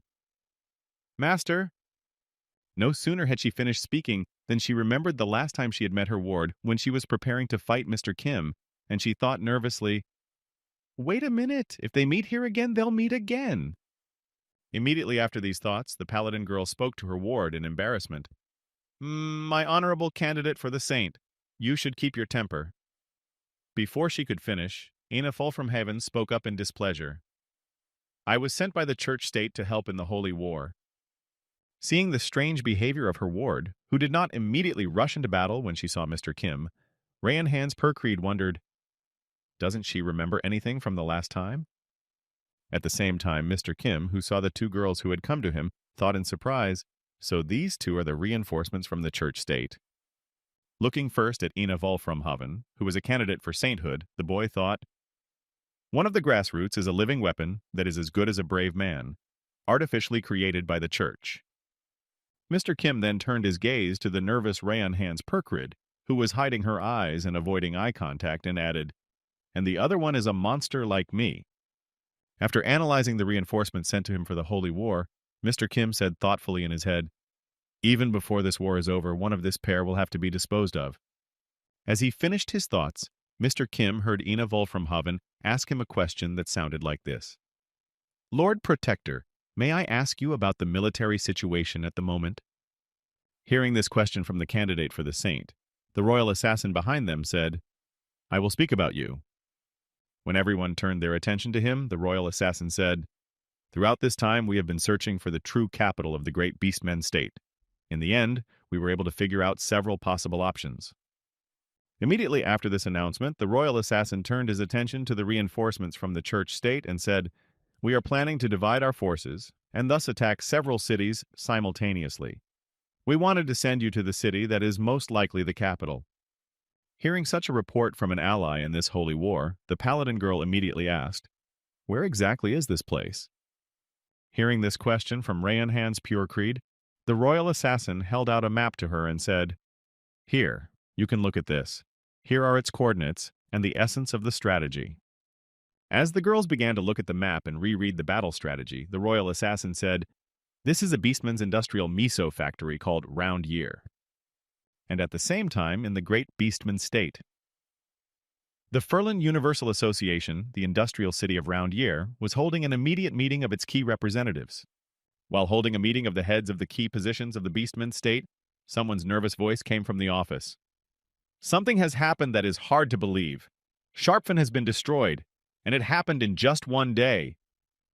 Having delivered some rather bad news, one of the participants of the gathering of beastmen continued angrily, but the bad news does not end there. The church has also declared a holy war on us. Hearing this news, the behemoth beastman said thoughtfully, this is all because of the Demon King's statue. I was hoping that someone would think of dismantling it. Hearing whose fault it was, the Lion Man spoke indignantly. It was necessary to stop it from the very beginning. Who even thought to put the face of the Demon King on the statue? The behemoth man answered him, if you want to know, it was your predecessor's idea, as if no one would recognize it anyway. Listening to the verbal altercation between his comrades, the Panther Beastman spoke calmly, trying to stop the noise. This is not the time to find fault. When everyone at the table turned their attention to him, the same animal man added nervously, don't you understand? This whole situation means that someone who knows the Demon King by sight is involved in the war. Hearing these words from his companion, the Gazelle Beastman nervously exclaimed, this? In that case, it's the Grand Continent Emperor, or could it be the same Protector Knight Kim? After saying his name, the Gazelle Beastman immediately remembered the Stockfish Dragon and said in fright, the nightmare of the entire race of demons, plunging Stockfoot into the abyss of despair, and also burned the Flatfield plain to the ground? Is this monster on its way to us again? Realizing the horror that was heading their way, the Gazelle Beastman nervously shouted to his comrades at the round table, no time to sit around now. We need to prepare countermeasures to repel the attack. As they approached the wall of the Beastman's capital, Mr. Kim and the royal assassin looked at the saint candidate and the paladin girl who were with them, and they had to execute the main part of the plan. Seeing that the preparations seemed to be complete, Mr. Kim said with satisfaction, I am pleased that this time the work is not too stressful. Hearing this, the royal assassin asked, are you talking about conquering the city? Hearing this from his comrade, Mr. Kim turned his head toward the city and spoke menacingly. What I mean is that you don't have to leave anyone alive, but you can have a good time. Hearing these words from his comrade, the royal assassin was confused. Oh yes, I should have realized that right away. I hope you have studied our plan? Hearing this question from the assassin, Mr. Kim said, I'm diverting attention to myself while the church team searches the entire city. And you. Before he could finish, the royal assassin added, and I'll take care of the preparations the emperor mentioned. After discussing the entire plan again, and making sure no one had forgotten anything, Mr. Kim got to his feet and spoke confidently. Well then, let us begin. Immediately after saying this, Mr. Kim leapt into the sky to launch an operation to capture the capital of the Beastmen.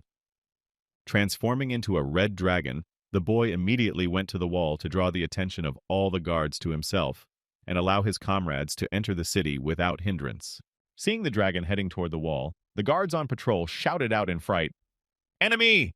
The enemy is on the horizon! As soon as the cry of danger was heard throughout the guard position, Mr. Kim prepared to use his fire breath skill, but was prevented. One of the guards standing on the tower with a crossbow fired at him, hitting him in the nose, and then exclaimed in frustration, Damn, that's offensive! I was aiming for his eye!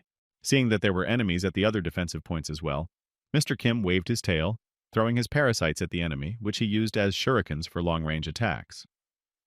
The next moment, the parasitic fish bit into the flesh of the guard behind the crossbow and instantly disabled him, causing incredible pain that simply made it impossible to concentrate. After I hit the enemy, I made sure that he would definitely not be able to interfere with him anymore and disrupt his preparations for the next fire breath. When the archer was neutralized, Mr. Kim turned back to the guards defending the wall with their spears and said ominously, Well, the time has come. Now let's have some fun, shall we? Preparing to cover the entire nearby area with dragon flames, Mr. Kim began to prepare for his skill, but only managed to say, Dragon breath. He was interrupted again right in the middle of his sentence. This time, however, it was not an arrow, but a fireball, which put him in a state of confusion, as if this was not supposed to happen. Immediately after the attack dissipated, Mr. Kim turned his attention to the direction from which the fireball had come and saw Ina Volframhaven. Realizing that it was that girl who had prevented him from launching his attack to destroy his enemies, Mr. Kim spoke angrily, What the hell are you doing on such an important mission? Hearing the question from her sworn enemy who had killed her brother, Ina Wolframhaven exclaimed in anger, Did you think I would forget? You son of a bitch! You are my brother's sworn enemy! Mr. Kim then reached into his mouth to pull out the arrow that had been inside the fireball fired at him by Ina Volframhaven. Grabbing the spear by the handle, Mr. Kim pulled it out of his mouth with a sharp movement, which was followed by some blood, but the wound healed very quickly due to super regeneration. After the problem was fixed, Mr. Kim spoke angrily to the insolent girl. Your actions do not fit into our plan of action. What do you mean? Hearing these words from Mr. Kim, the girl began to draw the arrow back into the crossbow, preparing for another attack that would fly at Mr. Kim again. As she pulled the bowstring and prepared for the next shot, the offended girl spoke menacingly. You don't know how to interpret it? Then here, get some more. Immediately after these words, Ina Wolframhaven fired another arrow at Mr. Kim to hurt him, and to avenge the death of her older brother. This time, the arrow hit him in the shoulder and made a piercing wound, tearing the boy's shoulder open. Seeing that the arrow flew on without lodging in his body, the boy did not worry too much about it. Turning his head back to Ina Volframhaven, Mr. Kim said, With my super regeneration, a scratch doesn't pose any. Before he could finish, he saw another arrow flying straight at him. This arrow hit Mr. Kim in the eye. This surprise attack managed to hit the guy and even put him out of action for a while, preventing him from concentrating on the battle. However, that was not all. Immediately after the hit, the girl used her skill to cast magic circles on the spear handle to inflict additional damage on her opponent. After completing her spell, which was sure to work and destroy the boy she hated so much, Ina Volframhaven shouted out, Explosion! The next moment, an explosion occurred right inside Mr. Kim's head, most likely causing serious damage to his body. At that time, the girl had already tasted the victory over her hated enemy. When the smoke from the explosion cleared, she could see that his head was gone. It was simply blown to pieces after such an attack, and the body began to fall to the ground. Hoping that she had already won, Ina Volframhaven shed tears and said, And all this because of a nobody like you, my big brother. Before she could finish, she turned her back on the enemy and thought smugly, But still, I managed to realize my revenge for my older brother. Now he can sleep in peace. However, everything was not as good as it seemed to the girl at first glance. At some point, the body stopped in midair, the smoke almost completely dissipated, and some changes could be seen on the neck. A few seconds later, the neck began to recover rapidly. It was as if something was boiling in the place where the wound from the attack on the candidate had started. Having already grown 2 heads instead of 1, as the Hydra did, Mr. Kim spoke angrily to the girl, who had already turned her back and prepared to leave. "Hey, where are you going? Aina Fallahaven." Hearing the voice of Mr. Kim, whom she had just a minute ago finished off with her own hands, Ina Volframhaven immediately looked back and noticed that he was completely unharmed, and said in concern, "But how? I blew your head off." After completing his body restoration, Mr. Kim asked the girl who had used quite powerful magic against him. "I think you used a magic arrow, unless I'm mistaken." Immediately afterward, curious about the skill that he could acquire, Mr. Kim spoke angrily, "This is quite an interesting skill, the one you have." As soon as Mr. Kim had finished praising Ina Wolframhaven's skill, he immediately added with dignity, "So will you show me some other skills you have?" Meanwhile, the city was in chaos. All available forces took up arms and immediately headed for the invasion site, obeying the orders of the military command. Enemy invasion, the southern fortress. Hearing that all the troops were leaving the city for the attack site, Ray and Hans Perkreed thought happily, "The teacher has drawn attention to himself, and they have weakened the defense on the borders." Immediately afterward, she was surprised that she was still massive, wishing enough time had passed, and then thought, "Where did the candidate in the party go? According to the plan, we were supposed to reunite around here." The next moment, Rehoboth Perkreed heard a loud splash and looked up to see Mr. Kim, who had just exploded. Looking a little closer, she noticed that he was fighting with someone and added in confusion, "A teacher? And with him? It can't be." At the same time, Ina Wolframhaven was with Mr. Kim and joined him in the fight. Noticing her partner who did not keep her moves smooth and began to act on her own, the paladin girl exclaimed in confusion, "A key candidate in a saint? Why are these two fighting with each other?"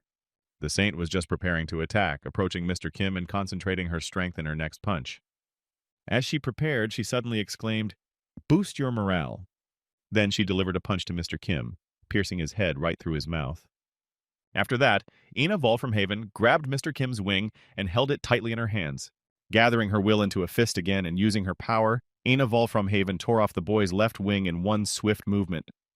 Feeling pain in his body, as well as loss of balance and ability to stay in the air, Mr. Kim exclaimed in anger, "Oh shit, my wing." Watching the fight that was taking place right before their eyes, one of the guards of the Beastman's capital said in surprise, "What the hell? What is going on here? Why are they fighting with each other?" Immediately afterward, his other comrade, who was standing next to him on the wall, replied in confusion, "That's not important right now. First of all, we need to figure out who is our enemy and who is our ally." As they were talking, one of the guards noticed that the dragon's blood splashed directly at them. But the most interesting thing was that this blood worked like acid, and when it hit the skin, it burned it, leaving burns. The next moment, all the guards who had been exposed to the dragon's blood began to run in panic along the wall, trying to hide from the acid rain. Meanwhile, the fight between Ina Wolframhaven and Mr. Kim continued. The girl was preparing to strike again, frozen in midair and gathering her strength again. Creating a magical cue in the air to push herself off of, Ina Volframhaven created momentum for herself to make her attack as strong as possible and headed towards the red dragon. Forgetting about everything else in the world and being so engrossed in the battle, Ina Volframhaven didn't even notice that Mr. Kim had a tail that was already approaching her. Thanks to it, the boy was able to easily deflect the girl's attack and launched her right up to the wall of the capital, destroying a large part of it. After the hard landing of the self-confident Ina Volframhaven was over, she tried to get up after being seriously injured and moaned heavily, You're a real monster!" Immediately afterwards, the girl began to use a technique forbidden to her, saying angrily, "So this is the only thing left? The church forbade me to use it until I officially become a saint, but nothing can be done." Immediately afterwards, the girl's hands began to be covered with thick blue mana. Using high concentration, she managed to create gloves from her mana. This was a special technique of the saint. Preparing herself for the next round with all her strength, Ina Volframhaven began to slowly rise from the ground. Standing up on both legs after a heavy punch, one could see Ina Volframhaven use her unique saint skill, Mercilessness. Looking at his opponent, who was willing to continue the fight even after that, Mr. Kim said in surprise, "So, it's all because of that shape-shifting master." Are you taking revenge for him? You showed me something very interesting. Immediately afterward, Mr. Kim's voice changed and he said menacingly, then it's only fair that I show you something quite interesting as well. As she ran at her enemy at top speed, Ina Fulframhaven exclaimed with confidence, you won't have a chance, because you will die before that happens. The next moment, Ina Fulframhaven's most powerful attack came right at Mr. Kim. The girl thought she had won, but after her strike, Ina Fulframhaven felt that her attack suddenly stopped in one place. Nervously raising her head to figure out what had happened, she saw a girl standing in front of her who was completely unfamiliar to her. She couldn't understand what was so interesting about her. Surprised by what had just happened, Ina Fulframhaven thought nervously, one hand to block my equipment. Then she said, suddenly taking the form of a woman? Is this a psychological attack? Immediately after these words, Mr. Kim heard a follow-up to the previous words. Were you trying to undermine my morale? To which he replied, so you don't recognize this face? After that, Mr. Kim clenched his hand into a fist and prepared to strike and said, no, not in spirit. Immediately after saying that, he launched his attack on the enemy. At that very moment, the place was still relatively quiet and no large-scale events had occurred, but everything was yet to come. As a result of Mr. Kim's strike on Annie Fulhamhaven, there was a loud splash that spread to a third of the city for sure, and raised a huge pile of dust. Remaining standing in place after his attack of incredible power, Mr. Kim said, this was done for the sake of physical strength. After completing his attack, the boy began to stare into the distance, or to be more precise, into the place where his enemy had flown. While his attention was focused on one spot, a figure watched him from the roof of the building. This observer was Rayon Hans Perkreed, who witnessed the familiar image that Mr. Kim had transformed into. Looking at him, she said in confusion, that face! Drawing lines of resemblance between Mr. Kim's current appearance and that of the past saint, the paladin girl said in surprise, the past saint? Immediately after she said that, Rayon Hans Perkreed thought in amazement, the teacher was able to transform into Saint Angela.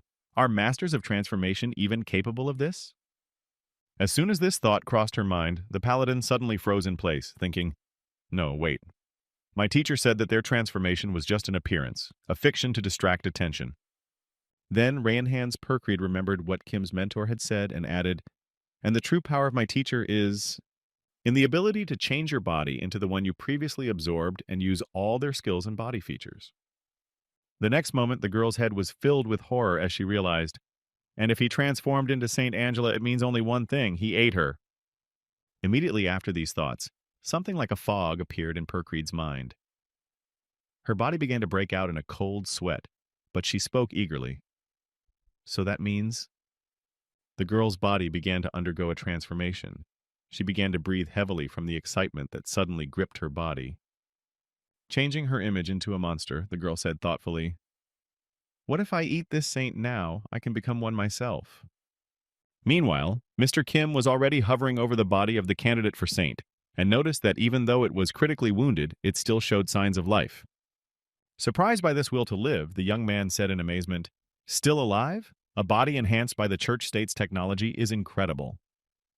The next moment, Mr. Kim added more orcish muscle to his arms, and as he swung to strike, he shouted menacingly, but now I'm going to put an end to this. Before he could deliver the final blow, Mr. Kim heard his student's voice suddenly exclaim, stop! Listening to him, the boy postponed his intentions for a while. After being told to stop, Rayon Hans Perkreed stood in front of the body of the virgin candidate and confidently declared, holding out her hand in front of her, do not come any closer. Although you are my teacher, I am a paladin. Turning her gaze to Ina Fulframhaven after these words, the paladin girl added, I can't just stand by and watch this anymore. Hearing these words from his student, who clearly looked different from her usual self, Mr. Kim spoke slyly. You mean you have your eye on my food, don't you? Receiving such a question from her partner, the girl said nervously, oh, no, of course not.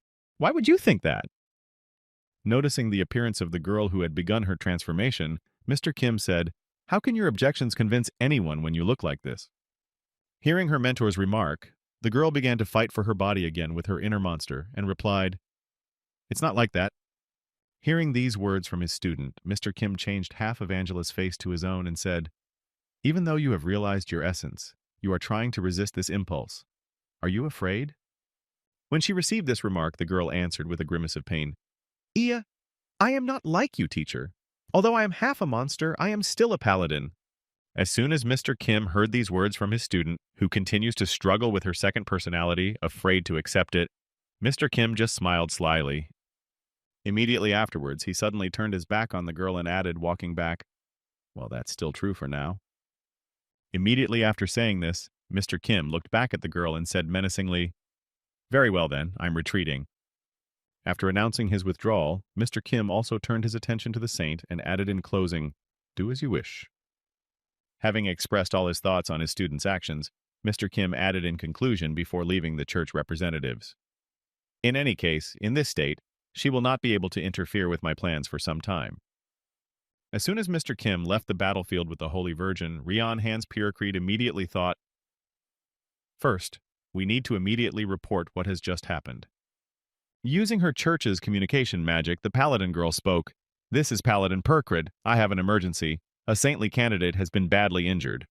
Immediately afterward, the girl added, we are immediately returning back to the church state to recover. At the same time, somewhere in the main building, all the high-ranking officials were trying to see through the window to see what was happening outside. Fighting for a place at the window, the hippo beastman screamed out in fright, what? What's going on out there? And the panther animal answered him, I cannot see. Move aside. When he got a little closer to the window and had a chance to look at the consequences, the panther man said in amazement, it's crazy, the city has just been leveled to the ground. Meanwhile, a royal assassin had already entered the main building and said in a menacing voice, the heads of the Furlan Universal Association and the leader of the state, how many heads deserve to be chopped off? Hearing this voice behind them, the frightened officials all exclaimed as one, what? Who are you? You! Save me! They're killing me! But these shouts were making a lot of noise, so the royal assassin finished off all the screamers with just one swipe of his knife to avoid attracting too much attention. Blood splashes flew everywhere. As soon as the mission to capture the head of the Beastman's leader was completed, Emperor Edward joyfully announced, we have won the war against the combined forces of the enemy. All the demons that have been dwelling at the top of the Beastmen have been punished. Immediately afterward, spreading his arms before the people, Edward added, from now on, the Union State of the Beastmen, freed from the enemy's oppression, will embark on the path of rebirth, and those who contributed to the liberation war will be rewarded. Hearing such joyful news from their emperor, all the people gathered in the square burst into applause and joyful shouts. We have won! Hurrah! After finishing his speech, Emperor Edward headed back to the castle, where he was met by the royal assassin at the entrance and bowed and said, you have spoken admirably, Your Highness. He replied, thank you very much. After expressing his gratitude, the emperor added joyfully, and congratulations, Joaquin Sicario. Hearing that he was addressed by his first name, the royal assassin said in surprise, what? Putting his hand on the shoulder of his loyal subject, Emperor Edward said joyfully, Mr. Kim has told me everything about your merits. It was you who led the army in this war, wasn't it? Immediately after these words, Emperor Edward continued menacingly, from now on you are no longer the royal assassin. You know too much to remain an ordinary messenger. Hearing these words, the royal assassin was seriously frightened, wondering what exactly they wanted to do with him, and spoke with difficulty. Your Highness? As soon as Joaquin Sicario removed the mask from his face to breathe easier, Emperor Edward announced the good news.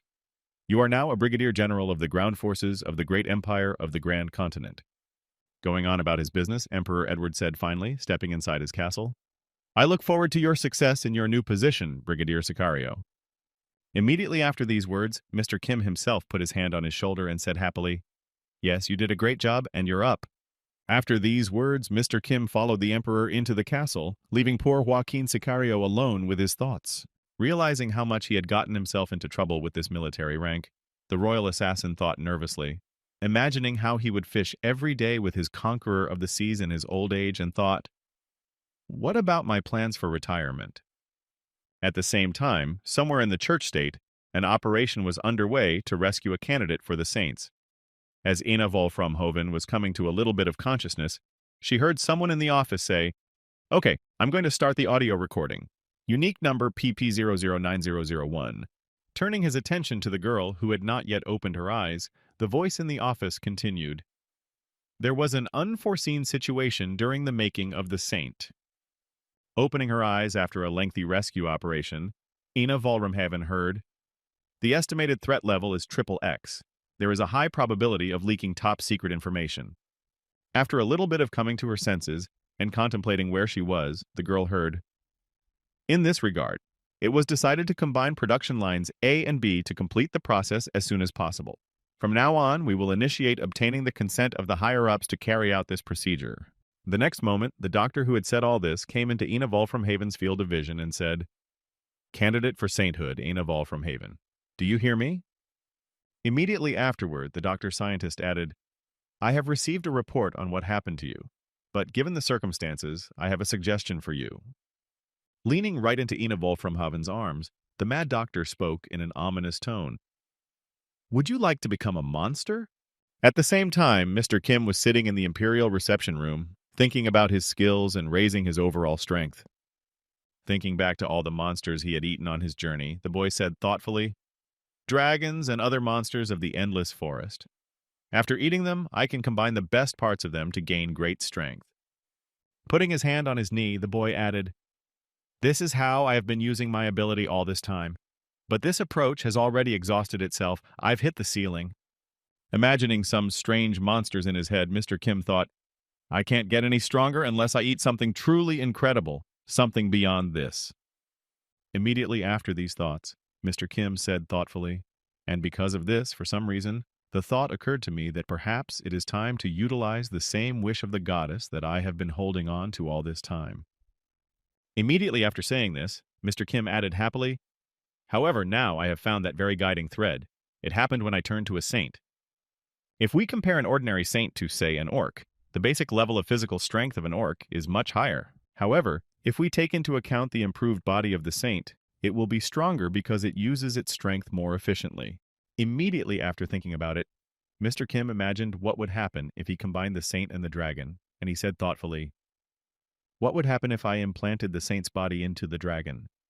As he transformed his hand into what he had just thought of, Mr. Kim said thoughtfully, It's definitely worth trying it out and putting it into practice.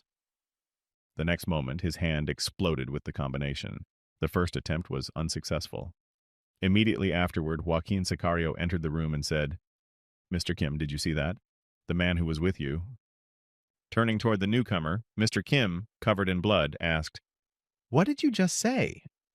Seeing Mr. Kim's condition, Joaquin Sicario said in confusion, Are you okay? Hearing his friend's question, Mr. Kim said, Never mind.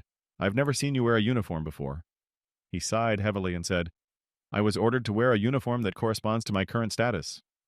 Immediately after these words, Joaquin Sicario handed Mr. Kim a newspaper and said, Please take a look at this.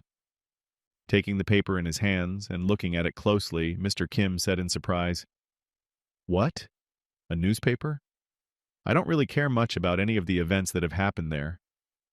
But suddenly, Mr. Kim took back his words. He saw something in the newspaper that really touched him. It was an event that even he was interested in. This newspaper was writing about Rionhan Perkridge. Namely, the church state reported that this paladin girl had died. The headline of the article with Mr. Kim and the paladin girl read, Paladin Rionhan's Perkrid dies. Only student of Lord Protector Grand Continent. Immediately after reading this newspaper, the events are transferred to the best publishing house in the entire Grand Continent, the Daily El Mundo. The reporter Felina Greensmith was present in the office of the chief journalist, as well as Kendra Amberbaker, who was being interviewed. Writing down all the words that she could find out from the eyewitnesses, the reporter of the Daily El Mundo, Felina Greensmith, asked, So you're saying you were on the ship at the time? Hearing the reporter's question, Kendra Amy Baker replied thoughtfully, Yes, I was in charge of the supply of drinking water to our ship during the war with Furlan Universal. Prior to that, I was authorized to be the Lord Protector's guide to Fort Esteele. Hearing these words from her guest, Felina Greensmith thought happily, Great exclusive material. After changing her job from street bard to journalist, Felina Greensmith gained a reputation as a trustworthy reporter. Immediately afterwards, the young reporter added, Drinking water supply management? You don't often see a position like that. Could you tell us more about your job? Immediately after these words, a man burst into the room. Seeing that they had a third guest who was completely uninvited, the two girls immediately turned their attention to him, trying to find out who he was. Immediately afterward, the girl reporter said indignantly, "Who? We are conducting an interview now. Who let you in?" Hearing the girl's question, the unknown man said, "I'm looking for reporter Greensmith." When Felina learned that he was looking for a journalist, she was confused. It's me." Hearing that the person he was looking for was right in front of him, the man began to change before his eyes, saying, "Is that so? Well, then I am very lucky with this." Noticing what was happening to the man who had broken into the reporter's office, both girls were frightened to see what would happen next and how they should act. However, in a few seconds it was over. The result was quite normal. The man turned out to be a guy Kendra Ambecker recognized and exclaimed in surprise, "Mr. Kim?" Recalling the newspaper article that Joaquin Sicario had recently brought him, Mr. Kim said, "I want to ask you something about the death of Paladin Percrid. You'd better cooperate with me." Hearing Mr. Kim's stern tone, both girls were seriously frightened. Felina Greensmith was the one who was most afraid, because every time she met him, she got into trouble. This time, when she noticed the guy in front of her, she thought in fright, "Why? Why me again?" The next moment, Mr. Kim approached the reporter's desk with the papers, and looking for the information he needed, said, "The official report of the Church State. The only student of Lord Protector Grand Continent, Paladin Rayon Hans Percrid, has died. It says here." Looking at Mr. Kim, who was sorting through the papers on her desk, Felina Greensmith thought in confusion, "I shouldn't make him angry." After checking the report from the Church State, Mr. Kim asked the journalist, "Have you checked? Did the Church State really report the death?" To which she nervously replied, Yes, I did, but it's not that simple. Death notices come even when a paladin goes missing." After hearing the reporter's words and continuing to look through the documents, Mr. Kim said in confusion, "She can't be dead. I don't believe it." Immediately afterward, an image of his only student appeared in his mind, smiling joyfully at him, having done something incredible thanks to the advice of his mentor. Remembering the power his student had, Mr. Kim thought in confusion, "It is simply impossible that the Church State would get rid of such an outstanding fighter like her." After these thoughts, Mr. Kim turned his gaze somewhere out the window and added thoughtfully, "They are definitely up to something crazy. There is no other way to explain it." After a while, Mr. Kim came to Emperor Edward for help. The latter, having considered the request, replied, Such a sudden report about the death of your student." Reviewing the report from the Church State that Mr. Kim had taken from Felina Greensmith, Emperor Edward added thoughtfully, "Indeed, it is suspicious." The next moment, the Emperor spoke in confusion. Suspicious, of course, but... The Emperor hit his head on the table, which was piled high with papers, and exclaimed, "I'm sorry, brother. I'm really busy right now. I can't help you." Looking at the pile of papers he had to review, the Emperor said in fright, "There are not one or even two problems here that are caused by the war, and they all require my attention. How can I deal with all of them by myself?" Immediately afterward, Emperor Edward added wearily, "In any case, these are internal affairs of the Church State, and it will be very difficult to find out what happened there. Perhaps we should first observe." Hearing his friend's unsatisfactory answer, Mr. Kim stamped his foot on the floor and said, "Well, if you are so busy..." Immediately after his action, Mr. Kim added menacingly, "This first thing of yours could take a very long time, and I don't have much time." Hearing Mr. Kim's threatening tone, Emperor Edward did not know what to do, because he had a lot of work to do, and his life was precious. So he blurted out in fear, I. Interrupting his busy friend, Mr. Kim turned toward the exit and said menacingly, "All right, I will deal with this myself. Besides, I have something to experiment with." Hearing this, Edward breathed a sigh of relief. After saying that, Mr. Kim set off on a journey, disguised as a lizard man, and sailed to the Lizard Man Kingdom. While on the ship, the boy was enjoying the fresh air, waiting for his arrival on the continent. When he opened his eyes, Mr. Kim thought about the place he was going to and said in his head, "Lizard Man Country, Ruth Marsh Alliance." Looking up, Mr. Kim said in disappointment, "If I were to fly through the sky, I would arrive much faster, but it would be like putting up a poster saying, 'The Grand Continent Lord Protector has arrived.' Even if it takes longer, there is no other option but to sail." As he was thinking, Mr. Kim didn't even realize that he was about to have an adventure, and he continued his thoughts. Even though it's a waste of time, sometimes it's nice to feel like a carefree passenger. As soon as he thought about carefree, he heard frightened shouts from the passengers and the crew of the ship. "Attention! Pirates! We are attacked by pirates!" Enjoying the panic of everyone on the ship, the captain of the ship with the pirates gloatingly shouted, "Boogeymen! Losers! You are unlucky to run into us this time!" Immediately afterward, the pirate captain added, "Give me, the one-eyed Morgan, everything you have." Before he could finish, a fireball came at him, neutralizing the attackers. The hit was followed by a loud explosion that tore the ship and the pirates into small pieces and saved the passenger ship from being invaded. Seeing what had just happened, all the vanity men on the ship immediately froze in their tracks, not understanding how this could have happened. Immediately afterward, they turned their heads in the direction from which the fireball had come. There they saw the ogre, with smoke coming out of its mouth after the fireball was released. As they continued on their way, having been saved from the pirates, who had left literally nothing behind as a result of the explosion, the captain of the ship thought in surprise, "Are lizardmen capable of even this?" After some time, the ship on which Mr. Kim was traveling finally arrived at the Alliance port of Ruthmarsh, which was located on the coastal zone of the Smooth. When Mr. Kim disembarked, he was quite surprised by the local population and began to obscenely look at many things that were unfamiliar to him. Turning his head in different directions to see as much as he could around him, the boy said in amazement, "This place. There is no other way to describe it." Around him, there were lizards of different shapes, sizes, and species. Each of them was going about its business and performing some kind of work. Looking at the locals who inhabited this country, Mr. Kim continued in amazement. "It's a lizard's paradise. In addition to small and common lizard people, there were even some sea lizards that looked like crocodiles, old, young, and huge. A full range of sizes and colors." As he looked at the locals walking by, Mr. Kim thought in amazement, all the lizard people in the endless forest looked similar. But here, all the species are incredibly different. Folding his arms in front of him, Mr. Kim closed his eyes and thoughtfully said in his head, "So yes, a plan of action. First, I need to gather information." As he thought about how to identify the leader of all these beastmen, Mr. Kim thought, "Until now, the head of the lizardmen has never come out and shown himself to the public." After these thoughts, the boy began to look around again, and added thoughtfully, "And if I have so little evidence, where do I start?" After that, Mr. Kim climbed to the highest point in the city to look over the city from above and thought, "I'll start with what I do best." A week after Mr. Kim arrived in the country, an angry shout came from the office of the head of the Smooth Coastal District. "That son of a bitch!" Clutching a piece of paper with a report in his hand and slamming it on his desk, the coastal chairman added angrily, "What the hell is going on here?"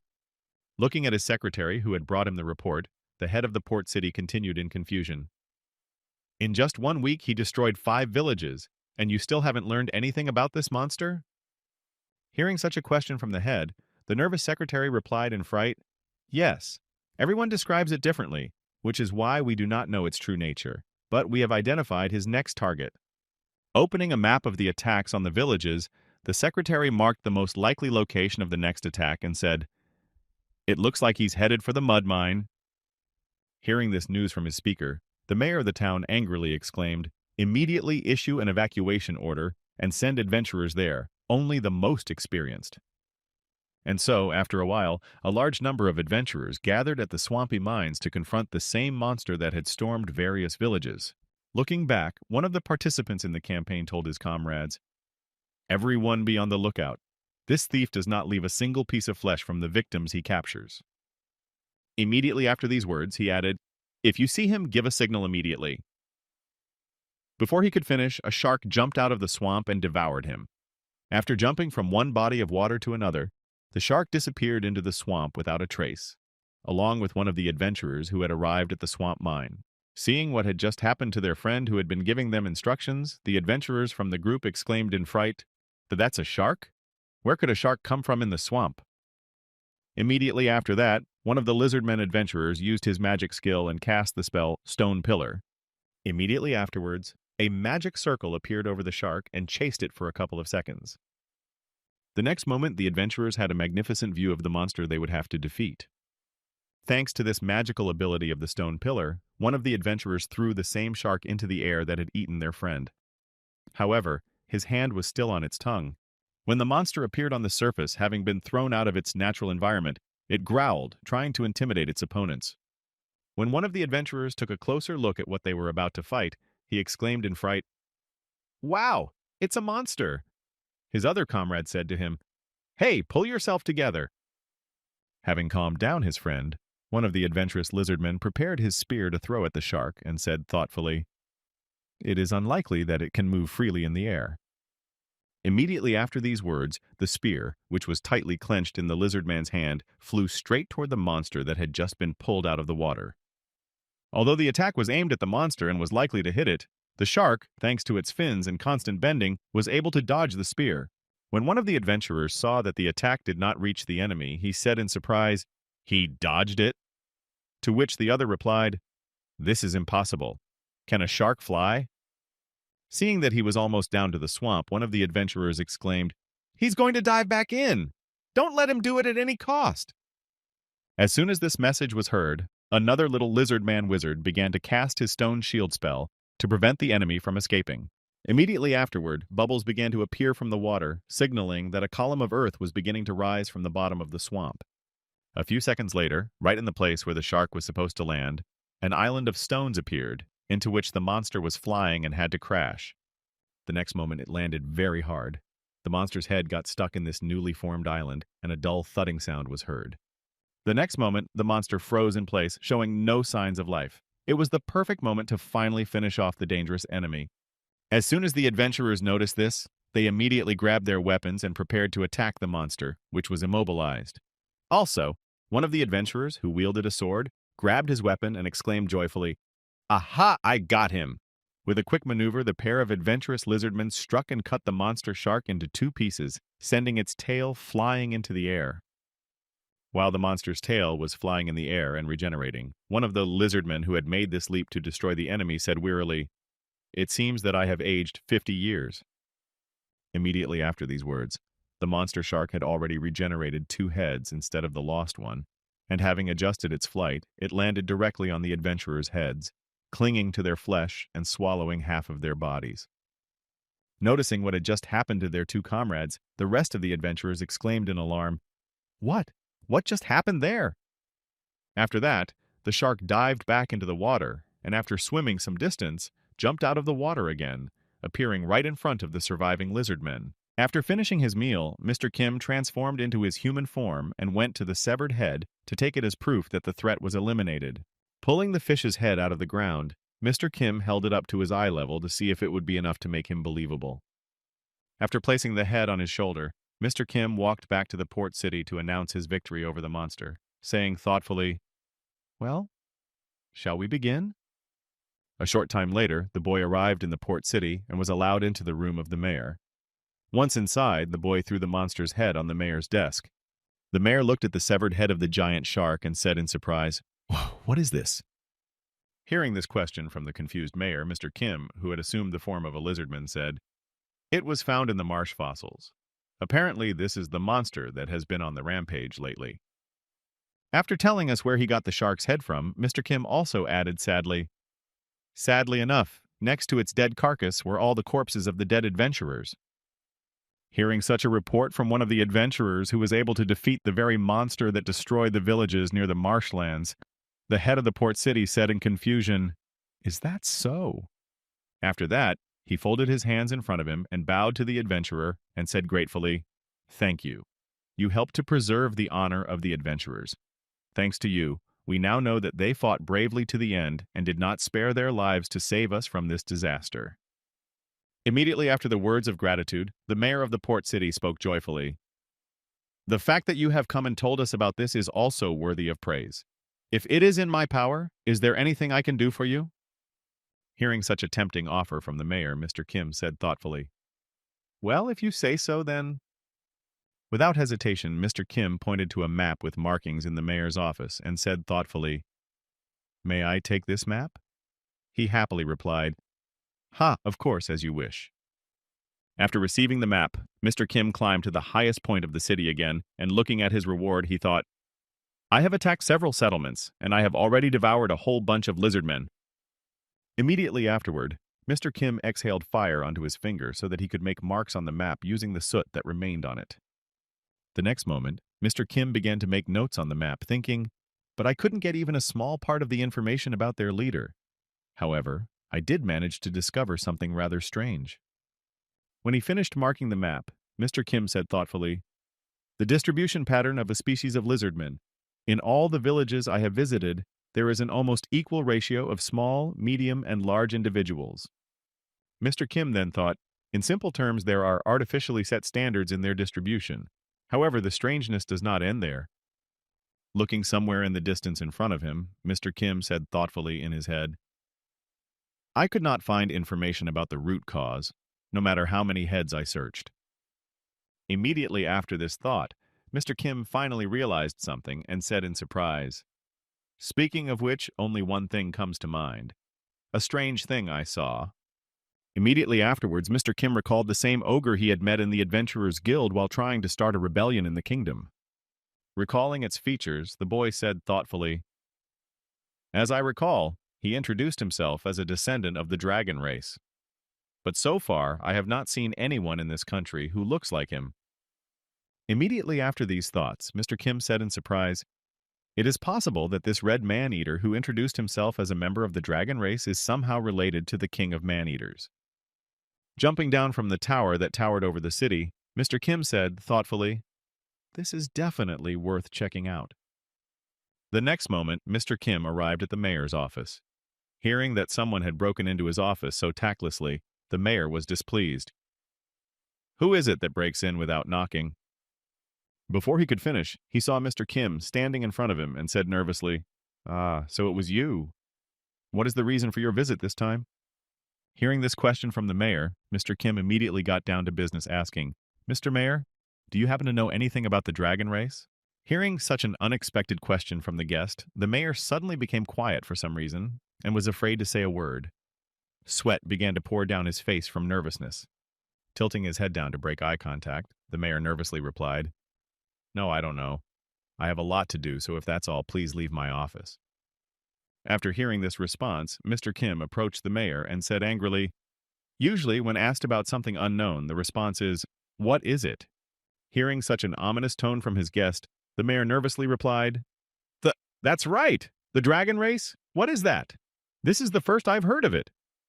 Hearing this response, Mr. Kim added menacingly, I have already realized that you are not going to tell me anything. Immediately afterward, Mr. Kim grabbed the mayor by the head to get his own information on the matter he was interested in. As he pulled the terrified mayor toward him, Mr. Kim said angrily, then I will have to get into your head myself. When Mr. Kim took one look at the mayor, he transformed into him and began his everyday life, giving him control of his body. When the mayor arrived at his home, he went to bed to rest after a very hard, busy day at work. Unable to sleep for a long time, the mayor said in frustration, everything is a headache. First the monster shark attack, now a traveler looking for the dragon race.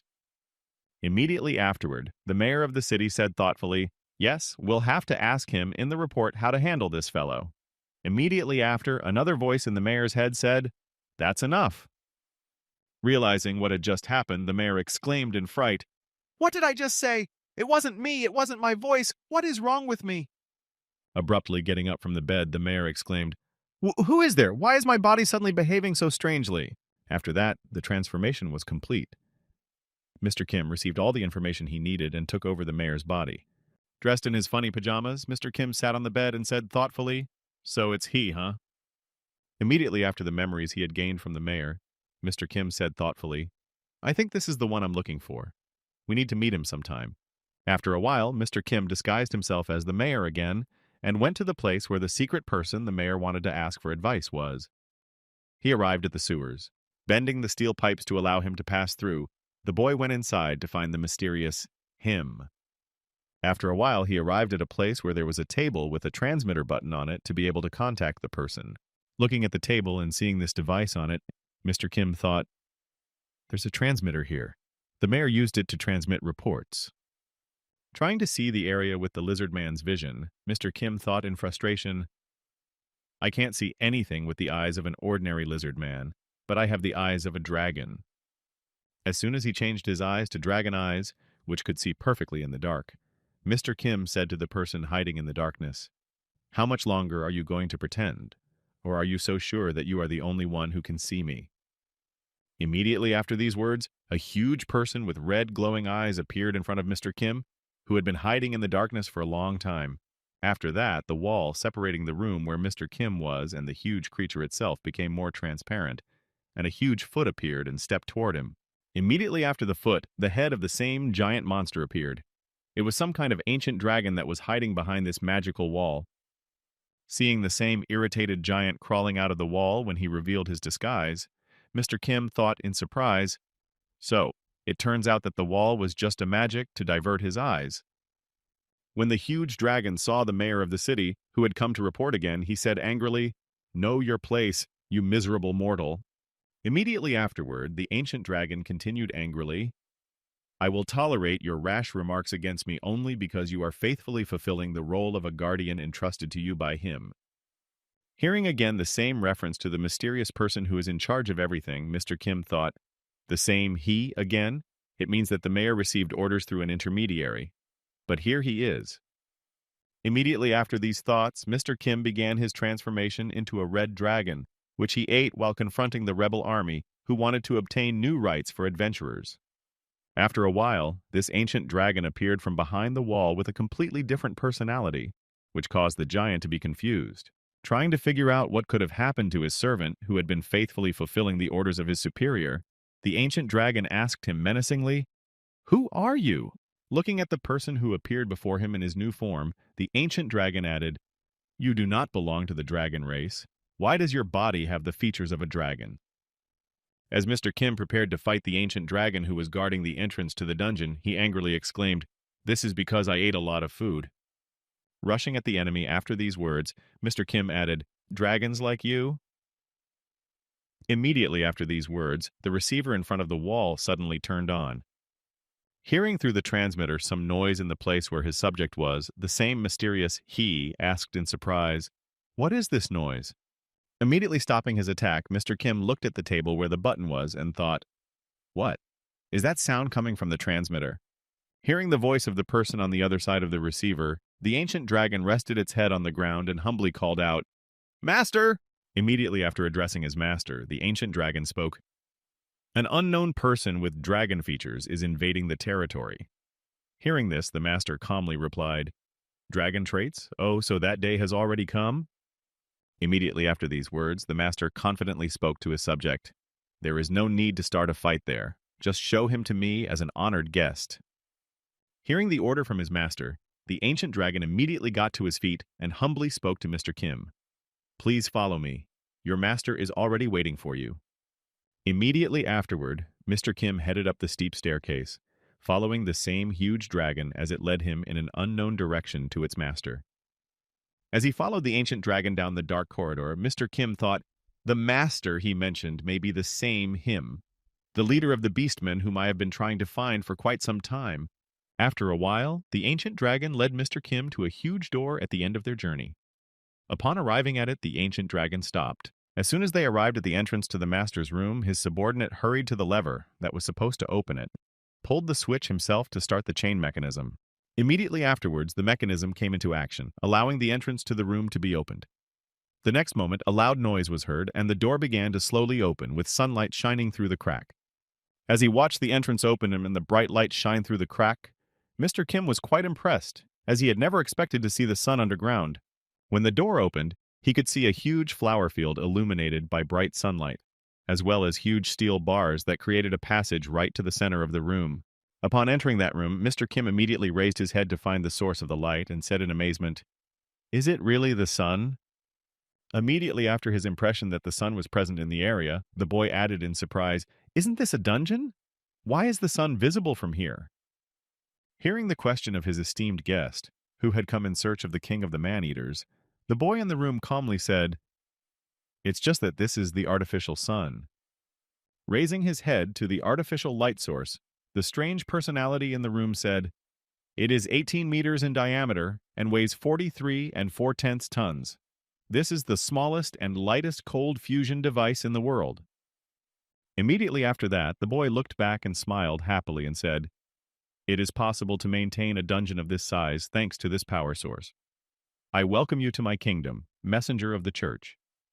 Immediately afterward, the owner of the giant introduced himself, saying, I am an ancient dragon, the first dragon that was created by the goddess in this world when everything was created. Hearing these words from the strange boy who stood before him, Mr. Kim thought in amazement, so this is the mysterious he. It seems that he took me for a guest from the church. Determined to get to the point, Mr. Kim spoke to the first dragon. I have one question. The dragon answered him with a heavy sigh. Ah, I'm sure you, my dear friend's nephew, are interested in many things, but let's save the question for later. First, tell me, what feelings does this place evoke in you? Hearing these words from the first dragon, Mr. Kim thought in surprise. So, a close companion of the first dragon itself, someone who is as ancient as he is. Could it be a manticore? Immediately after these thoughts, Mr. Kim immediately added, the one he is referring to shares a common nature with manticore and is also connected to the church? This guy. Did he really take me for a knight of Perkrai? As soon as Mr. Kim finished his thoughts, the first dragon spoke to him. I am very deeply connected to the church state. The appearance of Longtail Fall from Haven, the legendary paladin of the church, was one of the gestures of goodwill I have shown to the church. Seeing no reaction from Mr. Kim to his attempts to influence him, the very first dragon that was created looked back and said in surprise, I see you are not surprised at all. After saying this, he looked back to Mr. Kim, who continued in astonishment. Well, I must say, the church has learned much more than I expected. Judging by the fact that they sent a being with as much protection as you, they're progressing by leaps and bounds. Seeing no reaction from Mr. Kim even after such praise for the church and himself, the first dragon added in surprise, Am I the only one who is excited? Then let me ask you one question as we walk to our destination. When Mr. Kim got his long-awaited chance to find out what he had been waiting for, he immediately asked, Do you know anything about the original pet shop coming to this world? Having received the question from his long-awaited guest, the very first dragon confidently answered, Of course we know. Is that why you came to me? All lizard men of the dragon race are born with a piece of my essence. Immediately afterward, Mr. Kim approached the first dragon so that he could bite it, and he heard it speak. Through the resonance of these particles, all the experiences that the dragon race has had are being transmitted to me. The next moment, Mr. Kim opened his mouth and prepared to take a bite out of the first dragon as he spoke. One of the representatives of the race I sent to the surface came into contact with him. Before he could finish, he felt a sudden pain on the right side of his body. Blood spatter also flew in all directions after Mr. Kim's sudden attack. Changing his left arm to his dragon arm to prepare for defense, the world's first dragon exclaimed in confusion, What the... The next moment, he tried to grab the man-eating dragon that had decided to attack him from behind with his huge arm. However, Mr. Kim, sensing the danger that was approaching him, tore off the first dragon's arm and immediately retreated with the severed body part of his target. Holding the arm of the world's first created dragon in his teeth, who was too reckless, Mr. Kim watched as he tried to stop the bleeding caused by the loss of his arm. After stopping the bleeding from his body, the angry first dragon looked at the offender who had attacked him and exclaimed in anger, What does this mean? Why did you do this to me? Hearing such words from his target, whom he had been trying to track down for a long time, Mr. Kim said joyfully, Have you not realized what is happening here? Baring his fangs in anger, the first dragon shouted out in offense, This is treason! Corrupt bastards! Have they already forgotten how many different good deeds I have done for their church? Hearing that he still considered him a representative of the church, Mr. Kim said in disappointment, I never thought you would be so stupid, even though you are a first-class being. The next moment, Mr. Kim transformed into a human, assuming his original appearance, and said ominously, Did I ever tell you that I am a representative of the church?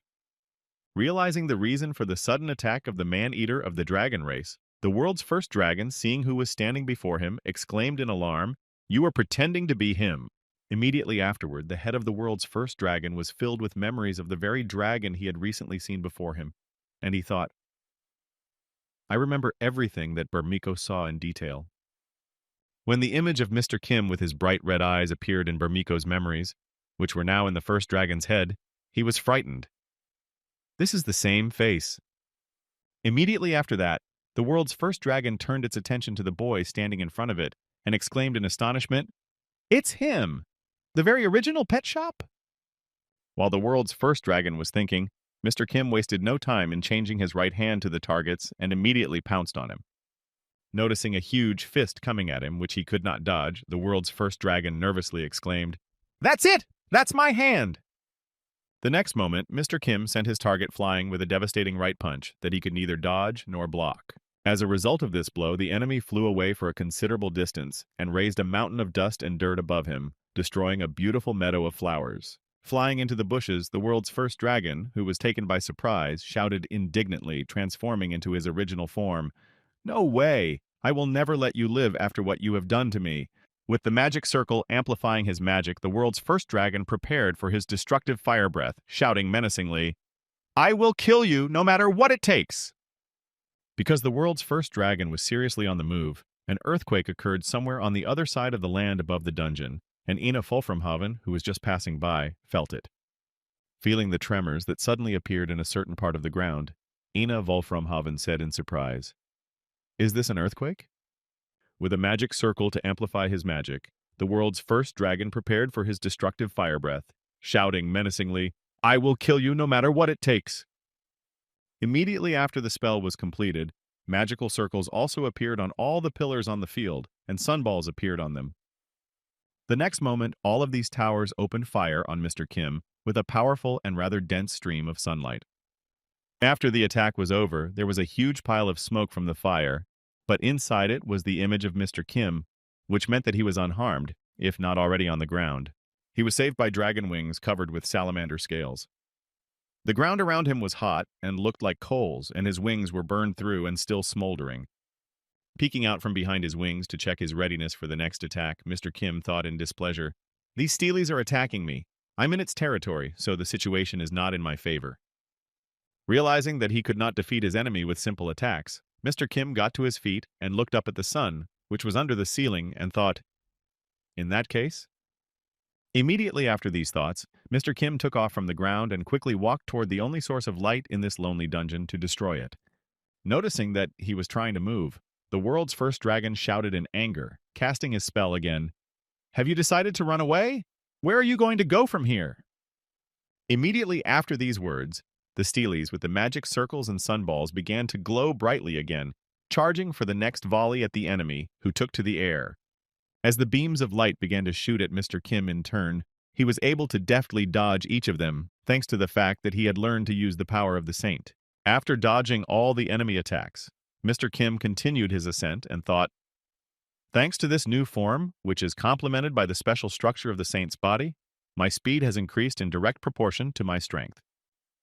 When the world's first dragon noticed that he had skillfully dodged all his attacks, he exclaimed in anger, "This is my kingdom. Do you really think you can escape from here?" Watching the boy continue to climb up, the world's first dragon added, "There is a barrier around you that you will never be able to pass through unless I remove it myself." Before he could finish speaking, he realized what Mr. Kim was trying to do by lifting himself up all the time and exclaimed nervously, "This can't be happening!" As he walked toward the sun, which was under the ceiling, Mr. Kim remembered what his enemy had said. 18 meters in diameter and weighing 43 4/10 tons. It is the smallest and lightest cold fusion device in the world. It is possible to maintain a dungeon of this size because of this power source. And finally, Mr. Kim has almost reached the very sun he was heading for to destroy the entire system of the dungeon in which he was locked. When he was about 2 meters away from the sun, Mr. Kim said ominously, "Everything in this dungeon is powered by one single power source, and I'm going to destroy it now." Realizing that something irreparable was about to happen, the world's first dragon shouted out to Mr. Kim in confusion, Stop! Do you even realize what you are going to do if it explodes?" However, Mr. Kim simply ignored his enemy's warning and crashed into the dungeon's only power source at high speed to bring it down. As soon as he hit the sun, the lights in the entire dungeon went out and the power source itself sparked. Noticing that the room had become quite dark, the first dragon nervously exclaimed, "Light!" A few seconds later, the same power source fell out of a cloud of dust and smoke, and it powered the entire dungeon where the first dragon lived. It resembled a shooting star with a bright tail. However, This one was made of smoke. Watching this, the first dragon simply remained silent, preparing for the worst. Realizing that he had a chance to save his dungeon, the first dragon, having calculated the trajectory of the fall, immediately rushed to the source to try to catch it in the fall, shouting in fright, "No!" A few seconds later, he was almost there, approaching the falling glowing ball. Loudly shouting out his words of experience, the first dragon had already stretched out his paws to catch the ball, which was flying down rapidly. When the balloon was just a few centimeters away, the dragon was about to catch it, but was prevented. A couple of millimeters away from the ball, something pulled him back. Having missed his chance for salvation, he saw that Mr. Kim had interfered with him by grabbing his tail and preventing him from grabbing the dungeon's energy source.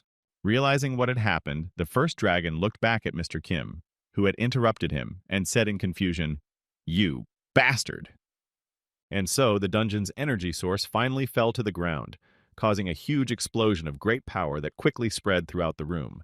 The same explosive wave quickly covered everyone in it, destroying everything in its path due to the high temperature of the wave. And at the same time, somewhere in the port city of Smoothshore, a new holy virgin, Ina Fulframhaven, arrived, having been saved by implanting body parts of another paladin into her.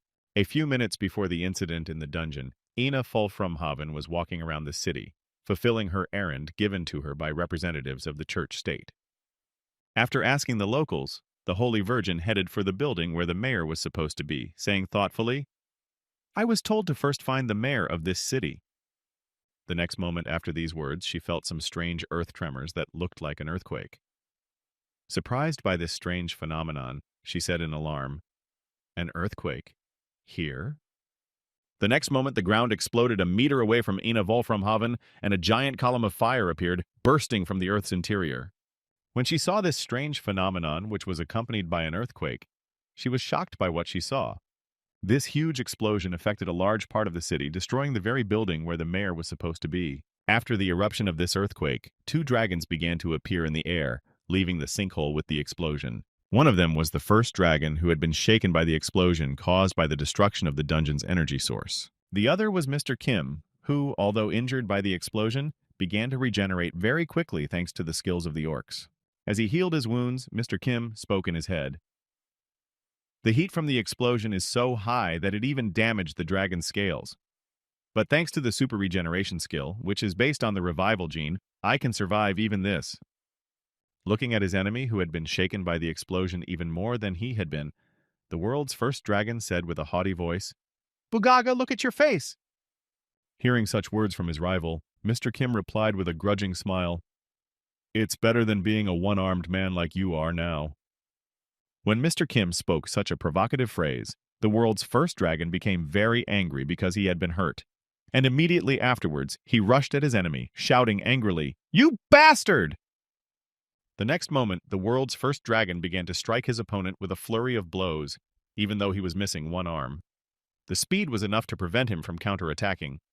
Immediately realizing that his opponent's punching power was so insignificant that he was ashamed, Mr. Kim thought in surprise, "Wait a second, this power."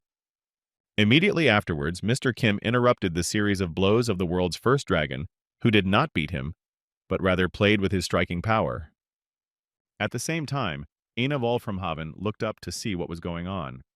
Noticing the two dragons fighting in the air, she exclaimed nervously, "What the hell is going on here?" The next moment, she exclaimed, "Is this some kind of dog fight or something?" Immediately after saying that, Mr. Kim grabbed the world's first dragon by the throat and squeezed its throat until it groaned from the difficulty of breathing.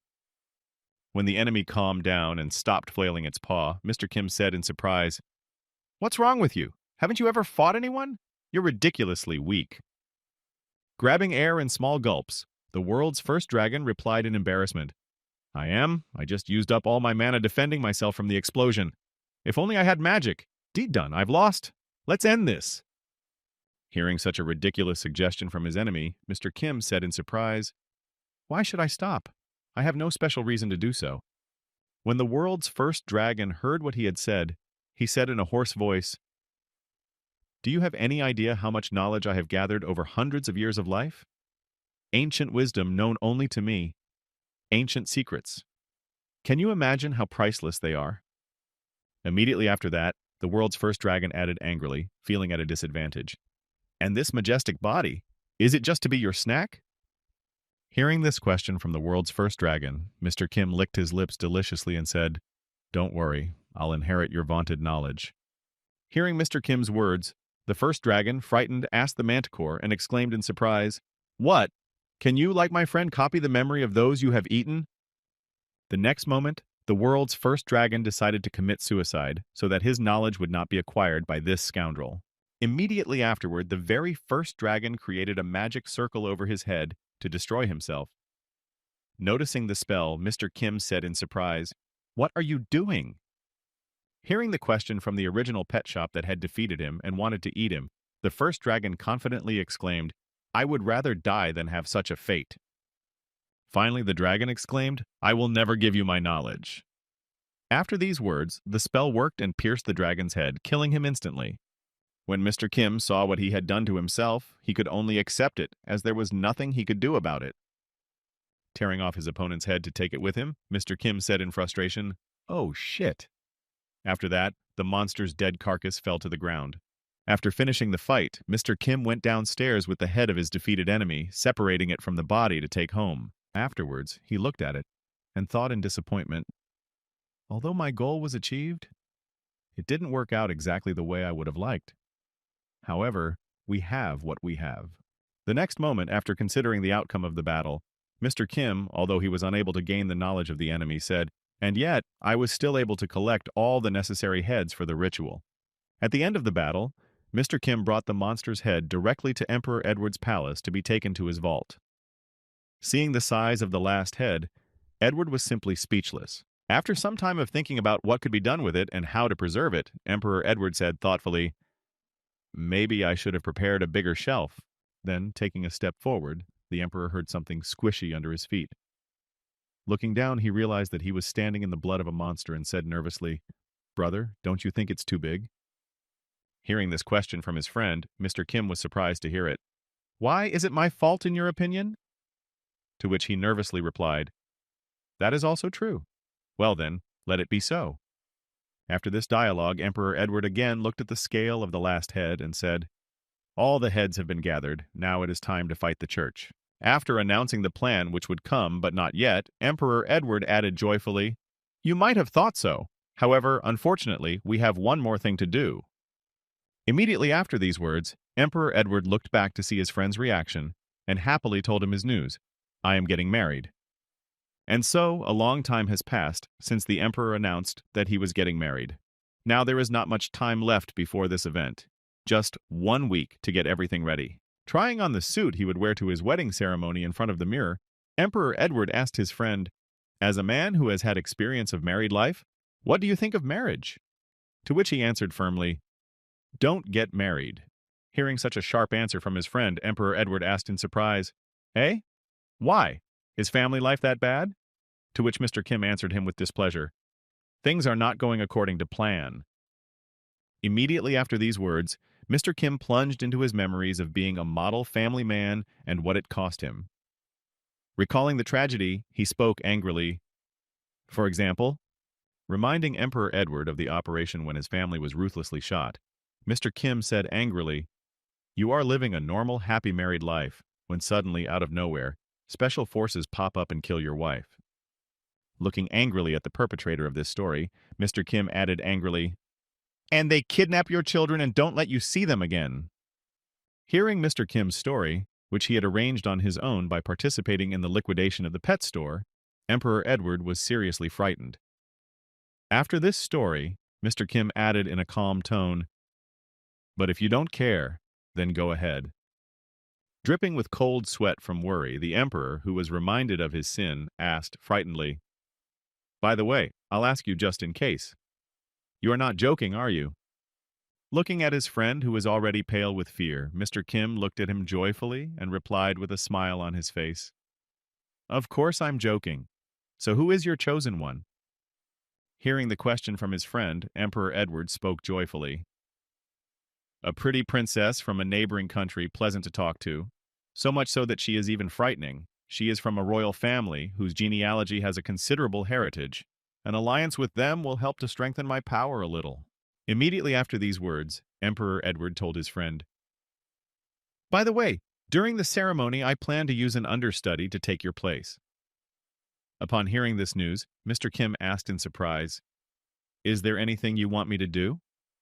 Hearing that he had asked about the task, the emperor said happily, "Brother, as always, you pick up on everything on the fly.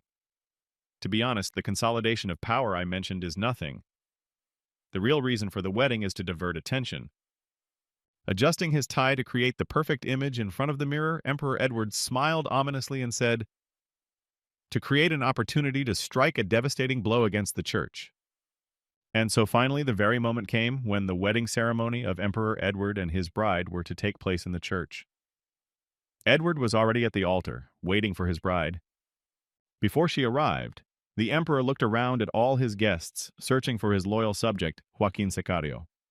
Noticing him in the crowd, the emperor began to stare at him intently for several seconds until he signaled that everything was ready and that he could begin. After receiving the signal of readiness, Emperor Edward began his speech to the audience. "I thank all of you, dear guests, who have come from different countries to attend my wedding. Someone once said that every man is the protagonist of his own life." After saying these words, the emperor immediately turned his attention to the guests present to see how their faces would squirm, and added, "But I'll get right to the point." Smiling sinisterly into the faces of the audience, Emperor Edward said angrily, "All this is stupid nonsense."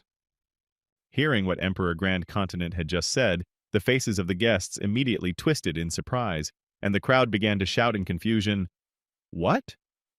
I didn't hear that alone, did I?" As soon as the discontent of the audience began to be heard, the emperor added irritably, "I know what everyone here is thinking. You are deluded into thinking that you occupy a role of importance to humanity and think like parasites, trying to establish your positions by all means necessary."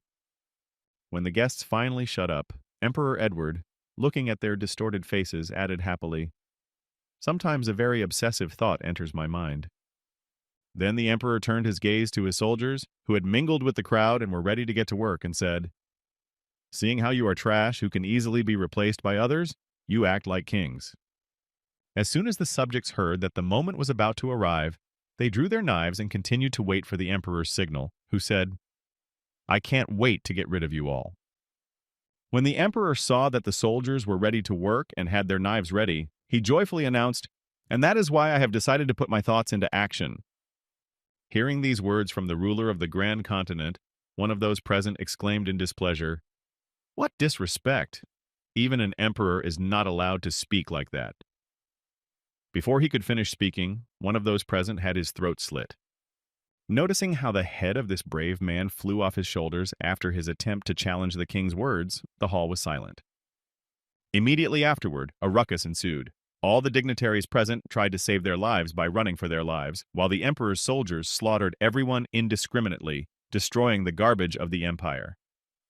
Noticing what was happening around him, one of the representatives of the kingdom of Almaruz, the cardinal of the Santo Almaruz branch, nervously exclaimed, "What does all this mean?"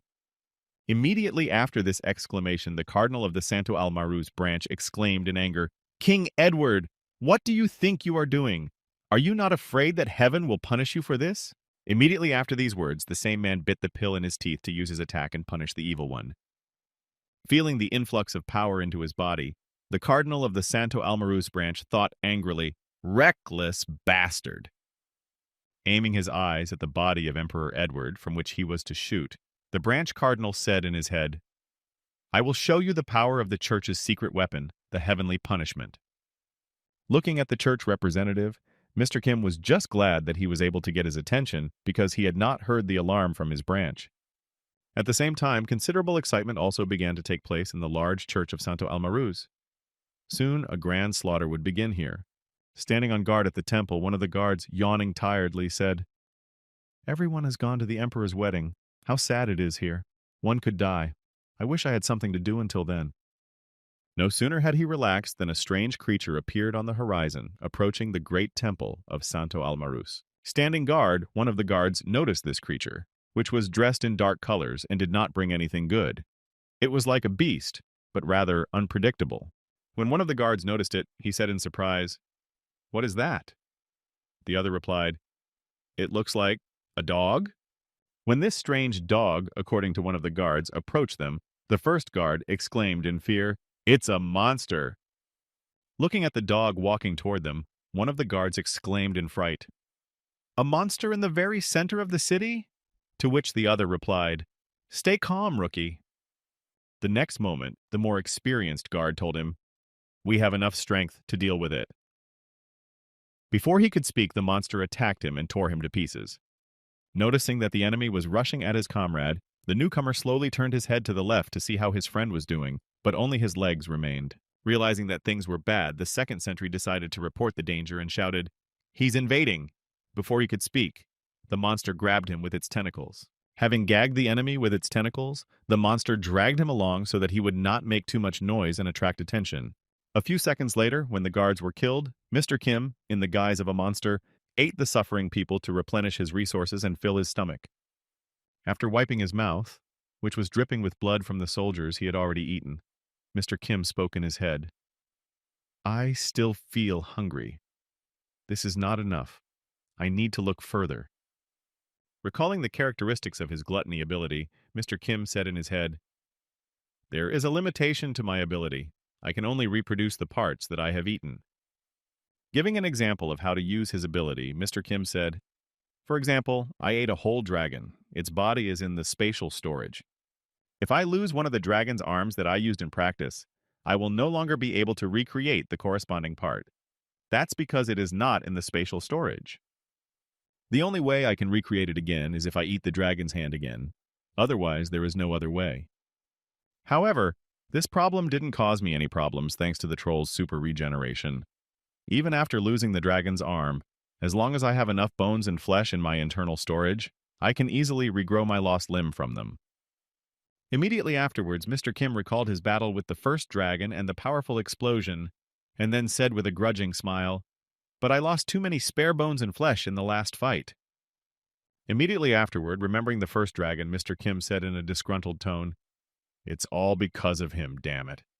Although it was Mr. Kim who was responsible for the explosion of the artificial sun. After a while, when one of the guards shouted, the rest of the soldiers came running to the main gate, exclaiming in surprise, "What's the noise?" Noticing that a stranger had broken in, one of the soldiers shouted out in fright to warn the others, "Monster!" Looking at the same monster that one of the crowd had reported, one of the newly arrived soldiers added in confusion, "How did it get here?" Noticing the crowd of guards who had come running to him, Mr. Kim said happily, "Well, I will take this chance to replenish my supplies." Immediately after these words, a brutal meat grinder began. Mr. Kim jumped into the crowd of soldiers at that moment, tearing them into small pieces to put them out of action. Eating was left for later. As he tore his victims apart one by one, only their arms flew in the direction of their homes, and blood spattered the entire central square. All of this was also accompanied by terrible screams. However, even hands were not allowed to drop. Mr. Kim caught all the body parts that flew away somewhere far away and ate them because he needed to replenish his supplies in any way possible. Having eaten the whole crowd of clumsy guards, Mr. Kim, heading for the majestic temple, thought, "That was enough to fill my stomach a little." The next moment, Mr. Kim arrived at the main door that led him inside the temple. Pushing it open, he said in his head, "Now let's get right to the point." No sooner had Mr. Kim taken the first step into the large temple than he was met with a surprise attack, cutting off one of the paws at the entrance, which flew away from him. Feeling the warm greetings that awaited him, Mr. Kim raised his head to see who had done this to him. It was the paladin who had been left in the building to protect it. The next moment, the monster's paw fell right between Mr. Kim and the paladin, who had struck as soon as the monster arrived at the temple. Seeing the monster's paw fall in front of him, Mr. Kim lifted his left leg and looked at the severed part, which was slowly healing. Having made the first strike against the enemy, the paladin of the church state pointed his sword at the guest and said menacingly, "Retreat. This place is not meant for all kinds of monsters." Looking angrily at the soldier who had cut off his paw, Mr. Kim thought, "They put a paladin as a guard? It seems that something quite important is hidden here." Realizing that there must be something truly valuable, Mr. Kim ran at the enemy with all his might to deal with him as quickly as possible and satisfy his curiosity. Noticing that he was about to attack, the paladin prepared to block the monster's attack and launch a counterattack. When the monster got close enough, the paladin immediately threw an uppercut to stop it from hoping for an easy victory. Paladins are no ordinary guards. They are not to be trifled with. The next moment, Mr. Kim grabbed the paladin by the braid of his helmet, and the paladin in turn stood on his leg. They both blocked each other's escape routes so that neither of them could escape. Immediately after the paladin seized the moment, he drove his sword straight into Mr. Kim's mouth, piercing his jaw from the bottom up. As soon as both of the paladin's hands grabbed onto the sword, Mr. Kim realized that this was the best time for him to try to lift it, and he swung his paw. It seemed like the blow would be perfectly on target to hit the enemy, but the paladin was able to block it by twisting his sword into a horizontal position. By cutting off the scythe from his helmet, the paladin was able to free himself from the monster's grip, and now all that was left was to continue to attack and deflect the blows with his paws. However, there was another factor in this battle that everyone forgot about: the severed paw at the beginning of the battle. While the paladin was concentrating all his attention on the enemy, a piece of the monster's body got stuck in his flesh, piercing his armor and lodging in his stomach. Watching himself get hit, the paladin, who was one step away from death, said in confusion, "What? How could a severed paw?" The next moment, Mr. Kim put his other paw on the paladin's body to end the fight as soon as possible, as the sword in his jaw was getting a little too much. With a bit of effort, Mr. Kim easily broke through the paladin's armor and inflicted deep scratches that would eventually lead to significant blood loss and death. After that, Mr. Kim made his final attack by biting off the paladin's head. Now it was definitely over. The final victory, we could start replenishing the raw materials for recovery. However, there was also one commandment that Rayon Hans Perkrid had told him. When a paladin is killed, a seal is placed on the killer, which signals the location of the killer to the rest of the paladins so that they can take him out. After some time, having finished eating the paladin, Mr. Kim was finally able to break into the laboratory guarded by the paladin. Breaking through the floor beneath him, he found his way inside. Looking around, the boy saw that the road led to one side and thought in surprise, "I knew there must be something interesting here, but they're going to hide it in the basement." Immediately afterward, Mr. Kim smelled the odor of flesh coming from one end of the road. Without hesitation, Mr. Kim set off in that direction, thinking happily, "Yes, the smell of flesh. This way." After running a certain distance, Mr. Kim fell into a trap. The passageways in front of him and behind him closed, forming a sealed chamber to which pipes were connected. Immediately after the structure was formed, a murmur could be heard from the pipes, and a second later the room began to fill with water. Realizing that he was trapped, Mr. Kim said in surprise, "What? Water? Do they really want to drown me?" When the water level reached the middle of the room, Mr. Kim thought happily, "I can only understand one thing from this. If they are trying to stop me, then I am on the right track." Meanwhile, in the underground laboratory of the cathedral, several screens monitored the road leading to their room. One of them was broadcasting the one where Mr. Kim was standing. When one of the scientists who had been working on destroying the monster that had broken in saw that the room was completely flooded, he said happily, "That's it. The problem is solved." Immediately afterward, another scientist standing nearby added happily, "Against a member of the mammalian class that breathes with its lungs, there is no method more reliable than this." After hearing the report from his comrades, the third scientist said nervously, "Okay, we can exhale. By the way, how did this monster get to the very center of the city? Moreover, it targeted the cathedral. Does anyone realize—" Before he could finish, his speech was interrupted by a wall breach, from which water poured out of the flooded room. The same wave washed away the two scientists who were standing by the screens and observing the situation throughout the laboratory. Noticing that the wall had been destroyed, one of the scientists exclaimed in surprise, "What the hell is this?" Immediately after he said that, the scientist heard a noise coming from the destroyed wall. Turning his attention, he noticed the same monster, which was peeling away from the moisture, and exclaimed in fright, "That monster! How did it manage to survive?" After taking a closer look at the monster that had survived in the completely flooded room, the same scientist exclaimed in fright, "I don't believe it. This is simply not possible." Mr. Kim changed his image according to the environment in which he found himself. Noticing the monster's tremendous changes, the man exclaimed in amazement, "Gills and fins? What an instant metamorphosis!" Immediately afterward, the scientist shouted to his subordinates, "Immediately activate the heavenly punishment." Hearing the order from his supervisor, the subordinate, heading to the computer, exclaimed, "Yes, sir." Looking at the dot that appeared on his forehead after the request to activate heavenly punishment, Mr. Kim said in surprise, Yes. What do we have here? Immediately afterward, Mr. Kim rushed at the scientist, knocking him to the ground so that he would not accidentally run away from him. Hearing him screaming in pain, Mr. Kim spoke angrily to his snack. Stop being so dramatic! I haven't even bitten you yet! Hearing the monster's voice, the scientist, scared to death, exclaimed in amazement, What the hell is going on? The monster can talk! Immediately afterward, Mr. Kim sank his teeth into the researcher's flesh, shouting, Shut up! Feeling the teeth sinking into his flesh, the head of the laboratory screamed out in fear, Heavenly punishment, now! Having received the order from his superior, the assistant began to poke at all the buttons, hearing from the computer. A request for celestial punishment has been received from a first-level researcher. Tracking coordinates, target set, safety device activated. When all the settings were complete, the computer said, Press the button to confirm activation.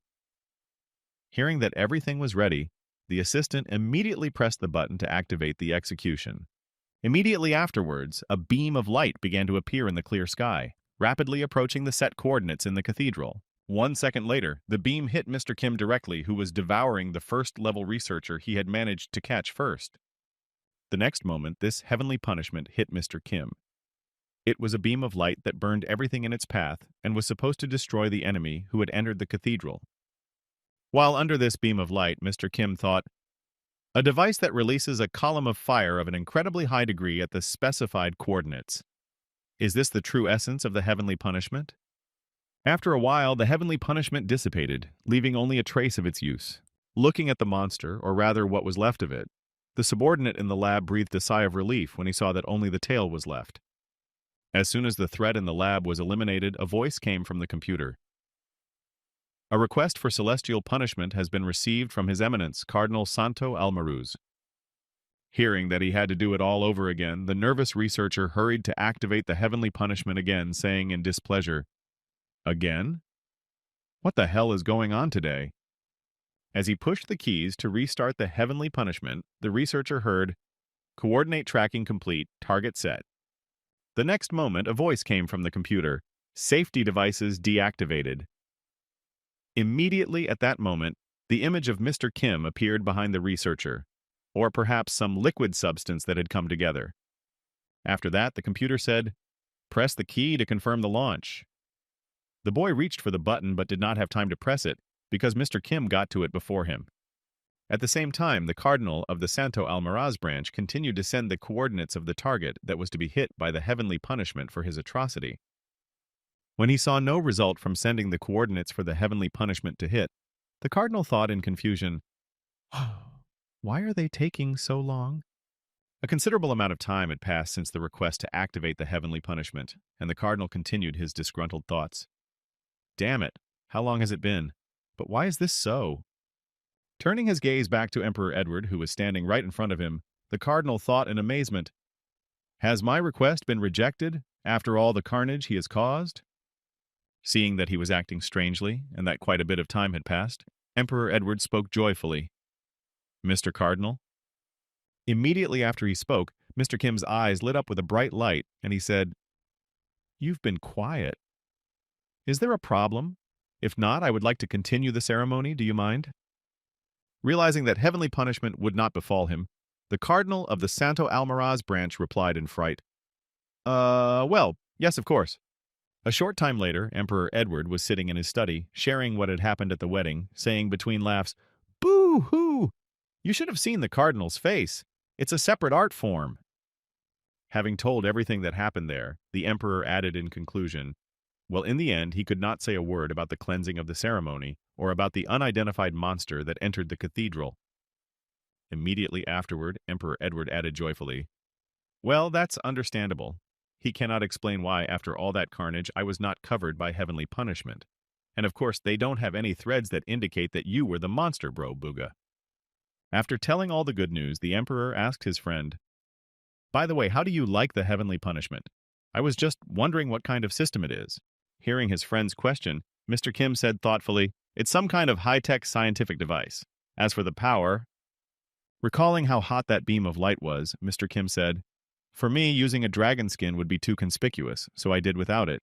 But if I were a dragon, I wouldn't have suffered any damage at all. When Emperor Edward heard about the device in the church, he was surprised. A scientific device, then? That is why during the investigation, no trace of magic was found. Using his memories, Mr. Kim said, according to the researcher's memoirs, the first high priest was a man from another world. Apparently, technology originates from there. Immediately after this report, Mr. Kim added nervously, oh, and during the implementation of the plan, a small problem arose. Just a small thing, but still worth mentioning. Hearing that something had happened, the emperor asked in surprise, a problem? What do you mean? Immediately afterward, someone's voice was heard outside the castle windows. Lord Protector Kim of the Grandentiner Kingdom. Looking back, Emperor Edward said in displeasure, that same voice. He remembered that the same voice belonged to that damned cardinal. At the same time, a company of guards arrived at the castle, wanting to see the Lord Protector, who had killed one of the paladins. When they did not hear him the first time, the cardinal shouted a second time, Lord Protector Kim of the Grand Continent Kingdom, you must face the Holy Inquisition. After some time, Mr. Kim finally came out of the castle and was taken to the hall of the Holy Inquisition for trial. The condemned man was a Lord Protector who was asked to remove his armor so that the mark on his back could be seen by all present and understand why he was being tried. Standing in front of the bench, Mr. Kim thought to himself, well, I should have expected this to happen when I killed the paladin. Immediately afterward, the boy remembered the words of his student.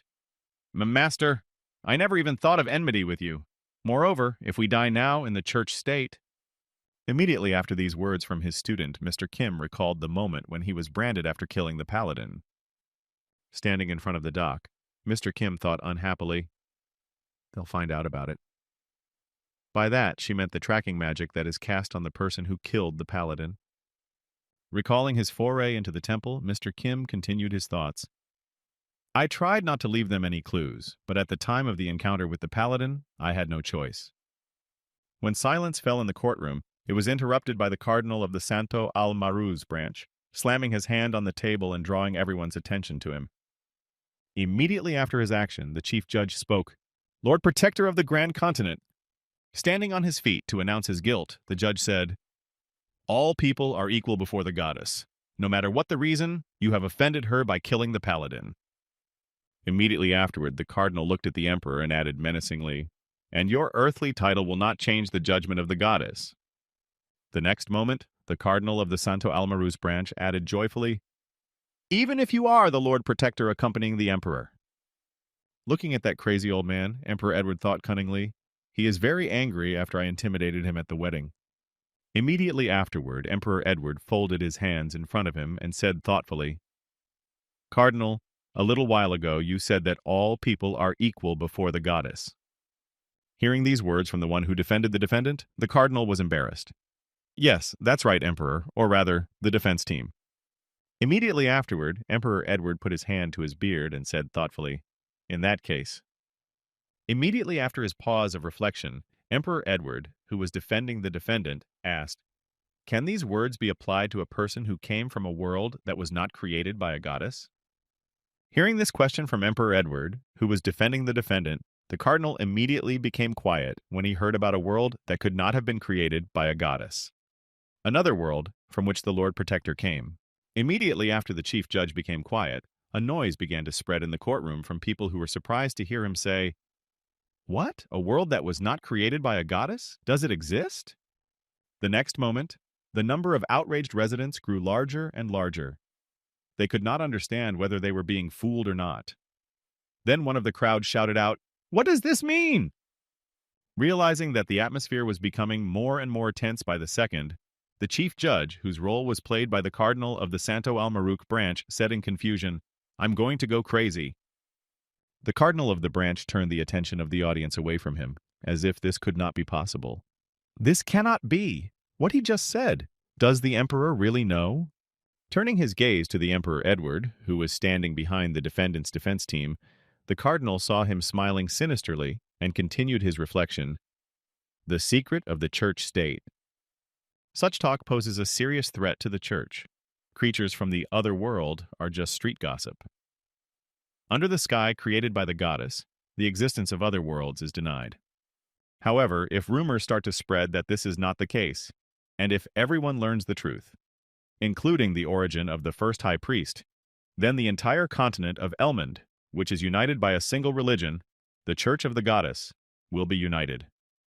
All priests and their followers will announce that they are going in search of the origins of the faith. After that, organizations will appear that will doubt the words of the Church. And, as a result of their doubts, they may accidentally discover that the heavenly punishment that comes from the goddess may be a force from another world. Realizing how terribly things could turn out for him, the cardinal decided to deny that there are other worlds to the last, exclaiming angrily, "What kind of nonsense are you talking about?" Immediately afterward, the cardinal plunged into madness, and barely containing his fear, he asked the emperor, "Another world? How? What is the basis for your statement? To say such nonsense right in the face of the Holy Inquisition?" Looking at Emperor Edward with a look full of fear from the realization of the terrible consequences, the cardinal added, "Lord God, these are just unfounded accusations." A little later, the court session was closed because the cardinal began to behave inappropriately. A few days after that, a new newspaper with the news was distributed throughout the Grand Continent. This newspaper, from the Daily Elmhurst, said, "The president of the court was in complete shock. The emperor's words took the cardinal by surprise, suspicions growing before his eyes. Is there really another world?" After reading the scandalous newspaper headline, one of the residents said in surprise, "What? Another world?" After that, the Daily Elmond spread the theory of the existence of another world at a very rapid pace, and the goddess's influence began to burst at the seams.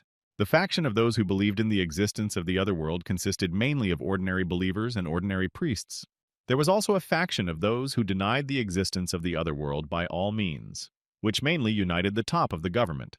And so after a certain period of time, it is unclear how, but the conflict that grew on the basis of people's beliefs, and which was constantly accompanied by violent protests by a faction of those who actively believed in the existence of another world, finally managed to cross that very line of no return, and immediately after that, it all turned into a civil war with the participation of military forces. Villagers gathered near the church with torches and decided to storm it and find out the truth. Immediately after the civil war broke out, the great temple in Santo Almaruz went up in flames. Everything was happening at a rapid pace, and it could not calm down. After the first raid on the church, it was immediately published in a newspaper with a scandalous headline on the front page. Looking through the same newspaper, Emperor Edward said joyfully, "And all that is happening now."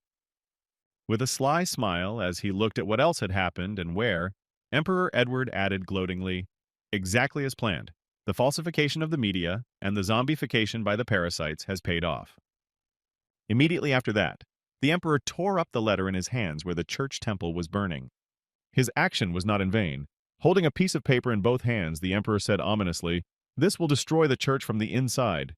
At the same time, when the civil wars were only gaining momentum, an urgent meeting was held in the cathedral of the church state. Since this cathedral was well defended, the believers of the other world had not yet reached it, or perhaps because there was a statue of the goddess. During the meeting, the chief priest, having analyzed the situation, exclaimed angrily, "How can we cope with him? Most of the certifiers have run to the faction that recognizes the existence of another world."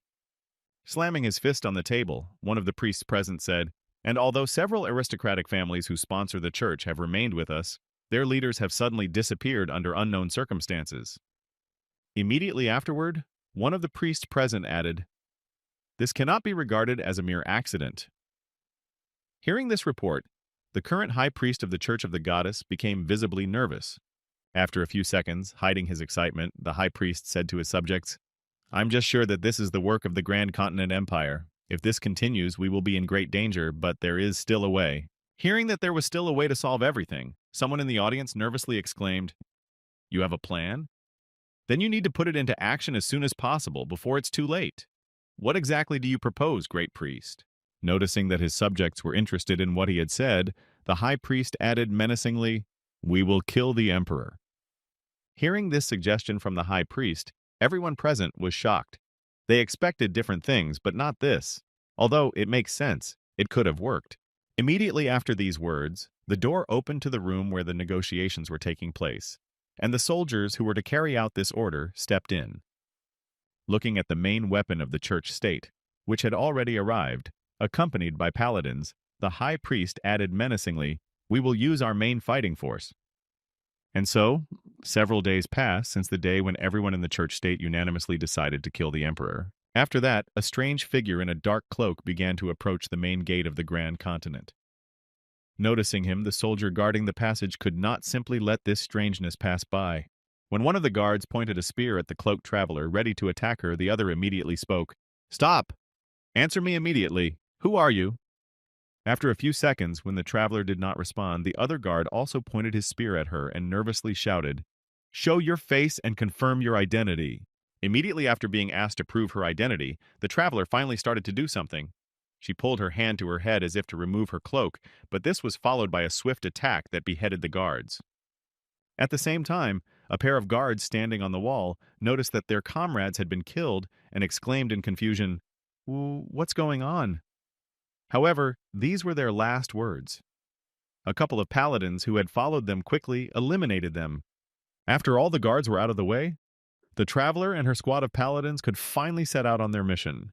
When all the guards in the immediate area were eliminated, the 4 paladins who had jumped from the walls, accompanied by the Holy Maiden, headed for the castle of Emperor Grand Continent. All of them, of course, had to pass the corpses of the soldiers who had died for the interests of the church, which feared for its position in this world and tried not to fall from its current height. However, when the last paladin was running past the corpses, one of the corpses grabbed his leg, preventing him from continuing his journey. His grip was strong enough to shatter the armor. Seeing that someone was still alive, the paladin, trying not to fall, immediately stopped to look around to see who had grabbed him. Taking his sword out of its sheath, he nervously shouted to the corpse, "Are you alive even after your head was cut off?" Immediately after the exclamation, the headless soldier drew his sword and delivered one fatal blow that was incompatible with life. At that moment, his comrades were already walking a few meters ahead. Hearing the cry of her assistant, who for some reason had fallen behind them, Ina Volframhaven immediately looked back to find out what the noise was about. As soon as her head was turned enough degrees, she saw a headless knight behind her, holding his own head in one hand and a dead paladin in the other. Immediately afterwards, 3 paladins attacked him with weapons to avenge their comrade, shouting in anger, "Who the hell are you?" Not even a second had passed. The paladins didn't even have time to launch an attack when they were already defeated by that mysterious headless knight. He was a truly powerful opponent. And at that time, Ina Volframhaven was just standing behind, watching as her subjects were supposed to deal with the enemy, but all they did was to fly blood in different directions. The next moment, the Holy Virgin saw a picture of only one knight, whose head had been cut off, and 4 of her already dead subjects, whom he had finished off in an instant. Whoever he was, Ina Volframhaven was quite shocked. Such a strong opponent, and at the very beginning of the journey. Of course, this is not normal. However, in a few seconds everything became clear. The same strong knight who had finished off the paladins changed his armor and exposed his face, and then said ominously, "Long time no see?"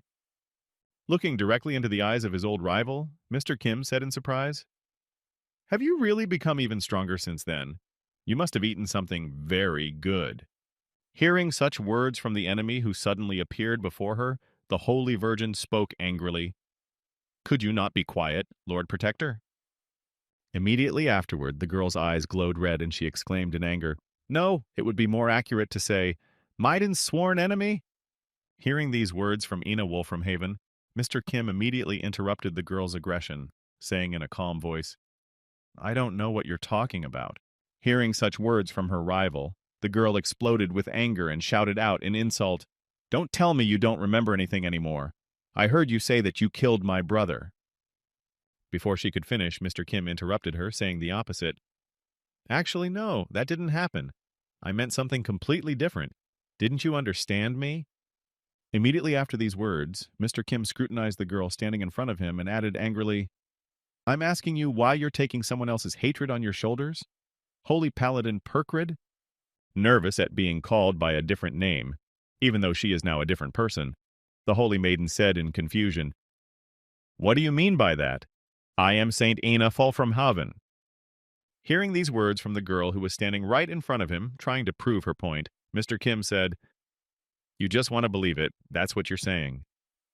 Realizing that there was no other way out, the girl became a little nervous and irritated that her perfect disguise was revealed. Immediately after that, the processes of changing the account started in the body of the Holy Virgin, after which Ina Fulframhaven began to take on the account of Rayanhan's Perkree. As she took on her new persona, the new Holy Virgin smiled with a disgruntled smile, biting her lip in disappointment. The next moment, Rayanhan's Perkreed finally gathered the courage to look her former mentor in the eye and spoke angrily. "Teacher, how did you know it was me?" Upon hearing this question from Rayanhan's Perkrai, Mr. Kim did not take long to respond. Saints are the strongest asymmetric force of the church state in this war. As if to summarize the power of the girl he was fighting, Mr. Kim continued, "Such great power. It simply cannot fall into the hands of a girl in puberty who is obsessed with her own revenge."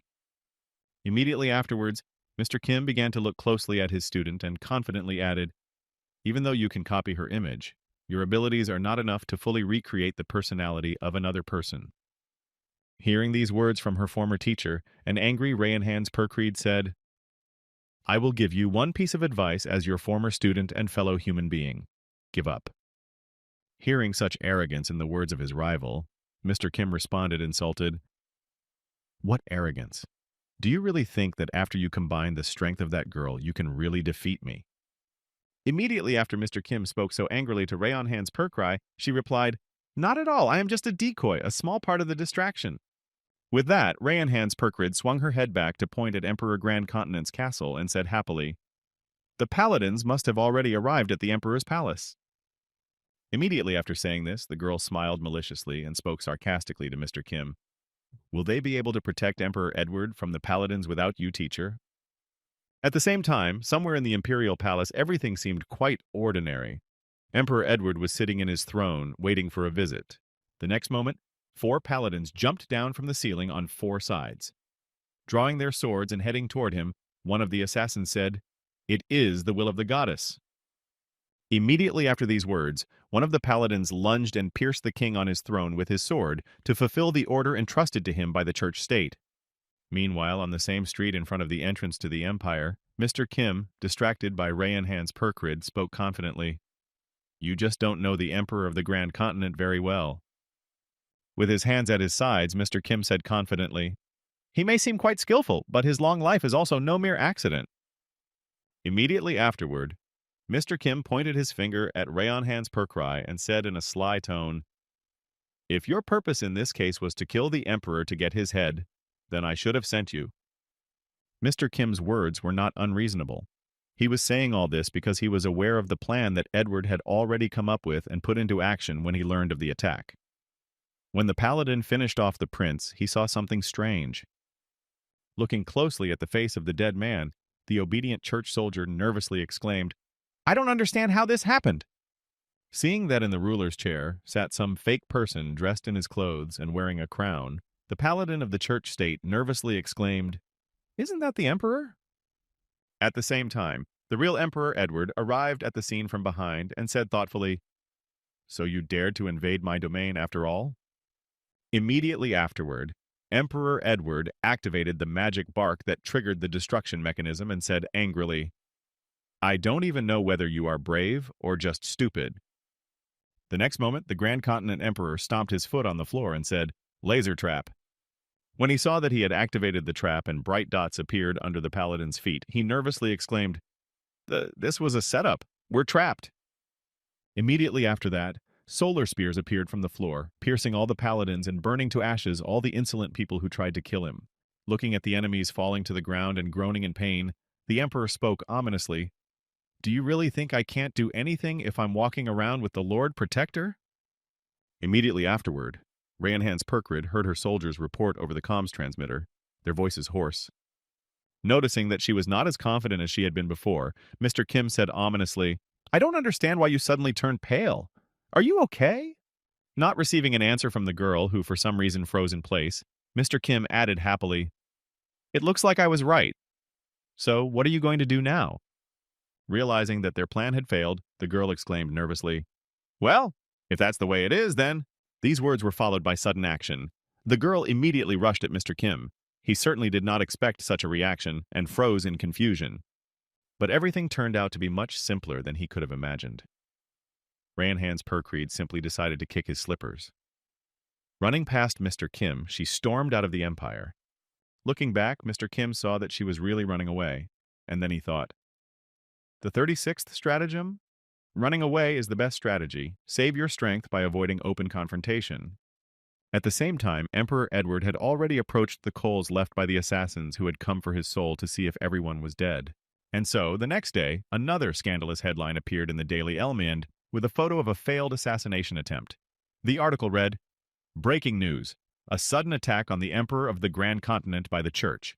It has been learned that a faction that denies the existence of another world, which is fighting the faction for existence, is behind this."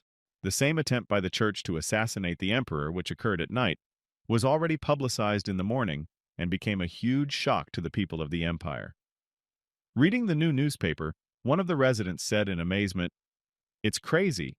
What is happening in the world?" It didn't take long after the attack on the Emperor for the people's shock to turn into anger against the Church, which had taken such radical measures. And as soon as this news was reinforced by the fact that the Church, targeting the Emperor, planned to break the faction for the existence of another world that was protected by the imperial palace, it was after that that the ordinary indignation of the people grew into open hatred of the church state and all its representatives. Then people killed all the churchmen they met on the street. Although this reason was false, the people swallowed it, and the mission of this reason was fulfilled 100%. And after what happened, the church, which denied the existence of another world, completely lost its supporters and could no longer gain their faith. Further events developed clearly according to the emperor's plan. The priests could not commit murder at the will of the goddess, so they acted arbitrarily. And this suggests only one thing, that the faction that denied the existence of another world, that is, the church, were heretics. Immediately after this news and the events that were developing at a rapid pace, Emperor Edward gathered his people of the kingdom of the Grand Continent. The attitude of his people was known to all. They all hated the church for trying to kill their ruler and re-establish authoritarianism. And so, when everything was perfect, the emperor of the kingdom of Grand Continent stood before his people and declared war on the heretics who had previously pretended to be clergymen. When Rayanhan's Perkrid arrived in the church state, the popular unrest of the towers gained momentum, and the high priest was aware of the latest developments. When the girl appeared before him, he exclaimed angrily, "What is this all about?" After hearing the report from the Holy Virgin, the supreme ruler of the church added, "The assassination has failed, and we not only lost our paladins." Turning his gaze to the girl who had failed to do her job perfectly, the priest added angrily, "You also gave the cursed emperor a reason to start a war!" Unable to contain his anger, the high priest exclaimed, "How much money was invested in the creation of the saint, and what do we have in the end?"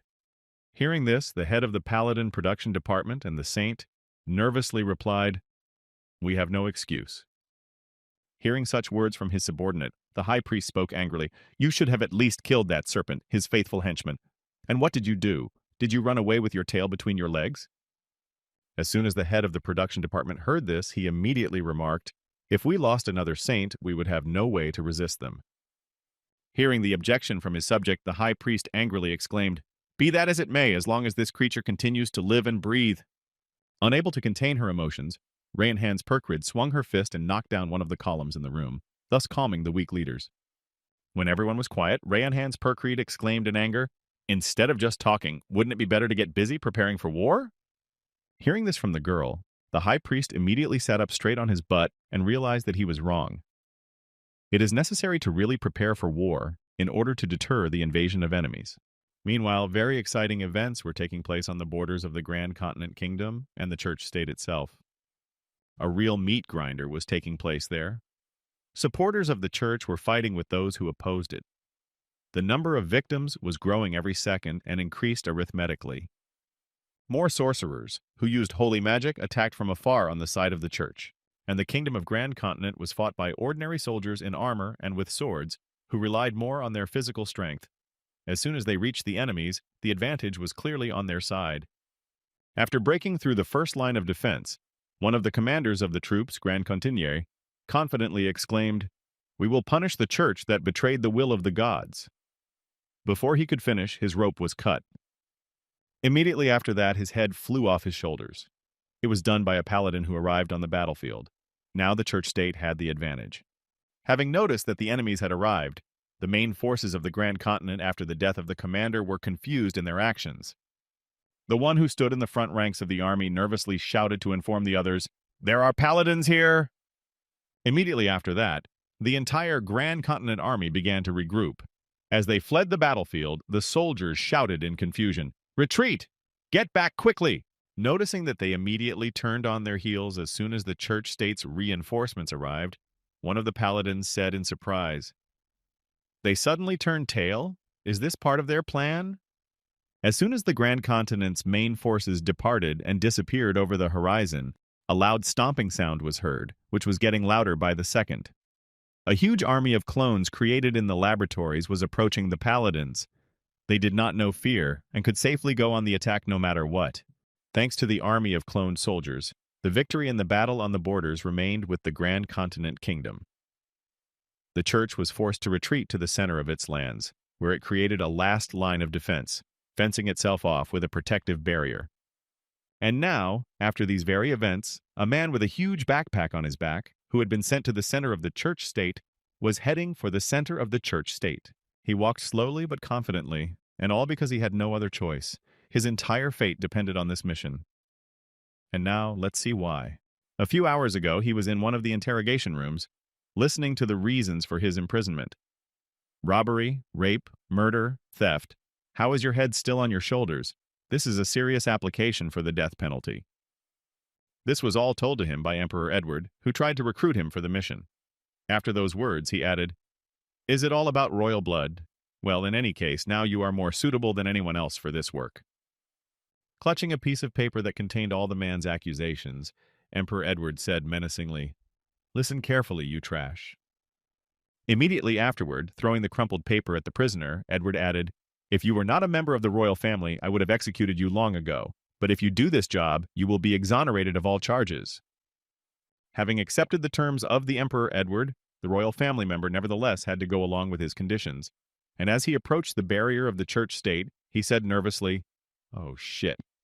Immediately after that, he threw the backpack off his shoulders and said to himself, "Just do what you were told. I would have rotted in prison for the rest of my life anyway, so I have nothing to lose." Opening his backpack, which he was carrying, the royal said angrily, "As soon as I get back to the parade ground." As soon as the sunlight hit the inside, dozens of little eyes appeared from the backpack, and then the man continued, "I will tear all those bastards who betrayed me to pieces with my own hands." Immediately after that, a lot of animals ran out of the backpack and flew out. A large number of mice and birds flew toward the church state's barrier. Looking at the animals that had escaped from the backpack, the royal family member said in confusion, "I'm doing the right thing, right? However, what is the point of releasing these animals?" As the man stood there for a while, he heard a bullet land right next to his foot, which made him hurry. Time was running out and he was doing nothing. Looking back angrily, the royal family member noticed Emperor Edward, as well as his loyal subject, the commander-in-chief of the army, who was shooting at him. Having fired a shot at the prisoner, Joaquin Sicario said in displeasure, "What are you doing there? Move! Move!" Hearing such a dismissive attitude, the imprisoned member of the royal family began to move forward quickly, saying with displeasure, "Curse him! Does he even know who I am?" After taking another step, the man added, "When I'm done with this, you'll be in trouble too." Before he could finish, he crossed the barrier and immediately burst into flames. Watching what was happening through his binoculars, Emperor Edward said in amazement, "Wow, I expected anything, but I never thought they would install something so deadly." After these words, the research was completed. Emperor Edward found out what exactly the last frontier of the church state was. As experiments have shown, it poses no threat to small creatures, but as soon as creatures whose mass is close to human mass cross the barrier, they immediately spontaneously combust. Realizing that their defense was quite powerful, the emperor took the binoculars away from his eyes and said in confusion, "Well, how are you going to get through this thing?" Immediately after these words, Emperor Edward thought in confusion, "Of course I have an acquaintance who can change his body as he pleases."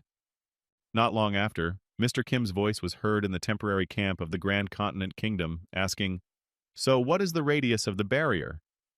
Hearing his friend's question, Emperor Edward drew a circle on the map and said, "Well, it's about this big."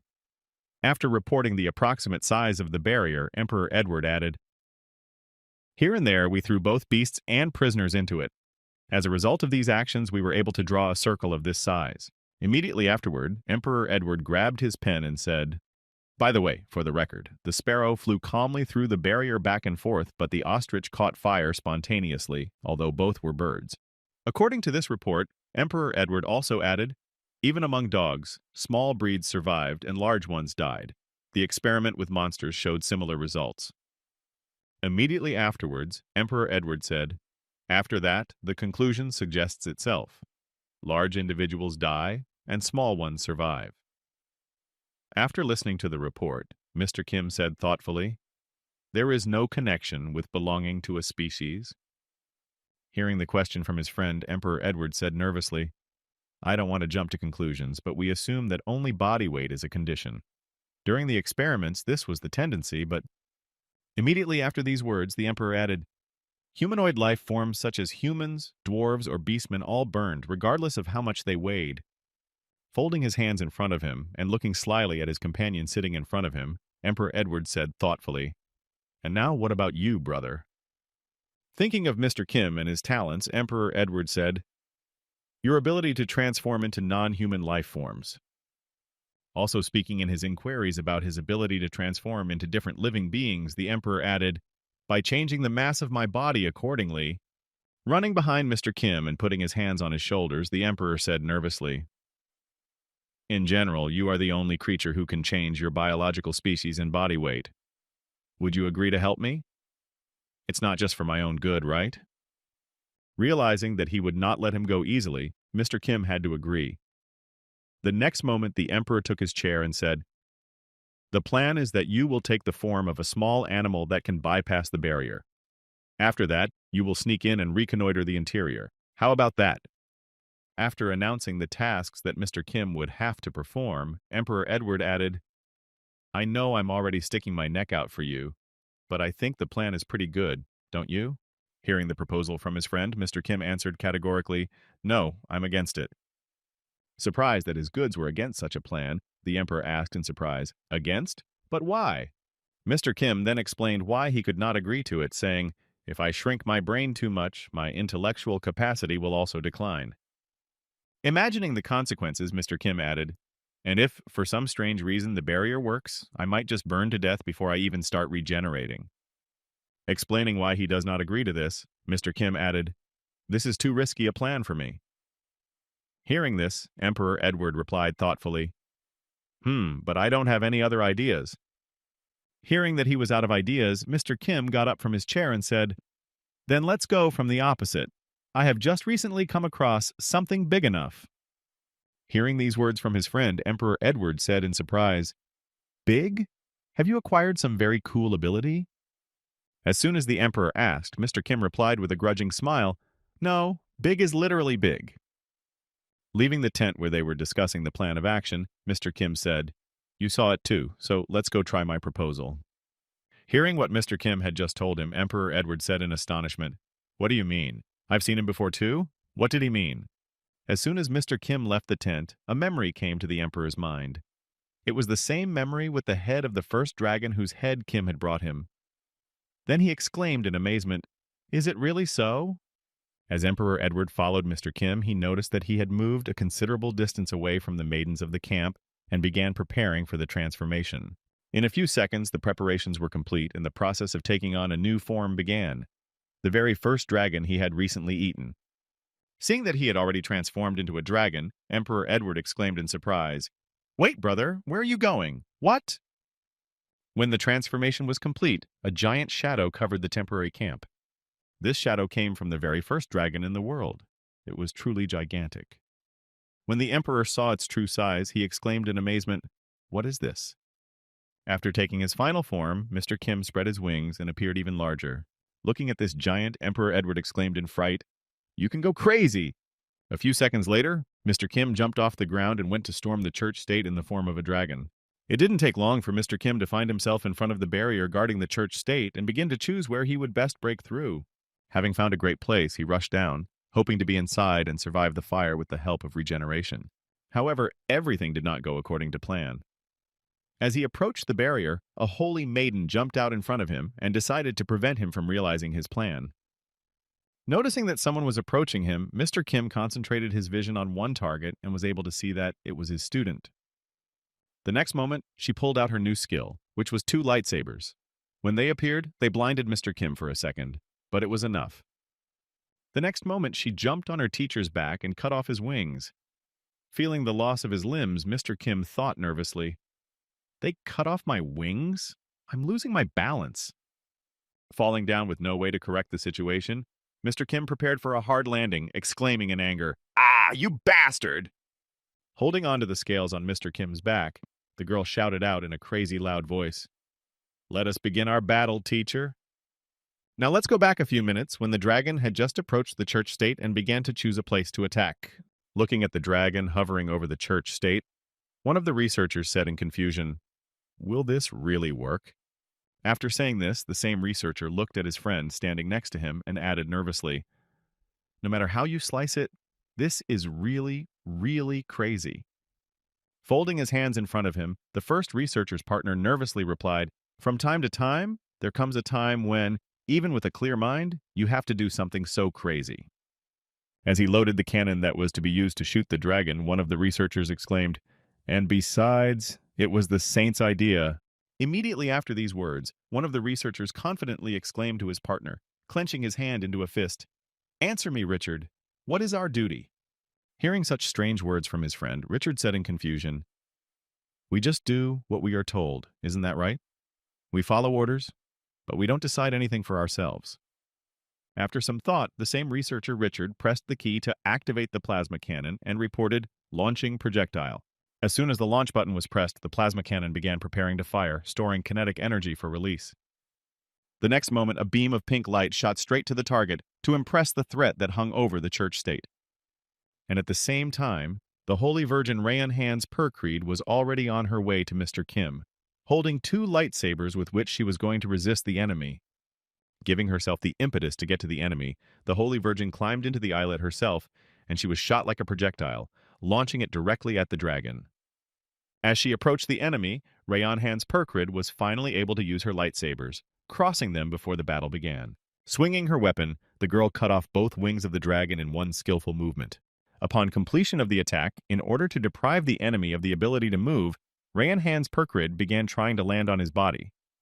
Flying near the back, Rayan Hands Percrid drove her swords directly into the dragon's flesh, braking to avoid flying past her opponent. Due to her high speed, she thought she was about to take off, but at the very end of the back, she was able to stop and stay on Mr. Kim's back. Holding onto her swords, she gathered her last strength, pushing them deeper and deeper to avoid accidentally flying off. At the same time, Mr. Kim, who was flying down uncontrollably, was thinking, "If I burn up without being able to break through the barrier head-on, regeneration speed." After flying through the barrier, the huge body of the dragon flew directly toward the main building of the church state, which was conical in shape. The next moment, the dragon landed on the roof, piercing its way through the cone and getting stuck on top. Barely holding on to her enemy's body in case she had to finish him off, Rayan Hands Percreed finally felt him stop and not move anymore. Now, she could breathe a sigh of relief. The next moment, she began to put away her glowing sword so that she could climb down. As the weapons dissipated, Rayan Hands Percry landed squarely on her feet, creating a loud thud in her wake. Glancing back at her teacher, who had been pierced through and through, she just huffed, disappointed that it was over so quickly. At the same time, the monster's blood was splattering in all directions, covering the entire church state. Seeing the body of the dragon on top of the main building, one of the residents exclaimed in surprise, "Look at that!" Watching to see if the enemy was moving, the resident added joyfully, "He's dead! That damned monster is dead! What?" Before he could rejoice, he noticed that the blood pouring from the sky was burning his clothes and leaving burns. Realizing that this blood was acid, the frightened resident nervously exclaimed, "This is poison! Acid poison! Everyone get out of the rain!" At the same time, Mr. Kim was trying to regain consciousness and heal his injuries from the fall. Looking down at the people gathered around him, as well as the paladins who were using magic circles to shield themselves from the acid rain, the dragon thought, "Are there paladins here? I'm too vulnerable now, and I'm taking a big risk if they attack me." As he began to think of a plan of action to avoid being killed, Mr. Kim said in his head, "First of all, the most urgent thing, lung regeneration. If I can use them to belch out a fire breath." Having healed his lungs, Mr. Kim was able to create a small spark and with it, a powerful explosion occurred in the center of the church state, which caused a chain reaction, blowing up everything around where the dragon's blood had entered. After the explosions, almost nothing remained of the main building. Only one researcher survived, who was also injured, but tried to get up, having come to his senses after the incident. Rising to his knees, the frightened researcher said in a confused voice, "In an instant, melt the thick inner wall of the engine room. He was barely breathing." Immediately afterward, Houston tried to contact Rayanhan's Percry by pressing the receiver and asking in confusion, "Saints, are you okay? Saints? Over." After not receiving a response from Rayanhan's Pure Creed for a long time, Houston said in his head, "This doesn't sound like a communication device malfunction. In that case, is the saint also defeated?" Looking up, Houston thought in astonishment, "The cathedral is the place where all the basic supplies of the church are gathered. At this point, the state is beyond repair." Putting his head down and punching his fist on the floor, Houston added in frustration, "In other words, the church is finished. Damn it! This is exactly why there was no point in killing that monster." The next moment, behind him, Houston heard a noise coming from the rubble and debris. Reacting to what was happening behind him, the man froze in place in surprise. Turning his head slowly behind him to see what was happening, Houston said in fright, "Is that so?" Behind him, in the flames of the church state, he saw that the dragon that had barely been breathing a few minutes ago was now standing up and walking around the city as if nothing had happened. Realizing that everything he had been told was true, Houston, backing away from the monster, said in fright, "Fuck, this is crazy. I read the reports, but I didn't think it was that serious." Immediately after these words, the man put his hand to the ground and created a magic circle on it. Immediately after, from the same magic circle, which turned out to be a storage room, Houston began to take out a gun. Putting the barrel to his temple, Houston was about to shoot himself in the head, saying in fear, "Instead of dying at the hands of a monster." As he was about to shoot himself, but could not get himself in the right frame of mind to pull the trigger, he heard some noise from the receiver. Immediately after he heard, "This is RRHQ, please respond." Realizing there was still hope, Houston put the gun away and quickly answered, "Saints, are you okay?" Hearing that her friend was still breathing, she spoke confidently, "Manhattan, I see you're still alive too. I have a plan." Sometime later, after crawling out of the rubble after the explosion in the church state, Rayanhan's Percreed finally reached her receiver, and having caught the signal, said, "This is RR headquarters. Come in." Hearing his ally's voice, Houston shouted into the receiver in surprise, "The Saints?" The next moment, Rayanhan's Percreed informed Houston, "Evacuation of confirmed survivors has been successful so far. What is your situation?" Hearing these words from Rayanhan's Percreed, Houston thought in surprise, "There are survivors?" Even more than that, the Holy Virgin also managed to remain unharmed. Hearing this good news, Houston spoke encouragingly as he reached a safe place. "It turns out that the church is not finished yet." After these words, the man lifted his head and looked around the burning country and thought, "It will take us a long time, but we will be able to get up from our knees." Rising to his feet, Houston breathed a sigh of relief and said, "That's a relief, ladies and gentlemen. I'm in the engine room now." Hearing her comrade's more cheerful voice, Rayanhan's Percreed spoke up. "Fortunately, you survived. I have a favor to ask of you." In the next moment, Rayanhan's Percreed laid out her entire plan so that Houston would also have a rough idea of how to act in a given situation. After listening to everything that the Holy Virgin who survived the disaster told him, Houston humbly said, "Yes, sir, I understand you, Saint." Immediately after receiving the order, Houston went to the control room and changed the settings in the computer and said, "Changing the range of the incinerating barrier." As he changed the coordinates of the barrier, Houston said, "The current coordinates." Then the man began to point to the place where Rayanhan's Percreed was supposed to fight Mr. Kim.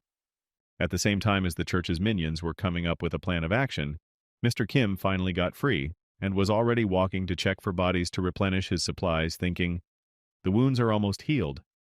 Looking at his own flesh, which still had a small wound, he added in disappointment, "However, I have used up too much of the flesh I had prepared. I'll have to replenish it again as soon as I finish here." No sooner had he finished his thoughts than he heard an opponent stand in his way and block his path. Lowering his head down, Mr. Kim squinted so that the light from the fire around him and the smoke did not interfere with his vision. Before him stood his student, who had miraculously survived the incident. Looking at the nervous girl, Mr. Kim said in surprise, "Paladin Perkrid." Hearing him address her as such, the outraged girl replied offensively, "Actually, I am a saint right now." Hearing this, Mr. Kim asked her, "Why are you blocking my way?" After receiving the question from Mr. Kim, the girl answered angrily, "It is because I am a holy virgin of the goddess church." When Mr. Kim heard this answer to his question, he was displeased. "Actually, that's not what I asked."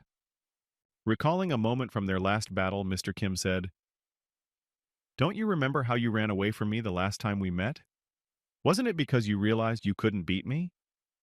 Hearing such words from her former teacher and now enemy, Rayon Hans Perkrid replied nervously, "Of course, under no circumstances will I be able to defeat you alone, teacher, but—" Immediately after that, the girl began to cover her entire body with a layer of steel. This was a modification of the steel slime that Rayon Hans Perkrid was currently using. Wrapped completely in steel armor, she said, "Despite the destruction around it, this place is still the main temple of the goddess church." Ignoring the girl's words, as his attention was focused on the steel armor that wrapped around the girl's body, Mr. Kim said in surprise, "Is that metal slime?" As soon as he said this, he felt something very burning.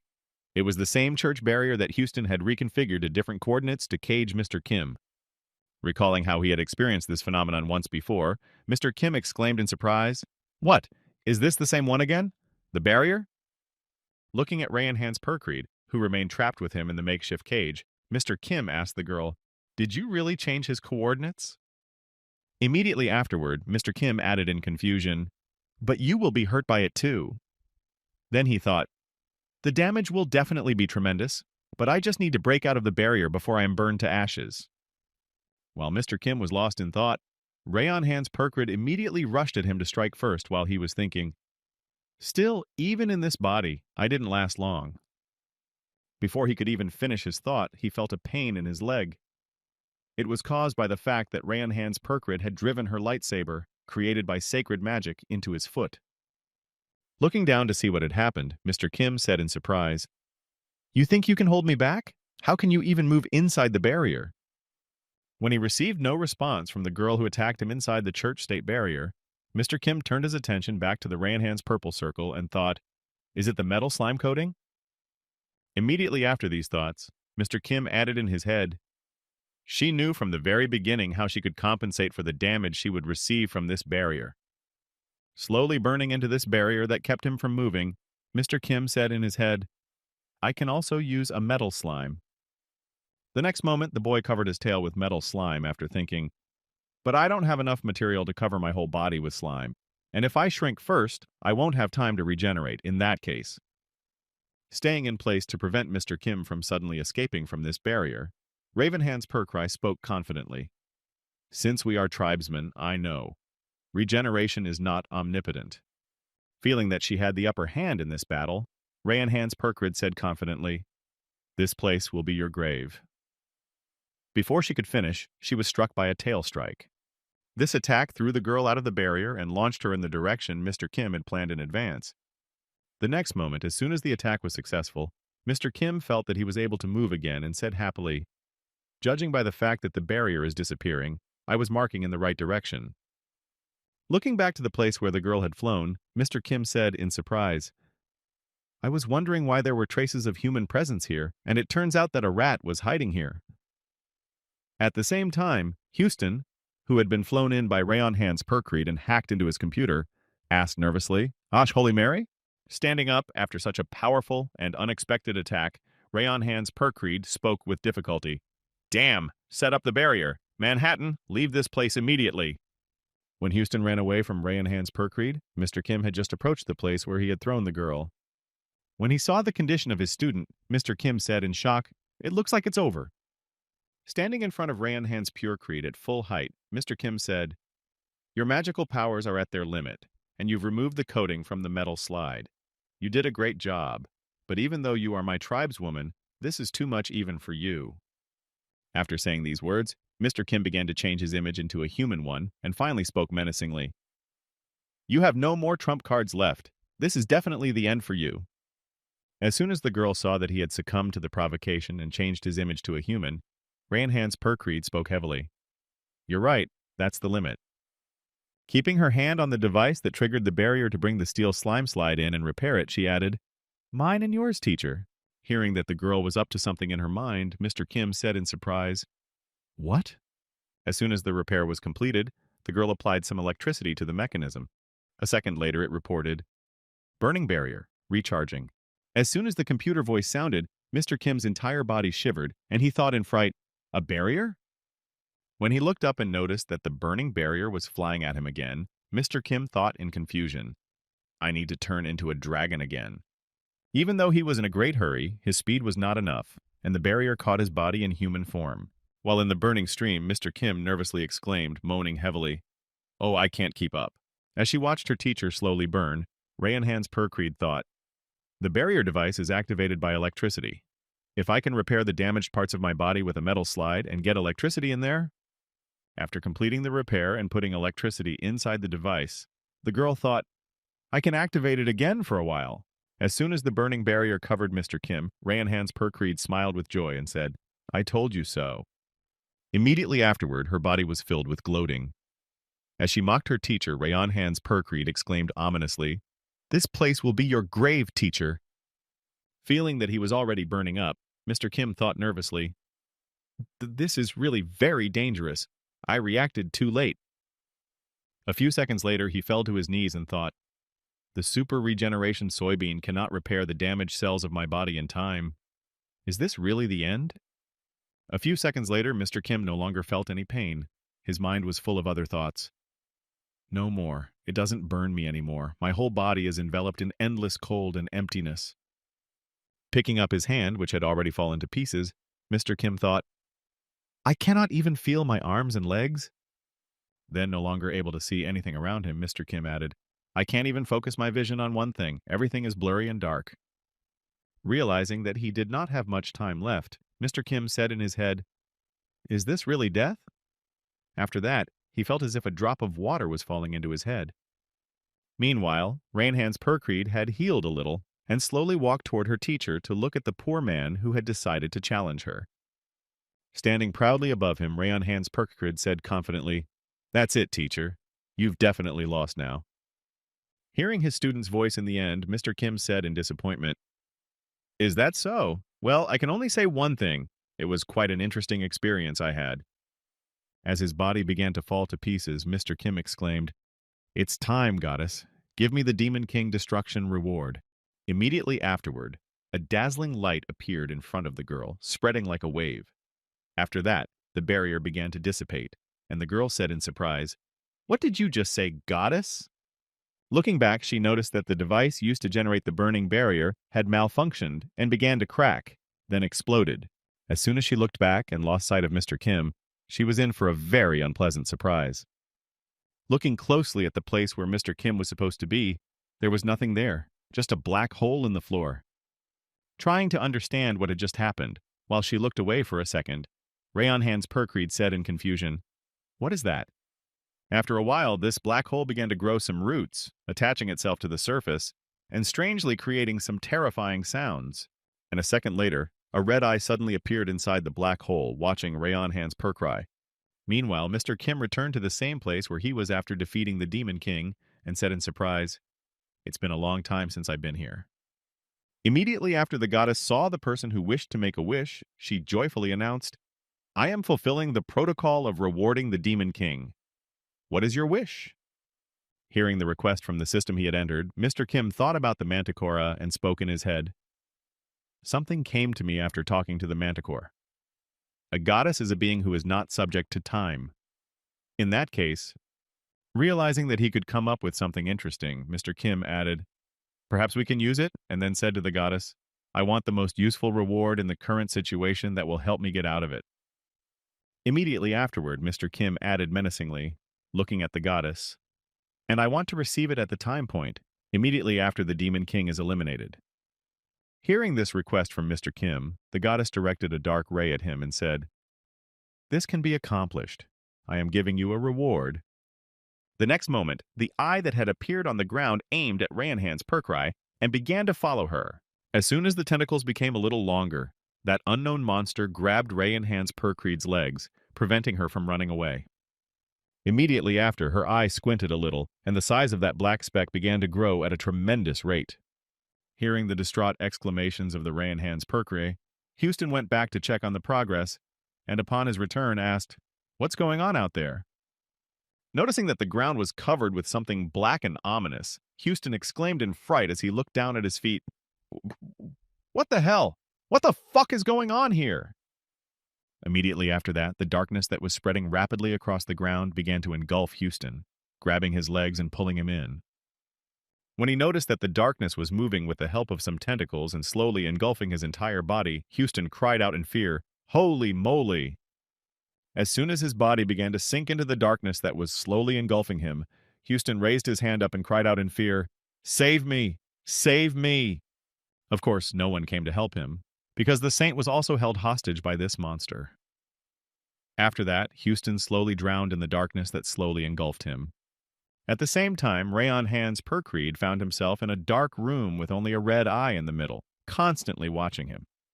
Looking at this eye, the girl said in fright, "Teacher, what is this?" The next moment, a huge number of red eyes appeared around the girl, all of them attached to Rayanhan's Perkreed, watching her every move. In complete shock at where she was, Rayanhan's Perkreed exclaimed in fright, "You could go crazy in here!"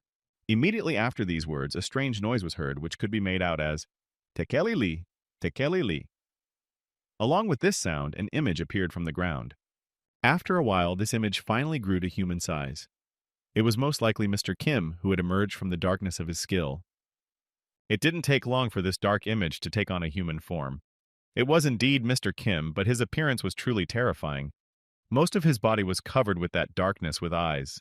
Looking at her teacher, the girl thought in fright, "What kind of monster has he eaten this time to gain such a terrifying ability?"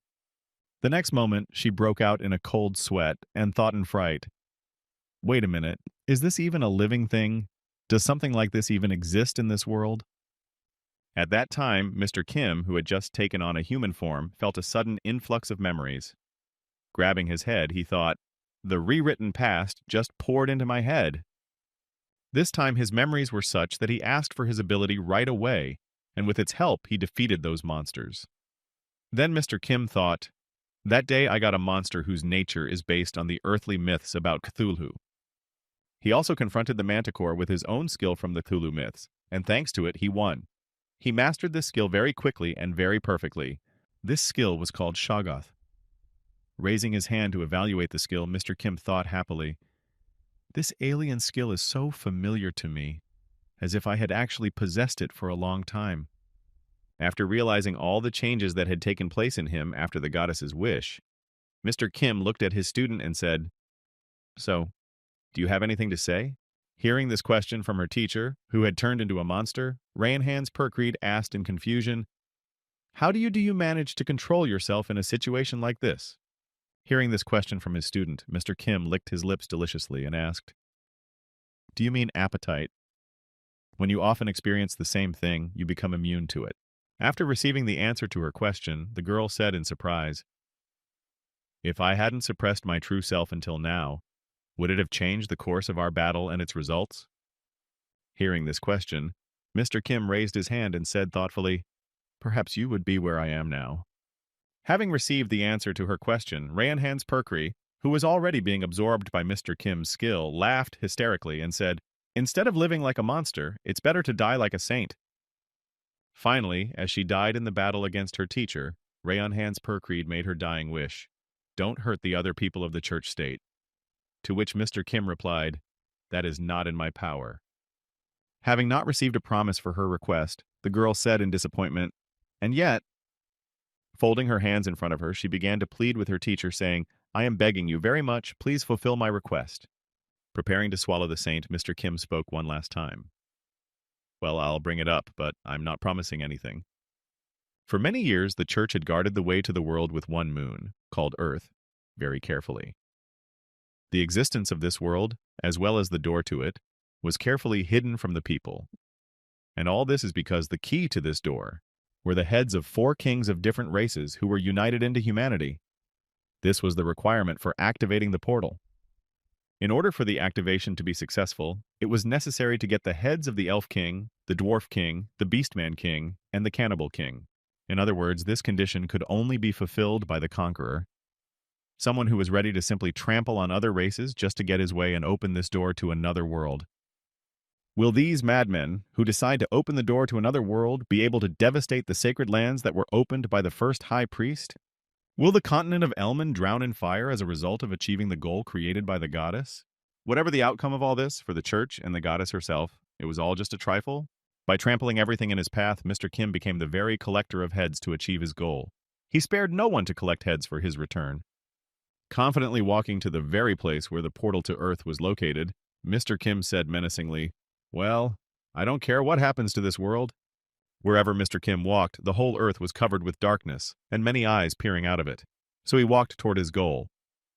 After a certain period of time, Mr. Kim arrived at his destination. And since he was already in the church state, his journey was not long. Using his tentacles, the boy was able to easily open the passage inside, which led him to the portal. Going down into that passage, Mr. Kim slowly walked down the stairs, going down to the very altar where he was to lay down his head. After walking a certain distance, Mr. Kim finally saw a light coming from the room where the ritual was to take place. Looking closely at the situation, the young man said in surprise, "Is this place really here?" Stepping forward into the room where the magic circle was located, Mr. Kim said in amazement, "This is the altar that the goddess mentioned." In addition to this altar, he also noticed a door that was supposed to lead him home and confidently added, "It's time for me to return to Earth." A few minutes later, a noise was heard at the entrance to the dungeon. It was the sound of stomping feet. Finally, the Emperor Edward arrived and spoke to his aide. "Are you sure this is the place?" Of course, there was no answer to the Emperor's question because it was rhetorical. Right behind him, Joaquin Sicario was walking slowly, carrying all those heads of the leaders of the four races. His head was filled with only two thoughts.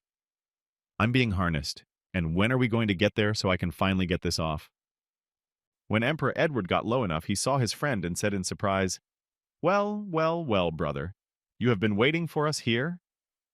Hearing his friend's voice, Mr. Kim looked back and said with a grudging smile, "You're the one who's late." Hearing the accusations against him, Emperor Edward replied nervously, "Oh, leave it alone, brother. I was already in as much of a hurry as I could." Immediately afterward, Emperor Edward turned to his subject. Smiling joyfully, he said, "General Joaquin, it's all up to you now." Hearing the order, he humbly replied, "Yes, sir." Taking all the heads on his shoulders, Joaquin Sicario went to the altars to put them in their places. As he passed Mr. Kim, he said nervously, "Excuse me, I'll pass." While the subject was placing the heads in their places, Emperor Edward said happily, "By the way, brother, very soon there will be a ceremony to celebrate the victory." Before he could finish, Mr. Kim interrupted him, saying, "I decline." Immediately after the refusal, Mr. Kim added, "It will be much better for you if it happens soon." Hearing these words from his friend, Emperor Edward suddenly became quiet. After a short pause, he said thoughtfully, "Well, yes, you are absolutely right." Immediately afterwards, the emperor folded his hands in front of him, and a smile appeared on his face. Then he added, "Considering that we will have to deal with the consequences, it would be much better if you disappeared now."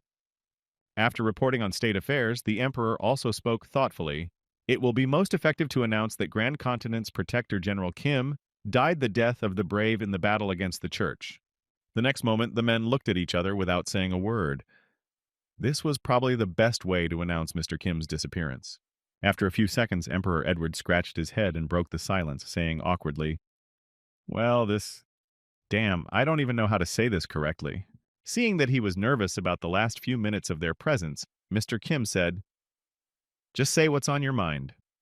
Hearing this advice, the emperor said, "You know, brother." As he began to recall the very moment of their first meeting, Emperor Edward said thoughtfully, "Now I'm so excited, as if I'm finally getting rid of a monster that has taken up residence in my house." Immediately afterward, his thoughts turned to the first meeting in this world, where they became friends and made a deal with each other, and he added, "But at the same time, His next memory was of them traveling on a ship. Then the emperor continued, "Another part of me feels no less strongly about it." And finally, the same memory appeared in Emperor Edward's mind when he asked his friend to help him deal with the church. Scratching the back of his head awkwardly, Emperor Edward said nervously, "Damn it, what is happening to me?" Noticing that his friend was still unable to sort out his thoughts, Mr. Kim suddenly put his hand on Edward's shoulder, taking him by surprise. Immediately afterward, changing the part of his face that remained in the shadows, Mr. Kim said, "Don't worry, it's nothing." Immediately afterwards, bringing his full image with half of the monster's face into the light, Mr. Kim added ominously, "Your own mistakes." When Emperor Edward saw the very monster he had been so afraid of again, he realized that his sense of pity had completely disappeared. Immediately afterwards, the emperor fell to the ground and began to vomit from what he had seen. The emperor made such sounds that the monster Kim himself was surprised. Watching his friend suffer, Mr. Kim said, "Human beings are so designed that they get used to everything. He unconsciously distorts his own perception and concentrates only on the positive aspects, trying to ignore everything else." After saying such terrible things before saying goodbye, Mr. Kim also added in an ominous voice, "You are also mistaking a wild beast for a friend based on the fact that it does not seem to be going to attack you." Hearing these words, Emperor Edward looked back at his companion and heard, "But that is only a superficial judgment."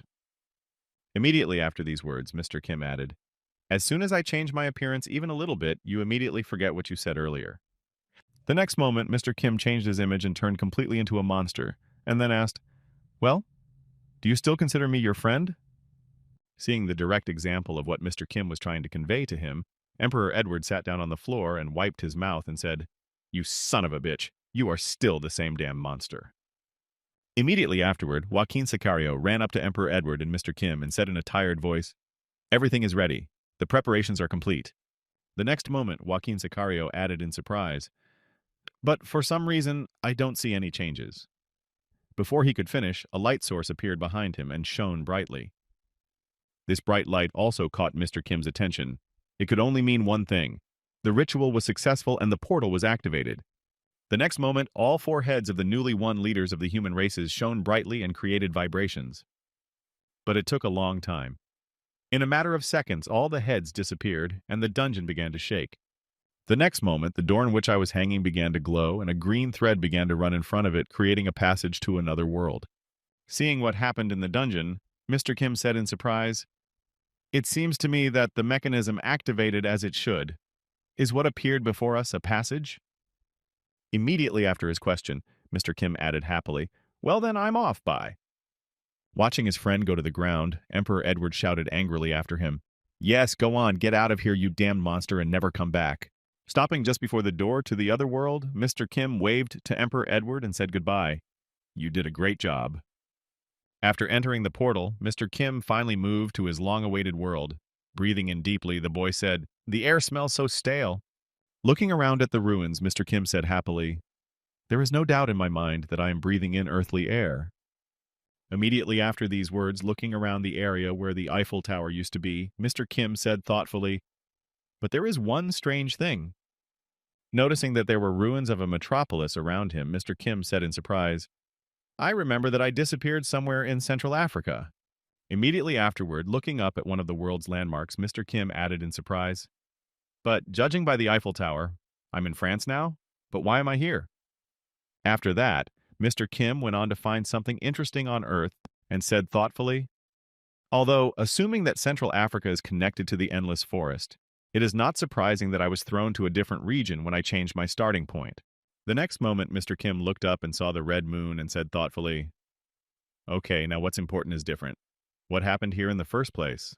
Did the land turn into ruins in just a few years?" Immediately after asking this question, Mr. Kim heard the sound of a car's wheels. Looking around, he saw that a car was heading straight for him. Licking his lips, the boy said happily, "People of the Earth? Very good. I need some information. I know a great way to get it." Squaring his shoulders and holding his hands out in front of him, Mr. Kim shouted ominously, "Come here, Earthlings!"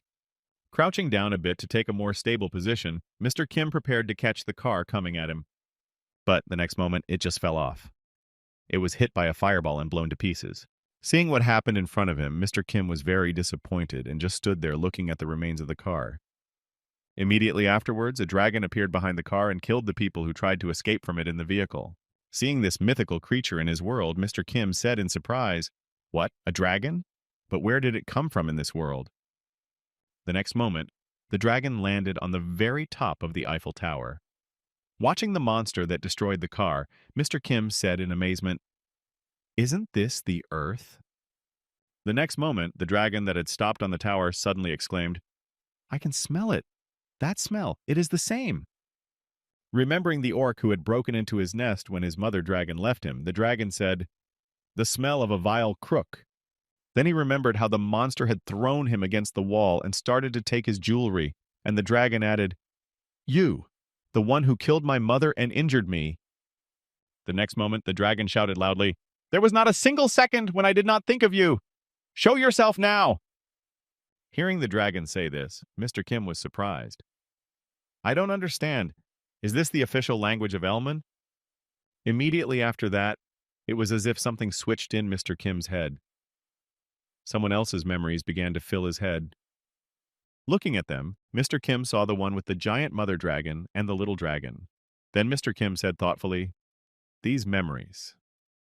Realizing what kind of memories he was having, the boy added, "The memories of the very first red dragon I ate, so this is the cub that was with it." Realizing that it was his old friend, Mr. Kim said nervously, "How the hell did it get on the ground?" Immediately afterwards, Mr. Kim said thoughtfully as he looked at the enemy, "This is certainly very interesting, but more importantly, he, like the foreigner, also has special abilities." Immediately afterwards, Mr. Kim began to turn into a monster himself and said greedily, "And my appetite, which has begun to grow at a rapid pace, is proof of this." Immediately afterwards, changing his account to a giant dragon that was combined with Cthulhu, Mr. Kim attacked the dragon and added, "For a while, even on Earth, I won't have to worry about tasty food. The end."